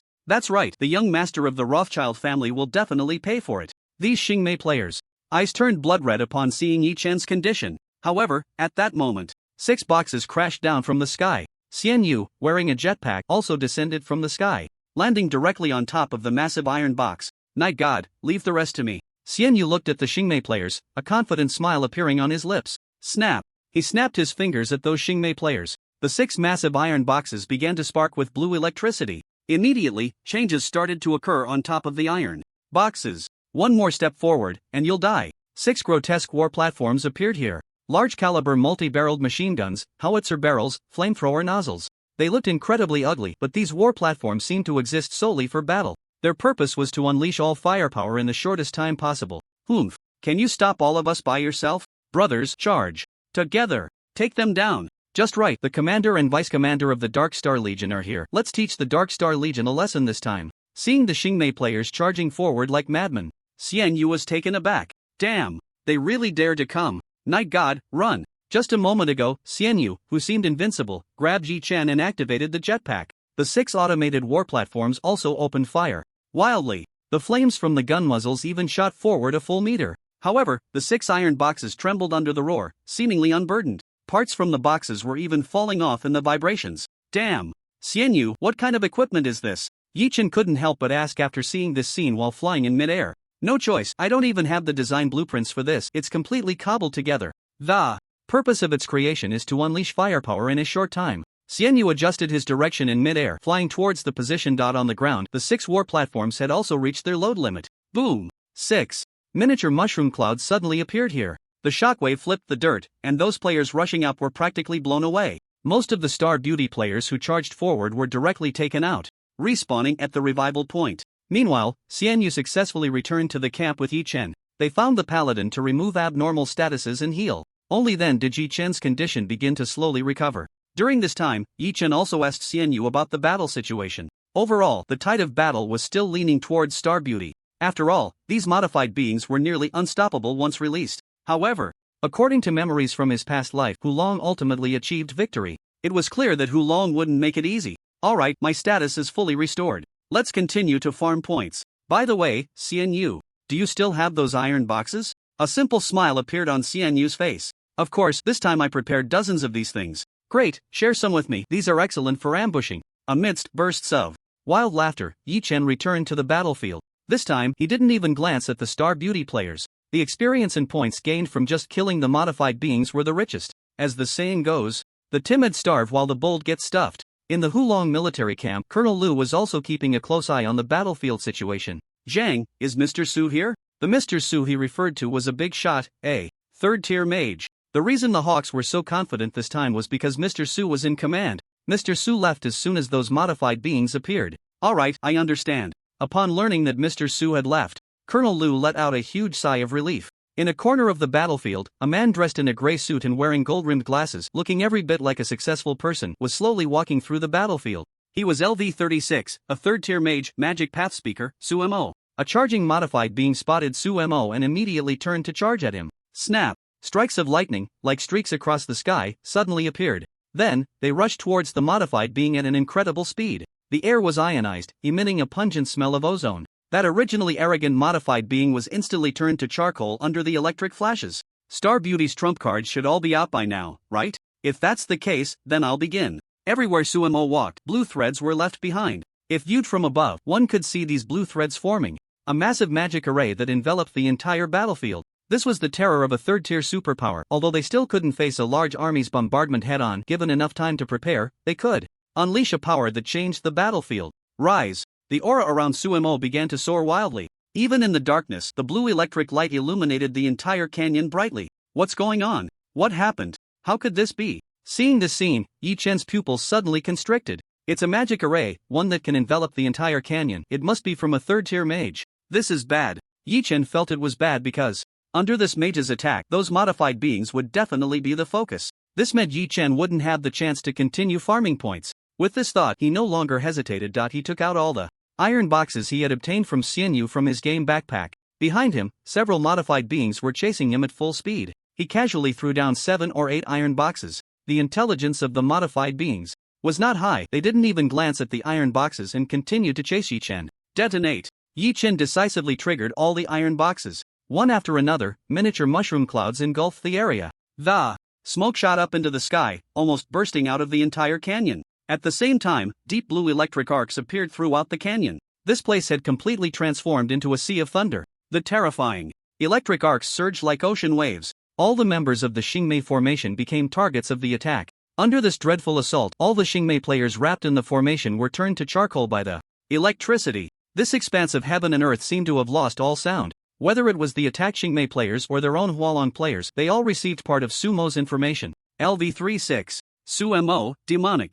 Path word spirit. After the battle, the Hualong side was cleaning up the battlefield. In fact, there wasn't much to clean. Those bearing the name Xingmei within the formation had already turned to ashes. The Xingmei players outside the canyon had long since lost their will to fight. There were at least 2,000 to 3,000 soldiers in the canyon. With just a flash of lightning, they all turned to dust. This was too terrifying. Even Acker didn't expect that his prepared trump card would be so easily crushed by the Hualong people's trump card. That was a superpower of the third transition. In a localized war, that was akin to a godlike figure. Even the strongest among the Xingmei who explored the spatial rift was merely the third transition profession, the Azura swordsman, Grossi. And now, within the canyon, there was an existence on par with Lord Grossi. Moreover, their entire division was now left with only about 1,000 people, unable to resist. Acker did not want to die here. Therefore, under Acker's command, the remaining people all laid down their weapons and surrendered. Another task completed. The experience and points this time are really abundant. Indeed, this one task is worth a whole month of exploration tasks. Many Hualong players were discussing excitedly. Even Xian Yu was quietly conversing with Yi Chen in a corner of the camp. Most players had been taken down by the two of them. As for those modified beings, Yi Chen and Xian Yu had also killed quite a few. Their gains were almost 5 to 6 times that of other players. Whether it's the leaderboard for Dragon Star, Dark War or the points leaderboard for this exploration task, our points have skyrocketed. Yi Chen still topped both leaderboards, while Xian Yu climbed to 3rd place on the Dragon Star Dark War leaderboard and 2nd place on the exploration task leaderboard. This wave truly saw Xingmei fall while the two feasted. As for how Hualong would deal with Acker next, it was none of their concern. After the task settlement, they would continue to go out, undertake those exploration tasks, and open up maps. Hey, I wonder if there will be more tasks like this next. Xian Yu sighed, but it seemed unlikely that such major tasks would occur frequently. Xian Yu was not wrong. Tasks like this were indeed few and far between among the larger exploration tasks. Most were still ordinary exploration tasks. By the way, I remember there's a hidden task. As long as we go there and transmit the map information back, we can trigger this hidden task. Yi Chen lay on the military bed, stroking his chin as he recalled his memories from back then. That place was deep within the spatial rift. Moreover, due to the unique environment there, a very peculiar metal was nurtured. This metal can effectively enhance the hardness of alloys without affecting their toughness. For any faction, it is an incredibly important strategic resource. This is a treasure land. After resting for a while, we will set off to a place. However, the journey ahead might not be easy. So, let's go back and prepare well. After saying this, the two briefly logged off. Night God, what exactly is the next mission? So mysterious? In a seafood restaurant, Xian Yu came out holding a plate of dishes, sat down at the table, and asked, "We are going to a place and will also expand the map along the way. But the environment ahead will be very harsh." In Yi Chen's memory, they would soon cross deserts, jungles, and even a volcanic area. The various strange monsters that grow in such harsh environments are even more terrifying. This space connecting to Earth has a spatial rift which opens randomly. However, according to preliminary research, the monsters that reach Earth are actually the weak ones, the outcasts. After all, if they were strong, they would already have enough territory to live in here. This time we are dealing with monsters, so let's prepare in advance. After eating, the two returned to the resurrection point in the Hualong Federation. They re-equipped some weapons and gear before setting off. They stuffed everything into their game backpacks and then set out. This time, they moved forward at full speed. In half a day's time, they crossed the canyon. The danger in this canyon was actually not great. After all, the spatial rift from Earth to this side was not far away. With so many powerful factions cleaning up, no monster could survive. However, after crossing the canyon, it was completely unfamiliar territory. Every step must be taken carefully, because no one knows what terrifying hidden monsters they might encounter here. This place is a swamp. Xian Yu stood at the edge, shielding his eyes with his hand. Although it was daytime, due to the white mist, visibility was not very far. However, the rotten smell and the decaying mud were still very clear to both of them. After putting on gas masks and wearing fully armed special clothing, they slowly moved forward. At the same time, they held a detector in their hands. In his view, the red areas indicated solid ground, yellow indicated soft ground, and green represented true swamp land. Of course, this detector also had some ability to detect life signs. However, it could only detect relatively weak monsters, as powerful monsters have the ability to hide their presence. The two moved very slowly, almost inching forward step by step. Beep beep, beep. A piercing alarm sounded in their ears. Life signs detected. In their view, under a black area there was a series of densely packed crosses. Anyone with a fear of clusters would go crazy at this sight. Each cross represented a life. Looking down, there must be hundreds or thousands of monsters. What the hell is this? Xian Yu couldn't help but exclaim, looking at the dense crosses, and asked. They should be some monsters similar to insects. Be careful, if we can avoid disturbing them, it's best not to. These insect-like monsters are indeed the most troublesome and tricky existence. Got it. The two cautiously planned to go around, however, just halfway through, they heard a sound, like boiling water. Run! Hurry up! Run! Starting today, there will be 4 updates a day with over 8,000 words each, seeking gifts from all the big shots. If the results don't improve, it will be game over. There was a type of bug, as thick as a man's finger. It had a massive body, occupying half its size, with sharp mandibles like an ant. The other half of its body resembled the lower half of a bee, complete with a long stinger, and 2 pairs of thin wings on its back. They swarmed like dark clouds, buzzing as they chased after Yi Chen and Xian Yu.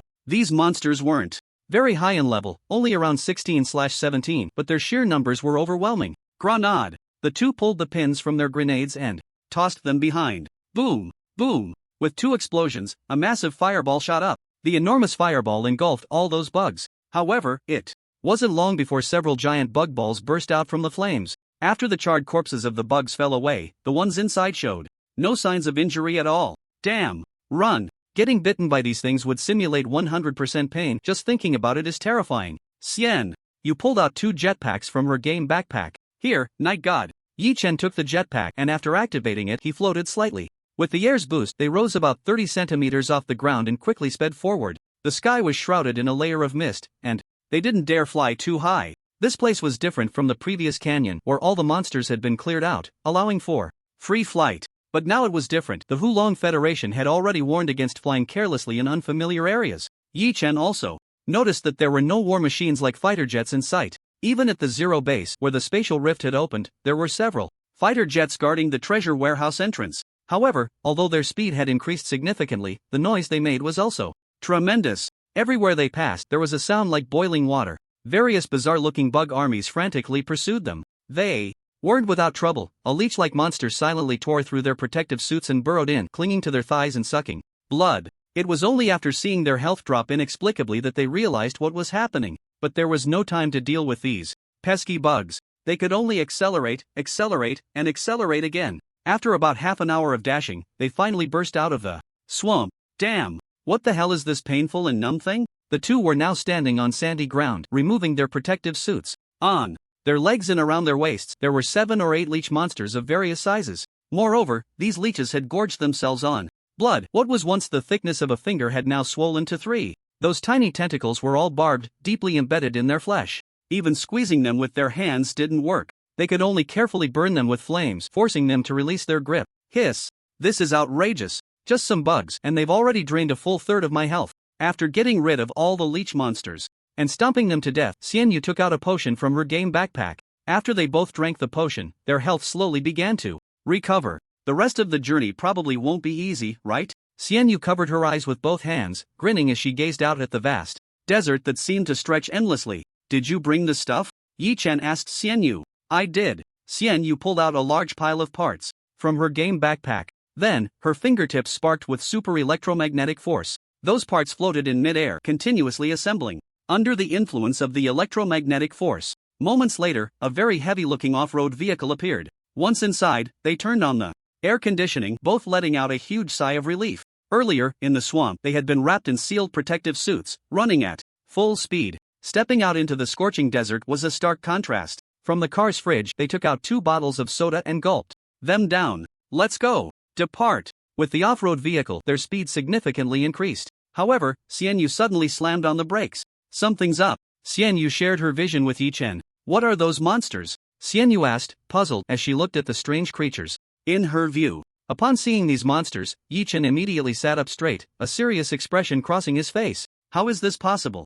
How can these things be here? What's wrong, Night God? What are these? Seeing Yi Chen's shocked expression, Xian Yu quickly inquired. It's nothing. Yi Chen pondered for a moment but ultimately shook his head. Xian Yu, seeing this, didn't press further. In their view, there were creatures resembling monkeys. However, all their fur had fallen out, and their skin was dry, resembling the bark of a tree. These monsters looked like the zombies from the reality show Star Beauty. Sharp claws, terrifying fangs, and bloodshot eyes. This group of monkey zombies numbered around 300 to 400, wandering in packs through the desert. The appearance of these monsters exceeded Yi-chan's expectations. In fact, it deviated from his previous memories. No, it should be that he had never personally experienced what was happening here, because these monkey zombies were not naturally mutated monsters but biologically engineered beings. In previous explorations and subsequent records, the emergence of these monsters should have been a special mutation occurring in a natural environment. They were influenced by the special factors within this space. But now, what he saw, this group of zombie monkeys wandering in the desert, were indeed war machines modified by biological technology. However, these were all defective products, or one could say, semi-finished products. Xianyu, let's go take a look. Ha! Xianyu looked at Yi-chan in surprise. Their goal was to explore the map, not to fight monsters and level up. Before this, they had always tried to avoid and steer clear of those creatures. Let's go take a look. Yi-chan's tone was very firm. Alright, I understand. Be quiet. These monsters have poor vision but very sharp hearing. Fortunately, the temperature in the desert is very high right now, so they can't sense our body heat. The vehicle was electric, so it wasn't very noisy. However, for safety's sake, they stopped when they were still 300 meters away from the monkey zombies. As they got closer, a foul stench suddenly wafted over with the sweltering breeze. It instantly made Xianyu feel like she was going to vomit. This is way too smelly. What is that smell? Xianyu couldn't help but take out a mask from her backpack and put it on. Yi-chan looked at the monkey zombies, silently sighing in his heart. The emergence of these monkey zombies should have appeared at the end of the second version. Just in time for the third version of the game Yi-chan was playing, they officially appeared before all players. These monkey zombies were created by a civilization called the Reg civilization, a civilization skilled in biotechnology. But at the same time, it is an ambitious civilization. In the mid-stage of the third version, the main quest for players in several nearby star systems of the galaxy is related to the Reg civilization. The Reg civilization began to launch wars on a large scale, invading the life planets of nearby civilizations. Although the distance between Earth and the Reg civilization is still quite far, there were still many players in that version who established friendly relations with those nearby civilizations. Naturally, Yi-chan also participated in those wars. However, he did so under the notorious identity of a mercenary, switching sides based on who paid more. But at that time, the bioweapons of the Reg civilization were far more powerful than these monkey zombies now. The general level was above level 80. Moreover, they were all terrifying beasts capable of surviving in the cosmic void. Meanwhile, the levels of these monkey zombies were only around level 20. So, this space is actually related to the Reg civilization? Is it a weapon testing ground of the Reg civilization? Or a testing site? However, those monsters are indeed naturally mutated. The greater possibility is that these monsters are merely targets for these bioweapons. Coincidentally, the place where the spatial rift opened in this space was right above Earth. Night God, how should we deal with these monsters? Xianyu's voice brought Yi-chan back to his senses. Eradicate them all, leave no one alive. These things cannot be allowed to come to Earth, because the virus on these zombie monkeys is highly infectious to superpowered individuals. Once infected, even after death and resurrection, with their current level and genetic strength, they would not be able to completely eliminate the effects. Xianyu was startled by Yi-chan's terrifying killing intent, but soon, he took out a firearm from his game backpack. Let's go. Yi-chan also took up the lava. At this moment, the commotion made by the two was quite significant, and those zombie monkeys easily detected their presence. They immediately went wild, rushing towards them frantically. Xianyu snapped his fingers, and two half-body robots appeared in front of them. The 4 Gatling guns roared to life. However, the speed of these zombie monkeys was incredibly fast. Most of the bullets hit the sandy ground, creating one pit after another. The few bullets that managed to hit the zombie monkeys were caught firmly by their tough muscle fibers. The damage caused by these mecha bullets was not significant. Fire! Xianyu and Yi-chan began to pull the triggers. The bullets fired by the two had much greater power and accuracy. At the very least, they could directly pierce through the bodies of these zombie monkeys. But looking at the health bars above their heads, it was evident that although the attacks seemed fierce, the damage dealt was not substantial. After a wave of gunfire, their health only dropped by a third. It seemed like a lot, but there were actually 300 to 400 of these zombie monkeys here. So hard to deal with? Xianyu frowned slightly at the damage he had dealt. He had thought that a single burst would at least take down 3 or 4, but now, he hadn't even killed one? Activate skills. Streams of immense energy began to circulate within them. The power of their attacks became even more terrifying. Red-hot bullets struck the monkey zombies, then exploded violently. Flames, flowing like water, continuously danced over the bodies of the zombie monkeys. This was the special effect of lava, which could cause the target to enter a self-ignition state. Moreover, with the stacking of various skills, the damage of the bullets was significantly increased.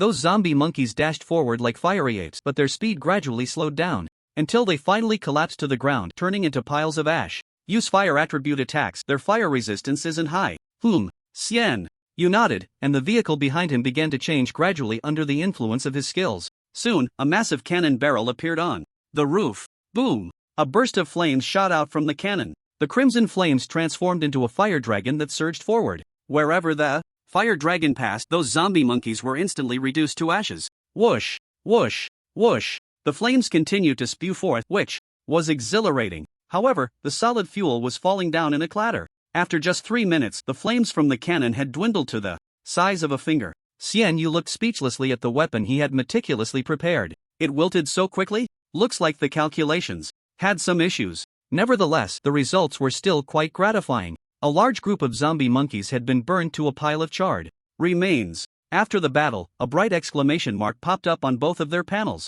Hidden mission triggered. Do you want to accept it? A hidden mission was actually triggered? I didn't expect to trigger a hidden mission here. The conditions for triggering hidden missions were quite high. Additionally, hidden missions were different from regular mainline and storyline missions. They could even extend into future versions. For example, Ichin still had a hidden mission to obtain that special medal from Lu Su. However, there had been little progress on that front until now. To complete that hidden mission, one needed to first boost their reputation status, and secondly, wait for the next version to open up contact with other civilizations, obtaining a special material from an interstellar merchant. Only after both conditions were met could the hidden mission be completed.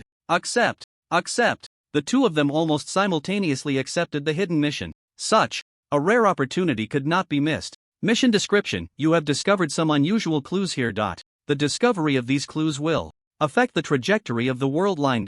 Please collect more clues to unravel this mystery.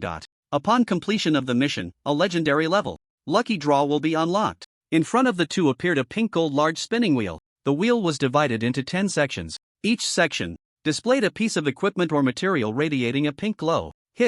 Legendary equipment and legendary materials? Just for collecting some intel, and there are such generous rewards? After seeing these pieces of equipment and materials, Xian Yu's eyes turned green. With their current level in technology, they hadn't even stepped off their planet to contact other civilizations, and rare level equipment was already the highest tier. Yi Chen had only obtained the golden epic level equipment Sun Chaser after the 100-fold return. In their line of sight, a golden arrow appeared before them. Let's go check it out. The two returned to the off-road vehicle and followed the arrow deeper into the desert. The further they ventured into the desert, the hotter it became. Moreover, the surrounding environment grew increasingly arid. Even inside the vehicle, they could feel the change in the environment. The target indicated by the mission prompt was still quite far away.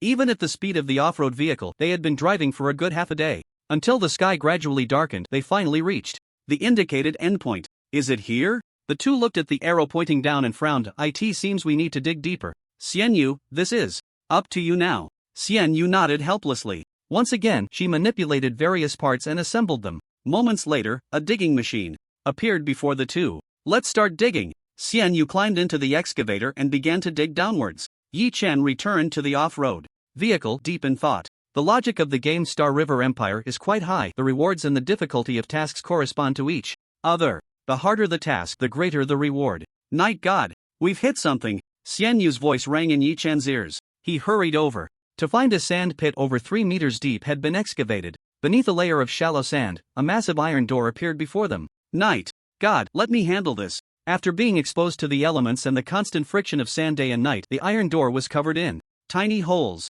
After blasting a larger hole, Xian Yu wedged an iron hook into it. Then, she connected the other end of the iron chain to the off-road vehicle. The vehicle suddenly accelerated, and the chain tightened instantly. Creak, creak, creak. The grating sound made one's teeth ache, continuously emanating from the chain. However, under this force, the long-neglected iron door was gradually being pulled open. Air began to circulate, and a hissing sound of flowing air started to resonate. After a moment, it finally quieted down. Xian Yu placed a spider robot into the passage below. Air is normal, no toxins. We can go down now.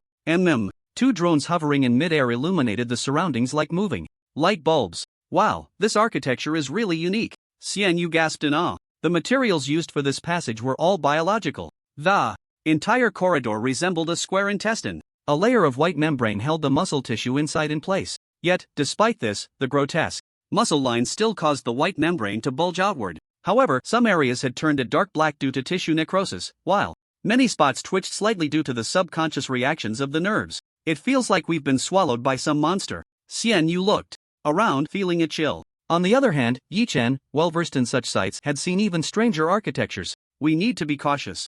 Of this biological architecture, Yi Chen reminded Xian Yu. Got it, I understand. Although the Reach civilization was powerful, it still had a significant gap compared to truly advanced civilizations that spanned the universe. Yi Chen had once dealt with one of the top forces in the game, the Shadow Star Cluster. This civilization had reached the pinnacle of biological technology. Their buildings could all possess their own consciousness, indistinguishable from real living beings. However, despite having their own consciousness, they lacked any ability to think, and would only obey their master's commands. Tap, tap. The quiet footsteps echoed in the silent passage. Stimulated by external sounds, the nerves generated biological electricity. The muscle tissues throughout the corridor began to twitch irregularly. Let's move faster, it feels eerie here. Xian Yu quickened her pace and moved forward. Yi Chen also sped up to keep up with her. At the end of the passage, there were two white, soft cartilage-like structures tightly closed together. Yi Chen reached out and pressed against the soft cartilage door. The first layer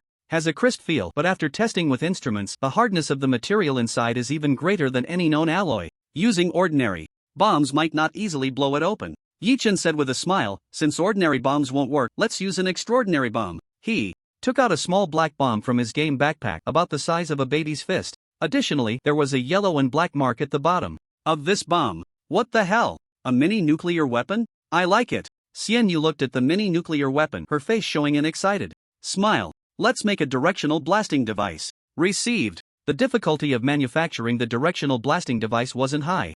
Soon, Xian Yu had already created it. One must say, having an excellent mechanic is almost like having Doraemon's pocket when it comes to mechanical manufacturing. Yi Chen placed the mini nuclear bomb into the directional blasting device. Then, he secured the device onto the soft bone door. Boom! A loud explosion suddenly came from the blasting device. However, with this device, most of the explosive waves were absorbed. The soft bone door was also blown open with a small hole. Then, using mechanical force, they directly pried open the soft bone door. After crossing the soft bone door, the scene that appeared before the two was refreshingly new. Compared to the corridor outside, although this place was also made of biological technology, it looked similar to the material of pomegranate seeds. It appeared very smooth and was also crystal clear.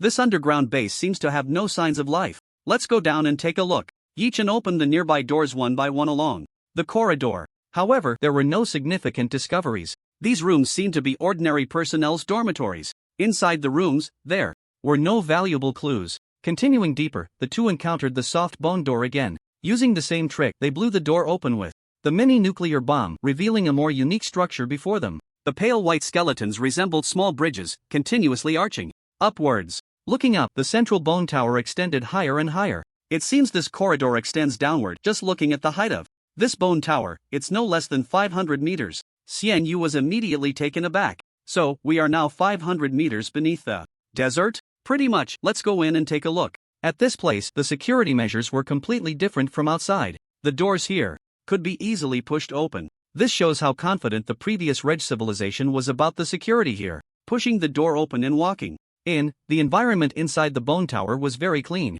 The two continued to walk upwards until they reached the end. In a place resembling a control console, there was a box. Yi Chen opened the box, and inside were some chips the size of fingernails. However, unlike ordinary carbon-based chips, these chips were unique biological chips of the Reg civilization. Let's take them back first to read the contents inside. We need to create a corresponding reader. Xian Yu nodded, and just as the two were about to leave the tower, a sudden violent shaking occurred. The two stumbled under the shaking. What is happening? Get out first. However, when they exited the tower, they were horrified to find that the entire building was undergoing a tremendous transformation. It was as if, in that instant, these biological materials had aged 1,000 years like ordinary organisms. The originally crystal clear muscle tissues had all turned into deep black rotten flesh. The bones were also covered with tiny cracks. Drops of yellow liquid continuously dripped from the bone seams. These liquids fell onto the rotting ground, instantly spreading and causing the decaying flesh to rot even more. Bang! A massive chunk of rotten meat fell from the high tower, landing directly in front of the two. Meanwhile, the distant exit collapsed completely. It's over, the exit is gone. Let's go back inside the bone tower first. Yi Chen turned around and quickly walked back into the bone tower with Xian Yu. The bones used in the bone tower were clearly much better than those outside. Although there were still numerous dense bone seams, the overall condition was acceptable. However, it couldn't hold out for long. Night God, I feel like this is the end. If we die, won't this mission be a failure? Hearing Xian Yu's words, Yi Chen furrowed his brows tightly. This time, the rewards from the pink roulette were incredibly rich. There was no reason to let it go. The difficulty of this mission must have been concentrated in this final part, right? Only those who survived would be qualified to claim the rewards. Got it. Let's see if there's a way to leave from below. Upon hearing Yi Chen's words, Xian Yu was momentarily stunned, then quickly reacted. Right. If we can't go up, then let's go down. As long as we survive, once the mission is settled, we can leave here and return to the resurrection point. Let me do it. Xian Yu was instantly filled with determination, pulling out string after string of bombs from his game backpack. He was all in this time, nearly emptying his entire fortune. Seeing this scene, even Yi Chen couldn't help but marvel at how willing a mechanic was to spend money. Boom! With the bombs detonated, a sea of fire erupted instantly. The shockwave from the explosion even caused both of their health points to drop significantly. The collapse of this space accelerated under the impact of the bomb's shockwave. Even the entire balance of the bone tower was disrupted. The whole bone tower began to tilt to one side. Run! Run fast! Xian Yu shouted, immediately rushing toward the center of the explosion. At the explosion's core, the muscle tissue had already turned to charcoal. The muscle tissue a bit farther away was directly cooked by the bomb's high temperature. However, in the very center, a massive pit was blasted out. The two jumped down, and Yi Chen took out the gunpowder armament, freezing the sandy surface directly, then using lava to blow it open. With the dual forces of ice and fire, the sandy surface was continuously blasted apart. Go down! Just as they jumped down, the massive bone tower collapsed with a thunderous roar. Shattered bone fragments surged in from the pit. The sand pit wasn't large, but fortunately, Xian Yu had a magnetic energy floating shield in his backpack. The huge shield blocked in front of them. The two watched in horror as the shield's durability decreased. Fortunately, just before the shield was about to collapse, the commotion finally stopped. Phew! Finally, it's over. Thank goodness I brought a mechanic. Otherwise, I wouldn't have been able to complete this mission alone. The gunner is a class focused on attack, and in terms of defensive capabilities, it really can't compare to a mechanic. Alright, let's head back. A flash of light flickered, and as the two were determined to exit combat mode, they immediately chose to return to the resurrection point. 8,000-word check-in on the second day. The plot was advancing rapidly. Yi Chen and Xian Yu were about to complete the Secret Realm mission, and the first version of the game was nearing its conclusion, with the first volume of this text also about to end. Originally, according to Yi Chen's budget, they could have reached that destination during the exploration mission. But unfortunately, they encountered the issue of the Reach civilization along the way. In the time that followed, even if they hadn't encountered any monsters, it was already too late. Each batch of exploration missions had a deadline of 1 week. Moreover, each player only had one chance to sign up. After the two returned to the resurrection point, they directly submitted the hidden mission. Congratulations, you have completed the mission and earned a legendary level lottery chance.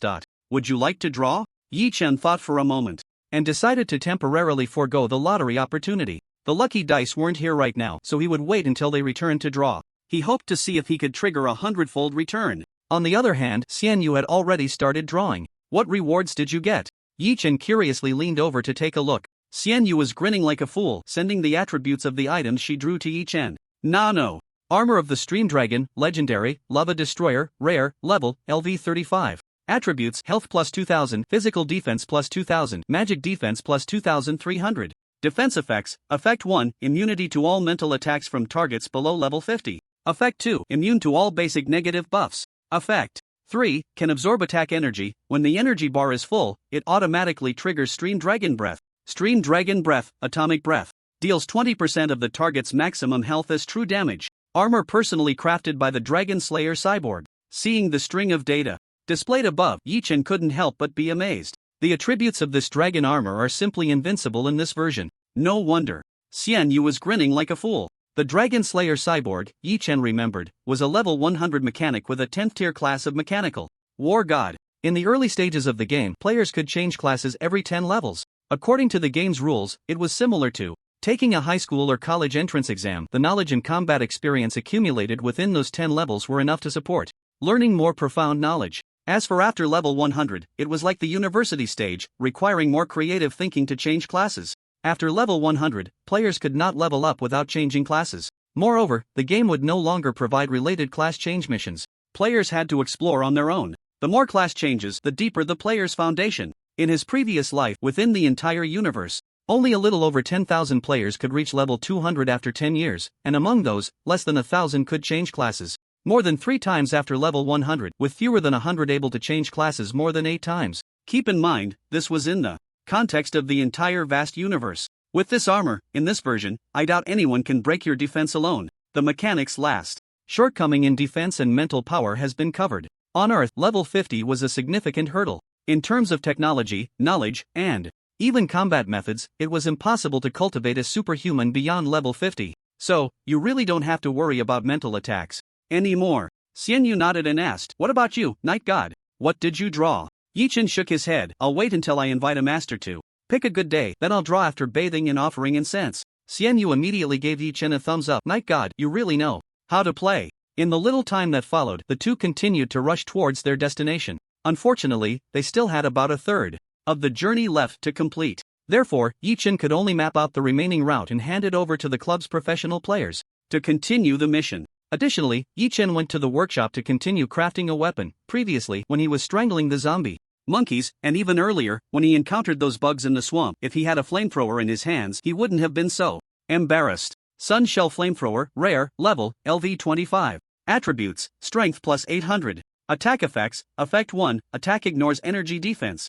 Effect 2, Attack adds a burning effect, causing the target to enter a burning state, deducting 1% of health per second. Sun Shell, a creature that can survive in stars. The exploration mission was gradually coming to an end. It took about half a month, with a total of 15 batches of players. Each faction had around 50,000 players who completed the exploration mission. On the leaderboard for the exploration mission, the IDs Night Crazy and Salted Fish King ranked first and second. Night Crazy exchanged all his points for materials. He didn't lack relevant professional knowledge or weapon design blueprints. Instead, he was in dire need of various materials. On the other hand, Xianyu exchanged his points for some mechanic-related professional knowledge. The remaining points were all converted into various attack robots. Players who participated in the exploration mission all gained considerable benefits to some extent. The main storyline task Dragonstar Dark War and the main storyline task Monster Origin both progressed to over 60% in the first version of the game, and things were developing according to Yichen's memories.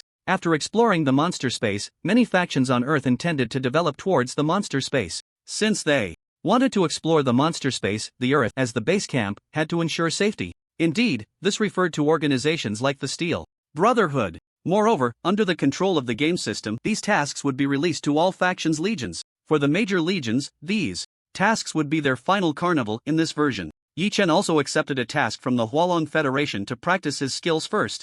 Destroy the Steel Brotherhood. The Steel Brotherhood could be considered an old friend of Yichen when he first entered the game and took on the hidden task to meet Lu Su. He had dealings with the Steel Brotherhood. Later, he even accepted a task from the 8th Bureau to assassinate their third leader and subsequently destroy a Steel Brotherhood base. Now, the grievances between them should come to an end. Of course, the Dark Star Legion has undergone significant changes compared to the past. Initially, they needed to gather the entire Legion's strength to attack a base. But now, they could simultaneously declare war on the entire Steel Brotherhood. After more than half a year of development, the structure of the Dark Star Legion has also changed. The Legion is now led by one Legion commander and 2 vice commanders. Currently, there is only one vice commander, Xianyu, with the other position vacant. Below them are 12 executives, a position similar to a combination of military police and special forces within the Legion. In addition to executing extremely difficult tasks, they are also responsible for hunting down traitors within the Legion. Below them are the commanders of various corps within the Legion, such as the 2nd Battalion Commander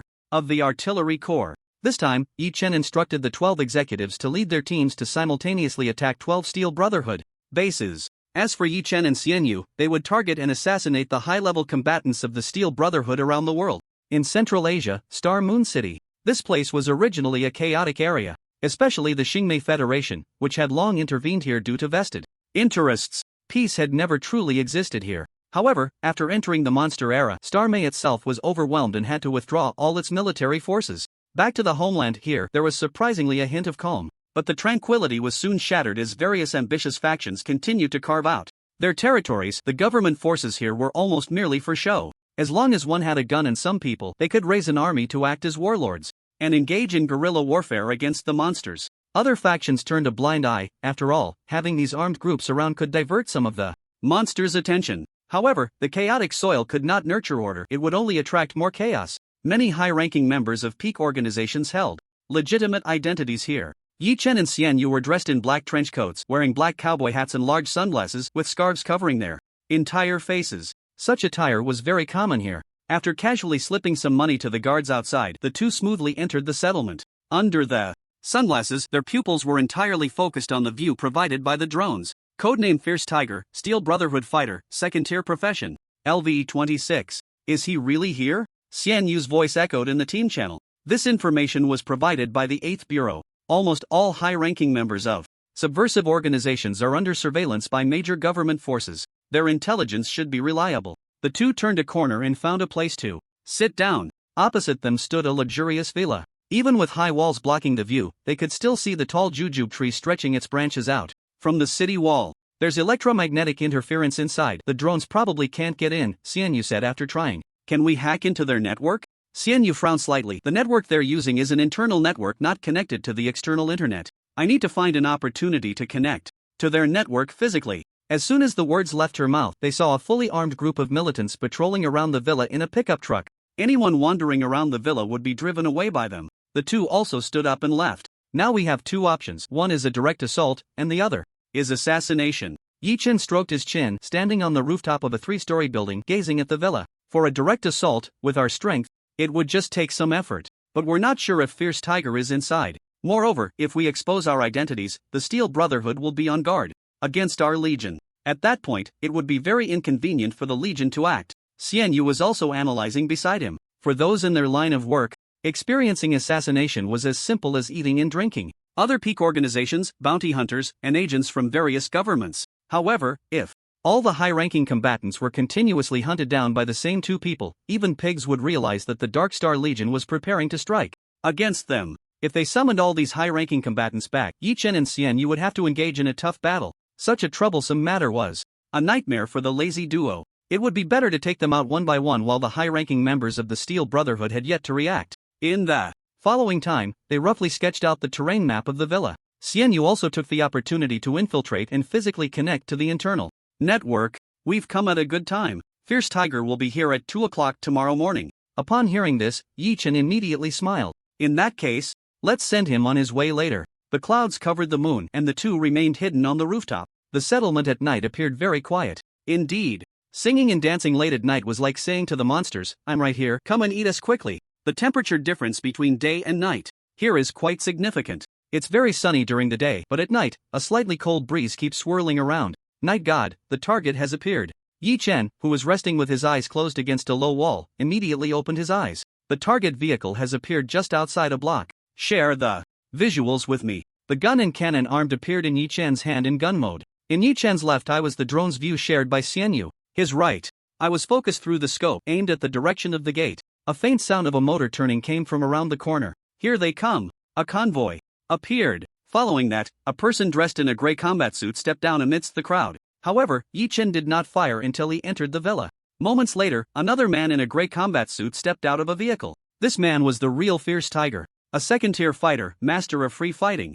LVE-26. Fierce Tiger. Yi Chen activated all skills that increased his attack and his breathing gradually faded. Moreover, the muzzle of his gun remained fixed, aimed at the direction of the gate. This was one of his combat experiences, dealing with superhumans who had passive skills that sensed danger. If he aimed at them for too long, it would trigger their passive skills. When the heart of Fierce Tiger entered the crosshairs, Yi Chen suddenly pulled the trigger. To dodge a laser weapon, one would need to move faster than the speed of light. However, Fierce Tiger clearly could not do that. The overtime plan was defeated by the extra work plan, failing to clock in on the third day, and tomorrow he would continue with an 8,000-word clock in. The frozen light beam fell on Fierce Tiger's heart, rapidly spreading at an incredible speed. A swirling, blooming ice flower quickly appeared. Ah! In the face of life and death, Fierce Tiger roared, activating all his skills. He wanted to break free from the frozen state. But at that moment, a bullet, as if made of lava, pierced through the night. Normally, with all his skills activated, Fierce Tiger would definitely be able to dodge this bullet.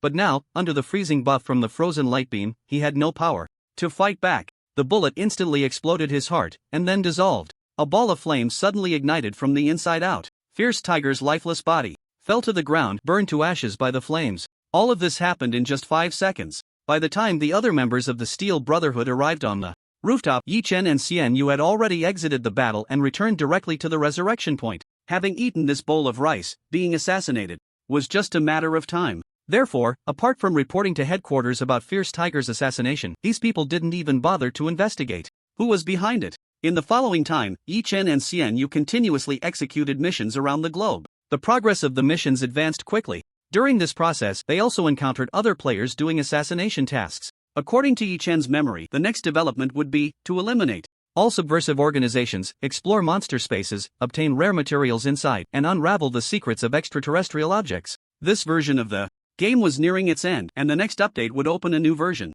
However, this series of assassination tasks was not smooth sailing. Their final target was a LV-29, nearly level 30, magician. This magician was no pushover but a practitioner of dark magic, the fallen magician. Class changes were determined based on acquired professional knowledge and proficiency in certain weapon operations. Many players, in the early stages, also completed class change tasks by grinding weapon proficiency. The Ruined Mage, just from the name, one can tell what kind of task this mage undertakes. By using dark magic, they plunge lives into ruin. To complete the task for the job change, the number of lives required is no small figure. According to the intelligence provided by Hualong, this mage, Vexilla, has a special personal template. When receiving a fatal blow, they can die in place of another once, although it can only be triggered once a month.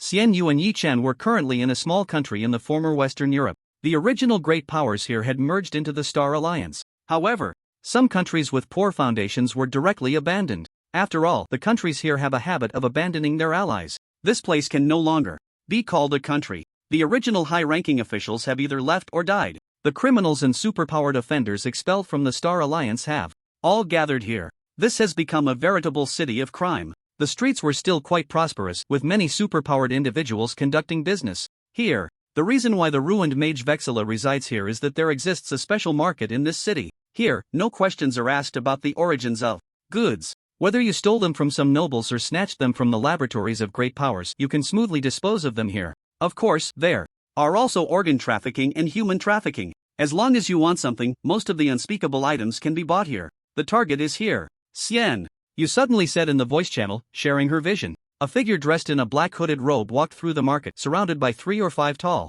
shadows. The nearby people, upon seeing this figure, all showed expressions of apprehension. The ruined mage Vexilla. Yi Chen had seen this person in some game documentaries created by players in his previous life. Those who toy with life will ultimately be abandoned by it. The tall figures beside Vexilla, their bodies under the black robes, appeared extremely terrifying. They looked like chunks of flesh sewn back together with needles and threads. In their eyes, only cruelty and indifference remained. These beings were the demon guards created by Vexilla through dark magic. Additionally, through some light, Vexilla under the hood looked like an ordinary middle-aged woman. However, in reality, this face was also covered with human skin. In the last life, Vexilla was not killed by the players. Instead, in the later stages, when the Steel Brotherhood was destroyed, she was directly blasted to death by the support called in by players, Gunpowder Destroyer Xia Ran. As the child of the Star Empire version, Xia Ran possessed a judgment similar to a disaster roulette, specifically targeting personal templates with death substitution or resurrection skills. Mages are indeed a troublesome profession, Yi Chen remarked.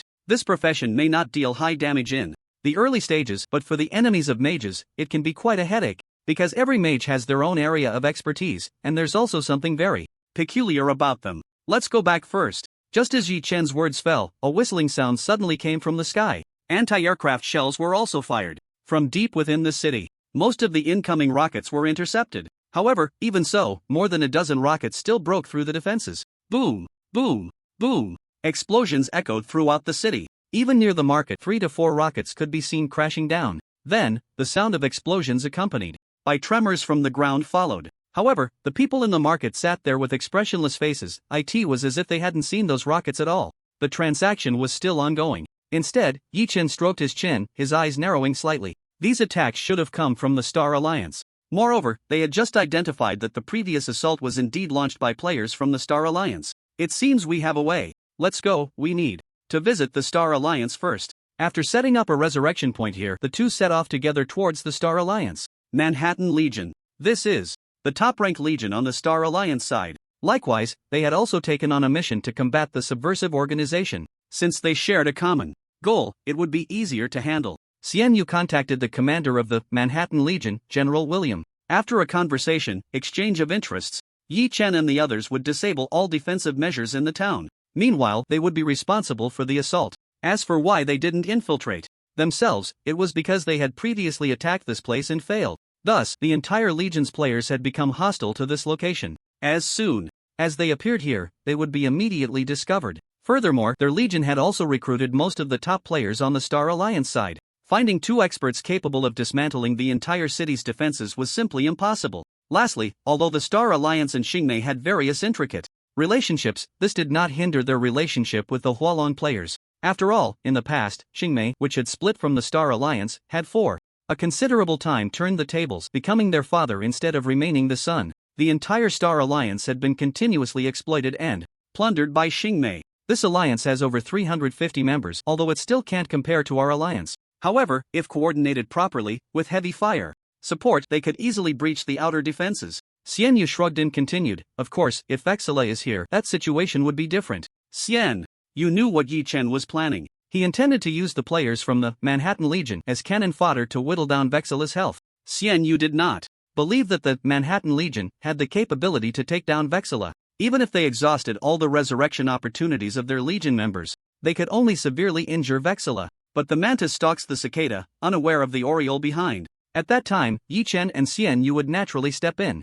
to deal with Vexilla. Other players might find it troublesome to handle Vexilla, but Yi Chen had the disaster roulette in his hands. The reason it hadn't been used before was that once activated, Xian Yu would have to stay outside alone to deal with countless other enemies. But now, with the Manhattan Legion stepping in to help block the fire, this was simply the best outcome. The Manhattan Legion acted quickly, gathering their team that very afternoon, ready to launch an attack here. Meanwhile, Yi Chen and Xian Yu pretended to be merchants, laying out a cloth on the ground. They placed the arms manufactured by Xian Yu on top, completing their disguise. Shoot the horse before the rider, although there's no order here. To maintain the common interests of everyone, a city lord was still elected. This city lord holds the authority over the city's air defense firepower. So, if we take out the city lord first, at least half of the air defense firepower will be paralyzed. As they spoke, 3 vehicles appeared at the street corner, forming a protective triangle around the central vehicle. Yi Chen and their chosen position was quite clever, right at the edge of the market. The adjacent road was the only way for the city lord to return home.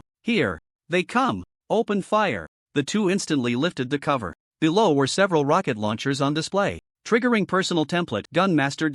Gun Master can forcibly seize control of firearms and heavy weapons. Enemy attack. The guards in the vehicle reacted very quickly. But unfortunately, under Yi Chen's personal template, their firearms were all unresponsive. Boom! Rockets fired one after another, trailing brilliant flames, striking directly and accurately at the 2 vehicles blocking the side. The sky-high flames and deafening explosions startled everyone. Under the illumination of the raging fire, everyone in the city spontaneously picked up weapons to encircle Yi Chen and Xian Yu. Xian Yu took out the drone attack squad from the game backpack. Those superpowered individuals were immediately blocked by the drone's attacks. Night God. Speed. Yi Chen raised the sun shell. Pressing the launch button, a deep blue flame dragon instantly breathed out. Just at that moment, the vehicle activated its energy shield. But, triggering attack effect, Effect 1, attack ignores energy defense. The flames directly passed through the energy shield and surged into the vehicle. The terrifying high temperature even began to melt the vehicle's metal. Not to mention the people inside. Xian Yu sent the signal. The drones above Xian Yu's head immediately dispersed across the small city. Then, they detonated.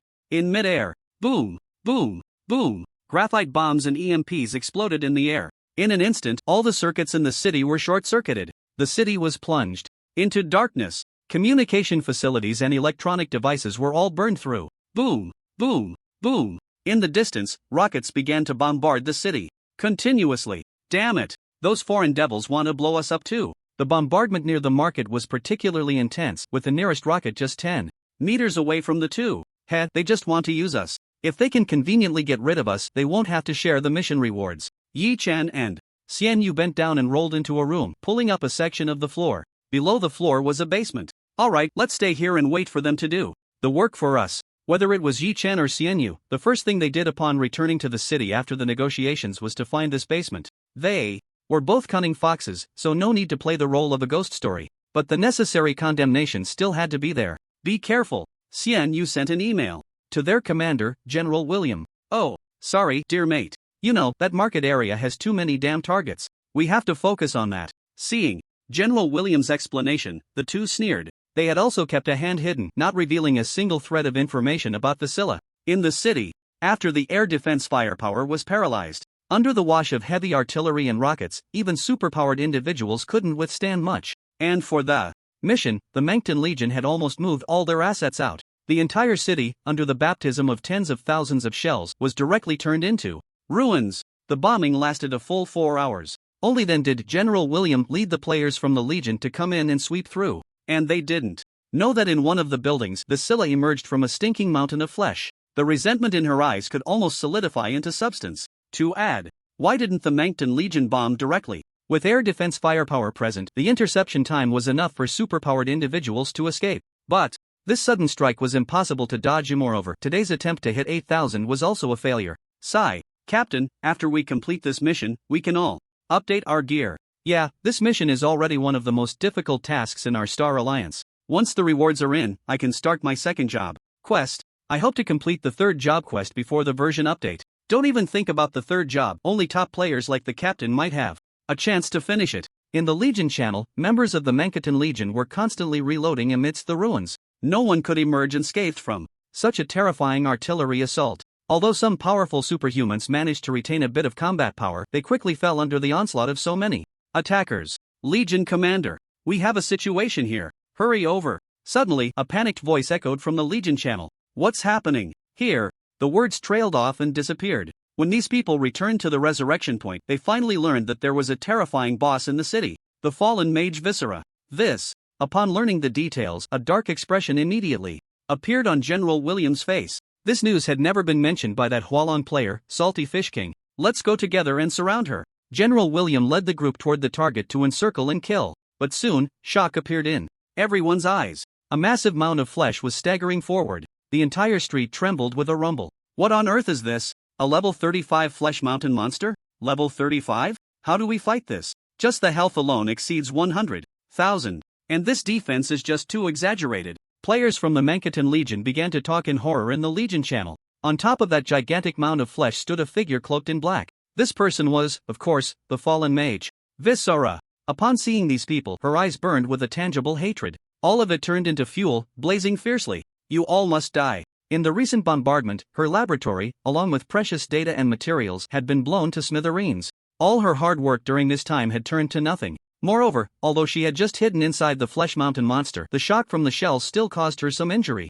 She spread her hands, and one after another, magic circles appeared. One by one, 3-meter-tall stitched monsters, reeking of decay, emerged from the magic circles. Kill. At this point, to complete the mission, all enemies standing in their way had to be eliminated. Charge. Kill. Paladins, buff up. Swordsmen and fighters, go draw aggro. Everyone else, deal damage. Various dazzling output skills turned the already ruined street into an even greater wreck. Meanwhile, in the distance, Yi Chen and Xian Yu stood behind the crumbling walls, gazing at the battlefield from afar. Hiss. So brutal. Wow, he was smashed into a meat patty with one hit. Damn, he was torn in half.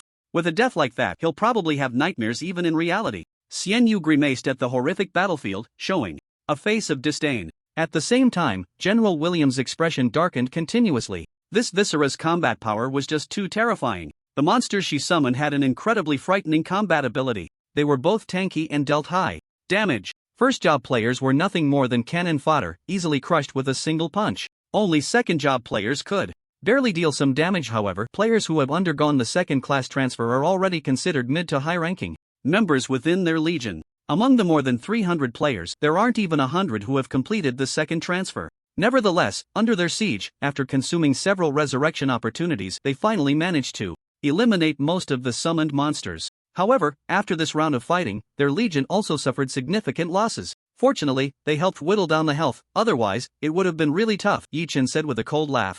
If Viscera were that easy to deal with, she wouldn't be recognized as the top combat force of the Steel Brotherhood. Indeed, watching the stitched monsters he summoned being continuously killed, Viscera's expression didn't change in the slightest. Instead, a sinister smile appeared at the corner of her mouth. She extended her palm, and from her elbow, one magic circle after another continuously stretched forward. On her arm, there were 3 green circular magic arrays. Soon after, a massive magic array with a diameter of 10 meters appeared on the ground. Following that, a monster over 10 meters tall, which looked terrifying, began to rise up. Its 3 heads were forcibly stitched together at the neck. Its enormous body was covered in various injuries, with blue, gray, and white patches on its bizarre skin resembling the seams of a centipede. 6 arms wielded various weapons. Roar! The monster let out a furious roar and a foul stench wafted through the air.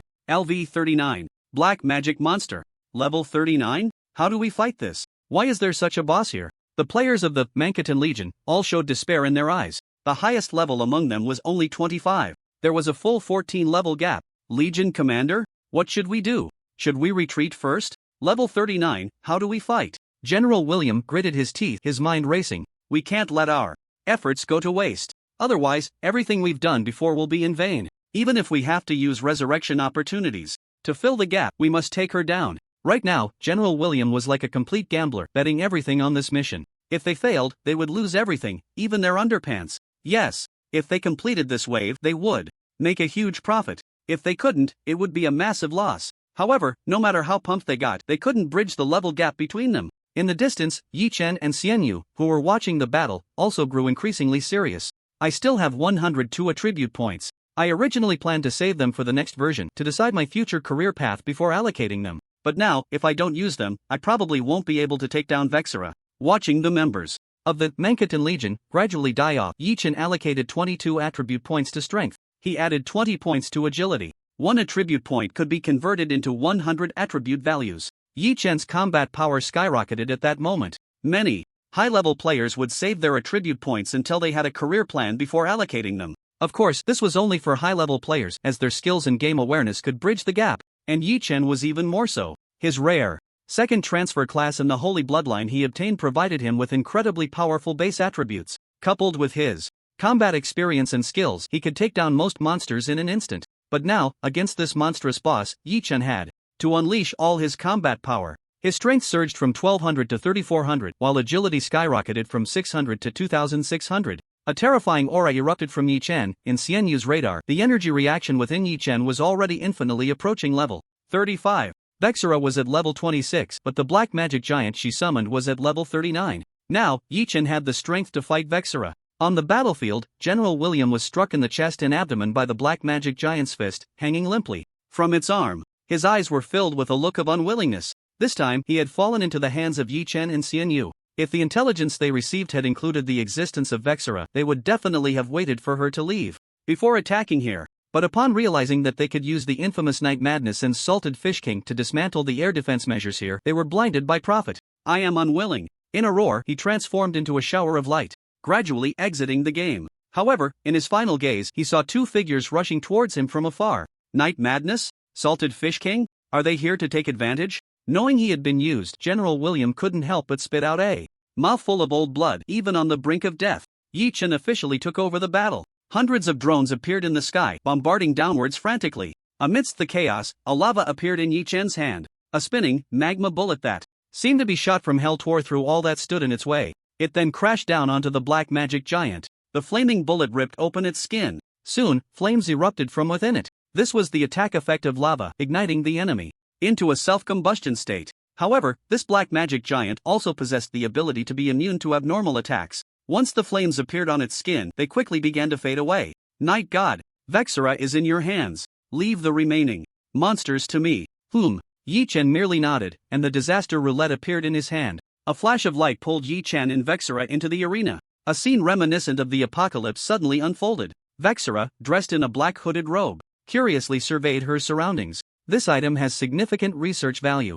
A hoarse voice echoed as Vexera spread her arms, and one magic circle after another continuously appeared. Various monsters emerged from the magic circles. Whoosh, whoosh, whoosh. One after another, crimson bullets pierced through the skin of these monsters. Flames erupted, turning them into blazing torches. These were merely small fry. Even more powerful monsters were being summoned from the magic circles. The Fallen Mage was also a branch of summoners. Yi Chen remained expressionless, continuously firing bullets from the lava in his hand. Soon, the entire arena was engulfed in flames. Vexera's face finally showed a change in expression. She was quite fearful of summoners like the Gunner. No one wanted to be shot from a distance. On the other hand, assassins were not as intimidating. As a summoner, dealing with close combat assassins had many methods. One of the strongest attributes of summoners was their mental power. They almost all learned a few mental type skills. If an assassin dared to attack up close, they would have to take a few hits on their soul, who wouldn't be dazed. But now, the gunner before her had given up the chance to shoot from a distance, and was challenging her one-on-one in this small arena. This was undoubtedly the most foolish decision, because, as soon as the monsters she summoned filled the entire arena, this gunner would be left with only death. However, Yi Chen's damage once again exceeded her expectations. She summoned one, and Yi Chen took one down. How is this possible? His level may have suppressed me by one level, but it shouldn't be possible for him to take out my summon with a single shot. Viscera was equally perplexed. If this continued, her mana would run out first. She was even starting to doubt herself after being hit so hard. Why wasn't this gunslinger following the usual tactics? Boom! A bullet struck the ground. Flames quickly spread out. Viscera's expression suddenly turned extremely grim, because during the recent skirmish the entire ground was covered in lava. There was nowhere left for her to dodge. It turned out that the gunslinger's attack was not just clearing her summons. From that moment, he had already begun calculating how to turn this battlefield to his advantage. What terrifying battle instincts and experience! Just then, the sun shell appeared in Yi Chen's hand. Streams of fire dragons spun continuously. The airflow whipped up, turning the entire battlefield into a fiery tempest. In front of Viscera, layers upon layers of biological armor kept materializing. However, the terrifying heat was constantly scorching her, causing her health to plummet rapidly. At this moment, her heart was also filled with shock. If she didn't have some real power, how could she be the top combat force of the Steel Brothers? Even the top agents from various governments didn't dare to come looking for trouble with her. Flames continued to rise, and crimson became the only color here. Under the illumination of the fiery glow, the faces of the two goddess statues constantly shifted between light and dark. Their lips seemed to twist into something eerie. Who exactly are you? Viscera twisted her body amidst the flames. Her skin seemed to melt like cream flowing downwards. She wasn't panicking just yet. Instead, her resentful eyes fixed intently on Yi Chen, as if she wanted to engrave him in her memory. After her death, she would spare no effort to ensure that this person would suffer endlessly. Do you think your death substitution skill can still be used? Suddenly, Yi Chen spoke with a smile, his voice not loud, but to Viscera's ears, it was like thunder. What do you mean by that? Viscera was taken aback. In the next moment, her melting face was filled with disbelief. How? How is this possible? She could feel a terrifying power from a goddess statue behind her that had bound her. No matter where she ran, that power would follow the unseen threads of fate and directly slay her. In the disaster roulette, if one didn't want to become part of the calamity, the only option was to survive. No! Viscera roared, her entire being gradually melting away under the terrifying heat. Watching Viscera's health drop to zero, the kill notification appeared. Only then did Yi Chen leave the disaster roulette with a positive buff. This time, he had caught Viscera off guard. Knowing she had a death substitution skill, she thought she could save her summons. So at the beginning, she didn't go all out. This actually saved Yi Chen a lot of trouble. Seeing Yi Chen emerge from the disaster roulette, Xian Yu also smiled. In fact, he had known earlier that Yi Chen had killed Viscera, because the black magic giant he had dragged outside began to collapse entirely the moment Viscera was killed. Chunks of flesh kept falling off. Levels and health points dropped rapidly. In the end, he was easily taken away by Xian Yu. The task they accepted would not be automatically completed by the system. Depending on their situation of killing the high-end combat force of the Steel Brothers, they would submit the task completion themselves. This meant that even if they only took down one person, they could submit the task, but the reward would likely be minimal. In this round, Yi Chen and Xian Yu have already eliminated more than 10 masters from the Steel Brotherhood. After submitting the mission, they received an S-level rating. Yi Chen's level smoothly rose to level 28. He obtained a skill replication card. This item is somewhat like a Zhan card capable of randomly replicating a skill from the target. However, unlike the card Yi Chen received earlier, which could extract a skill from the target, this Zhan card's replicated skill is a one-time consumable, usable only 3 times. He still kept the previous card to extract Xiaoran's beginner heavy weapon affinity skill. The number 1 leader of the Steel Brotherhood, Han Basi, sat in his chair, rubbing his temples. The events of recent times had left him extremely fatigued. In fact, ever since he had a conflict with a mad gunslinger in Hualong, their entire Steel Brotherhood had been like they had taken a bad luck pill.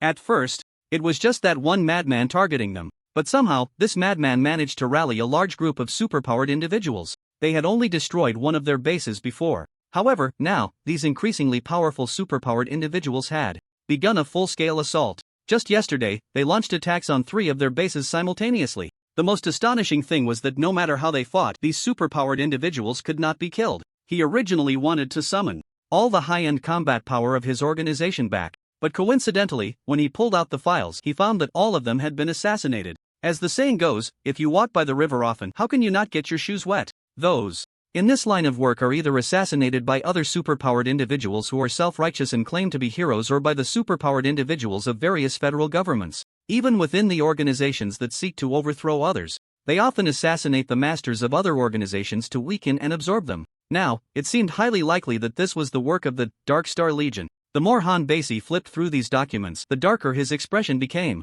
He slammed his palm down on the desk, gritting his teeth, and said, "Since you won't let me have it easy, don't think you can have it easy either." After so many years as a rebel, how could he not have some resources at hand? He leaned back in his chair, his brow furrowed in gloom. Yi Chen and Xian Yu had been grinding for 3 days and nights, which was about a week in game time, and finally completed the mission. The next tasks would be left to others in the Legion to handle. After a good shower, they properly slept in the real world. The next morning, they put on their sportswear and dragged Xian Yu out for a run. Even if you're a lazy fish, you still need to bask in the sun. Lying in the game pod all day is not an option right now. Currently, the ability to interfere with reality through data is still very weak. Later on, when players' bodies are sufficiently enhanced, they will truly be able to lie in the game pod for 3 days and nights. They just need to eat high-energy compressed food in advance, and that would be enough. During the 3 days and nights of grinding, they also took time to eat and shower. However, during their rest, both of them slept directly in the game world. But even after completing the mission, Xian Yu still continued to sleep in the game. Aside from eating, showering, and using the restroom, he really just lay in the game pod the whole time.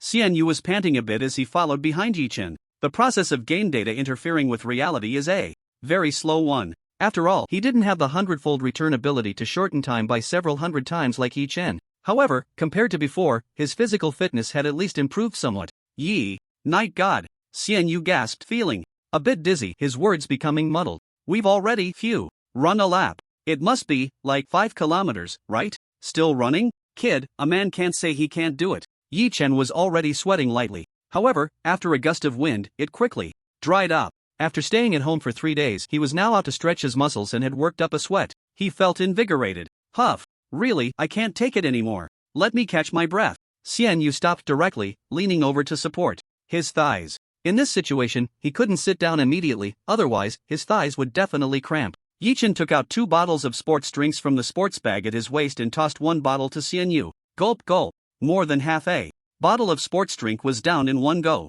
Brr. Refreshing. Just as Xian Yu was about to say something, a voice suddenly came from a distance. Hey? What a coincidence. Hanya, wearing a women's sports tank top and shorts, with her hair in a ponytail and a baseball cap, jogged over from afar. Little Yi, there's a banquet today. Do you want to go? There would be another update later. Today I aim to hit 8,000 successfully. Ever since Yi Chen taught Xia Ziyuan a lesson at the bar last time, Hanya had been very curious about Yi Chen's experiences over the years. Later, she learned about what Yi Chen had been through recently. More than half a year ago, Yi Chen lost his parents in a car accident. However, his subsequent behavior was quite strange. Generally, people who go through such events would be engulfed in sorrow. But Yi Chen appeared to be unfazed. Moreover, he had been cooped up at home during this time. He had only gone to Sky Industry once or twice. Yet, when he acted, he was extremely decisive. First, he cashed out over 100 billion, then he invested in the mining industry, which was a huge pit. Soon after, despite everyone being pessimistic, the mining industry began to heat up rapidly. In the end, he made a significant profit with tears in his eyes. He established a gaming club, which has now become the strongest legion in the national game, Dark Star Legion, here in Hualong. He independently built a factory, which, although officially produced compressed motors, everyone knew that the goods produced were supplied to the military, making it a sort of semi-military factory. In the business and political circles, Yi Chen had become a rising star over the past 6 months. Even though he rarely went out, his reputation spread far and wide. What banquet? Yi Chen asked curiously. Hanya brushed her long hair and chuckled. Well, it's just some kids who won some awards. Their elders organized a banquet. On one hand, they want to show off their promising offspring, and on the other hand, it's for business talks. Upon hearing this, Yi Chen rubbed his chin with his thumb. He had attended quite a few such banquets. Even his parents had hosted similar events. The purpose was to inform others that their heir was better than the previous generation. Sounds interesting. Anyway, I haven't been out for a while. Then let's go take a look. Hearing Yi Chen's words, Xian Yu immediately showed a look of despair.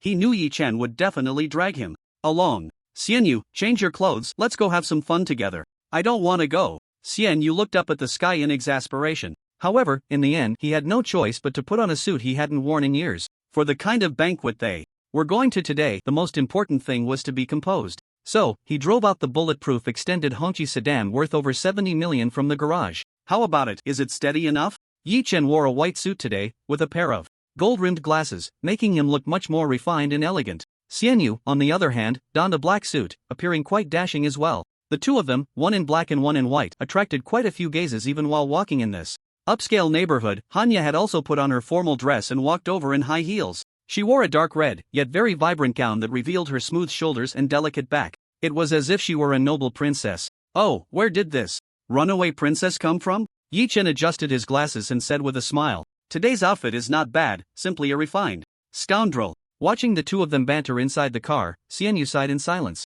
"By the way, can you give a ride to one of my girlfriends?" Hanya provided an address and Yi Chen shrugged his shoulders, setting the car to autopilot as it headed towards the designated location. "Oh, I almost forgot. Xiao Yi, do you also play Galaxy Empire? The Dark Star Legion? You must be the Legion leader, right?" Hearing Hanya's tentative question, Yi Chen shook his head with a smile and said, "Dark Star Legion is my club, but I'm not the Legion leader. This night god is very mysterious. I also spent a lot of effort to invite him over." Hanya nodded thoughtfully at his words. The car stopped for a while on the way and picked up the girlfriend Hanya mentioned. That person was none other than Luo Xiaosu, whom Yi Chen had seen before. Unexpectedly, today Luo Xiaosu was wearing a pink puffy dress, looking very cute. The two girls whispered to each other in the back seat of the car. "By the way, Xiaosu, I remember you also play Galaxy Empire, right? I really didn't expect that a research nerd like you would play this kind of game." Hanya shifted the topic back to Galaxy Empire. "This is the big boss of Dark Star Club. This is Xianyu, the vice leader of Dark Star Legion. Have you joined the Legion yet?" Hearing Hanya's words, Luo Xiaosu was first taken aback, then her lips parted wider and wider, forming an O shape. "Dark Star Legion? The one where Yi Chang, Night God is? You are the vice leader, king of salty fish? Could it be that you are Yi Chang Feng?" A mix of shock and fear appeared in Luo Xiaosu's eyes, as if she had thought of something incredibly terrifying. I don't play games." When Hanya mentioned that Luo Xiaosu also played Galaxy Empire and was into research, Yi Chen tensed up for a moment but quickly relaxed again. His eyes were filled with a strange expression. What a coincidence! The first person he encountered, who called herself 13 billion beautiful girls, seemed to also say her name was Luo Xiaosu. No wonder he felt a sense of familiarity when he heard her name before. Now, it seemed everything was aligning. Xianyu's mind was quick enough to connect the dots. Although it was strange why Yi Chen was trying to hide it, she quickly picked up the conversation. "Yeah, Yi always has to deal with company matters and club affairs every day. Where would he have time to play games? If you haven't joined a legion yet, you can come to ours."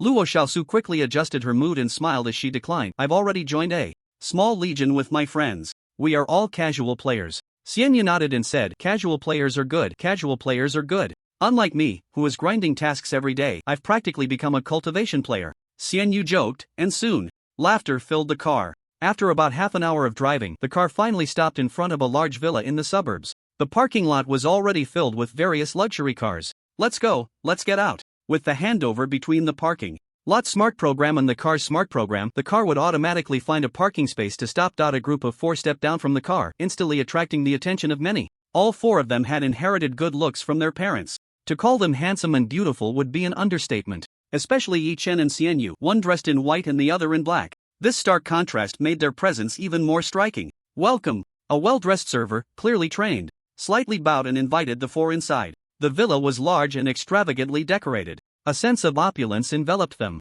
This time, the host is the Lu family. The Lu family is considered a top-tier family in the Hualong Federation. Their business mainly revolves around private hospitals and private education. So it's the Lu family. That makes sense. Yi Chen stroked his chin, recalling that most of the banquets he had attended were hosted by the Lu family. Firstly, their family specializes in this, giving them an advantage. Secondly, many parents place great importance on their children's education, so they would give face to the Lu family. If I remember correctly, the third son of the Lu family should be about our age, right? Yi Chen whispered to Hanya. "That's right, he was the most arrogant one when we were kids. But the main character of this banquet is his older brother's son. He's only 8 this year and has already published several papers, winning awards both domestically and internationally." Put.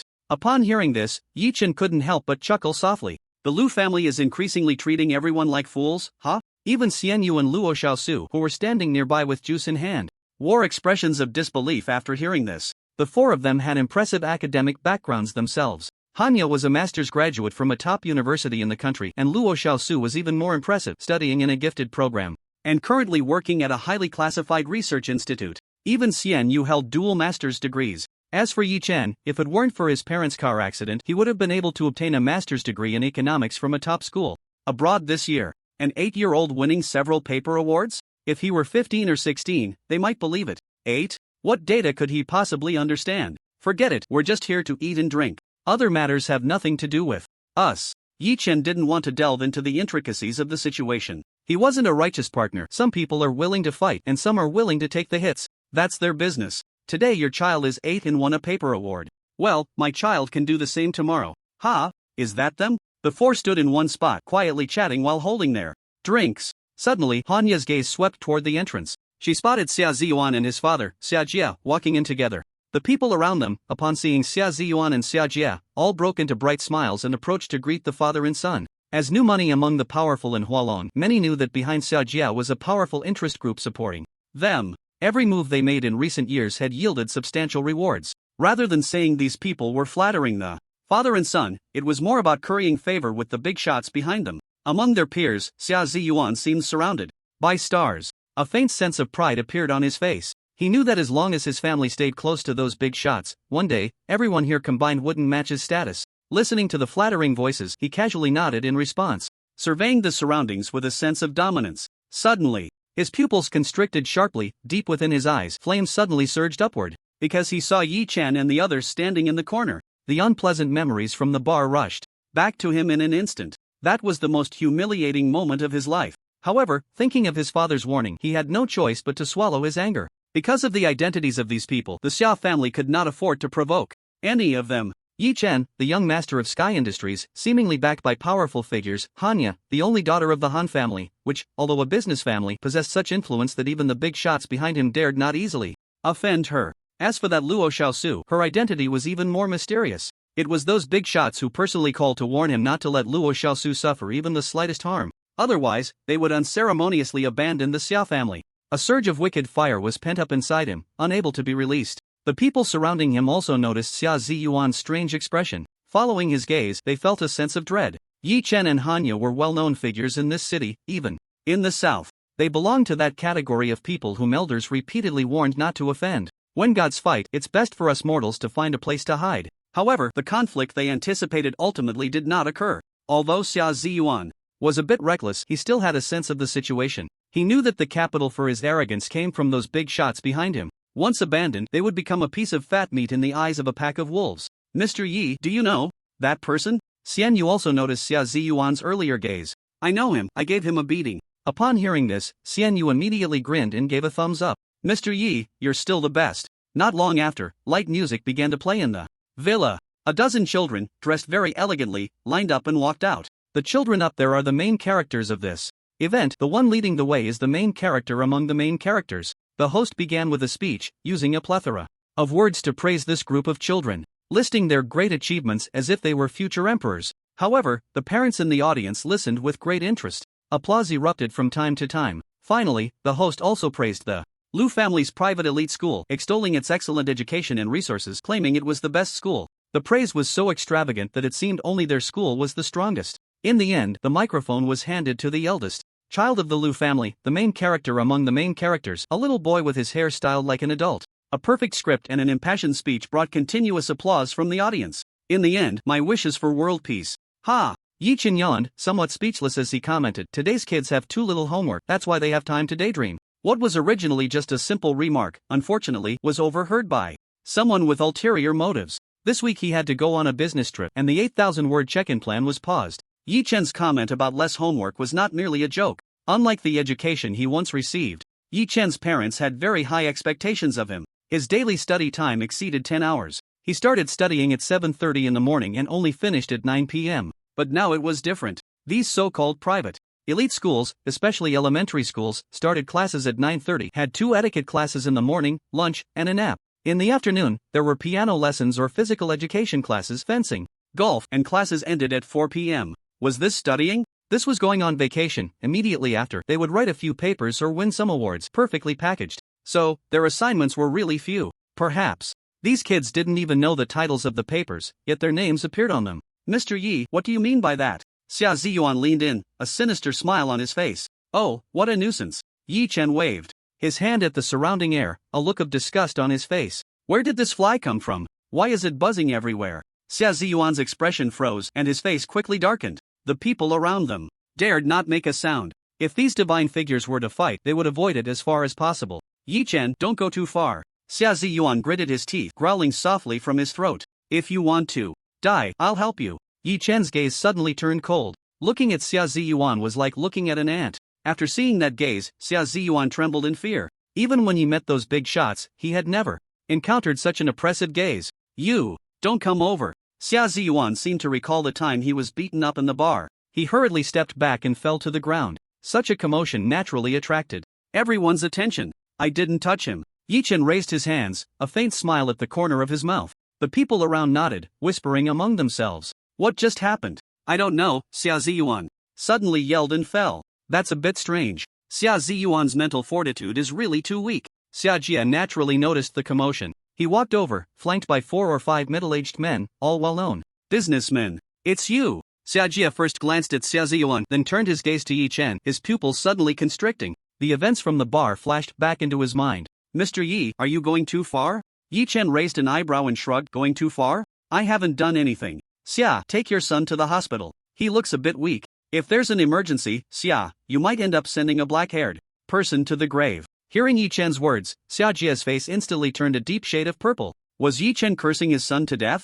What did he mean? I'm just giving Xia a piece of advice. If you're a dog, you should know your place. Otherwise, the dog will get beaten to death. Yi Chen's words were clearly mocking Xia Jia. It was utterly unreserved. The atmosphere in the banquet hall suddenly turned dead silent.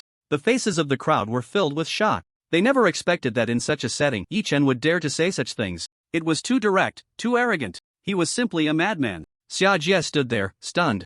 All right, we've eaten and drunk enough, let's go back. Yi Chen took a tissue and wiped his mouth. The other 3 nodded and followed behind Yi Chen, ready to leave. Just then, Xia Jia blocked their way. Good dog, don't block the path. Yi Chen raised his eyes, his aura crashing out like waves, one after another. That kind of disdainful gaze was truly terrifying. Even those who had long navigated the business world flashed with horror in their eyes. This kind of aura was something even the high-ranking big shots they had seen didn't possess. Wasn't this Yi Chen just a young man? Yi Chen continued to walk forward, and those people instinctively took a few steps back, then made way for him. Everyone in the villa turned their gaze to the backs of Yi Chen and his companions. What happened today would definitely spread outward at a rapid pace. Got a free meal, not bad at all, Xian Yu said as she sat in the passenger seat patting her belly. Although I encountered a cockroach, I also made quite a few friends, Hanya added with a smile. Yi Chen, on the other hand, wanted to find a place to join the fun. After all, everyone had already achieved their goals. By the way, I'll apply to join your legion tonight, remember to approve it.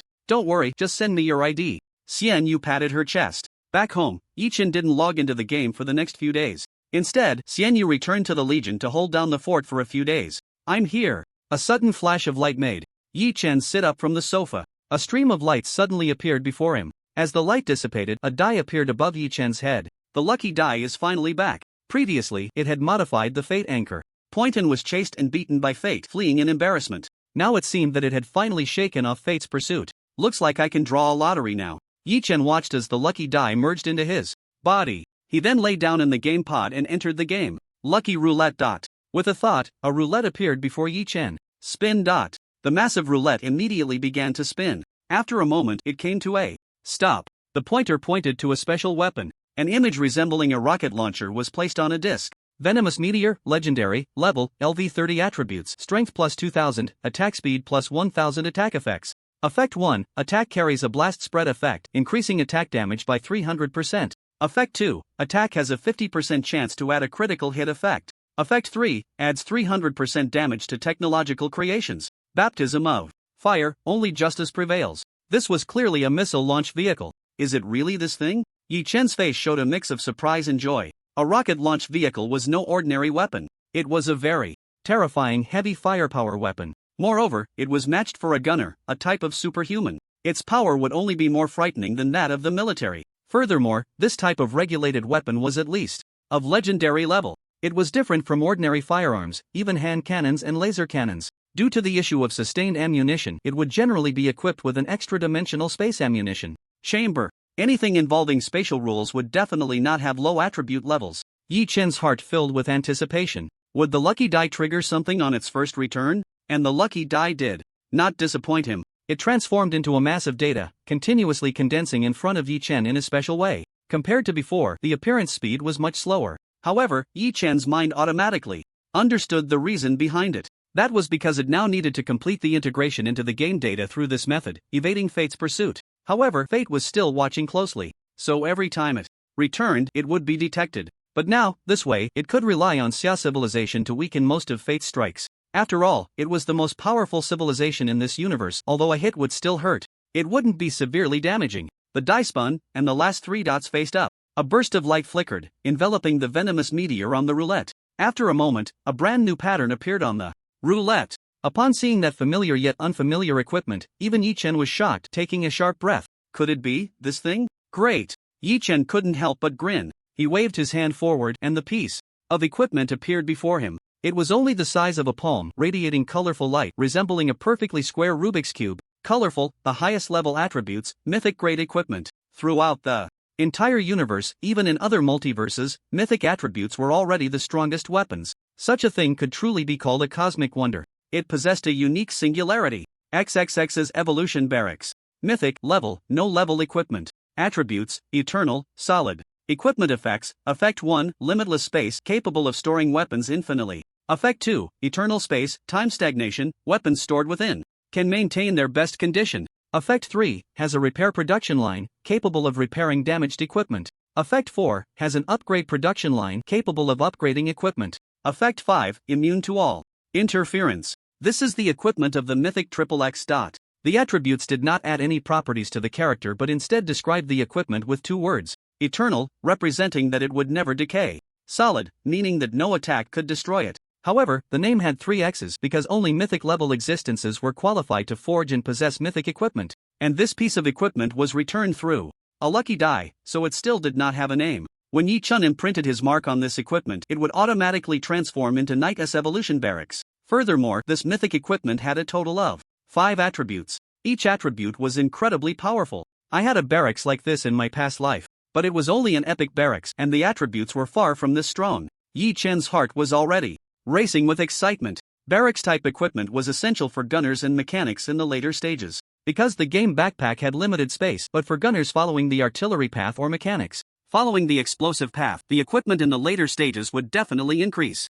Therefore, creating a barracks capable of storing tens of thousands, even hundreds of thousands or millions of items was crucial, and the barracks Yi Chen possessed was even more exaggerated. The space limit was infinite. Moreover, it had the ability to solidify time and space, preventing equipment from aging and always maintaining its best condition. Additionally, the barracks had 2 production lines, one for repairs and one for upgrades. The last point, and the most important one, was that barracks could be interfered with by certain special instruments. For a mechanic following the explosive path, if the barracks couldn't be deployed, what was the point of fighting? Just surrendering would be fine. Thus, the anti-interference attribute of a barracks was also one of the indicators of whether it was strong enough. The same applied to gunners. Huge annihilation cannons, various planetary artillery and planetary fortresses, etc. These things were all stored in the barracks. Yi Chen marked the barracks with his imprint and then his mental power entered the barracks. An endless space appeared before Yi Chen's eyes. In this vast barracks, 2 massive production lines were situated in the center.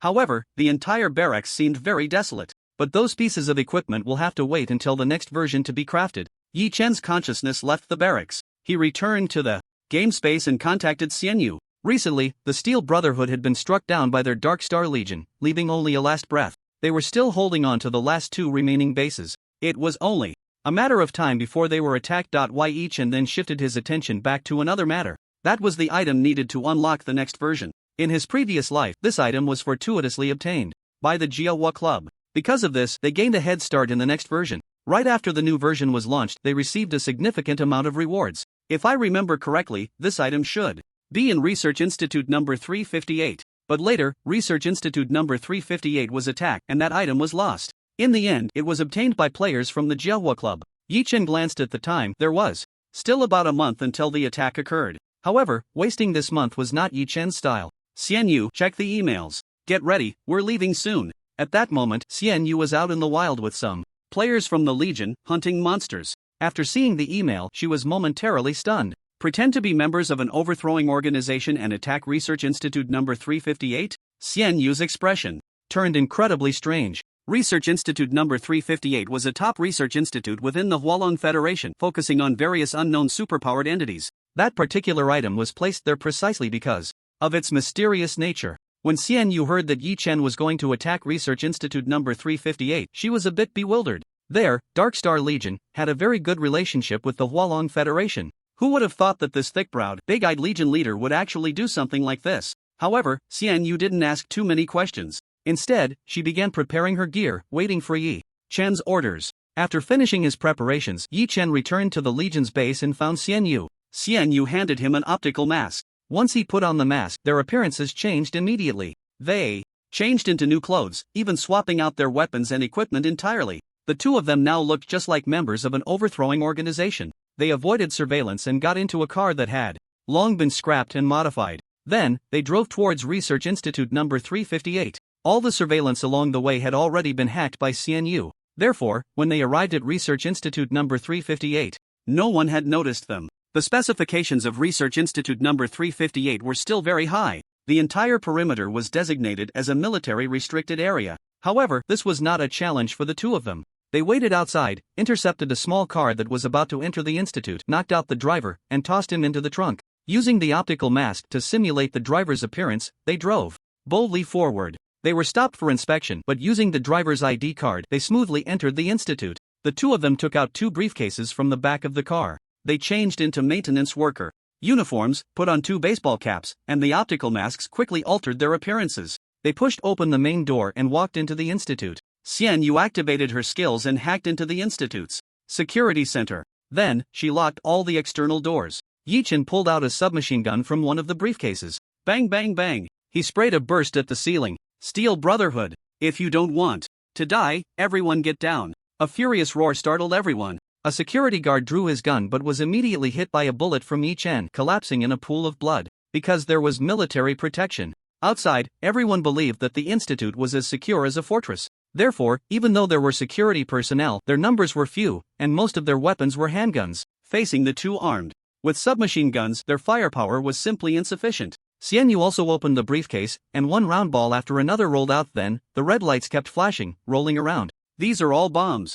As long as I press the button in my hand, they will explode immediately. Xian Yu raised the remote control in his hand and strode forward. The people around immediately obediently laid down on the ground. Go! Yi Chen and Xian Yu walked briskly deeper into the research institute. The people around, seeing this scene, were all in a panic, running away in all directions. Yi Chen and the others didn't care. All the main doors had already been locked tight. Communication was also completely jammed. The outside was filled with bombs, and these people could do nothing at all. As they reached the depths of the research institute, someone was standing behind the glass door, trembling as they watched the scene. Who is in charge? Hearing Yi Chen's words, an old man with a head full of white hair forced himself to calm down and stepped forward. I am. Open the warehouse door. Yi Chen pressed the gun against his waist, pushing him forward. Beep. After verification, the alloy door slowly opened. Yi Chen instructed Xian Yu to keep an eye on these people outside. He then pushed the old man into the warehouse. After glancing around, Yi Chen noticed a palm-sized black and blue cube quietly lying under a glass cover. Even without any force applied, the surface of the cube rolled slowly like ocean waves. However, there was no change in his expression. Open all the glass covers. Yi Chen pushed the old man to the control panel. The old man's face immediately showed a look of distress. Yi Chen spoke coldly. If you don't open them, then this research institute and all the people here will be blown to the sky. Do you want them to be buried with these things? Hearing Yi Chen's ruthless words, the old man's face revealed bitterness. He could only helplessly comply, opening all the glass covers. Yi Chen immediately walked over, sweeping all the superpowered items into his backpack. When he reached the cube, he quietly stuffed it into the game bag. After clearing everything out, Yi Chen returned to the hall. Got the stuff? Xian Yu asked in the voice channel. The items are secured, prepare to evacuate. Received. Yi Chen and Xian Yu drove all the people in the research institute out to the hall. I will count to 3 and then I will open the door. Run as fast as you can. As soon as Xian Yu's words fell, the spherical bombs around began to emit beeping sounds. The countdown of 1 minute and 30 seconds started. 3, 2, 1. The door opened with a click. In an instant, people ran out as if being chased by demons, frantically fleeing outside. In the chaos, some even ran off without their shoes. Meanwhile, Yi Chen and Xian Yu ran in the opposite direction. Just as they dashed out the back door of the research institute, explosions erupted. Inside, the flames shot up, shattering the glass windows. The entire ground seemed to tremble slightly. The patrolling soldiers outside noticed something was wrong when they saw those people madly running out of the research institute. They quickly reported up the chain, while also forming a line to prepare for a search. Just as the commander issued the order, the explosions had already occurred. Everything was too late. By the time the fire trucks, the 8th Bureau, the military, and the Security Bureau arrived, Yi Chen and Xian Yu had already logged off and exited the game. From the researchers on the scene, they only obtained limited clues. The two claimed to be the Steel Brotherhood, having looted all the superpowered items from the research institute. It was said that upon hearing the news that day, the federal president nearly overturned his desk. The ministers of various departments also held an all-night meeting. Night God, what on earth is worth such a big fuss? In a seafood restaurant, Xian Yuxing served 2 bowls of rice and sat down. Yi Chen was washing his chopsticks with hot water and said, "This thing is alien black technology." Xian Yu was taken aback, then frowned slightly. "Alien black technology?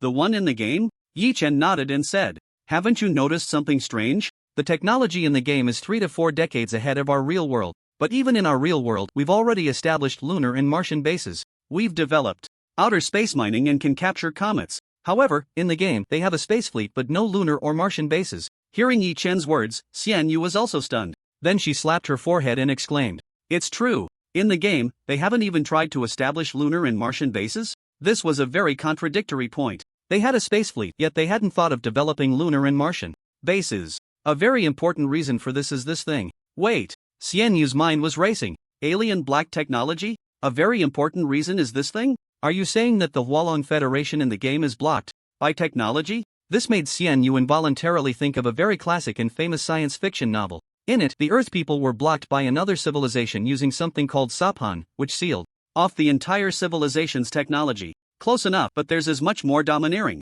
This thing can emit a special electromagnetic wave that envelopes the entire Earth. Once you cross this layer of electromagnetic waves, all signals will be completely lost. So even if various probes are launched, they will ultimately go out of control. Upon hearing this, Xian Yu gasped. So exaggerated? What do they want to do? Here, they naturally referred to those aliens. Yi Chen smiled meaningfully and said, "Guess what would have happened if we hadn't been able to establish lunar and Martian bases, but only engaged in internal strife on Earth?" Xian Yu's pupils suddenly constricted sharply. Mediocrity trap. Damn, what a ruthless approach. To let a civilization die like this through such intervention? The setting of the galactic empire is too awesome. The reason the game hadn't completely become mediocre and fallen into self-destruction was that the setting in the game still had monsters and superpowered beings fighting, which kept this civilization somewhat vibrant. So, our next task is about to be updated. After finishing the meal, they returned to the game. Yi Chen took out the cube from his game backpack. This palm-sized cube could sever all possibilities of an entire civilization exploring space. The panels in front of Yi Chen and Xian Yu both changed. Trigger main quest. Quest, endgame. Please collect clues to crack the blocking cube. Task 1. Outsider. Outsider, 30 years ago, Luo Wen participated in the top-secret mission Fallen. Please go to the Hualong Federation to find Luo Wen and get clues from him. Task 2. The Lonely Observer. The Lonely Observer. Although outer space has been blocked by XX civilization, there are still observers watching the entire sky. Please obtain relevant data from him. Task 3. The Dusty Truth. The Sealed Truth. Once, someone obtained some clues related to the Rubik's Cube from the laboratory. Please go to the Xingmei Eric Institute and find this information. This is a series of tasks, and it has only just begun. Only after completing these tasks can the next series of tasks be unlocked. It seems we have some work ahead, but at the beginning, these tasks are just about finding things. The difficulty of the tasks isn't very high. You take on task 1, and I'll handle task 3. After all, they still had to go to Xingmei, where they might encounter battles. Alright, leave it to me. After a brief chat, the two set off. The optical mask created by Xian Yu was still very useful. Yi Chen transformed directly into a blonde Caucasian and appeared in Xingmei. The Eric Institute in Xingmei is similar in nature to the 358 Institute, both being research facilities for supernormal phenomena. However, this institute is not very well regarded within Xingmei. This dates back to an incident over 30 years ago. That year, the institute experienced an extremely severe defection. Incident. An entire project team defected from Xingmei. Because of that event, the entire institute was implicated. Funding was cut drastically, and many teams were disbanded. Many projects within the institute were reassigned to other institutes to prevent such incidents from causing immense, irreparable losses. The team that defected back then was precisely the one researching that Rubik's Cube. This object seemed to inherently carry a property of disaster. Initially, it was obtained by Xingmei as a trophy from a great battle. Soon after, the team at the institute rebelled, and the object fell into the outside world. Later, it was acquired by the Hualong Federation. Following the original timeline, the 385 of the Hualong Federation would also face a true subversive organization attack. this object would once again fall into the outside world. Ultimately, it was seized by the Jiahua Club, which was executing a crackdown on subversive organizations as a trophy and triggered a mission. It seemed that the very purpose of this object's existence was to provide players with tasks. On Shine Yuan Street, there stood an antique research institute. The lime on the walls had already fallen off in large chunks. The metal sign of the institute was also covered in rust, with green ivy entwined around the fence and walls. Even the door outside lay there, fast asleep. Who would have thought that this institute was once the first established in Xingmei, dedicated to researching supernormal phenomena? Knock, knock, knock. Yi Chen tapped on the glass window of the security room. Who are you looking for? The plump security guard rubbed his eyes, bleary-eyed as he looked at Yi Chen. Yi Chen took a $100 bill from his pocket and slipped it in. I'm a friend of Professor Liero, I'm here to see him. The rest of Yi Chen's words were already lost on the guard. In his eyes, there was only that $100 bill. In this era, money is even more valuable than the once greenback. Ha ha, please come in, please come in. The guard pressed the button, and the door immediately opened. Thank you. The British noble accent, combined with his demeanor and attire, left the guard with no suspicion whatsoever. He simply thought this man must be a young heir from some large consortium. Hey, although it's so dilapidated now, those old fellows in the courtyard still taught many noble children. If it weren't for this power existing back then, this institute would have long been demolished. Inside the institute, it was already very rundown and desolate. As Yi Chen walked further in, he saw no more than 20 people in total. Moreover, most of them looked as if they had nothing to do. Even when they saw the stranger Yi Chen, they couldn't be bothered to approach him. For this reason, Yi Chen easily walked into the archive room. Inside the archive room, it was even more dilapidated. The useful materials had long been moved away. What remained were some neglected experimental data and records. Following the task prompt, Yi Chen began to sift through the materials inside. Archive 3. March 7, sunny. This thing is truly too mysterious. No matter what method we use, we cannot leave any traces on it. It's like the most perfect thing created by God. Even under a scanning tunneling electron microscope, it appears as a perfect whole. Its fundamental composition is even finer than atoms. March 9, overcast. The experiment I applied for has finally been approved. This time, I must figure out its components. March 15. It's too crazy, too crazy. The handwriting is messy. Even in a nuclear explosion, this thing remains completely intact. If we can crack this material, we could even. The following words are too messy to read. March 17. We have been underground for half a month, but all the experiments have declared failure. The font is messy. Why is this happening? The following is a hysterical and meaningless scrawl. God sent such a perfect item to me, why can't I decipher it at all? Upon reading this, Yi Chen had a rough understanding of what had happened back then. After the cube was obtained by Xingmei, it was sent to this research institute. Initially, only simple property observations were conducted. However, even under the most precise instruments, this cube appeared as a whole. It was composed of particles smaller than atoms, so much so that even a scanning, tunneling electron microscope could not observe it. Moreover, the person in charge of this project, the one who wrote the records, even applied for a nuclear explosion experiment. The nuclear explosion center, with high temperature, high pressure, and high radiation. Yet, after weighing it before and after, this cube showed no signs of damage at all. March 22. They believe our technological strength is still insufficient to conduct any effective experiments on this cube.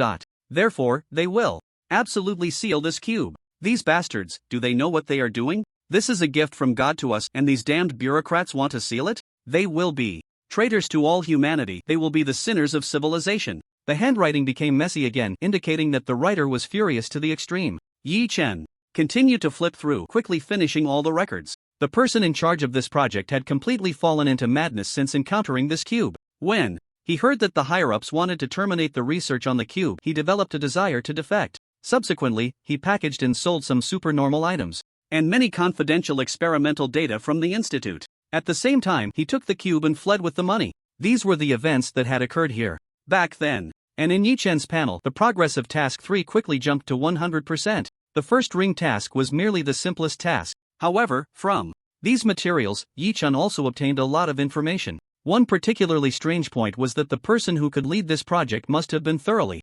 investigated. His loyalty to the Xingmei Federation was undoubtedly unquestionable. But why, just for the sake of researching a cube, did it escalate to such a serious level of defection? Yi Chen's heart began to form a suspicion. It was highly likely that his mind had been contaminated by the cube. In his past life, Yi Chen had seen all sorts of methods. This cube, besides having the ability to seal off civilizations, likely also had the power to influence one's mental strength. The purpose was to ensure that all researchers studying this cube would ultimately meet a bad end. In that case, the secrets of this cube would never be unraveled. Alright, next I should start on the second task. After placing the document into his game backpack, he swaggered out of Xingmei. The second task was titled, The Lonely Observer. He needed to obtain relevant information about the starry sky from an observer. Yichen opened the large map and a floating blue planet appeared before him. A red dot was also marked at the southernmost point of Earth. That location offered the best angle for observing the universe. After returning to Hualong, Yichen used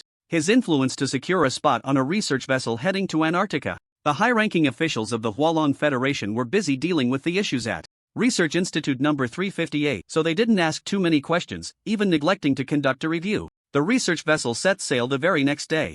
Yichen also changed into a new set of gear and boarded the vessel. After a week of sailing, the research vessel finally reached its destination. Antarctica, located at the southernmost point of Earth, was almost entirely covered by glaciers. The climate was extremely harsh, with an average temperature of minus 25 degrees Celsius and the average temperature on the inland plateau dropping as low as minus 50 degrees Celsius. Dressed in a heavy white down jacket, Yichen walked towards the research base with the research personnel. Here, sunglasses were a must, otherwise, prolonged exposure to the snow would inevitably lead to snow blindness. Team Leader Yi, where are you planning to go? Here is the map we explored. Research Team Leader Chang Su handed Yichen a paper map. In this place, electronic devices were not always reliable. This paper map was the most trustworthy. I came here to find a friend. Thank you for the map. After sending the person to the research base and receiving supplies, Yichen waved goodbye to Chang Su and set off again. Opening the task, a yellow arrow began to guide Yichen forward. Looking at the map, the distance was not far, only about 6 kilometers. However, 6 kilometers in this blizzard was indeed difficult to traverse. After much effort, Yichen finally arrived at his destination. This place belonged to a private company's research station. However, the company was now in a dire situation. The research station was equipped with aging facilities, and each supply received relied on other research vessels passing by. But each supply was becoming increasingly scarce. As Yichen approached, he saw someone moving things out of the research station. Hello?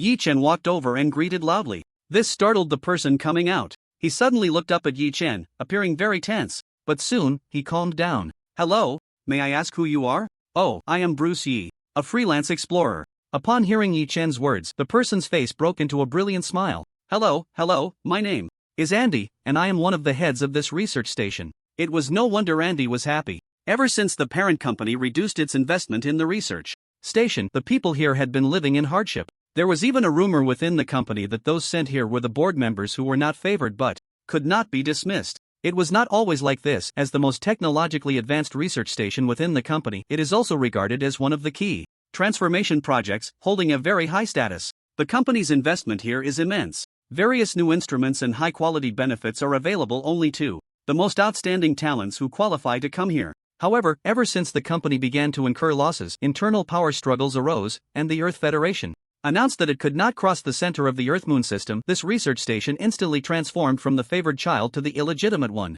Everyone in the research station is living on a tight budget. Please come in. Please come in. Andy hurriedly invited Yichen into the research station. In this world, there are always some adventurers with too much money to spend, seeking thrills under the guise of exploration. They travel to remote places on Earth, leaving their footprints to satisfy their future need for bragging rights. In the past, they would have ignored such adventurers. But times have changed. The spending of these adventurers is extremely generous. Now, for their research station, even a little extra money could significantly improve their lives. Yichen naturally did not know what Andy was thinking. Upon entering the research station, Yichen noticed that the entire place appeared somewhat worn down. Cold winds blew in through the cracks, making the curtains flutter. A hint of embarrassment appeared on Andy's face. Our company. Andy was about to explain when Yichen raised his hand, interrupting him. I came here to see Antarctica, Yichen said with a smile. I think this place is quite nice. I can experience the lives of those ancestors.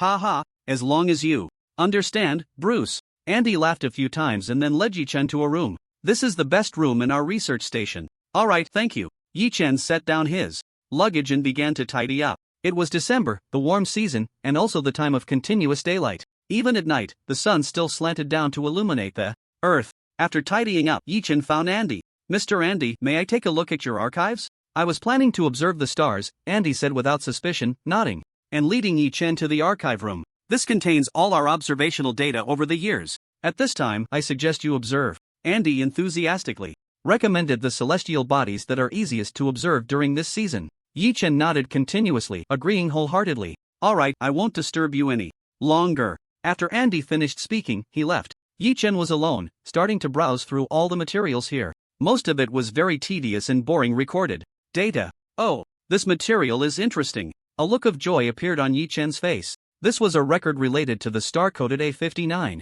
Moreover, the records were quite old. The earliest observation report could be traced back 50 years. However, Yi Chen kept flipping through the reports until he reached 30 years ago. Then he began to read carefully. 28 years ago, changes in the star's brightness were observed. Identified as 25 years ago, changes in the star's brightness were observed. 21 years ago, 16 years ago, 10 years ago, 3 years ago. Each time the A59 star underwent a change, the intervals increased in a sequential manner. Based on this, it is estimated that the star will change again in 5 years. Yi Chen recalled in his mind, according to the memories of his previous life. After the new version was updated, the timeline also advanced significantly, just 5 years ahead. In other words, Earth just happened to take this opportunity to break through the blockade and step into the universe. Yi Chen looked at his task progress bar, quickly leaping forward. Soon, it reached 100%. Additionally, Yi Chen also received an email from Xian Yu. He had completed his task as well. Alright, I'll head back to meet up right away. After telling Andy, he transferred some money to him as food and accommodation expenses for the past few days. Yi Chen then left Antarctica and returned to the Legion's base. After both of them submitted the 3 tasks, a series of new tasks refreshed before them. However, this time the tasks were much more difficult and required cooperation between the two. Task, a new beginning. Task 1, find the spaceship. The cube has been sent to Earth, and there is important information on the spaceship. Please locate it. He opened the virtual Earth map. A yellow dot appeared in front of them. In South America? Yi Chen bent his finger and tapped his palm. This place was quite interesting. Before the monster invasion, Xingmei had built a magnificent border wall here. But after the monster invasion, these border walls seemed as flimsy as paper. Alright, let's get ready and set off immediately. South America, at the edge of the massive border wall. Yi Chen and Xian Yu drove an off-road vehicle, speeding through the jungle. After crossing the jungle, they could see a half-finished building appear before them. Although it was already abandoned, the grandeur of the project was still evident. The concrete city wall, over 30 meters high, had been poured 1/3 of the way, with 2/3 still missing. The exposed rebar had become bent and was covered in rust after being battered by wind and rain. Is this the place? Xian Yu and Yi Chen were both dressed in military green camouflage, typical of adventurers, wearing sunglasses and wide-brimmed sun hats. There was no choice. South America was hot year-round, and without this attire, they would be unbearably hot. Yes. The off-road vehicle had already stopped at a distance. Yi Chen stood up, gazing at the half-finished building. This should be where Xingmei discovered the cube. But that spaceship, they probably couldn't move it, so they could only build a base, intending to surround this place. However, later the monster invasion happened, so this place was left unfinished. Yi Chen and Xian Yu jumped down from the off-road vehicle. Although the outer buildings are unfinished, this base is still very important for Xingmei. The facilities below should have been completed. So, we need to be a bit cautious. The two carefully walked towards the half-finished building. Wait a moment. Xian Yu suddenly paused, her eyes flashing with data. There are cameras. Xian Yu's superpower spread towards those cameras. Soon, she blacked out the cameras. It's done. The footage from 10 minutes ago began to replay. The two walked boldly towards the base. Along the way, Yi Chen and Xian Yu unleashed their skills to the fullest. The cameras, electronic devices, and automated defense weapons along the way were all disabled. I've got the base map. The data has been shared with you. After Xian Yu sent the map to Yi Chen, they arrived in front of a mountain. They brushed aside the vines and reached out to touch it, only to find that the material here was completely different from that of a real mountain. However, the color of the paint was indistinguishable from that of the mountain. Xian Yu took out a handheld computer and Yi Chen pried out a rock, revealing a metal panel inside. After connecting the handheld computer to the metal panel with a data cable, Xian Yu began to crack it quickly. About 3 minutes later, the door began to slowly slide open. As they walked in, Yi Chen closed his eyes and accessed the gun master. He seized control of all the automated defense machine guns and the two continued forward. Along the way, they could see rebar, bricks, and wood scattered everywhere. It was evident that the situation at the time was extremely urgent, to the point that many building materials had been brought in directly. Moreover, this base had also extensively deployed intelligent soldiers. However, this made things easier for Yi Chen and Xian Yu. Under their super abilities, dealing with these intelligent soldiers was much simpler than facing real soldiers. In fact, they encountered no obstacles at all until they reached the third ring. However, that was where the limitations began. Within the third ring, a few elite soldiers had started patrolling the area. Next, it's going to be a tough battle, Yi Chen and Xian Yu said as they took out sharp daggers from their game backpacks. Elite soldiers were, after all, just soldiers. The physical capabilities of Yi Chen and Xian Yu were far superior to those of these soldiers. The two of them silently made their way to the core area of the first ring. By the time they arrived, traces of superpowered individuals had already appeared. However, their levels were not very high either. Yi Chen took them out one by one with a single shot. The entire base's communications and network were under Xian Yu's control. The two of them were like unstoppable killing gods, directly cutting through the entire base. Bang! A scar the size of a bowl appeared on the chest of the last superpowered individual. Flames then spread out, consuming his body entirely. Is this the spaceship from back then? Xian Yu and Yi Chen stood before a 12-meter-long, over 4-meter-high and over 3-meter-wide mini spaceship that resembled a cigar. Compared to a real spacecraft, this one was indeed too mini. Well, it was only meant to deliver the cube back then, so this spaceship was already sufficient. Xian Yu muttered to herself, asking and answering her own question. The key to unlocking the next version is this spaceship. Yi Chen walked over, and the spaceship's hatch had already opened.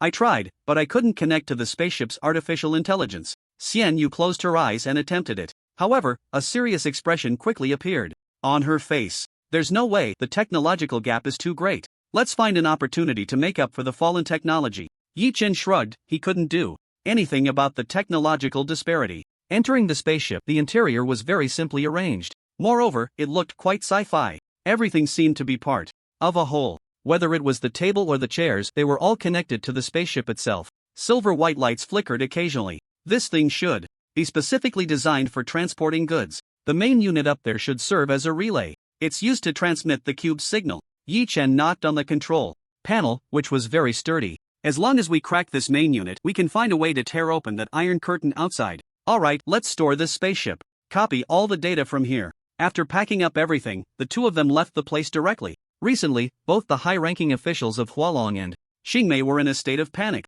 Now, the subversive organization was clearly being chased and beaten by the superpowered army. However, during this recent period, these subversive organizations had become increasingly frantic. They had encountered extremely severe attacks from the subversive organizations. The losses were also enormous, but no matter how they investigated, there were no clues. Thus, in retaliation, they could only intensify their crackdown on the subversive organizations, due to a series of unexpected events. The various player legions, while executing the task of clearing out the subversive organizations, received substantial support from the Hualong and Xingmei governments, significantly reducing the difficulty of the mission. Once the governments got serious and deployed numerous superpowered enforcers, dealing with the subversive organizations became a piece of cake. Moreover, they were fully committed to developing the monster space, making it impossible for these subversive organizations to hinder their progress. Especially after Hualong and Xingmei provided players with unexpected support, the pace quickened even further. The so-called trump cards, resources, and backup plans held by the leaders of these subversive organizations were nothing in the face of true power and fearless players. They barely made a splash before being completely extinguished. Many subversive organizations that witnessed the chaotic era of monster invasions vanished entirely. In less than 2 months, players felt a mix of emotions, as these organizations were significant side quests, and many believed they would survive until the next season. Yet now, they had been utterly wiped out. The speed of the version changes surpassed everyone's imagination. However, many players reaped substantial rewards from these missions. Within the tribe, numerous players were discussing the upcoming main storyline of the game. With the complete annihilation of the subversive organizations, many governments shifted their focus to the monster space. The Dragonstar Dark War was also nearing its conclusion, with Hualong holding the upper hand in overall points. Xingmei had no choice but to bow their heads and accept this silent loss. So, what should we do next? Grind monsters to level up? Most players are already above level 20, right? Continue leveling up? The experience from grinding monsters is nowhere near as much as from completing missions. Then doesn't that mean we have nothing to do? According to the game's arrangement, a series of tasks were sufficient to keep all players engaged until the game updated. However, due to Yi Chen's influence, everything felt like it had been fitted with a rocket at the back. Boom, boom, boom, the pace was extremely fast. Recently, Yi Chen hadn't paid much attention to the tribe. Instead, he focused all his attention on that mission. After completing a series of tasks, both he and Xian Yu had leveled up to 30. The mission was progressing very smoothly. He had obtained a launch key, which, once activated, would allow the cube to transmit data. Additionally, he received a string of electronic viruses as a mission reward. Once the mainframe of that spaceship was infected, along with the data transmission, it would cripple the mainframe of the Iron Curtain, rendering it paralyzed. In that case, the entire Iron Curtain would be destroyed, allowing humanity in the game to step out into the starry sea. However, once the Iron Curtain was breached, the civilization behind it would receive relevant news immediately. This reminded Yi Chen of information he had learned from a subordinate in his previous life. In his past life, after the second version was launched, why was that segment of records consensually erased by all players? According to that subordinate, the civilization that had sealed off Earth was called the Jola civilization. They sealed off Earth to trap its civilization in mediocrity, hoping that humanity would spark a few wars and revert to a primitive state. This way, the Jola civilization could take over Earth and seize its resources. According to the interstellar regulations issued by the Xia civilization, advanced civilizations were prohibited from forcibly plundering developing civilizations. However, on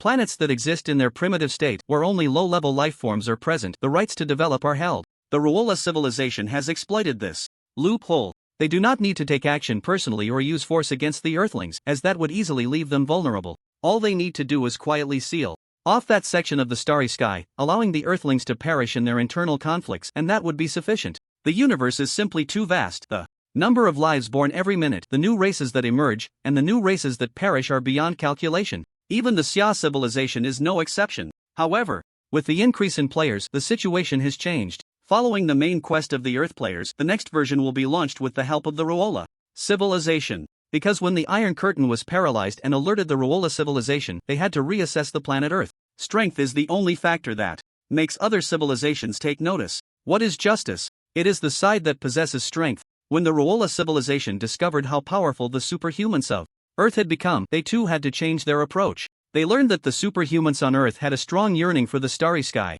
Thus, they reached an agreement with the superhumans on Earth, buying 3 years of their time to work for the Ruola civilization. In reality, the Ruola civilization had also conducted investigations and found out that the superhumans here possessed the ability to resurrect. Therefore, they specifically sent the superhumans from Earth to the most dangerous places to mine rare minerals. To put it nicely, they were going to be laborers for 3 years. To put it bluntly, they were being sold off by the Ruola civilization to work as miners. It's worth noting that a game version updates every year. Asking them to be miners for 3 years? Ridiculous. Consequently, while on the spaceship, they directly turned against the Ruola civilization and hijacked the ship. The Ruola civilization's spaceship was enormous, capable of carrying over 1 million people. A whole fleet could almost transport half of the Earth players away. Over 1 million superhumans. And all of them had the ability to resurrect. Although there were many Ruola soldiers guarding the ship, they could not withstand the onslaught of the Earth players. In the end, the ship was lost, the fat sheep had escaped, and the Ruola civilization declared war on Earth.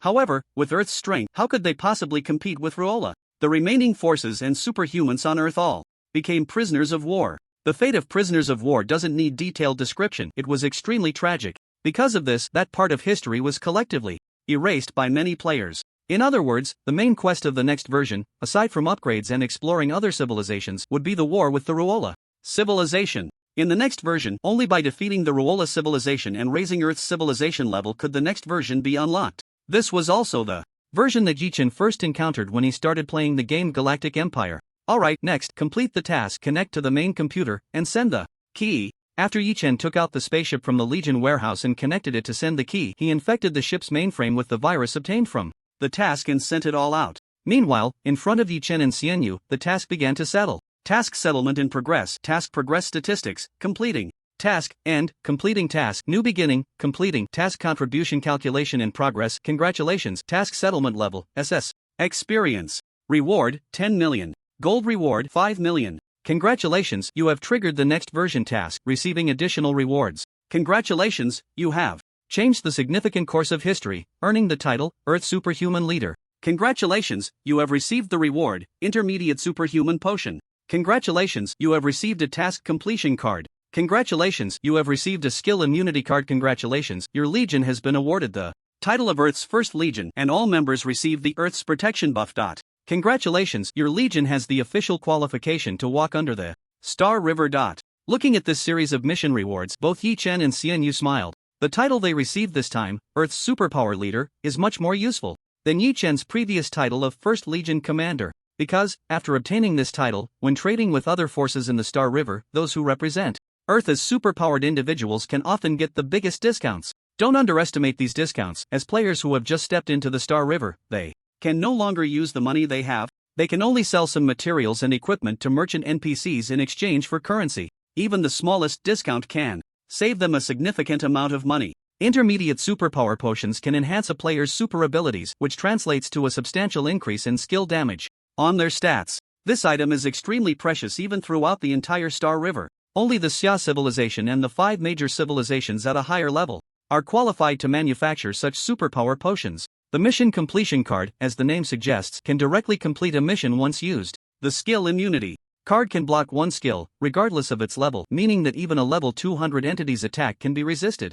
The Earth's protection buff grants all Earth players who join the Legion a 30% enhancement to all attributes. The qualification to walk under the Star River is similar to a business license or an ID card. Generally speaking, once you enter the Star River, you can contact the messengers left by the Xia civilization throughout the universe. You can then register for the qualification to walk under the Star River with the messenger. The problem is, according to the agreement, Earth's superpowered individuals must work as miners for the Yola civilization for 3 years, making Earth's superpowered individuals the party that violates the agreement. Therefore, until the dispute is resolved, Earth's forces cannot register. Only in the mid to late game, when Earth's players have overthrown the Yola civilization and made them submit, can the dispute be resolved, allowing Earth's forces to register. Yet now, the Dark Star Legion has directly obtained a qualification to walk under the Star River. No wonder the Jiahua Club developed so rapidly after the second version update in the last life. Now it seems this is the reason for those rewards. After both of their missions were settled, everyone in the entire Earth server received an email sent by the system. The world line has undergone a significant change. The game is about to undergo a version update. Upon receiving this email, all players showed expressions of surprise. According to the server opening announcement, a version should last for a year. But now, only 9 months in, and it's about to start updating? The update will last for 1 month. During this month, PK zones and leisure zones will be open. The PK zone and leisure zone, as the name suggests, one is specifically for PK players and the other is for leisure players. Some large clubs and companies will also hold one competition after another during this time. After all, the number of registered players in the Star River Empire has now exceeded 2 billion. This is the best place for many companies to advertise. If the sponsored competitions can gain recognition and even be acknowledged as the strongest competitions, then the sponsors are sure to prosper. This has led to the first version of the PK server being a chaotic frenzy. Various competitions are constantly emerging: individual competitions, team competitions, Legion competitions, superpower professional competitions, major tournaments, minor tournaments, challenge matches, arena matches. There are simply countless events. In Yichen's memory, according to post-event statistics, the total prize money from various competitions in the Hualong district alone exceeded 600 million. The total prize money from major tournaments held across all global servers surpassed 1.5 billion. This shows just how many financial tycoons have entered the fray. Of course, this is just the beginning. With the second version update, items in the game can be brought into reality. Since this event occurred, even more funds will flood into this game. According to incomplete statistics, by the end of the second season, the total prize money from various competitions across all global servers had already surpassed 10 billion. Compared to the first season, it had increased more than 6-fold, and game players have officially become a common profession. However, Yichen himself did not participate in these major tournaments. All major competitions were organized by players and sponsors themselves. The official side did not hold any formal events, so it was impossible to earn rewards from the game. Yichen didn't need the money, and for skills, he could easily dominate everyone. Since that was the case, it was better to conserve energy and prepare for the new version coming in a month. In the next version, Earth players will have 2 main storylines. One is to explore the starry sky, and the other is to subdue the Jora civilization and elevate Earth's civilization level. The Jora civilization's spaceships still need to be seized. However, efforts should be made to minimize losses as much as possible. The revival opportunities during the early stages are extremely important for players. In his past life, many players lost half of their revival chances while trying to seize spaceships. And now, having just stepped into the galaxy, they faced dangers everywhere. With 10 revival opportunities a week, some people used them all up in 3 days, leaving the remaining 4 days to sit there watching black and white television, wasting their development opportunities. Therefore, while others were competing, Yichen was already focused on planning. He didn't compete, but the club still had to participate in some events, especially since he personally sponsored a professional event for gunners. At least the first and second places should be taken by professional players from his own club, or it would be embarrassing. As for Xian Yu, he dove into the leisure area, enjoying food and fun after the competition. It must be said that various superpowers were being creatively utilized by these superpowered players. Fighters with flames on their fists were pounding monster meatballs, psychics exuding cold air were making uniquely shaped ice creams, summoners were running a circus, while gunners and mechanics were tinkering with bizarre machines. Various competitions continued for nearly half a month. Finally, the tournament events were drawing to a close. In the remaining half-month, many people found themselves with nothing to do, spending their days in the leisure area chatting idly. Yi Chen's plans were gradually being refined in detail. Xiao Wenming, a perfectly handsome man, walked into a very grand palace. Chairman, the matter has been handled. The federal chairman, Xiao Wenming, the highest leader of the government. A middle-aged woman with a head full of white hair but not a wrinkle on her face. She paused her writing and looked at the man who had entered. General Luo, has the investigation report come out? General Luo nodded and respectfully said, Chairman, the relevant report has been completed. The chairman nodded and opened the report. Fate strike? The mainframe of the Mirror Universe project has suffered a fate strike? How could this happen? Fate is mysterious and elusive. Even the highest civilization in this universe cannot fully grasp the concept of fate. Could it be that our decisions have gone against fate? No, we simply did what we were supposed to do. We shouldn't have provoked fate's wrath. The chairman furrowed his brow, his expression growing serious. The Mirror Universe project is a plan that concerns the survival of this universe. For the Xia civilization, it is the most important matter. Therefore, they must ensure the safety of the Mirror Universe project. Repair the mainframe and continue the implementation of the Mirror Universe project. Yes, Chairman. The mainframe encountered issues, leading to insufficient computational load. Thus, for some civilizations that have already completed the main storyline tasks in advance, we have begun updating them with the next game version's content. Upon hearing this, the chairman nodded and said, All right, let's proceed with that.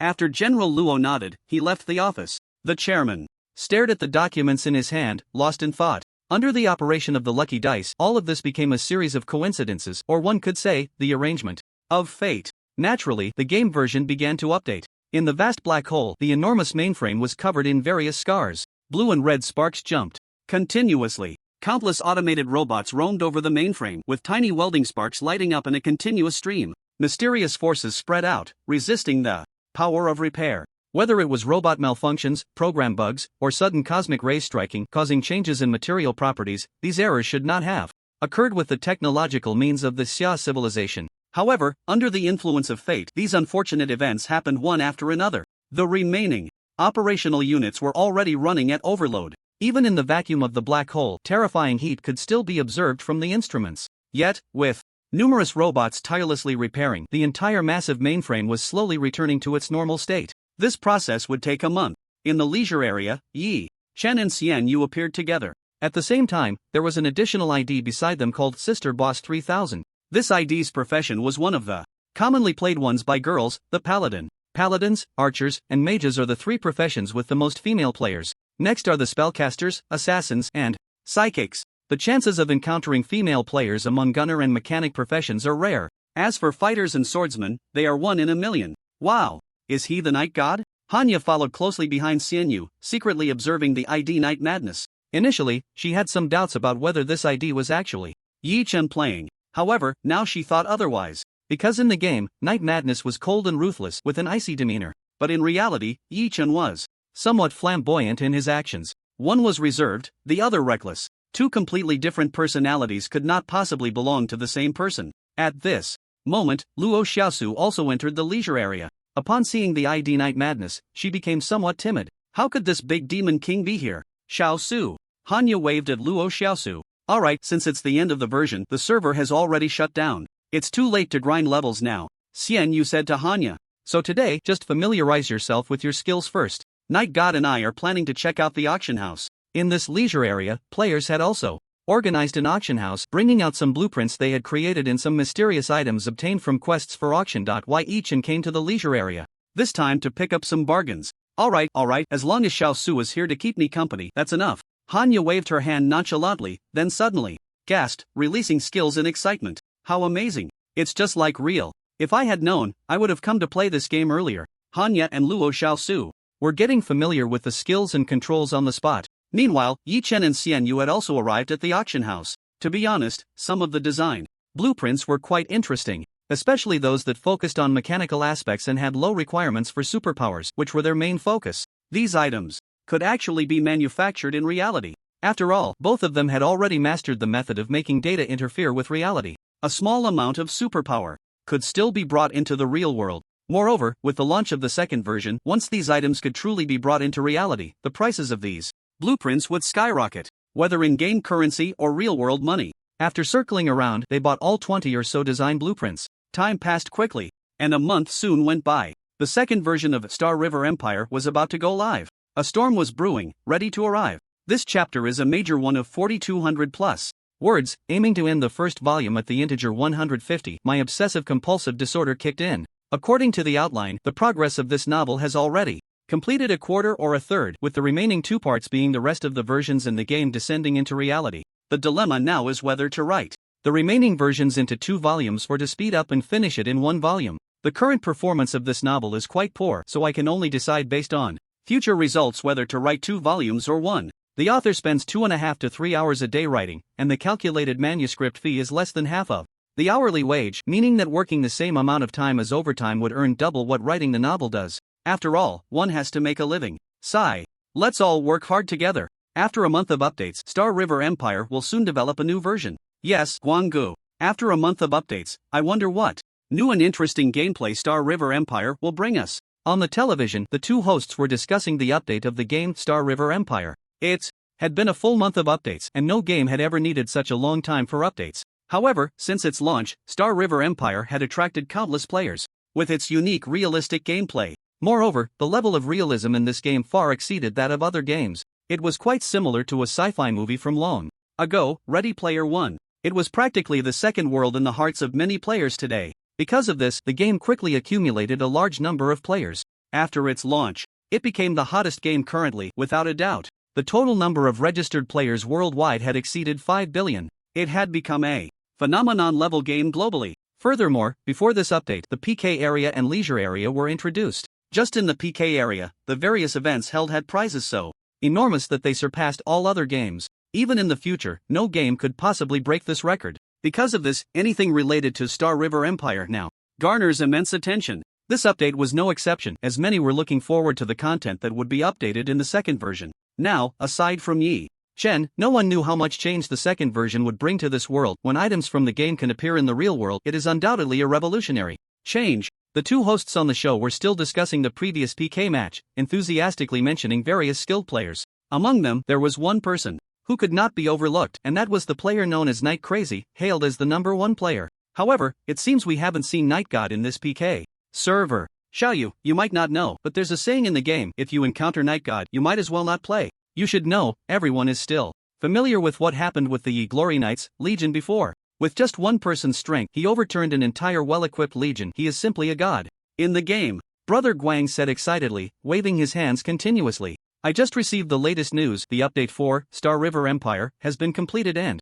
will open for login in 5 minutes. Xiaoyu picked up her communicator, took a glance, and her face instantly filled with excitement. In that case, we won't disturb everyone any longer. I'm also preparing to log in. Xiaoyu, what's your game ID? During their casual chat, the 2 ended this episode. Meanwhile, players around the globe had already settled into their gaming pods. It was as if they were standing in a dark starry sky. In front of them, a huge countdown timer appeared. 4 o'clock, 3 o'clock, 5 minutes passed in the blink of an eye. The familiar login page reappeared before all the players. Would you like to log into the game now? Yes. After a flash of light, all the players reappeared in the world of Star River Empire. What time is it now? What exactly has been updated? Quick, let's take a look. All the players eagerly began to explore the new world. On the Tribe board, players were constantly announcing their new discoveries. Wow, has it really been 5 years already? Awesome. Earth has made contact with other alien civilizations? All the monsters on Earth have been expelled? 3 years ago, due to the need to cooperate with alien civilizations, Earth re-established a loose political alliance?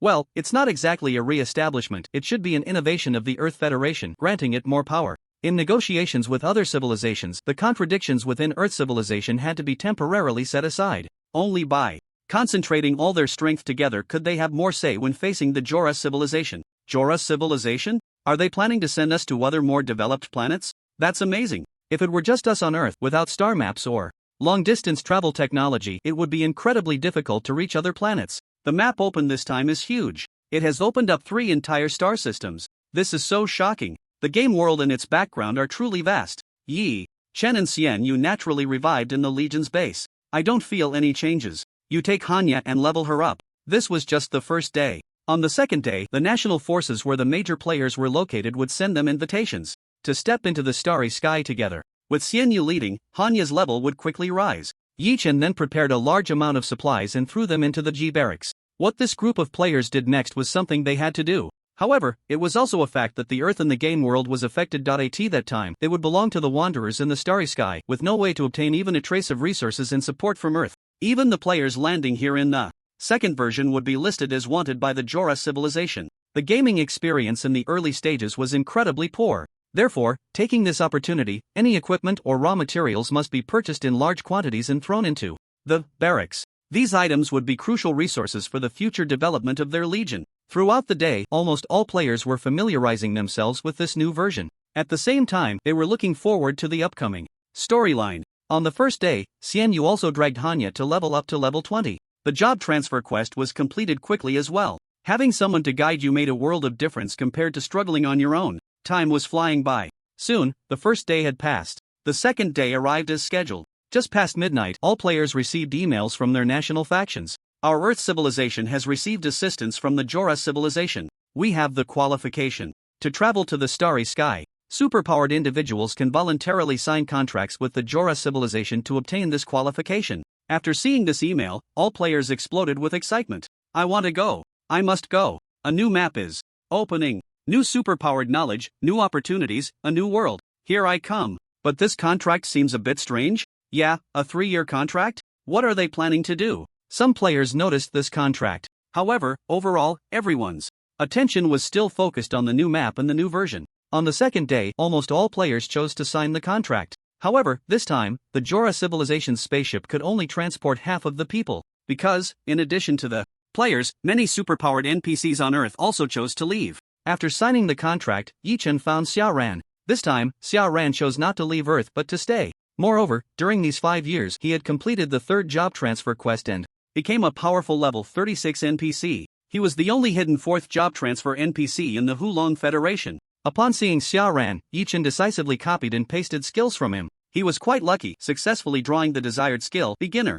Heavy Firearms Affinity. Beginner Heavy Firearms Affinity, passive skill that enhances the character's control over heavy firearms, increasing the base damage of weapon equipment by 100%. Additionally, he used a paste card to attach a skill that could be used 3 times. Battlefield Baptism. Battlefield Baptism, in 5 minutes of combat time, unleash all firepower, increasing base attributes by 50%. This was an explosive skill and an extremely powerful one at that. After Yi Chen drew this skill, a satisfied expression appeared on his face. This made Xia Ran feel a chill, not understanding why this junior was smiling so brightly. Captain Xia, I'm also preparing to leave Earth. There's something I want to remind you about. In the previous version, Yi Chen's charm value in the Hulong Federation was quite high. During these 5 years of updates, Shi Yuxuan had already taken the position of director of the 8th Bureau. Yi Chen's status in the Hulong Federation had greatly increased, making him one of the most valuable superpowered collaborators. Otherwise, he wouldn't have been able to meet Xia Ran so easily now. What do you mean? Xia Ran raised an eyebrow, looking at Yi Chen curiously. No civilization will help another civilization for no reason. Any civilization that could survive into the era of the galaxy was not to be trifled with. Even on the original Earth, between different races and civilizations, survival and development often led to a struggle to the death. Let alone now, when there are 2 completely different life forms. Upon hearing the implications in Yi Chen's words, Xia Ran's expression naturally grew serious. He silently nodded. His doubts about the Rolla civilization's seemingly unwarranted assistance were profound. Just signing a 3-year work contract and they generously help another civilization venture into the galaxy? Are there really such saintly civilizations in this world? Would humanity help pigs improve their living conditions? Yes. Providing pigs with better pens, nutritious diets, and even playing music to enhance their quality of life. Ultimately, the goal is to make them more delicious when they end up on the dinner table. The Rolla civilization's intentions are undoubtedly significant. Yi Chen observed the scene and chose not to say anything further. They might still be unaware that it was the Rolla civilization that had sealed off Earth. This time, their so-called work contract with the superpowered individuals was, in fact, intended to use the superpowered individuals on Earth as miners. Moreover, they would be sent to the most arduous, laborious, and dangerous places to work. Xia Ran had previously discussed this topic with the higher-ups. However, the final outcome was not very satisfactory. Faced with this opportunity for development, no one would easily give it up. Yet they did not abandon their efforts. Numerous secret bases were constructed around the globe. After finishing his business here, Yi Chen also left. Not long after, a notification was issued. Spaceships from the Rolla civilization would gradually arrive on Earth to take batches of superpowered individuals away. Of course, the docking area for the ships was in outer space.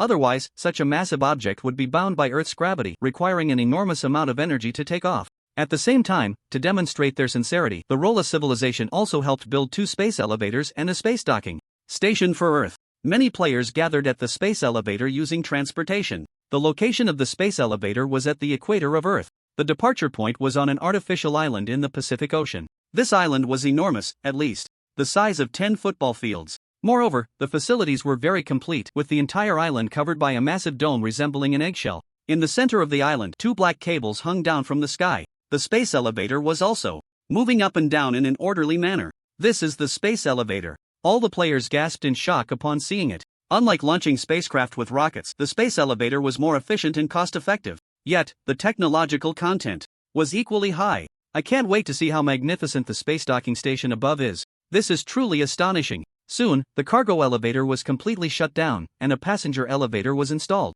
Many players lined up in an orderly fashion to board the passenger elevator. The elevator was spacious, about 100 square meters. It was entirely made of high-strength special fiberglass. It was transparent, structurally stable, and could insulate temperature and resist cosmic rays. Above the elevator, a special machine was installed to counteract the enormous overload. Once the elevator was filled with people, it began to accelerate, propelled by the traction cables, soaring into the sky. The elevator's ascent speed increased rapidly. The small island below quickly shrank to the size of a fingernail. Surrounding them were pure white clouds. Suddenly, the colors around them changed dramatically. The curved horizon appeared before everyone's eyes. At that moment, the sun emerged. Its scorching rays seemed to coat the entire Earth with a layer of golden light. All the players were somewhat mesmerized upon seeing this scene. So beautiful. This is simply too stunning. Many players became incredibly excited and started taking selfies against this backdrop. It was simply too beautiful. This was the starry sky. The sky that every life gazes up at day after being born.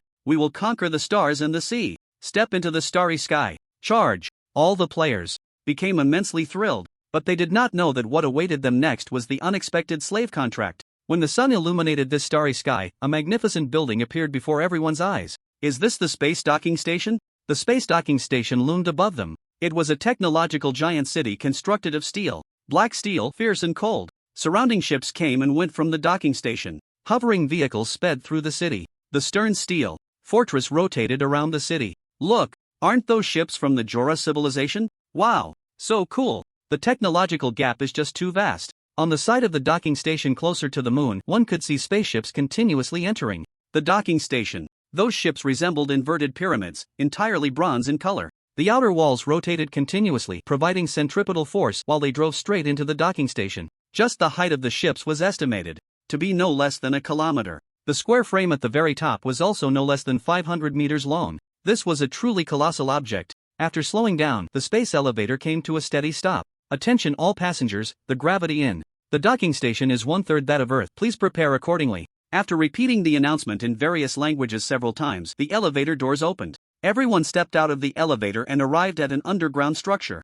resembling a subway station. After verifying their identities, they could then walk onto the surface of the docking station. Many players, filled with anticipation, walked from underground to above ground. Here, the scenery they saw was completely different from what they had seen before. Looking up at the sky, with blue skies and white clouds, everyone felt as if they were on Earth. If it weren't for the gravity here being only 1/3 that of Earth, they might even think they were still on Earth. It's optical glass. What a grand scale. Is the entire city's dome made of this optical glass? This is just too extravagant. The related materials did exist on Earth, but they could never achieve the realism of this glass. The optical camouflage fabric that Yi Chen had used before was made of this type of glass. However, compared to these materials here, the one Yi Chen used before was simply a rag. Even those optical camouflage fabrics were laboratory products, very precious, and currently could not be industrially mass-produced. But here, the entire city's sky was made of this optical glass material. The difference between the two civilizations was indeed so immense. If it weren't for the existence of superpowered individuals,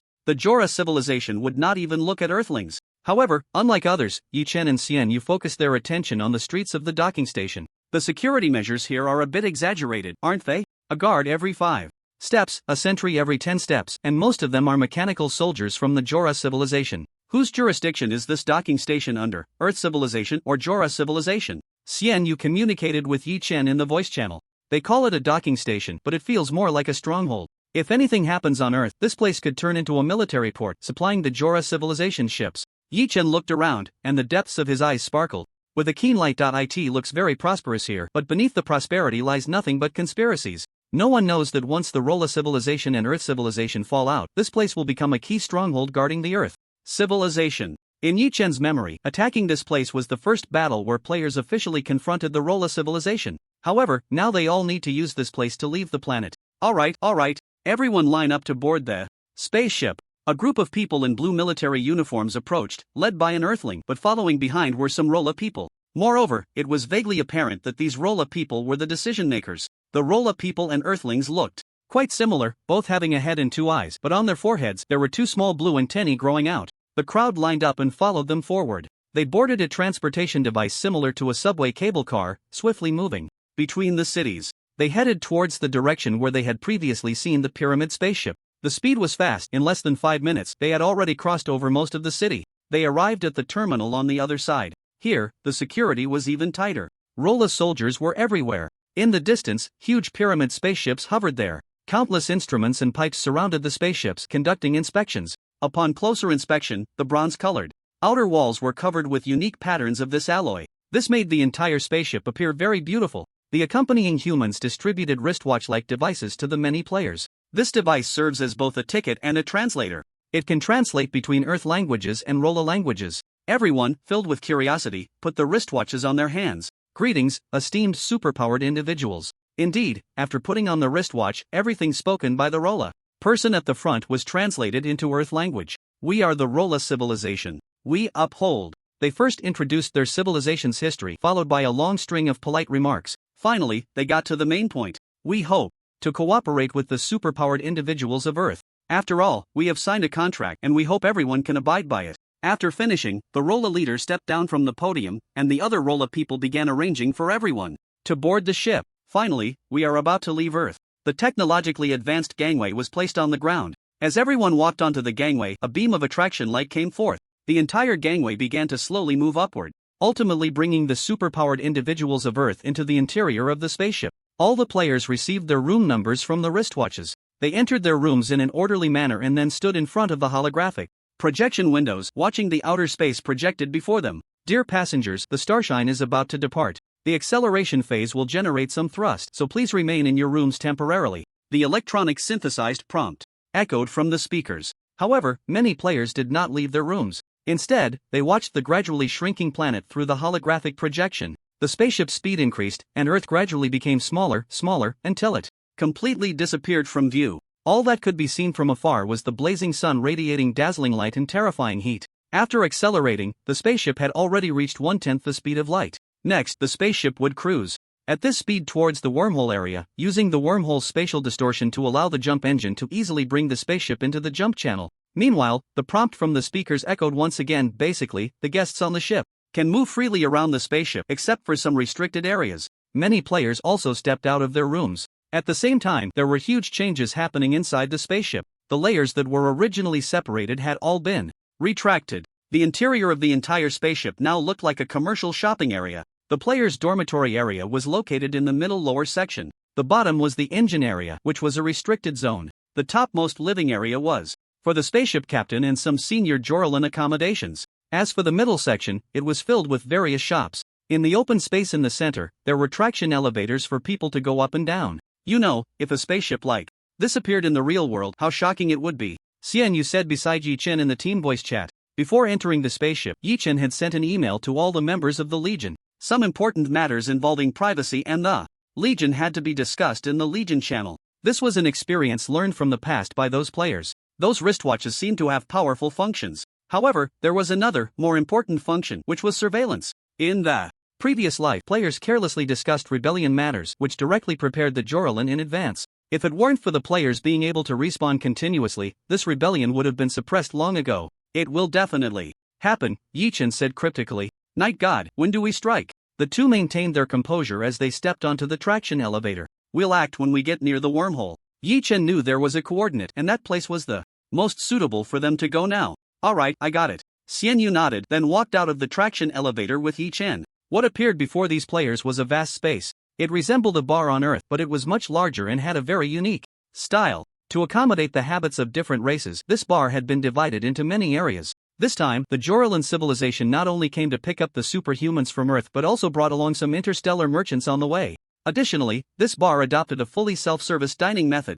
The cooking and bartending were all done by intelligent robots. As Yi Chen and the others entered the bar, many aliens immediately turned their attention to them. Some were wolf-headed werewolves, others were bird people covered in feathers, and some were simply blobs of soft mud, wriggling in their chairs. Of course, there were still many Joralan. However, there were no cliched scenarios, such as aliens coming to cause trouble for them. It should be noted that all these players were superhumans. The superhuman group was respected even throughout the universe. Because of their strength, their combat power far exceeded that of ordinary people. Moreover, most of the players here had already leveled up to at least level 20. Once they reached level 30 and completed the third transfer task, they could be called warriors under the starry sky. They were the minimum measurement unit of individual power in the cosmic war. Even the lowest measurement unit far surpassed other ordinary people, cannon fodder. Because of this, even the Joralan civilization had to hypocritically present a contract to trick the superhumans from Earth into signing, allowing themselves to occupy the moral high ground. In the following period, many players almost explored the entire spaceship. The novelty of the things around them made all the players very interested, and they gradually lowered their guard. Meanwhile, Yi Chen, Xian Yu, and the mid to high level members of the Dark Star Legion were all summoned to a private room in a restaurant. Commander, what do you need from us? This place is simply amazing. I haven't logged off much these past few days except to eat. By the way, the food here is quite delicious too. They were sharing their experiences in the Legion channel. After a moment, Xian Yu finally walked in, closed the door, and nodded at Yi Chen. Then, he released a skill that created a barrier. Everyone was momentarily stunned by this scene. Alright. Yi Chen clapped his hands, drawing everyone's attention back. Commander, what is this? Seeing Xian Yu use the skill, everyone was puzzled about his intentions. A smile played on Yi Chen's lips as he looked at the crowd, but his eyes were filled with coldness. Do you really think that the Rolla civilization would be so kind? The contract we signed this time is to go to the most hostile environment and help the Rolla civilization mine. Are you willing to waste your chances of resurrection on such matters? Upon hearing Yi Chen's words, it felt as if a meteor had struck their hearts. They all widened their eyes, disbelief etched on their faces. During this time, I have investigated with the Vice Commander, and the information has already been sent to your emails. Take a look for yourselves. As soon as Yi Chen finished speaking, the players opened their emails. As they read the contents, their expressions grew increasingly grim. These documents were obtained by Yi Chen and Xian Yu during their infiltration of the captain's office. It was likely that the Rolla people never expected these Earth superhumans to be so bold as to infiltrate the captain's office. Therefore, the security measures in the captain's office were even less stringent than those in the bar outside. They were more worried that these superhumans would cause trouble in the bar. However, many players were currently focused on exploring the unknown Starry River and were immensely interested in the various civilizations within the bar. They were not bored enough to start a fight. In the room, the core members of the Dark Star Legion took a deep breath. I really didn't expect it. It's just a game, yet it feels so real. They want us to mine? The Rolla people really dare to think that. Commander, what should we do? Let's take down these Rolla people. Exactly. After learning this news, they all felt a surge of anger. For them, it was just a game, and they didn't need to consider any consequences. All they needed was to enjoy themselves, and that was enough. Naturally, we can't just sit back and wait. So, we have already formulated a battle plan to seize this spaceship. Yi Chen calmly stated. A very crazy idea. Seize the spaceship? Hiss. That idea doesn't seem bad. Exactly, if they want us to mine, then we'll just take their ship. Many players wholeheartedly agreed with Yi Chen's crazy plan. With so many superhumans, even if they exhausted their resurrection chances, they could still overwhelm those Rolla people. This is what game players, known as the Fourth Calamity, are like, players who don't need to consider the consequences. Seeing this scene, a mad smile also appeared on Yi Chen's face. That familiar feeling has returned. We will send this news to the tribe. Contact as many players as possible to rise up together. Additionally, I have obtained a starry coordinate that is very suitable for our development. Yi Chen sent a string of starry coordinates to everyone present. The chaotic Star River, a place where no laws exist, a land where strength reigns.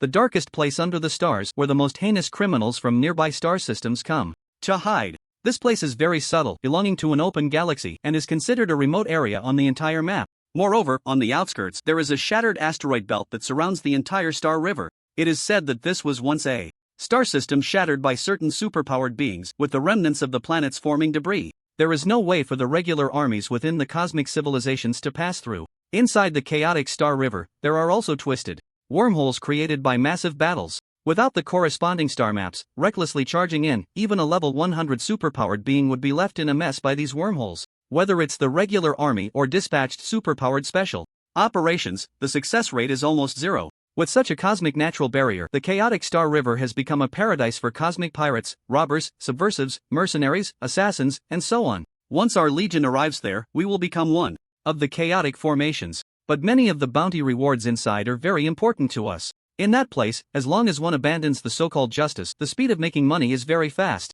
Night God, I'll listen to you. That's right. Let's do it. Ha, this is my first time being a villain. I'm different. I actually enjoy being a villain. When playing GTA, I can't feel comfortable unless I get 5 stars. Amidst a series of laughter, Ichan also laid out the battle plan. The Ruola civilization is a typical mechanical technology civilization, with many mechanical soldiers and intelligent combat modules aboard their ships. Although the number of soldiers needed is not many, their combat capability is extremely strong. Additionally, they have done quite well in dealing with the skill interference of superpowered beings. Xian Yu and Yichan had both attempted to seize control of these equipment. Xian Yu's ability to operate robots was reduced to only half.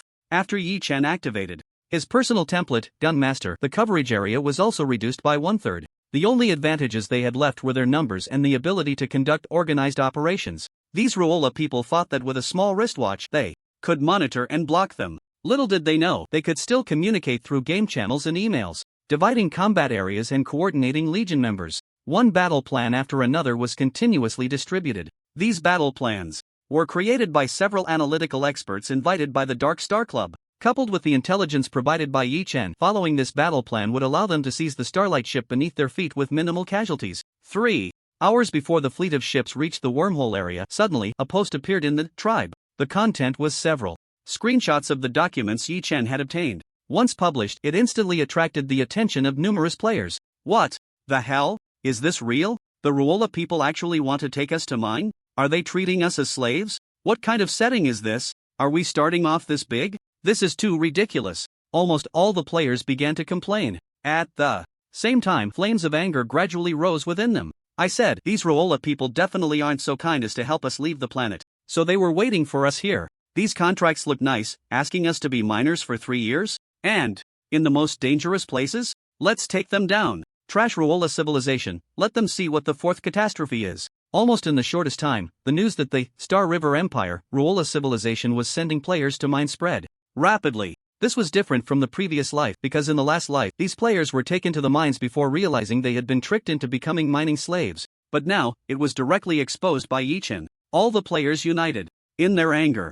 At the same time, relevant battle plans were continuously uploaded to the tribe. There was less than an hour left until they reached the wormhole area, default time set to Earth time. The Ruola people noticed that the Earth's superhumans had suddenly become strange. In the past, at this time, these Earth superhumans would have been curiously wandering around the entire spaceship. But now, they stood in various places, arms crossed, motionless. Their expressions had also turned very indifferent, a stark contrast to their previous enthusiasm. However, the Ruola people didn't mind. As long as these Earth superhumans didn't cause trouble, that was enough. Moreover, they had always been under surveillance. The main brain had not detected any sensitive words. Therefore, if these Earth superhumans were willing to stand there, let them stand. They didn't care at all. Besides, once they reached that place, it would be out of the Earth superhumans' hands. The inverted pyramid-shaped spaceship streaked through the starry sky at an incredible speed, like a bronze comet sweeping across the horizon. Many players stood still, their eyes wide open like dead fish, feeling a sense of lifelessness. But all their attention was focused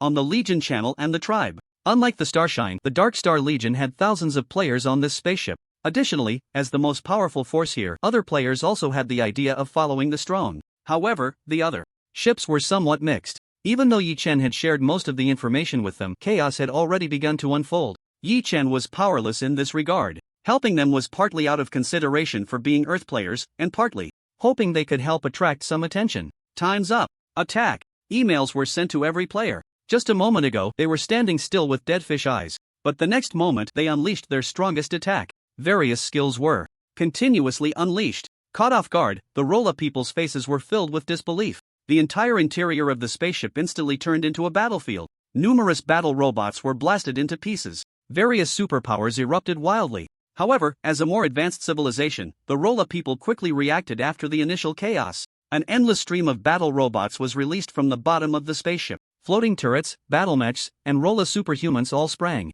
into action. Moreover, their levels and skills were much higher than those of the many players. Often, a single strike could kill a player. But alas, there were enough players here. They moved freely, specifically targeting key areas without dying in their attacks. What's going on? Have these Earth superhumans gone mad? In the captain's office, Captain Levin of the Star River was pacing anxiously. What on earth is happening? Why did these Earth superhumans suddenly attack us? Suppress them all, he said angrily to his subordinates. Yes, Captain. His subordinates were also somewhat flustered. These Earth superhumans were very strange. Their attacks were very orderly, as if an invisible hand was directing them from behind. However, they had not received any useful information from their wristwatches. Moreover, these superhumans fought fearlessly, specifically targeting important areas. This left them somewhat caught off guard. At this moment, Yi Chen and Xian Yu were also walking. In the corridor, the traction elevator has stopped running, and the only way down is through the passage. A combat robot had just raised its gun when Yi Chen shot it, blowing it to pieces.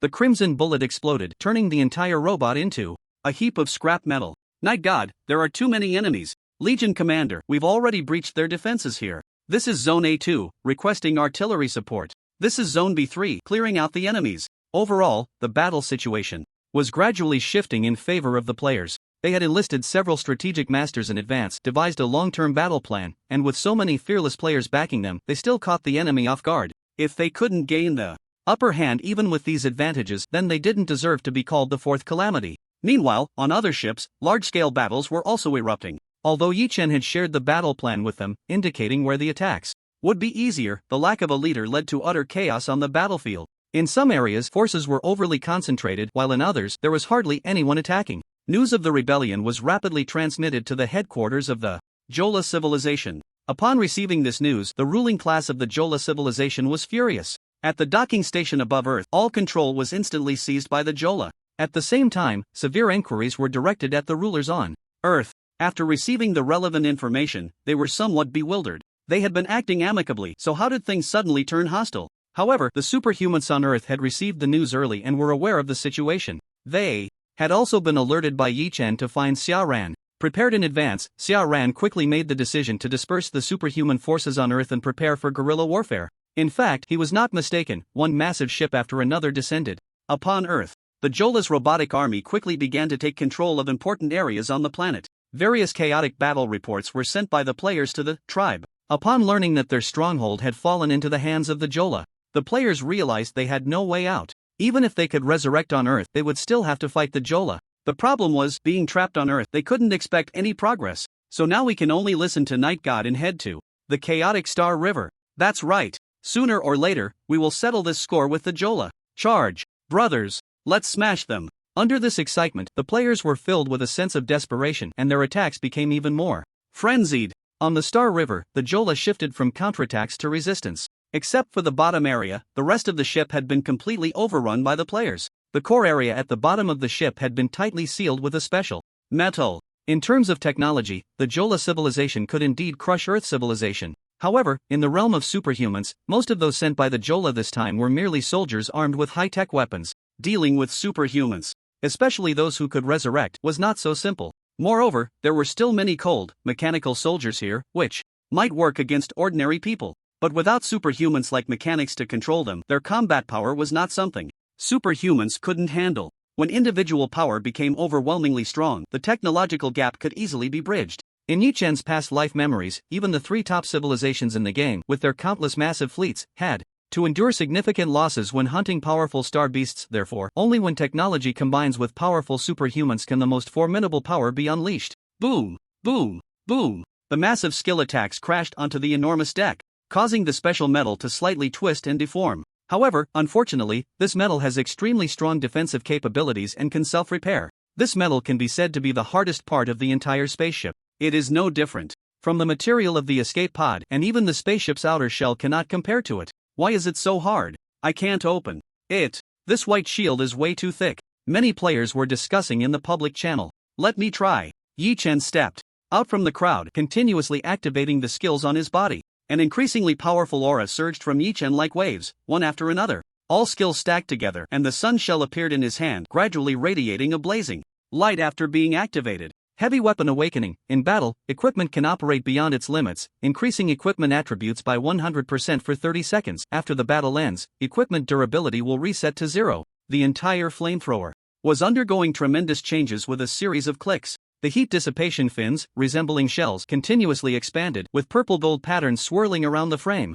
Terrifying high temperatures radiated from the heat dissipation fins, even causing the surrounding air to begin to distort. In the eyes of other players, Yi Chen's various attributes were skyrocketing wildly. Flames swirled around him, even igniting sparks of bright red on his clothes. Boom! Gathering power, he pulled the trigger. All skills, the power within his personal template, crazily converged onto the sun shell. It was as if a fire dragon, sculpted from crimson glass, was erupting wildly from the flamethrower. The fearsome dragon swung its head and tail, crashing into the iron plate. The crimson flames spread like seawater, covering the entire iron plate. Under the terrifying high temperature, the particles of the metal material, which were even lower than molecules, began to undergo tremendous changes. Various stresses endlessly generated between the particles. Immediately after, this reaction manifested on a macroscopic level, causing the entire iron plate to soften and, propelled by the power of the fire dragon, to bend downwards. The whole iron plate began to sway like a very thin sheet of paper. The sound of cracking echoed from the iron plate as tiny cracks began to appear continuously. The entire iron plate was instantly covered with cracks, and then it shattered with a loud bang. Sparks accompanied by iron shavings exploded everywhere. The flames gradually dissipated, and the sun shell instantly became dilapidated. Under the twisted high temperature, the Jola people below gradually revealed their figures. Charge! Kill them! Take down these Jola people! The surrounding players immediately shouted excitedly. Wielding their weapons, they charged down madly. There weren't many superhumans from the Jola civilization on the spaceship because, with the presence of robotic soldiers, they could handle most situations. In their plans, they never anticipated a rebellion from Earth's superhumans. Although they didn't have any good intentions, they had heavily fortified the major mining sites. As long as they reached the mining sites, these Earth superhumans wouldn't be able to cause a rebellion. Can these superhumans control the spaceship? What right do they have to rebel? How on earth did they plan this rebellion without us knowing at all? The captain tugged at his hair, looking frantic. He simply couldn't understand why these Earth superhumans would rebel. Boom! A violent tremor came from outside the door. Then, the door was blown open with a loud bang. The robotic warriors were smashed into heaps of scrap metal and thrown in. The soldiers of the Jora civilization were also directly suppressed and tossed in. Yi Chen was the first to step into the captain's office, followed by a throng of players, crowding in. The immense pressure instantly made the captain feel suffocated. So many superpowered individuals. Why did they have the confidence not to bring Jora civilization's superpowered beings to arm the escort? What exactly do you want? The captain stood up, his face extremely grim. He adjusted his deep blue uniform and looked at Yi Chen. We, the Jora civilization, kindly brought you out of the planet into the Starry River. Is this how you repay us? The captain said sternly, shouting angrily. Ha he he he. Yi Chen covered his forehead and laughed loudly. Do you still want to repay us? Yi Chen stepped forward and kicked the desk over. You turned us into mining slaves and still expect us to repay you? Yi Chen grabbed the captain by the collar, his eyes coldly staring at him. You Jora people have quite the imagination. Hearing Yi Chen's words, the captain was momentarily stunned. Then, a look of panic surged in his eyes. Now he finally understood why these superpowered beings from Earth were rebelling. How did they learn this? News? Moreover, the messages just received from other ships indicated that riots were also happening on those vessels. How did they find out this secret and communicate with each other? With that wristwatch in existence, such things shouldn't be happening. You. The captain felt an overwhelming pressure from Yi Chen, unable to complete his sentence. What about us? Yi Chen raised an eyebrow, a cold smile appearing on his lips. What exactly do you want? The captain took a deep breath, finally managing to calm himself down. Isn't this already very clear? Hijacking the ship, kidnapping for ransom. Yi Chen shrugged at him. What? The captain was momentarily stunned, looking at Yi Chen in disbelief.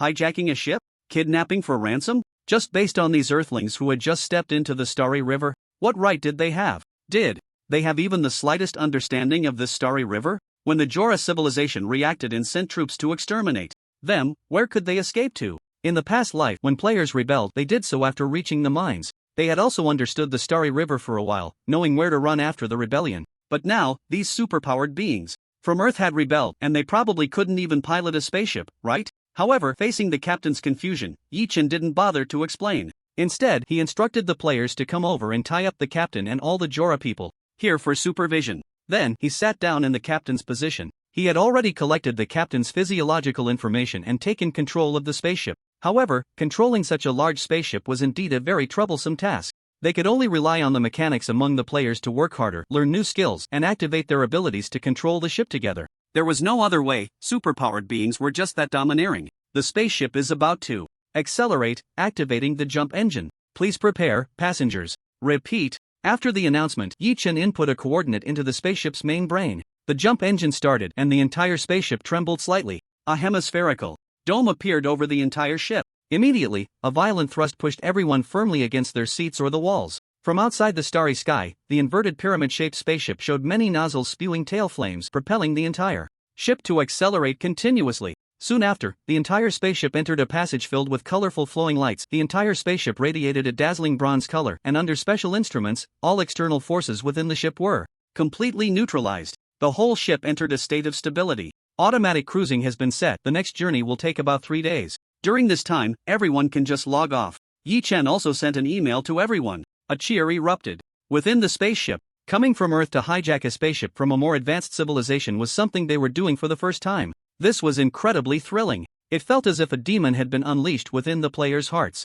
At the same time, they uploaded this news to the tribe. The act of hijacking a spaceship from a higher civilization attracted everyone's attention. Even those who weren't playing the game or were temporarily offline diverted some of their attention to this matter. Wow, we did it! Did we really manage to hijack it? This is too awesome. Night God is amazing. These documents and battle plans must have all been released by the Dark Star Legion and Dark Star Club, right? How did they get this information? They formulated a battle plan so quickly? The strength of the Dark Star Legion and Dark Star Club is astonishing. But where is this coordinate supposed to lead? Indeed, this version is a bit confusing to play. So far, we haven't triggered the main quest. Is this version just to confront the Rolla civilization head-on? Hijacking a ship seemed exhilarating, but what should they do next? How could they enhance their strength? The vast starry sky had civilizations that were neither too many nor too few. However, without a star map, finding a suitable civilization or area to develop was extremely difficult. Just then, another shocking piece of news was uploaded to the tribe. This news was naturally released by Yi Chen. It contained information related to the chaotic Star River. Of course, he also released some relevant star maps. Those willing to follow him to develop in the chaotic Star River could go with him. Those unwilling could join other civilizations. After all, every civilization placed great importance on superpowered individuals. In the immigration policies of these civilizations, the status of superpowered individuals was very high. After 3 days of flight, the spaceship was about to jump out of the transition state. Accompanied by a tremor, the spaceship leaped out of the transition state. There was another immense pulling force, but for many superpowered players, their physiques allowed them to withstand it easily. Soon, the starry sky reappeared before everyone. Where is this place? So beautiful. This is similar to the broken planet belt on Earth, but the scale is 1,000 times larger. I heard that all the planets in this entire stellar system were blown up by superpowered individuals. Hiss. Do you think we will also have such miraculous powers as we progress in the game? Many players gazed at the shattered meteors with longing in their eyes. Other Rolla civilization spaceships continuously appeared here. However, after the previous battle, only 80% of the ships were taken down by the players. Among the remaining ships, only 60% of the people decided to follow Yi Chen to the chaotic Star River. This was mainly because there were more players from the Hualong Federation among these 60% of the ships, which led to their decision to follow Yi Chen. However, getting inside is not that simple. Over 100 Rolla civilization ships were docked outside the broken planet belt. With such a commotion, the chaotic Star River had naturally sensed it early on. However, they couldn't figure out what the Rolla civilization actually wanted. What did it mean for over 100 transport ships to be stationed here? The forces from the chaotic Star River had also sent teams to prepare for negotiations with the Rolla civilization's fleet. Our Star River will move forward to negotiate. The rest of the ships will wait behind, Yi Chen said in the public channel before letting the mechanics control the ship to fly ahead. The fleet that emerged from the chaotic Star River consisted of only a little over 10 ships, but they all looked extremely fierce, exuding a bloody aura. The flagship at the forefront resembled a giant pair of scissors. The terrifying main cannon was located in the center of the scissors, its dark muzzle radiating a chilling aura. The communication request from the Star River had already been sent to the massive starship across from them. At the same time, Yi Chen also instructed everyone on the public channel to set their respawn points on the ships behind. This time, if negotiations failed, they might have to fight. About 3 minutes later, a holographic communication finally connected. A figure wearing a pirate hat with a bird-like head appeared. Rolla civilization ship, what do you want here? His tone was filled with disdain and contempt. So many transport ships. Are you trying to form a transport fleet? Yi Chen narrowed his eyes slightly and replied expressionlessly, I am not from the Rowola civilization, we come from Earth. Upon hearing Yi Chen's words, the bird-headed man was clearly taken aback. He leaned closer, magnifying his bird head several times. Earth people? Never heard of it, but you certainly don't look like Rowola people. Let me introduce myself, I am Philia, the leader of the Chaotic Star Rivers, Xingyu Bird. What do you want in the Chaotic Star River? The bird-headed man scratched his cheek with his finger, eyeing Yi Chen and the others with ill intent. To join the Chaotic Star River. Upon hearing Yi Chen's words, Philia burst into laughter. He kept slapping his thigh and even wiped away imaginary tears with his fingers. Join the Chaotic Star River? Ha ha ha, just based on you? A race that has never been heard of? Ha ha ha. Philia stood up and licked his beak with his tongue. Boys, tie them up. A new race will definitely attract interest. He didn't even turn off the communication but swaggered and spoke directly to the Earth people. This was the Chaotic Star River, a dark place where the weak are preyed upon by the strong. The Xingyu Bird fleet immediately shifted, their cannons aimed at the Star River. Earth people, if you don't want to die, then surrender obediently, Philia said, raising his head slightly, looking extremely arrogant. Although there were over 100 ships in this fleet, they were all transport ships. Even if they had some counterattack capability, how could they compete with these warships designed specifically for battle? Yi Chen looked at Philia expressionlessly, suddenly revealing a cruel smile. Just in time, I have a target to establish my authority, and you have delivered yourselves to my door. He raised his eyes and sent a communication to the entire Chaotic Star River. I am a human from Earth, the commander of the Dark Star Legion, Yi Chanfeng. Here, we officially declare war on the Xingyu Bird Legion. His words transformed into electromagnetic waves spreading throughout the Chaotic Star River. After the conversion, upon hearing these two extremely simple sentences, everyone in the Chaotic Star River was stunned.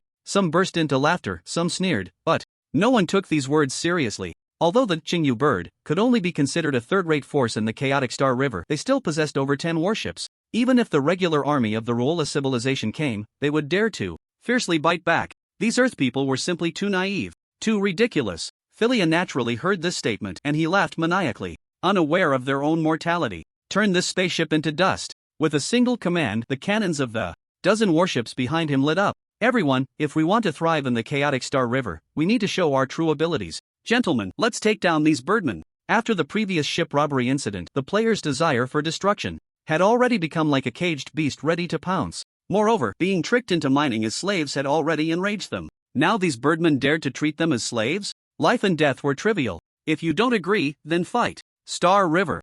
Accelerate. The mechanics aboard the Star River activated all their skills, driving the ship forward with a crash. The eyes of the many players were filled with fervent battle intent. Boom, boom, boom. Driven by so many mechanics, the Star River accelerated again and again at the cost of its lifespan. The entire interior of the Star River trembled slightly as if it would disintegrate at any moment. It transformed into a bronze streak of light, crashing fiercely into the fleet of the At the same time, the fleet's attacks also landed on the Star River. The colorful assaults battered the Star River like a collapsing block. However, the Star River had already penetrated into the fleet. All weapons unleashed their attacks in a torrent. Yet, this attack seemed somewhat laughable, as it couldn't even breach the shields of those warships. At first, was startled by the rampaging Star River, but upon seeing the firepower of the attacks, a sinister smile appeared on his face. Turn it into cosmic debris. The terrifying artillery instantly tore the Star River to shreds. But just as the entire Star River was about to completely collapse, the players unleashed their strongest strike against the S warships.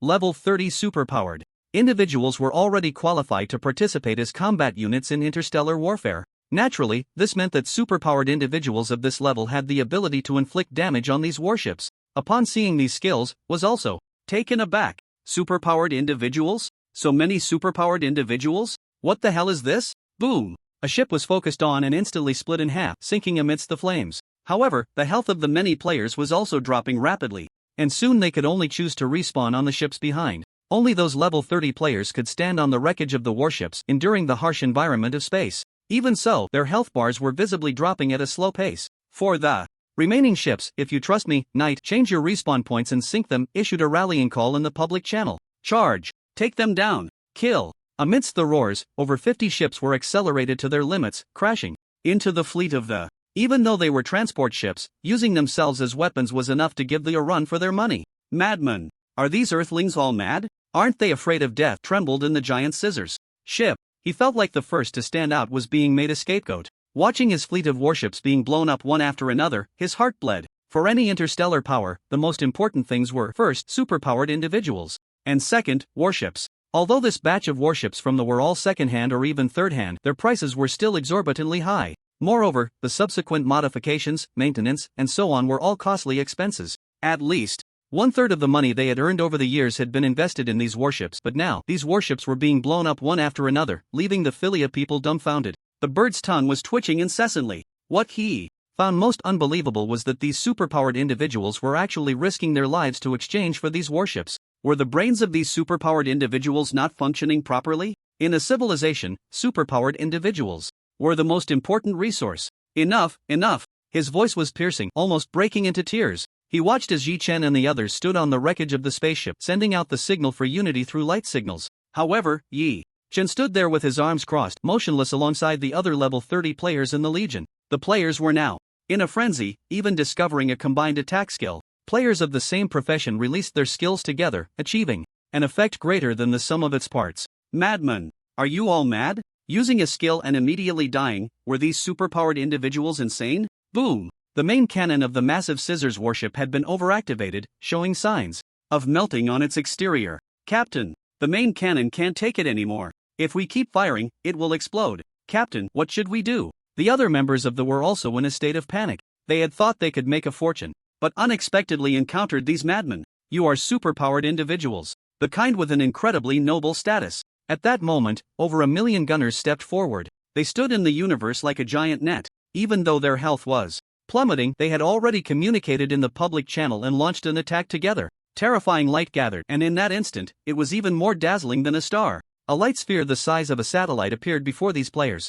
Then, it was launched with a thunderous roar. The light beam shot forward like a divine spear from mythology, piercing through the silent starry sky. The terrifying light beam vaporized everything in its path. Subsequently, it directly penetrated the massive scissors warship. Although sound could not be transmitted in the universe, the appearance of that gigantic fireball would be remembered by all forces in the chaotic Star River. And those million gunners also vanished on the spot as their health was exhausted, respawning on the ships behind. However, from the perspective of other forces, these million superpowered individuals were already dead. Such a terrifying loss was something even the civilizations of the Order formations could not bear, right? Earthlings? Where exactly did this race come from? Raise our military flag, advance. Now, only the had obtained the qualification to walk in the Star River. This meant that if many players did not want to become outlaws, they could only temporarily rely on the yes. The players in the Legion were all invigorated at this moment. A massive flag was projected onto the leading inverted pyramid spaceship. Against a deep blue background, a black star appeared in the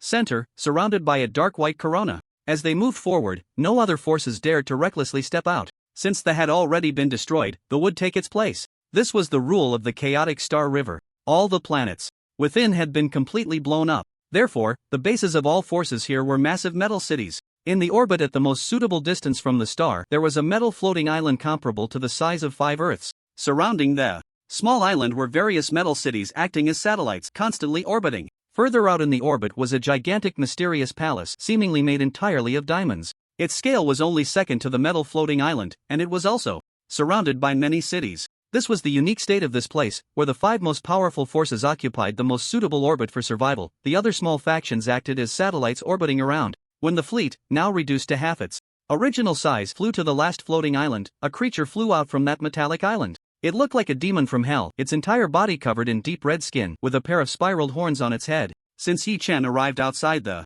spaceship, he had been standing at the very front of the brilliant ship. While taking medicine to stabilize his bloodline, he continuously surveyed his surroundings. I am Rold, the vice commander of the Hell 9-headed dragon. He flew directly in front of Yi Chen and landed on the spaceship. A scorching heat radiated from his body, melting the spaceship's exterior at the spot where he stood. I am Yi Changfeng, the commander of the Dark Star Legion. At the same time, part of Rold's information appeared on Yi Chen's panel. To obtain relevant information, one could either engage in combat with him or rely on him to disclose it. Now, the momentum emanating from Rold was constantly surging, which was equivalent to revealing part of the information. Similarly, Yi Chen's own momentum was also in a state of constant flux. The first meeting between the two civilizations was best conducted with their cannons drawn. Name, Rold. Total clan, Dragon Demon Clan. Level, LV4. Profession, Fighter Transcendence. Strength, Spirit, Agility. Health points 2. Energy points, The information obtained was very limited, above level 40, fighter transcendence, health points over 20,000. Please state your intentions. Rold stared at Yi Chun for a moment before speaking in a businesslike manner. Join the chaotic Star River. Yi Chen replied expressionlessly. You can choose to dock near one of the 5 major factions, but you will need to pay a certain fee. Of course, you can also choose to dock in unclaimed territory. Rold offered them 2 options. However, given the situation here, it was clear that almost all factions in the chaotic Star River would choose the former. After all, these orbits were the only ones suitable for survival. We choose the former and will dock at the Hell Nine-Headed Dragon base. Upon hearing Yi Chen's words, a faint smile appeared on Rold's face. Then let's discuss the issue of fees. It's always more comfortable to write grand scenes, haha. Thank you all for your support. After some discussions, Rold and Yi Chen signed a contract. The Dark Star Legion would pay 5 million Roy, the universal currency in the universe, each year for the right to stay. During this period, the Hell Nine-Headed Dragon would not charge any additional fees. However, if the Hell Nine-Headed Dragon were to have a conflict with other factions within the Chaotic Star River, the Dark Star Legion would have to send troops to assist the Hell Nine-Headed Dragon for the sake of a shared living environment. This contract was not overly harsh. In fact, the Hell Nine-Headed Dragon would not be too strict, as the inclusion of the Dark Star Legion would enhance their own strength. Moreover, during the previous battles, the combat power and fighting spirit displayed by the Dark Star Legion, along with the madness of the superpowered individuals, had shocked all factions in the Chaotic Star River. This was a win-win cooperation. With the matter settled, the next steps were easier. Yi Chen sold most of the remaining transport ships to the Hell Nine-Headed Dragon. Although they were all second-hand goods, they were well maintained, having just flown over from the Ruola civilization. However, compared to warships, the price of transport ships was much lower. One was discounted to 10 million, and over 40 transport ships were sold to the Hell Nine-Headed Dragon. The money earned was used to custom-make a floating city from the Hell Nine-Headed Dragon. Before the city was handed over to them, they could temporarily reside in the transport ships. Of course, as long as they can afford the entry fee, they can also reside on that floating island. Dragon City, the name of the floating city owned by the Hell Nine-Headed Dragon. At this moment, the large number of Earth superpowered individuals appearing in Dragon City has also attracted much attention. After all, although it is the weakest among the 5 major forces, there are still dozens of smaller forces surrounding Dragon City. Those qualified to live in Dragon City are quite a handful. Naturally, most of them are also superpowered individuals. This human race is really strange. The number of superpowered individuals is surprisingly high. Indeed, almost all of them are superpowered. You guys wouldn't understand this, would you? A blue-skinned person with horns on his head held a massive wine cup, the liquid inside still burning fiercely. Yet he drank it down directly, burping as 2 small flames shot out from his nostrils, which were adorned with large nose rings. In these days, I have already mingled with some humans and received a lot of interesting news from them. He placed the wine cup on the table and then fell silent. Immediately, someone snapped their fingers, prompting a servant to refill his drink. Only then did he smile contentedly and say, "These humans come from a planet called Earth. Moreover, the reason they are all superpowered is that the Yola civilization signed an agreement with their Earth civilization." At this point, he downed another large cup of wine. Before he could pause, someone quickly refilled it. He then grinned widely, satisfied, and said, "The Yola civilization wants to take these superpowered individuals to mine." Ah, hiss. The Yola civilization is being too ruthless. No wonder they revolted and hijacked the Yola civilization's spaceship. So that's how it is. Voices of astonishment arose from the crowd. They also held a deep disdain for the Yola civilization. These self-proclaimed orderly civilizations could only rely on so-called contracts and agreements to deceive superpowered individuals who had never ventured into the starry rivers. In another corner, Yi Chen held a glass of dark red wine that resembled blood, gently swirling it. He and Xian Yu were both dressed in black hooded robes, having sat here for over half an hour. Although this place is called the Chaotic Star River, there are still many places to take on missions. For us players, it can be considered a paradise. Xian Yu curiously took a sip of the alien wine, and a unique spiciness shot from her stomach to her throat. The most important thing is that the mission rewards here are very generous. Yi Chen also took a small sip of his drink. According to his memories from his past life, the Xia civilization only opened up contact between different civilizations, starting from the 8th version. Before that, to prevent malicious competition, players from each civilization would play in their unique vast universe, while other existences would appear as NPCs. Soon our floating island will be completed, and it will be time for us to take on missions. Otherwise, we won't be able to sustain our upcoming expenses. Hearing Yi Chen's words, Xian Yu nodded. Once the floating island was completed, they would have a place to settle down. Following that, it would be time to plan for the future. They had also been keeping an eye on the events on Earth through the tribe these days. The Yola civilization had officially declared war on the Earth civilization, and the surface-level regime had almost instantly collapsed. The remaining players could only engage in guerrilla warfare under the guidance of some NPCs. Damn Yola civilization, one day they will pay back 100-fold. The most important thing right now is to get stronger quickly. That's right, here in the chaotic Star River, we can develop rapidly. Once we are strong enough, we will definitely counterattack. Many players were filled with righteous indignation. After all, they still had good friends left on Earth.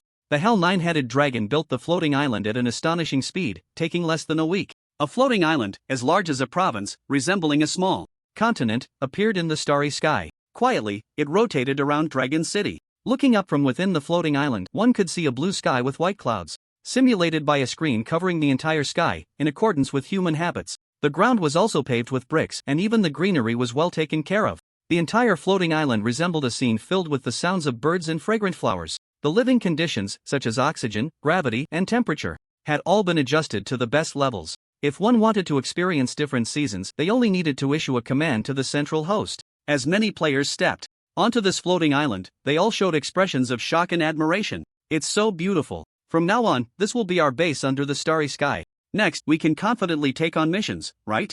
I'll bind the resurrection point first. Once the floating island was completed, the network of the chaotic Star River was directly open to it. Various bounty missions also appeared within the floating island. Assassination, kidnapping, robbery, covert operations, subversion.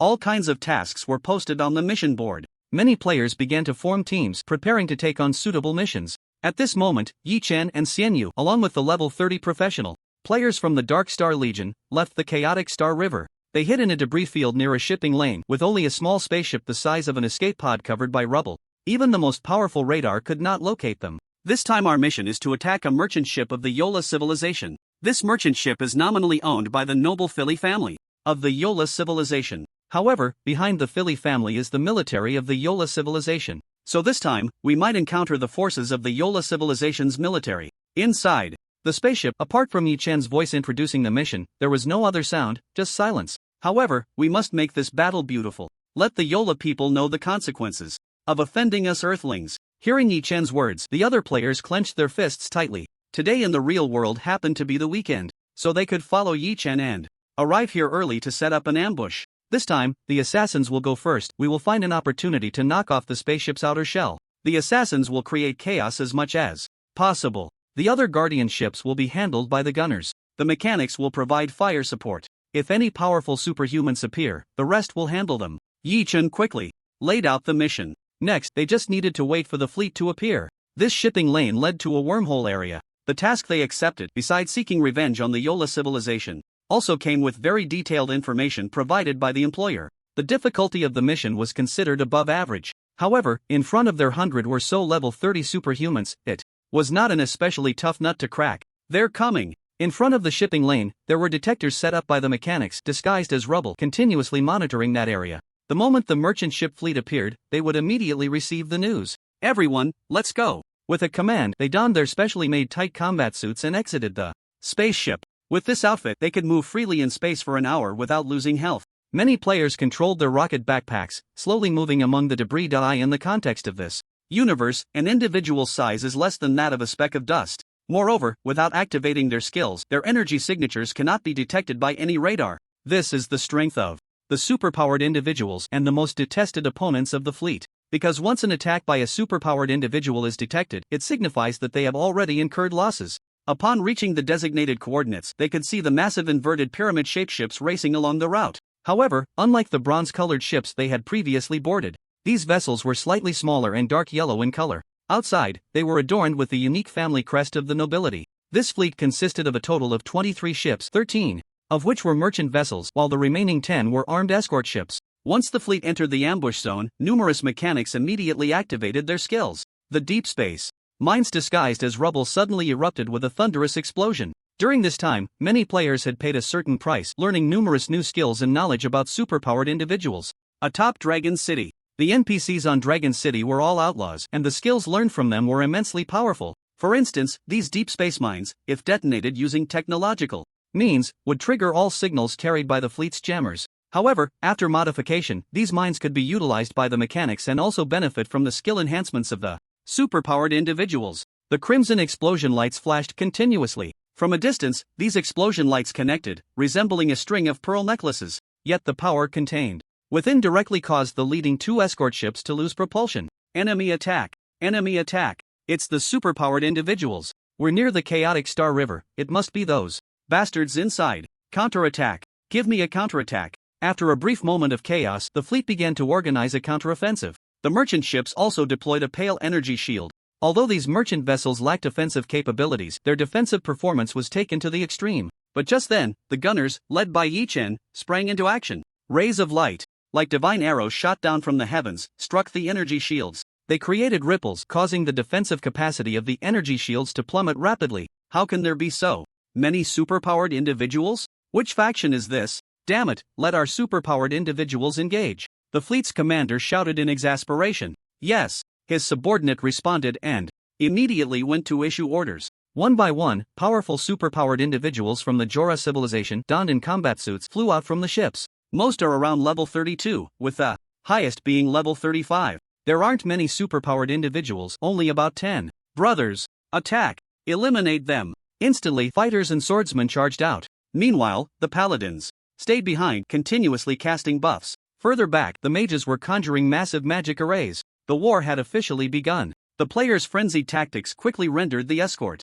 ships incapable of combat. Several were even blown to pieces. As for the merchant ships facing the relentless assaults from the gunners and archers, they began to sway precariously. Some even developed significant cracks, and the hidden assassins seized the opportunity. Moments later, these assassins began to wreak havoc inside the merchant ships. Most of the people aboard were merely ordinary civilians. Even if there were some guards, they were far from being a match for level 30 assassins. At this moment, Yi Chen was also wielding a sniper cannon, continuously firing cold shots. A massive spaceship glided quietly along its course. The ship was so enormous that it was half the size of Earth, radiating a cold, metallic glow. Beneath its smooth exterior lay a variety of terrifying weapons. Such a ship would deter even the most audacious pirates from attempting to seize it. This was a luxurious armed cruiser operated by the Starshine Empire. In this part of the universe, there were primarily three powers: the Starshine Empire, the Bluehua Federation, and the chaotic Star River. The Yola civilization was one of the civilizations within the Bluehua Federation. Among these three powers, the highly centralized Starshine Empire was the most formidable. On the ship, a figure clad in a hooded black robe, with a mask covering the upper half of their face, lay on the deck, gazing at the dazzling Star River outside. This person was none other than Yi Chen. After leading his team on their first and last mission, he departed from the chaotic Star River. The development of the Dark Star Legion was entrusted to Xian Yu. During the remaining time, he intended to follow the memories of his past life to seize some opportunities in advance. His first stop was the central planet known as Phiboria. This planet was located at the intersection of the Starshine Empire, the Bluehua Federation, and the chaotic Star River. It was the most prosperous yet chaotic place, also favored by many adventurers. After approximately a day of flight and 5 jumps, the spaceship finally reached its destination. I have to say, the Starshine Empire is truly impressive.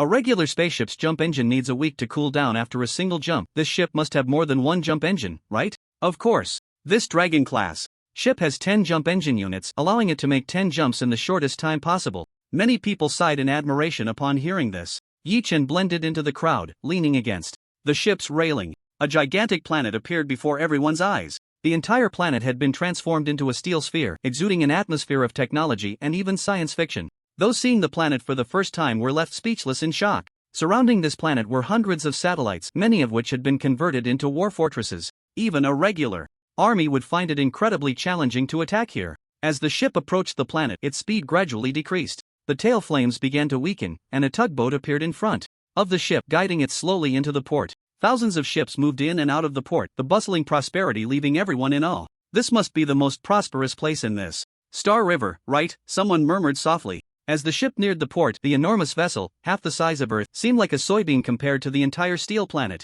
This planet is no smaller than an ordinary star, is it? You wouldn't believe it, but according to rumors, Phiboria was a dying star before its transformation. It was suppressed by those powerful superhumans and transformed into the current Phiboria with the aid of technology. In the legends of the Starshine Empire, Phiboria means the jewel of the God King. All the energy supply for this planet comes from that star. Someone well-versed in knowledge began to explain to the crowd. Those who heard this were once again plunged into a state of shock. Transforming a star? What kind of powerful superhumans and technological means would that require? Amidst the discussions, the spaceship slowly docked at the port. Under the captain's voice wishing everyone a pleasant journey, the crowd gradually disembarked from the ship and entered the port.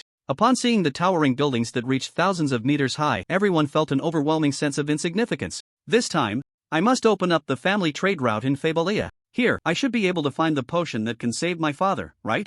I want to find more opportunities here and continue to break through. Everyone stepped into this city with their own expectations. As Yi Chen walked out of the port and looked at the city, his eyes narrowed slightly. The first thing to do upon arriving here was to complete the third-tier mission. He was already sufficient in combat, but he still lacked knowledge in the field of superpower professions. In Fabalia, anything is possible. At the port, there are two types of transportation. One is for ordinary people, and the other is for superpowered individuals. Ordinary people use the regular maglev trains, which are very convenient, as they circle the entire planet. The other type is designed for superpowered individuals. Since superpowered individuals have much greater physical strength than ordinary people, their mode of transportation can be a bit more brutal. At the docking station, there are machines resembling surfboards floating in midair. Once unlocked, they can be rented, which is very convenient. Input the destination, stand on top, and two tubes extend upward like building blocks, securing the person at the knee. Immediately, these boards begin to accelerate upward, directly reaching an altitude of over 4,000 meters. Here, many superpowered individuals can already be seen riding their boards. After 3 reminders, the boards start to speed up. Within 3 seconds, they break the sound barrier, racing through the sky. The wind howls past, and when technology reaches this level, the mythical sword flying from fantasy tales manifests in another form. In less than 5 minutes, Yi Chen arrives at his destination. A towering giant tower appears before him. Looking up at the sun, he can't even see the top of the tower. This place is the library of Fabalia, which houses a vast collection of books and knowledge. Upon entering the library, the enormous dome transforms into an incredibly deep starry sky. Layer upon layer extends upward, with each level containing different knowledge. Following the index, Yi Chen goes to the 359th floor. Stepping out of the elevator and looking up, he can't see the boundaries, he can only see the ceiling and floor gradually merging into one. On the bookshelves, there are physical books and items resembling USB drives. Whether you prefer physical books or ebooks, you can choose as you wish. However, each book is covered by a light shield. These shields can even withstand a full force strike from a level 50 superpowered individual. To read these books, one must pay a price. The books that can be placed here are all clearly priced. Yet, as Yi Chen casually flipped through, he found that knowledge for gunner superpowered individuals above level 30 starts at over 10 million. To put it in perspective, they previously sold a transport ship for just 10 million. The price of a piece of superpowered knowledge is already comparable to that of a transport ship. Yi Chen kept searching, and the first 1% of this knowledge is open for free reading to determine if it is needed. In the end, he found all the knowledge required for his job change. There are 9 items of knowledge, totaling 120 million. 120 million, huh? Yi Chen walked out of the library, and now he had just over 20 million left. The items in the warehouse currently had no good way to be converted into money. There was no choice, the players were also very poor and had no money to spend with him yet. So, I can only start the mission first. Yi Chen left the library and flew back into the sky on his board. In Fabalia, making money is still quite easy. Although it's not like the chaotic Star River, where any task can be accepted. However, there were still many escort missions and tasks to hunt star beasts. Yi Chen went to the mission hall and registered as a personal mercenary, then immediately began searching for suitable bounty tasks on the light board. As he glanced through the options, his eyes suddenly fixed on one. This task seemed somewhat familiar. It was an exploration mission. The universe was bursting with countless wonders at every moment. Some yielded extremely precious resources, such as rare materials and valuable herbs. However, others were merely desolate wastelands, and extremely dangerous ones at that. This was akin to gambling with stones, where one could either gain or lose everything in an instant. But here, it was a matter of life and death. Thus, in his previous life, many players were quite fond of such exploration missions. After all, they had the unique advantage of resurrection opportunities. Even if they failed the mission, they could always try again next time. Once the mission was completed, the generous rewards would be theirs to claim. However, what triggered Yi Chen's memory was not this reason. In his last life, this mission had also been taken on by players. In fact, several batches of NPCs had accepted the task before the players. Yet, in the end, they all met their demise, with no one returning alive. It was precisely for this reason that players, after experiencing mining and the betrayal incident, had the chance to take on this mission. This task required exploring a wonderland that had been born less than 20,000 years ago. 20,000 years might seem like a long time for a life, but in the context of the universe, it was merely a blink of an eye. This wonderland could even be described as a newborn baby. This indicated that many extraordinary things were still being born within it, as it had not yet undergone extensive development. But similarly, it also meant instability, with various crises potentially lurking. This is the task Yi Chen's eyes narrowed slightly. In his memory, the rewards for this mission were indeed very generous. After accepting the task, he received a message directing him to a room upstairs to collect information related to the mission. To protect the employer's personal privacy, tasks were generally not conducted face-to-face unless requested by the employer. Upon entering the designated room, a player had already been activated. The door closed, and after entering the verification code, a series of video clips began to play continuously. This place feels a bit strange. This was a first-person perspective, and everything before him was a deep red. Red clouds swirled and spread, while terrifying flames leaped about. The entire starry sky was filled with this crimson haze. There should be 3 people in this team. Besides the one recording the video, there were 2 other voices. Who cares if it's strange? Our task this time is just to map the area. Once we understand the situation here, we can leave. It's better to be cautious. The other 2 voices continued to converse. The path ahead was quite easy to traverse, with no unusual occurrences. Among the 3, there was a magician, a fighter, and a paladin. The owner of the vision was likely the paladin, who was at the back. Leading the way was a tall, robust giant, standing a full 3 meters high. The beacons I set up earlier have lost signal. What? What happened? The magician hurriedly asked beside him. Even the fighter stopped in his tracks and turned back. Be careful. Suddenly, a scream rang out. The paladin pointed at something behind the fighter and shouted, boom! The shockwave from the clash sent the paladin flying. At the same time, the video began to show some static, clearly indicating interference. The paladin initially kept adding buffs, but as the battle intensified, the entire footage began to distort. By the end, all that remained were echoes of terrified screams. Finally, the video abruptly stopped. Yi Chen, expressionless, proceeded to open the second video. This time, the red clouds had completely changed, revealing only a scene reminiscent of dawn. Strange, how is it completely different from the footage provided earlier? After all, it's a new cosmic wonder, anything could happen. This time, there should be 2 assassins, both of a very high level, at LV37 after their 3rd promotion. The 2 transformed into shadows, continuously moving forward. As they passed through the area previously explored, they cautiously slowed their pace. However, even after passing through this aurora region, nothing unusual occurred. Both of them sighed in relief and continued onward. Suddenly, a gasp broke the silence. Look, what is that? Then came the sound of frantic running, the view rapidly elevating. Following that, a massive lake suddenly appeared in the cosmic starry sky. This lake was as large as half a planet. The dark red water resembled mercury, incredibly dense. The lake floated in the void, completely still. Hurry, record it. There's actually a lake here. This cosmic wonder is truly amazing. According to exploration experience, these places usually have treasures. Let's hurry over to take a look. Suddenly, the video turned into darkness, with only sounds continuing to emerge. Strangely, the 2 assassins had not noticed this issue. So beautiful. This place is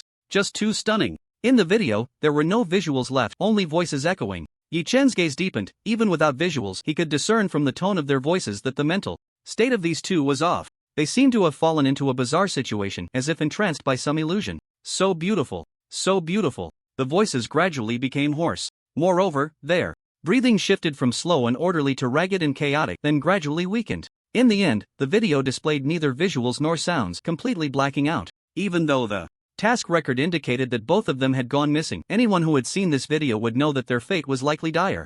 In the subsequent videos, most were filled with various strange and bizarre occurrences. Some even had only intermittent sounds, with no additional information available. Every moment, transformations are occurring inside. It's precisely for this reason that all sorts of strange things happen. Yi Chen rubbed his forehead. Watching these videos was akin to not watching them at all. Every person who took on the task ultimately met various different ends. There was not a single piece of useful information. However, in Yi Chen's memory, this task was recorded in his past life because it was the first task taken after many players escaped the mine, without spending much more ink to describe it. In other words, for players at that time, the difficulty of this task was not great, so it wasn't described in detail. Such cosmic wonders were changing every moment. One moment, there might be golden lotuses everywhere, fragrant at every step, but the next second, it could be a land of bones, with evil spirits rampant. It seems I can only go see it in person. After organizing these videos, Yi Chen left the room. He arrived at the Mercenary Guild Hall and found a half-beast rabbit girl with rabbit ears. Hello, Lord Darkstar, what service do you require? Darkstar was Yi Chen's mercenary code name. I need to take out a loan. That's right, Yi Chen had to resort to a loan this time to get some money.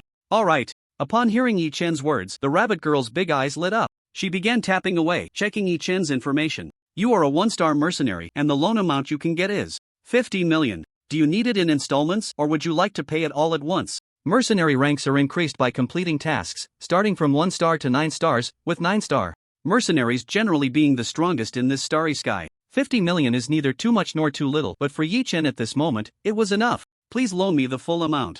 Yes. After printing a document, the rabbit girl handed it to Yi Chen. Since this is your first loan, you are entitled to a 6-month interest-free discount. Overall, it was still very favorable, with an interest rate of 5% for 6 months. The money was quickly deposited into Yi Chen's account. As for whether he was afraid that a superpowered individual would take the money and run? In this starry sky, the influence of the mercenary guild is even greater than that of the 3 major powers. If you offend the order of justice, you might still escape to the chaotic Star River. But if you offend the mercenary guild, even the chaotic Star River won't accept you. Because many forces within the chaotic Star River also rely on the mercenary guild for their livelihood. Their bounty system is modeled after the task list of the mercenary guild. Moreover, for superpowered individuals, making money isn't too difficult. As long as they work a bit harder, they can still pay it back. After receiving the money, Yi Chen went to the weapon market. He could craft low-level weapons from his memory. However, for higher-level weapons with more complex structures, he would need blueprints or to buy them directly. Coincidentally, Yi Chen's barracks was also completely empty. 50 million was just a drop in the bucket. Looking at the 50 million he had just received, which was instantly spent, Yi Chen remained expressionless. Indeed, the most profitable business was still the arms trade. This time, Yi Chen purchased a batch of missiles, rocket launchers, and grenade launchers. He also wanted to directly engage with planetary fortresses, but unfortunately, his wallet wouldn't allow it. With the equipment ready, the employer had also prepared the flying ship. Yi Chen boarded the flying ship and set off. The flying ship was small, designed to be compact and agile. However, it was very fast. In just half a day, they had already reached their destination. On the flying ship, Yi Chen was the only living person. The rest were all intelligent robot attendants. Wishing you a smooth journey. After assisting Yi Chen in putting on his combat suit, the robot waved at him, watching him leave. Yi Chen was now fully armed, wearing a very sci-fi nano combat suit with a silver mask on his face. He controlled the rocket backpack, constantly moving forward. Suddenly, a force of gravity appeared on him. The feeling of standing on nothingness was replaced by a solid ground sensation. Looking down, a thick layer of dust formed a special continent. The entire ground presented a grayish-white color. Looking up again, the brilliant starry sky was no longer visible, replaced by a mist resembling colorful clouds, enveloping the entire upper area. Have I already entered the secret realm? Yi Chen pondered for a moment, then took out a half-person high signal tower from the Yi barracks and planted it on the ground. He then stepped forward and continued walking. The further he went inside, the softer the sensation under his feet became. Moreover, the temperature was rising. Looking at the display on his wrist, the outside temperature had already begun to rise to over 200 degrees Celsius. Outside, as Yi Chen just stepped into this wondrous place, the temperature was only 25 degrees Celsius. He installed a signal tower every 100 meters. On his wristwatch, the signals from the towers kept flashing, the light points connecting to form a straight line. No anomalies detected. But that's not so bad. Just as Yi Chen chuckled lightly, his eyes suddenly sharpened. After taking a step forward, he felt a strong pulling sensation beneath his feet. Looking down, the grayish-white ground had unexpectedly turned into a soft, muddy state. The ground had transformed into thick sludge. Yi Chen took a few steps back and discovered that the previously normal ground behind him had also changed dramatically. He raised his wrist to check the signals. The signal from the towers he had previously set up was disappearing one after another. The closer they were to his position, the faster they vanished. Fortunately, the signal towers on the outermost edge were still functioning normally. However, judging by the rate of signal degradation, if this place didn't return to normal in half a day, it was only a matter of time before the towers lost their signals. Yi Chen attempted to activate his rocket backpack. But as he rose slightly, an overwhelming pressure suddenly came from his shoulders. Instantly, his face flushed red and his health bar began to drop. He quickly stood back on the ground, his expression turning serious. A mysterious rule had suddenly appeared here. Only when both feet touched the ground was there normal gravity. Once both feet left the ground, the gravity here would increase dramatically. That kind of gravity is probably over 20 gs. Even with my current physique, I can't withstand it. The ground gradually began to undulate. The sludge started to churn, as if it wanted to swallow everything above it. There seems to be no potential danger in this sludge for now. The goal should be to cause suffocation to kill living beings. Yi Chen took out a short-range missile launcher from the G barracks. After placing it on the ground and calculating the angle, he hung sideways on the missile, keeping his feet on the ground. Then, he ignited and launched. Instantly, the missile soared forward with a roar. Earlier, Yi Chen had also noticed that when he wanted to fly, although he felt a terrifying pressure, this pressure only affected living beings. It had no effect on technological creations. Otherwise, the gravity just now would have been enough to crush the watch on his wrist. A tremendous force suddenly pulled Yi Chen forward. Activating his personal template, Gunpowder Overlord, he adjusted the missile's flight angle. The sludge on the ground splashed onto Yi Chen's legs, even stretching out like threads. The missile flew quickly, and the scenery around him rapidly receded. Here we go. Yi Chen's gaze suddenly sharpened. He pressed the button on his waist and his body fell off the missile.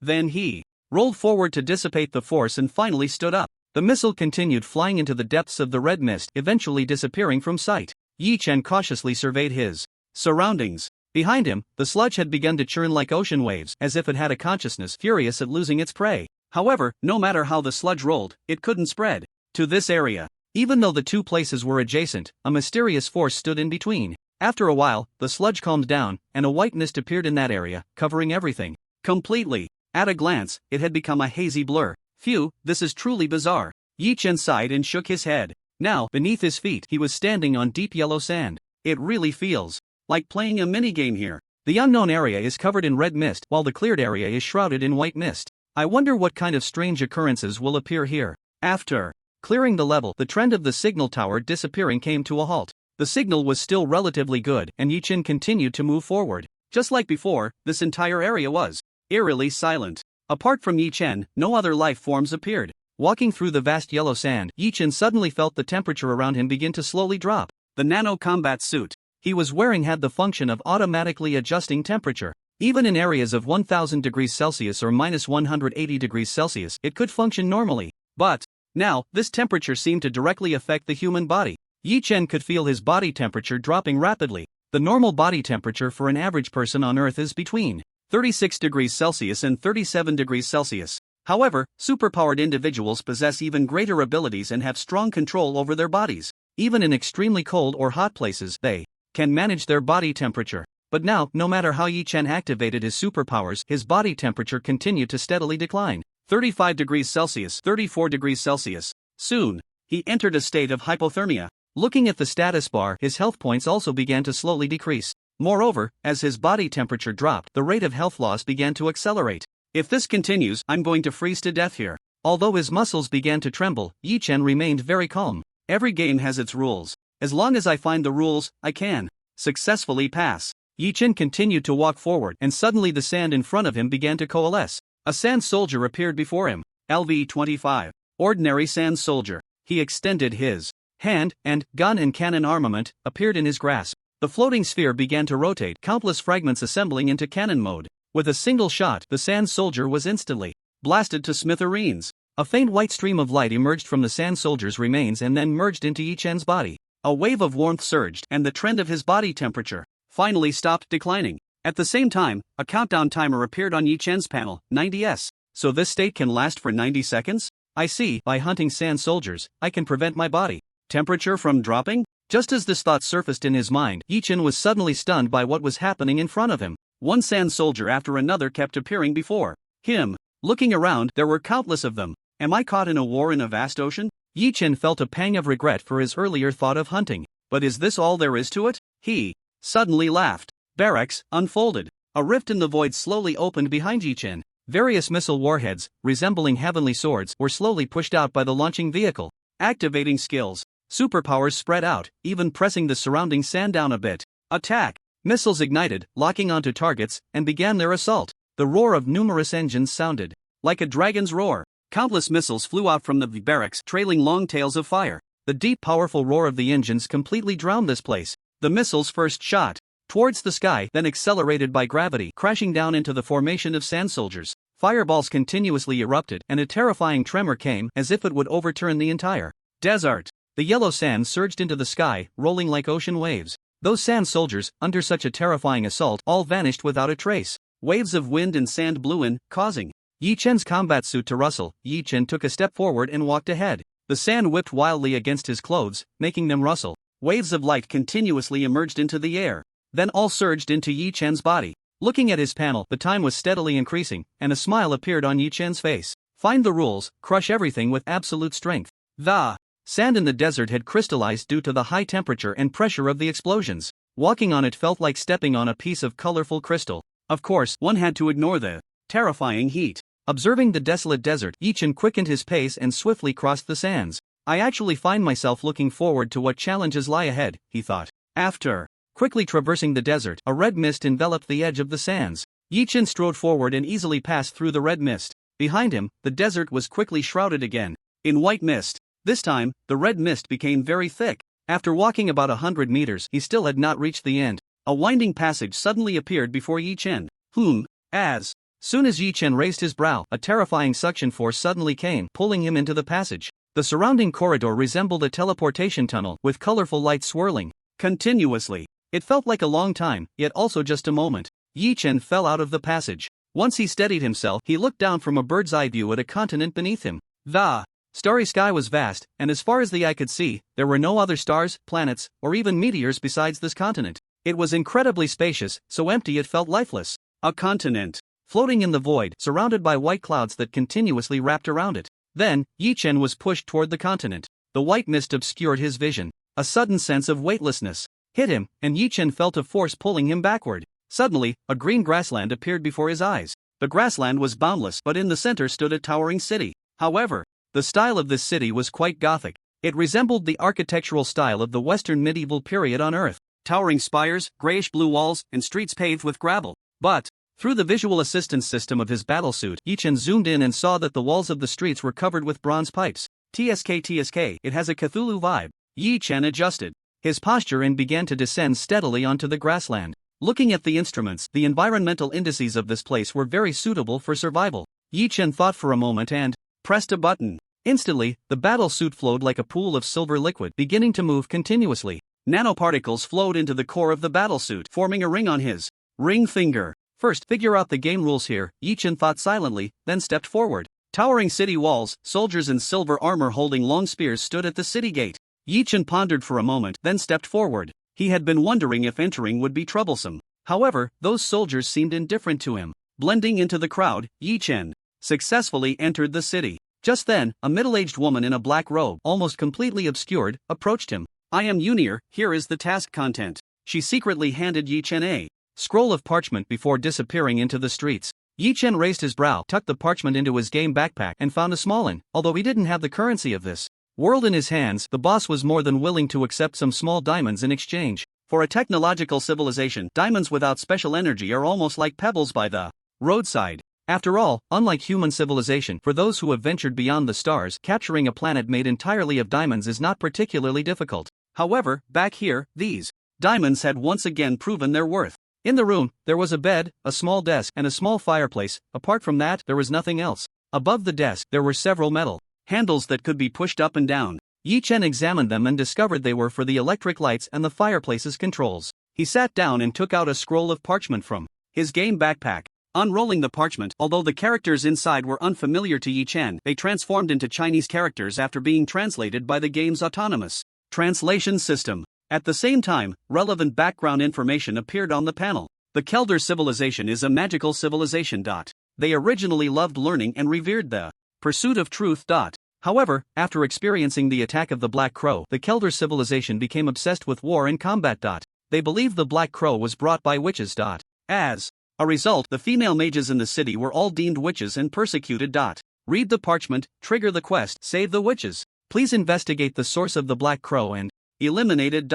Just as Yi Chen finished reading the parchment, it was engulfed by a ball of blue flames, which then burned to ashes, turning into black dust that fell to the ground. The flames just now had magical properties, and even with restoration magic, there was no way to revert the dust. Yi Chen extended his finger and gently tapped the table. The Black Crow, the culprit that caused everything to change. So, what exactly is the Black Crow? Yi Chen's eyes narrowed slightly. Knock, knock, knock. Suddenly, a series of knocks came from outside the door. Yi Chen walked over and opened the door. A short, stout man dressed in a black vest and blue tailcoat stood outside. He wore a tall top hat, and a gold-framed monocle hung over his left eye, with a thin gold chain dangling down. Good day, sir. He took off his hat, placed his hand over his chest, and bowed slightly. Hello, Mr. Yakto. Yakto was the owner of this inn. I'm here to remind you to remember to close the windows tightly at night and turn on all the lights. The heating should also be set to maximum, and if there's a knock at the door, do not open it under any circumstances. Yakto's face was filled with seriousness. Yi Chen nodded in response.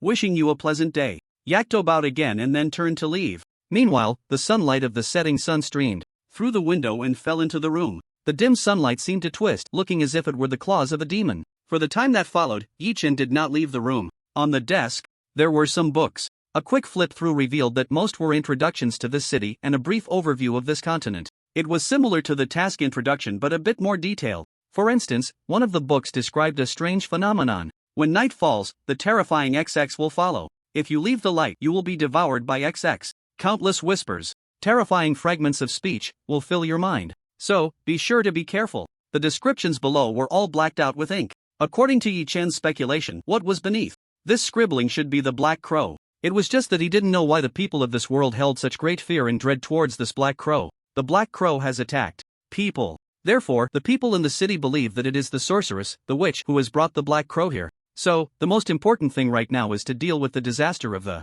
Black Crow first, and then the mission can be successfully completed. During the time Yi-Chen was flipping through the book, the sky had completely darkened. It's really strange, there is clearly only a desolate continent here. Where do the sun and the moon come from? Yi-Chen opened the window, and in the high sky, only a solitary moon hung there. However, unlike an ordinary moon, this one was blood red. The blood red moonlight spilled onto the ground like strands of crimson silk. An eerie white mist, like frost, slowly rose from the ground. As the white mist spread, the temperature of the entire city began to drop rapidly. White frost continuously condensed on the walls. Light white frost particles began to accumulate slowly. The whole city seemed to have been placed inside a freezer. Yi-Chen pondered for a moment and then tightly closed the window. The metal handle on the desk had already been pushed to its highest position. The entire room became very bright. The flames in the fireplace also surged violently, constantly driving away the cold. Yi-Chen sat on the bed, took out the war god armament and began to slowly wipe it. The gun, resembling a sapphire, reflected dazzling light even more after being polished.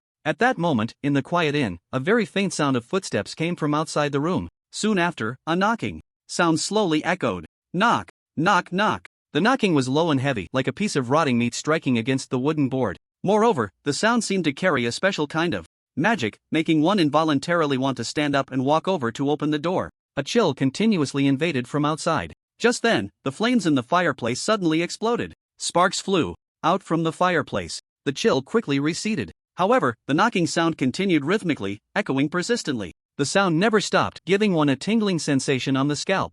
Yi-Chen walked over and looked through the peephole. In his line of sight, there was nothing outside. Yi-Chen tucked the war god armament into the quick-draw holster under his arm. Then he placed his hand on the doorknob, and a wave of coldness instantly surged out. Click! He pressed down on the doorknob, and the door slowly opened. In the next moment, Yi-Chen suddenly activated the equipment, Disaster Roulette. Rays of light burst forth, pulling both Yi-Chen and the entity outside into the Disaster Roulette. The dim sky, the two dilapidated goddess statues, and on the huge arena, Yi-Chen stood on one side, while a short, stocky man stood on the other. This short, stocky man was none other than the innkeeper, Yakuo. However, he was now dressed in a bizarre outfit, adorned with black feathers. Especially that cloak, which was particularly distinctive, raised high on the left side, resembling a bird's wing. Upon closer inspection, one could see that beneath his originally deep blue pupils, two crows were flapping their wings, eager to take flight. Is this the Black Crow? Yi-Chen observed leisurely. Yakuo was also looking around in surprise. He felt that the connection between him and the mother body had been severed.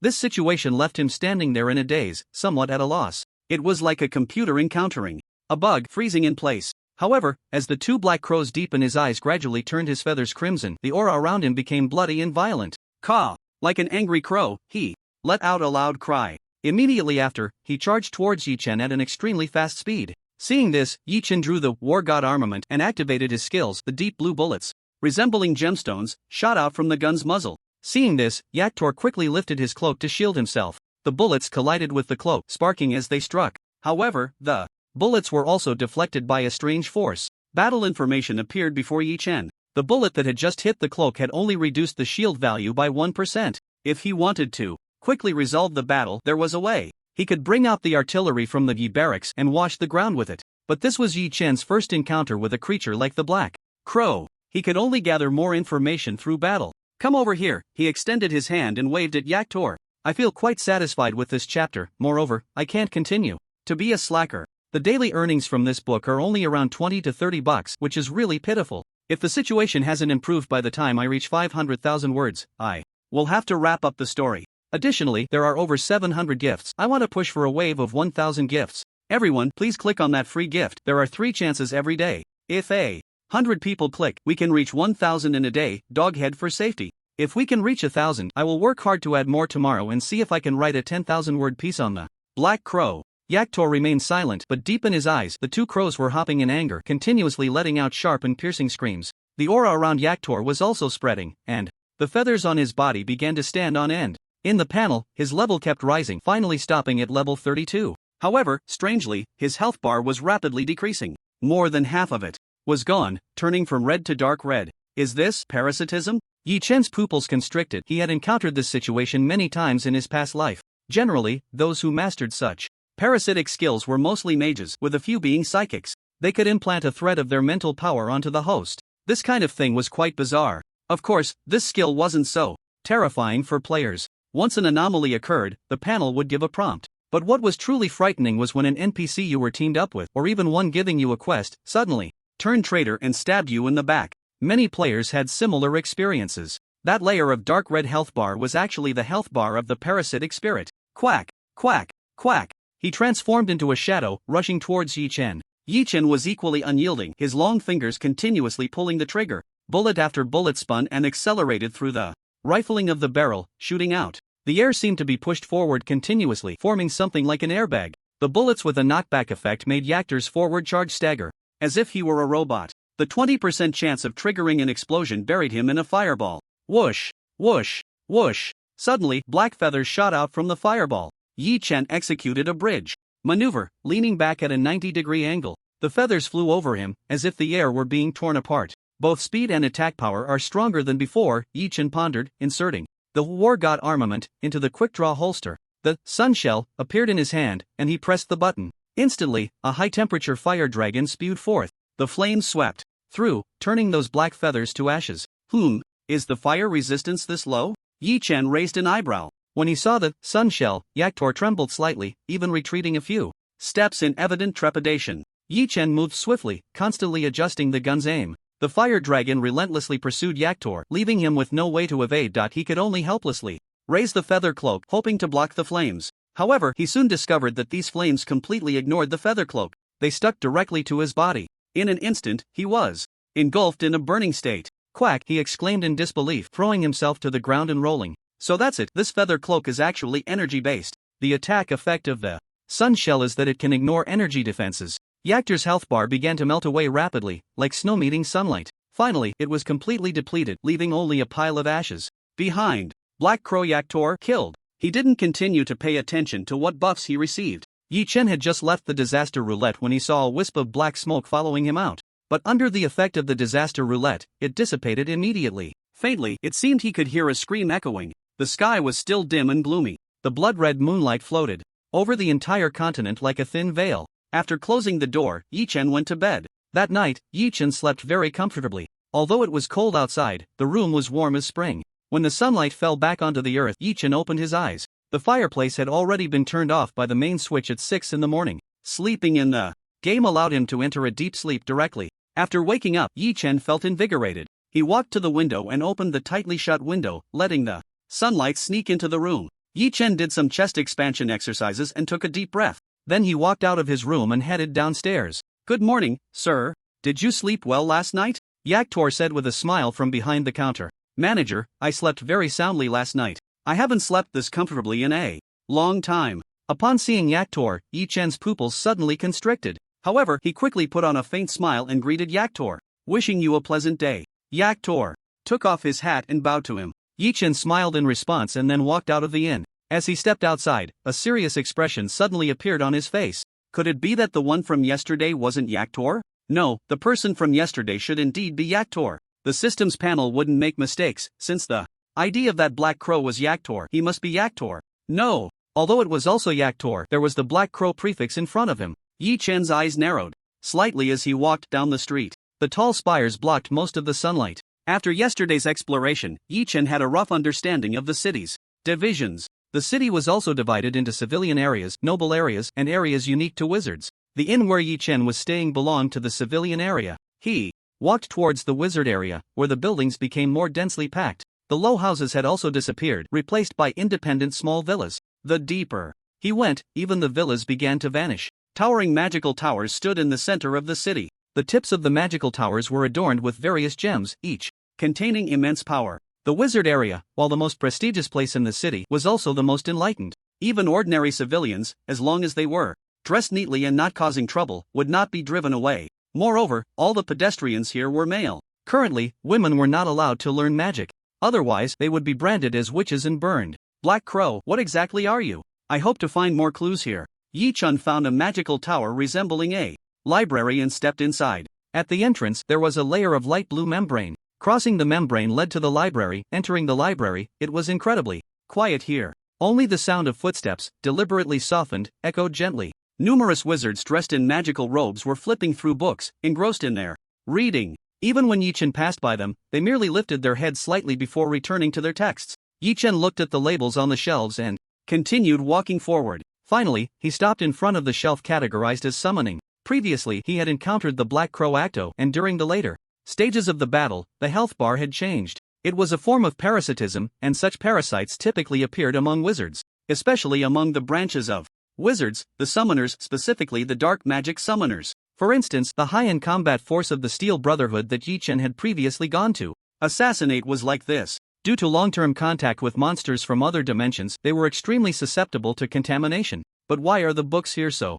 few? After reaching the shelf, Yi-chen frowned slightly. Compared to books in other categories, this shelf appeared very sparse. On one level of the shelf, there were even only 2 or 3 books. Yi-chen picked up a book and began to flip through it. Although he was not a superhuman of the wizard profession, some knowledge was still common. After glancing through a few pages, he found only very superficial information. According to the classification of superhuman levels, this knowledge could at most support a summoning wizard in completing their first transition. He flipped through several more books, and they were all the same. If this isn't strange, then I really don't know what is. The Black Crow Acto he had encountered before was already at level 30. Yet these books here were only around level 10. Wasn't that absurd? Yi-chen found a place to sit down, resting his chin on his hand. He looked out the window, and at the same time, more than 10 tiny mechanical spiders were released from under his sleeve. This was something he had specifically asked Xianyu for, an essential item for home travel and gathering intelligence. After being released, the little spiders scuttled towards the back area of the library. Those areas were VIP zones, accessible only to high-level wizards. The little spiders were tiny, about the size of a mosquito, and they lacked any life force. To these wizards, they were just ordinary steel or stone, unlike mechanics or gunners who were sensitive to machinery and could sense something was off. Gradually, some voices began to sound in Yi-chan's ears. Most were self-talk, murmuring about how to improve their magic. However, this did not mean he was without gains. An audio transmission from a little spider that had ventured the deepest made Yi-chan's spirit lift. At least 10 wizards in the house were loudly debating something. Moreover, their voices were filled with a sense of panic. What do we do? The invasion from it is becoming more and more severe for our city. The mechanical heart might not even hold out. Last night, the rate of damage to the mechanical heart accelerated again. Although we have tried our best to repair it, the speed of repair simply cannot keep up with the rate of destruction. If this continues, we are finished. What are we going to do? Bang! The sound of a palm slamming hard on the table suddenly rang out. Calm down.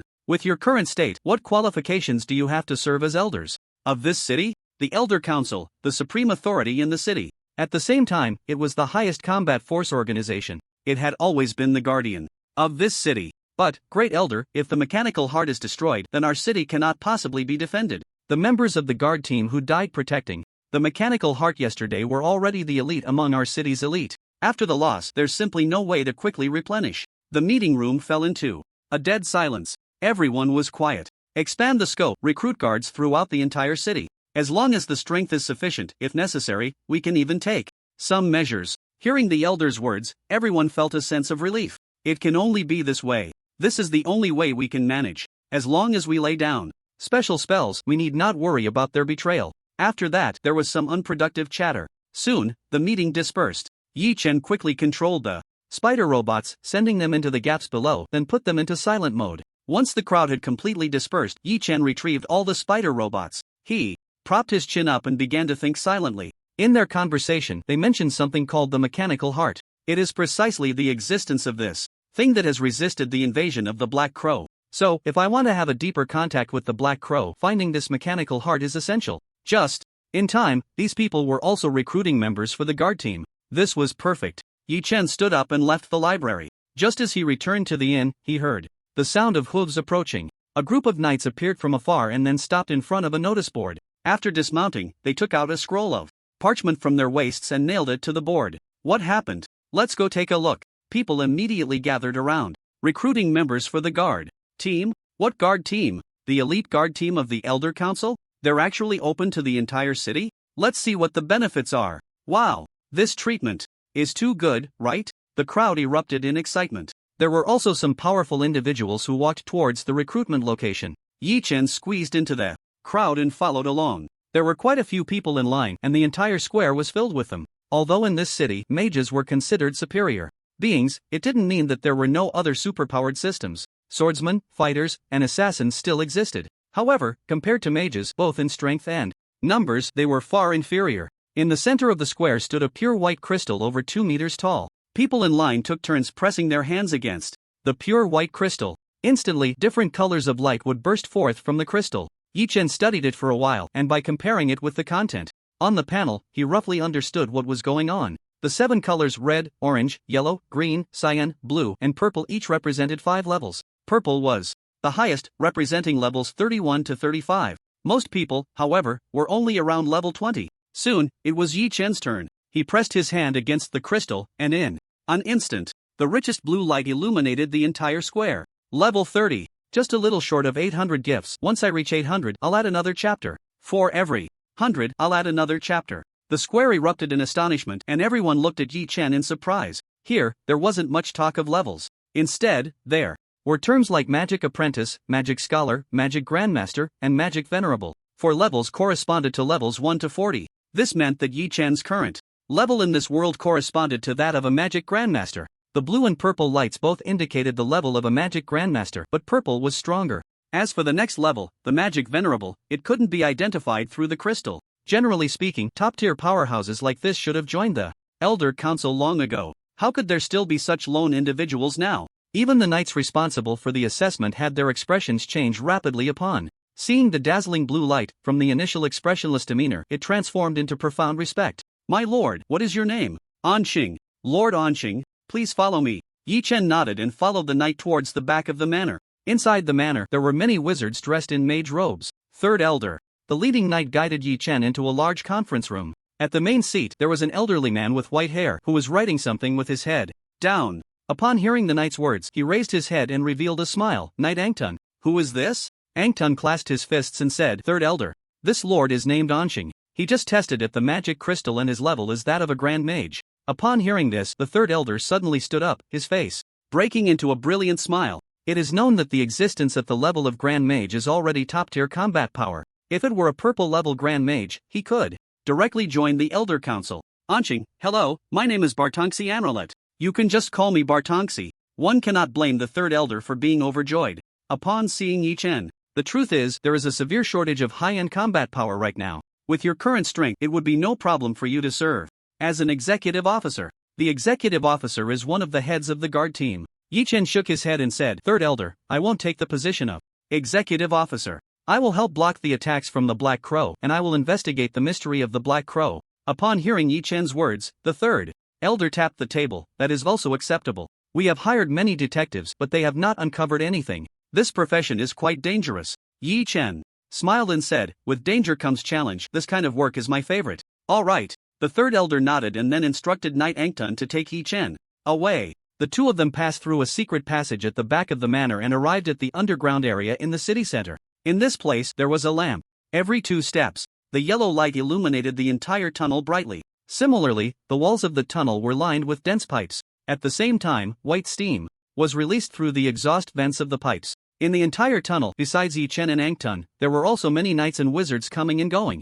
However, their faces were all filled with a serious expression. As they walked deeper, a vast underground space appeared before them. Inside there is the mechanical heart. A huge light shield was inverted, surrounded by many magic towers. Moreover, these magic towers were completely different from the ones outside. The structure and design of these magic towers were filled with offensiveness. Let's go, the mechanical heart is inside. After multiple verifications, a mark was stamped on the backs of their hands. As they crossed the light shield, the mark on the back of their hands emitted a gentle glow, and then their eyes brightened. Hiss! This is interesting. Looking at the object before him, Yi Chen couldn't help but exclaim inwardly. This space was also extremely vast, at least as large as 4 football fields.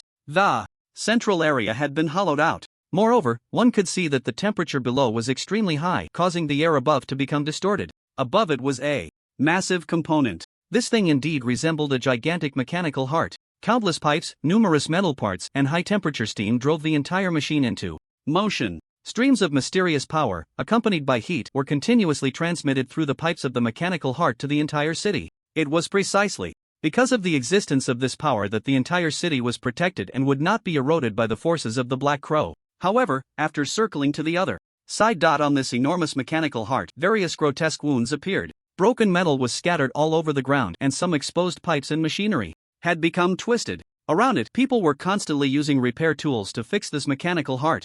Unfortunately, this world belonged to a magical realm. Those metal structures needed to be crafted bit by blacksmiths. Sigh. Looking at the shattered areas, and Kaduan also let out a sigh. Every time the Black Crows appear, they are very strange. They can turn into people we know, hiding among the crowd. Once the Black Crows outside start attacking here, those Black Crows lying in ambush will strike. It's hard to defend against, making it extremely difficult for us to manage everything. Hearing in Kaduan's words, Yi-Chen also thought of the Black Crow Yakushuo he had encountered before. So, do these things have any relation to the original person he turned into? And Kaduan shook his head and said, although it's strange, every time those Black Crow replicas appear, we can't find the person they turned into. However, afterwards, we can meet that person again. If the Black Crows are them, then logically, those Black Crows should have already been killed by us. Unless they can resurrect infinitely? When Kaduan said this, an exaggerated expression appeared on his face. Infinite resurrection? That's impossible. Alright, with this mark, you can move freely here. Whenever the sun sets, the Black Crows will launch their attacks. At that time, Lord Xing, you should be careful. Yi-Chen nodded in response. Then, Kaduan left. Yi-Chen stroked his chin, lost in thought. During his time underground, Yi-Chen began to visit various places. He learned about some defense systems and the layout of the underground passages. When it came to discussing the Black Crows, many people were extremely wary and reluctant to say much. They only mentioned that at night, apart from oneself, one should never trust anyone else. The work of repairing the mechanical heart would also completely stop at night. Even if one wanted to patrol near the mechanical heart, a team of more than 5 people was required to do so. The invasion of the Black Crows was far too complicated. Even Yi-Chen, once night fell, would not be allowed to approach the mechanical heart. Therefore, taking advantage of the sunset, there was still some time in the evening. He wandered around the entire mechanical heart, setting down some small cameras and spider robots. Just after finishing all this, a notification was sent out, instructing everyone nearby to leave the mechanical heart area. After the guards checked several times and confirmed that there was no one inside, the several massive pillars beneath the mechanical heart began to move slowly. The enormous mechanical heart started to descend gradually. Eventually, the entire mechanical heart sank into the deep pit below. The terrifying heat made everyone hesitant to approach easily. Yi-Chen estimated that the temperature below could reach over 1,000 degrees. As for the principle of the heat, he had not figured it out. However, the universe is vast, and even though Yi-Chen once stood at the pinnacle of the universe, not everything could be understood. Looking at the watch on his wrist, he had adjusted the time after arriving in this world. Here, a day is 25 hours long, and after 6 in the evening, it officially enters the night. And now, the time was already 5:45 in the evening. All the blacksmiths, repair personnel, and management staff, except for the combat members, had entered the rooms that had already been arranged. The light shield also lit up with arcs of lightning, continuously swirling around the entire shield. At the same time, the magic towers began to gather energy, the magical gems at the tips of the towers radiating a dazzling array of colors. Time gradually passed, and night was about to fall. Tick-tock, tick-tock. Above the underground space hung a massive clock. Ding, dawn, ding, dawn. As night fully descended, the great bell began to toll. Everyone grabbed their weapons. The swordsman picked up his long sword, the mage grasped his staff, cautiously surveying their surroundings. Meanwhile, some pipes opened, releasing a continuous stream of hot air. They're coming. Yi-Chen's pupils suddenly constricted. At that moment, a vague whisper echoed in everyone's minds. Whispers surged, affecting the souls of all present. This feeling was unsettling, making it hard to calm down. Simultaneously, a blackness like ink spread rapidly across the walls, moving towards the core area. Tiny white frost particles clung to the walls. Despite the constant supply of hot air, the temperature noticeably dropped. The atmosphere underground shifted dramatically. The faces of everyone revealed a serious and grim expression. Yet deep in their eyes, there was a faint hint of panic. The ground began to tremble. Slowly. This was caused by a multitude of creatures running about. Quack, quack, quack. The sharp, piercing caw of crows crashed in like a wave of demonic sound. The black crowd surged forward, resembling a frenzied army. They seemed to have lost their minds, with no emotions other than the two crows flapping their wings in their eyes. However, unlike the black crow, Yakuo, that Yi Chen had encountered before, most of the crowd here lacked crow wings. Their levels ranged from 10 to 20, attack. As the black crows drew near, the executor shouted loudly. Instantly, the magic towers that had gathered energy shot out beams of light. These beams struck the black crow crowd, instantly vaporizing them all. Following that, the sound of bowstrings being released echoed continuously. Arrows inscribed with magical runes were launched, covering the rushing black crow crowd like dark clouds. The number of black crows here must be at least half the population of a city, right? Based on Yi Chen's previous estimates, this city was enormous, capable of housing at least 2 million people. However, considering that mages and nobles occupied most of the urban area, only a quarter was left for the commoners. Thus, it was estimated that there were at least 5 to 600,000 people. Calculating this, the city's permanent population would likely be between 700,000 and 800,000. Half a city's worth of people meant that the number of black crows here was at least 350,000. If it weren't for the dense, forest-like presence of the magic towers, each beam of light capable of taking thousands of black crows' lives, this battle wouldn't even need to be fought. Moreover, the suppression formed above the level of superhumans made it quite easy to deal with lower-level superhumans. The real challenge was actually the black crows that had been hiding among the guard team. Now, the members of the guard team seemed to be fighting side by side. However, looking at their comrades, there was a sense of seeing traitors among them. Once this taut nerve snapped, it would signify the arrival of chaos. When a black crow was killed, it would turn into a shadow and vanish. Therefore, the idea of using corpses to block the attack was utterly impractical. Boom! At that moment, an explosion sounded from the guard team. The members of the guard team immediately displayed intense vigilance, even distancing themselves from one another. Did the black crows hiding among the guard team finally make their move? Yi Chen's pupils suddenly constricted, and he began to lean back. A squad leader level fighter had transformed into a black crow at this moment, and behind him, a black wing spread out. Instantly, chaos erupted around. The surrounding superpowered individuals launched a siege against him. However, Yi Chen did not participate. If it were only this level of attack, it wouldn't provoke such deep apprehension from the Elder Council. Sure enough, just as this thought crossed his mind, a more intense explosion sounded closer to the mechanical heart. Seeing this, Yi Chen hurried over. In midair, a black crow with 2 wings was flying. The attackers were already members of the Elder Council. Moreover, to join the Elder Council, one had to be at least level 30, with 800 gifts as a minimum requirement. Now, 2 mages and a swordsman were besieging the black crow with wings on its back. Yi Chen also noticed that the more wings a black crow had, the stronger its power. The expressions of the 3 elders were grave, like dark clouds gathering. Various powerful skills were hurled at the black crow in the sky. However, the black crow folded its wings in front of itself, and all those attacking skills were deflected away. More and more high-level black crows with 2 wings appeared at the core. The number of members in the Elder Council had always been a secret, but now, over 20 individuals above level 30, dressed in elder robes, had appeared on this battlefield. The number of 2-winged black crows had also exceeded 7. These black crows must be the real troublemakers, right? The combat power and destructive capability of these black crows were far superior to the cannon fodder outside. Just then, a long whistle echoed from within the mechanical heart.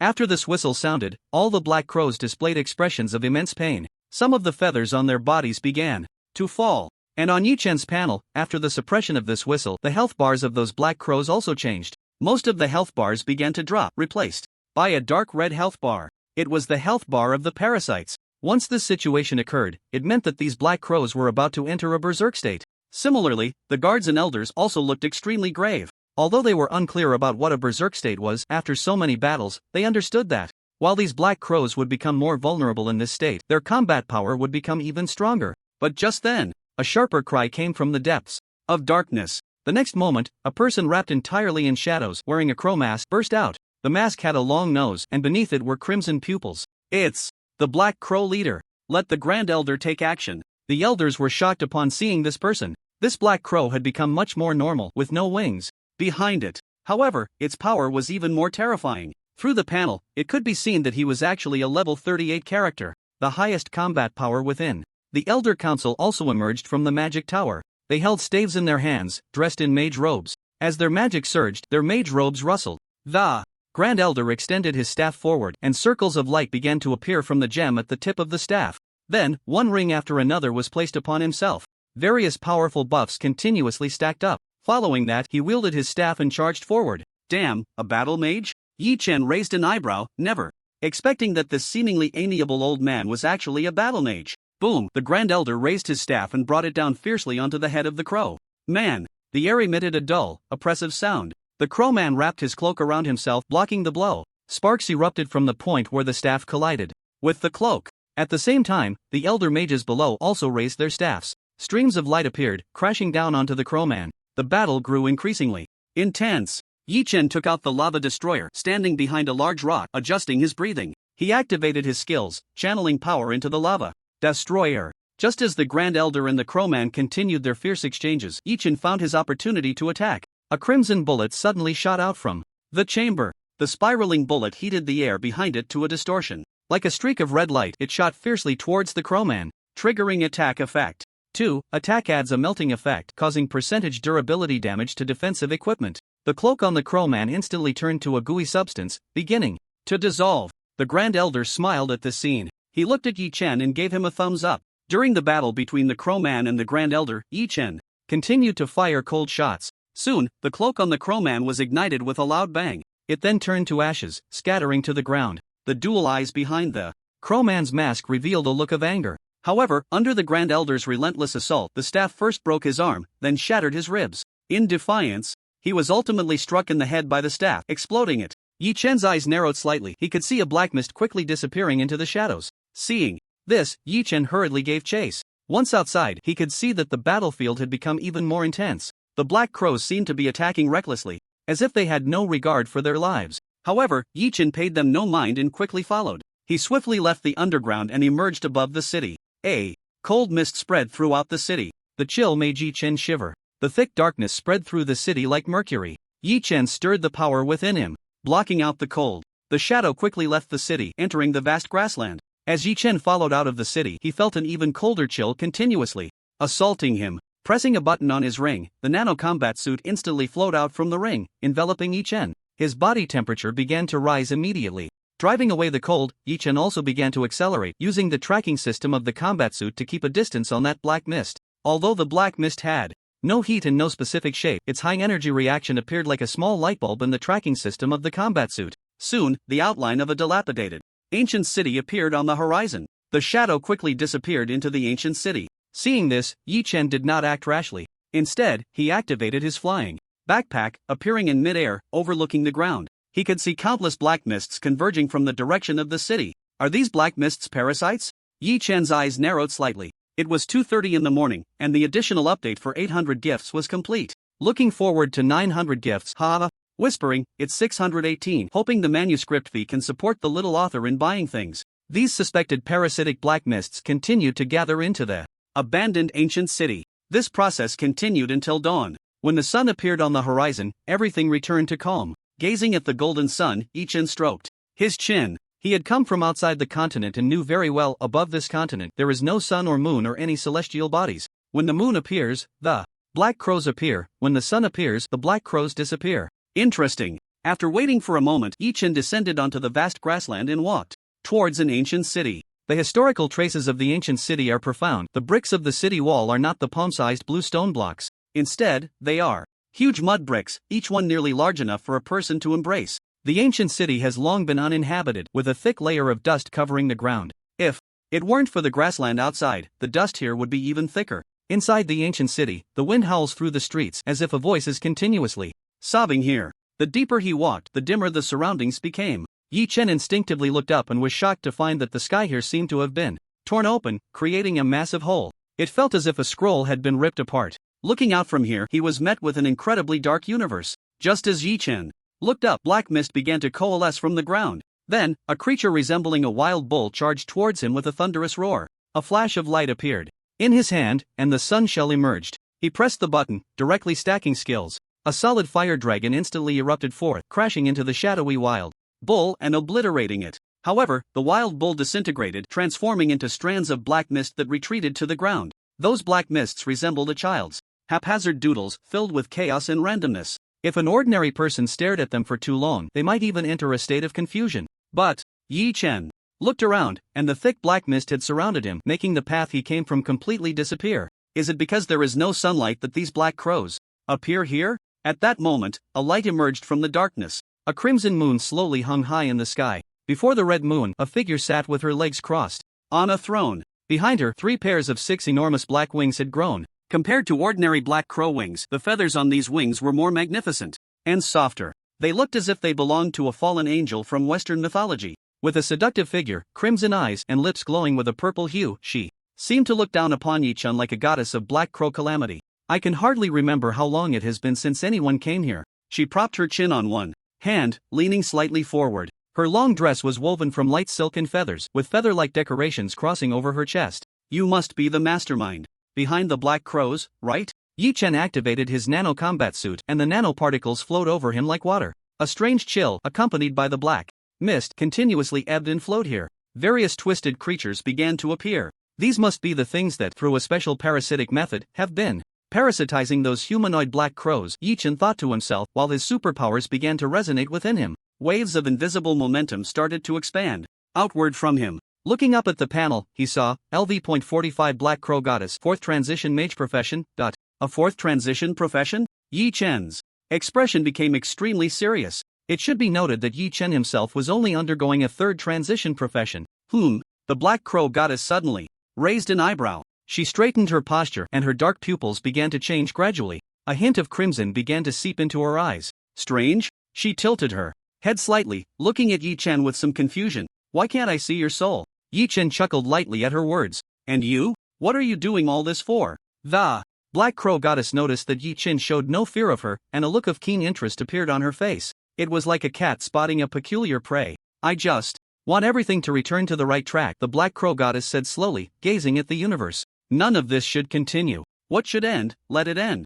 At this point, she felt a sense of loss, and her interest in the conversation faded. With a gentle wave of her hand, the surrounding black mist surged forward. Yi-chan also snapped his fingers. The barracks tore open a rift in space, rapidly unfolding here. Seeing this scene, the Black Crow Goddess's face showed surprise for the first time. In this space, everything was under her control. It was impossible for anyone or anything else to break the space here. But now, what was this enormous rift? Before she could think it through, massive cylindrical metal structures emerged from the rift. Moreover, huge beams of light pierced through the heavens and the earth.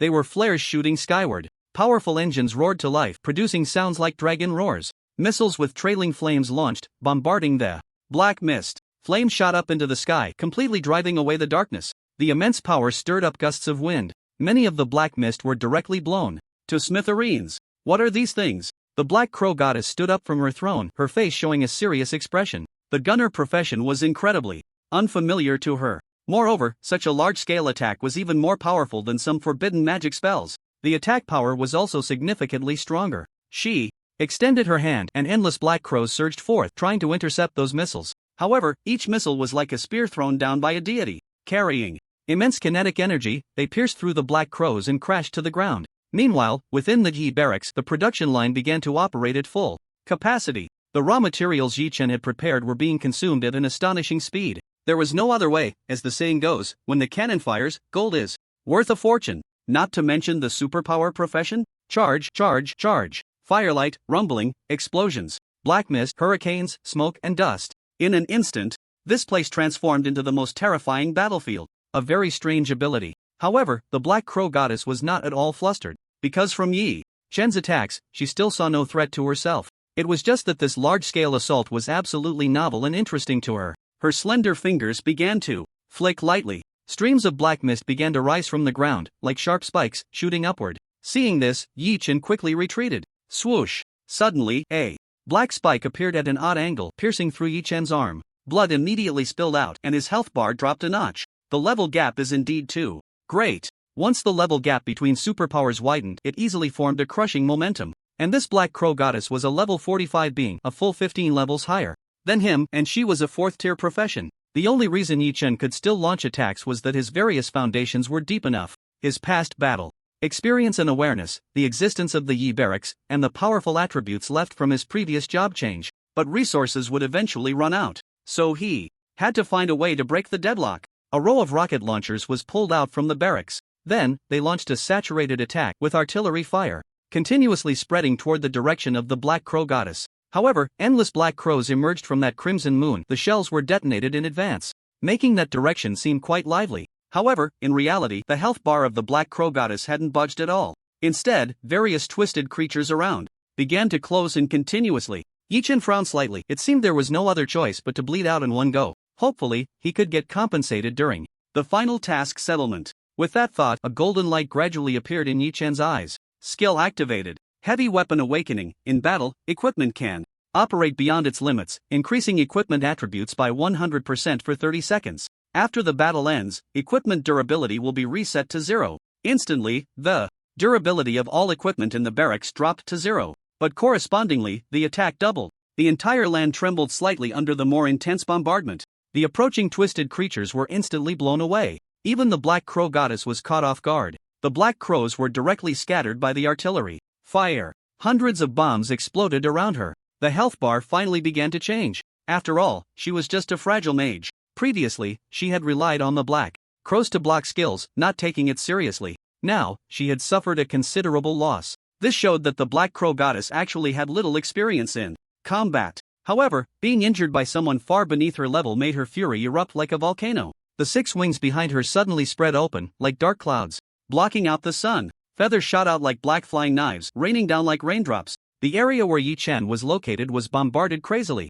Many missiles and shells were detonated in mid-air. Huge fireballs appeared in the sky. Yet even so, many feathers broke through the anti-air firepower's blockade and fell directly to the ground. Yi-Chen kept dodging but still lost a significant amount of health. However, with the skill battle frenzy, the more health he lost, the more ferocious his attacks became. Holding the lava destroyer, he continuously fired cold shots. Each crimson bullet, carrying immense power, surged towards the Black Crow Goddess. These bullets could corrode defensive equipment and put the target into a burning state, deducting health based on a percentage. The Black Crow Goddess's expression darkened completely. Her clothes were burned and tattered, making her look somewhat disheveled. She took a deep breath and pointed a finger at Yi-Chen. The crimson moon behind her suddenly opened a crack. Endless black mist surged out from within. Most of their shapes were twisted creatures, charging towards Yi-Chen. Skill, minion, charge. Watching the black mist, which resembled an ocean, rushing towards him, Yi-Chen activated a card, Skill Immunity Card. This was one of the rewards obtained after completing a version task before the update. This card could block any skill once, and it was one of Yi-Chen's trump cards. At the same time, the personal template, Fervent Battle Intent Beginner, was also triggered. His gaze became incredibly calm. The equipment pulled from the barracks was the first to be attacked. Explosions echoed continuously within the black smoke. Watching these pieces of equipment being destroyed, even Yi-Chen, who had entered a calm and berserk state, felt a twinge of heartache. However, out with the old, in with the new. This wave, he would go all out. Boom! An even more intense explosion sounded. This area was already covered by black twisted monsters and the rising fireballs. It looked like a scene from the apocalypse. Seeing this, the Black Crow Goddess's lips curled up slightly. No one could escape under such an attack. The terrifying aspect of the Legion flow is its ability to directly rush the target with endless summons. Just as she relaxed, a wave of energy suddenly appeared behind her. Yi-Chen had arrived. Even though his body was covered in injuries, after triggering the skill Super God Battle Intent, he gained immunity to fatal damage.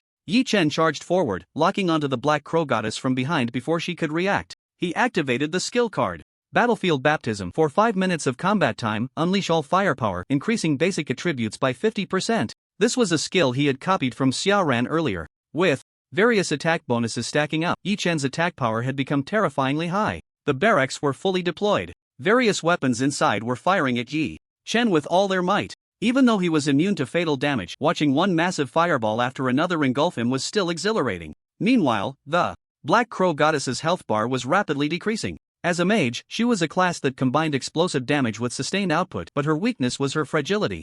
No matter how high her basic attributes were raised, unless she was an oddball mage specializing in combat or martial arts, she couldn't withstand such bombardment. The Black Crow Goddess was furious, struggling continuously, but she couldn't break free, only watching her life force gradually fade away. She suddenly opened her mouth, letting out a piercingly sharp long howl, mixed with a strong sense of unwillingness and a hint of resignation. Under such an attack, Yi-Chen also fainted. When the scene before his eyes reappeared, he had returned to the login page. This meant that he had just died and used a resurrection opportunity. However, fortunately, before that he had bound the resurrection point to that space. Now he just needed to log in again. As the light flickered, he reappeared beneath that pitch-black universe. Everywhere was filled with flames, exploding debris, and upheaved earth. The crimson moon had already vanished. Only the throne remained, hanging solitary in the high sky. No, wait. On that throne, there was a feather that seemed to be made of black crystal. This feather emitted a hazy glow, tranquil and mysterious. Yi-Chen walked over and a prompt appeared on the panel. Memory of the Black Crow Goddess.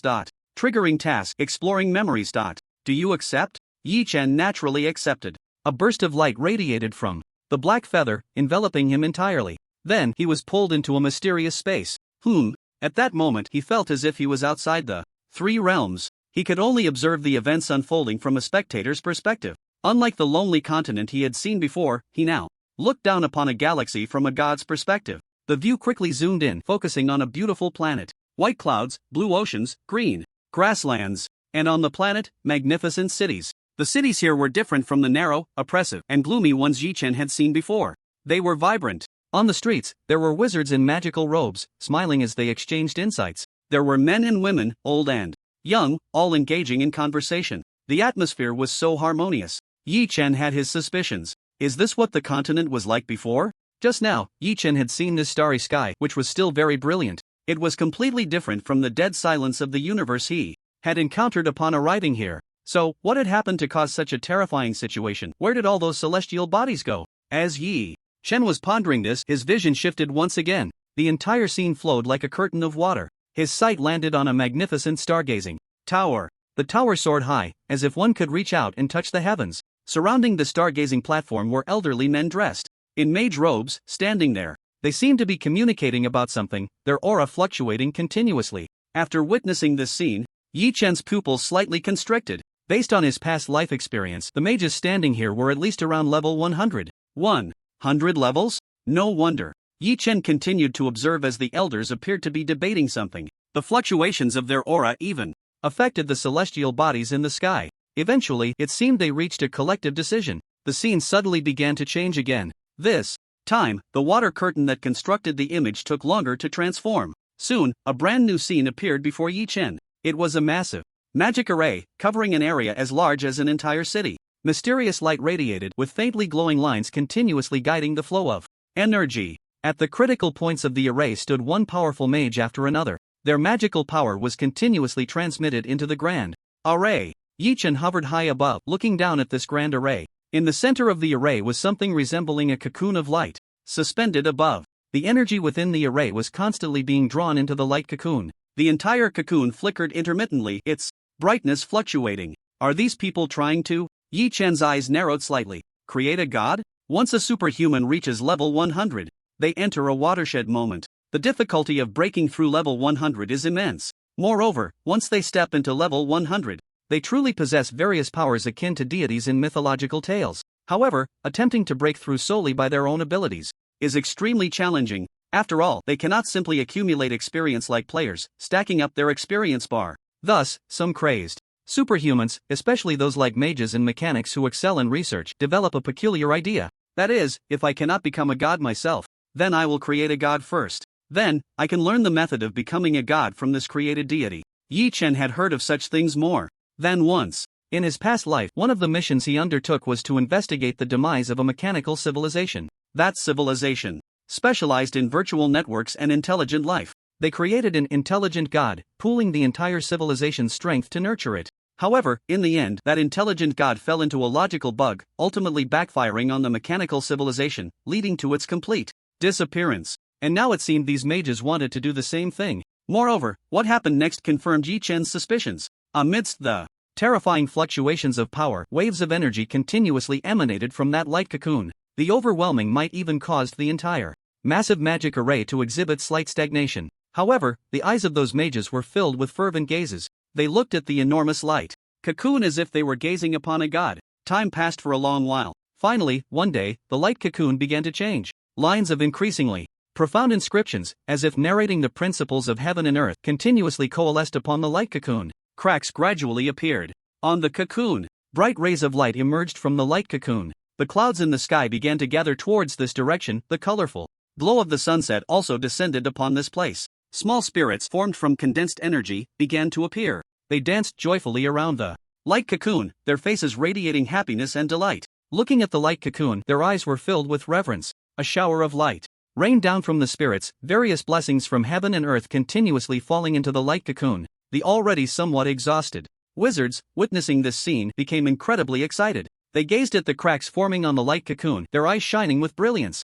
A deity. They had actually managed to create a deity. A man-made deity. The cracking of the light cocoon lasted a long time, continuing for 3 or 4 days. Eventually, the clouds in the sky condensed into a shimmering glass-like mirror. The grass on the prairie was full of vibrant life. The surrounding spirits danced tirelessly in prayer and celebration. Crack! A faint cracking sound echoed, drawing everyone's attention. Their eyes were filled with anticipation. This was an unparalleled achievement. Creating a deity. The wizard's eyes burst forth with intense light. But just then, a series of crow calls suddenly echoed from afar. Upon hearing these calls, the wizard's eyes revealed a serious glimmer. What's happening? What's going on? Why are there crows? No one understood why such a thing was happening. After all, creating a deity was a first-time experience for them as well. Because of this, they dared not act recklessly. In the distance, a flock of crows, dark as storm clouds, flew over. They flapped their wings, soaring into the sky above. Below, the spirits danced, while above, the black crows circled incessantly. This bizarre scene left everyone present feeling at a loss. Crack, crack, crack. An even more intense series of crisp breaking sounds emerged. The cracks on the light cocoon exploded all at once. Points of light scattered onto the ground, as if a rain of light fell from the sky at that moment. These points of light contained immense power. When they landed on the prairie, the grass began to grow rapidly. The spirits also knelt down, continuously bowing in worship. A small, luminous white hand emerged from the light cocoon. In the next moment, a terrifying aura radiated from the light cocoon, spreading across the entire planet. All living beings on the planet felt a pressure from deep within their souls. Unconsciously, they directed their gazes toward the direction of the light cocoon. No, it was gone now. In its place stood a deity wrapped in divine light. She stood there, her pupils exceptionally clear, exuding a natural calmness as she surveyed her surroundings. The scene changed once more. The image before Yi-Chen seemed to be fast-forwarding, playing rapidly. The deity grew day by day, her body harboring boundless power. Her learning aptitude was terrifying. She grasped many profound spells with just a glance. It was as if her very existence was meant for magic. However, everything suddenly changed one day. At this point, according to Yi-Chen's estimation, the deity had reached level 130. An existence of this level could easily destroy a galaxy. Yet, her realm of existence had remained confined to that one planet. On this day, she suddenly had a thought, wanting to see what the outside world was like. However, this thought of hers was destined not to be accepted by those magicians. More than 100 years had passed since the birth of the deity. Yet these magicians still had no way to find a breakthrough. They grew increasingly anxious, watching as the deity became stronger, even showing signs of breaking free from them, which gave rise to various thoughts in their minds. In their view, even if it was a deity, it was still a deity they had created. They were the true creators, and this deity, who was created, should forever protect their planet and their civilization. The seeds of contradiction were sown at this moment. Time continued to fast forward, and various lights danced before Yi-Chen's eyes. Suddenly, the scene returned to normal. However, the deity within the light screen had become abnormal. It was as if two souls had been born within her body. One yearned to leave this planet, while the other was the will to protect, instilled by those magicians. These two thoughts constantly tore at the deity. One day, when the deity was born, the crows that had once appeared returned once more. They came with endless negative consciousness. Finally, this deity could no longer maintain a normal consciousness. Thus, she began to transform from a normal deity into an evil god. Naturally, this starry sky also came under her attack. One star after another was shattered, and although countless magicians on the planet tried to resist, they were no match for the deity. Once the gap in power levels widened, the higher beings could easily crush the lower ones. This planet was ultimately shattered in a great battle, leaving only a lonely continent floating in the universe. Meanwhile, those magicians also played their last card. They exhausted all means to awaken the consciousness of this deity. Upon seeing this scene, the deity revealed boundless sorrow in her eyes. She detonated all the energy within her, turning everything into nothingness. The light screen dissipated completely at this point, and Yi-Chen reappeared beneath the pitch-black universe. A manufactured deity. Ha, is that really still a deity? Yi-Chen shook his head and looked at the continent. Because of the fall of the Black Crow Goddess, the hole in the sky could no longer expand. In fact, it began to be gradually suppressed by the light from outside. I should have already understood the so-called truth of this world. Shall we guess the reason for the formation of this cosmic wonder and the reason for the formation of this world? The light devoured all darkness. The entire sky suddenly brightened. It was as if light had forever poured down onto this continent. The crimson moon also began to gradually disintegrate, along with the throne, disappearing between this heaven and earth. However, even after this point, things were not over. When the light became dazzling to the extreme, from this point on, everything began to transform into light points, starting to decompose. The Earth, the ancient city, the grassland, just like a pencil drawing being slowly erased by an eraser. Everything began to be decomposed by that.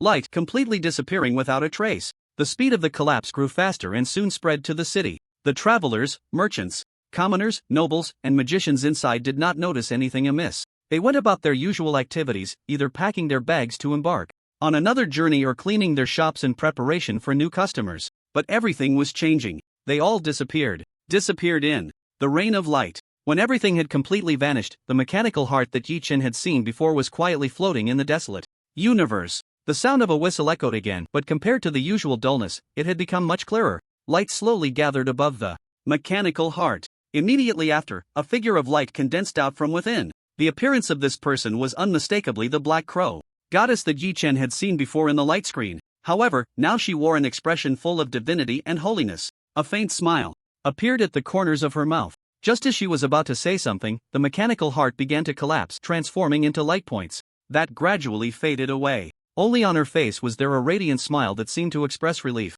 In the end, everything had vanished. The panel in front of Yi Chen also indicated that the task was completed and entered the settlement panel. Watching this scene, Yi Chen felt quite emotional. Everything in this world is both real and yet also false. Only the part seen in the light screen was the true experience. There once existed a brilliant magical civilization and they had created a god of magic. However, artificial deities inherently possess various flaws. Or, rather, artificial deities are a double-edged sword capable of harming others as well as themselves. Moreover, such artificial deities can easily fall into evil gods. In terms of data, it is very easy for them to produce bugs. When a being of this level produces a bug, the consequences are predictable. In fact, that magical civilization has already perished. In the light screen, the last moments showed the mages awakening the Black Crow Goddess and the events that followed. All of this was merely the last flicker of thought from the Black Crow Goddess before her demise, believing that such events would occur next. The existence of that continent was a fantasy conjured by the Black Crow Goddess.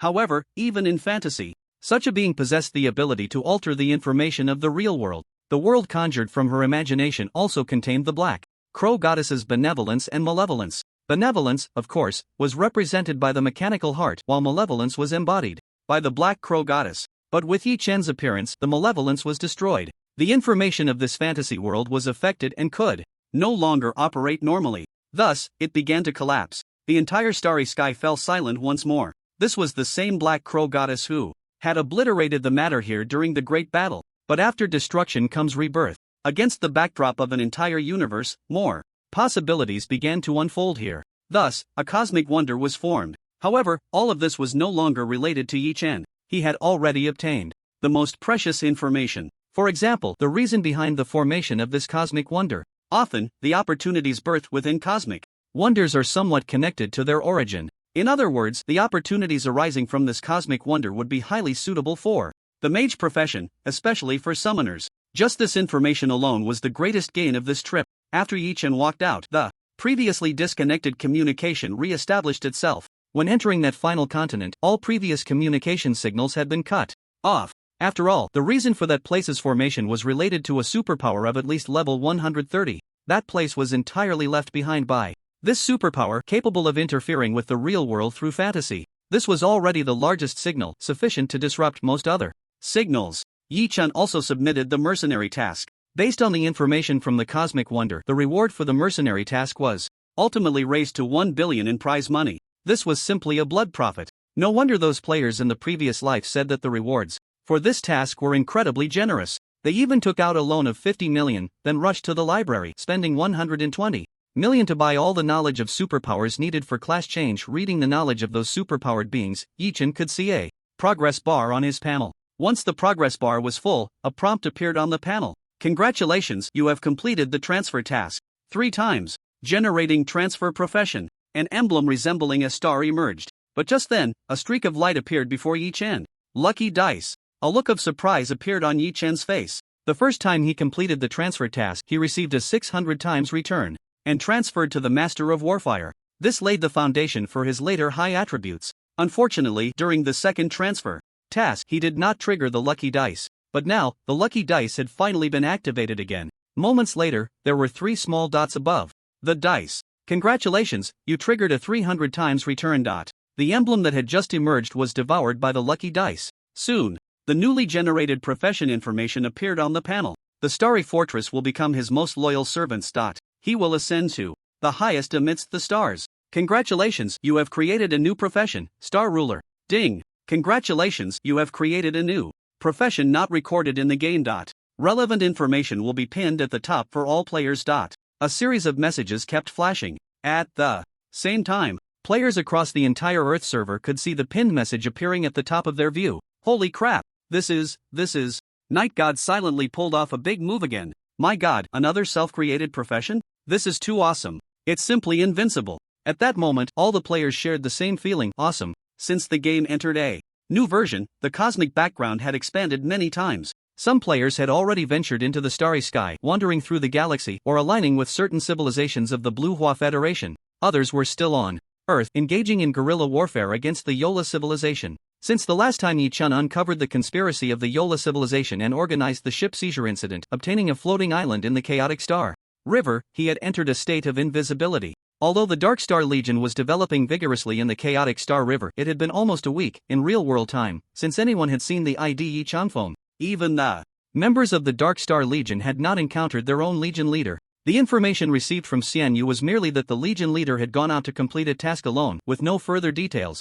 But now, seeing the message constantly flashing at the top of their view, they all gaped, unable to close their mouths. A version of this game had passed, and in that version, were there any other self-created professions? Of course, there were, but not many. Moreover, those that were revealed were mostly from powerful clubs backed by wealthy sponsors. However, after seeing the investment involved, many other clubs backed down. Spending such a large amount of money on a game was no joke. But when the first version ended and the PK server and leisure zone were opened, many companies turned their attention back here after witnessing the game's popularity. The limit in the last version was level 30, and many players were waiting to step into the Starry River, gain new superpowered knowledge, and undertake transfer tasks. Naturally, many were also planning to create a self-made profession in the new version. However, what troubled them was that even ordinary transfer knowledge was hard to come by, let alone a self-created profession that required enormous financial resources. Therefore, many plans are still just plans, merely a PPT. But now, Night Crazy is here.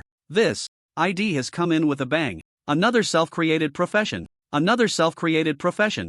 Everyone knows that the basic attributes of self-created professions are incredibly high, and the reason Night Crazy is so powerful is related to his previous job change to Master of Warfire. Especially for some clubs that have created their own self-created professions, they have made comparisons. In terms of basic attributes, self-created professions are indeed comparable, capable of crushing ordinary job-changed professions. At this moment, the club leaders whose plans are still just PPT feel a chill in their hearts. Is this version really going to be dominated by the ID Night Crazy? At this time, Yi-Chen is also seriously looking at the introduction of his new profession. After the job change, he poured all his massive experience into leveling up. This pushed his level directly to 38. At this moment, his panel has also undergone a tremendous change. ID, Night Crazy Race, Sanctuary Carbon-Based Lifeform/Earthling Profession, Ruler of the Stars Sub-Profession, None Level, 38 Experience, 550,000 Strength, 8,000 Spirit, 8,000 Agility, 5,000 Charm, 6,000 Health Points, 50,000 Energy Points, 50,000 Attribute Points, 124 Skills, True Eye, Battlefield Domination, Courage in Battle, Warfire Anthem, Heavy Firearms Awakening, Super God Battle Intent, Artillery Prelude, Quick Reload.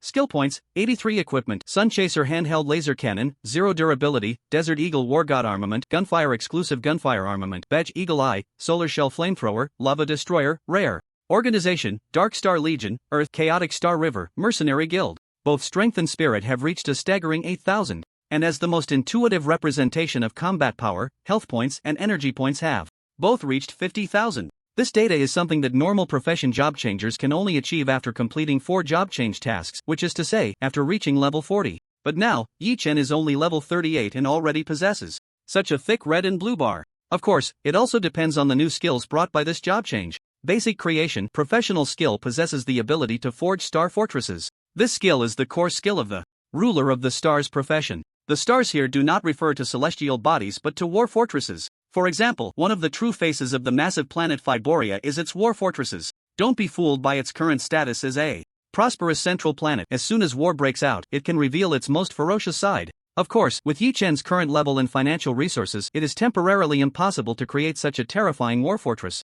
Normally, only gunners and mechanics after level 100 have the ability to forge such things. But now, Yi-Chen has the qualification due to his profession. The war fortress he can create is probably only as large as a city. However, such things are pure money-gobbling beasts. The combat power of a war fortress is indeed built up with real money. Giant mechanical manufacturing, war fortress combat intelligence programming, war fortress maintenance. A series of skills are all supporting skills for the war fortress. Scrolling to the bottom, there are skills that increase attack power. But similarly, they also apply to the war fortress. Battle intent stacking, owning a war fortress can increase attack power by 10%, and so on, with a limit of 100 fortresses. When Yi Chen saw this data, his pupils suddenly constricted. 1 fortress means 10%, 10 fortresses mean 100%, and 100 fortresses mean 1000%, a tenfold increase in attack power is simply terrifying. However, Yi Chen also understood that in this version, creating 100 war fortresses was utterly impossible. Even the strongest among the 3 major powers, the Blue Hua Federation, had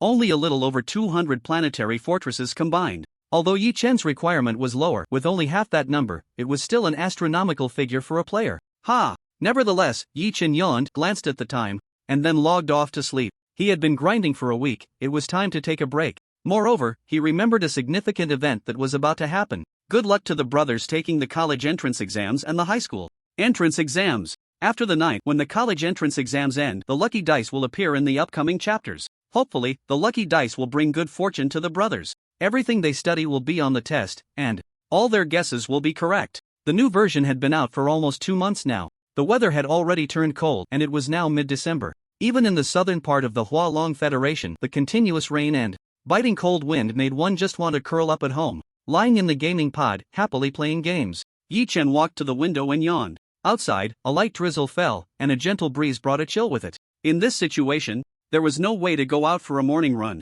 So, he warmed up on the treadmill and simply prepared some food, a sandwich and milk. After eating, he went to the study, sat down, and opened the computer. Scrolling through, most of it was just boring news.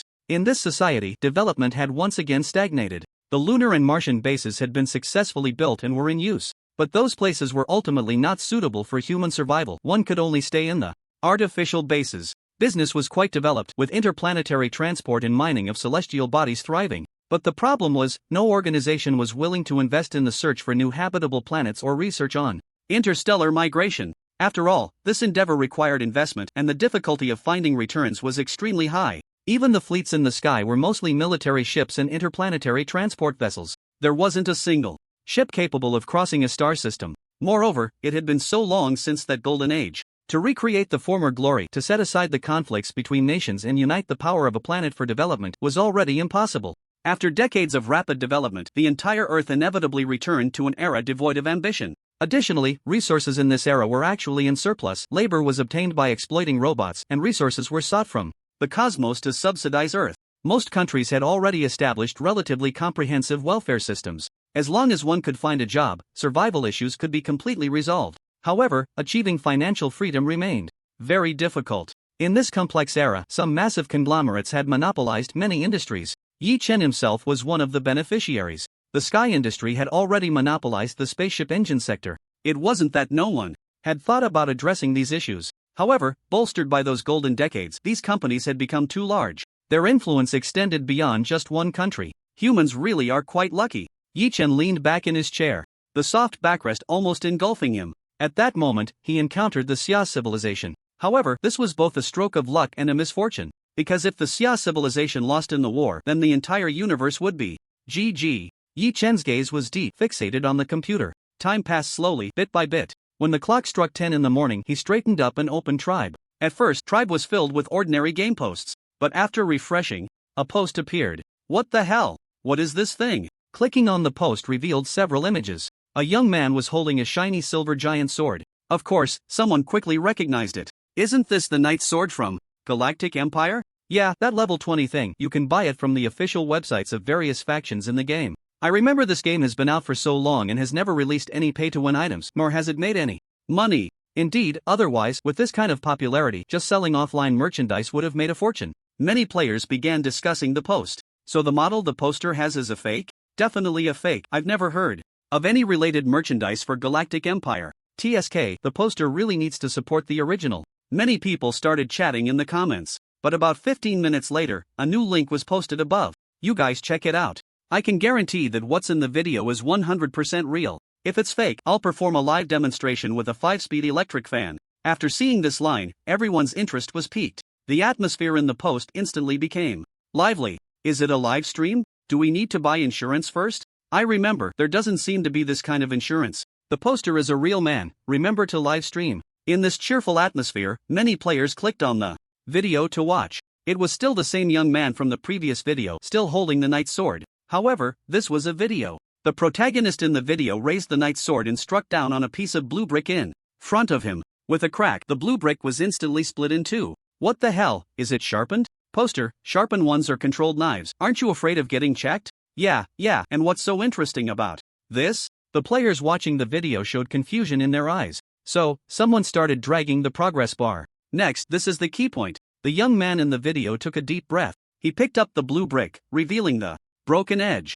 The broken edge of the blue brick was continuously magnified, and the man's voice rang out, "Look closely, isn't there a faint golden glow at this broken edge? Do you remember what the attack effect of the knight's sword is? Light purification, adds 10% attack damage to evil beings." Then, the young man's voice in the video paused. Immediately after, he excitedly said, "This thing, I took it out from the game. This morning when I logged out of the game and lay in the game pod, I suddenly had this knight's sword in my hand. All of this is real. You have to believe me." Although the young man in the video said this, many still did not believe it. It was simply absurd. You took something from the game out? I suggest the poster should see a doctor if they're sick. Is this just for hype? So boring. No one believed it was real. Things like golden light could all be created through effects. But the matter did not end there. Instead, it became the spark that ignited a major event. At first, no one would believe that this matter could be true because it was simply too surreal. This was no longer something that could be explained by science fiction. Items from the game could be extracted into reality? Was this a joke? But they did not know that as this video played, some other players felt a strange sensation. Because in their hands, items extracted from the game also appeared. At first, they thought they were dreaming. They couldn't believe the reality of this situation. Just as other players mentioned in the post, this was truly too fantastical. However, when the first player released the related video, they emerged from their confusion and began testing the authenticity of those items. Soon they discovered that although the power of these weapon items was far less than in the game, they were indeed effective. These were real. Everything was real. They were not dreaming. Thus, other players began to record related videos and posted them in the tribe. Initially, many players speculated that this was a group of organized players trying to hype things up, but soon they received information from friends around them. There is a famous saying, "The distance between you and a stranger is no more than 6 people. Therefore, as more and more people stood up to say this was a fact, the entire society became abuzz with this news. Really? How is that possible? It's true. My cousin has a Rogers gun that can fire bullets, and the attack effects after firing are exactly the same as in the game. No way, you must be joking. Don't believe it? Let's meet offline, I'll take you to see it." More and more similar messages began to spread among the crowd, and the authenticity started to be gradually confirmed. Meanwhile, the relevant departments, which had been thinking of countermeasures, but ultimately found themselves at a loss, had no choice but to step forward. At first, they thought about quietly resolving the issue through methods that wouldn't cause too much upheaval. However, when they wanted to investigate the Galaxy Empire game and the related servers, even considering banning that tribe, they received news that even the highest authorities had no solutions for this game. As for why, no one explained. After receiving this news, the person in charge of the matter pulled out a handful of their own hair in frustration. What to do now? They held a meeting for an entire afternoon and part of the evening, contacting various departments. Only through joint cooperation did they come up with a solution that was not really a solution. Some of the events currently spreading online involve very confidential factors. Therefore, we cannot explain in detail. However, we ask all citizens who possess game items to comply with relevant laws and regulations. Once there are cases of injury caused by the use of game items, we will definitely impose severe penalties. When this statement was released, almost everyone was in an uproar. What does this mean? Is this the official conclusion? Those game items can cause harm? So, it's all real? In an instant, everything being discussed online was related to this. All the trending topics were about Galaxy Empire and game items. Everyone was plunged into a boundless shock. Game items actually appeared in the real world? Moreover, these game items possessed the power from the game? Thinking of this, some people began to feel dizzy. The world in the game was a world of superpowers, mages, paladins, archers, all sorts of magical professions wielding incredible weapons can actually come into reality? Just as one wave settles, another rises. Before people could fully digest the previous news, the Hualong Federation issued a top-level document. Acquire all game items globally. A very simple command, yet it caused an immense uproar. This is a national-level acquisition. And from a global scope? The document had just been released for a short time. the earliest individual, that young man who recorded a video, posted again on Tribe. In his hand, he held a bank card, along with a text message and a receipt. The receipt was given by the relevant local government department, and the text message confirmed how much money was in his bank card. Do you know how much the government is offering for my knight's sword? 8 million. 8 million. Looking at his silly grin, all the players were filled with envy and jealousy. That's 8 million. 8 million in this era is worth even more than $8 million in the previous era. Just a game item, and it sold for 8 million. This is what you call getting rich overnight. Someone calculated that if the knight's sword were in the game, based on the current exchange rate of game currency to real currency, it would only be worth around 200,000. And that's the most valuable, as big clubs need money and would only buy from players. After all, game currency is generated in large quantities every moment. Yet now, it has directly multiplied by 40 times. This is simply a wealth creation myth. At the same time, more and more players who obtained real items began to showcase their achievements.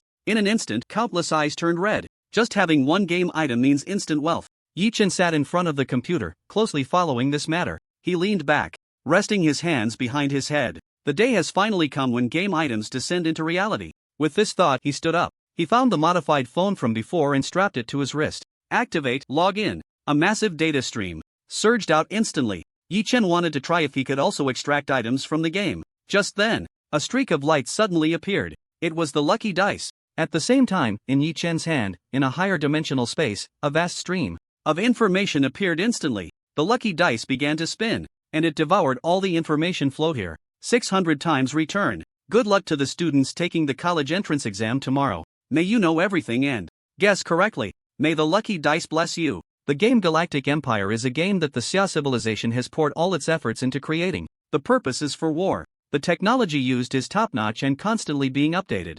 The technology that allows game items to descend into reality is a method of high-dimensional interference with information, causing it to fall into a lower dimension. It sounds simple, but the difficulty of operation is likely only possessed by the Xia civilization. However, even so, the difficulty of making game items descend into reality is still enormous. First, to achieve precise descent, an anchor point in the real world is needed. Through this anchor point, data can be locked in position. Naturally, this anchor point is each individual player. Similarly, having an anchor point is not enough due to the instability of information. When it descends, how much descends, all of this purely depends on luck. Therefore, among so many players, currently, only a small number of players hold items that have descended into reality. Yi Chen estimated that among nearly a billion players in Huaxia, having a few hundred obtain the item that brings the game into reality would already be an incredible stroke of luck. This ratio is roughly 1 in 10 million. In other words, in a megacity of 20 million, there might only be 1 or 2 people who have acquired a game item. Yi Chen watched as the shimmering lights continuously generated before him, resembling a school of green fish swimming endlessly within a sphere. The 600 times return caused the vast data to descend into the real world. At the same time, a box placed in the room suddenly began to shake. Inside it was the rudimentary version of the gun and cannon armament he had crafted earlier. The data had been enhanced 600 times, and there were information anchor points for the gun and cannon armament in the real world. Moreover, Yi Chen had already used a mobile app to bring some of the information into reality. As a result, the gun and cannon armament ultimately appeared completely in the real world. It had replaced the original rudimentary version of the gun and cannon armament. A more splendid and exquisite sphere emerged from the box. Yi Chen exited the game state. Looking at the gun and cannon armament inside the box, he took a deep breath. He truly hadn't expected the lucky dice to reappear so quickly, and it directly returned such powerful equipment. If the total power of the equipment in the game was 100, then what appeared in the real world would only be between 0.5 and 0.8. However, now, the gun and cannon armament he obtained had a power level of 100%. The equipment that had descended into reality could only be said to have research value far exceeding practical value. Suppose his lava destroyer appeared in the real world at a ratio of 0.5. Then whether a bullet fired could ignite a cigarette would be questionable. However, now it was completely different. The gun and cannon armament with 100% power had arrived. If he could also exert 100% of his strength in the game, then with the gun and cannon armament he was confident he could blow up an aircraft carrier. Yi Chen took a deep breath, holding the gun and cannon armament in his hand. With a thought, he activated a small amount of superpower through the mobile app. Instantly, the gun and cannon armament began to transform continuously. Fragments started to move along the trajectory set in the chip. Moments later, a sci-fi hand cannon appeared in his hand. Yi Chen closed his eyes and felt for a moment.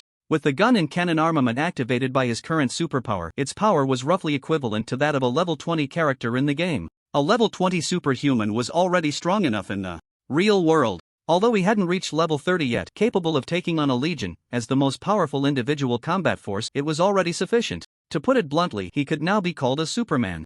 As the superpower within Yi Chen dissipated, the gun and cannon armament returned to its spherical form. In this situation, although the gun and cannon armament has descended into reality, it will also experience wear and tear after use. Moreover, the most important thing is that there are no conditions in the real world to repair the gun and cannon armament. Therefore, daily use and even storage require very high standards. Yi Chen took the gun and cannon armament to the factory. He manufactured a vacuum briefcase to store the gun and cannon armament inside. Then, he locked it back in the safe in his room. After a night of fermentation, the event of game items descending into reality became increasingly lively. Almost everyone prayed that they too could encounter the event of game items appearing in reality players. With items were also posting, showing off what they had obtained. The game Star River Empire gained even more popularity because of this. There were even rumors that several major national alliances immediately dispatched personnel to some smaller countries to acquire these game items. It was unclear how many rounds of competition had taken place behind the scenes. However, these matters no longer concerned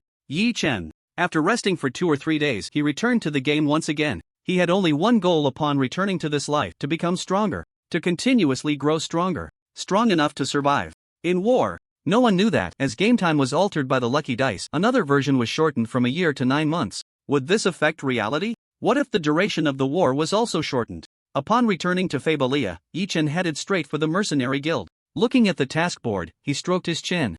Finding some quality tasks isn't easy. Most of the tasks in the task hall were menial labor. Only high-level mercenaries were qualified to take on the easier jobs. Yi Chen had only completed one task, still far from being a high-level mercenary. Unless it's a points task that requires a large number of mercenaries to complete. Just as Yi Chen's thoughts settled, a task was prominently pinned and highlighted on the task board. Escort mission, issued by the royal family of the Star Spirit Duchy. Upon seeing the employer of the task, all the mercenaries present suddenly had their eyes light up. A task issued by the Star Spirit Duchy? That's so rare. The Star Spirit Duchy actually came here to issue a task? Exactly. Let's quickly check the task details. The Star Spirit Duchy was a powerful civilization. Its population mainly consisted of a race resembling the elves from Western mythologies on Earth. With pointed ears, emerald green hair, and a natural affinity for nature, most of the superpowered individuals in this race were archers. Additionally, the Star Spirit Empire leaned towards a neutral alignment among civilizations, meaning it was not one of the 3 major civilizations.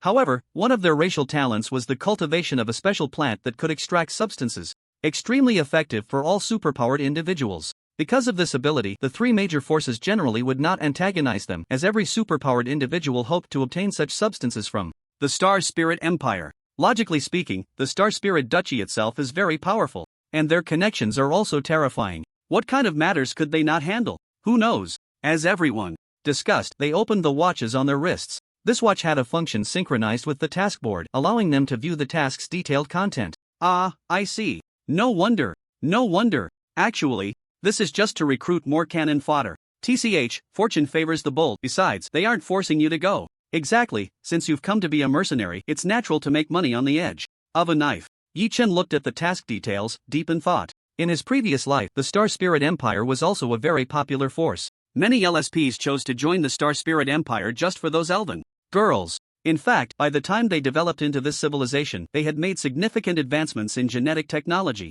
Good-looking men and women were the basic standard, along with welfare for civilized citizens. Of course, the definition of good-looking varied among different races. For example, in some civilizations, the amount of facial hair determined whether one was considered handsome or beautiful. Whether male or female, they all had full faces of hair. For example, there are civilizations with octopus-headed beings. The more tentacles they have, the more handsome and beautiful they appear in the eyes of their race. Then there are those where being completely bald is considered more attractive. Regardless of gender, everyone has a big bald head. If you have a few strands of hair floating on your head, it would be looked down upon. So, it's rare to find a civilization that shares a similar aesthetic sense with Earthlings. Those players were all rushing to line up and join. Moreover, the elves of the Star Spirit Empire are indeed beautiful and kind-hearted. Many players, after running out of the mining area of the Jola civilization, approached all NPCs with a skeptical attitude. Only after interacting with the elves of the Star Spirit Empire a few times did they become the faction recommended by all players. Take this mission for example. Although it is somewhat dangerous, the rewards are also very generous.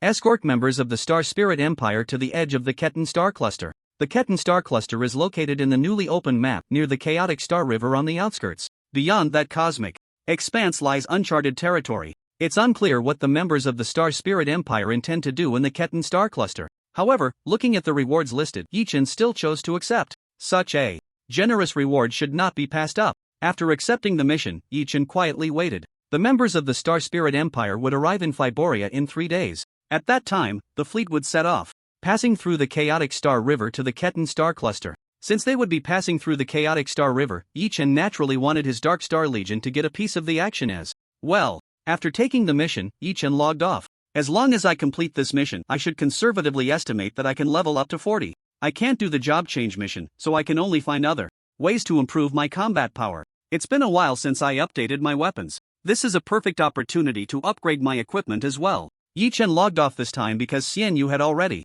made plans with him yesterday. At lunchtime, Xian Yu brought lunch to Yichen's home. Night God, you must have seen the news about the game items coming into reality, right? Xian Yu asked as soon as she set down her things, referring to the matter related to game items manifesting in the real world. I saw it. Yichen nodded and chuckled, saying, actually, shouldn't we have known about this long ago? Xian Yu was momentarily taken aback. Indeed, in his view, he and Yichen should have been among the first to know that game data could affect reality. They even modified their phones for this reason, allowing them to influence game data manifesting in the real world. However, at that time, the information that manifested was only temporary and placed a huge burden on the human body. But now, the items inside are permanently appearing in the real world. Xian Yu was still very shocked. However, the equipment that has appeared now is still very weak and lacks the power it has in the game. A serious expression crossed Xian Yu's face. But no one knows if complete equipment will really appear in the future. Yichen took a sip of seafood soup and said with certainty, it's only a matter of time. If that's the case, wouldn't the world be thrown into chaos? Thinking about what might happen next, Xian Yu's brows furrowed even tighter. So, let's work hard to become stronger. Maybe one day, the you in the game will be inherited by the you in reality? After hearing this, Xian Yu remained in a daze until he finished eating and left. What if it really happens as Yichen said? When powerful super beings with extraordinary personal combat abilities appear in the real world, the entire Earth would likely descend into chaos, right? Thinking about it, it felt extremely terrifying. After sending off Xian Yu, Yichen also sat cross-legged. It seems that some things need to be brought into the daily routine as soon as possible. Just as this thought settled in Yichen's mind, the lucky dice appeared again in a flash of light. Seeing the lucky dice, Yichen was momentarily stunned. The appearance of the lucky dice meant something was about to be returned. In the next moment, he knew the power within him was being crazily drained. An even larger amount of data appeared in the real world, so much so that the entire Earth's magnetic field became chaotic at that moment. The lucky dice appeared once more, wishing all the students taking the college entrance examination good luck. And for those preparing for the middle school entrance exam, get ready, luck is with you. The massive data appeared, even affecting the spacetime coefficients here. The entire Earth's magnetic field became disordered at that moment. Countless observation stations suddenly blared alarms. The detection personnel were both bewildered and filled with panic. Even a slight change in the Earth's magnetic field could have terrifying global consequences. Fortunately, this change came quickly and disappeared just as fast. Everything returned to normal once again. If it weren't for the detection records, they might have thought that what just happened was merely a magical dream.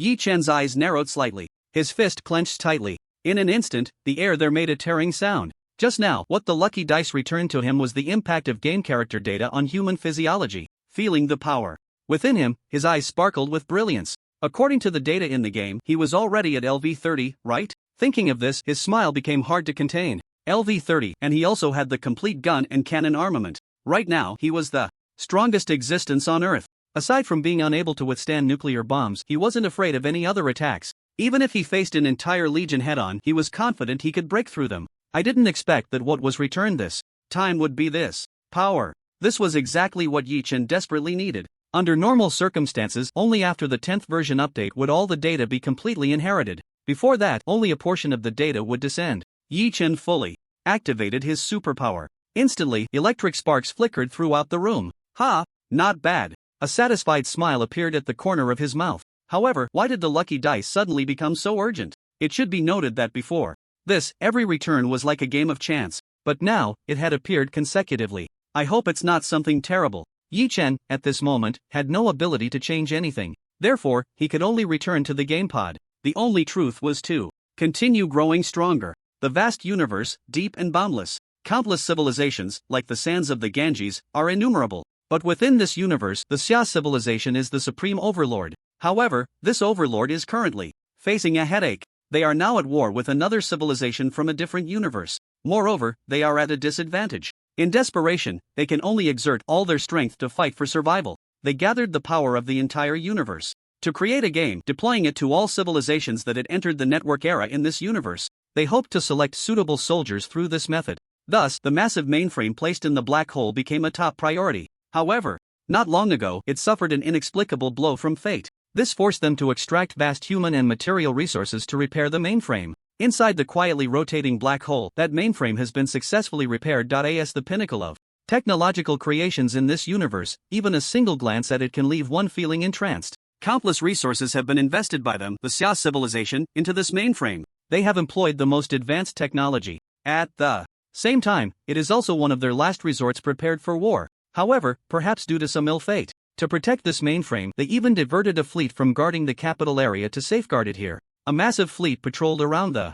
enormous black hole. All sorts of radars were pushed to their limits. But just at that moment, a series of crackling sounds, which, in reality, there is no sound in outer space, this is merely imagined, suddenly erupted from the black hole. They could see that the gigantic mainframe was once again starting to collapse. Huge parts were falling off from above. Exposed instruments began to explode continuously. What's going on? What's happening? The fleet commander was stunned at this scene. His face first turned pale, then flushed red. Every hair on his head stood on end. He had just brought the fleet here and immediately something was going wrong? Was he being disregarded? Or was he being disregarded? What happened? Investigate. Hurry up and investigate. He shouted angrily, his immense presence even causing the massive flagship to tremble. As the commander of this fleet, he himself was an over-level 150 superpower. Yes. His subordinates trembled in response, then quickly left to investigate the incident. The fleet commander ground his teeth but dared not conceal anything. He could only report what had happened here upwards.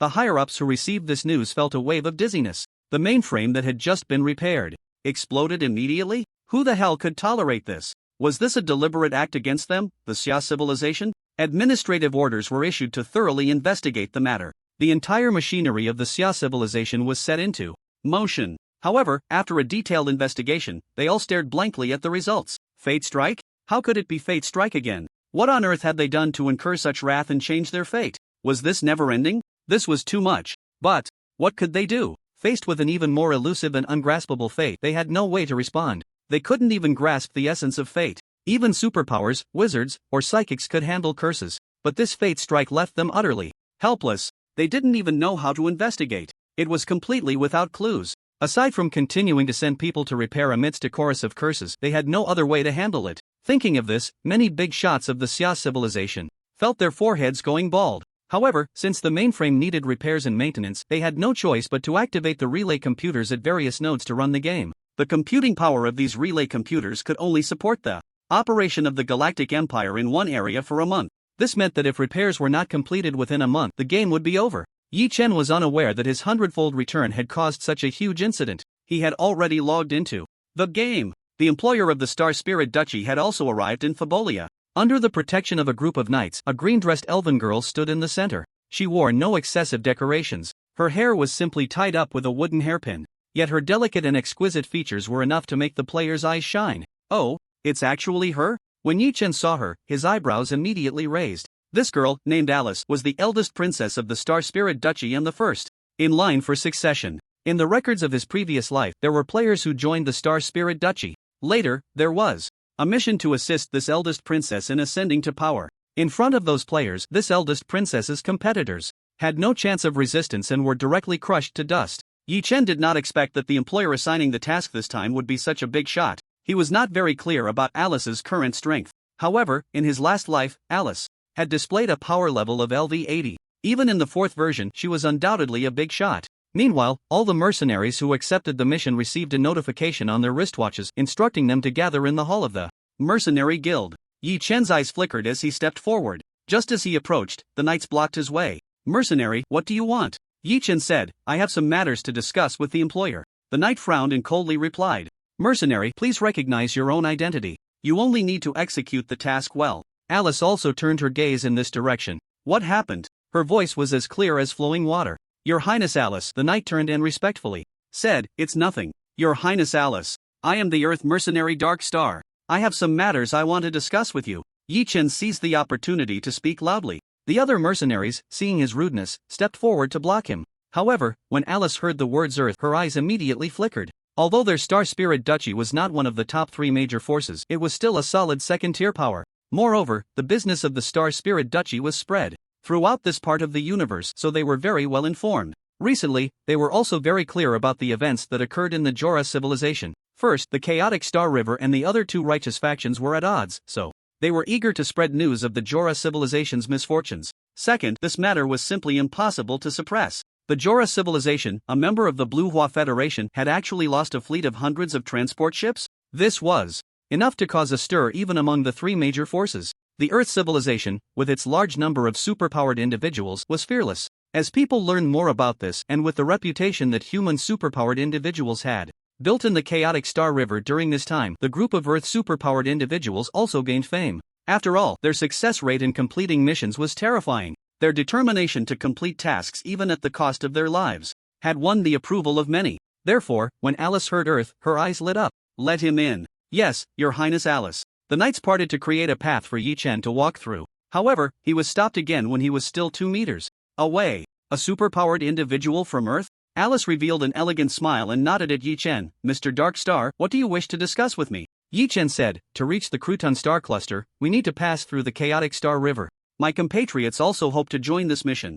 You should know that we Earth superpowered individuals place the mission above our lives. Upon hearing this, Alice's expression became serious. To all such warriors, I, Alice, extend my highest respect. However, our journey to the Crouton Star Cluster may encounter many dangers. Are you sure? Yi Chen nodded and said, of course, Your Highness Alice. We will definitely complete the task perfectly. Upon hearing this, Alice nodded. After a moment of contemplation, she said, in that case, I can issue an additional task. Hire a legion. You can compile a list and submit it to Elrock. Elrock was the captain of the Night Guard. Thank you, Your Highness Alice, Yi Chen replied with a smile, then found a corner. He awakened the page of the tribe and edited a post. He briefly introduced the task's content and its difficulty, noting that it would require at least 5 resurrection chances. After editing, he silently attached the front image of Alice that he had just captured. Then, he sent it out. On the real Earth, discussions were fervent due to the arrival of game items in reality. On that day, countless people registered for game accounts. What if the game items appeared in their own lives? Wouldn't that mean a windfall? The heat of the discussion had been at the top of the trending list for several days. Because of this, many people flocked to the official forum of the game, Tribe. Hey, is that a post from Night God? What's it about? When Night God created his own profession before, it also caused quite a stir. But Night God is really too mysterious. Some newcomers didn't know who Night God was, and at this time, veteran players would come out to explain. Upon learning that the ID Knight had created so many legends, everyone was left in shock with their mouths agape. However, where are the people reading the post? Isn't there a class representative to summarize? What? Have all the brothers reading the post disappeared? Some were puzzled, as there used to be someone summarizing the posts. Why was there not a single person today? Nonsense, do you think anyone has time for you now? Scroll to the bottom of the post. Those people, filled with confusion, scrolled to the very bottom. Suddenly, what the hell? How many people? Why are there only 2,000 slots? Damn, you guys are so unethical. Hurry up. If you wait any longer, there won't be any spots left. I declare, today, Your Highness Alice is my goddess. Get lost. Draw your sword. You dog, Goddess Alice is mine. 2 days passed, and some brothers must have finished their college entrance exams. Everyone should enjoy themselves, relax, and take a break. Of course, some brothers still had 1 more day of exams. Keep it up. This time, Yi Chen planned to recruit a total of 3,000 people. The requirements were also very high. The minimum level had to be 35 to accept the task. However, even so, the team quickly filled up. After all, the second version had been open for almost half a month. With a little effort, reaching level 35 wasn't difficult. Those who arrived late could only be frustrated. The team from the Star Spirit Duchy also set off quickly. When they passed through the chaotic Star River, Yi Chen disembarked first. He went to the chaotic Star River to pick up the players who had accepted the task. The first thing those players did upon boarding was curiously inquire, "Where is Your Highness Alice? Where is Your Highness Alice? Why haven't we seen her?" Seeing the eager players, Yi Chen merely shrugged. He sent an email to all participants of the task. After reading the content of the email, they finally understood. It turned out that this time, they were participating in a cannon fodder task. In simple terms, the most dangerous tasks were entrusted to them. However, even so, these players were still eagerly rushing over, hoping to have a word with Alice. After connecting the players, the vast fleet of the Star Spirit Duchy continued its journey towards the Kurden star cluster. Along the way, it wasn't always smooth sailing. Among the mercenaries who had come from Fabelia, there were those who were displeased with Yi Chen. They had been directly recruited here as a whole legion of 3,000 people. The Star Spirit Empire was indeed generous in its dealings. The rewards for this legion of 3,000 were incredibly bountiful. How could they not feel envious? Because of this, some began to entertain the idea of wanting to spar with Yi Chen. After all, in this world, strength is always paramount. However, before that, Yi Chen had also pooled resources to build a war fortress. Not only had he spent all the money he had earned previously, but he had also borrowed a sum from the mercenary guild. It was with this money that Yi Chen managed to construct a rudimentary version of a war fortress. But even though it was a rudimentary version, when Yi Chen deployed the barracks and a war fortress as large as a city appeared, the Silver Ring alien who had come to provoke him instantly wilted. The reason the Silver Ring aliens were called so was that they could condense blue silver gold within their bloodline. The trump card of their kind of superpowered beings was precisely this blue silver gold. And the superpowered profession of the blue silver aliens was that of a fighter. Blue silver gold could form a thin membrane around their bodies capable of absorbing enemy attacks. However, absorbing was one thing, it couldn't withstand the war fortress head-on. Although it was strange that a war fortress, which could only be built by those over level 100, was being constructed by this gunsmith in front of him. Once the cannon fire, like a flowing river, rained down, he would probably be left with nothing but ashes. However, it was this sparring session that made everyone realize that this human superpowered being was not to be trifled with. Moreover, under his command, there were many fearless superpowered beings. It should be noted that when humanity made its mark in the chaotic Star River, it was with transport ships that fearlessly launched themselves forward like cannonballs. Meanwhile, at the edge of the Kurden star cluster, several oddly shaped spaceships were docked at the edge of the asteroid belt. These spaceships looked like giant monsters. If Yi Chen saw these spaceships, he would definitely recognize that they were all produced through biological technology. Additionally, the style of these spaceships was very familiar to Yi Chen from his past life, as well as to many players, being the bioships of the Leg civilization. Inside one of the spaceships, a person clad in biological armor was coldly staring at the panel in his hands. His expression was very grim as he muttered, "Why haven't we found a way to leave this star cluster yet? We have been ejected from the jump channel for over 10 years, but we still haven't found a way back. If this continues, if we can't obtain gene adjustments, the genes in our bodies will collapse." His name was Nuki, the captain of this Leg civilization fleet. The Leg civilization fused different genes within their bodies through gene adjustments to enhance their combat power. Although this method allowed the superpowered beings of the Leg civilization to maintain formidable strength, it was not without its drawbacks. Forcibly grafting powerful genes had a significant impact on their own genes. Therefore, they needed to adjust their genes periodically. Otherwise, once the genes collapsed, their fate would be dire. This time, they had come here because they had learned through some channels that the Star Spirit Duchy had mastered a way to leave the Kurden star cluster. Thus, they planned to make a deal with the Star Spirit Empire, hoping to obtain a method to leave this part of the universe from them. Hopefully, it will be soon. The fleet of the Star Spirit Duchy had already crossed the chaotic Star River's range. Just one more jump, and they would reach the Ketan star cluster. Yi Chen and the other players were in the frontmost spaceship. This was a request made by Yi Chen himself. After all, he had promised that this time, they, the superpowered beings from Earth, would do their utmost to complete the mission. Alice, upon hearing this, was quite moved. She personally came over to encourage the players. At the moment they saw Alice, countless players internally cheered. However, in order to maintain their image, they refrained from showing too much excitement. The players were all eager, rubbing their fists together, hoping for a chance to showcase their skills. "We are about to enter the jump, please prepare the fleet, the spaceships." Announcement rang out, and then the scenery outside the porthole transformed into a colorful tunnel. Moments later, the jump was complete. One by one, the ships appeared in the starry sky of the Ketan star cluster. The first impression here was one of desolation. Even the stars were few and far between. Only numerous fragments of meteors moved in chaotic patterns, constantly crashing into each other. After arriving here, all the ships activated their energy shields, and their speed decreased. This place is really desolate. In fact, such desolation accounts for the majority of the universe. I hope this mission goes smoothly. Xia civilization. After days of urgent repairs consuming vast resources and manpower, they finally managed to restore the mainframe. At the same time, they had to apply the content of the third version as a patch to the second version. This meant raising the original level cap from 40 to 60. They also removed the tasks associated with the version upgrade.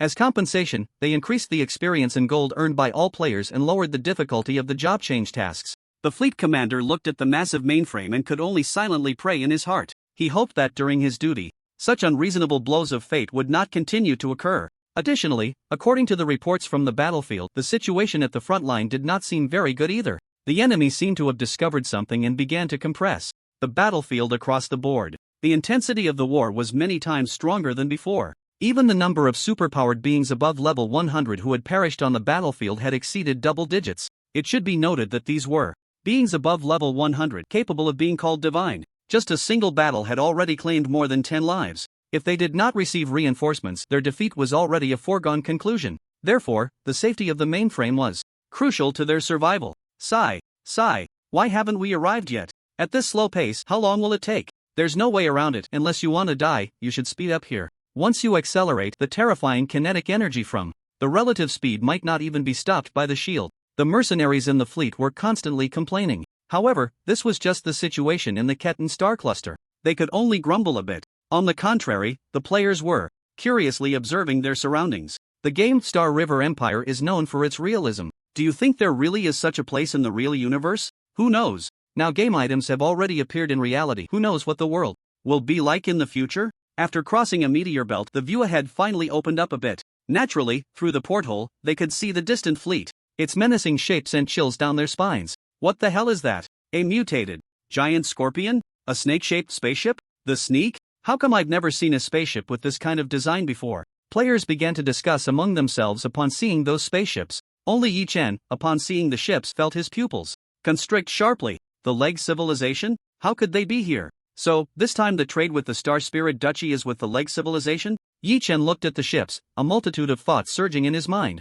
In the upcoming fourth version, humanity was positioned in opposition to the Leg Civilization. He never expected to encounter them so soon. However, at this moment, the human players had no capital to wage war against the Leg Civilization. Moreover, they were here on an escort mission, and other matters were not their concern. Furthermore, among the more than 3,000 players present, only Yi Chen understood what was happening. The ships began to slow down, eventually stopping when the two fleets were 100,000 kilometers apart. 100,000 kilometers is quite close in space. The diameter of Earth is only about 12,000 kilometers. A small vessel moved forward and then joined a massive ship resembling a crab. Moments later, on the main ship, which was Alice's vehicle, a holographic image appeared. It was a leg person dressed in biological armor. He was the fleet leader, Nuki. Noble Princess Alice, greetings. Nuki's voice, synthesized electronically, sounded somewhat hoarse. In fact, his own condition wasn't great, and he can only use synthesized speech to mask his situation. Hello, Mr. Nuki. Alice nodded slightly and then said, Mr. Nuki, I have brought what you requested.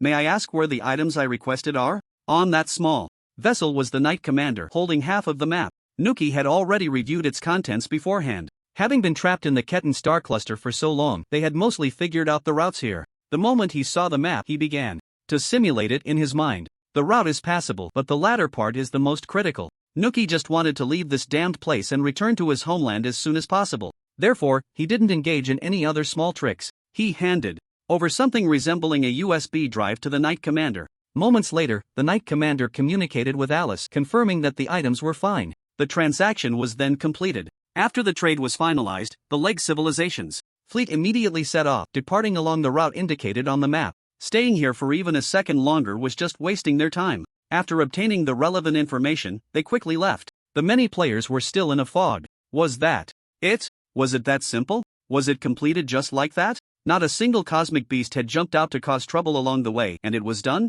However, Alice's night guard became increasingly cautious. Consequently, the mercenaries' expressions also grew more somber. There was no danger on the way here, but returning might not be without peril. Who knows how many would covet the items in Alice's hands? Was it the enemies of the Star Spirit Duchy? Or perhaps Alice's competitors within the Star Spirit Empire? The struggle for leadership was fierce, regardless of race or civilization. After some players were pointed in the right direction, they suddenly realized. But unlike the serious expressions of others, they were extremely excited. Finally, they could stir up some trouble. And it would be in front of Princess Alice. If they performed well this time, would they win Princess Alice's favor? Otherwise, they might as well switch allegiance to the Star Spirit Empire. There are quite a few players holding this kind of thought. After all, among the vast player community, not everyone feels a sense of belonging to their faction like the members of the Dark Star Legion. So, enemy, hurry up and show yourselves. My big knife is already itching for action. The fleet needed to resupply at a midway station on the way back. Upon seeing the massive fleet entering the supply station, many mercenaries let out a sigh of relief.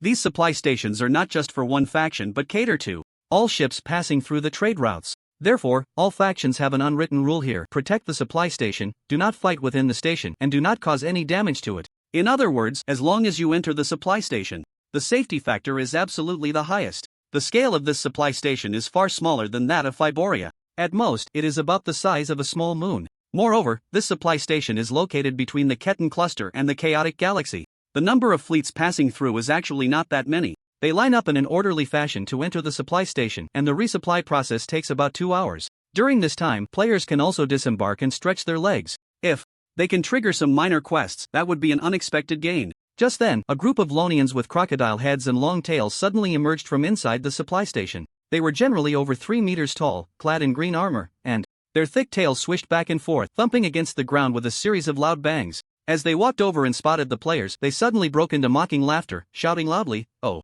aren't these just those little humans? He, how dare you come out?" Cough. A thick spit was hurled right in front of the players. These Lonians are also a faction within the chaotic galaxy. Moreover, they are naturally warlike, with most of the awakened in their tribe being fighters. Additionally, they have very volatile tempers and are difficult to get along with. If it weren't for their strength backing them up, they would have been wiped out long ago. However, not long ago, human superhumans from Earth appeared in the chaotic galaxy and established their reputation through reckless fighting. This made the Lonians feel extremely displeased. The reason for their displeasure is that these little humans have stolen their fearsome reputation. For this strange reason, the Lonians clashed with the Earthlings. The fighting became more intense, and now any encounter could lead to a brawl. Players come to the game to enjoy themselves. In reality, they have to swallow their anger. In the game world, who would still endure seeing these Lonians being so provocative? The more than 3,000 players here immediately surrounded them. The number of Lonians was only about 40 to 50. At that moment, seeing so many players closing in, they felt a rush of panic.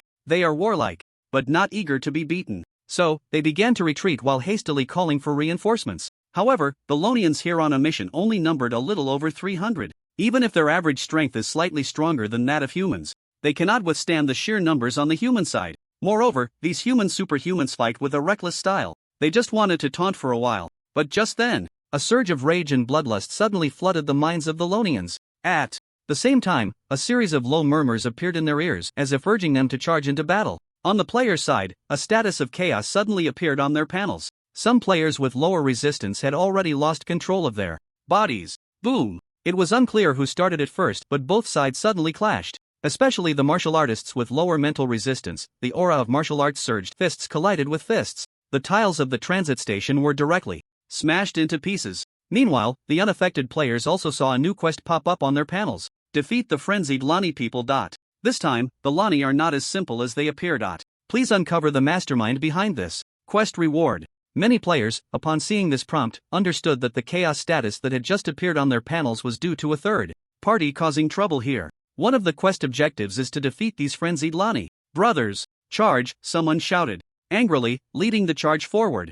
A full-scale war was about to erupt. Players versus Lani. Boom! Once the full-scale war began, the dome above the supply station was directly breached. The staff inside the supply station ran in panic towards the shelter. This supply station had been operating for many years, and they had seen disturbances before, but this was the first time they had witnessed a fight breaking out right here. Other mercenaries looked on in confusion at this scene. What was wrong with these superhumans from Earth? Did they really start fighting at the slightest disagreement? Only a few mages or psychics sensed that something was off. Around Alice, the knights had already formed a protective circle around her. Something's not right. There should have been signs of superpowers being activated just now. This isn't just directed at those Earth humans. It's very likely aimed at us. The knight commander spoke quickly, cautiously surveying the surroundings. In another direction, Ichin squinted, observing everything. His resistance was exceptionally high, and the moment the chaos status appeared, it was immediately erased. However, his expression still showed a fierce determination to resist.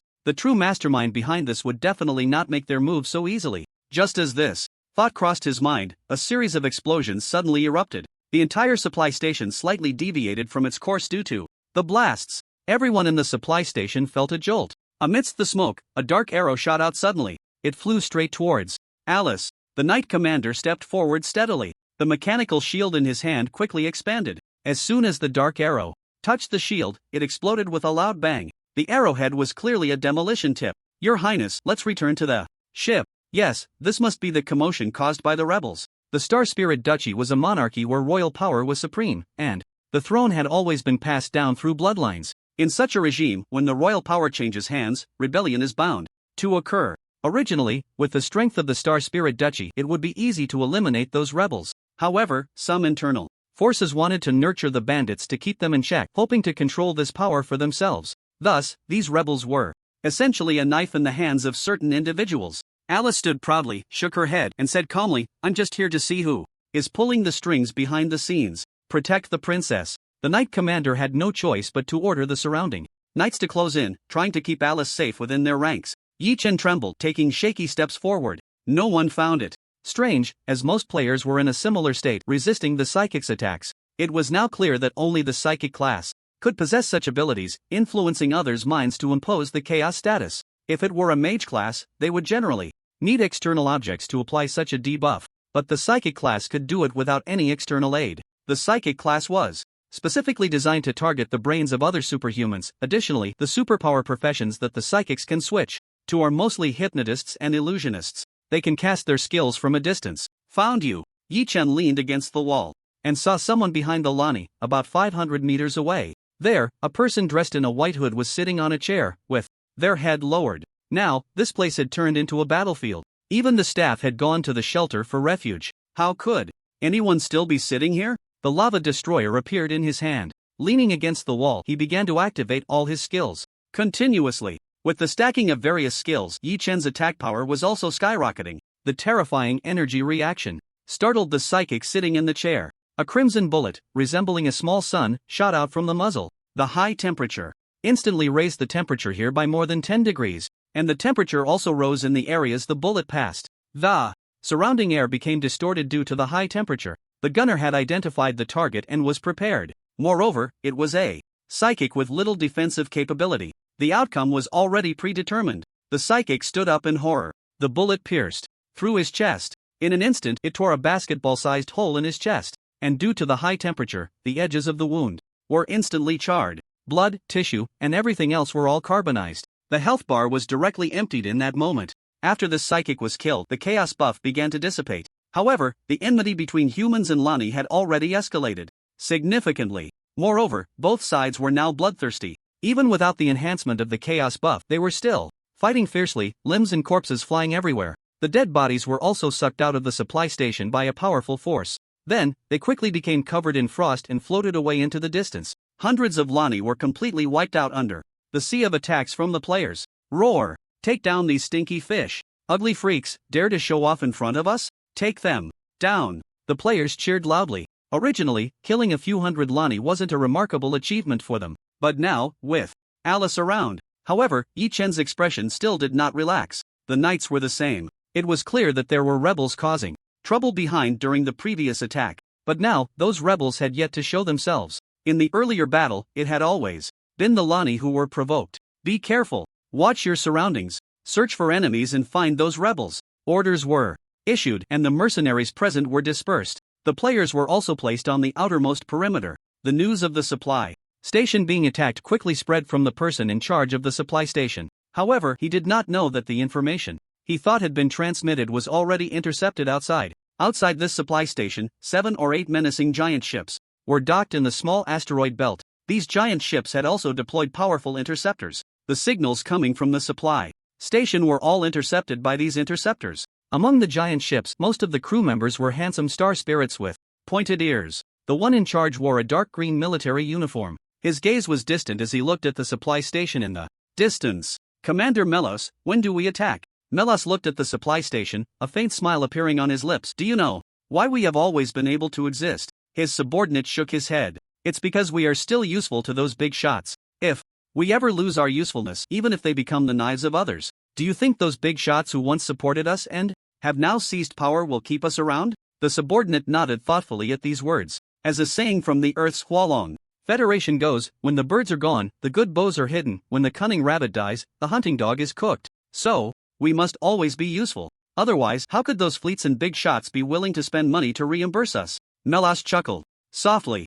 However, this balance must also be maintained. We cannot let those big shots think they are useless and incapable of handling anything. So this time, the mercenaries hired by Her Highness Alice can only be sent to their deaths. Wait a little longer. Wait for more intelligence. Within the supply station, the mercenaries dispersed. However, most of the people in the supply station had entered the emergency shelter. There seemed to be tens of thousands of mercenaries, but scattered throughout the supply station, they were merely a drop in the ocean. It should be noted that while this supply station was small, it could still accommodate millions of people at once. There was no choice, these mercenaries could only retreat. They repaired the dome of the supply station while constructing defensive lines. After all, Alice was their employer. Just as everything was set up, someone spotted small transport flying ships, like arrows, rushing towards the supply station. The enemy is coming. Prepare for battle. Get ready for combat. The small transport flying ships landed in a savage manner at the supply station. One by one, superpowered individuals emerged from the transport ships. Both sides were in sync. Without much talk, they went straight into action. These superpowered individuals were not something the players could handle alone. The other mercenaries also sprang into action. Everyone, take a look at the new topic I just released. Let the little author have a direction. Since most life depends on the light of stars, most supply stations are set on suitable orbits around stars. As the supply station rotated, a dazzling crimson light fell upon this port. The light illuminated the entire port, revealing the true faces of both friend and foe. Damn, are these pirates? The equipment on these people is more formal than that of regular troops, and their combat quality is way too strong. Looking at the enemies charging towards them, some novice mercenaries showed expressions of shock. However, the veterans recognized them at a glance. These people were the rebels of the Star Spirit Duchy. It's somewhat amusing to say that these rebels of the Star Spirit Duchy, if calculated from the time they stepped into the Stellar Era, were a team raised by the defeated Ninth Prince during the Third Royal Contest of the Stellar Era. And now, the one sitting on the throne is the 89th Emperor. Moreover, the Star Spirits belong to a long-lived race, combined with various technological means. An emperor can stay on the throne for over 200 years. Calculating this way, the history of these rebels can be considered long and profound. Everyone, be careful. These are the rebels of the Star Spirit Duchy. Their strength is not weaker than that of the regular army of the Star Spirit Duchy. Someone shouted a warning. Upon hearing that, these people were the rebels of the Star Spirit Duchy. Many mercenaries felt their hearts race, since they had accepted the mission from the Star Spirit Duchy. They naturally had some understanding of these rebels. The strange existence of these rebels left them astonished. However, since they were here, it was just a matter of facing the enemy head-on. Since they had become mercenaries, they were already putting their lives on the line. First, the gunners from both sides began to show their might, shells, bullets, or energy columns. They exploded thunderously among the crowds on both sides. In the lineup of the Star Spirit Duchy, the players were the ones receiving special attention, because, prior to this, the rebels had already obtained intelligence. They had some understanding of these Earth superhumans. This was a group of madmen, and madmen who were not afraid of death. Although their strength was not particularly high, they could still cause them considerable trouble. The players were also furious. With so many people here, you don't attack but focus on us players? Are we being treated like soft persimmons? Fine, no need to say more. Damn it. As for Yi Chen, he was constantly dodging under the barrage of shells. He had no way to stop because he was the focus of the focus. With his own perception, he could feel that at least 3 sniper rifles were aiming at him. Once he showed a flaw, he would be met with a storm like baptism. Standing among the knights, Alice's beautiful eyes were filled with a cold light. Rebels. This time we came out. The itinerary is confidential. It seems there's a problem within our ranks. Alice's face showed no expression, but the knights suddenly stiffened. Being able to stay in the position of air for nearly 20 years, if Alice were a weak and frail person, that would be the biggest joke. It's easy to imagine that when they return to the Star Spirit Duchy, the Grand Princess's faction will definitely undergo a major purge. However, there was no sign of anxiety on Alice's face. Firstly, she had enough confidence in her own strength. Secondly, although the overall strength of these rebels was slightly stronger than the mercenaries she hired, they had been entangled with the mercenaries all along. If their target was her, they should not be entangled with the mercenaries but should be breaking through to her. As one of the political strongmen, she naturally knew the plans of the commander behind these rebels. If they really eliminated her, then these rebels would immediately become the next target of attack. So, you want to give me a warning and deal with these mercenaries? Alice said softly, looking indifferently at the battlefield. However, when her gaze swept towards the players, her eyes sparkled. These Earth superhumans are quite interesting. On the player's side, although they were heavily targeted, they could respawn. Due to a special mechanism, they appeared to the NPCs as more resilient, not easily dying. Moreover, their counterattacks were also very fierce. When the superhumans from both sides engaged in close combat, the large-scale shelling had to pause. They could only occasionally take a shot. The annoying part of the gunners was revealed at this moment. No one wanted to be shooting when suddenly a bullet appeared. However, their strongest gunner was currently under heavy scrutiny, making it impossible to counterattack. So, for a time, in the clash of gunners, they were at a disadvantage. Yi-chan slid back a step and a bullet appeared where he had just stood. Moreover, after the bullet got stuck in the ground, it was immediately detonated. He took a moment to glance at the situation on his side, his brows slightly furrowing. If this continued, they would suffer heavy losses. He took a deep breath. He took a bullet head on. At the same time, he deployed the barracks. When the spatial rift appeared, both sides were momentarily stunned. But soon, the players on this side cheered. They were very clear about what was hidden inside the barracks. As missile after missile emerged from the rift, those rebels were also stunned. What the hell? You're not playing fair. What are these? Missiles? Besides, how do you have such high-tech equipment like the barracks? One missile after another ignited their engines, roaring into life. Then, in a diving posture, they crashed directly into the crowd of rebels. Boom, boom, boom. The deafening explosions echoed one after another. Those hiding in the emergency shelters could no longer sit still as they watched the scene unfold. The supply station was built using a permanent structure, and the core area was generally very difficult to destroy. But the buildings outside were not. It was visibly clear that the entire ground of the port area had been torn up. Such a massive loss nearly left the person in charge of the supply station gasping for breath, almost causing him to collapse. Meanwhile, in the small meteor belt, Melas, who was leisurely sitting there, stood up completely. He stared intently at the energy reactions coming from that direction. How is this possible? What is this thing? Why is there such a huge energy reaction? 3 questions in a row, but no one could provide him with an answer. The energy reaction images transmitted from the observation instruments showed 2 key points. One was high. As far as he knew, even the Knight Commander beside Alice did not have such a high energy reaction when he struck. The second was broad, striking the entire port area simultaneously. What kind of superpower is this? A gunner? A magician? Among the mercenaries recruited by Alice, there shouldn't be anyone of such a high level. Why, where did it all go wrong? Melas's face was as dark as coal. Dare to scheme against me? Melas took a few deep breaths, still unable to suppress his anger. The combat members he dispatched were all elite members among the rebels. But after this bombing, how many would be able to return alive? That was already an unknown. Heat up the main cannon. General Melas, do you intend to bombard the supply station? Hearing Melas's words, his subordinates were startled. Bombarding the supply station was a serious matter. If not handled properly, they would not only be struck by the Star Spirit Empire but would also provoke all factions. Calculate the angle, and bombard that direction of the port, along with those damned mercenaries, and wipe them out. A fierce expression appeared on Melas's face. In his view, those damned mercenaries should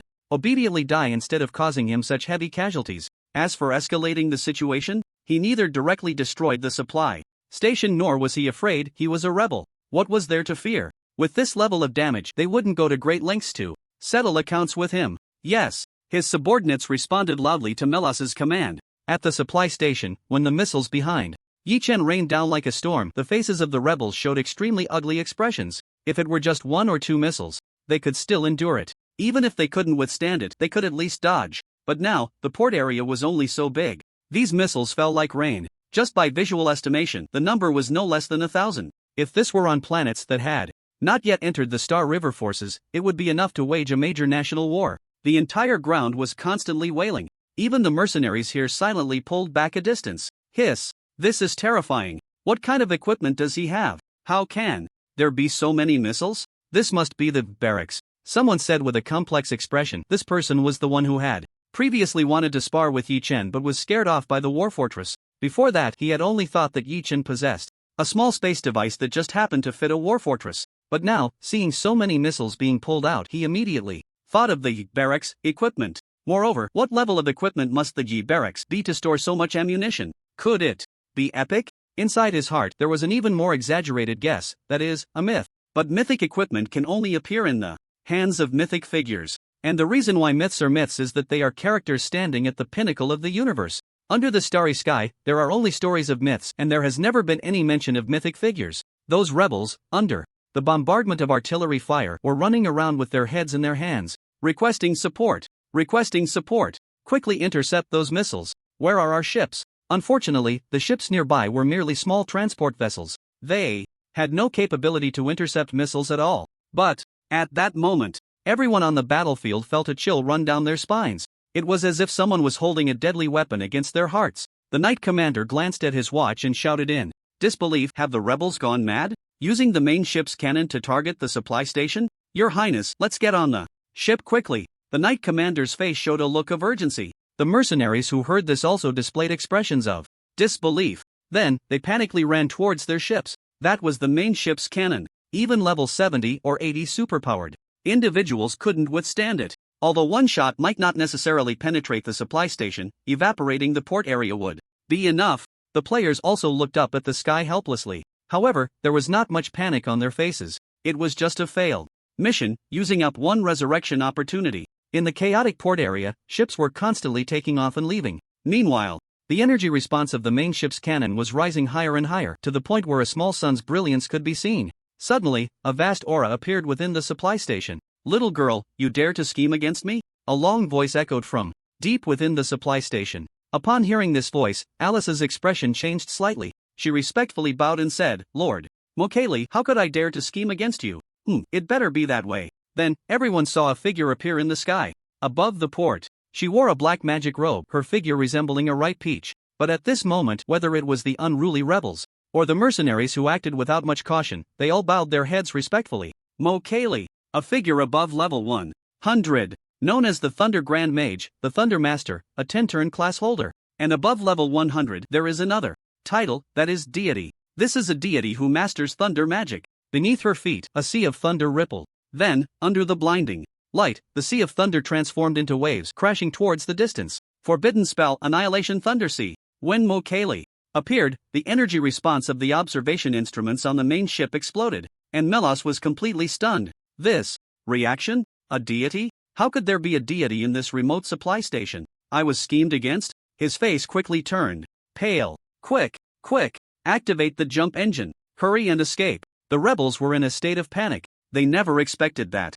It was just an ordinary operation. How could they have provoked a being like a deity? Moreover, it was the most troublesome type of magic deity. If it were a fighter-type deity, they might have been able to activate the jump engine with all their might and perhaps escape given the distance. However, when facing the giant waves of the Thunder Sea, all resistance seemed so powerless. When the Thunder Sea made contact with the ship's hull, it instantly pierced through it. The alarm in the spaceship continued to blare. Some of the weaker ships, after their armor was breached, had their ammunition depots ignited by the lightning. The entire ship exploded like a giant firework. Bright bursts of light illuminated the silver sea of thunder. It was like a dazzling display of fireworks, igniting the entire starry sky. The mercenaries and players at the supply station were all stunned watching this scene. It was simply too exaggerated. Just a single skill and an entire fleet was plunged into such a dire situation. Is this the terrifying aspect of a level 100 or above, the so-called divine superhuman? However, Alice and the others did not seem particularly shocked by this scene, because in their Star Spirit Kingdom there were also divine-level existences. The tumult of the Thunder Sea did not last long, barely 30 seconds before it gradually dissipated. Among that massive fleet, only the main ship remained. However, although the main ship still existed, it had become very miserable. The rear half had already been dissolved by the thunder. To fly back to their base would likely require considerable effort. The magical deity Mokali merely cast a faint glance at Alice before disappearing from sight. Phew! The pressure of the divine is truly terrifying. Just now, when I saw that sea of thunder, I felt like I was going to die. TSK, this is what a divine being is. The players also withdrew their gazes. However, on the tribe forum, related posts quickly appeared. Shocking. First encounter with a level 100 character. The might of the divine, terrifying. Indeed. Did any big shots take screenshots? I have a thing for mature women, please send me privately. Same request +1. +1. The thread quickly went off the rails. But it was undeniable that the impression left by that divine being was incredibly profound. At the same time, they were very much looking forward to the day they would level up to 100. Divine being. Just thinking about reaching that level made every player's heart bubble with excitement. Yi-Chen watched this scene without explaining. 4 players? Leveling up was still quite simple. After reaching level 100, there were no longer any restrictions requiring a job change to continue leveling. However, if the level increased but the combat power did not keep up, what was the use? Level 100 with 10 job changes, although called divine, was merely a pseudo-divine being. In the later stages, it truly depended on the number of job changes.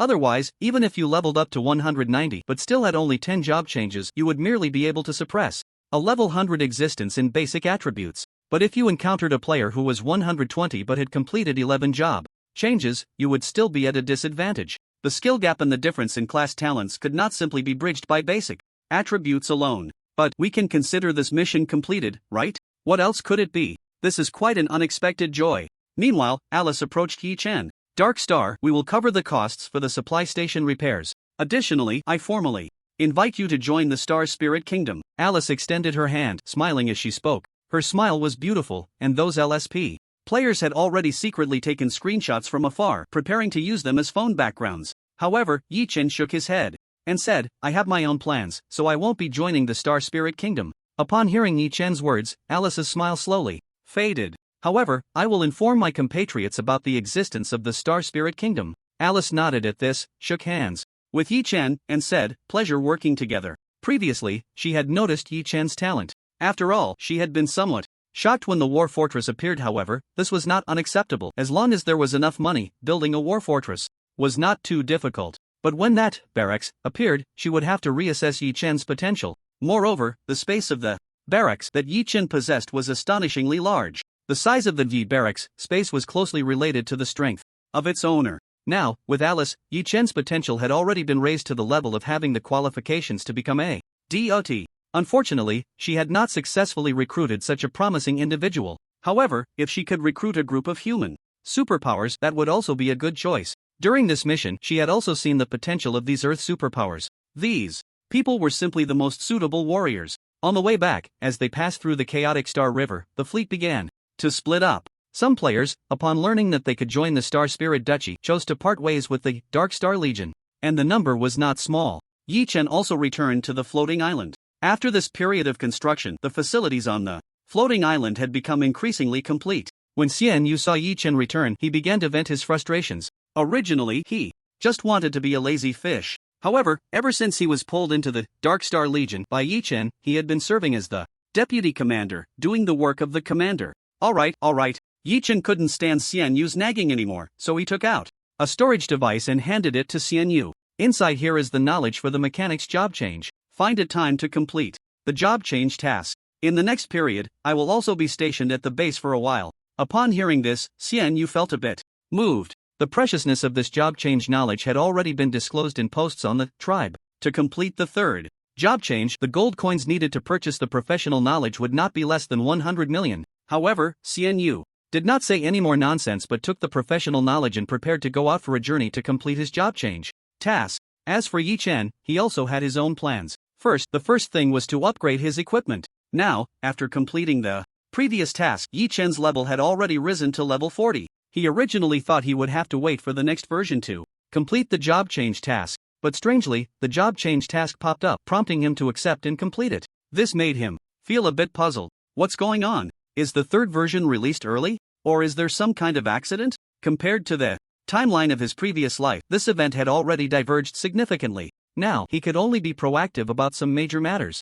After tidying up his emotions, he walked into the exclusive manufacturing room. To enhance his weapons, he had already purchased a batch of materials and blueprints in Fibolia. Now, he had 7 pieces of equipment: Sun Chaser handheld laser cannon, Desert Eagle War God armament, gun exclusive gun armament, badge Eagle Eye, solar shell flamethrower, lava destroyer, and barracks. Among them, the Sun Chaser could not be used yet due to its durability. If he wanted to repair it, it could still be fixed. However, Yi Chen was waiting to repair and upgrade it until he got the material from Professor Lu on Earth. Additionally, the mythic level equipment barracks was the kind that could automatically strengthen with the owner's power. It only required the necessary materials, making it simple and convenient. As for the Yi badge Eagle Eye, this item was an accessory equipment crafted by a magician. He had no idea how to upgrade it. The remaining 4 pieces of equipment, however, could undergo a significant update. First is the gun armament, one of the mature and suitable equipment for gunners. It doesn't require major modifications, just an update of materials and energy. As for the core program inside, a trip to that planet will be necessary for the update. Gun exclusive gun armament, rare, level, LV35 attributes, gun mode, strength plus 1000, cannon mode, strength plus 1800, attack effects, gun mode, effect 1. Attack adds precision effect, able to exploit enemy weaknesses, dealing 250% damage. Effect 2, attack adds scattering effect, a beam. A frozen laser can split into 3 beams, capable of carrying effect 1. Cannon mode, effect 1, can charge attack, with a maximum charging time of 3 seconds, dealing 300% damage. Effect 2, attack adds paralysis effect. This is the hard work of millions of gunners. Please use it to defend the dignity of gunners. War God armament has also become more refined and elegant after enhancement. The silver gun body feels like holding 2 bolts of thunder in hand, but its power is equally like thunder. Butcher War God armament. Rare, level, LV35 attributes, strength plus 1000, movement speed plus 600 attack effects. Effect 1, attack adds knockback effect, with a 15% chance to inflict a stun buff on enemies. Effect 2, attack has a 30% chance to add explosive effect. Butcher, spread the fear. Lava. Destroyer has also upgraded to Demon Tentacle. Demon Tentacle, rare, level, LV35. Attributes, strength plus 1500. Attack effects. Effect 1, attack adds combustion effect, putting enemies into a self-ignition state, dealing percentage damage based on health per second. Effect 2, attack adds melting effect, causing percentage durability damage to defensive equipment. A certain demon, where are my horns? Demons are a special race, and mature demons generally possess strength above level 100. The entire body of the sniper rifle presents a style reminiscent of a lava demon. By chance, Yi Chen obtained a semi-mature demon tentacle to upgrade the lava. The Solar Shell Flamethrower has upgraded to the Solar Wheel Fish Flamethrower. Solar Wheel Fish Flamethrower, rare, level, LV35. Attributes, strength plus 200. Attack effects, effect 1, attack ignores energy defense. Effect 2, attack adds burning effect, putting the target into a burning state, deducting 5% health per second. Solar Wheel Fish, a creature that can survive in stars.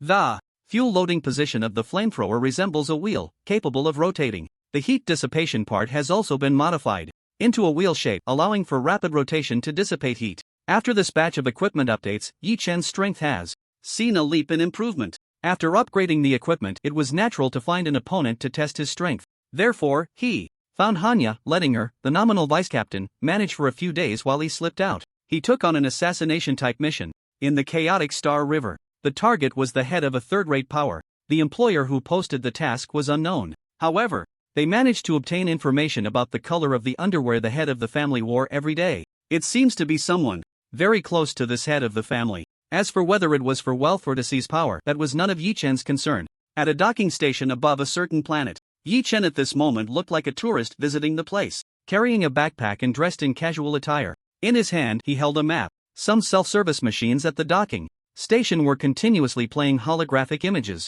They showcased various tourist attractions on the planet below. The information Yi Chen received indicated that the head of the family would come here for vacation. However, more detailed timing has not yet been obtained. The employer assured that as soon as the head of the family arrives here, they will notify immediately. Ding! After scanning a bottle of the local specialty drink, Yi Chen sat down. In the waiting area, he twisted off the cap and gulped down a big mouthful. It was sour and sweet, quite a unique flavor. Just then, his wristwatch vibrated. He opened it to take a look. It was a message from the employer. The target spaceship would dock at the station in 10 minutes. Yi Chen tossed the empty drink bottle into the trash can and walked towards the restroom. When he came out again, he was wearing a baseball cap and large sunglasses. He also had something resembling a small violin case slung over his back. He walked towards the passenger entrance of the docking station. At the same time, small spider-like robots crawled out from the soles of his shoes, making their way towards the surveillance cameras. Humming a tune, Yi Chen leaned against the window. Rest assured, everyone, this novel will be completed.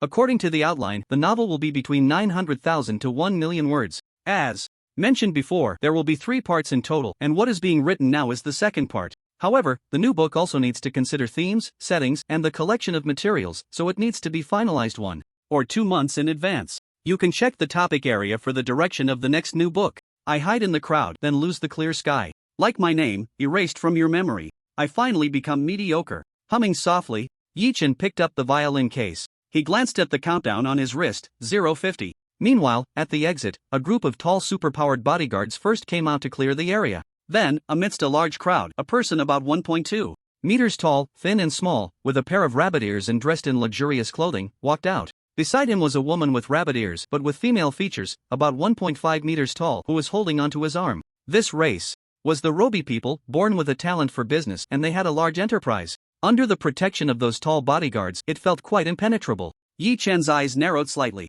At the same time, he activated the spider robots. Crackle crackle. First, the spider robot that invaded the power center struck, causing a brief power outage, plunging the area into darkness. The spider robots that were clinging to the cameras also began to interfere with their operation. Yi Chen moved. He took out the demon tentacle from the violin case and frantically scanned the exit. Crimson bullets traced dazzling trajectories. The bodyguards roared loudly, trying to intercept the bullets. However, anyone who came into contact with these bullets was instantly melted into a pile of charred remains. In almost a minute, Yi Chen fired thousands of bullets. Then, he returned the demon tentacle to the violin case and walked towards another direction of the docking station in the dark. When the light fell here again, the horrific scene made everyone feel a wave of psychological nausea. Piles of charred remains lay on the ground. The metal, melted by high temperatures and then cooled, formed grotesque shapes. As for the two Roby people and the bodyguards, they were completely dead. The entire docking station instantly entered a state of martial law. Security officers continuously appeared, trying to find clues related to the attack.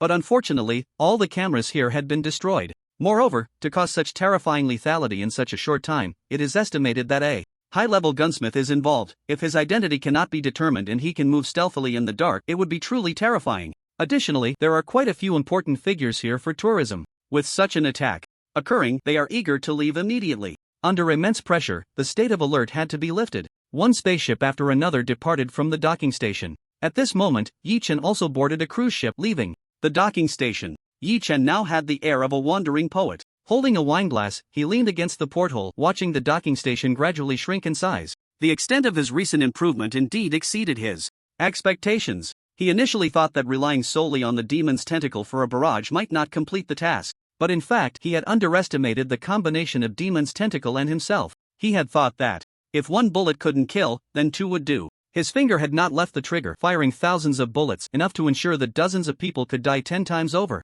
Just as Yi Chen leaned by the window, lost in thought, a prompt suddenly appeared on the panel. Poison. Judging poison state ineffective. Yi Chen snapped back to reality. How did he suddenly trigger a poison state? However, the toxicity didn't seem very strong. Otherwise, his immunity skill wouldn't have worked. Still, he showed no other abnormal signs, remaining leaned against the window. But he also noticed something was off. Thud, thud. The sound of bodies hitting the ground echoed. One by one, the passengers on the cruise ship collapsed. Some were at least superpowered individuals, barely managing to hold on for a moment. But amidst the swaying, they still fell to the ground, losing consciousness. Seeing this, Yi Chen also followed the person next to him and directly lay down on the table, pretending to be unconscious. Moments later, no one on the cruise ship could stand anymore. Tap, tap. A series of footsteps began to sound here.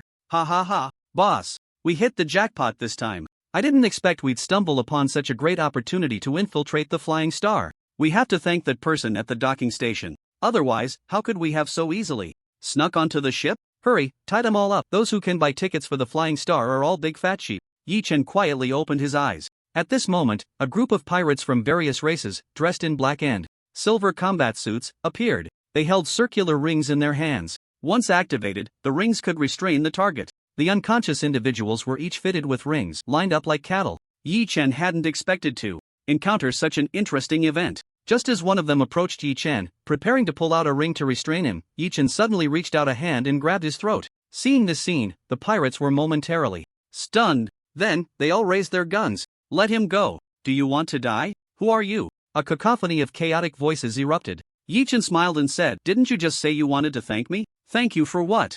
Wait, thank? Did we just? The pirate leader's pupils suddenly constricted. The one from the docking station? Is it you? Instantly, the place fell silent. The pirates felt a sense of despair. They had thought they could pull off a big score and capture plenty of fat sheep. But who would have thought that among these sheep lurked a terrifying star beast? They were also aware of the assassination at the docking station. If it weren't for that assassination, causing these sheep to rush to leave, they wouldn't have had such an easy opportunity to board the Flying Star. Even in their hearts, they couldn't muster a single thought of resistance. Just think about that brief assassination at the dock. This person could probably wipe them all out with ease. You understand, right? Yi Chen pointed at him and suddenly spoke. The pirate leader stared blankly at Yi Chen. What did he mean by that? What was there to understand? I'm not a genius. The ransom. Yi Chen slightly raised his chin and said calmly. Now, these pirates were truly bewildered. Ransom? Isn't that something they always collect from others? Yi Chen's expression turned cold, and he spoke icily. What? You don't want to live? No. We'll pay. The pirates were instantly startled. Between life and money, they would definitely choose life. Alright, 10 million per person. I'll wait for you here. Yi Chen didn't waste time talking to them. Instead, he directly took out the demon's tentacle and slammed it onto the table with a loud bang. The terrifying aura began to spread out. These pirates had no thoughts of resistance whatsoever. The gap between them was simply too vast. Inside this cruise ship, there was no escape for them, but 10 million each. Thinking of that price, many people's eyes turned red. Where would they find that 10 million? Unanimously, they all turned their gazes towards those fat sheep. Yi-Chen held a cup in his hand filled with an orange drink. Behind him, the pirates began to take action. They woke up all the fat sheep. Hurry up! If you don't give me the ransom, I'll throw you out. Quick, give me the money. Hurry up! Don't try to pull any tricks on me. In this era, digital currency had long been in circulation. This kind of digital currency could be transferred directly without needing to be online. At first, some people were reluctant to pay,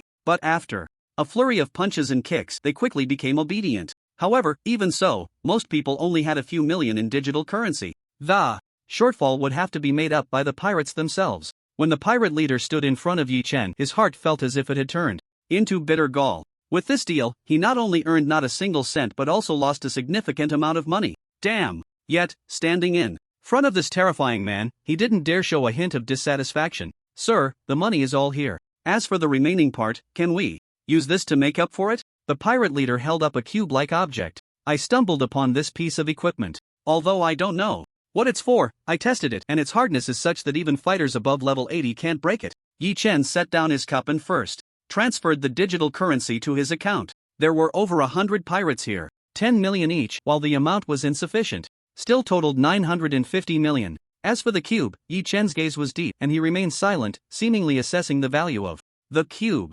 After a moment he took the cube. Alright, then we shall meet again. Yi-Chen stood up and stretched lazily. Then he stepped out. Seeing Yi-Chen's figure disappear, the pirate leader wiped the cold sweat from his forehead. Who would want to meet you again? This significant loss made him feel as if his heart was being cut with a knife. The loss still had to be recouped from these fat sheep. With a command from the pirate leader, they immediately drove the cruise ship back to their lair. However, all of this had nothing to do with Yi-Chen anymore. After putting on his combat suit, he jumped directly out of the spaceship and into the cosmos. Then, by logging off and back on, he returned to the floating island in the chaotic Star River. Sure enough, this is the fastest way to make money. Seeing the money in his account, Yi-Chen smiled. However, thinking about the price of the profession knowledge required for the fourth transfer, his smile gradually faded. The price of the fourth transfer profession knowledge alone requires over 5 billion, and I also need to complete some tasks assigned by Fei Bolia to qualify for the purchase. Now Yi-Chen was already level 40, although he didn't know why. He could directly undertake the transfer tasks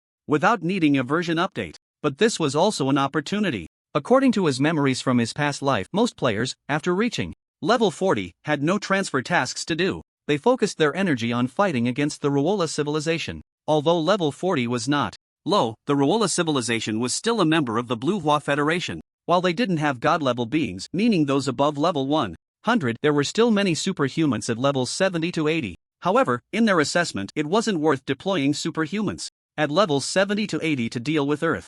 It was like a country with nuclear weapons not using them against pirates. Moreover, these superhumans at levels 70 to 80 were also needed for major endeavors like expanding star clusters. So in the end, facing Earth, which was like an indestructible cockroach, the Ruola civilization had no choice but to give up on the idea of dealing with it. Now that his strength had increased, it was certainly a good thing. However, this thing is quite interesting. Yi-Chen took out the 8-faced magic cube. The pirate leader was willing to part with this item because he was powerless against this mysterious object. Even an 80-level fighter couldn't destroy it. Yet in this universe, there were some items that even level 100 gods couldn't destroy. But did these things necessarily have value? Not necessarily. So, for him, this item was just a bit of a useless existence. However, if it could impress Yi-Chen, it could be worth a life. Yi-Chen naturally didn't know what this 8-faced magic cube was. It was just that when the pirate leader took it out, a task was activated immediately. Solve the puzzle. A mysterious item appears before you.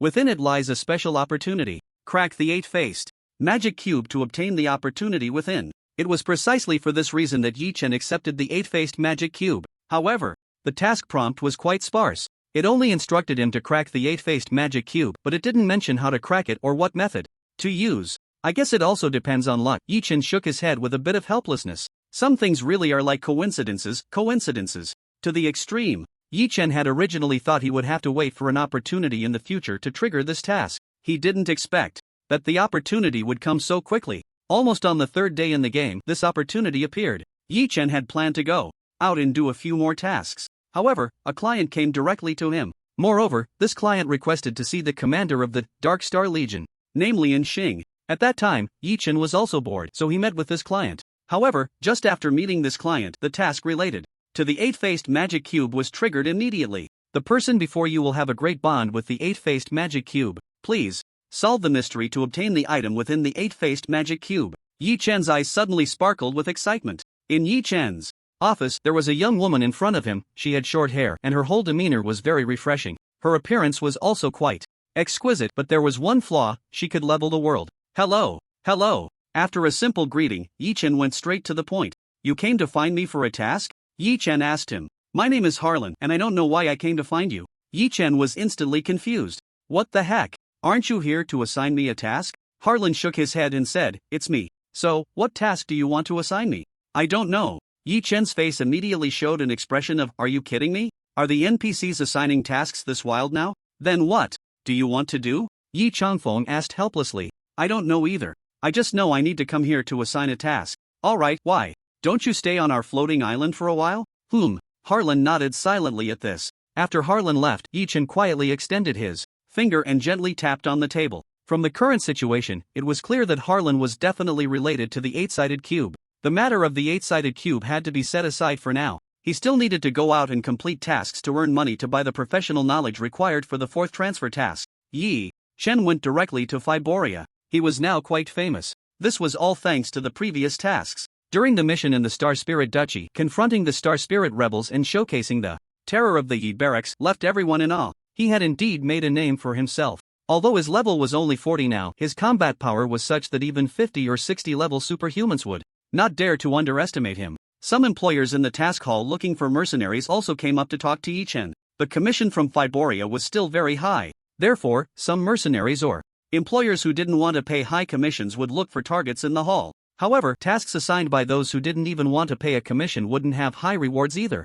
In the end, he found a suitable task on the task board. A cargo interception task. To act as an interstellar pirate and intercept a batch of goods. The task seemed quite simple. However, the force responsible for transporting this batch of goods was Tianluo. Tianluo, an armed escort company, was quite a renowned entity in this starry sky. The one in charge of Tianluo was a level 92 archer. Even among the 3 major forces, he was a respected figure. So, to complete this task, I will inevitably have to cross paths with that archer. But am I afraid? Yi-Chen smiled and accepted the task. The next period was all about preparation. He purchased a large batch of raw materials and sent them into the Yi barracks to produce various types of missiles. Finally, he boarded a flying ship and set up an ambush in advance. The deep interstellar space was eerily silent. Behind a meteor belt, Yi-Chen, dressed in combat gear, sat cross-legged on a meteor.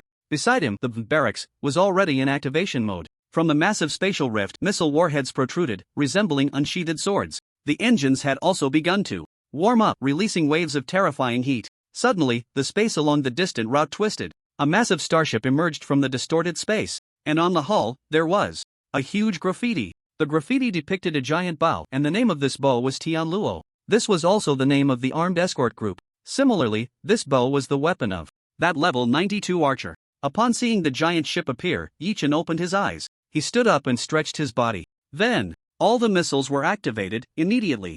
Amidst a series of silent roars, the missiles, trailing massive tails of fire, surged towards the giant ship. At the very moment the missiles were activated, the radar aboard the ship went into a frenzy, blaring alarms. What's happening? The transport mission was being carried out by the Tianqing. The captain of the Tianqing, named Oslo, was now filled with rage. How dare someone come and attack their Tianluo group? Attack the Tianqing. Intercept those missiles. I'll handle this superpowered individual. After saying this, Oslo donned his combat suit and stepped out of the Tianqing. Almost instantly, he spotted Yi-Chen standing on a distant small meteorite. It's you! How dare you attack our Tianqing?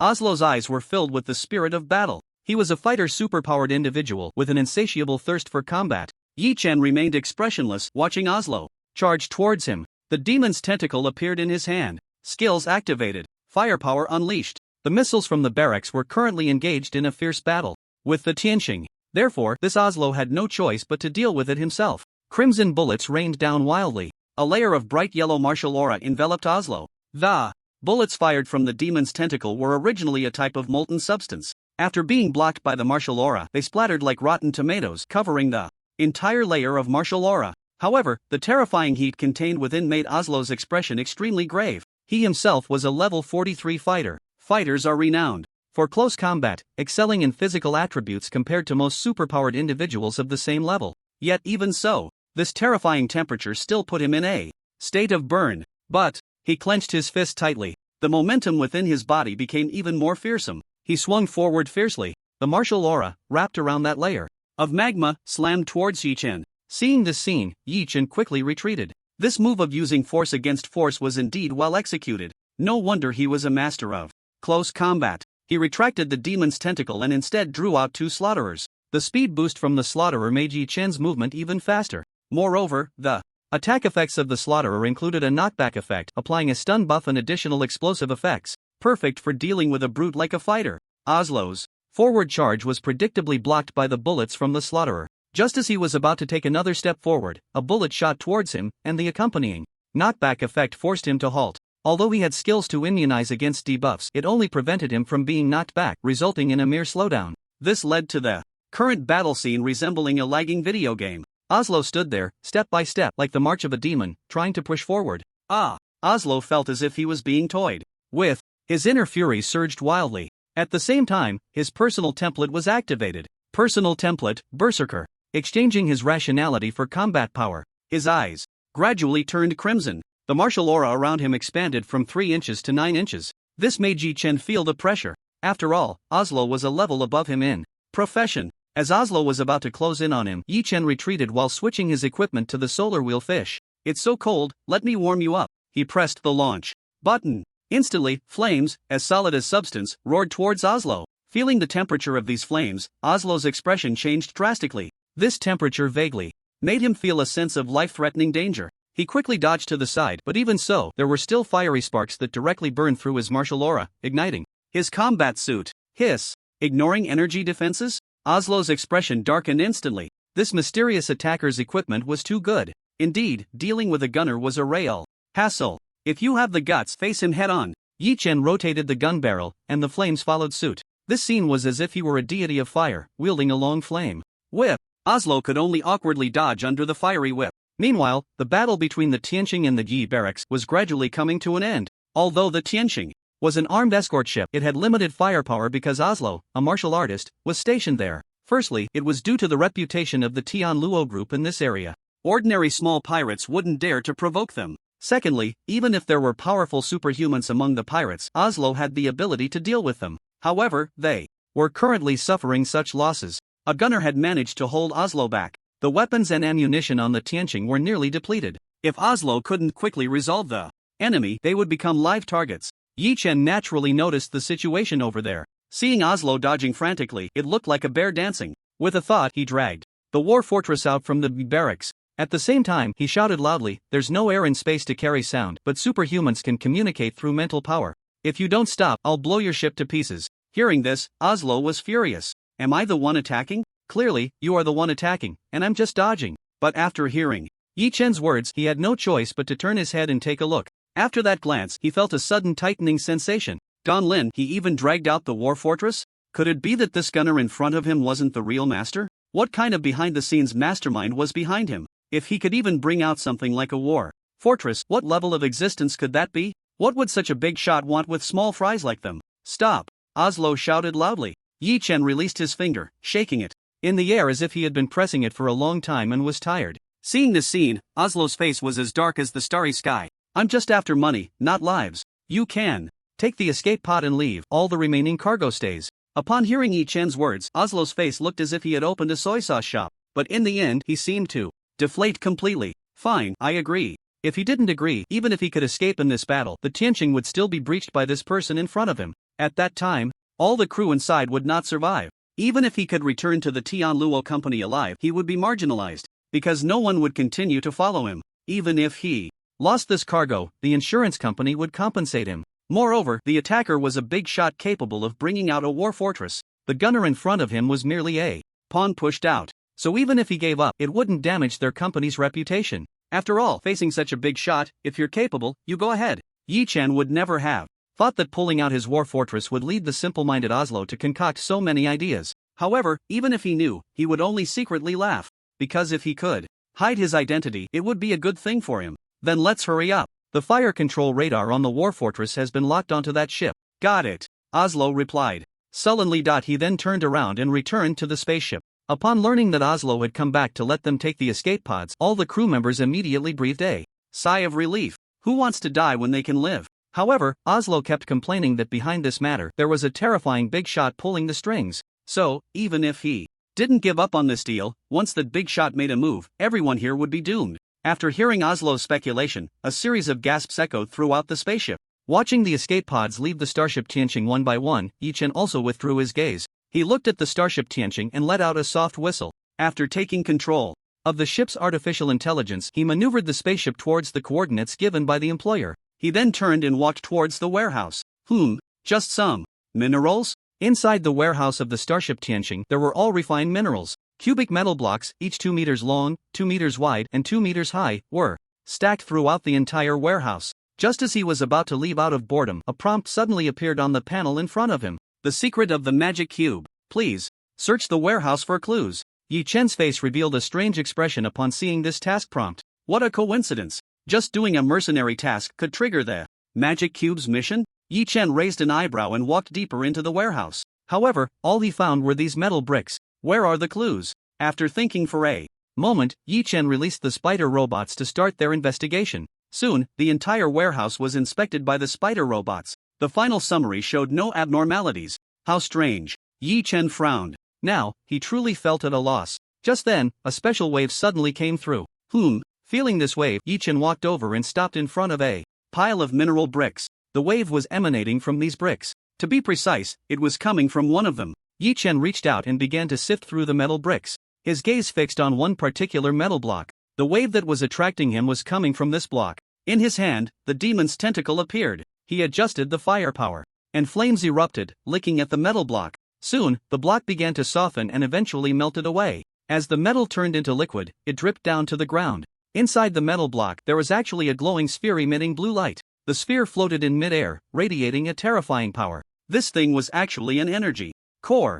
Energy core? Magic cube? So, I need to use this to activate the magic cube? Yi Chen took out the magic cube from his game backpack. As soon as he took it out, a massive attraction emanated between the magic cube and the energy core. Yi Chen released his grip and the magic cube, suspended in midair, slowly merged with the energy core. Then, the dull magic cube began to emit light. Moreover, waves started to appear on the seemingly whole magic cube. A special message began to transmit from the magic cube. This was a segment of information encrypted through a superpower method. The parsed data revealed a set of coordinates. It shouldn't be this simple, right? After noting down the coordinates, the magic cube returned to its original form. The energy core also separated from the magic cube once again. Yi Chen put both the energy core and the magic cube back into his game bag. He then waited for the spaceship to reach the designated destination. Once the employer's people took over the spaceship, Yi Chen left directly. 3 days later, he piloted the spaceship alone towards the coordinates deciphered from the 8-faced magic cube.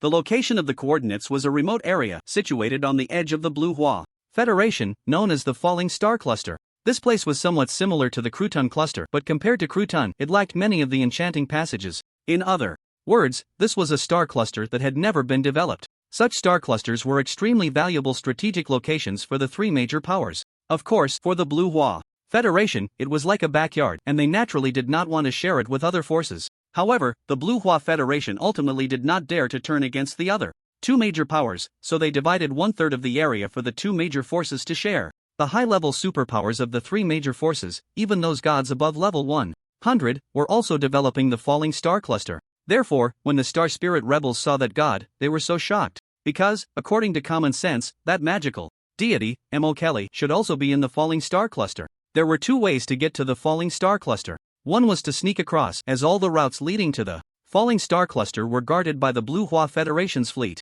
The other was to join the development teams of the three major forces and enter the Falling Star Cluster through official channels. However, every position in the development teams was incredibly precious. Just those gods and superpowers at levels 80 or 90 occupied most of the positions. The rest were reserved for the younger generations of some big shots to gain experience. And now, Yi Chen was only at level 40. There was simply no chance for him to go to the Falling Star Cluster. So, I can only sneak across, Yi Chen said as he piloted the spaceship, gradually approaching the Falling Star Cluster. Most of the spaceship's engines had already been turned off. Only a few small-scale engines, which were not easily detected by radar, were still running. However, after a long period of acceleration, the spaceship was already moving very fast. So even with the large engines turned off, the spaceship's speed was still close to 2% of the speed of light. Yet, even so, he was still discovered by the Blue Hua Federation's fleet. Originally, Yi Chen did not plan to slip by easily. As long as he didn't run into a large-scale fleet of the Blue Hua Federation, he would be fine. A dozen escort ships with warning lights were frantically tailing Yi Chen's spaceship. Spaceship ahead, stop immediately. Stop immediately. Otherwise, we will open fire right away. Repeat.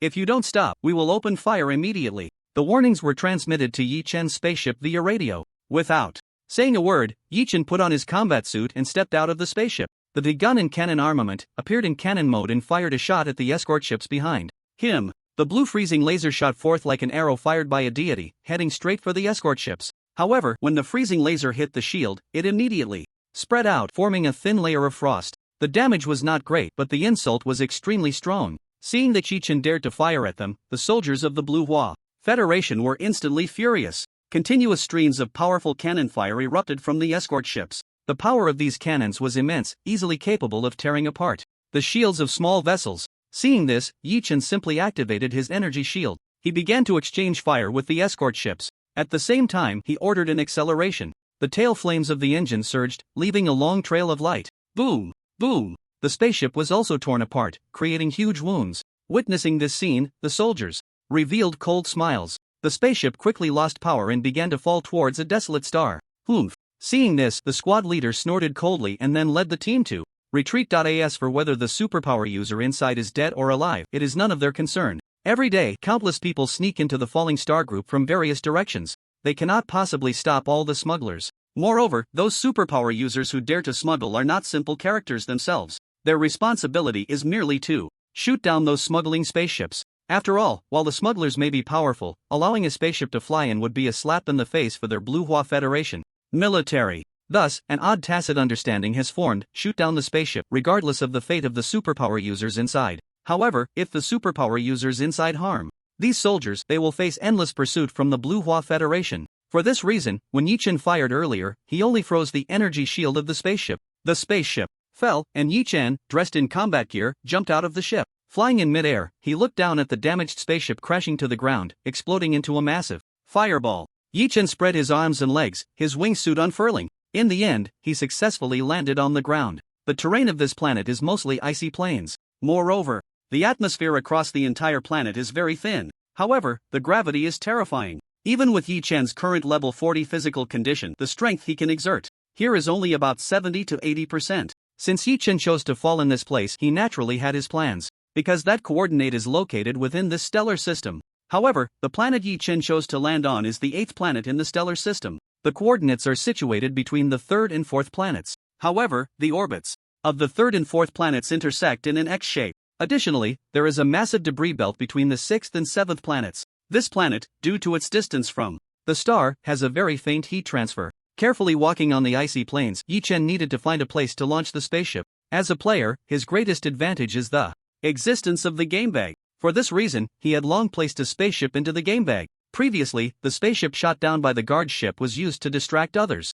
Because the gravity of this planet is too immense, finding a suitable launch site is not easy. Fortunately, he had already measured the general conditions of this planet beforehand. The place closest to the sky is located above the equator. Flying quickly at low altitude, the cold wind swept past. However, Yi Chen was wearing combat gear, effectively isolating the cold from the outside. After spending some time, he finally reached his destination. Yi Chen directly unfolded the barracks and dragged out the missiles inside. Of course, he had removed all the warheads from these missiles. The spaceship had also been modified long ago, making it easy to assemble the two. There was no choice. The gravity of this planet was too great, and relying solely on the thrust of the engines above might not be enough to lift the spaceship off this planet. Boom! As the engines ignited, the entire icy plain began to tremble slightly. The spaceship, surrounded by 6 massive missiles, was lifted upward by these 6 enormous rockets. When the spaceship was pushed to a sufficient height, the rockets fell away and the spaceship's engines activated. The spaceship left a long trail of flames as it entered deep space.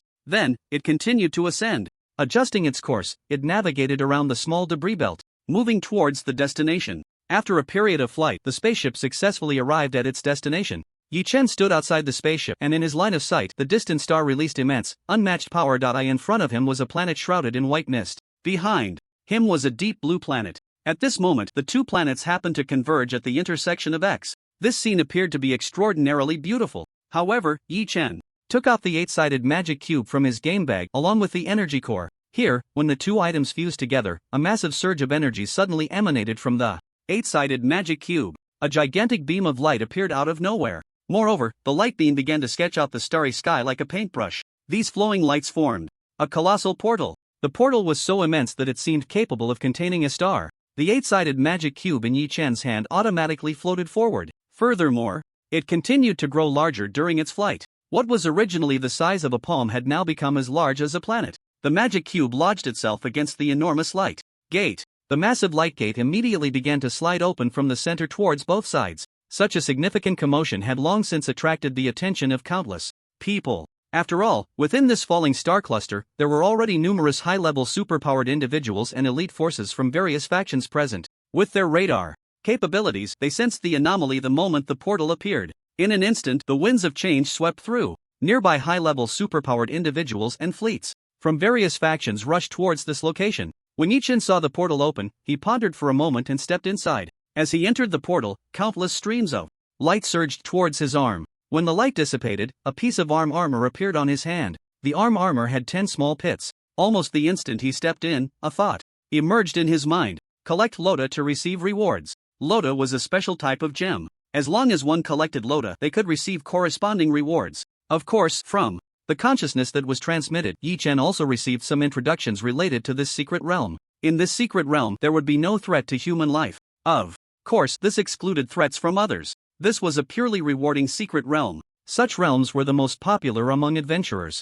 As Yi Chen walked into the portal, the surrounding corridor was filled with colorful streams of light. Walking within, it was even impossible to perceive the passage of time. However, the transmission continued unabated.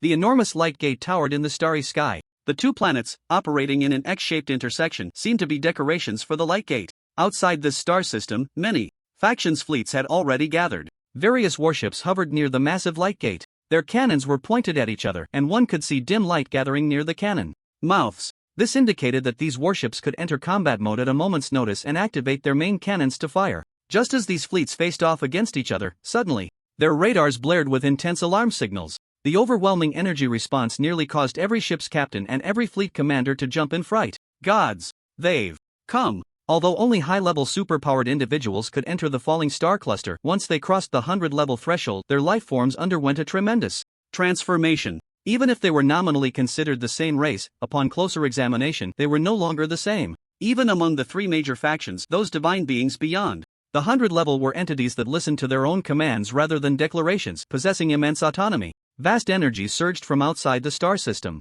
Waves of colossal divine consciousness also arrived simultaneously. Get out of the way. Scram. Make way. There are polite ones, and there are also those who are not. However, the commanders of the major fleets still gritted their teeth and ordered, clear the way. These massive warships, at this moment, seemed just like little chicks. They were all squeezed together, making way one path after another. Huge buildings appeared within these passages. Some were magical palaces, others mechanical floating islands, and even planets resembling war fortresses. All kinds of grand structures continued to advance. According to the common people, these could be called divine palaces. As the name suggests, they are the palaces where deities reside. Of course, the significance of these buildings is far more than just a place to live. A deity above level 100 gathers more than half of their power within these divine palaces. To be precise, these divine palaces should be considered as keepable residences. Every superpowered individual who advances to level 100 must forge such an equipment. From a continent resembling a fiery mountain, a figure floated out and stood before the light gate. He was the level 100 deity of the Starshine Empire, the fighter's superpowered individual. King of 100 fists, Lota. Upon seeing the light gate, he suddenly clenched his fist and struck forward fiercely. In that instant, his fist seemed to transform into a massive comet, crashing directly onto the light gate. However, the light gate, after a ripple like waves illuminated it, returned to calm once more. Witnessing this scene, everyone on the fleet gasped in shock. Although Lota did not use his full strength, that punch could have directly blown up a satellite. Yet, it had no effect on the light gate at all. Lota, haven't you eaten enough? At that moment, a crisp laughter rang out. Following that, from a building resembling a library, a figure only 1 meter tall, dressed in a magical robe, floated out. He was the level 100 deity of the Blue Flower Federation, the wizard superpowered individual, Frost Mage Saroda. Saroda, what, do you want to take another beating from me? The relationship between the Starshine Empire and the Blue Flower Federation was already poor. Among these level 100 deities, they had no idea how many battles they had fought against each other. Alright. A clear female voice emerged, and atop a thunder dragon, the Grand Master of Thunder Magic, Mokali, spoke lightly. Instead of wasting time, we might as well figure out this light gate. The attention of the crowd shifted back from the deities' conflict to the enormous light gate. This light gate, I fear, even the deities cannot destroy. After some research, the wizard deity and the mechanic deity reached a common conclusion. Upon hearing this, excitement and apprehension intertwined on the faces of the deities. The excitement stemmed from the fact that if even the deities could not destroy it, it meant that the level of this gate was higher than that of the deities. The apprehension was for the same reason. After all, their ability to dominate the stars relied on their own strength. You, come here. Suddenly, Loda reached out towards one of the warships of the Starshine Empire, grasping it as if it were a toy. Within the warship, the level 34 swordsman superpowered individual, the captain of the warship, had no choice but to step out and awkwardly salute.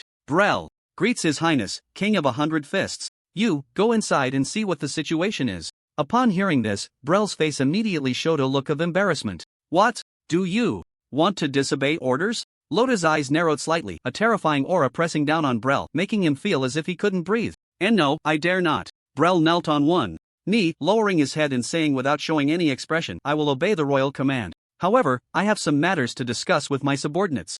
Go ahead. Lota slightly raised his head, looking at Brel through his nostrils. Even if Brel was unwilling, he had no choice but to put on his combat suit and step into the light gate after finishing his briefing. Of course, the Starlight Empire was a powerful nation, so it was not surprising to command subordinates to risk their lives in this manner. However, the other two factions were not much better off. At most, they were a bit more polite, but they offered heavy rewards. Yet, when Lotus saw this scene, he disdainfully remarked, as a deity, what kind of populist tricks are you playing here? It's downright disgusting to watch. The deities who heard this merely rolled their eyes in secret, completely ignoring him. Each faction had a rather peculiar attitude towards such high-level deities. For instance, one rule was, if you wanted to go to the capital star, you had to report in advance and could not bring the divine palace into the star system where the capital star was located. Yi Chen rubbed his hands together and exhaled. This place was just too damn cold. The most astonishing thing was that the sun in the sky was still burning fiercely. However, at this moment, Yi Chen could only hide in a dark corner. The reason for the cold was those rays of light. Wherever the light shone, the temperature would plummet. After stepping out of that spatial corridor, he landed directly in this forest. At the very first moment, when he was hit by the sunlight, he almost thought he was going to die right there. But looking at the panel, he was taken aback, because there were no abnormal statuses displayed on the panel. Moreover, his health points hadn't dropped. This meant that the cold was merely a sensation and hadn't caused any real harm. However, that was precisely what made it most uncomfortable. In the past, having a panel like this was akin to having a cheat for many players. Some abnormal statuses could be known in advance. But here, it seemed like this cheat had been disabled. Loda, what kind of existence is it? Where can I find it? Yi Chen found a dark spot, squatted down, and began to exhale while rubbing his hands. On his right arm was the gauntlet that could install Loda. In his previous life, he had never heard of this plot, so now he could only rely on himself to clear the game. Just then, the sun in the sky suddenly descended towards the horizon at a visible speed. At the same time, a crimson moon appeared high in the sky.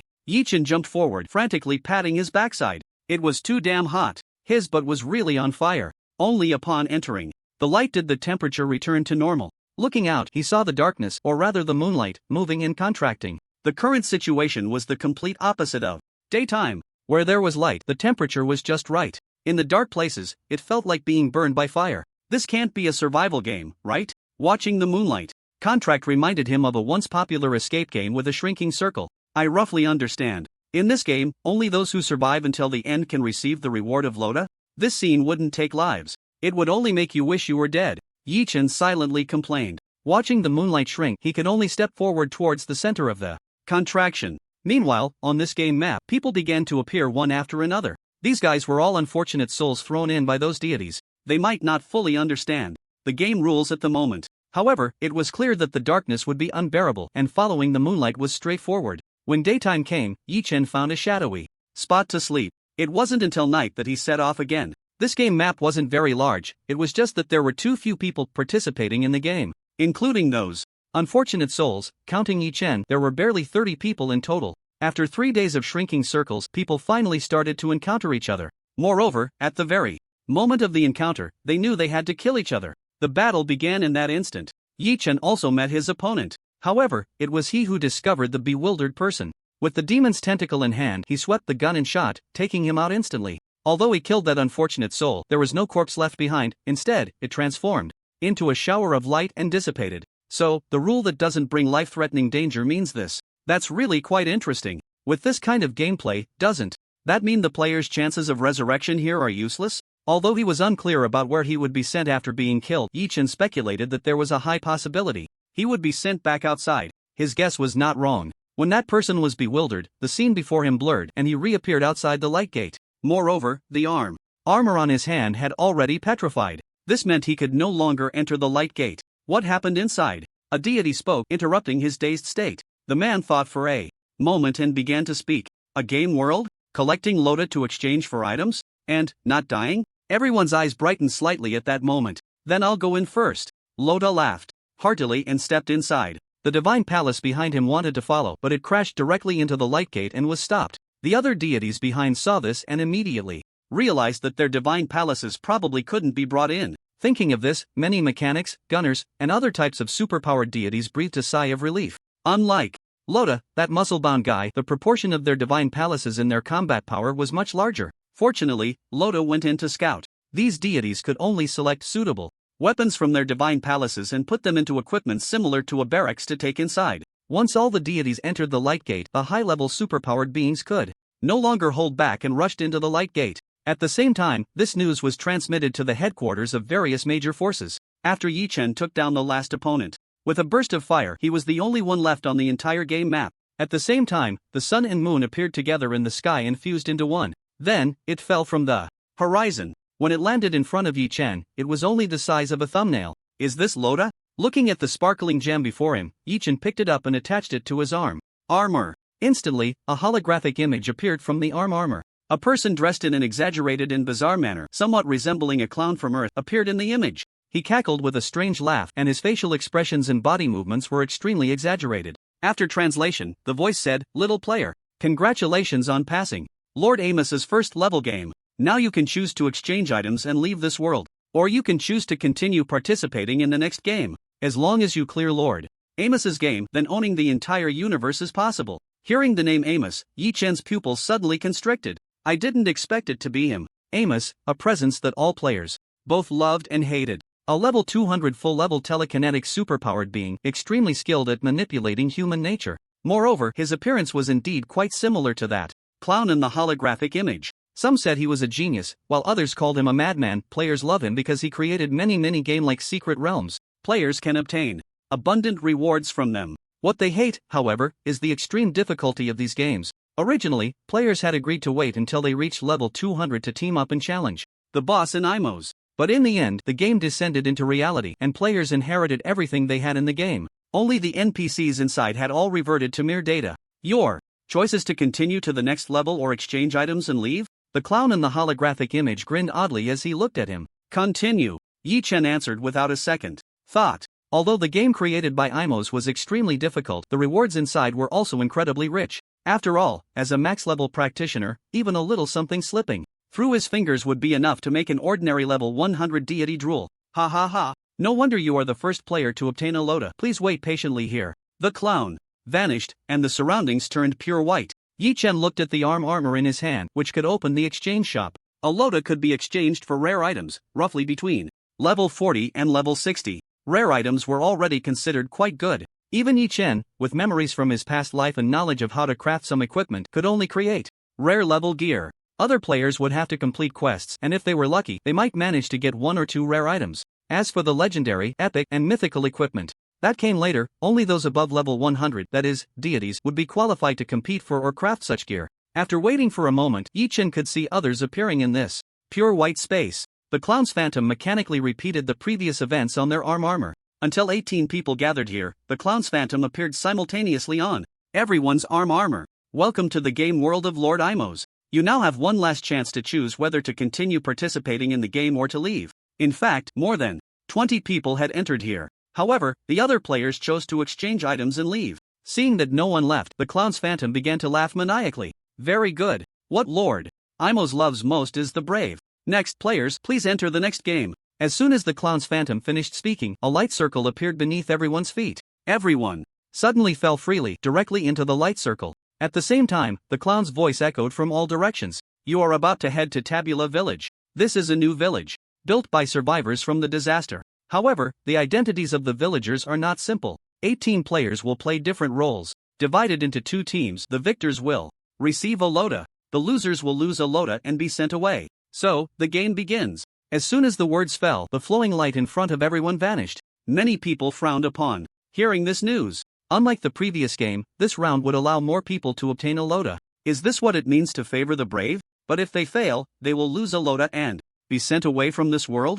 So, what is truly favored should be the victorious brave, right? The 18 players here were all the sole victors from the previous competition. Except for Yi Chen, the others had emerged victorious from a competition of hundreds. Of course, if one encounters a master, a deity, while fishing, and ends up losing in the previous round, it can only be said that it was bad luck. However, this game is completely different, because everyone realizes that their strength has been completely stripped away here. They can only act according to the rules of the game. When the light completely fades, everyone can see that they have appeared in a village within a mountain. At the same time, in front of them, an identity card appears that only they can see. The card in front of Yi Chen is distinctly a black wolf's head. However, there is not a hint of change in Yi Chen's expression. The others are the same. At this moment, a clown dressed in a black suit appears here. Welcome to Tabula Village. I believe everyone already knows their identity, right? If that's the case, then let's start the game. Remember, only the winning side can obtain lota. Alright, now I declare. The game begins.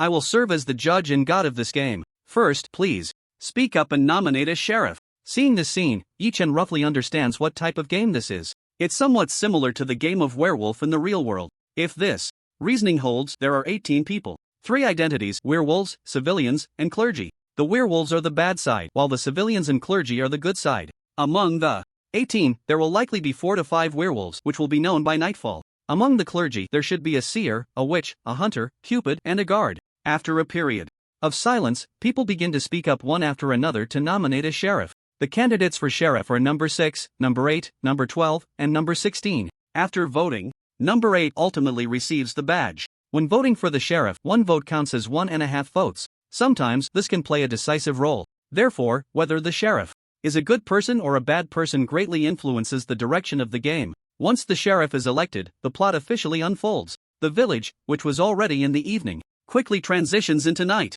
Silence reigns, with only the sound of crows occasionally echoing from the woods. Yi Chen was originally lying in bed, but suddenly he finds himself in a conference room with an ancient Western style, sitting at a round table. At the same time, there are 5 other people here. One is the clown, and the other 4 are shrouded in black mist. However, the only possibility for being here with Yi Chen is that they are all werewolves. In front of you, Cupid has already designated 2 people to be in love, but of course, I won't tell you who they are. Now, do you want to kill someone? If so, please vote. The clown casually sits in his chair. At the same time, the black mist surrounding the others dissipates. Yi Chen himself is number 1. The remaining 4 werewolves are number 2, number 6, number 11, and number 14. The werewolves begin to discuss among themselves. Kill someone? Just randomly vote one out? Or should we kill the sheriff? The one speaking is number 6, who initially wanted to compete for sheriff but ultimately couldn't outdo number 8. If he could be the wolf sheriff, then this game would have a high chance of being one. It's not that simple.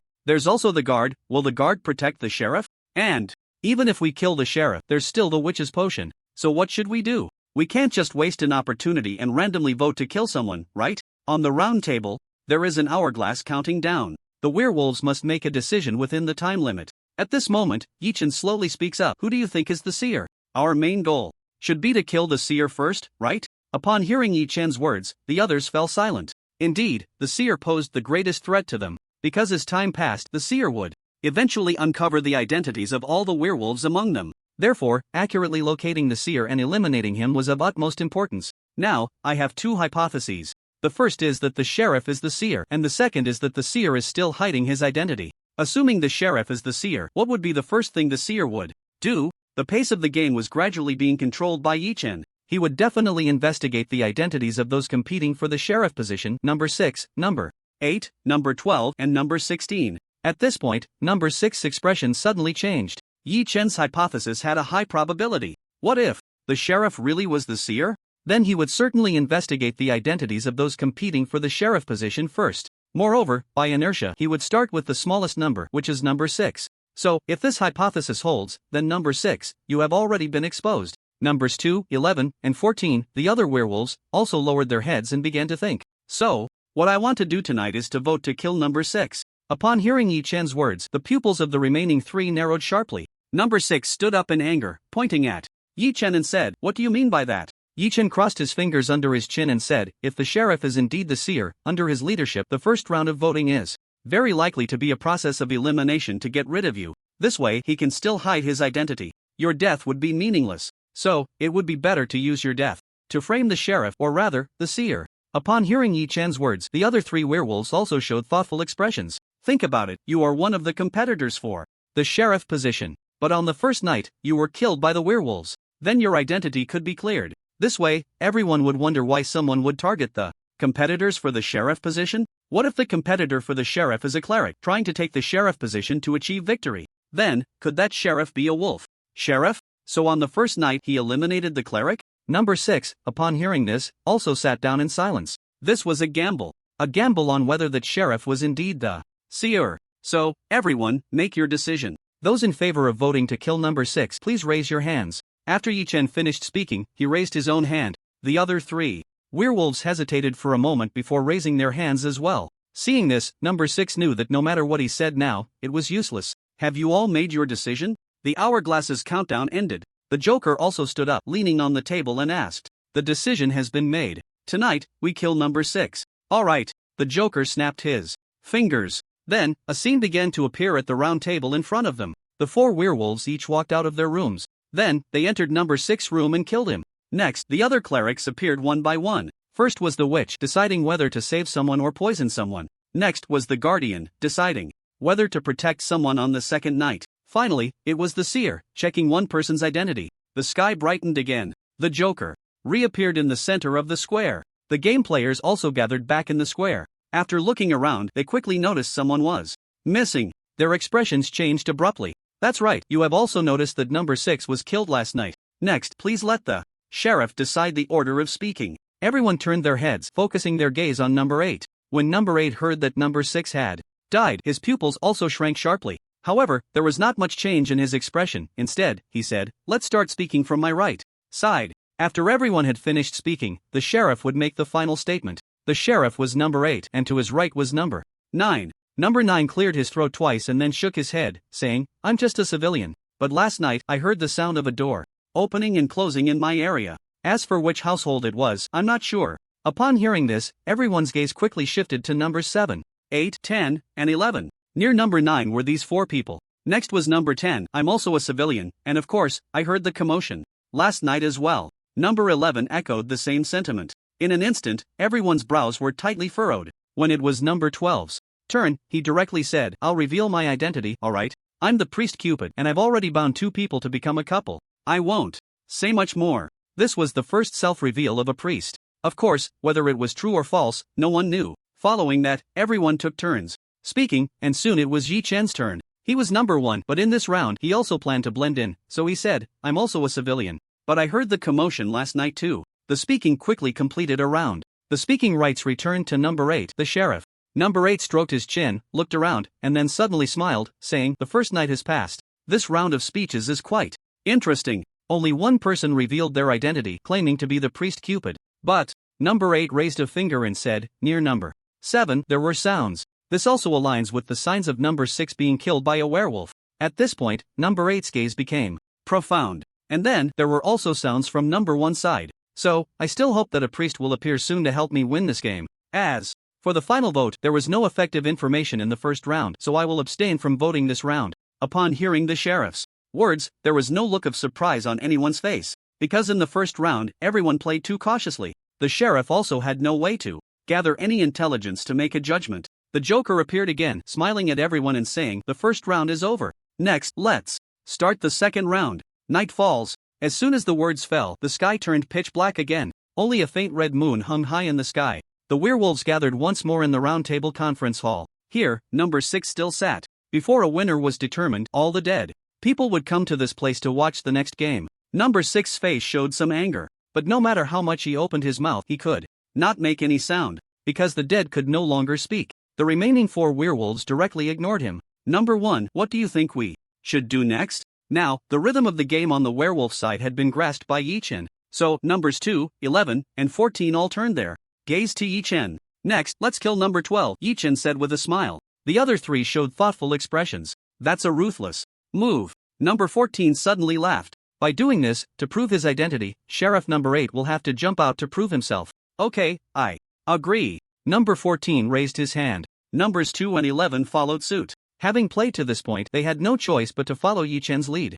Have you all decided? The clown asked with a strange smile. Everyone nodded. Then, the clown snapped his fingers and a few people immediately walked out of the room and killed number 12. Following that, the remaining clergy entered the roundtable meeting room in order. The sky brightened once again. Everyone reappeared in the square. The clown stood in the center of the crowd, shrugging helplessly, yet still wearing his peculiar smile. Last night, someone else died. Upon hearing this, everyone quickly looked around. They discovered that the one who had died was number 12, who had self-destructed in the previous round. The clergy Cupid, who had also run for sheriff. At this moment, everyone's expressions turned a bit strange. The deceased were all candidates for sheriff? Everyone's gaze shifted to the sheriff, number 8. Number 8's face suddenly darkened. However, he still decided on the order of speaking, just like last time. This round, the civilians' speeches remained largely unchanged. There was no way around it. The civilians had no abilities and could only rely on their reasoning and the sheriff's guidance to choose who to vote for. However, this round, a clergy member jumped out.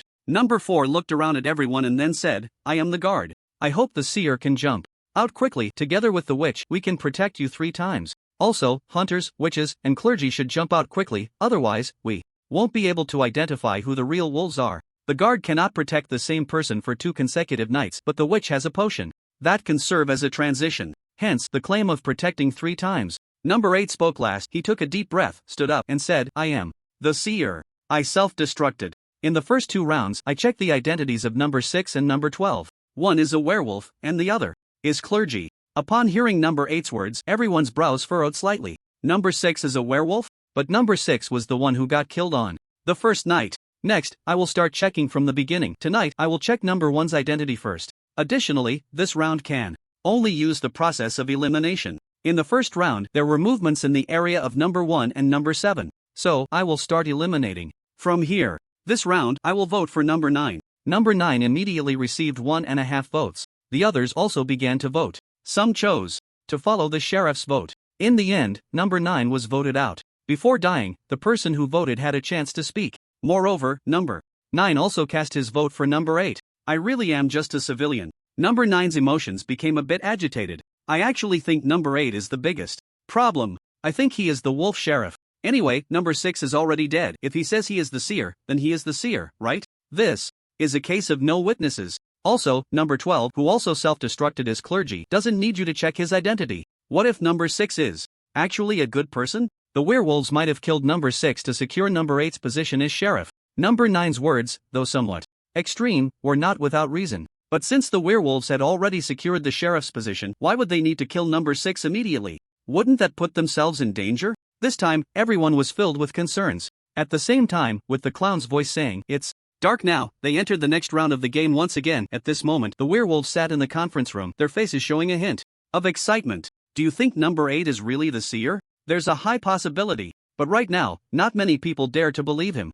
100%, right? Number 1 is indeed impressive. After a round of discussion, number 2 suddenly spoke up. In that case, he must be checking number 1's identity this round. At this rate, my identity will soon be revealed as well. So what should we do next? Upon hearing this, the remaining people fell silent. Indeed, number 8 is most likely the seer, and he also said he would check identities in order. Number 1 and number 2 are both werewolves. If he figures it out, the loss will be significant, especially for number 1. Right now, the rhythm on the werewolf side is controlled by number 1. Yi-Chen suddenly laughed. So now, if he says I'm a werewolf, does that make me a werewolf? Hearing Yi-Chen's words, the other 3 werewolves narrowed their eyes slightly. So who are we going to kill tonight? Number 4, he claims to be the guardian, and tonight he guards the seer. So he can't protect himself. Next, just cooperate with me. Alright, I have no objections. Listening to you. The 4 reached a consensus to eliminate number 4 tonight. The Joker snapped his fingers and the scene began to shift. Daytime descended once more. The Joker appeared in the square and the surrounding players followed suit. Tonight is a peaceful night, no one died. So, please let the sheriff decide the speaking order. Number 8 still did not change the speaking order, starting from his right. Number 9 was voted out, so the first to speak was number 10. Number 10 started with a bitter smile, saying, "I'm just a civilian." But his gaze turned to number 8, his brow slightly furrowed as he said, "But last night I didn't hear any noise. This means that no werewolves attacked last night." Upon hearing this, number 8's expression began to darken. Indeed, even if he revealed his identity, was it still a step too late? Number 11 also said, "I also didn't hear any sounds, so, number 8, are you human, or a god? Or perhaps..." Number 12 was dead, and it wasn't until number 18 spoke that people suddenly perked up. "I revealed my identity, I am the witch, and last night I used a bottle of antidote." This means that someone was killed last night, but it wasn't number 8. Number 18 scanned the room and then quietly said, "I still have a bottle of poison here. If no one else reveals their role, I will randomly distribute this bottle of poison." After number 18, it was number 1's turn, which was Yi Chen. He stood up, a calm smile on his lips, raising his hand and saying, "When number 8 claimed to be the seer, I wanted to laugh. Because I am the true seer." After saying this, Yi Chen paused. And sure enough, the others showed expressions of shock. "After 3 nights, I have checked the identities of 3 people. The first, of course, is Sheriff number 8. His identity is a werewolf. The second is number 6. Number 6 is a good person. The third is number 16. Number 16 is also a good person. Moreover, I have already guessed what number 8 is going to say next. I have now revealed my identity, so number 8 will definitely wrongfully accuse me of being a werewolf. Additionally, I am extremely suspicious that number 8's fake self-reveal yesterday was to deceive number 4's guarding opportunity. Of course, I still don't know who the witch is going to use it on to kill. My statement is over." After hearing Yi Chen's words, the others showed expressions of shock. At the same time, they looked at number 8, whose face had become incredibly strange. Was what number 1 said true or false? Could it be that number 8 was really the wolf cop? The identity of the sheriff held by a werewolf was extremely dangerous. Moreover, up to now, it was still unclear how many werewolves had been voted out, or perhaps, not a single one had been. Next, it was number 2's turn to speak. As a werewolf, number 2 naturally agreed with Yi Chen's words and deepened the suspicion against number 8. Following that, the last cleric, the hunter, also revealed his identity. "Number 8, I am the hunter, and I also agree with number 1's statement." Now, if no one is lying, all the clerics have been exposed. Number 1 is the prophet, number 4 is the guardian, I am number 7 the hunter, and number 18 is the witch. And number 8 is the werewolf? In any case, the sheriff cannot let number 8 continue to hold the badge. The badge is better off handed to the remaining clerics. After saying this, everyone's gaze focused entirely on number 8. At this moment, number 8's face was as dark as the bottom of a pot. Looking at the eyes of those people, he ultimately revealed a bitter smile. Now, no matter how he explained, no one would believe him, right? Because he really was the prophet. Moreover, he had checked number 1's identity and he was indeed a werewolf. But now, number 1 had already blocked all his words. This was no longer a game. Finally, there was the question of how to handle the badge. Should it be torn up or handed over? If it were to be handed over, then to whom? Now, everyone suspected he was a werewolf. If he handed over the badge, it would undoubtedly expose who the next wolf was. But he really wasn't a wolf. This meant that if the badge were to be handed to a good person, it would be equivalent to taking him away. And the only way was to hand the badge over to number 1, the false prophet. Would everyone still believe him then? Number 8 had no choice but to sigh and say, "I have nothing more to say now. I know you plan to vote me out. But what I want to say is that number 1 is really a werewolf. And I am also prepared to hand the badge over to number 1. Just think about it, how should you play when truly facing a wolf cop?" The sheriff finished speaking. He returned the vote to Yi Chen. Yi Chen then voted for number 8. The werewolves naturally followed him and voted for number 8. Among the remaining civilians, some clerics also cast their votes for number 8. Undoubtedly, number 8 was out. However, similarly, the badge also fell into the hands of number 1, Yi Chen. Looking at that badge, everyone had expressionless faces. At that moment, they all believed number 8 was a werewolf. But when the badge truly landed in number 1's hands, recalling number 8's earlier words, everyone's hearts were in a chaotic mess. How should they continue playing this game? Now, the situation was that the game had progressed to the 3rd round? Number 6 was killed by the werewolves on the first night, number 12 was killed on the second night, and number 9 was voted out. On the 3rd night, although it was a peaceful night, the witch used the antidote. Moreover, number 8, the sheriff, was also voted out. Now, among the 18 people, only 14 players were still alive. The 4th night was about to arrive. In the round table conference room, several werewolves appeared again. At this moment, their eyes were filled with shock as they looked at Yi Chen. As a werewolf, he actually managed to get the badge. However, seeing those gazes, Yi Chen merely smiled faintly a few times and said, "Do you all think that getting the police badge is a good thing? I don't need this police badge at all. As long as I secure my identity as the seer, that's enough." If at that time, number 8 tears off this badge, it would only further solidify his identity as a wolf cop. But in the end, he still played a trick on me. Upon hearing Yi Chen's words, the others furrowed their brows for a moment but soon came to understand. This police badge in Yi Chen's hands was indeed a tricky matter. Next, if it was to maintain the identity of the number 1 seer, the werewolves would have to take action every night to eliminate number 1. So, tonight, you can only choose to target me. Yi Chen said somewhat helplessly, now we can only gamble on whether number 4, the Guardian, will come to protect me. But even if he protects me tonight, in the next round, you will still have to target me. However, in these 2 rounds, I need someone to cooperate with me. Number 2, number 11, and number 14 all nodded. Tomorrow morning, I will pretend to check number 2's identity and then say he is a good person. In the next round of the game, I might have to exit. At that time, let number 2 become the real wolf cop. In the game of werewolf, there are 2 ways for the werewolves to win. One is to slaughter the town, meaning to kill everyone, including the roles and the civilians. The other is to eliminate all the roles. Now, the roles that have been roughly identified include number 18, the witch, number 4, the guardian, number 8, the seer, and number 12, the cupid, who have all been eliminated. The only remaining unknown role is that of a hunter. Tomorrow, I will continue to use the process of elimination to rule out number 5. After arranging everything, the werewolves began to choose who to target tonight. Unsurprisingly, the final vote landed on number 1, which is Yi Chen. The Joker snapped his fingers and then an image appeared on the round table. Morning has come. The players reappeared in the square. The Joker glanced at everyone and then announced with a strange laugh, unfortunately, last night was a peaceful night. Then, it was the sheriff's turn to decide the speaking order. Yi Chen gestured to his right, indicating to start from his right side. Last night, I heard some noises nearby, and I strongly suspect that there were werewolves trying to eliminate number 1. Number 3's statement was similar. Next was number 4, the Guardian. He looked around at everyone and then said, last night, I protected number 1. But I cannot protect number 1 for 2 consecutive nights. So, the sentence was left unfinished, but number 4 did not continue. Because everyone knew that the next to die tonight would be number 1, the seer and sheriff for sure.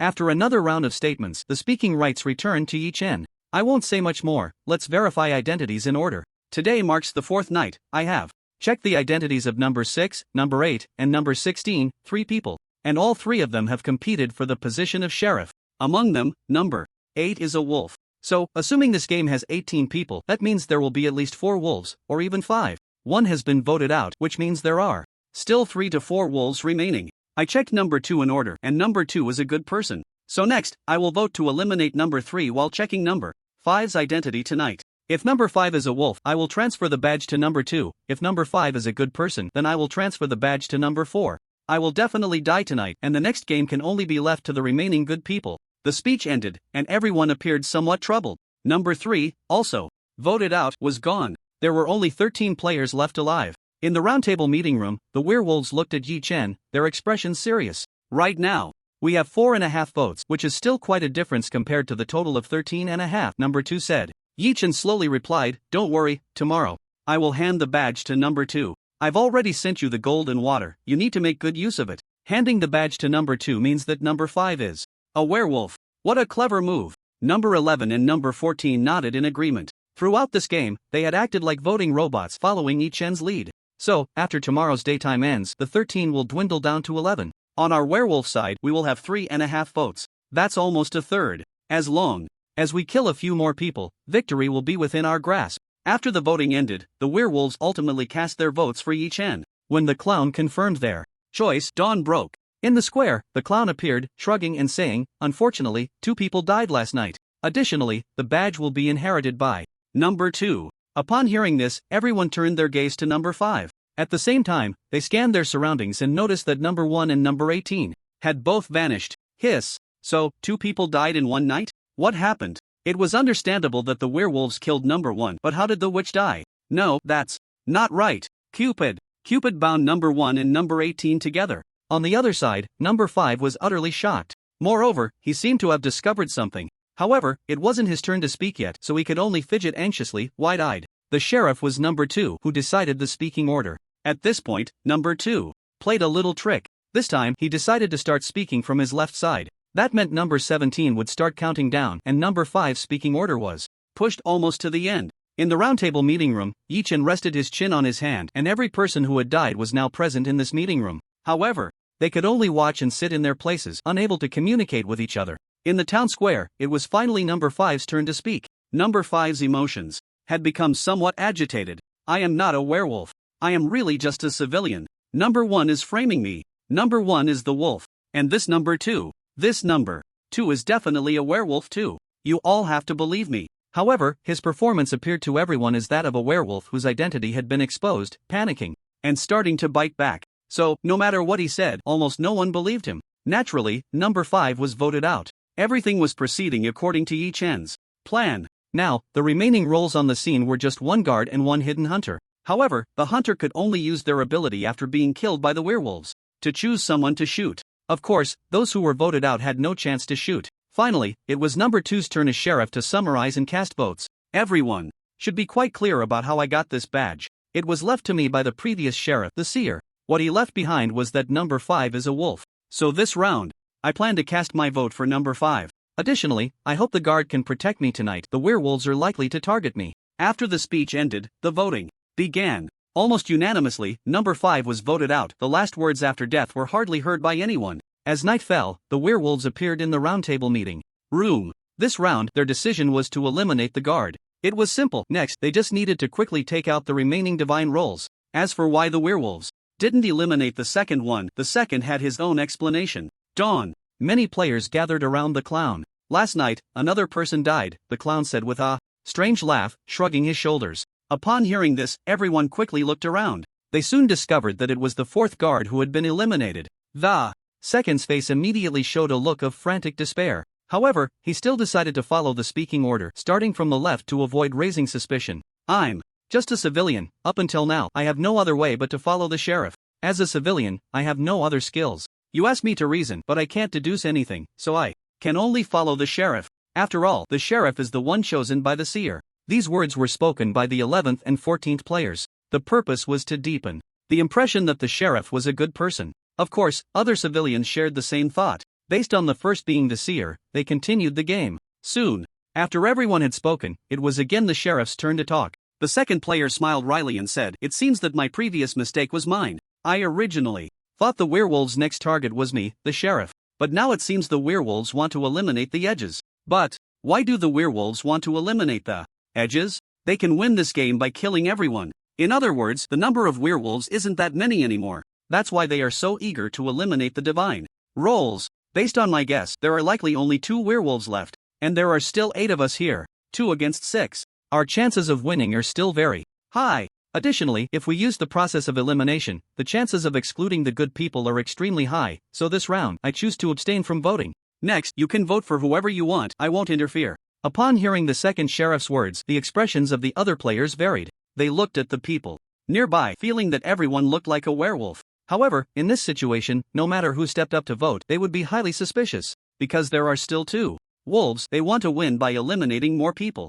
They have 2 votes together, and in the face of the sheriff's abstention, there's a high possibility they would stand up and vote someone out. So, no one wanted to step forward. Thus, the sky darkened again. This round, I'll stab myself. In the darkness, the second suddenly made a shocking statement. This was the inspiration given to me by the first. What we need to do now is to deepen the identity of the second seer through this method of self-stabbing. Moreover, after I die, I will take the sheriff's badge with me. This way, with the sheriff gone, the scene will only be in chaos. You too can take advantage of the confusion, vote someone out, and then kill another at night, and you'll basically win. Alright, I'll listen to you. After the werewolves made their decision, dawn broke. Many players reappeared in the square. They first looked around and found that the second was missing, causing the entire square to become a bit chaotic. The clown also appeared at the right moment. He snapped his fingers and laughed, saying, "Last night, your sheriff died," and he chose to tear off the badge. Next, I will decide the speaking order.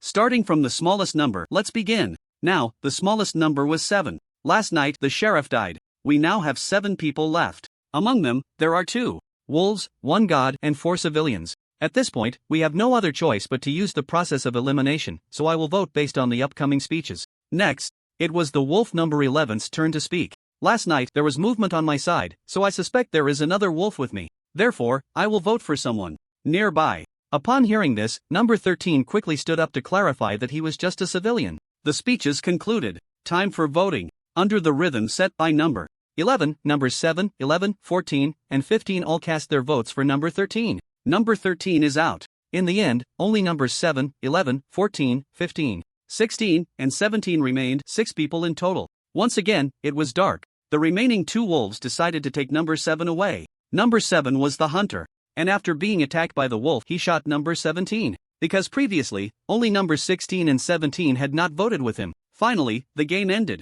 The werewolves won by slaughtering the villagers. After finishing the werewolf killing segment, phew, what a relief. In fact, there were quite a few bugs in the writing, but it's impossible for one person to play 18 characters, so I hope everyone can be understanding. After the game ended, the losers had their LOTA deducted and then their armor petrified, sending them out of the game space. The winners, however, found a light circle appearing beneath their feet and everyone began to free fall. But this time, they could see the situation outside the corridor. Looking out, it was as if they were inside a gigantic divine tree. Wrapped in bubbles, they were sent to the base of the divine tree. The higher they went, the larger the tree crown became. They could vaguely see that each leaf contained a special world. The very top was the space they initially entered, which was the first level, the escape game scene. The next layer down was the place they had been before, which was the werewolf killing space. Further down, due to their elevated position, they couldn't see clearly. Moments later, they found themselves in a pure white space. Still, they waited. In this space, everyone's external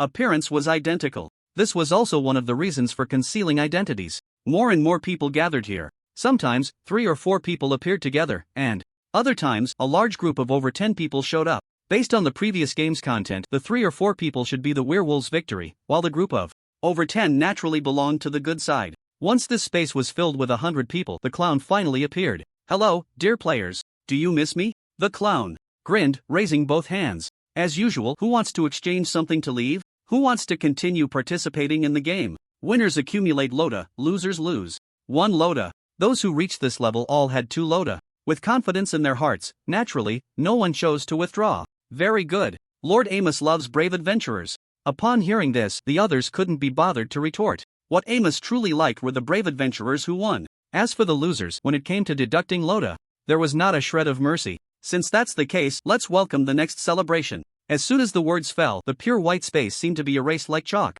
A deafening cheer suddenly erupted. Everyone's pupils shrank sharply. Now, they found themselves in the depths of the universe. Moreover, they were on a platform building in deep space. Surrounding them were towering viewing stands filled with spectators from various races. When they saw over 100 people appearing here at the same time, they immediately erupted into excited shouts. At this moment, the clown was also wearing a referee's robe. Moreover, there was a ring on each platform. Welcome to the bloody grand showdown. Let the most brutal battles entertain the audience. As soon as the words were spoken, everyone was randomly assigned to the platforms. Shockingly, they discovered that their powers had all been elevated to the same level. That is, the 100-level threshold. Feeling the power within them, everyone's eyes almost turned red. In that instant, the 100 level, an existence revered as a deity. So this is what the power of a deity feels like. Intoxicating, isn't it? However, Yi Chen remained very calm. Interesting. Suddenly, a smile appeared at the corner of his mouth. This is a pseudo-divine gladiatorial arena.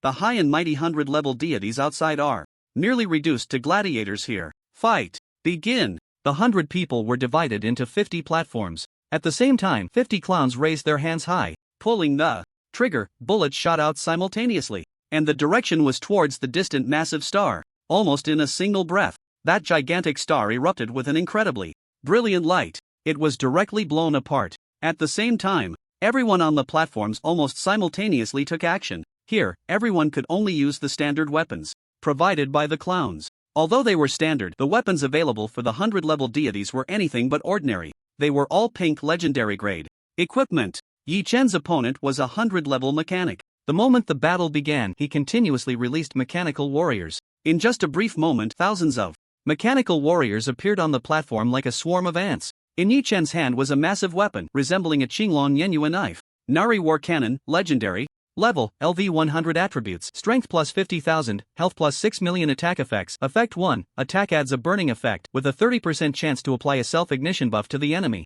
deducting 5% health per minute. Effect 2, attack has a 30% chance to enter a continuous explosion state, increasing attack by 30%. Effect 3, attack adds an armor piercing effect, with a 2% chance to directly nullify the target's defensive equipment. Nari, the famous berserk gunner. Press the button. Instantly, a terrifying recoil surged. Fourth, even with Yi Chen's current pseudo-divine physical strength, he was still pushed back over 2 meters by this recoil. the massive crimson beam of light swept across, like a divine sword. Those mechanical warriors blocking in front were vaporized as they approached the center of the beam, where the temperature was highest. The mechanic clearly did not expect the weapon in Yi Chen's hand to be so powerful. However, in front of him, a magnetic barrier unfolded, and the beam pushed the barrier back over 100 meters. The power was finally dissipated. Yet even so, in Yi Chen's eyes, the mechanic's health had dropped slightly due to the shock and high temperature. Seeing this scene, the mechanic's brows furrowed slightly. At the same time, he activated his skills, driving countless mechanical warriors that nearly filled the platform, as large as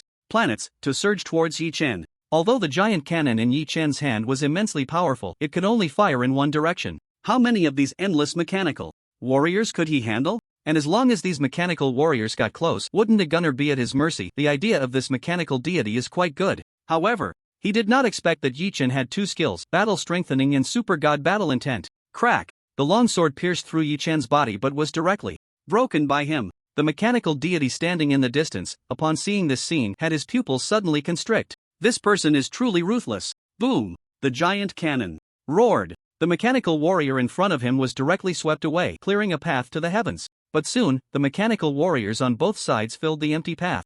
Again. Seeing this, the mechanical deity let out a sigh of relief. Then, he revealed a cold smile. Let's see how many more times you can unleash such an attack. Yi Chen ignored him and continued to step forward. Crack! Another spear pierced through his armor. Blood sprayed out as the spear was pulled out. The audience witnessing this scene let out thunderous roars. But the next moment, Yi Chen raised the giant cannon in his hand and swept it forward. The mechanical warrior was struck by the cannon and was instantly shattered by the immense force. Although the gunner could not match the physical prowess of a fighter who specialized in physical strength, how could a frail little chick possibly lift a giant cannon? His armor had become tattered, and he was only wearing the short shirt provided by the system. However, the muscle curves on his arms contained an immense power. After seeing a gunner shatter a mechanical warrior with his giant cannon, the audience was conquered by this incredibly violent scene. The screams echoed, one after another, crashing down on the arena like a tidal wave. However, the mechanical deity's expression was somewhat grim. Nevertheless, he was still very confident. This gunner had already fallen into the ocean of mechanical warriors. Every step forward was extremely difficult. At that moment, Yi Chen activated his personal template. Triggering personal template, Fiery Battle Intent, Beginner. Fiery Battle Intent, Beginner can block pain during battle, entering a calm and frenzied state. This was the personal template obtained after activating the Holy Hall bloodline. The aura around Yi Chen underwent a tremendous change. Originally, his level was too low, and the influence of the Holy Hall bloodline was not very significant. But now, his physical quality had been elevated to the level of a 100-level deity. The impact of the Holy Hall bloodline became immensely powerful. His dark hair, like a long waterfall, instantly began to turn pale from the roots. His pupils quickly entered a state of ruthless indifference, viewing all things as mere fodder. A terrifying, deep aura suddenly spread out. Under this dreadful momentum, the audience near the arena was actually rendered speechless. The clown referee also tensed up. His exaggerated face instantly became extremely serious. Holy Hall? No, it should just be a trace of bloodline. Interesting. The Holy Hall, a name that is only circulated in very few circles. Every Holy Hall that appears is a 200-level maxed-out existence. Moreover, this race is incredibly skilled in combat. Almost no one wants to be an opponent of this race, including Amos. His little tricks might be able to toy with others, even other 200-level deities. But if he dares to attack someone from the Holy Hall, it means a fight to the death. Those bastards from the Holy Hall will truly hunt him down throughout the entire universe. Yi Chen had activated all his skills. The immense power flowed within him. He now felt as if he was holding a violently burning sun in his hands. Heavy weapon awakening. In battle, equipment can operate beyond its limits, increasing attributes by 100% for 30 seconds. After the battle ends, the equipment's durability will be reset to 0. Anyway, the weapon in his hand wasn't his own, so he wasn't going to hold back. The giant cannon in his hand instantly underwent a tremendous transformation. A brilliant light enveloped the entire cannon. With a series of clicking sounds, the cannon became even more ferocious. At the same time, he activated his personal template. Triggered personal template, Gunmaster. Gunmaster can forcibly seize control of firearms and heavy weapons. In the arena, all mechanical warriors wielding firearms had their control over their weapons stripped away in that instant by Yi Chen. The vast arena fell into an eerie silence in an instant. Just moments ago, it was a cacophony of gunfire, but now, it was utterly silent. The stark contrast left all the spectators momentarily bewildered. However, in the next moment, the silence was shattered. A light more dazzling than staring directly at a star gathered at the cannon's muzzle. Then, as if a divine being intent on annihilation, it hurled a spear that pierced the heavens and the earth from the ninth sky. Boom! All that remained in the world was the roar of the giant cannon. At that moment, all brilliance faded into dullness. Everything, blocking Yichen, was vaporized by the terrifying heat. The beam of light surged forward with an unstoppable momentum, directly engulfing the mechanical deity. Even though it tried desperately to resist, its health bar plummeted like a faucet turned wide open. The health drained rapidly to the bottom. Moreover, the attack did not cease.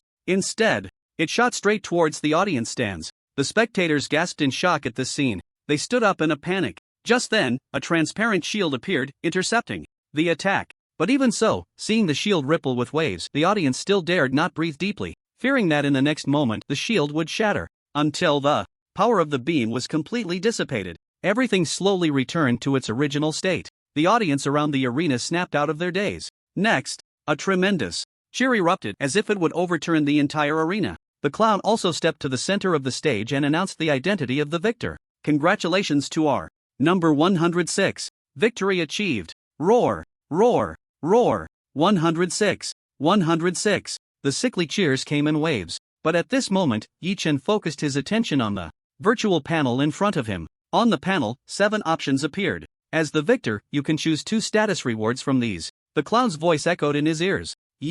Chen glanced at the 7 statuses, realizing that not many were useful to him at the moment. One was health recovery, but it wasn't a full recovery, just 70%. One was a speed boost, including attack speed and movement speed. One was an enhancement of weapon range. The remaining 4 were buffs to increase health limits or enhance physical vitality, which were not suitable for a gunner's direct buffs. After thinking for about 2 seconds, Yichen chose the first 2 statuses. The battles of the divine beings were always grand. Each arena echoed with shocking screams. The first round of combat quickly reached its conclusion. 50 players would advance to the next round.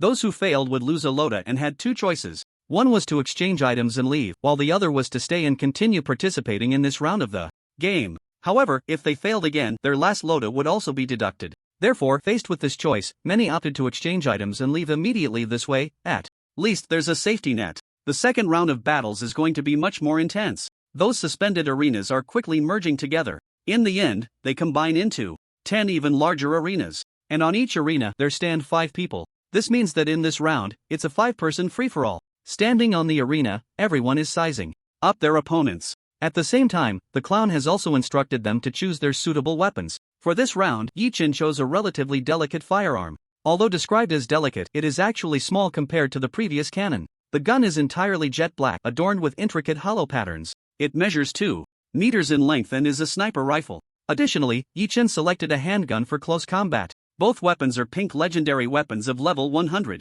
Once everyone has chosen their weapons, the audience stands are also fully assembled. The shouts from the audience are even more shocking than before, echoing throughout the arena. Begin! This time, the clown didn't explode the sun but suddenly shouted out loud. Some reacted quickly, swiftly creating distance and seeking advantageous positions. Others, however, were caught off guard and instantly found themselves in the most vulnerable spots. Immediately, they were bombarded by simultaneous attacks from others. Moreover, each person received different positive buffs randomly. This means that some did not get the healing option. Therefore, their health remained stuck in a precarious state. Suddenly being focused on, their exit from the arena was naturally not going to be pleasant. On the 10 arenas, 2 of them had already seen participants carried away after being overwhelmed.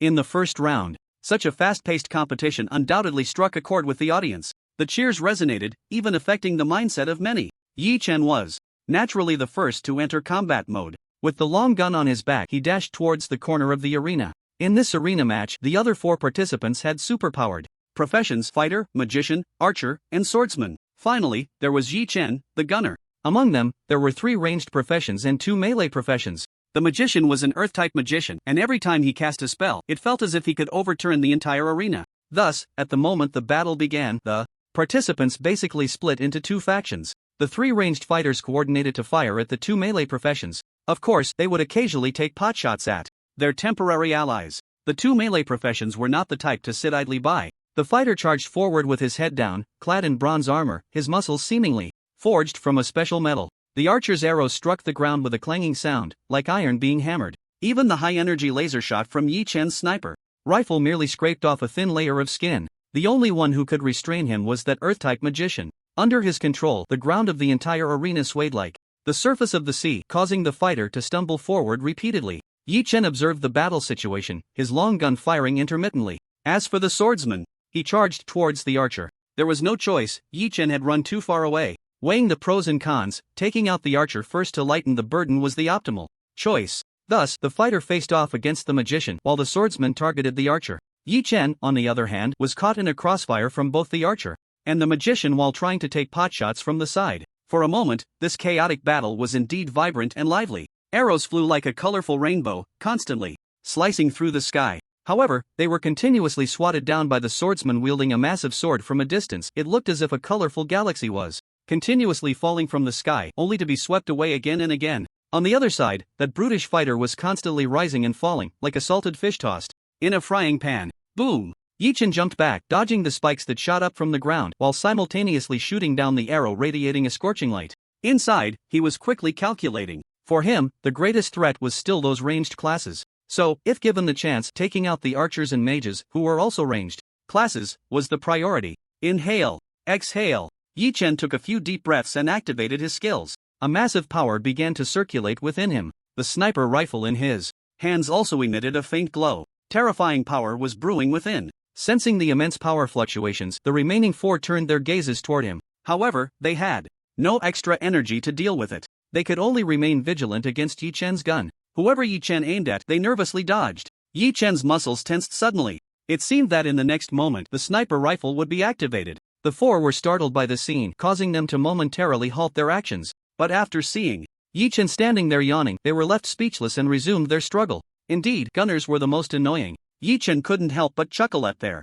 reactions. As he adjusted his aim, Yi Chen's gaze suddenly sharpened. Boom! He pulled the trigger. A terrifying light appeared in an instant. The light streaked across the sky, almost instantly appearing before the archer. The archer snorted coldly at this sight. He pulled back his bow with all his might. Arrows, like swimming fish, collided with the light beam. The power of the beam was quickly neutralized. In the end, it completely vanished. However, this delay allowed the swordsman to quickly rush to the archer's side. A massive sword slashed down suddenly. The air seemed to be torn apart. The archer turned his crossbow to block, but the force of the giant sword was too great. Even though he managed to deflect it, he was still sent flying. Moreover, after being struck, his health bar dropped significantly. Seeing this, the swordsman wanted to continue the pursuit. The clear sword energy seemed capable of piercing through heaven and earth. The archer activated his skill in response. A light blue shield appeared before him. The long sword, wrapped in sword energy, slashed down, directly shattering the shield. However, with this shield in place, the power of the sword energy was significantly weakened. The archer also had equipment activated, completely nullifying the sword energy. But suddenly, a cold light shot out. It was Yi Chen, pulling the trigger again. The angle was so tricky that the archer had no time to dodge. In an instant, he was pierced through, a blood hole appearing in his body. His health plummeted. What? The archer's face revealed an extremely ugly expression. Under the combined assault of the swordsman and Yi Chen, the archer's health was quickly depleted. Just as the swordsman let out a sigh of relief, the ground beneath him suddenly began to surge. He found himself directly immobilized. In the next moment, a terrifying stream of light rushed in. It turned out that Yi Chen and the mage had joined forces to directly kill the swordsman. With the two of them eliminated, only three remained on the arena: the mage, the fighter, and the gunner. Almost in the next instant, Yi Chen reached a contract with the mage to first send the fighter out. The magician employed his old tricks again, and the arena beneath the fighter's feet began to surge instantly. However, just moments ago, that swordsman had been taken down in a joint effort. Therefore, the fighter quickly began to respond. The martial spirit blazed fiercely, and the ground around him was scorched, resembling molten mud. He dashed across the arena, rapidly closing in on the magician. His heavy footfalls echoed with a thunderous vibration. The magician hovered in the void, his hands waving continuously. Mysterious runes coalesced in the air. The runes fell to the ground, forming one magical array after another. Waves of immense power surged forth from the arrays. Magical energy flowed wildly. The entire arena began to resemble a roiling sea. Mud dragons leaped up continuously, then frantically coiled around the fighter, attempting to strangle him directly. But the fighter let out a furious roar. His skin became hot and searing. The high temperature burned away all the moisture within those mud dragons, ultimately turning them to dust that fell to the ground.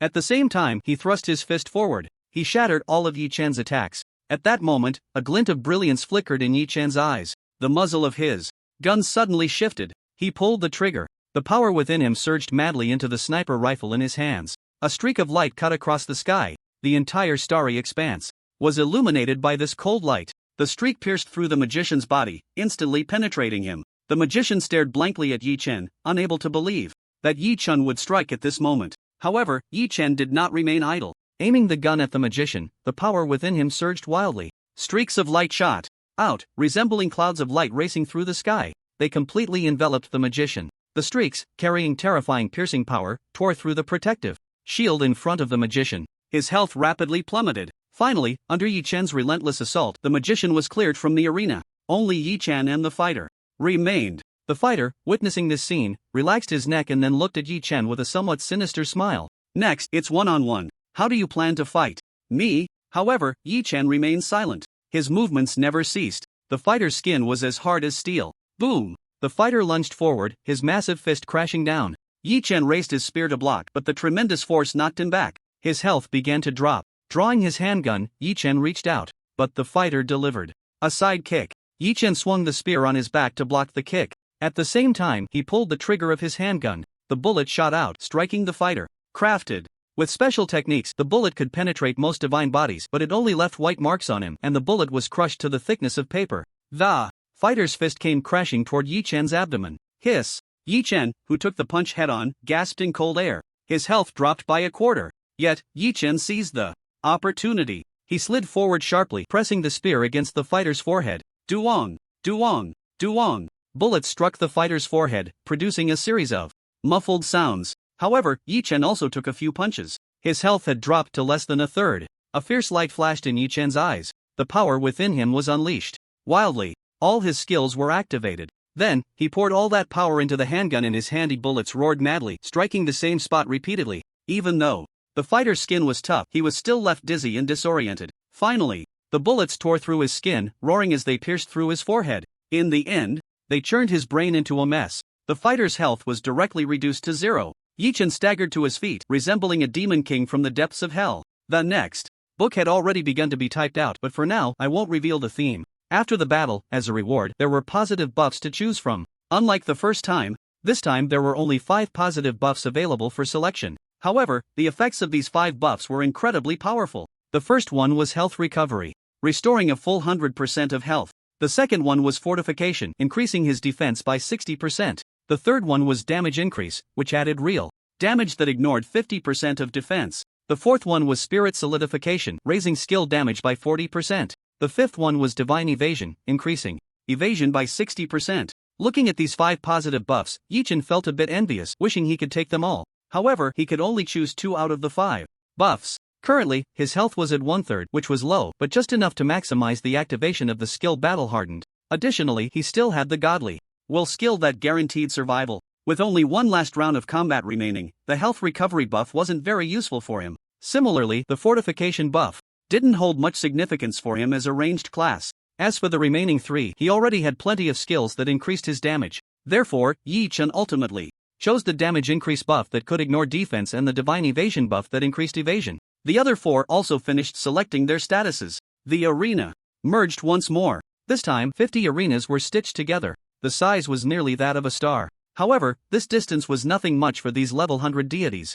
Of course, this provided some enhancement for both melee and ranged classes. For ranged classes, the increased distance allowed for better output space. For melee classes, it provided more room for evasion. How to make the best use of these advantages would depend on each individual skill. In the final match, there were 2 mages, 1 fighter, and 1 assassin. It was surprising that 2 mages made it to the finals. But thinking about it, it wasn't too strange. The mage class was very weak in the early stages. However, once it reached the later stages, it could unleash a terrifying burst of power. In contrast, the fighter class, which was very strong in the early stages, would enter a period of weakness in the later stages. Unless there was some special encounter, like the fighter Yi Chen met in his past life who could withstand a black hole with his bare body. That kind of existence was like a cheat, you couldn't even touch them. The clown snapped his fingers, and all the stars in the starry sky burst forth with dazzling brilliance. It was like a series of fireworks exploding in mid-air. Without the clown saying anything, everyone knew that the battle had begun at that moment. The 2 mages, along with Yi Chen, quickly distanced themselves.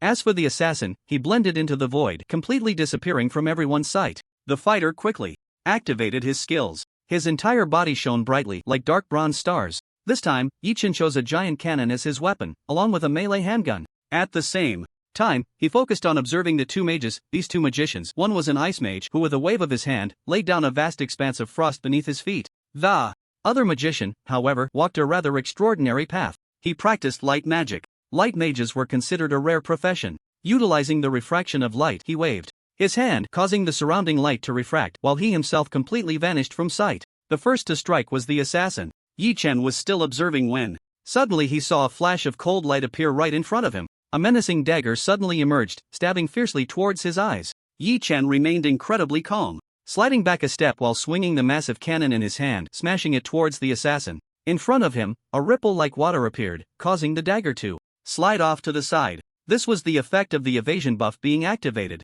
Yi Chen abruptly raised the massive cannon in his hand, simultaneously pulling the trigger. A tremendous force surged forth from the cannon. The high temperature distorted the surrounding air. Then, a terrifying stream of light shot forward with a thunderous roar. The assassin saw the scene and quickly turned away. But at that moment, the two magicians also moved in unison to attack. For the assassin, this profession was equally a terrifying opponent for them as mages. The extreme cold frost spread, directly freezing the assassin's legs. The light also refracted through the ice, causing the assassin's vision to blur. Naturally, Yi Chen would not let such a great opportunity slip away, continuously launching attacks. Waves of high-temperature light streaked across the sky. The assassin gritted his teeth. His entire being entered a vaporized state. Then, he vanished from his original spot, only to reappear in another location. The three of them wanted to continue surrounding the assassin. However, the fighter also took action. For him, the biggest threat was those two ranged professions. In contrast, the assassin posed the least threat to him. Perhaps he couldn't even break through his defenses. So now, he had no choice but to team up with the assassin to take down those three ranged professions first. The fighter closed in on the ice mage. Suddenly, he spread his arms wide, ready to give a loving hug. The ice mage's eyes turned completely pale. A terrifying cold wind swirled around him. A dreadful ice tornado appeared, but the fighter suddenly embraced it, causing the ice tornado to be squeezed to pieces. An ice skateboard appeared beneath the ice mage's feet. Standing on it, his speed of movement was extremely fast. With the ice mage entangled, the remaining two found it significantly harder to deal with the assassin. Moreover, the assassin's attacks became increasingly fierce. The dagger appeared like a ghostly dragon's fawn, constantly emerging from various directions. Although Yi Chen dodged with all his might, he still received several cuts. Additionally, the dagger was poisoned. If it weren't for the existence of a skill that granted immunity to poison, Yi Chen's remaining health would not last much longer. The situation grew increasingly critical. Yi Chen kept dodging while also drawing his pistol to counterattack. However, these bullets could only barely retaliate. Meanwhile, the two magicians began to join forces against the fighter. At this point, they had no way to spare a hand to help Yi Chen. Furthermore, if they could weaken Yi Chen's state by letting the assassin attack, that would also be a good choice. Yi Chen suddenly reached out, grabbing forward. The assassin's wrist was instantly caught by him. However, the assassin's wrist slipped away like a fish. It slid out of Yi Chen's grasp, tightly holding the dagger, and lunged forward with a stab. The dagger suddenly plunged into Yi Chen's abdomen, and his health began to plummet wildly. Yi Chen leaned forward, pressing his gun against the assassin's body, and started frantically exchanging blows. The skill Super God Battle Intent was instantly triggered. This meant that Yi Chen's health had dropped below 10%. Boom! The two of them, entangled in battle, crashed down to the ground. The entire arena was smashed into a huge pit. Seizing the opportunity, Yi Chen clung tightly to the assassin. He began to exchange blows with him frantically. The assassin was dumbfounded, never expecting that this gunner would be so insane. Engaging in close combat with him, the assassin wondered why this gunner couldn't be killed. The assassin now regretted his decision to confront this gunner. Who would have thought that a gunner, barely on the edge of being fragile, could be so tough? The assassin wanted to escape, but Yi Chen held on tightly. Entering the state of Super God Battle Intent, Yi Chen had no choice but to fire with all his might. In the end, he managed to take the assassin down with him. Meanwhile, the two mages had teamed up to whittle down the fighter's health to a mere sliver. Then, they worked together to eliminate the fighter. In the arena, the three of them sized each other up. Among them, the two mages were undoubtedly in the best condition. Joining forces against the fighter, they almost toyed with him before taking him down. On the other hand, Yi Chen, having been stabbed a few times by the assassin, was already on the brink of collapse. If it weren't for the skill Super God Battle Intent, Yi Chen would have been eliminated long ago. Almost silently, one of the mages quickly made his move. Boundless rays of light illuminated the entire arena. The scorching brilliance carried immense heat. The light cascaded down like a rain of illumination towards Yi Chen. Seeing this, Yi Chen quickly dodged. Meanwhile, the ice mage also launched an attack. A chilling aura spread across the entire arena. However, the cold wind did not rush towards Yi Chen but instead blew towards the light mage. The terrifying cold wind carried endless power. The light mage merely snorted. He was already prepared. The terrifying light gathered in his hands. The high temperature melted away all the icy storms. Yi Chen stood to the side, breathing slowly while watching his health gradually recover. The two mages began their fierce battle. The cold wind howled, and the light shone brightly. The arena seemed to transform into two worlds. The terrifying scene, reminiscent of an apocalyptic scenario, made all the spectators' hearts race. Yet, this scene only fueled their excitement. Even more, Yi Chen stood aside, ignoring it all. The apocalyptic disaster intensified. Only around Yi Chen was there a tranquil space. Since the two mages treated him like a dish that could be casually devoured, it was indeed true that Yi Chen's health was now below 10%. Moreover, he looked extremely miserable. His entire body was drenched in dark red blood, continuously flowing. The power within him was slowly churning. Meanwhile, the clash between the two mages reached a conclusion. The light mage inherently countered the ice mage. The terrifyingly hot light melted all the frost around them. Streams of light pierced through the ice mage's body, completely penetrating him. His health rapidly hit zero. In the arena, only Yi Chen and the light mage remained. Furthermore, the ice mage wore a proud smile on his face. He was certain he had won. This duel, this round, this Lota, he was determined. Beneath his feet, a rainbow light emerged, and he stood atop the rainbow light floating towards Yi Chen. A terrifying glow began to gradually condense at his fingertips. Goodbye. A victorious smile appeared on the face of the light magic master. Slowly, he extended his finger, pointing down at Yi Chen with a condescending attitude. The dreadful light also shot forward from his fingertips. At that moment, Yi Chen made his move. His speed suddenly accelerated to the extreme. The smile on the light magic master's face froze at that instant. A wave of terrifying power surged from his waist. Yi Chen's spear thrust violently into the light magic master's abdomen. The force was so immense that it pierced straight through. How could this happen? The light magic master lowered his head slowly, stunned at the sight. But, in the next moment, an even more terrifying force was unleashed from the spear's tip. A pillar of light shot through the light magic master's belly. It then rapidly spread out. Under this brilliance, the light magic master was completely disintegrated by this dreadful power, gradually melting away and ultimately disappearing.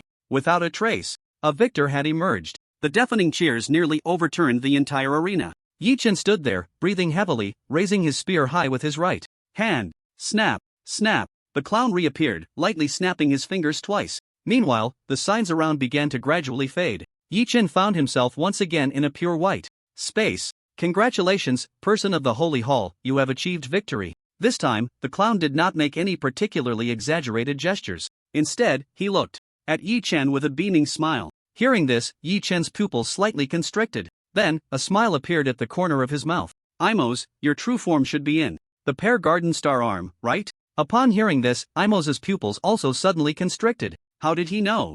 Imos, a level 200 fully leveled telepathic superhuman. It was rumored that after reaching level 100 he had undergone more than 8 job changes. He was one of the top NPCs, also known as the Fate Clown, the Clown God, and the Apostle of Fate. Of course, the so-called Apostle of Fate did not mean he could truly control the power of fate. It simply meant he could change others' destinies through his unique skills. Just like now, those who entered this mini-game space had the opportunity to alter their fates. Moreover, he was the only one who had a relatively kind attitude towards ordinary superhumans, rather than being aloof. Yet even so, upon hearing Yi Chen's words, Imos was immensely shocked. His whereabouts had never been exposed. How did this little guy know he was currently in the Pear Garden Star Arm? The only explanation was that the people of the Holy Hall had seen him in the Pear Garden Star Arm, and they had a special means of communication to share information. The people of the Holy Hall were indeed mysterious enough.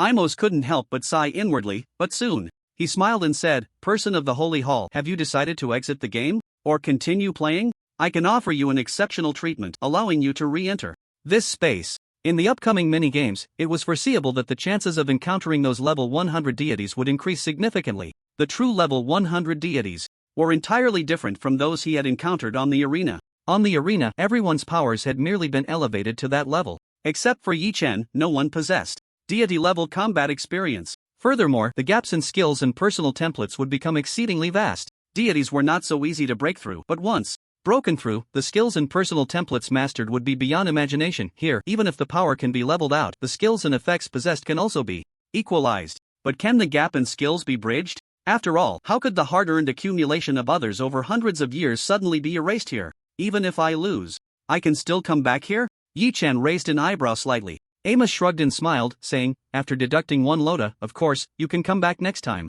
Yi-chan pondered for a moment and finally smiled, saying, in that case, I will leave whenever I lose. As you wish. In the following rounds of mini-games, Yi-chan made it to the 7th round. Ultimately, in the 8th round he was still eliminated. There was no way around it. Among the people he faced that round, there might really have been a divine being. The personal templates they possessed were astonishingly numerous, and even though Yi-chan had his own combat experience and skills, he was still outmaneuvered and knocked out. Holding 6 lotas in his hand, Yi-chan looked at the items in the exchange shop. Amos was indeed a top-tier character in the game. His wealth was incredibly abundant. Flipping through the pages, even though Yi-chan had seen and possessed many treasures in his past life, he still couldn't help but gasp in awe. This Amos was simply a walking treasure trove. This was also somewhat related to the psychic profession of the Mind Master. After all, the Mind Master profession excels at controlling other superhumans or some cosmic beasts. And cosmic beasts, with their tough hides and thick flesh, are perfect for exploration. Moreover, some cosmic beasts have properties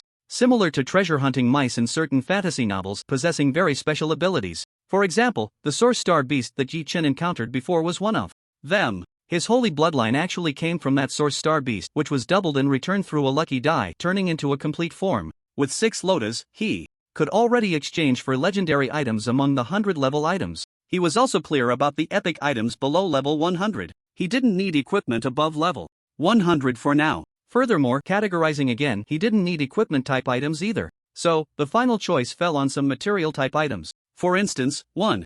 Energy core was needed to forge epic equipment at level 100. Even though he didn't have any level 100 equipment on him right now, just locking the energy output power and applying it to his current weapon would yield a significant boost. There was also an epic level equipment production line, which could only produce artillery equipment below level 100, but it was still a very good choice. If Yi-chan didn't have the Yi barracks in his hands, this would definitely be his first choice. Additionally, there was a batch of materials for building a war fortress. These items could assemble a makeshift war fortress. The war fortress in Yi-chan's current barracks could only be considered a rudimentary version. With so many good things, Yi-chan felt a bit dazzled. Thinking about the armor, which could hold up to 10 lotas, the things that could be exchanged for 10 lotas would probably make even those divine beings drool. Fortunately, he still had one more chance to come here again. In the end, Yi-chan chose the energy core. Although the other items were good, he just didn't need them for now. When he did need them, with his strength, he would definitely be able to obtain even better ones. I'll exchange for this energy core.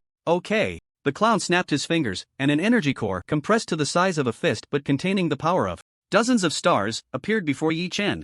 Alright, I look forward to seeing you next time, stronger than before. After all, the name of the Holy Hall resonates throughout this universe. The voice of the clown gradually began to fade away. The brilliance around him also started to dim. It was as if Yi-chan had been switched from one painting to another. When he regained his senses, he found himself back in the vastness of the universe. He glanced around and sensed the terrifying warships everywhere. It was understandable. The light gate had been open for quite some time. Those who had entered were not just 1 or 2 groups, but several batches of people. They had a rough idea of what was happening inside. It was rumored that the level 100 deities from the Galactic Alliance and the Empire had begun to join forces to apply pressure. They wanted the Federation to open this place, otherwise they wouldn't mind starting a war. Whether there would be war or not was no longer relevant to Yi-chan at this stage. Upon realizing that he could not leave this place through normal means, he set the flying ship to explode on a timer and used the logout technique to escape. During this time, he had been wandering outside, and other players were doing quite well. Within the Dark Star Legion, many had reached level 40 by completing quests.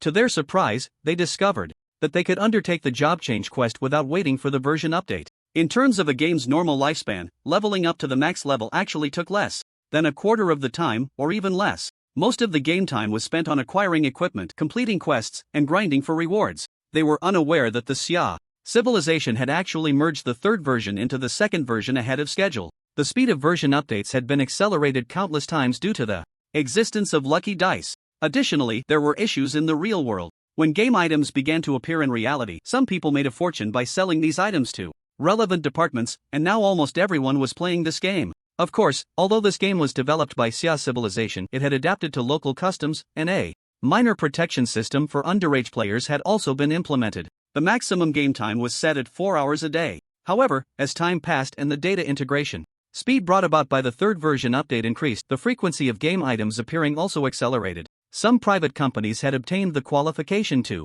acquire game items. Naturally, they had to sign relevant agreements to ensure that these game items would not be used for anything that could harm public safety in order to qualify.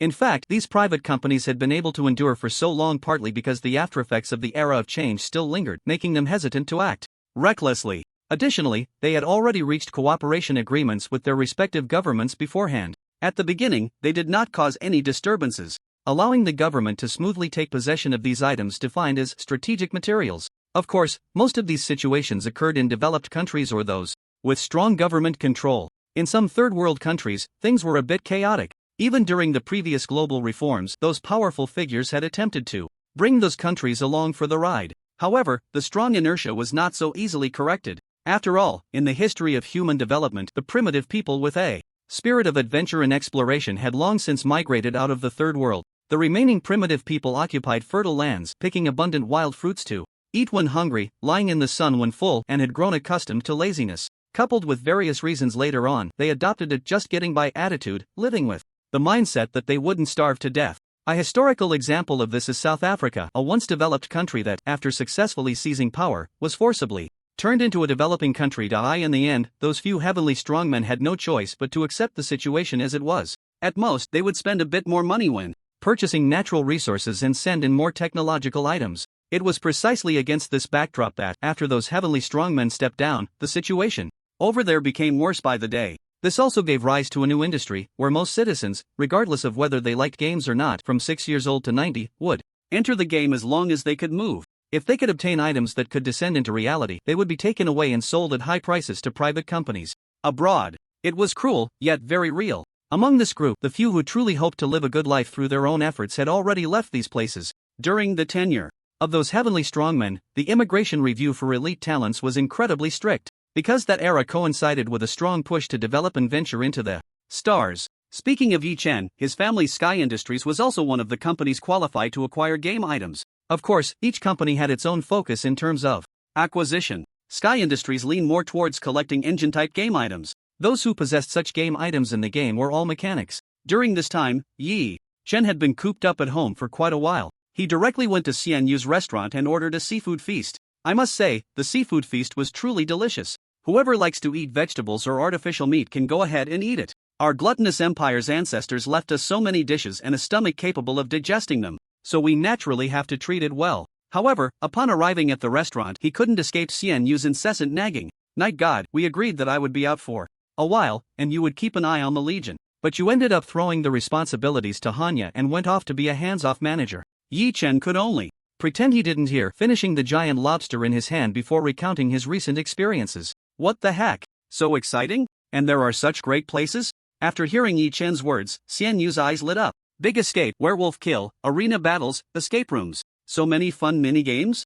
And the rewards are so rich? Yi Chen shook his head and said, "For this secret realm, my personal suggestion is that you all should wait until you reach level 100 before going. Aside from the werewolf kill minigame, all the other games require real strength. If your level is too low, you'll be at a disadvantage in skills and personal templates." Upon hearing this, Xian Yu's enthusiasm gradually faded, and she nodded in agreement with Yi Chen's words. After chatting about various topics for a while, their conversation returned to the game, especially regarding the version update. "From my intuition, it should be considered that the second and third versions are combined now, right?" Xian Yu frowned. She had played quite a bit of the game. Naturally, she knew that leveling up was actually a minor issue. Like a game from a long time ago, when a new version was released, there were plenty of hardcore players who reached max level the next day. But later, grinding the abyss, grinding mythical, grinding raids, those were the real-time killers. Now, suddenly, releasing the next job change quest to level up was quite strange. Yi Chen stroked his chin, also speculating in his mind. In the following time, Yi Chen ran around various places, constantly doing tasks to earn money. There was no choice. The knowledge required for the job change quest was simply too expensive. It was 10 times more expensive than the last job change. The base cost was already 10 billion. Dragging Xian Yu along as a laborer, Yi Chen began to stir up trouble everywhere. Soon, a combination of gunners and mechanics emerged, renowned among the three major forces. This group's task completion rate was extraordinarily high, and every time they undertook a mission, they displayed an uncanny ability to appear and disappear at will. You never knew when your ship would be taken over by someone. You never knew when you would be met with an endless barrage of fire directed at you. Although this group's strength was not particularly high, they instilled fear in the circles of superpowered individuals beneath the surface. 2 months later, in a shattered star ring after a chaotic belt of debris, Yi Chen and Xian Yu were cautiously hiding here. Currently, there were hundreds of warships, large and small, searching for them in this star system. To be honest, this time they had somewhat miscalculated. They had initially thought it would be a simple and easy assassination mission. However, unexpectedly, they had been lured into a trap. If this situation were reported back to the mercenary guild in Fey Bolia, the employer who issued the task would face severe punishment. They would be stripped of their qualifications to issue tasks in Fey Bolia and would also have to pay a terrifying compensation. The reason they were lured into this ambush traced back to their previous mission. They had accepted a task to assassinate the heir of a small group. However, it turned out that this heir was the illegitimate son of a head of a prominent family. Moreover, none of the head's more than 20 sons had any exceptional business talent. As a result, the head had to consider bringing this illegitimate son back. After all, he had managed to run a small company successfully even after being abandoned. With proper training, he might really be able to take on a significant role. However, when the head received news about his illegitimate son again, he was informed that both the son and his private spacecraft had been turned into cosmic debris, and the head was furious. So, we have fallen into these boring family feuds again? Xian Yu shrugged, saying helplessly. In assassination missions, over 90% are not personal vendettas but rather murders for family power struggles. This time, the illegitimate son they were targeting had quite a background. His deceased father was a marquis of the Starshine Empire. Marquis, Duke, Earl, Viscount, Baron, these were undoubtedly upper-class figures within the Starshine Empire. The family also had superpowered individuals at level 60 or 70. However, in comparison to an illegitimate son, even one recognized as an heir by the head, these individuals were not inclined to take action. After all, there were many others in the family who could inherit the marquis title. Moreover, they had to be responsible for the entire family. The head could not have absolute power. After being rejected several times, the head directly brought his own fleet and, by issuing a task, lured Yi Chen and the others into a trap to assassinate them. In theory, the existence of the mercenary guild should greatly reduce the exposure of the identities of both the employers who set tasks and the mercenaries who accept them. However, individuals like Yi Chen and Xian Yu were too conspicuous in their pursuit of money. In other words, their personal style was too obvious. A mechanic and a gunner, only taking on the highest-paying assassination tasks. They were too easy to target. As for why they only took assassination missions? Because assassination tasks were simple. Just a single shot to take someone and their ship down. If one shot wasn't enough, then just fire 100 more. Exploration tasks, treasure hunting tasks, escort missions, and the like were just too troublesome. The powerful life detection radar and superpowered reaction radar were turned up to the max. When the radar waves swept over, even Yi Chen and Xian Yu could sense it. The offline requirements for the game Star River Empire are quite strict. First, you cannot be in combat status. If you forcefully log off while in combat, you will be deemed to be killed. Second, you cannot log off directly during a mission, but you have 3 opportunities to pause the game, after which you can briefly log off. If you exceed 3 pauses, forcefully log off, or log off for too long, it will be considered a mission failure, and your character will die. Right now, Yi Chen and Xian Yu are in the midst of a mission. They can only log off after evading the pursuit of these people or defeating them all. However, defeating them all seems somewhat unlikely. Xian Yu, is there a chance to take control of their ships and create some chaos? Xian Yu shook his head helplessly and said, their targeting is very strong. All the ships have been network enhanced. Just relying on my skills to infiltrate would take a long time. Moreover, it's very easy to expose our position. Upon hearing this, Yi Chen had to abandon that method. Now, unless they plan to fire on the entire star system, otherwise, it won't be so easy to find us. Xian Yu's words suddenly trailed off. He was pulled by Yi Chen and looked towards the fleets. The main cannons of the warships had already begun to charge. By the looks of it, they were about to turn the entire star system to dust. Brother Xian Yu, you really are something. Yi Chen didn't even want to complain. Run faster. As soon as the words left his mouth, the massive cannons began to sweep across all the planets in the star system. On the outermost gas giant, it was directly shattered by the terrifying main cannon. With just Yi Chen and Xian Yu, it was impossible to outrun the warships. So in their game bag, they always kept some small spacecraft designed for quick escapes. These were all precious experiences from Yi Chen's previous life. At first, Xian Yu was puzzled. Why would they include such precious game bags with small spacecraft? You have to know that besides the grid limitations, there's also a total weight limit. Although these small spacecraft have small in their name, putting one into the game bag would occupy a full tenth of the weight. This means that aside from their personal items, stuffing in these small spacecraft would basically fill the game bag to the brim. But now, Xian Yu understood why they had to do this. A small spacecraft suddenly appeared behind the asteroid belt. The spacecraft's engine started, and then it accelerated in an extremely violent manner. These small spacecraft had all been modified. In terms of short-term acceleration, they far exceeded those large warships. However, fortune and misfortune are intertwined. While they are faster, they cannot match the endurance of large warships. Therefore, they must find a more suitable place to hide. After the spacecraft's engine started, the warning alarms on the radar blared loudly. The Marquis's face also revealed a sinister smile. Go, turn these two damned bugs into cosmic ashes. The massive warships began to adjust their angles. Some were precisely aimed at Yi Chen and their spacecraft, and the main cannons re-entered charging mode. The rudimentary radar on the small spacecraft quickly sensed a rapid increase in energy reactions behind them. Soon, it exploded off the charts. Damn, if we don't throw out some resources, it won't be easy to get through this. Xian Yu gritted his teeth, his face showing a serious expression. He took out several instruments that looked like very old desktop televisions from his game bag. What are these things? Yi Chen asked curiously while controlling the spacecraft. In his previous life, this was also his old profession. If he couldn't pilot a spacecraft, he would have long thrown all his revival opportunities into the water. It can also be said that Yi Chen is already an experienced driver. Imaging generator. This thing, I managed to create it with great difficulty. It's originally a semi-finished product. I hope it can work this time. Hearing Xian Yu's words, Yi Chen's eyes suddenly lit up. The imaging generator is a great thing. To put it simply, this device can disguise itself as the imaging of a spaceship appearing in another space. Moreover, it can also mimic the energy fluctuations of the ship's engines. This way, it can mislead the pursuers to run in another direction. Installing this thing will take some time. Night God, I'll leave this to you. Yi Chen shrugged and said with a smile, don't worry. Just as he finished speaking, the artificial intelligence of the spaceship began to sound alarms. Warning! Warning! Our side has been locked on by the enemy. Main cannon energy detected.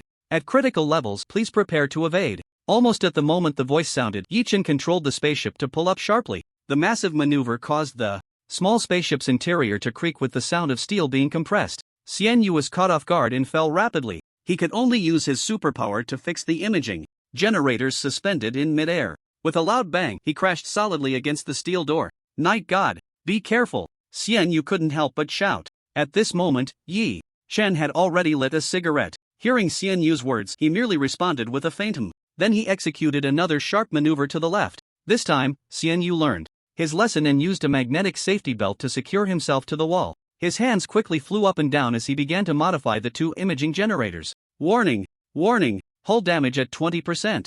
Unable to repair. Unable to repair. The piercing warning sounds continued to ring out. Although they had evaded two shots that could have pierced their spaceship, the rapid maneuvers still caused irreversible damage to the small vessel. At this rate, when the hull damage exceeds 50%, this spaceship would be declared powerless and turn into space debris. Xian Yu, are you done yet? Yi Chen asked while controlling the spaceship, glancing over at Xian Yu. Almost. Just let me install 2 more energy generators. As soon as he finished speaking, Xian Yu clapped his hands and said, done. Open the hatch, prepare for deployment. Pulling the assembled imaging generators, Xian Yu shouted loudly in the team channel. Received. Cargo bay doors are open. Okay, cargo is ready for deployment. Cargo deployment complete, energy generator ignition countdown. 3, 2, 1. Just as the countdown finished, Yi Chen suddenly pulled the small spaceship into his game bag. The distant fleet, whether observed through optics or energy radar, was dumbfounded. Just a moment ago, they were tracking such a large small spaceship, and now it has vanished? At this moment, Yi Chen and Xian Yu were also wearing combat suits floating in space. In fact, to suppress their superpower reactions, they didn't use their abilities but just floated in the universe. Under the influence of inertia and in the vacuum of space, the two of them even maintained the speed of the small spaceship's rapid movement just moments ago. However, both were chatting in the team channel. This imaging generator of yours isn't a fake, is it? Why hasn't it started working yet? No choice, this thing is just a semi-finished product. I stumbled upon it while making equipment. Just as the two were chatting, the small spaceship that Yi Chen and the others had previously piloted suddenly appeared in the distance. Moreover, it was dragging a long tail flame, moving rapidly. Optical observation instruments have detected the target. Energy radar has captured the target. Recovery feature. It's the small flying ship we were tracking earlier. Fire. Sink it. Waves of massive light surged from the battleship's main cannon, roaring forth. The beams of light, carrying terrifying energy, instantly enveloped the small flying ship. By the time the brilliance faded, there was nothing left at the site. Something feels off? That flying ship was dodging very quickly just now. Why is it just standing there taking hits this time? Maybe. Just now, that small flying ship was trying to enter a transition state, but it became unstable and fell out of high-dimensional space. True, otherwise we can't explain why that small flying ship disappeared. Finally done. Let's go, it's time to retreat. Under such a level of main cannon strike, even a superhuman wouldn't have a single cell left. So, checking for bodies was even more absurd. Yi Chen and Xian Yu still didn't move. They waited until the combat status on the panel completely disappeared, before directly logging off and leaving the place. Phew, finally got rid of them. The two logged back in, returning to the Legion's base in the chaotic Star River. However, they quickly exchanged glances again. Are we just going to let them go? How is that possible? Yi Chen sneered a couple of times and said, they decide when the war starts and we decide when it ends. Now, within the entire Legion, there were already quite a few players who had leveled up to level 40. Although they couldn't match a marquee family in high-end combat power, they could completely crush them in mid-tier combat power. Moreover, the players still had the ability to resurrect, as long as they planned.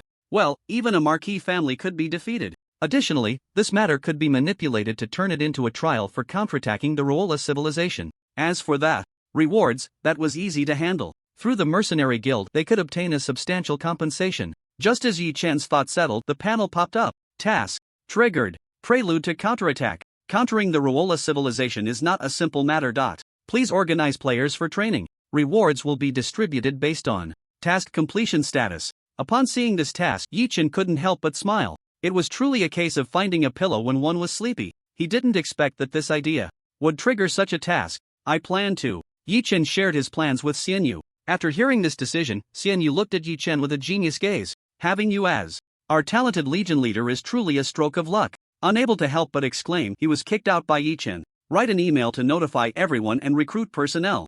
What about you? Me? I need to go to Fabelia. TCH, off to be a hands-off manager again. Xian Yu helplessly rubbed his forehead, preparing the relevant matters. This time, if they could mobilize a majority of players to leave the Star River, then this task would become very simple, because the player base was just too large. Even if only half of them left the Star River, and among them 20% had already maxed out their levels, then the number of players they could recruit would be in the hundreds of millions. For someone managing and coordinating, they would probably lose quite a bit of hair. Yi Chen, as a competent boss, didn't care about his subordinates' hair. He headed straight for Fabelia, placing the recorded footage of the previous events directly on the responsible person's desk. Behind the desk, the person in charge had a head like an octopus. Its tentacles danced up and down, simultaneously handling numerous documents. Suddenly startled, all those tentacles stiffened in an instant. Dark Star? Is that you? During this time, Yi Chen had become quite famous in the mercenary guild. Therefore, this staff member recognized him at a glance. Take a look at what's inside.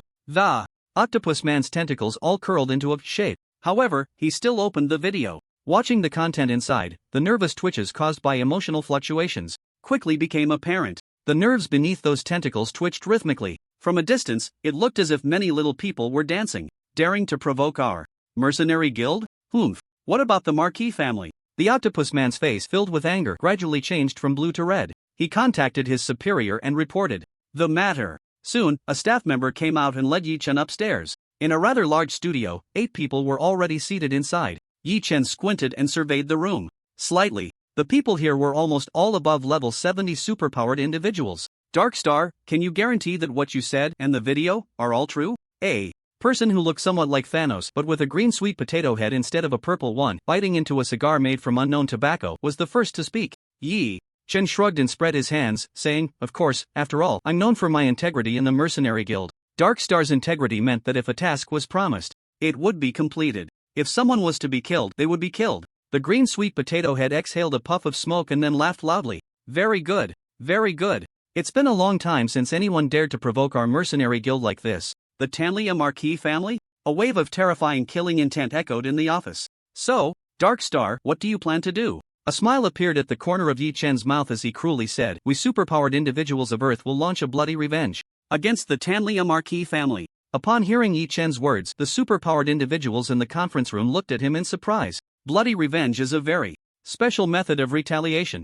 Generally speaking, when such things happen, the mercenary guild would step in to handle them. However, when the mercenary guild intervenes, they mostly execute the main culprit and collect hefty fines. Yet, in the early days, when the mercenary guild was just starting out, they did not have powerful superpowered individuals to rely on and could only exert pressure on those forces through some special methods. However, as the mercenary guild gradually grew stronger and some legions became increasingly formidable, a method of equivalent retaliation known as bloody revenge emerged during the time when the mercenary guild needed to establish its authority. The mercenary guild would exert pressure, preventing the forces behind those factions from intervening. In exchange, the mercenary guild would also refrain from intervening, allowing that legion to handle the matter themselves. At this point, the two sides would be in a state of no retreat. The retaliation would only end when one side was completely annihilated. However, now that the mercenary guild had long since passed the need to establish its authority and those large legions had already gained a reputation, no force would be foolish enough to provoke them. Therefore, bloody revenge had not occurred for a very long time. At this moment, upon hearing Yi Chen propose bloody revenge against the Tanlia Marquis family, these superpowered individuals recalled that fierce era of the past. Okay, I agree to you. The green sweet potato head, no, it was. Leah laughed heartily. He slammed the table and agreed. The Starlight Empire behind the Tanya family, we will help you hold them off. However, you should also be aware that once we hold them off, we won't be able to provide you with any support. Yi Chen smiled and said nonchalantly, just hold off the Starlight Empire. As for the remaining Tanya family, our legion can handle them. Alright, confident young man, just let me know when you're ready to take revenge, Leah said, finishing the large cigar in his hand in one go. Then, he exhaled a long plume of smoke from his mouth. After thanking him, Yi Chen walked out of the office. Meanwhile, in the office, the individuals began to converse. A bloody revenge. It hasn't happened for almost 2,000 years, right? This is something our previous generation experienced. In such a long time, our mercenary guild has been lying low. It seems some people have forgotten how our mercenary guild earned its reputation. After returning to the Legion's base, Yi Chen sought out Xian Yu. After discussing for a while, Yi Chen directly contacted the Dark Star Club. Some things are better left to the professionals. Not long after, relevant posts were published on the tribe. Now, the Dark Star Club can be said to be the super club within the Stellar Empire. Other clubs, in comparison, still fall short. The key factor here is the existence of Night God. The super strong pattern is precisely the current structure of major clubs. Therefore, almost every player is paying attention to the movements of the Dark Star Club. The moment they posted, many received notifications to log in and check. Here, Yi Chen had the staff use a bit of subtlety. The reason wasn't detailed, it was just said that their human superpowers had been insulted. Moreover, with the mercenary guild backing them, they could launch this bloody revenge without restraint. After seeing this post, almost all clubs were itching to move. Although they were unclear why this version had opened the job change quest so early, they knew that one of the main quests of this version was to overthrow the Yola civilization and save the players on Earth. Now, in the game, Stellar Empire, the situation of players was extremely polarized. Players outside the stellar system were developing rapidly. However, those players on Earth could only engage in guerrilla warfare against the soldiers of the Yola civilization. Experience gain was extremely slow. Moreover, not all players in each legion had left the stellar system. Since they were part of a legion, rescuing their own people was naturally a duty. Now that there was such a drill opportunity, it was quite good. Furthermore, this was a task arranged by the Dark Star Legion. Earning rewards from their hands was definitely not a loss. However, when those legion leaders saw the reward details, they said it wasn't a loss, but inside, they felt sour as lemons. Everyone was a legion, and the Dark Star Legion had developed so well. They could offer so many resources to reward other players. I'm not jealous at all. In fact, in the previous life, during the counterattack against the Yola civilization main quest, there was no Dark Star Club to act as a leader.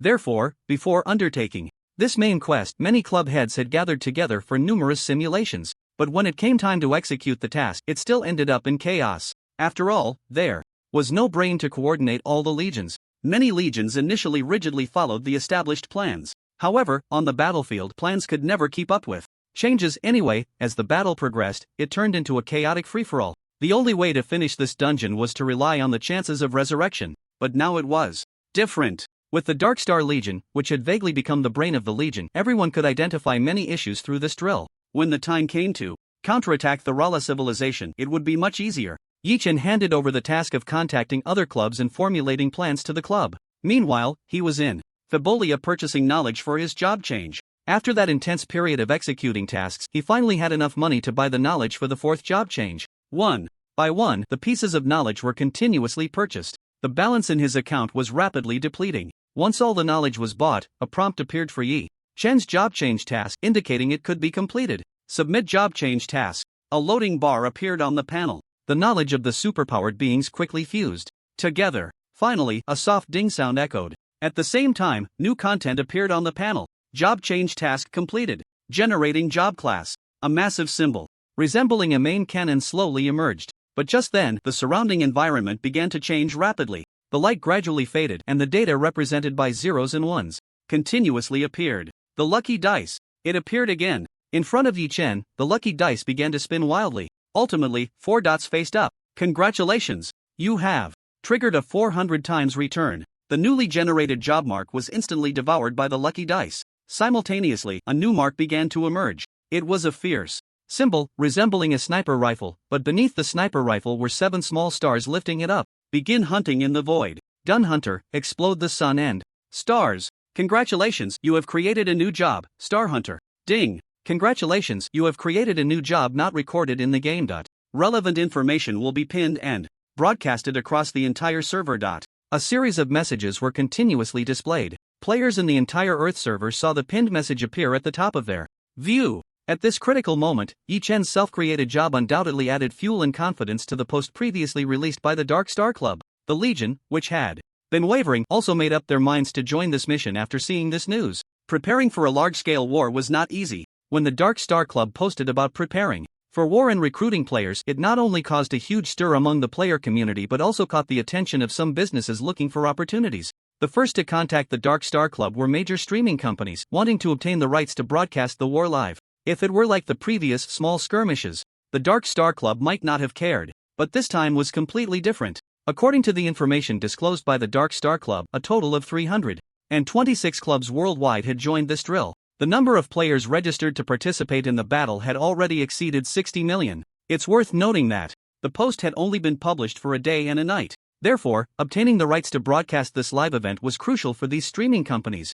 Since its establishment, the Dark Star Club had actually been operating at a loss. Relying solely on competition prize money was hardly profitable. It's important to know that Yi Chen, as the owner, had personally sponsored quite a few competitions. Additionally, he had not taken on much advertising revenue.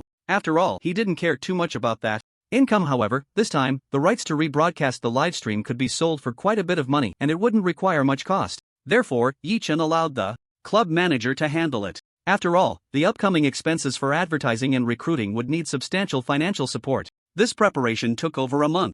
The Tanlia family is a marquee family of the Xinhua Empire. Their history in the Xinhua Empire spans over 200 years, founded by. On television, the two hosts of Game Daily Weekly were also discussing the war initiated by the Dark Star Club. After some time, the heat of this matter not only did not subside but instead intensified. As the target of the war, through the relentless efforts of numerous players, even the founder's choice of underwear color was uncovered. The Tanlia Marquis family owns 3 star systems. After modifications, there are also more than a dozen habitable planets. They possess a fleet composed of over 10,000 warships. The ones who previously hunted down Yi Chen and Xian Yu were the family head's private soldiers. Such a massive force is not easy to deal with. Additionally, military agents have also come knocking. It's simple, the entire world is undergoing tremendous changes. When game items can appear in the real world, who knows when Earth might truly face such a cosmic war? Therefore, they hope to participate. On one hand, they provide reference offensive plans. On the other hand, they also have a military unit in the game, albeit relatively low-key, and most of their missions are to assist in experiments. However, now they estimate they will act as a rapid response force. When the club manager called, trembling as he informed Yi Chen of this matter, Yi Chen thought for a moment and then agreed. Since they could take advantage of it, why not? After all, the military personnel are much better at strategizing than these amateur players. Even in his previous life, Yi Chen was a Legion commander. However, he would leave the task of formulating battle plans to the military advisors sent by Xiao Wenming. In fact, it wasn't just Yi Chen's side that was like this. In clubs of the Xingmei, Xingmeng, Hongsu, and Baishan alliances, the experiences were quite similar.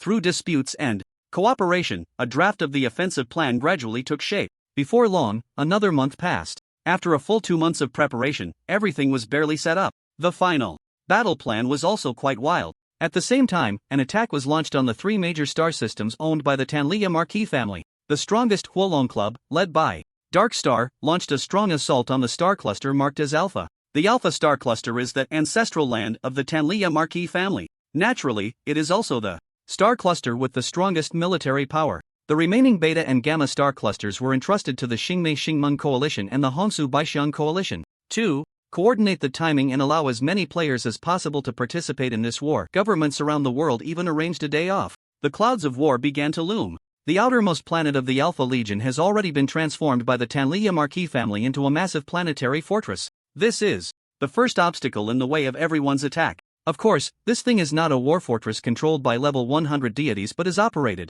by human power. Therefore, in terms of flexibility and offensiveness, it is far inferior. But even so, if it can be avoided, it is better to avoid it. According to the battle plan, they would launch a direct assault on the fourth planet within the star system from the other side of the planetary fortress, slanting in or according to calculations the moment the war breaks out. Even if the planetary fortress immediately activates and starts its engines, it will take 13 hours to reach the battlefield. Of course, even without reaching the battlefield, after 10 hours of movement, once within attack range, the war fortress can provide fire support to the front lines. Therefore, they need to seize the initiative on the battlefield within 10 hours. However, in this star system, the visible warships already number over 8,000. With our current financial resources, it is impossible to engage in ship-to-ship combat with those warships. Fortunately, we have a sufficient number of superpowered individuals. A level 40 superpowered individual is enough to inflict irreversible damage on a warship. At level 30, one can already participate in interstellar warfare.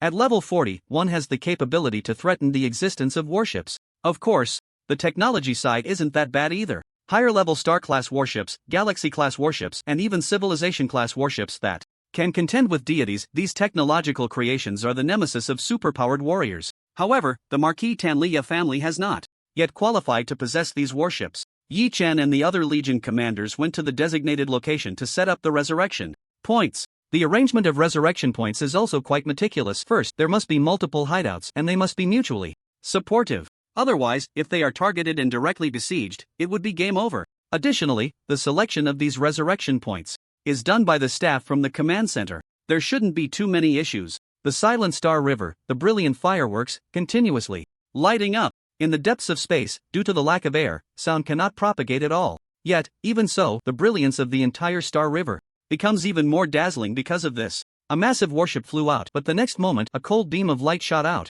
Instantly, the entire warship was split in two. Following that, the munitions detonated, engulfing the entire warship. Fragments of the ship's hull scattered in all directions. A vast war is underway. However, many superpowered individuals are also suffering significant health loss under the main cannons strikes. Even so, countless players, like ants before these warships, charge forward one after another.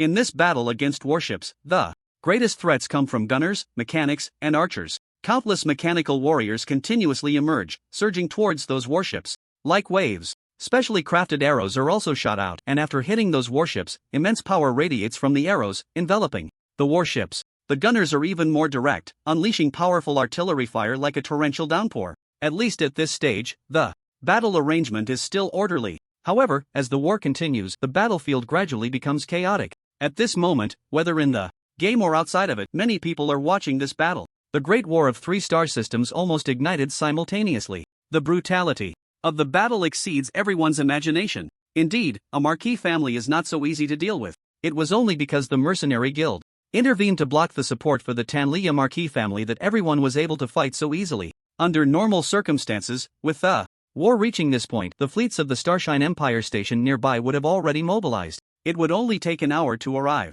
Here, in the case of being attacked from both sides, the player's outcome is almost predictable, only defeat awaits them. In the distance, the war fortress is visibly growing larger in everyone's sight. The war has been raging for 2 hours, players launched an attack from the other side of the war fortress, and by now, they had already breached the 8th planetary defense line. This star system has a total of 18 planets. Their respawn point was set between the 10th and 9th planets. At this rate, in another 8 hours, the war fortress will be able to provide fire support for the battlefield. If we can't breach their colonial planet before then, this battle can almost be declared a failure.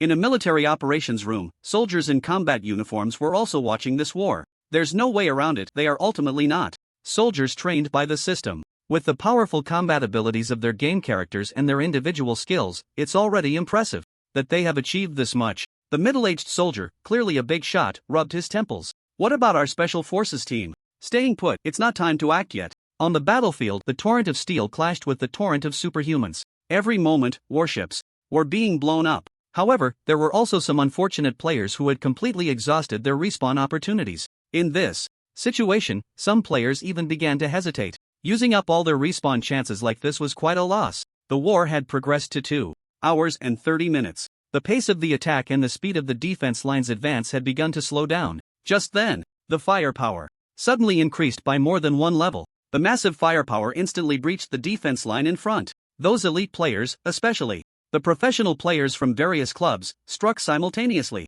Caught off guard, the players quickly pushed the defense line to the 6th planet. The goal of the Hualong Federation Club this time was the fourth planet, which was also the home planet of the Tanya family. As long as they attacked the home planet, that enormous war fortress would definitely not dare to open fire. Roar, roar, roar. Brothers, charge, break, through the fourth planet. Take down the Tanya family. Dark Star Legion, charge. Demon Fate Legion, kill. In the Legion channel, some were continuously hyping each other up. Yi Chen, Xianyu, and the top players in the Legion were still watching from afar. Our Legion's overall strength is indeed stronger. However, some tough nuts are also for our Legion to crack. Xianyu observed this scene, constantly taking notes. But now that we've come this far, Tanya's trump card should be revealed, right? While the players had their trump cards, the Tanya family had theirs as well. After all, they controlled 3 star systems and had dozens of life planets. If the players weren't all superhumans, this battle would indeed be difficult. Here it comes. Yi Chen suddenly spoke.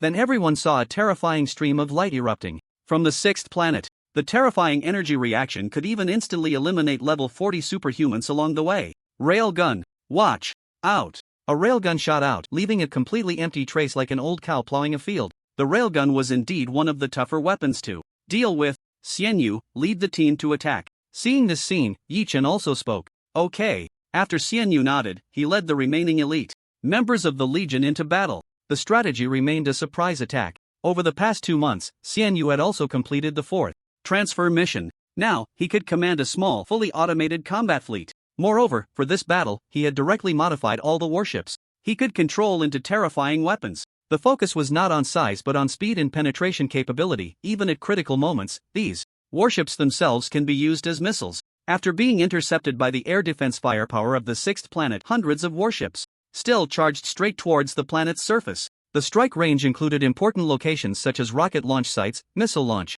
bases, air defense firepower, space elevators, and orbital cannons. From a distance, the planet's surface, at that moment, seemed to ignite. With hundreds of fireballs simultaneously, the vast surface of the planet transformed into hell in an instant. The bombarded areas, due to the high temperatures, had turned into molten ground. The massive orbital cannons, although installed underground, were also damaged due to the explosions. They could not provide support again in a short time. This is where families and legions differ. Within a family, there are bound to be many ordinary people. Although they can be arranged on warships to participate in battles, in the face of a legion that specifically recruits superpowered individuals, they seem somewhat inadequate. The best way to deal with superpowered individuals is always with superpowered individuals. Additionally, there were some internal issues within the Tanya Marquis family. After the mercenary guild sent them a letter of bloody revenge, 2 factions emerged within the family. One faction argued for fighting back, claiming that it was just a newly emerged legion, so what were they afraid of? The other faction advocated for peace, as anyone who had witnessed the bloody turmoil during the mercenary guild's initial revenge would feel a chill at the thought of that history. The 2 factions eventually escalated their disputes to the point of splitting the family. Some people, along with the ordinary members of the family, left the battlefield. Meanwhile, others remained steadfast. Of course, the players' reactions also exceeded everyone's expectations. They initially thought they were only dealing with a Dark Star Legion. However, they never anticipated that the Dark Star Legion could assemble such a terrifying team of superpowered individuals. They declared war on all 3 of their star systems, and the speed at which the front lines advanced was despairingly fast. Just then, a nearly level 50 mage finally made his move. In his hands, a lightning tower appeared, gathering endless purple lightning. Standing there, it resembled a laser tower. Each bolt of lightning could take a player's life. Moreover, looking at the surging magical power, it was clear that it wouldn't dissipate in a short time. It's your turn. In the distance, Yi Chen held the demon tentacle in his hand. Since his job change to Star Hunter, all his attributes had received a tremendous boost. ID, Night Race, Sanctuary Carbon-Based Life/Earthling Class, Star Hunter Subclass, None Level, 48. Experience, 3,250,000 Strength, 60,000 Spirit, 60,000 Agility, 30,000 Charisma, 120,000 Health Points, 100,000 Energy Points, 100,000 Attribute Points, 200 Skill Points, 122 Strength had skyrocketed from just over 9,000 to 60,000. His health and energy points had reached the million level. Now, even if he encountered an ordinary superpowered individual at level 50 after their 5th job change, he would dare to arm wrestle. However, he currently lacked the funds to upgrade his equipment. Once he completed this bloody revenge and sold the spoils, he would have enough money. Additionally, the skills obtained after the job change were also very powerful. Star Hunting, passive skill, increases combat awareness. With the accumulation of skill activation time, damage amplification increases up to a maximum of 100% damage increase. Star Hunters, as the name suggests, are beings that hunt the stars. They are a superpowered class focused on one-hit kills. Piercing strike passive skill. Attacks have a 5% chance to instantly kill the enemy except for unavoidable deaths. Although the triggering probability is low, it can guarantee a kill. Such skills that can directly slay a target are undoubtedly extremely precious. Hidden God, passive skill, conceals oneself, effectively evading various detection methods. Yi Chen activated all his skills and a massive power surged within his body. Breathe in, breathe out. He was slowly adjusting his breathing rhythm. Even though the battlefield was as bright as day due to the lightning's glow, Yi Chen's gaze remained locked on that magician. Aker, one of the high-level combatants of the Tanya family. A Thunder Mage, level 52.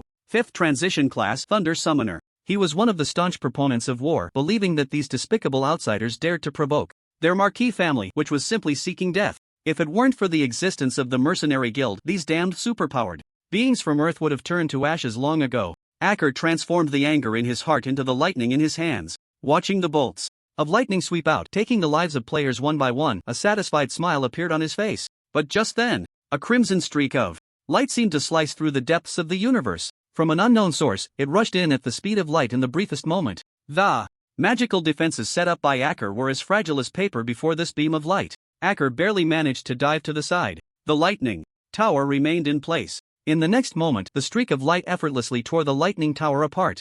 Aker looked on in a mix of shock and fury. His face was filled with disbelief. This lightning tower was a weapon he had poured all his effort into creating. It was the weapon most suited to his class. But now, this weapon had turned into a flurry of flying debris. A massive amount of magical energy began to flow within him. He would make this person pay an absolute price. And then, there was no and then. The successive beams of light rained down like a torrential storm, directly sweeping him away. All that remained on the ground was a fragment of a mage's robe floating helplessly. Everyone who witnessed this scene was stunned, so much so that the entire battlefield seemed to fall into a moment of silence. What a terrifying attack! The morale of the Tanya Marquis family plummeted. Aker was, after all, one of their high-level combatants. Similarly, he was one of their trump cards in this war. Just moments ago, when the railgun was destroyed, he hadn't made a move. The purpose was to draw more people closer. In fact, he had succeeded to some extent. After all, when he first appeared, the lightning tower showed signs of suppressing the players. It was just unfortunate that it had only appeared for a short time. The strategic intent was completely unfulfilled before Yi Chen's shot took it away. However, Yi Chen's presence was also exposed because of that shot. A gunslinger like him, especially a powerful one, could only be dealt with by another gunslinger. This is commonly referred to as sniping at the front. Otherwise, allowing such a powerful gunslinger to shoot from the back would mean they didn't need to fight this war at all. Just letting this gunslinger shoot from the back would mean their defeat. The Tanya Marquis family naturally had their own gunslingers. Moreover, they had one at level 54, who had already completed the 4th transition. But precisely because of this, Rezena knew that even if he wanted to take down Aker with a single shot, it was impossible. But that hidden gunslinger could do it. It must be a one-shot kill. Even if necessary, put all the trump cards on the line. Rezena's face twisted into a somewhat ferocious expression. He slammed his hand on the table and shouted loudly, in the office, all the main combat factions of the Tanya family sat here with serious expressions. However, one chair was empty. This was originally Aker's position. But now, all that remained of Aker was a piece of tattered cloth floating in the starry sky. Hearing Rezena's furious shouts, the faces of the others were also filled with gloom. They had seriously underestimated the strength of these Earth superhumans, especially that family head, who seemed to have enjoyed a feast, only to realize in the end that everything was made from space cockroaches. Not only was it disgusting, but now he was also sick from it. And it looked like it was about to become a terminal illness. They had to hold them back. Can the war fortress accelerate its movement? It's already operating at overload. If we accelerate further, the entire war fortress will disintegrate before it even reaches the front lines. Is there any other way? We can only endure it. How can we endure? The rate of destruction of our fleet can't hold out. So, we can only send superhumans to deal with these superhumans. The conference room was noisy. Everyone had their own ideas. But none of those ideas were particularly reliable. Right now, they had no support, no reinforcements, and were surrounded, finding themselves in a desperate situation. The war situation in the other 2 star systems was equally grim. In fact, because the firepower in those areas was far less than here, the rate of collapse was even faster. Damn mercenary guild. If it weren't for them, everyone gritted their teeth.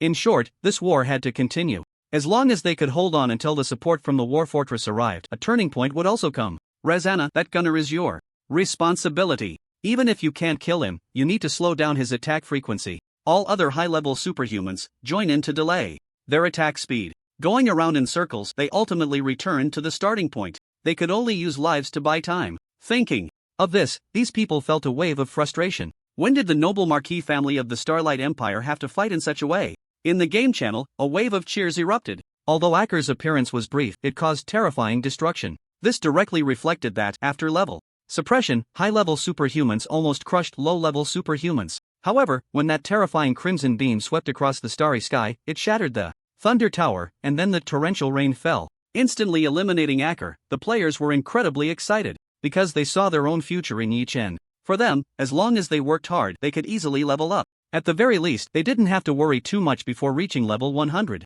As for after level 100, pulling ahead in combat power through job changes would depend on personal opportunities. However, even if they only changed jobs 10 times and reached level 200, that would satisfy many ordinary people. Finally, the front line had been stretched to the defense line around the fourth planet. Here, more than a dozen satellites had been transformed into satellite fortresses. The existence of these things was equivalent to aircraft carriers in the real world. They carried many attack aircraft and various missiles. Additionally, the ground defense system of the fourth planet had been fully activated. The final battle was about to arrive. Although the Tanya Marquis family had suffered significant losses with over 10,000 warships, now there were less than 2,000 left. They were barely distributed in various locations, firing at the player groups. The players' situation was not good either. Each person had 10 chances to respawn, and calculated this way. In fact, 100 million players can be counted as a billion. Up to now, some unfortunate players have already used up all their resurrection opportunities and have been eliminated. The remaining players have about 2 to 3 resurrection chances for 50% of them, while 30%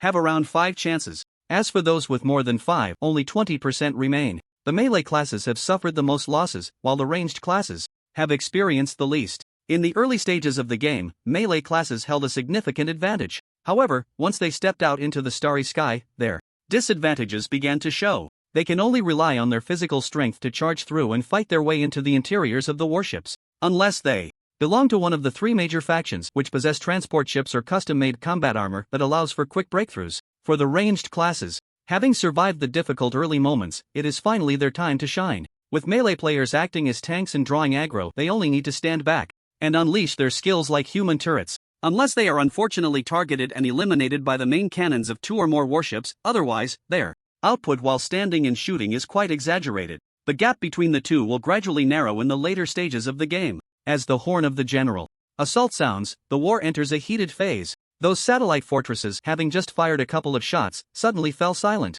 Upon witnessing this scene, Yi Chen's first thought was that the military had taken action. Compared to the players, the team assembled by the military, although usually engaged in research, has never fallen behind in levels. Most importantly, they are incredibly wealthy. So wealthy that everyone's equipment is a full set of purple rare gear. It's worth noting that even Yi Chen, with his past life experience, could only craft equipment of that rare level. On one side are individual players, and on the other is the national machine. The difference is simply too vast. Additionally, their various military formations and squad tactics are far superior to those of the players. After all, this is their profession. Once those satellite fortresses are breached, the final battle, the planetary landing assault, officially begins. At this point, only one faction can remain standing on this planet. On this day, countless airdrop pods fell like an endless downpour, crazily raining down on the Earth. The fourth planet is the ancestral star of the Tanya Marquis family. After years of development, it has become a political and economic center. Moreover, due to the expansion into other colonial star systems, the planning here has become even more orderly. In simple terms, it's a vast land with a sparse population where everyone can enjoy a high quality of life. However, today, the peace and tranquility here have been shattered. Like meteors, they streaked through the sky, trailing long tails, and crashed down on all strategic locations of the fourth planet. The beautiful environment, artistic buildings, vast grasslands, and lovely beaches all vanished in an instant. This is what players refer to as the fourth calamity. Who do you see discussing environmental protection or not killing innocents while playing games? Many players, when they see a chicken run by in CS, can't help but shoot a few rounds at it. The entire planet was instantly engulfed in an endless sea of fire.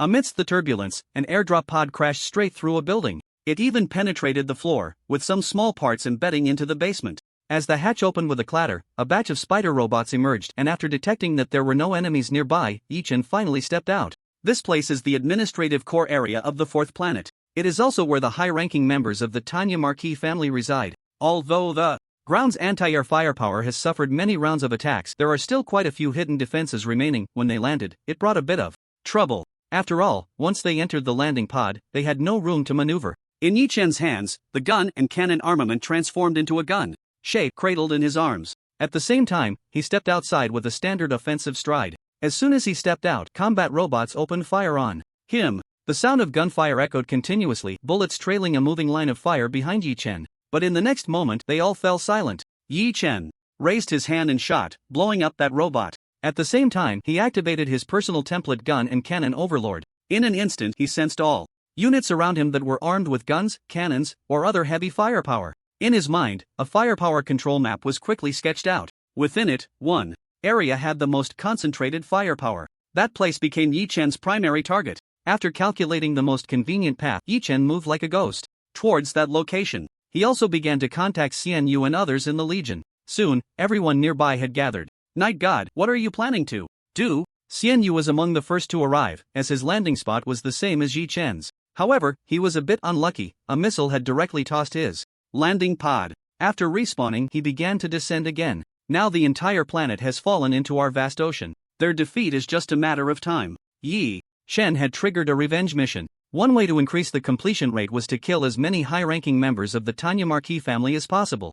This is a rough firepower control map, of course, for hot weapons. The control situation of the superpowered individuals is still unknown. However, everyone showed surprise upon seeing the firepower control map. With this map, they could save a lot of trouble. Let's go. Move out. This team consisted of 13 people, all elite members of the Dark Star Legion. They moved quickly, bypassing most of the heavy firepower, easily infiltrating an underground base. However, the underground base was dark, as if the power had gone out. It seems they were prepared as well. Xian Yu held a flat panel in his hand. His fingers moved like phantoms, continuously pressing different buttons. Soon, he successfully hacked into the base's system using his skills. Their system should be custom-made. But since there isn't a mechanic like me operating it, I was able to breach it so easily. Xian Yu put away the panel and led the way, saying, however, this system will restart within 30 minutes after detecting the intrusion. 30 minutes is enough. Captain, Vice Captain, let's make this quick. The other 11 also spoke with high spirits. The manually operated hydraulic door is made of 1 meter thick high-strength alloy. In front of them stood a silver metal door. At this point, Xian Yu felt a bit helpless. Because this door was manually controlled and not networked, he had no way to bypass it. Let me handle it. A mage stepped forward. He specialized in fire magic, which was quite effective against these metal materials. Flames began to swirl around him. Soon, these flames quickly solidified. It was as if they were crafted from crimson glass. Then, these fire dragons continuously slammed into the metal door. The temperature around them was rapidly rising. The temperature of my flames has already reached that of the sun's surface, which is about 6,000 degrees Celsius. As these fire dragons continuously crashed against the metal door, it was evident that the door had begun to deform. Particularly in areas that had been repeatedly struck, signs of melting were already appearing. Drops of molten metal dripped from the door, falling to the ground. Due to the temperature change, they cooled rapidly, resembling teardrops, hanging on the door. Finally, a hollow was melted out of the metal door. The entire door was rapidly disappearing through this hollow. Ultimately, a space large enough for one person to pass through was formed. Go! The fighter led the way. The martial spirit surged, and the skin of his body instantly gleamed with a metallic luster. As everyone expected, there were indeed superpowered individuals lying in wait behind the door. The fighter who entered was directly reduced to a third of his health by several spells. However, the time he bought was sufficient. The superpowered individuals behind him quickly passed through the door. Immediately, they launched a fierce counterattack. Yi Chen's gaze was as sharp as a divine eagle. His movements were swift. With a raised hand, he fired a shot that completely tore apart a magician's defense. Following that, other players coordinated and swiftly killed the magician. The players here were all elite members of the Dark Star Legion, and also professional players, trained by the Dark Star Club. Their operational abilities were exceptionally strong. The ambush here only delayed them for a moment, and it was quickly broken through. Subsequently, they advanced like a raging tide, continuously moving forward. By the time they reached the back, even organized resistance had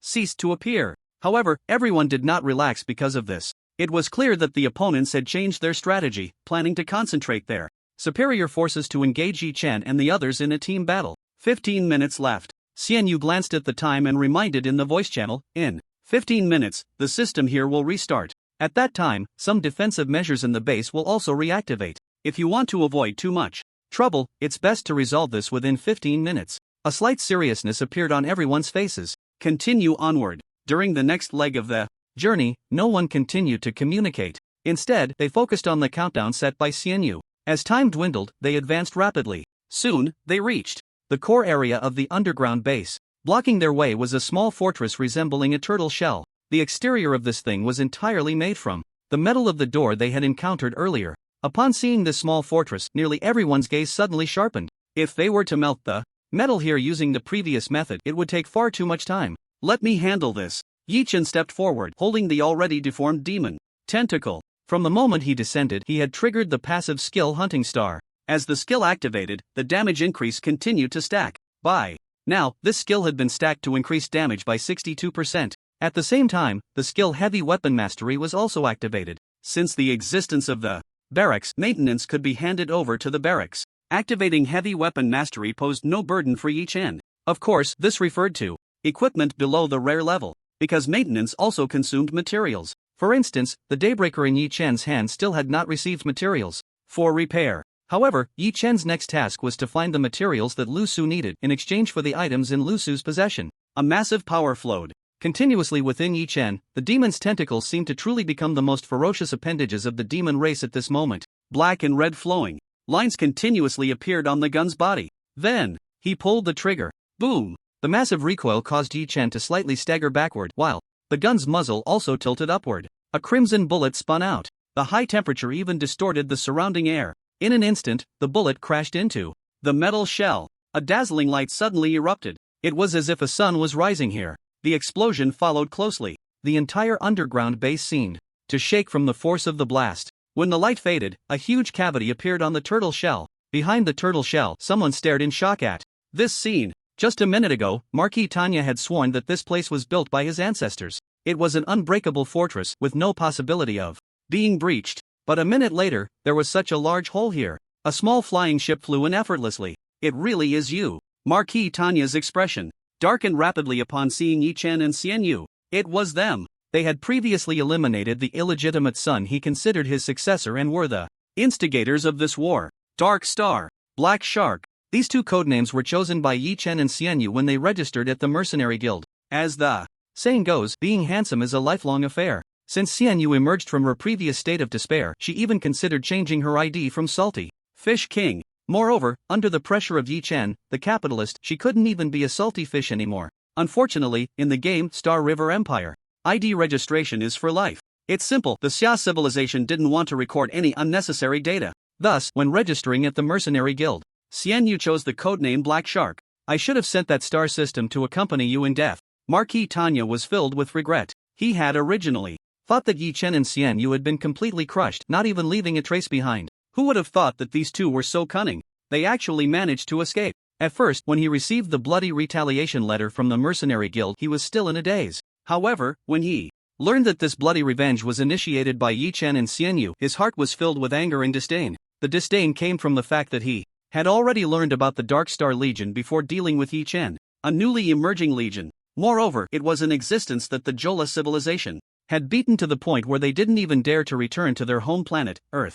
What were they afraid of? The anger stemmed from the feeling of being driven to flee and yet still daring to retaliate, as if being provoked. Because of this, Marquis Tanya hadn't prepared for this war at all. Even though the opposition within his family had taken some people away, he still believed that with his own strength, he could easily crush this so-called Dark Star Legion. Who would have thought that this Dark Star Legion had no sense of martial ethics? What he had brought was not a legion at all, but rather, a race of superpowered beings. Even after racking his brains, Marquis Tanya couldn't understand how this race could be so united. One person insulted the entire race. Mobilized? On one side were billions of superpowered beings launching an attack on 3 star systems. On the other side was the arrogance of believing that, with the remaining strength, they could confront an entire race. By a twist of fate, this battle turned into what it is now. Almost overwhelming, the players completely crushed the members of Marquis Tanya's family, even though there were several superpowered individuals over level 50 there. When numerous players gathered together and began to engage in boss mode, their fate was sealed.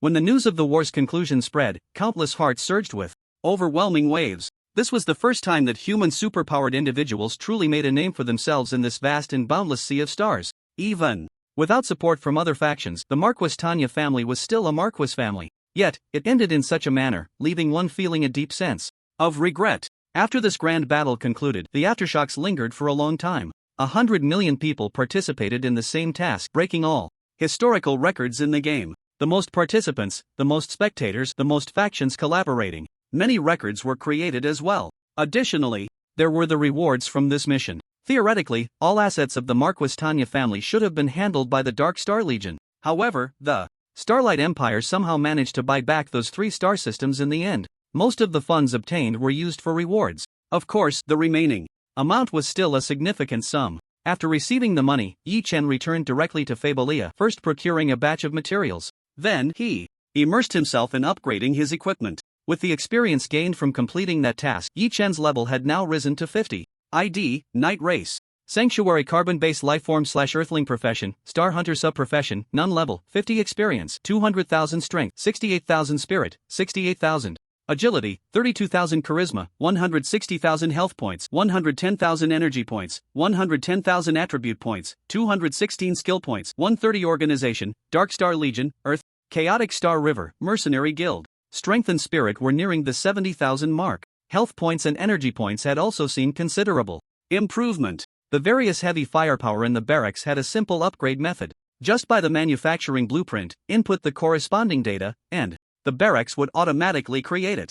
The upgrade of the planetary fortress was also handed over to the barracks. Now, he needed to modify and upgrade the 4 pieces of equipment: Slaughterer, Demon Tentacle, Gun Armament, and Solar Wheel Fish. The principle is simplicity. According to his current profession, melee weapons could be discarded. Thus, he treated the Slaughterer as material, preparing to upgrade the Demon Tentacle. The Gun Armament was the standard weapon most suited for a gunner, but that also represented mediocrity. Yi Chen had to make purposeful modifications and upgrades based on his professional characteristics. The Solar Wheel Fish was a bit awkward. He still needed to have an energy weapon, but this type of melee energy weapon. Yi Chen thought for a while. He hadn't engaged in melee combat for quite some time. The Solar Wheel Fish had also been sitting in the equipment storage for ages without being used. Finally, at the manufacturing station, Yi Chen looked at the 3 new weapons with satisfaction. Gunner Exclusive Gun Armament. Legendary, Level, LV50 Attributes, Gun Mode, Strength plus 10,000 Cannon Mode, Strength plus 19,000 Attack Effects, Gun Mode, Effect 1, Attack adds Freezing.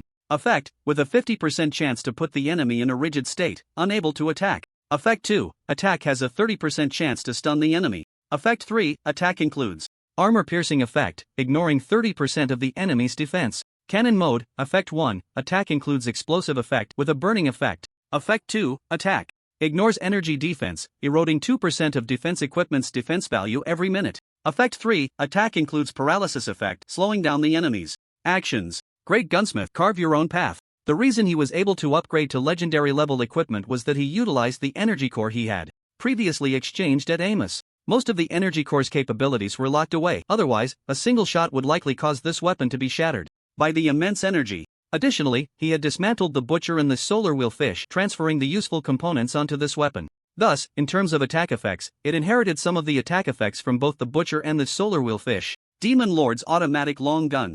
Rare, Level, LV50. Attributes, Strength plus 8,000. Attack effects, Effect 1, Bullets have an explosive effect, guaranteed armor piercing against defensive equipment. Effect 2, Attacks have a high temperature melting effect, countering humanoid enemies, causing a 10% health deduction per minute. Demon Lord, a superpowered being from the civilization of Hell. This long gun is somewhat underwhelming. After all, with the previous jewels in mind, this rare level equipment seems rather unremarkable. As for the final weapon, it was a brand new creation by Yi Chen. This was a sniper rifle crafted to align with his role as a star hunter. The sniper rifle measured over 2 meters in length, predominantly showcasing a deep black color. However, it was adorned with streaks of silver light. From a distance, it appeared as if a segment of the galaxy had been captured and forged into this weapon. Type 3 Tabor Sniper Long Gun. Modified, Rare, Level, LV50. Attributes, Strength plus 15,000. Attack effects, Effect 1, Bullets have an illusory effect, allowing them to bypass all obstacles in their trajectory. Effect 2, Attacks have an automatic correction effect, correcting the trajectory within a 10-meter range. Oh, my god, is this the gunplay that makes bullets curve? Although this weapon is only of rare level, it carries a modified after its conventional name. This signifies that the creator infused their understanding of superpowered professions into the weapon based on the manufacturing blueprint. Generally speaking, such weapons are already close to pink legendary weapons, but due to material limitations, they haven't broken through to legendary status. Once suitable materials are found, it can be upgraded successfully to legendary level equipment. After gathering everything into the armory, Yichen logged off directly. This round of war against the Countess Tanya's family was a high-intensity task. Now that it was finally completed, it was time for a good rest. Moreover, in the real world, there were still some matters waiting for him to handle. Log off. Suddenly, everything went dark. His consciousness returned to the real world. Residents, please cooperate for a physical fitness check. Residents, please cooperate for a physical fitness check. The loudspeaker's voice echoed continuously on the street. Even though this was a high-end community, cars still drove back and forth, playing the repetitive recording. The porridge is here. Xian Yu walked out of the kitchen holding a large clay pot. Ever since Yi Chen became a hands-off manager, Xian Yu's seafood restaurant had become virtually non-existent. He simply had no time to continue cooking here, let alone run the restaurant. Listening to the cold sounds outside, Xian Yu slightly pouted. Night God, what do you plan to do next? Xian Yu also sat down and turned on the television. Early this morning, Yi Chen had come over to mooch food and drink. After tasting a bowl of sweet seafood porridge, Yi Chen shrugged and said, "What else can we do? Just go about it normally." Their nonsensical conversation was actually a response to the loudspeaker outside. When the first rays of morning light fell upon the earth. A new initiative has been announced from above. To prevent the Star River Empire from having a negative impact on real people, a nationwide free health checkup is being implemented.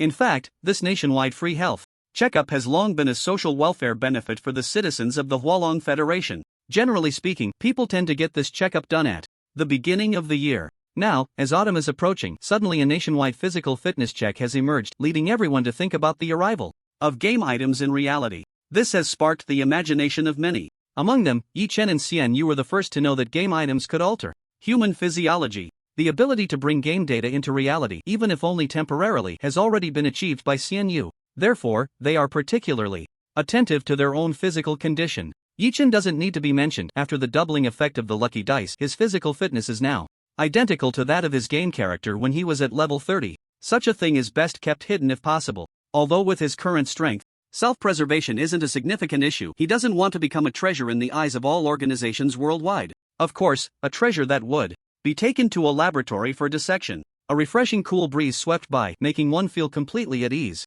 The autumn wind is indeed delightful. It looks like it's going to rain. After finishing their meal, the two lay on the rooftop upstairs. They noticed the sky changing rapidly. The previously overcast sky began to drizzle lightly. The raindrops pattered against the umbrella, creating a crisp sound. Both of them were too lazy to move, resting their hands behind their heads. The Star River Empire game has been online for over a year now, right? Yeah, Yi Chen replied with a sense of nostalgia. He had also been reborn into this era for over a year. With the lucky dice, he had similarly changed this world. The third version, which was supposed to be released in 3 years, is now already available. Items that were meant to arrive later in reality have also come. Since his rebirth, Yi Chen has been working hard, as if something enormous were chasing him from behind. Now, looking back, he realized that his efforts had already changed so many things. Now, the second version of this game should be nearing its end. However, it has merged with the third version. The end of the second version is marked by the defeat of the Jola civilization. The third version will open up even more civilizations.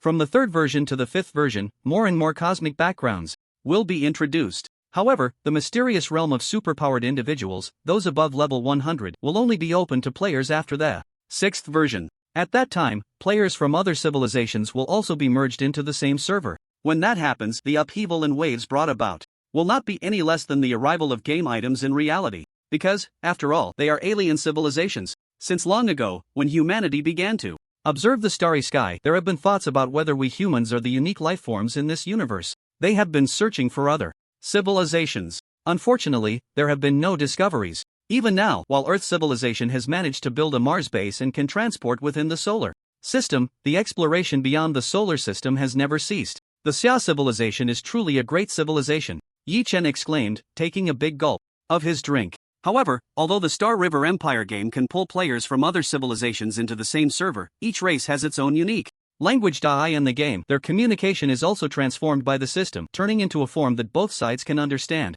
In reality, the most likely outcome would be a staring contest. Not to mention, accurately reporting the coordinates of their home planet would be nearly impossible. However, after the fifth version, the exploration industry began to soar. It was previously mentioned that no one was willing to invest money into any aspect of deep space exploration, because it was a bottomless pit with no returns. But starting from the 5th version of the game, this situation underwent a dramatic change. The reason for this change was that they all knew there were other life planets and civilizations in this universe. Just like when everyone knows there's gold underground in a certain place, it naturally sparks a gold rush. At that time, there would also be an exploration boom. Moreover, others were unaware that nearby the solar system there were life planets with the richest rare resources. Yi Chen remembered this very clearly. After all, at that time, he was also the commander of one of the few remaining legions of the Xia civilization. When they first started building human warships, they gathered resources from those places. So, next, we need to take the lead and lay out plans in this direction. Space elevators, space docking stations, space shipyards, each investment was not a small number. Even if they sold the sky industry, they could at most manage to fund one of those projects. It was a headache he never expected. The situation to change so much that he actually started to feel short on cash. Lost in thought, under the refreshing autumn breeze and the cool autumn rain, Yi Chen gradually fell asleep. After the first autumn rain, the entire city seemed to have changed. The coolness dispelled the summer heat completely. Yi Chen withdrew a sum of cash from his foundation. Now, in his hands, he roughly estimated 33% of the sky industry stocks, valued at about 700 billion. The foundation also had over $1 trillion in funds. Additionally, there was that factory and the Dark Star Club. However, the gap between the latter two and the former two was enormous. The factory was valued at about $1 billion or so, and Yi Chen couldn't even be bothered to look at the financial report of the Dark Star Club. Aside from the sale of broadcasting rights a while back, there were no other revenues. However, the invisible value created by the club was immense. For instance, advancing game progress, nurturing the foundation for future legions, and so on. Tapping on the table, Yi Chen frowned slightly. Making money? Let me think about what has been the most profitable lately. In fact, the most profitable thing during this time was undoubtedly game stocks. To be precise, any concept industry related to the game Galactic Empire was the most lucrative. Even recently, there was a phenomenon in the investment circle. Even a PPT, as long as it mentioned Galactic Empire, could attract heaps of cash from investors. Even now, this craze had not dissipated. Especially for companies qualified to research game items. When they issued announcements, their stock prices soared like rockets. However, Yi Chen was not too keen on pursuing this direction. Firstly, the market was too mixed with both good and bad. Secondly, making a small profit was fine, but he feared it would end up in a chaotic mess. The technological level of the Xia civilization was far superior to that of Earth's current technology. These game items were made real through the console engine of the Xia civilization, allowing game data to materialize, bringing game items as a whole into reality. And these items were related to superpowered professions. In addition, some special manufacturing methods are currently beyond the control of the real world. Therefore, it is not easy to create something in this area. At most, one can only draw inspiration from some designs in the scientific field. These are not areas that ordinary people, or even ordinary companies, can touch. Yi Chen took the 5 billion and first registered a space exploration company. Next, he went to recruit people, to hire. The primary target remained those freshly graduated university students and research scholars. For the recruitment, he still needed to involve Xian Yu. After all, he was an engineering student with dual master's degrees, and some relevant professional knowledge was necessary for him to review. With a wave of his hand, he spent 2 billion to acquire a newly built building in the suburbs. He directly spent a large sum on advertising to promote his own company. In less than 2 days, the recruitment information across all universities in the Hualong Federation included Yi Chen's deep space exploration company. Registered capital of 300 billion, a strong boss behind it, foolishly rich, come quickly. However, as a company focused on exploring deep space, the demand for research personnel was the greatest. If built according to Yi Chen's requirements, the scale of this company would not be smaller than Sky Industries, and might even be larger. However, a journey of 1,000 miles begins with a single step. Yi Chen could only set up this framework for now. The building was originally constructed by a company intending to use it as a new headquarters. Unfortunately, that company ultimately faced financial difficulties and had to sell the building. Yi Chen and Xian Yu directly rolled up their sleeves and started interviewing. Due to the advanced scientific knowledge involved, Yi Chen also invited several senior experts and professors from related fields to help with the screening. After a whole morning, they had interviewed about 10 people. However, there was not a single person with the leadership skills to lead a project. Indeed, although the 300 billion registered capital of deep space exploration sounded impressive, which rocket company wasn't a giant among ancient behemoths? This can't go on, Yi Chen said, feeling somewhat helpless. Yi Chen was here purely for fun, asking all sorts of bizarre questions. Now, with only one person left for the last interview, Before lunch, Yi-Chen was already slumped over the table, feeling quite bored. If he had known, he would have just been a hands-off manager. Knock knock knock.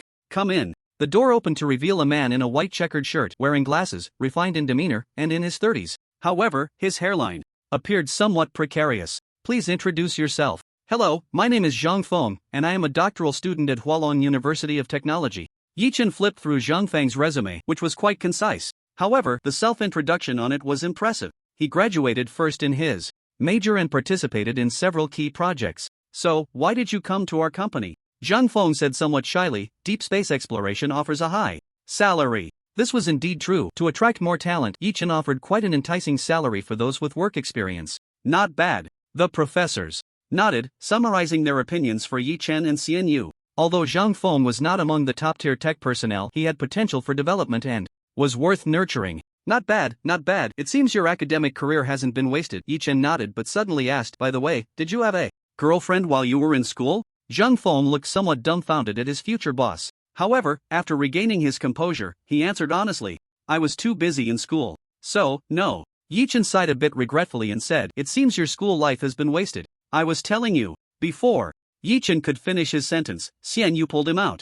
By the way, remember to come to work tomorrow. Only Zhang Feng and the professors were left behind. Looking puzzled? How did the topic change so quickly? Outside, faint sounds of arguing could be heard. Xianyu, this is your fault. I'm telling you, it's the easiest during school. Shut up. You this. Shut up. If you keep arguing, you'll have to order takeout tonight. After a flurry of activity, deep space exploration finally got underway. Running such a large company solely on Yi-Chan's efforts was definitely not feasible. So in the end, they still had to go public. However, the subsequent matters could be left to professionals to handle. Yi-Chen set a phased goal for the company to successfully launch a space station. Although it was called a space station, in reality, it was a spaceship factory. However, in this era, applying for a commercial space station was simple, while applying for a spaceship factory was completely out of the question. The construction of space battleships was all done at spaceship factories. Building a space battleship on Earth was simply nonsensical. With such a massive size and weight, just getting it pushed into orbit was an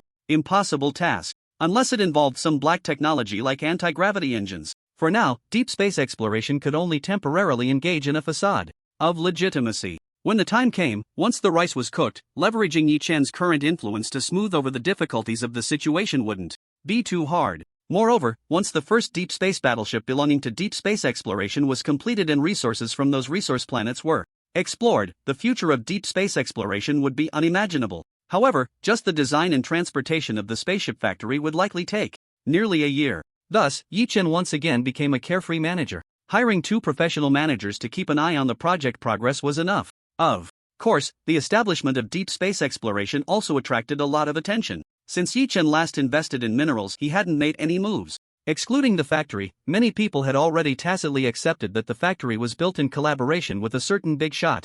This time, although the investment wasn't as large as the last, it was still dealing with very sophisticated matters. Deep space exploration? Exploring the universe? If it weren't for the previous example, many people would probably jump out and call Yi-Chen a spendthrift. Throwing money into these projects was like throwing it into a black hole, right? Nowadays, many cosmic mining ships only operated within the solar system. Moreover, most of them were unmanned intelligent mining ships. This was because, within the solar system, the distribution of many resources had already been figured out. As for extending beyond the solar system, many resource probes had been launched, but the returns were minimal. The universe was simply too vast, every direction led to the unknown. Sending fleets of ships out aimlessly to explore was pure hemorrhaging, and any gains would depend on luck. So, this time when Yi-Chen made a move, everyone just smiled and let it go. After dealing with matters in the real world, Yi-Chen shifted his focus back to the game. He had now completed the 4th job transfer and leveled up to level 50, the maximum level for this version. Next, he needed to prepare for the 5th job transfer. The knowledge of the 5th transfer for superpowered individuals could only be found in Fabolia, and only about 70% of it. The remaining 30% would require the opening of the 4th version and visiting other civilizations to obtain. Additionally, taking down the Marquis Tanya family was merely a practice. The final main storyline of this version still revolved around overthrowing the Jola civilization, rescue the players on Earth. Major clubs and legions are digesting the rewards from their completed tasks. At the same time, they are also gearing up to deal with the Yola civilization. The strength of the Yola civilization is far greater than that of the Count Tanya family. After all, the Yola civilization is one of the secondary civilizations that make up the Blue Hua Federation. If we were to make a comparison, it would be similar to the noble families within the Star Lake Empire. The good thing is that the Yola civilization won't expend the full power of their civilization to deal with Earth civilization. As long as we eliminate their so-called expeditionary army, the predicament on Earth will be resolved. Yi Chen sat in a chair on the space station contemplating the next steps. With the experience of dealing with the Count Tanya family, handling the Yola civilization should be much easier. Moreover, the 4th transition tasks have now been opened and players who have changed jobs are overall much stronger than in the previous life. He came here to complete a task, a hidden task that had been triggered since the first version, to obtain the materials for modifying the Sun Chaser from Professor Lu Su. The style of this space station is quite unique. From a distance, it looks like a large tree stump.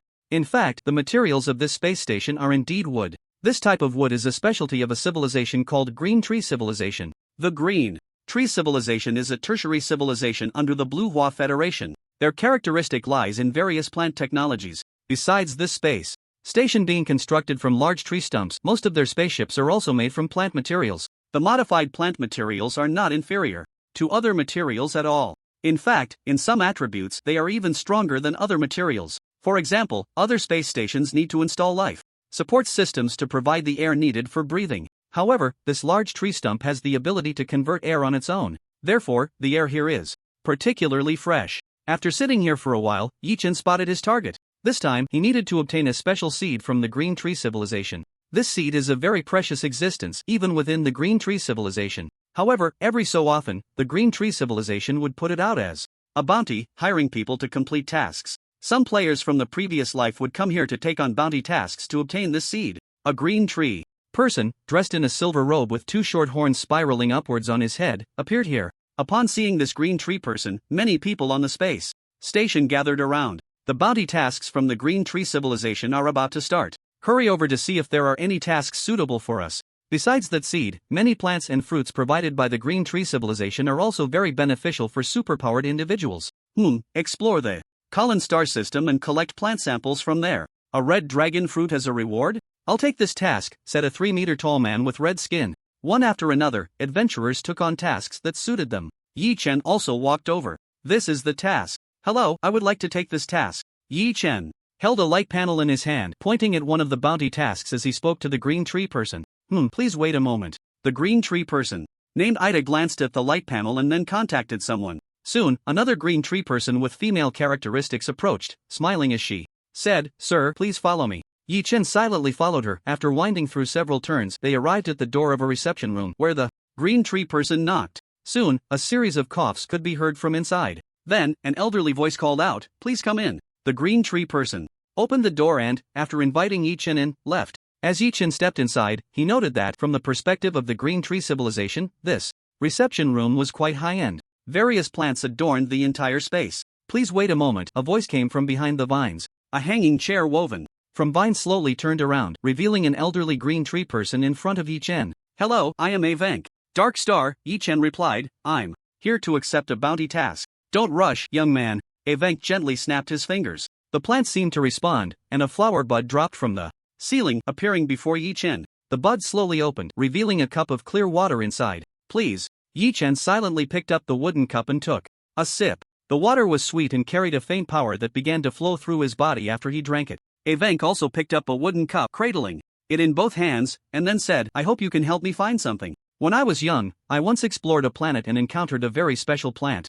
As Avank spoke, Yi Chen gradually understood the nature of his task. A youthful adventure and the discovery of a unique plant filled him with excitement. As for the special effects of this plant, Avank did not elaborate, and Yi Chen did not ask further. However, through Avank's description and a model appearing before him, the strange plant named Wine Whisper revealed its true form. This plant resembled a rice ear, with a long stem adorned with small, pure white flowers the size of fingernails. These flowers were hexagonal and hung together in a beautiful array. Later, I returned to that planet several times, but I never found this plant. It's been over 60 years. Even with my family's influence, I ultimately found nothing. Now that my birthday is approaching, this will be my last chance to see Wind Whisper. So, adventurer, I beg you. Yi Chen remained expressionless. While the words sounded pleasant, to him, it was simply, "I'm just here to do a job. One hand for the money, one hand for the delivery." Avank chuckled softly a couple of times and then had someone take Yi Chen away. The spaceship heading to the destination was already prepared by Avank. After replenishing supplies, the spaceship slowly departed from the space station. This time, Yi Chen was the only one on board. The ship was highly automated, capable of handling most operations. The universe was vast and boundless. Yi Chen glanced at the autopilot settings, noting that it would take 3 days to reach the destination. Therefore, he logged off directly. In the deep, dark universe, a spaceship trailed a long blue flame as it sailed into the distance. Returning to the real world, Yi Chen first checked on his deep space exploration. Everything was progressing in an orderly manner. The company had already begun setting up the spaceship factory. As for launches, they were currently relying on other rocket launch companies, which was far more cost-effective than building their own launch site. However, just the design alone would likely keep the engineers busy for half a year. After wandering around the tribe for a while, when the alarm rang, Yi Chen returned to the game. 3 days later in the game, the spaceship had arrived at the planet for this mission. The size of this planet is still quite enormous. Yi Chen estimated that its volume is about 6 times that of Earth. The spaceship began to automatically descend to a suitable orbit while the relevant detection instruments were also deployed. This planet had been explored multiple times by Avon, and he was well versed in the related data. However, these things still needed to be rechecked personally. The data obtained would be the most reassuring. The gravity is twice that of Earth, and the composition of the air is similar to that of Earth, but the oxygen content here is much higher than on Earth. The oxygen content on Earth is 21%. Nitrogen is 78%, and 1% consists of other gases, which is the most suitable environment for human survival. Too much or too little oxygen can be harmful to the human body. After all, a high concentration of oxygen can lead to oxygen toxicity. Here, the oxygen content reaches 50%. Yi Chen entered a small spacecraft and began to descend directly. The small spacecraft trembled for a moment, then started to slow down, finally landing on the ground. Sigh, if only there were anti-gravity engine ships, it wouldn't be so troublesome. Yi Chen thought of his past life, where in later versions, players could access more advanced civilizations. In those civilizations, anti-gravity engine ships existed. Now, those were the real treasures. However, to reach that point, one would have to wait until the 6th version was released. Setting aside the distractions in his mind, Yi Chen controlled the spacecraft and eventually landed on a plane. Meanwhile, the previously deployed detectors also gathered all the remaining data. On this planet, most life exists in the form of plants. Besides that, there are some insect species. No animals have been found, not even mice. Hiss, the sealed airlock opened, and Yi Chen did not wear a protective suit but stepped out directly. With his level 50 physique, he could withstand most cosmic rays even while standing in space. Moreover, he also had a skill that granted immunity to planetary viruses. However, as soon as he stepped out of the spacecraft, this skill was immediately activated. This proved that this planet was indeed unsuitable for human survival. Although he was on a plane, the surrounding grass had already grown to chest height. He himself was not short, standing at 1.82 meters, and he estimated the height of the grass to be around 1.65 meters. He took out the model that Avon had given him from his game backpack. It's all plants here. Finding the wind whisper flower won't be easy. At a glance, everything in sight was green. Only Yi Chen, having seen this quest in his past life, knew where to find this wind whisper flower. Speaking of which, this wind whisper flower is quite magical, because it grows not on the surface but underground. Even more astonishing is that all wind whisper flowers actually share the same root. That massive root almost penetrates the entire planet. Therefore, to find the wind whisper flower, one must go underground.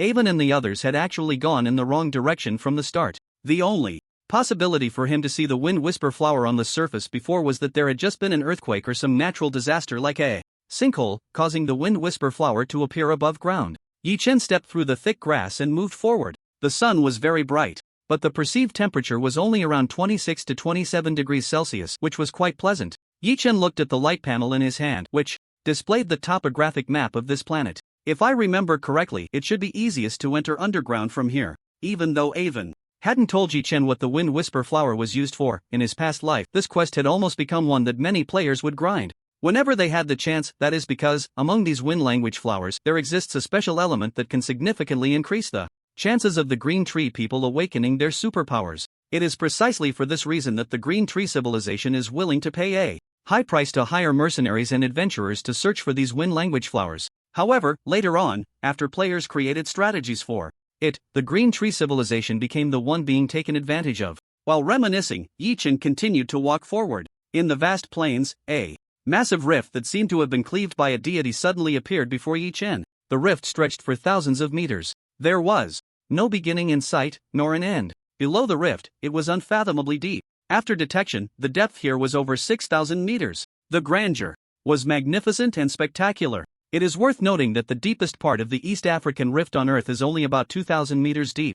The highest peak on Earth, Mount Everest, has an elevation of 8,848.86 meters. This means that if Mount Everest were to be placed here, it would need to be 3/4 of its height to fill this great rift. Yi Chen released several detectors down, and after a moment, data began to compile.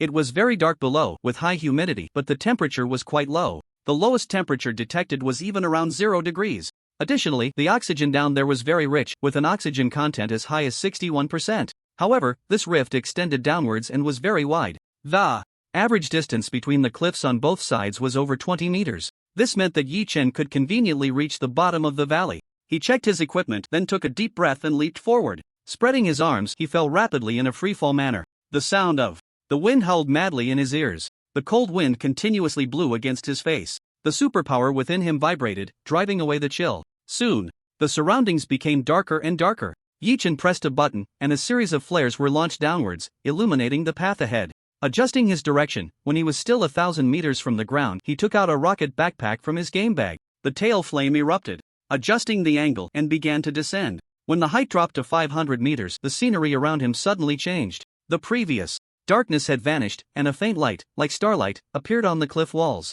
Those were special luminescent algae. However, some of the glowing algae provided a light source that, while the surroundings still seemed somewhat dim, allowed him to see the environment clearly. After landing, Yi Chen stowed away the rocket backpack. The soil beneath his feet was very soft, and the humidity around was extremely high. Yi Chen took out a detector, which could sense life signs. Soon, on the display, a life sign representing a very strong vitality, about the size of a peanut, appeared. This is it. Following this target, Yi Chen walked forward. There weren't many troubles in this place. As long as he was careful enough, the task should be completed smoothly. Soon, a cave with a diameter of 3 meters appeared before Yi Chen. It looked as if something had once passed through here. Under the dim light, Yi Chen entered the cave. Inside the cave, there were no glowing algae. Thus, it returned to darkness once again. After taking out a cold light tube to illuminate the surrounding path, Yi Chen continued to walk forward. Ahead, a fork in the path appeared. Checking the instrument, Yi Chen walked towards the side with higher humidity. Reaching the end, it opened up.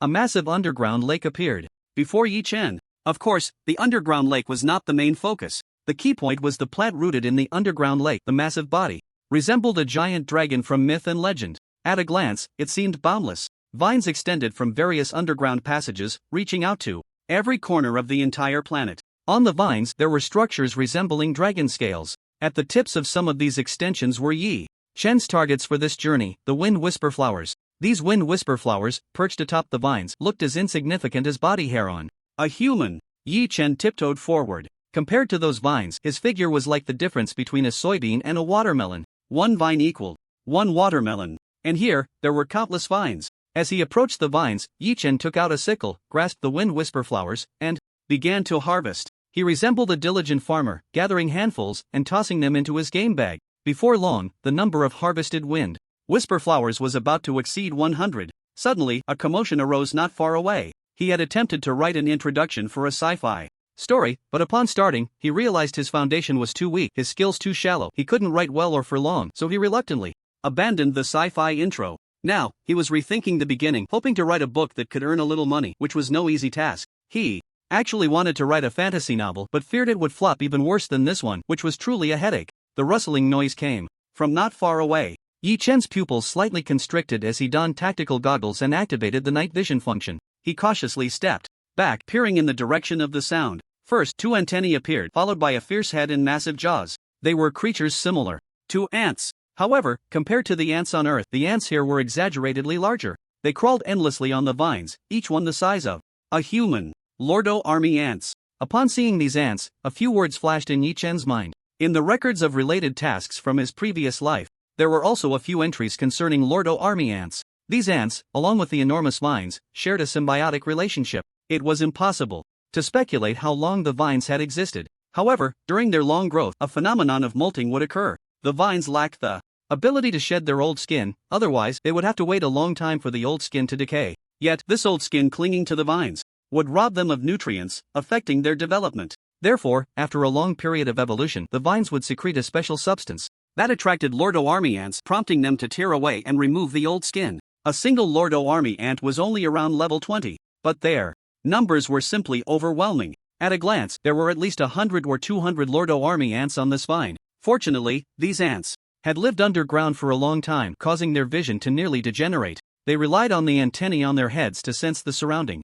smells and chemical elements. Yi Chen, now wearing combat gear, could effectively block out the sense. Thus, he wasn't overly worried. Once this swarm of ants moved on, he could leave. However, it seemed that fate did not want him to complete his task so smoothly. Suddenly, the sound of rustling wind echoed through the underground space. The sound gradually grew louder, resonating throughout. It was dense, but Yi Chen's expression slightly changed. Is this really happening to me? The wind whisper flowers that had grown suddenly emitted a faint glow. It was a very subtle, yet crystal clear pure white light. At a glance, countless wind whispering flowers emitted a glow, as if draping a layer of white, luminescent gauze over the vines. In the underground, where no one knew, such a dreamlike scene made Yi Chen feel a bit of a headache. This kind of sign had been mentioned in records, but it was a very rare sight. This was because the fruits on these vines were beginning to ripen. Even if players consumed these fruits, they could significantly increase their life limits. It could be considered a very rare plant. However, once these wind-whispering flowers bloomed,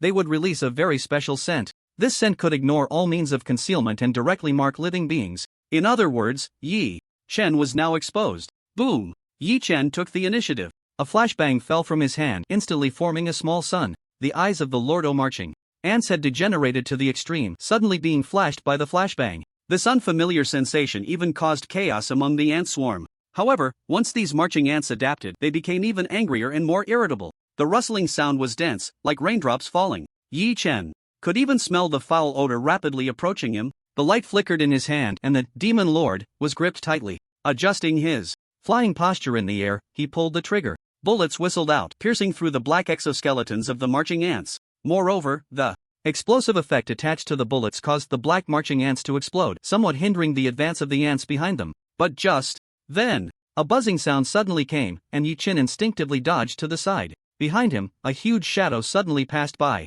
A marching ant the size of two people flew by, flapping its wings. Just now, it had used its terrifying knife-like teeth to tear down its rocket backpack. Yi Chen began to fall downwards. Thud! He thrust his hand forcefully into the cliff wall. Buzz, buzz, buzz. In the distance, dozens of flying marching ants charged towards Yi Chen. He hummed the Demon Lord at his waist, while gunpowder armament appeared in his hand. After switching to gun mode, he continuously pressed the trigger. One by one, bullets shot out, hitting the flying marching ants, and the attached freezing effect caused them to directly crash. Seeing this scene, Yi Chen quickly began to climb up. Just then, a faint fragrance suddenly wafted from not far away. Following the scent, Yi Chen looked over. Many vines converged in one place, coiling together to form something akin to an altar. At the very top, there was a structure resembling a small sapling covered with milky white fruits the size of a baby's fist. Upon seeing these fruits, Yi Chen's footsteps suddenly halted. Since I'm here, I can't leave empty-handed. Yi Chen changed direction and climbed towards that spot.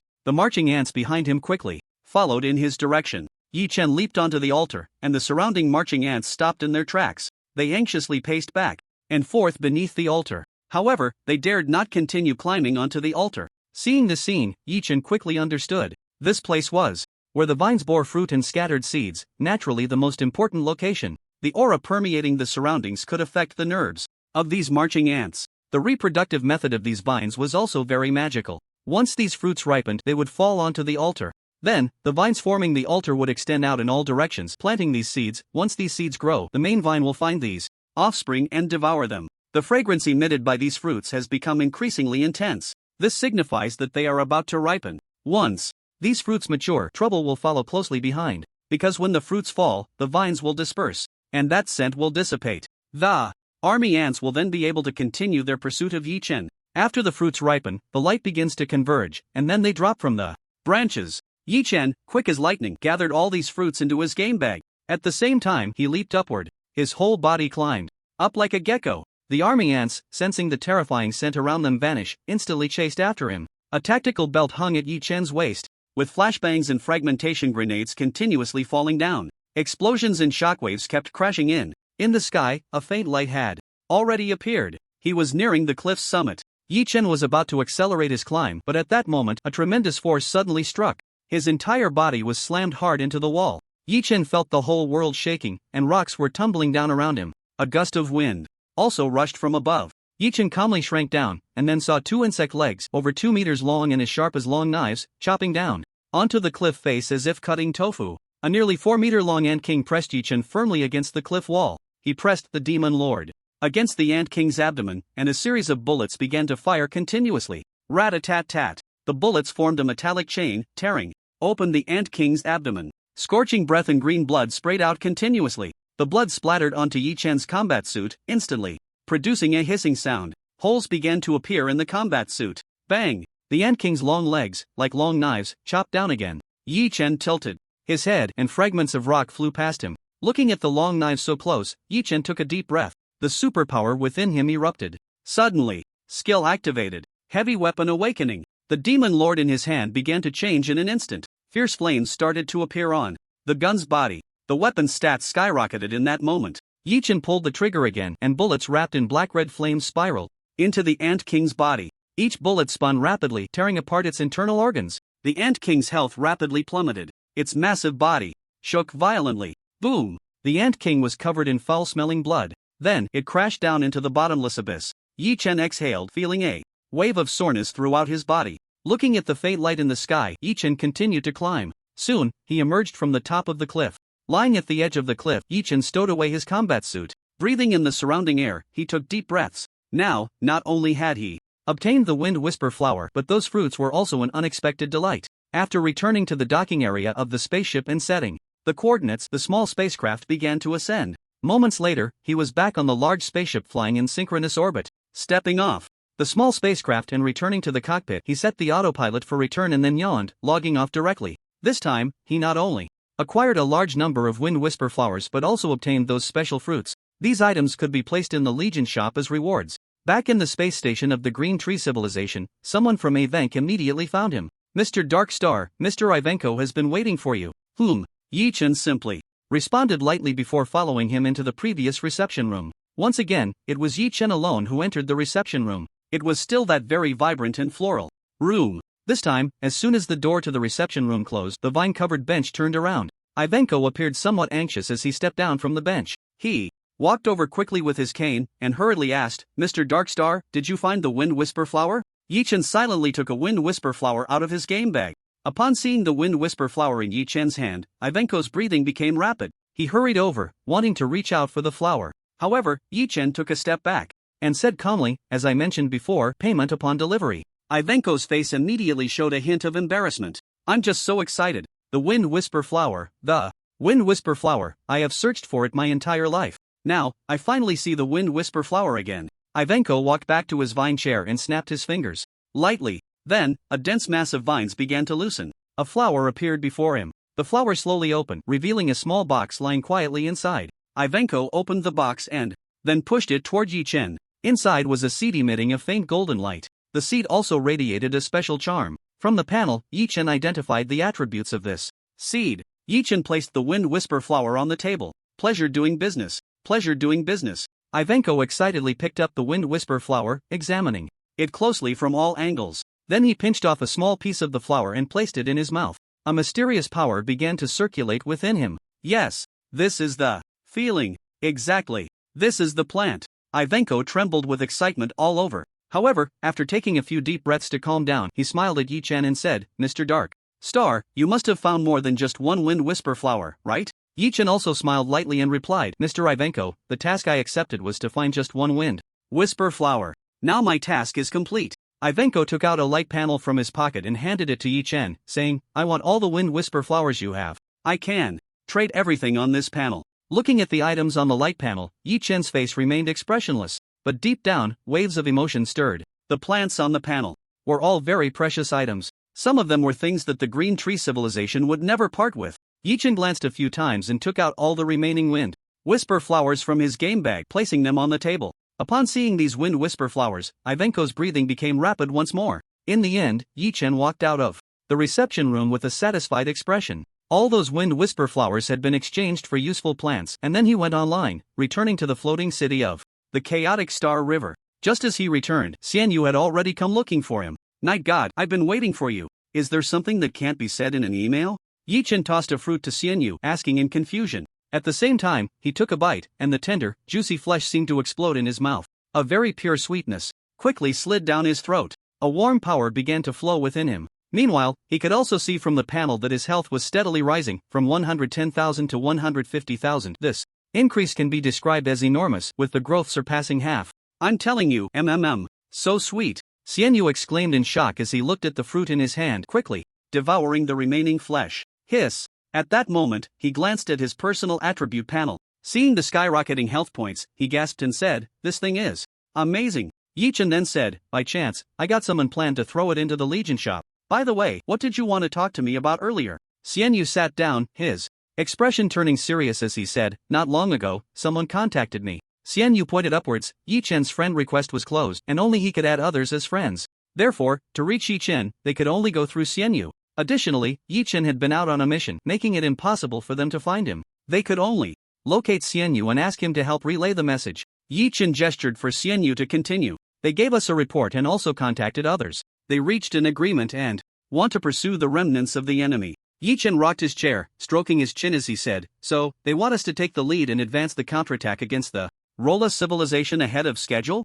Xianyu didn't speak but nodded in affirmation. The higher-ups naturally referred to the Hulong Federation government, and the others they contacted were likely from other federations. Although they had previously eliminated the Countess Tanya's family and obtained some information, the samples were too few and the restrictions too many. To continue in-depth research, they hoped the Dark Star Club could take the lead in launching an interstellar-level war between civilizations to provide case studies for their research. They said they would fully support us this time, providing any reasonable assistance. Yichen stopped rocking his chair, leaned back against the chair, and thought for a moment with a blank expression. Then he said to Xianyu, "Reply to them, it's fine." After all, Yichen had nothing to do now, his level was already maxed out. Moreover, currently, most professional players, with the club's help, had also completed their 4th transfer tasks, raising their levels to 50. Even some casual players, if lucky, had completed their 4th transfer tasks. Yichen had also obtained the seeds and was just waiting to return to find Lu Su to exchange for the items. "Alright, I'll go reply to them now."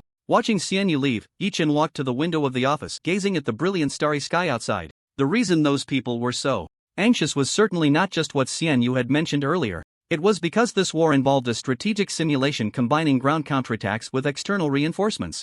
Moreover, the data they wanted was likely even more focused on the ground side. As the saying goes, prepare for a rainy day. Now that game items had descended into reality, statistics showed that many people's physical fitness had improved significantly. This improvement was not limited to those who exercised regularly but encompassed the entire population, including office workers and those who stayed at home. Their commonality was that they all played the game Star River Empire. Furthermore, through their internal experimental group statistics, the higher the game character's level and attributes, the greater the improvement. Such a bizarre occurrence had happened. Who knows if there would really be an alien civilization invasion in the future? But this time, mobilizing so many players, relying solely on in-game rewards is far from enough. We still need to create momentum. Soon, Yichen had already devised a plan. Then, Xianyu was called in, and after a brief period of scheming together, they began to take action. The calm that had just settled was soon shattered again. The reason, of course, was the recruitment post that the Dark Star Club had published on the tribe. The warmth of the bodies from the Tanya Marquis family had not yet dissipated, but the Dark Star Club was actually preparing to declare war on the Jorah civilization. At this stage, many players had a very deep understanding of the Jorah civilization. Powerful, far surpassing the Tanya Marquis family by countless times. Within their civilization, there even existed deities. This kind of power instilled a sense of helplessness that was hard to resist. Although many people knew that one of the main storyline tasks in this version was to resist the Jorah civilization, not many had mentioned it. And now, was the Dark Star Club preparing to lead the players to embark on this main storyline task? Even more bizarre was that shortly after the Dark Star Club posted this message, major clubs from other regions quickly responded and expressed their support. It should be noted that the major clubs were competitors. Even during the previous campaign against the Tanya Marquis family, they had deliberated for a long time before reaching a consensus. So how could they respond so quickly now? Players, of course, did not know that the true force driving this main storyline task was actually the federal governments behind the major federations. Soon after, a significant piece of news was released. All players participating in this main storyline task would not only receive rewards in the game but also bonuses provided by the major clubs in the real world. By taking screenshots of their task contribution rates, rankings would be created based on this, and bonuses would be distributed accordingly. Moreover, professional players from the major clubs would not participate in this event. In other words, this bonus was meant for the many ordinary players. The excitement surged at that moment. This time, are these clubs crazy? Putting out so much money as bonuses? Do you think it's the club's money? Right now, countless companies are eager to give them money in exchange for a sponsorship reputation. Exactly, this bonus is the real deal. If I can get this bonus, I can buy a new gaming console. A gaming console? Your ambitions are too small. If it were me, I'd aim for the top 100 ranking. In a classroom at school, a group of students gathered together, discussing this matter. Just as they said, the bonuses being offered this time were almost entirely funded by those companies. It was all to entice the professional players from those clubs to promote their products before the battle began. It can be said that nothing was more powerful than advertising before a large-scale operation in Star River Empire commenced. After all, the player base for the game Star River Empire had already exceeded 4 billion registered users. Other games were simply crushed beneath it. Moreover, the businesses that advertised at the end of the last season had achieved considerable results. Last time, during the campaign against the Tanya Marquis family, the Dark Star Club only sold the broadcasting rights for the livestream and did not take on any advertisements. But this time was completely different. Many clubs released news, causing numerous companies to swarm like bees drawn to the scent of flowers. This time, I must break into the top 10,000. I've already received an invitation from Huayuan Club. If I perform well this time, I can become a professional player. If I can make it into the top 50,000, I can cover my sister's tuition for studying abroad. If I can get this bonus, then I'll have enough money to buy a new car. Everyone has their own thoughts. And on the homepage of the Dark Star Club, there is an enormous prize pool. The numbers within the prize pool are constantly changing. As the investments from various enterprises increase, the figures in the prize pool are also growing. Currently, the accumulated prize money in the pool has reached 1.3 billion. Moreover, the rate of increase is quite rapid. After refreshing, the prize money in the pool has already soared to 1.4 billion. Watching that colossal number continuously rise, the players' pupils turned red with excitement. It should be noted that it was previously established that professional players from each club would not participate in this event. This will be a carnival for ordinary players and the common folk.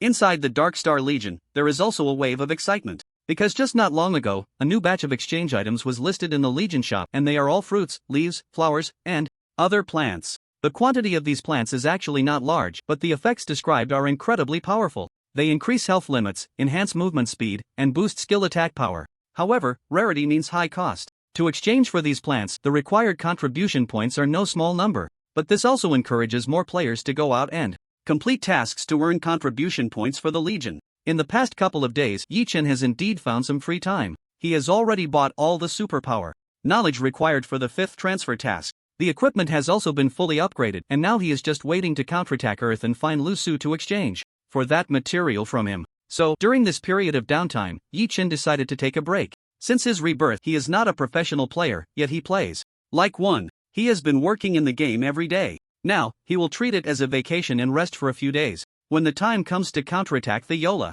civilization, he will return to the game. Just right, he will go check on deep space exploration to see what the situation is. After some time of development, Deep Space Exploration has not only built the headquarters building but has also directly acquired 2 laboratories. These 2 laboratories originally belonged to a space exploration company. However, like most space exploration companies, they eventually failed to turn a profit. When they could no longer tell a story in the stock market, their stock prices plummeted. In the end, the company had to sell off its assets to survive. Coincidentally, they saw deep space exploration as a big spender. Under the right conditions, both sides quickly reached an agreement, and these 2 laboratories were sold to deep space exploration as a package. Mr. Yi, you're here? The professional manager of deep space exploration is named Luo Shan. He is a veteran in the space exploration industry, but he has had quite a bit of bad luck. The probability of bankruptcy in this industry is exceedingly high. He has worked for 9 exploration companies as a professional manager, and now deep space exploration is the 10th.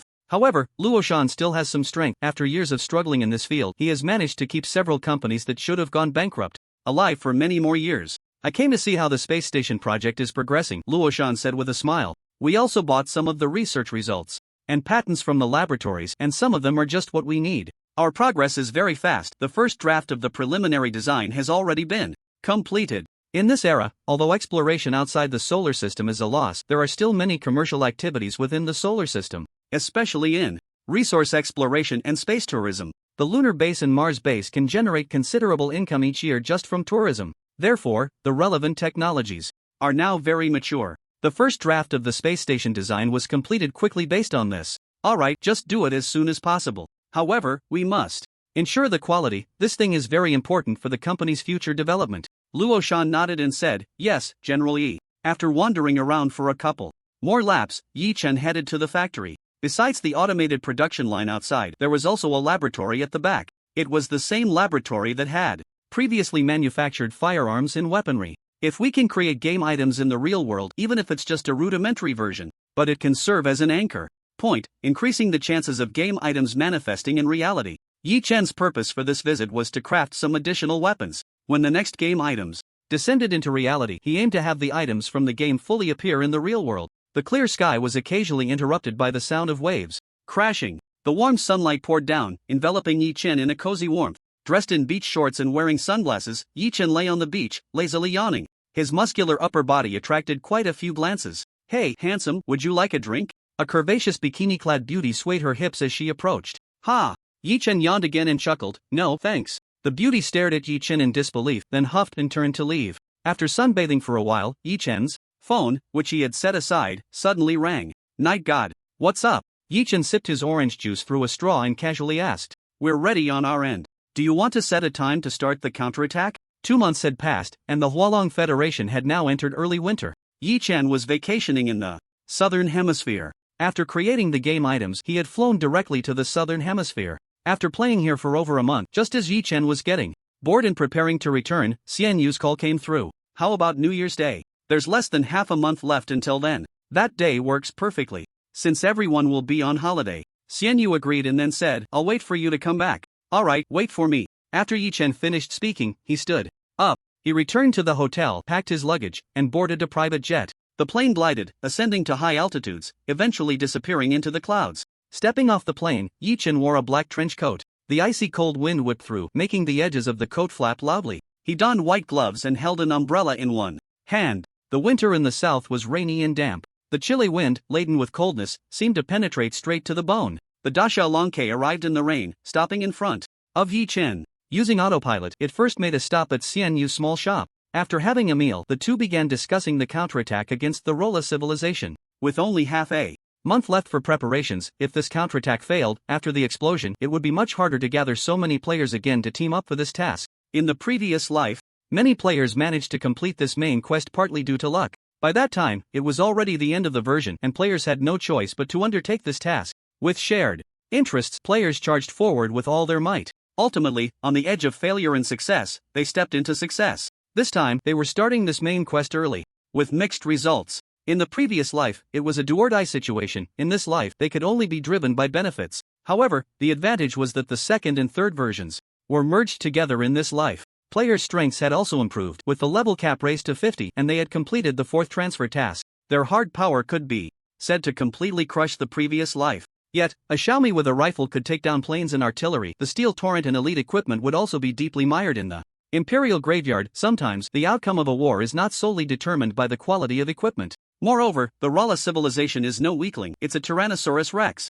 The two discussed for a long time, even analyzing the operational plans provided by the command center, offering their opinions after careful consideration. However, there are significant issues with these operational plans, Yi Chen said, putting down the thick stack of plans in his hand and rubbing his temples. Their perspective is all wrong. Hearing Yi Chen's words, Xian Yu furrowed his brow and flipped through the plans a few times. After Yi Chen's reminder, he quickly came to a realization. It's true that those in power are often confused. These plans seem very well thought out, but they overlook one crucial point: the people executing the tasks are players, not soldiers. The operational requirements within are entirely based on the template of professional soldiers. Leaning back in his chair, Yi Chen said, "Exactly, that's the problem. Even if they can send a portion of real soldiers to participate, it's just a drop in the bucket compared to the entire player base. They might serve as a surprise force. If all players were to act according to these operational plans, I can't even imagine."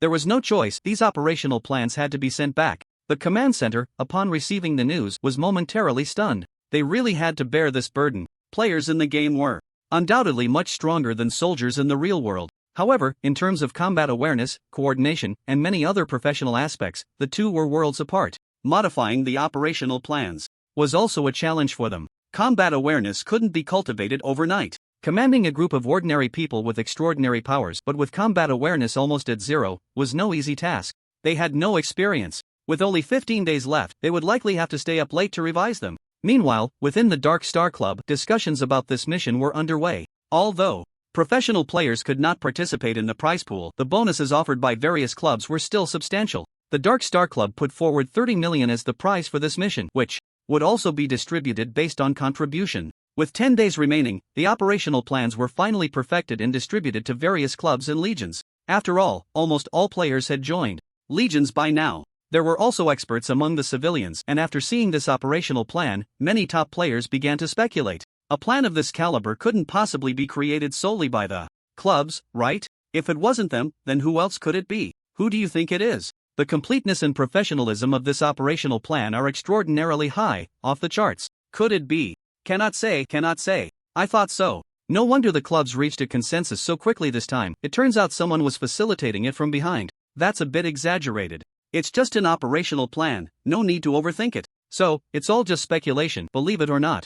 Amidst the debates and discussions, time continued to count down. 9 days, 5 days, 3 days, 1 day. New Year's Day was approaching. On this day, nearly half of the registered players had already logged in. When the mission officially began, other players would gradually come online as well. The players participating in this mission were not just those who had ventured into outer space. Those remaining on Earth also had the opportunity to join in. Everyone was eager and ready, waiting for the battle to commence. Yi Chen, Xianyu, and the high-ranking players of the Dark Star Legion stood by the porthole of a spaceship. Of course, apart from the players of the Dark Star Legion, other high-ranking members from different legions were also aboard this ship. This spaceship was custom-built by various clubs funded collectively in the chaotic Star River. It served as the flagship for the counteroffensive against the Yola civilization, named the Civilization. The civilization not only boasted a main cannon capable of penetrating the defenses of level 60 superhumans but also had 38 secondary cannons and 8 missile launch silos. Although it was far inferior to a star destroyer, it was sufficient for this war. After all, the players relied not on fleets but on superhumans. The flagship was stationed quite far away, beyond the solar system. Through optical observation instruments, they monitored the situation near Earth. After such a long period of suppression, the rebels on the ground could only exist by engaging in guerrilla tactics. As a side note, it was rumored that those players remaining on Earth had all gotten a copy of On Guerrilla Warfare to study. Returning to the main topic, above Earth, the space docking station that was once built for Earth civilization had now become an aerial fortress. It also served as a forward outpost for the Yola civilization's expeditionary army and a satellite providing information. The Earth fleet had long been completely destroyed. Furthermore, the distant moon had been transformed into a purely industrial base, where many of the expeditionary army's military supplies were manufactured. They should be on guard by now. Of course, after all, we human players have made quite a name for ourselves in this starry sky, so they naturally have to be cautious. But they don't know when we plan to launch our counteroffensive. That's our advantage. The players began to discuss among themselves. It was not yet time to set up the respawn points. According to the battle plan, the respawn points would be established on Mars and the Moon. The respawn point for the elite troops would be set up on this civilization ship. One last time, check the timing. In half an hour, the mission will officially begin. Hurry up, everyone, check your equipment. The leaders of the various legions shouted loudly in their respective voice channels. The atmosphere on the civilization ship suddenly turned tense. In this battle plan, the players on Earth would initiate the attack first to draw the attention of the Yola civilization. To prepare for this war, many players had gathered a lot of intelligence. This Yola civilization expeditionary army was the 8th Legion under the Yola civilization's military department. The Yola civilization had a total of 10 legions, and the higher the ranking, the stronger the legion. According to this ranking, the 8th Legion was among the bottom 3 in terms of strength within the Yola civilization. But even so, it would still require the players to give their all to have a chance of defeating them. Time ticked away. The players were filled with tension. Many players watched the optical instruments on the warship while also following the live streams of the players on the ground. When the time reached the scheduled moment, the resistance war erupted. On the ground, one by one, orbs of light began to illuminate. Those were the players on Earth starting their counterattack. First, the remaining missiles were launched, leaving blooming firework like flowers across the surface of the planet. Then, the players and superhumans began to retaliate, attacking the military bases constructed by the 8th Legion on the ground. The aerial fortress also began to move slowly. The fleet in midair dispersed, preparing to provide fire support for the ground. It's our turn to take the stage. The engines of the civilization ship roared to life, the jump engines heating up. Countdown 3, 2, 1. Entering jump status. At the same time, on the aerial fortress, a violent energy reaction triggered the alarm system into a frenzy. It's a jump reaction. Something has jumped into the solar system. You don't need to tell us, we can see it too. A massive flagship battleship had boldly entered alone. It should be noted that in all their previous combat experiences, a flagship was the brain of a fleet, akin to an aircraft carrier protected by other warships. When had they ever encountered such a bizarre war where a single flagship charged in directly? But soon, they would understand the confidence of the civilization, and who it truly came from. One after another, superpowered individuals emerged from the battleship. The energy readings from them left the soldiers responsible for detection in shock. What powerful superpower reactions! Not a single ordinary person? All of them are superpowered? How is that possible? Weren't those superpowered individuals who fled before just low-tier ones? The soldiers submitted the relevant information up the chain. Aldoan was the deputy commander of the 8th Legion and also the overall commander of this expeditionary force. Although he was the deputy commander, the actual control of the 8th Legion was in his hands. This was because the commanders of the 10 legions were all members of the Rolla Civilization Council. When tasked with handling Earth, Aldoan initially didn't care much. Otherwise, the incident where players managed to seize a ship and escape wouldn't have happened in the first place. After that incident, with the rise of the players, it quickly became famous.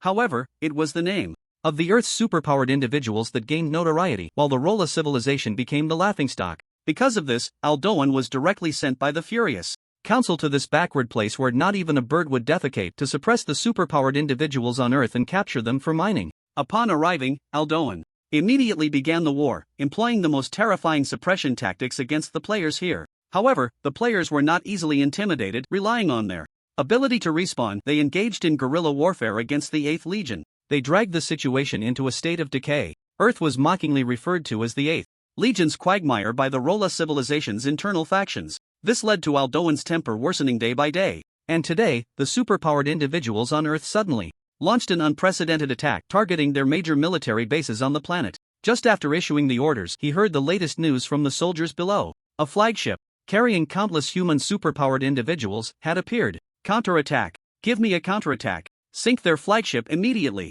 Aldoan was nearly spitting on the soldier reporting the situation. They want to throw the face of our 8th Legion into the mud. Repel them. Get out there. Yes. The soldier stood at attention and left with the orders. Meanwhile, the civilization flagship, having jumped directly between Earth and Mars, began to warm up its cannons. Boom! A thick beam of light swept out, piercing through more than 20 warships, blocking its path as if they were skewers on a grill. Huge fireballs ignited in the depths of space. The players charged forward, unleashing powerful AoE skills that swept away all obstacles in front of them. In this first round of strikes, the 8th Legion was caught off guard, and their outer defenses melted away like snow and sunlight. However, the 8th Legion quickly regained its composure. The space fortress began to adjust its direction, and the patrolling fleet was recalled, preparing to encircle the players. One by one, small spacecraft shaped like flying shuttles were deployed from the flagship. These ships had no other functions. Their only advantage was their incredible speed. Their target was the lunar base. On these small shuttles sat the elite players from various legions, preparing to assault the lunar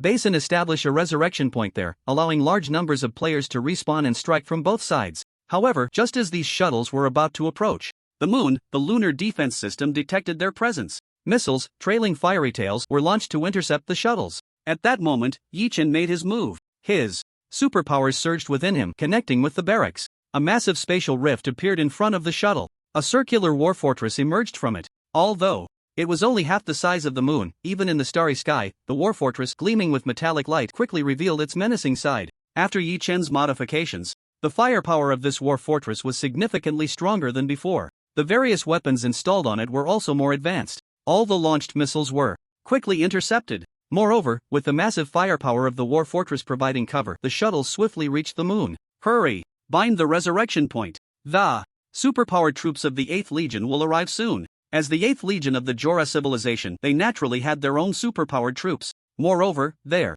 average strength was above level 40, with top combatants reaching over level 60. Pulling one soldier from the superpowered troops was like pulling a mini-boss, while those top-tier existences could only be dealt with by professional players as major bosses. All Legion resurrection points bound. Transmission starting. Local superpowered.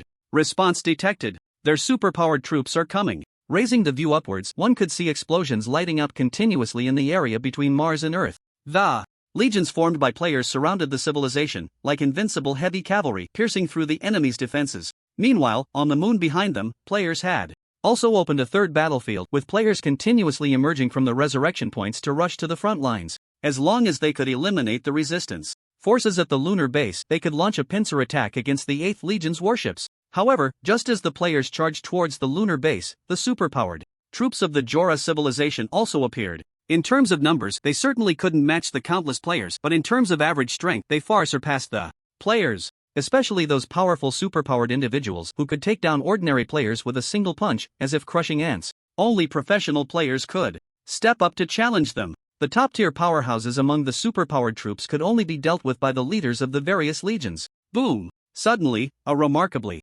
muscular Jora appeared in front of Yi Chen. He threw a punch forward, stirring up the lunar dust around him, as if forming a mud tornado, crashing down fiercely towards Yi Chen's face. Just as his fist was about to collide with Yi Chen's cheek, a barrier made of magnetic light appeared in front of him, directly intercepting the punch. Xian Yu stood in the distance, surrounded by countless mechanical warriors. The magnetic light barrier was composed of numerous small, finger-sized dart-like machines. This was the latest batch of weapons crafted by Xian Yu, named Mechanical Dragon Scales. Inspired by the armor he wore, these mechanical dragon scales now protected the professional players of the Dark Star Legion on the moon. The right combination of superpowered individuals could unleash even more powerful effects. For example, just now, the reason that warrior from Ruola was able to suddenly appear was due to a partnership with a space magic proficient mage who teleported him, intending to return the favor in kind and catch him off guard. However, unfortunately, this tactic did not have much effect. The sphere formed by the gun and cannon armament appeared in Yi Chen's hand. He suddenly threw it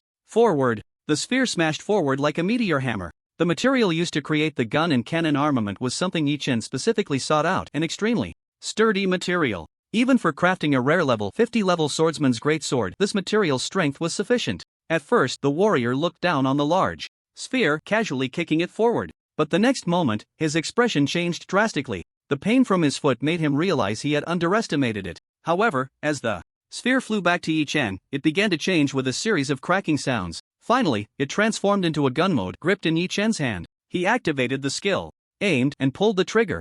A storm of metal bullets surged toward the warrior in an instant. The combat suit on his body quickly became covered in ice shards, and the terrifying chill continuously eroded his body. What a powerful weapon! The warrior's face stiffened from the cold. Deep in his eyes, shock was evident. He wanted to contact that space magic mage to prepare for a retreat. But the gun and cannon armament in Yi Chen's hand rapidly began to change shape. Countless metal fragments roamed and reassembled, ultimately transforming into a ferocious giant cannon. A crimson light gathered at the cannon's mouth. Then, it fired forward. Everything in its path turned to nothingness. The warrior saw the scene, his mouth opened wide to scream, but the previous cold had frozen most of his body's functions. Faced with this scorching sun, he could not resist at all. The high temperature first evaporated his clothes, then engulfed him in the beam of light. When the light dissipated, nothing remained at the spot. This was merely a microcosm of the war, with superpowered soldiers from the Ruola civilization being jointly killed by players. There were also players who had failed, being taken down by those boss-level monsters. But overall, the tide of battle still leaned toward the players, because the number of players was simply too great. We've already breached the lunar base. Requesting support. Be careful. There are ambushes inside. Various messages were continuously being posted on the World Channel. The Legion channel was also filled with requests for help. Yi Chen, holding the gun and cannon armament, stood at a distance, providing fire support for the players in front. But just then, in the darkness, a ghostly figure suddenly appeared before Yi Chen. In his hand, he held a dull dagger, thrusting it fiercely forward. The mechanical dragon scale was instantly activated, pulling out a blue and white intersecting magnetic barrier. However, the dagger's power was immense, easily piercing through the magnetic barrier, causing the surrounding mechanical dragon scales to explode into countless sparks. The dagger plunged into Yi Chen's abdomen, but his expression remained unchanged as he raised the giant cannon and slammed it forward. However, after that one strike, the assassin immediately retreated, disappearing back into the darkness. From the earlier encounter, Yi Chen also obtained some information about this assassin. LV60, Malova Night Messenger. Level 60, a 5th turn class in the assassin superpower tree, Night Messenger. Blood gushed out continuously from the wound torn by the dagger. Even though Yi Chen applied a medical bandage, his health was rapidly decreasing. Night God, are you okay? Xian Yu's voice rang out in the team channel. At the same time, Hanya, who had been on the edge providing buffs to her teammates, also moved closer to this side. Several healing skills were cast, purging Yi Chen's bleeding status. I'm fine, just be careful, this is a level 60 assassin. Yi Chen was terrifyingly calm, simultaneously sending the information about Malova to the World Channel. His speed was already quite fast, but Malova, the level 60 assassin, moved even quicker. From the moment he stabbed Yi Chen and left, to when Yi Chen sent his data to the World Channel, he had already slain 2 Legion leaders, a level 50 archer, and a level 50 mage. On the players' side, all legions immediately began to consolidate their front lines, protecting their high-output fragile units. However, this passive approach was hardly effective. What they needed most now was to seize the time and capture the lunar base, rather than dawdling here. The problem arose: if this were the previous life, since it was already the end of the game version, players would have to desperately complete this task, so even if they encountered this assassin, they would have piled him up to death through a life-for-a-life exchange. But now, players, especially those professional players and the leaders of various legions, could not be driven by ordinary interests, meaning those motivated by rewards, and thus developed a mindset of avoiding battle. If a group of real soldiers were present, they would definitely be able to complete the mission according to the battle plan. Unfortunately, the players here were all ordinary people, and each had their own little schemes in their hearts. We can't drag this out any longer, I'll lead the way. Dark Star Legion, follow me in. Yi Chen stood still, closed his eyes, and the superpower within him surged wildly. A massive aura even caused the lunar dust around him to form a small vortex. Yi Chen's vision was now drawn to the war fortress. One piece of data after another appeared before his eyes. Ammunition, durability, power, energy, overload operation, unleash all firepower, tear the lunar base apart for me. Yes. The artificial intelligence of the war fortress accepted the command, and then the massive war fortress began to operate. The most ferocious war weapons revealed their most hideous scene. At that moment, countless missiles trailing crimson flames shot out from the war fortress. The east wind blows, flowers bloom like 1,000 trees, and stars fall like rain. In the blink of an eye, these missiles struck the lunar base. The base's air defense system emitted the sharpest alarm, and intercepting missiles launched into the sky. However, the density of missile strikes from the war fortress was so great that almost every square meter could absorb the impact of 3 missiles. Boom, boom, boom. Clouds of dust mushroomed, and the entire lunar surface seemed to begin to tremble. When many players saw this scene, they all gaped in astonishment. In this version, Yi Chen had not yet engaged with other game players. Many players only knew he was strong, but they never expected he had become this powerful. Had the gap between them grown so large? The leaders of various legions, witnessing this scene, also felt a bitter taste in their mouths. They were all legion leaders, all at level 50 max. How could the gap be so absurdly vast? After the war fortress cleared its inventory, it retreated back into the Yi barracks. Meanwhile, the players shouted and charged forward. In the previous wave of strikes, all defensive measures within the lunar base had temporarily fallen silent, because Yi Chen's artillery fire struck from the front of the player formation towards the lunar base. Seizing this opportunity, a large number of players surged forward. Unlike the few players who had rushed in earlier and were killed, the players advanced while resetting their respawn points, quickly establishing a foothold at the lunar base. In close combat, the casualty rates on both sides were extremely frightening. As Yi Chen shifted his focus away from the war fortress, he turned his attention to Malova. This assassin, if not dealt with, would ultimately become a significant problem. At this moment, Malova was itching to tear Yi Chen apart. His mission was to eliminate the fragile superhumans among humans. As a gunner, Yi Chen was naturally one of his targets. Although he couldn't deliver a fatal blow just now, he had already severely injured him. Moreover, everyone from the Rolla civilization believed that the floating war fortress outside was being controlled by someone. They never imagined it was actually being manipulated by a gunner. Just now, when that massive superpower reaction connected to the war fortress, the people of the Rolla civilization knew they were in trouble, because whether the war fortress was controlled by a gunner or not represented two completely different extremes, and they had already tasted the bitter fruit of that. The superhumans from Earth had firmly established themselves in the lunar base. However, this move had thoroughly enraged Malova. He constantly transformed into shadows, weaving around Yi Chen. Like a snake hiding in the dark, he aimed to strike him with a couple of sudden blows. In his eyes, Yi Chen's kill count had already risen to the top. Legion members, go seize the base. Yi Chen calmly issued the command. The greater the effort to seize the base, the greater the contribution value. He couldn't allow the players in the Legion to stay here for his own safety.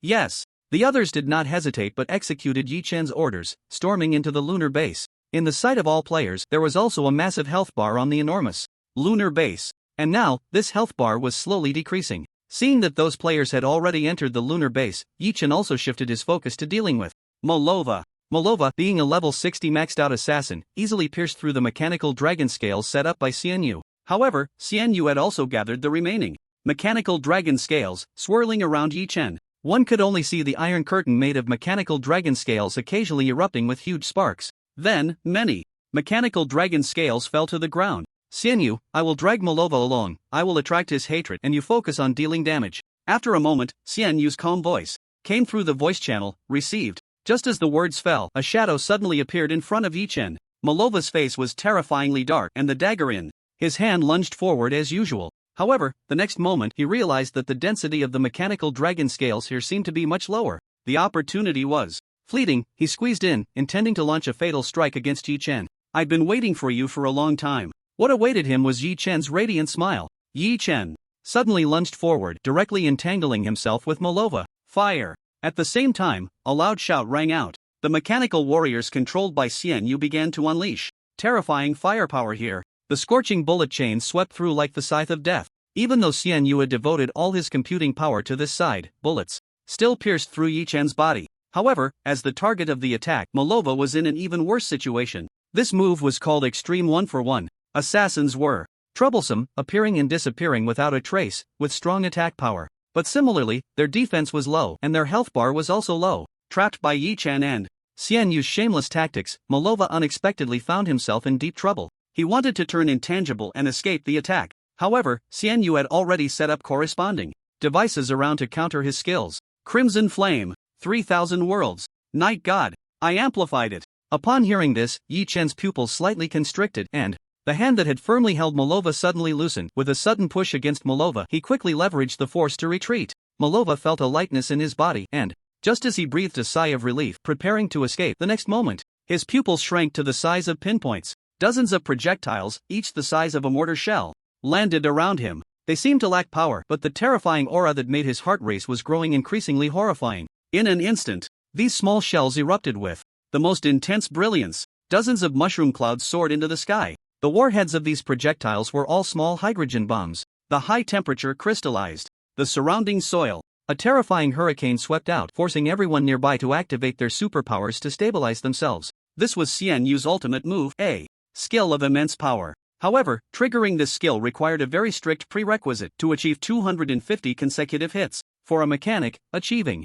250 consecutive hits was not too difficult, but for an assassin, the difficulty suddenly increased. Fortunately, he was not fighting alone. With the opportunities created by Yi Chen, that was enough. Yi Chen was blown into the air by the hurricane, his gun and cannon transforming into cannon mode. The energy core, containing the power of dozens of stars, began to roar, providing immense strength to the weaponry. The temperature at the cannon's mouth rapidly rose, soon exceeding 10,000 degrees Celsius. Amidst the smoke and dust, a figure broke through the haze and appeared. But the next moment, a crimson beam of light, like a spear thrown by a deity, shot down with a thunderous roar. The beam pinned that figure directly to the ground. Then, the light radiated outward. Below, a massive pit appeared, filled with red-hot lava. Nothing else was there. Cough cough. Yi Chen coughed twice, spitting out a few mouthfuls of blood. If it weren't for the skill of Super God Battle Intent, which granted him immunity from death, he wouldn't have been able to hold Malova back just now. However, his health had already dropped to an exaggerated level.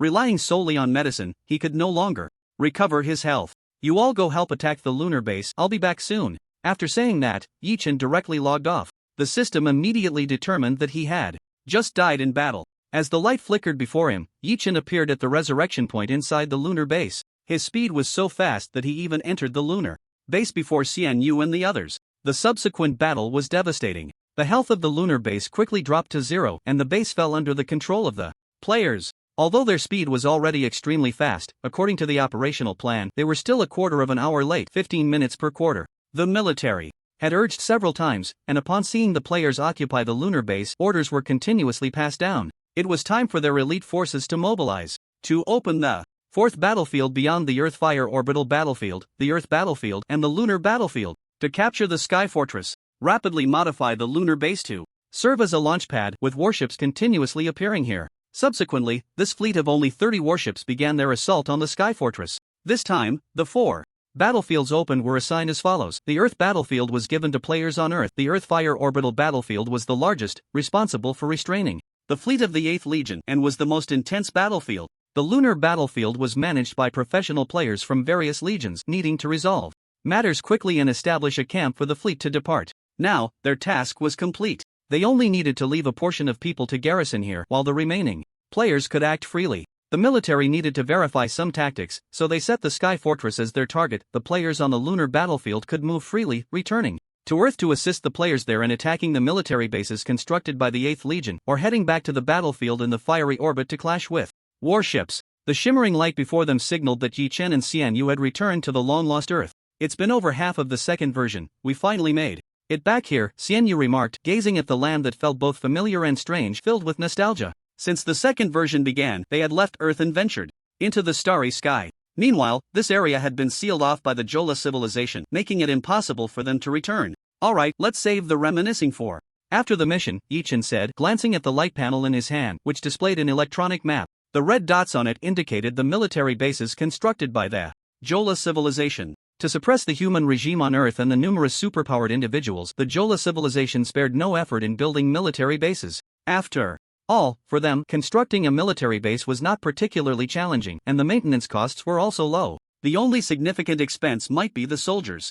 However, these military bases were not very formidable in the face of superpowered individuals. Even previously, to suppress the players and superpowered individuals on Earth, they needed the support of aerial fortresses. Given the sheer number of military bases they had built, it was impossible to station a superpowered unit at each one. Only the military bases in major cities might have organized superpowered units. Alright, let's sweep through from here, Yichen said, drawing a line along the red dots. Let's go. This time, it was once again Yichen and Xianyu teaming up to sweep through the military bases along their path. Soon, they reached the end point of their route, a large base, located in a first-tier city, which was also guarded by a superpowered unit. As usual, Xianyu first infiltrated the network, hacking into their defense system, and then it was Yichen's turn to take out targets. However, an unexpected event occurred. There was a mechanic present in this base. Coincidentally, this mechanic specialized in intelligent networks. Although Xianyu was also a mechanic, his expertise in networks was merely a side skill. Unless he was creating artificial intelligence later on, he wouldn't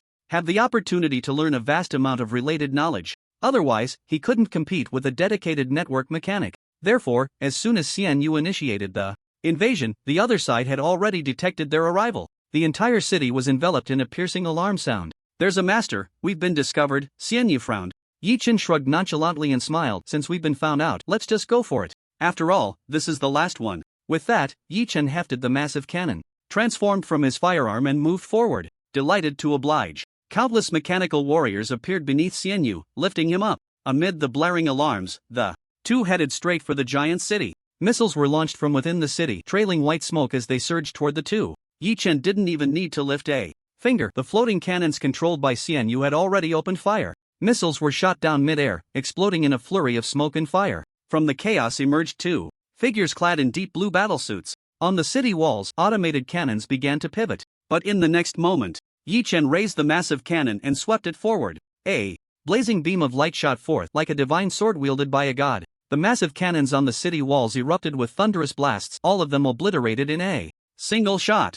Yichen's superpowers surged within him, and his skills were activated. The damage was crazily amplified and stacked, and the next shot went straight towards the city wall. Boom! In a precarious state, the reinforced steel wall was suddenly blasted open, creating a large hole. These steel walls, built to defend against monster invasions, were originally the greatest trump card for these humans to survive in the game. After being reinforced by the Jarala people, their sturdiness had significantly increased. Yet even so, they still couldn't withstand Yichen's shot. Their superpowered individuals have come out, Xianyu reminded from the side as he was fully controlling his mechanical warrior to deal with the missiles shot from the city. Got it, provide me with a view. As soon as he finished speaking, images began to appear in the tactical glasses Yichen was wearing. It was the perspective provided by drones patrolling high above. A long arrow flew in first. The arrow was entirely ice blue, leaving a trail of ice shards in its wake. In the blink of an eye, it appeared right in front of Xianyu. They knew that in the combination of gunners and mechanics, the mechanic was essentially the gunner's eye. If they could blind a gunner's eye, the threat posed by the gunner would be greatly reduced. However, the idea was good, but reality was cruel. A series of mechanical dragon scales appeared in front of Xianyu, pulling out a blue-white shield. The ice arrow pierced through 2 layers of mechanical dragon scales before coming to a complete stop. And at the moment the ice arrow appeared, Yichen had already completed the aiming and locking step. I pull the trigger, you take care of dying. A red-hot beam of light swept through, directly taking out the hidden archer. Seeing this scene, the remaining superpowered individuals were filled with fear. After 2 stubborn superpowered individuals attempted to counterattack and were turned to ashes by Yichen, the remaining Jarala superpowered individuals surrendered. In the face of absolute power, they had no room for resistance. Those who resisted were now truly left with nothing, not even ashes. Contacting nearby players, they disarmed these Jarala people and then took over the city. The NPCs in the city couldn't believe that this liberation war had come to such a swift end. Did those Jarala people, who possessed despairing power, really surrender? Just like that? In fact, it wasn't just Yichen's side that was progressing quickly. The liberation speed in other cities was also very fast. After all, those players were a fully equipped 20-person team tackling a large city's military base. Victory was gradually tilting towards the players. As long as they took down the space fortress, this battle could basically be declared a victory for humanity. Taking down the space fortress was the task of those elite troops. The progress of attacking the space fortress was also very fast. Although everyone's mission was to expel the Jarala civilization, there was also competition within the cooperation. Looking at the players over there, the speed of rescuing their own country was even faster. After the alliance merger, the territories of the 5 federations were roughly the same size. Just as half of the military bases around the world had been attacked, news came back from the space fortress that the entire fortress was now under their control. Now, the power of the Jarala civilization was left with only the fleet still in the geostationary orbit and the few remaining military bases on Earth. However, encouraged by this good news, the players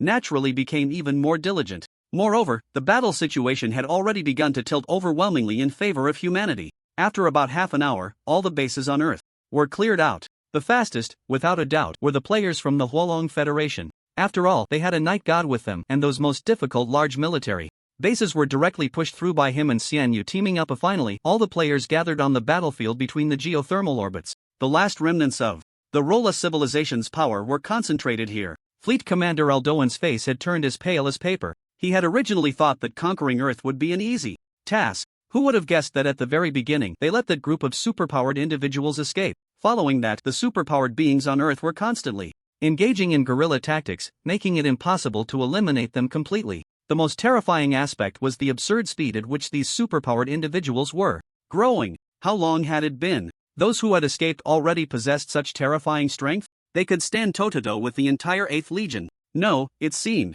that it was far more than just a simple confrontation. All military bases on Earth had lost contact with them. The lunar base had also recently lost communication with them. Just a moment ago, after the Sky Fortress sent out its last distress signal, there had been no further word. The outcome was already predictable. Of the 4 battlefields they had opened, 3 had now been lost. Now, only the last remnants of power remained here. The entire fleet was now estimated to have only about 60% of its combat strength left. But looking around, the number of superpowered beings on Earth was still densely packed, surrounding the ship named Civilization, confronting the 8th Legion.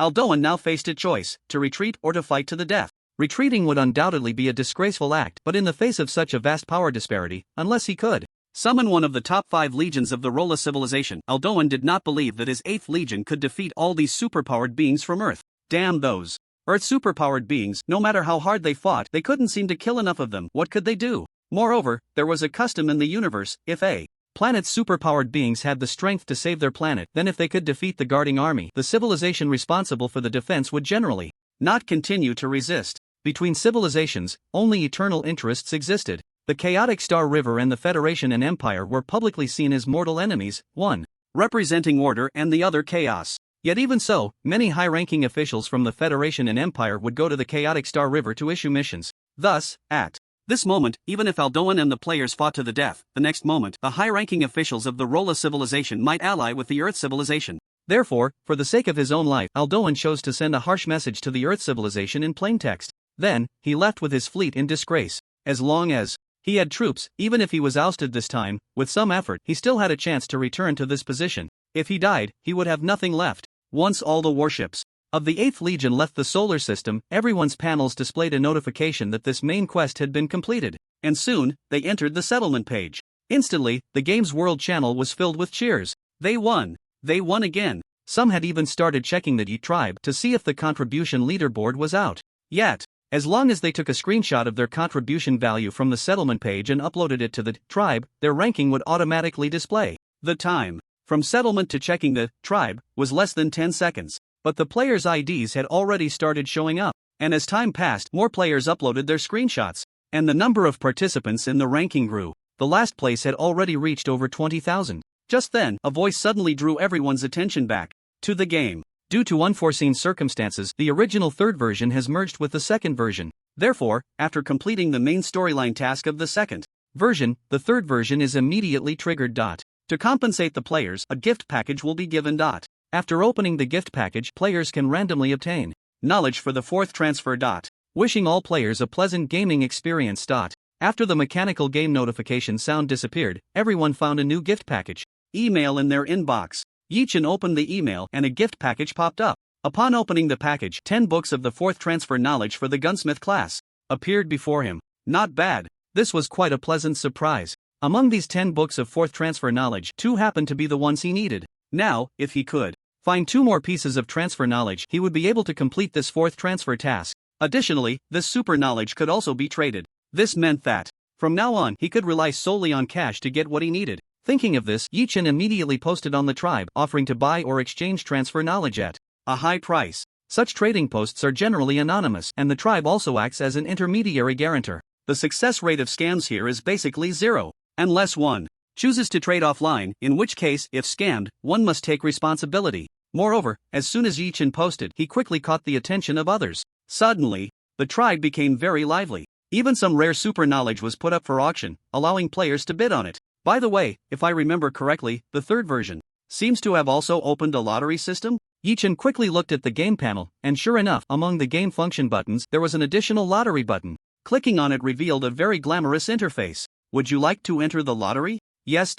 This lottery setting was developed to recycle the excess gold coins held by players. Because by the 4th version, the knowledge for super transfers starting from level 60 could not be purchased solely with gold coins. Therefore, having so many gold coins in hand without any use would naturally waste resources. The next time gold coins would be in demand again would likely be when game items were massively introduced into reality, and that would be by the 6th or 7th version. After confirming, the light before Yi-Chen faded away. When the surrounding buildings reappeared, he found himself standing in a resplendent palace. In front of the palace there was a huge pool. Beside the pool was a coin-operated machine. As expected, the lucky pool. Seeing this pool, a nostalgic look appeared in Yi-Chen's eyes. The lucky pool was a nickname given to this pool by many players. However, many unlucky players also emerged from here.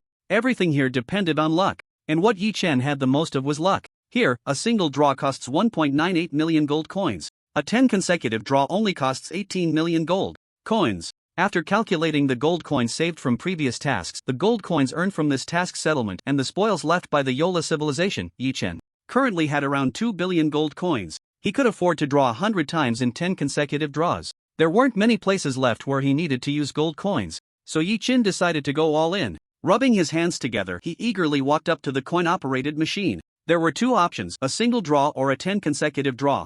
He placed his hand on the 10 consecutive draw button, and immediately a clattering sound echoed. Countless gold coins appeared above the lucky pool. Then, like raindrops, they fell into the lucky pool. Once the 18 million gold coins had all dropped into the pool, 10 light orbs emerged from the pool. Following that, the light orbs faded away. Congratulations, you have obtained an experience card. Congratulations, you have obtained an experience card. Congratulations, you have received an experience card. Wow! Starting off with a triple experience card. Experience cards are the cheapest items among the 10 consecutive draws, because in this game, the one thing that is most abundant is experience. As long as time allows, even reaching level 200 is possible. Congratulations, you have received special medal. Congratulations, you have received. After drawing 10 light orbs, I got 6 experience cards, 2 pieces of metal materials, and a special healing potion that can fully restore health at once. The last one was a white equipment. I didn't expect the 10 consecutive draws to be this disappointing. The only useful item here is that special potion that can fully restore health.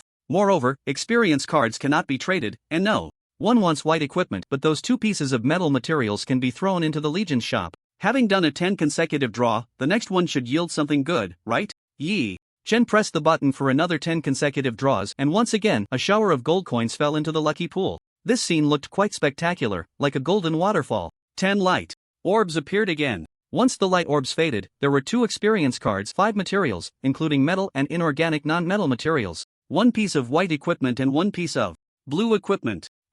Yi-Chen rubbed his face and took a deep breath.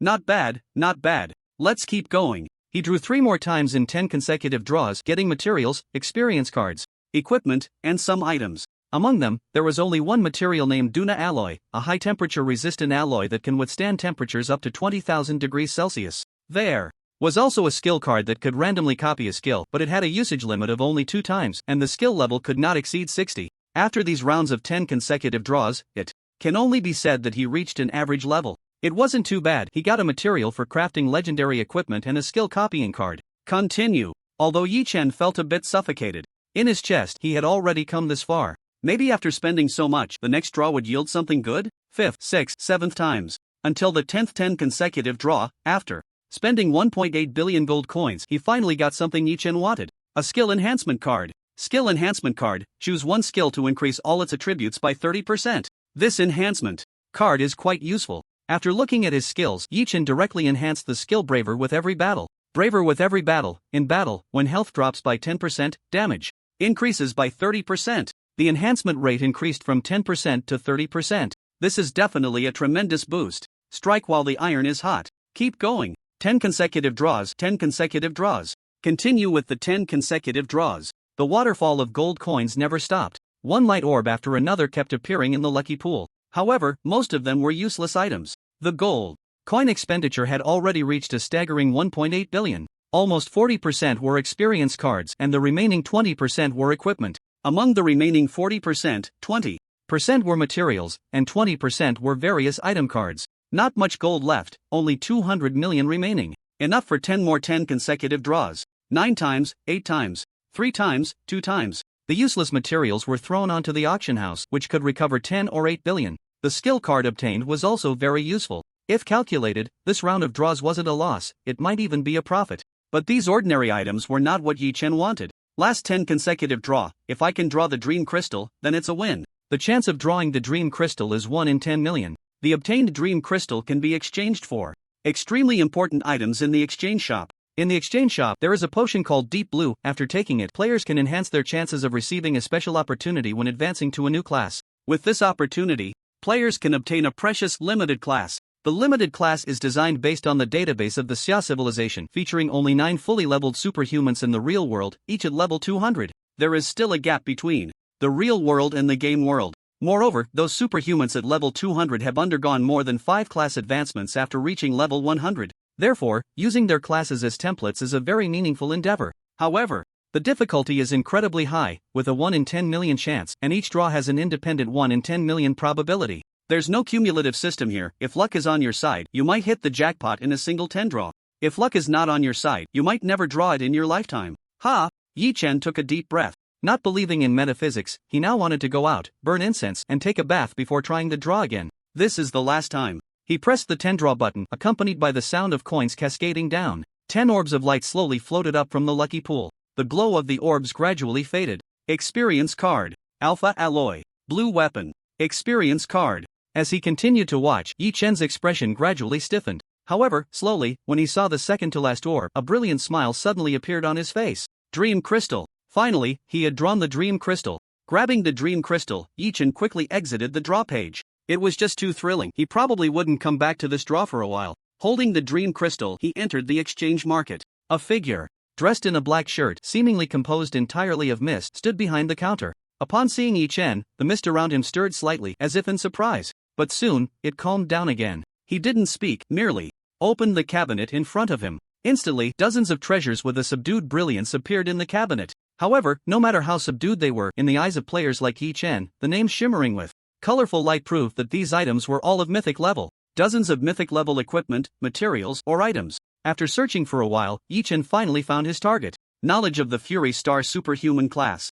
Advancement. Includes knowledge of superhuman class advancements from the 5th to the 10th. This is it. I want to exchange for this. Yi-Chen handed over the dream crystal in his hand, pointing at the Fury Star Superhuman Class knowledge. The misty figure merely snapped his fingers lightly, and the crystal ball containing the data for the Fury Star Superhuman Class flew towards Yi-Chen. After the transaction was completed, the light faded, and the shop vanished once again. Yi-Chen returned to the game world holding a crystal ball. When he crushed the crystal ball, countless pieces of knowledge flooded into Yi-Chen's mind. However, he wasn't at the required level yet, so he couldn't digest this knowledge for the time being. Collect enough knowledge for the 5th class advancement and complete the 5th class task first. Then use the experience card to directly push my level to 60 and then learn the skills from this. After hanging around in the tribe for a few days, he quickly gathered the remaining class knowledge. Have you completed the class advancement task? Yes. After Yi-Chen confirmed, the superpower within him began to surge. Waves of immense power started flowing through his body. Congratulations on completing the 5th class task. Congratulations, you have advanced to the superhuman class, Star Combatant. A 5th class profession of a powerful gunner. Then, using an experience card, he directly pushed his level from 50 to 60. At the same time, there were also huge changes on the panel. ID, Night Race, Sanctuary. Carbon-based lifeform / earthling profession, Star Hunter secondary profession, none level, 60 experience, 0 W strength, 100000 spirit, 100000 agility, 80,000 charm, 560,000 health points, 550,000 energy points, 550000 organization. Dark Star Legion, Earth, Chaotic Star River, Mercenary Guild. Both strength and spirit had broken the 100,000 mark. Health and energy points had also reached 550,000. This value, even for ordinary level 70 superhumans, was unattainable. This is the foundation. Every time one transitions to a rare profession, their stats receive a tremendous boost. With each accumulation, these stats become incredibly terrifying. After all, even in his past life, the number of players who successfully transitioned to a self-created profession was very few. Not to mention how many times one could transition to a self-created profession. Just as Yi Chen completed this transition task and reached level 60, huge changes began to occur in the distant depths of the universe. What's going on? How could they launch a full-scale attack so quickly? The chief executive officer of the Xia civilization, holding the documents in his hand, displayed an expression of utter shock. How could they possibly launch a full-scale attack so soon? Currently, the strength of the Xia civilization still maintained around 60 to 70%. Following the normal course of events, they should have chosen the most hassle-free and reliable plan. They would wear down the Xia civilization's war potential through a grinding method, and only when they were in a desperate situation would they launch a total assault. In fact, in Yi Chen's past life, that's exactly what they did. But now, the enemy had actually launched a total assault ahead of time? It's possible that it's due to the previous fate strikes. The commander of the First Legion, Luo Liangqi, a 200-level powerhouse of the Xia civilization, known as the true god of magical principles, said with a serious expression, "Fate strikes only occur when something happens that could cause a significant change to the entire universe. But we have already suffered several fate strikes here." Hearing Luo Liangqi's words, the other dozens of people in the conference room also showed expressions of realization. That's right, fate strikes. The opposing side must have detected the arrival of fate strikes, worried that things would change, which is why they launched an attack so quickly. Since they want to confront us head-on, then we will confront them head-on. Exactly. A full-scale war is also beneficial for us. Chief Executive, let's go to war with them. What about the mainframe? What about the Star River Empire? The chief executive slammed the table and said coldly, "Open the version early, reduce restrictions. Quickly contact the powerhouses of various life civilizations, let the game descend into reality as soon as possible." Yi Chen, having leveled up to 60, planned to do other things while waiting for the next version update. He intended to directly use the super knowledge from the Star Hunter super profession to complete the next stage of the transition task. However, at that moment, all players received a text message from the official. The game's Star River Empire would undergo a 2-month maintenance update. More detailed content would be further explained by the officials after the update was completed. When they saw this email, almost all players were dumbfounded. In fact, it wasn't just them who were confused. All life civilizations that had been introduced to the game by the Xia civilization were also bewildered. How could this game suddenly start updating? Moreover, the maintenance is set to last for 2 whole months. You have to understand, even the updates at the end of a version cycle can't last this long. Additionally, there are no new casual servers or PK servers opened. If the game weren't still running, people might even think it was about to shut down. Especially since game items can now manifest in reality, the significance of this game has become even more profound. But now, suddenly, there's going to be a 2-month maintenance, which is quite an adjustment for many. Since the launch of Galactic Empire, the game has quickly captured almost everyone's heart. Many even treat it as their second world or a reincarnation world. Here, they can engage in activities they love based on their interests. They can play with technology and experience all sorts of novel items. Superpowers and combat methods are also reasons that attract countless players to this game. However, the decision to update the game version was made by Xia Civilization. No matter how dissatisfied they are or how much they complain in the tribe, it's all in vain. 2 months, such a long maintenance period? Xian Yu was also very puzzled. Previous updates never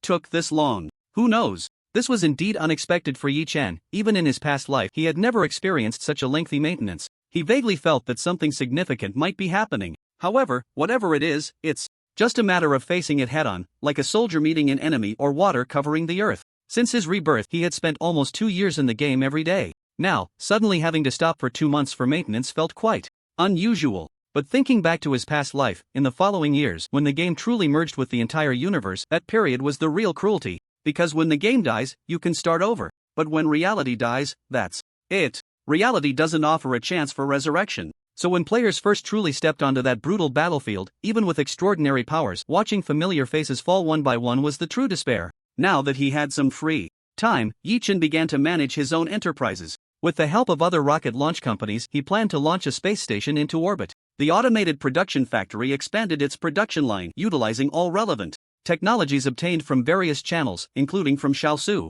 He hoped this factory could eventually become a true arms factory. Lastly, there was the sky industry, this ancestral property, which involved too many profit-sharing parties. Even though Yichen held the most shares here, that was all there was to it. The sky industry now resembled a massive, unmatched ship, already gaining momentum in its forward direction. Anyone wanting to change its course had to consider whether they could withstand the backlash of that inertia. So, in this situation, he made another choice, to sell his shares. It was a sale, not just a mortgage like before. Many people thought Yichen had truly lost his mind. This time, when he went to acquire the deep space exploration company, everyone thought he had some grand plan. Who would have guessed he would turn around and sell his shares in the sky industry? No one believed in Yichen's investment. This time, however, just 10 days after Yichen sold his shares in the sky industry and cashed out a large sum, on the 12th day of the game's maintenance period, Deep Space Exploration issued an announcement. Their self-developed deep space exploration vessel would enter deep space in 2 days. As soon as this announcement was made, some people said they were just putting on a show to boost the company's stock price, especially since deep space exploration had just gone public recently. However, the stock price had remained lukewarm. But 3 days later, after taking a special route and arriving at the coordinates provided by Yichen, the exploration results and related photos sent back caused a sensation around the world. What abundant resources! And although the environment of that planet is a bit harsh, humans can actually live there. A new life planet? Deep space exploration is going to thrive now, according to the laws established earlier to encourage people to venture out. 80% of the resources found on the life planet belong to the discoverer, while the remaining 20% is considered tax to be paid to the human government. Moreover, if the life planet is suitable for immigration, the Human Federation grants the discoverer a high degree of autonomy.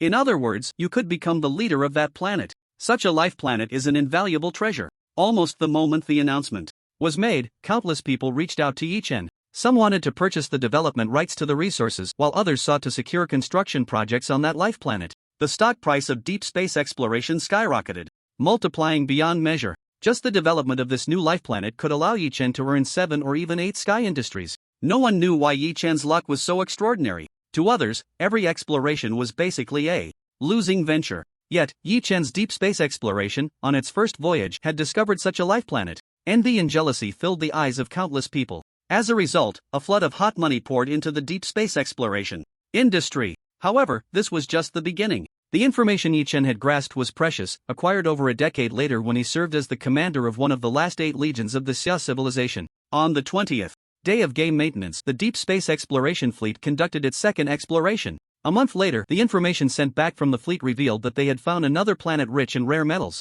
This news caused the price of rare metals to plummet significantly. Just one piece of information had caused fluctuations in a $1 trillion market. How terrifying! Was Yichen's luck really that incredible? 2 deep space explorations, and both yielded such astonishing returns. This time, many large capital investors approached Yichen, hoping to collaborate with deep space exploration. Yichen generally welcomed them but made it clear that while they could invest money, they would not be given any decision-making power. In short, if you come to make money, welcome; if you come to complain, get lost. The Deep Space Exploration Fleet was not going to stop its journey just because it discovered a valuable planet. It would continue along the established route. After all, these ships were all automated and did not require human control. Even if they ran out of fuel, they could just drift and be abandoned in the depths of space. The first fleet dispatched continued to navigate along the route provided by Yichen. On the 35th day of game maintenance, new news came back again. A brand new life planet had been discovered. Since the fleet did not require crew members, many survival supplies,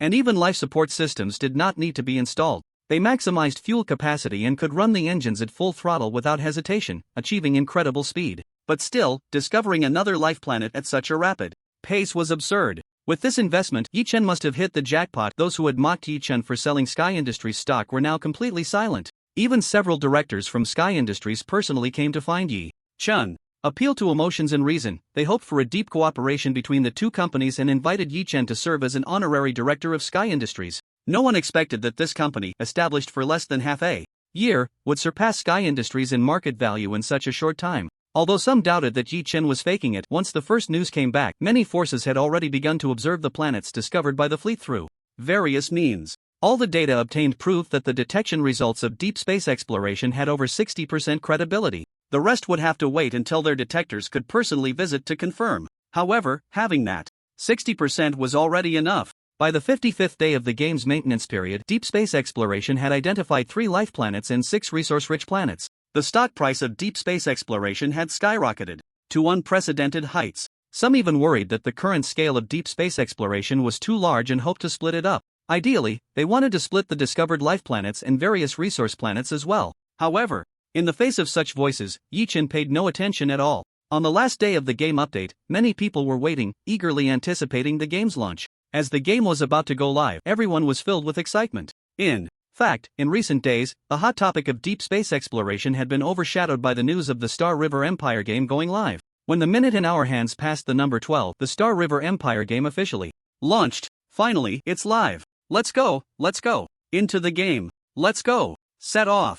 After logging into the game, everyone found an additional email in their inbox. Initially, they didn't pay much attention, but when they opened the email, everyone was stunned. Even Yi-Chen included. What? How is this possible? How could it be so fast? Looking at the content of the email, Yi-Chen's eyes were filled with shock. He incredulously said, "The game is about to descend into reality so soon?" That's right. The content of the email was related to the game's descent into reality. It first briefly introduced the background of the game's creation and the existence of the Xia civilization. Then it detailed the wars and dilemmas currently faced by the Xia civilization. Furthermore, it announced the decision for the game to descend into reality. The enemy had launched a full-scale attack and the Xia civilization decided to fight back, bringing forth all its resources. This included all the players in the game. They would contribute their technological knowledge to directly enhance the technological strength of the entire life civilization. Additionally, they would share knowledge of superpowers to help players become even stronger. Finally, it introduced the brutality of war. There was still an enormous gap between the game and reality. The most important point was that dying in the game meant real death. Therefore, to give players time to adjust, all resurrection opportunities would be retracted before the game descended into reality. It would change to a weekly resurrection update, meaning that players could no longer respawn as before. Once dead, they would have to wait a week to log back in. At the very bottom of the email was a countdown to the game's descent into reality. There were still 3 months left until the game descended into reality. After 3 months, the game would completely merge with the entire universe. Players would inherit their strengths from the game. Many remained in a state of disbelief after reading the email. The content of this email was simply too outrageous. In the Summer of Civilization, the war between 2 universes, the hidden existence of the Star River Empire, even many people have withdrawn from the game. The public opinion in reality has also exploded. Only Yi-Chen, upon reading this email, even let out a sigh of relief. Is the game finally about to descend into reality? This feeling was filled with both anticipation and confusion. Yi-Chen felt caught off guard, but ever since his rebirth, he had been preparing for this moment. And now, when things were truly happening, was he ready? Thinking of this, he opened his backpack, looking at those experience cards, a brilliant smile spreading across his face. I have always been waiting for this moment. On his wrist, there was a bracelet. The bracelet was made entirely of silver secret gold, and in the center, it was embedded with a die. At this moment, the die was continuously radiating light and spinning rapidly. The future, we are coming.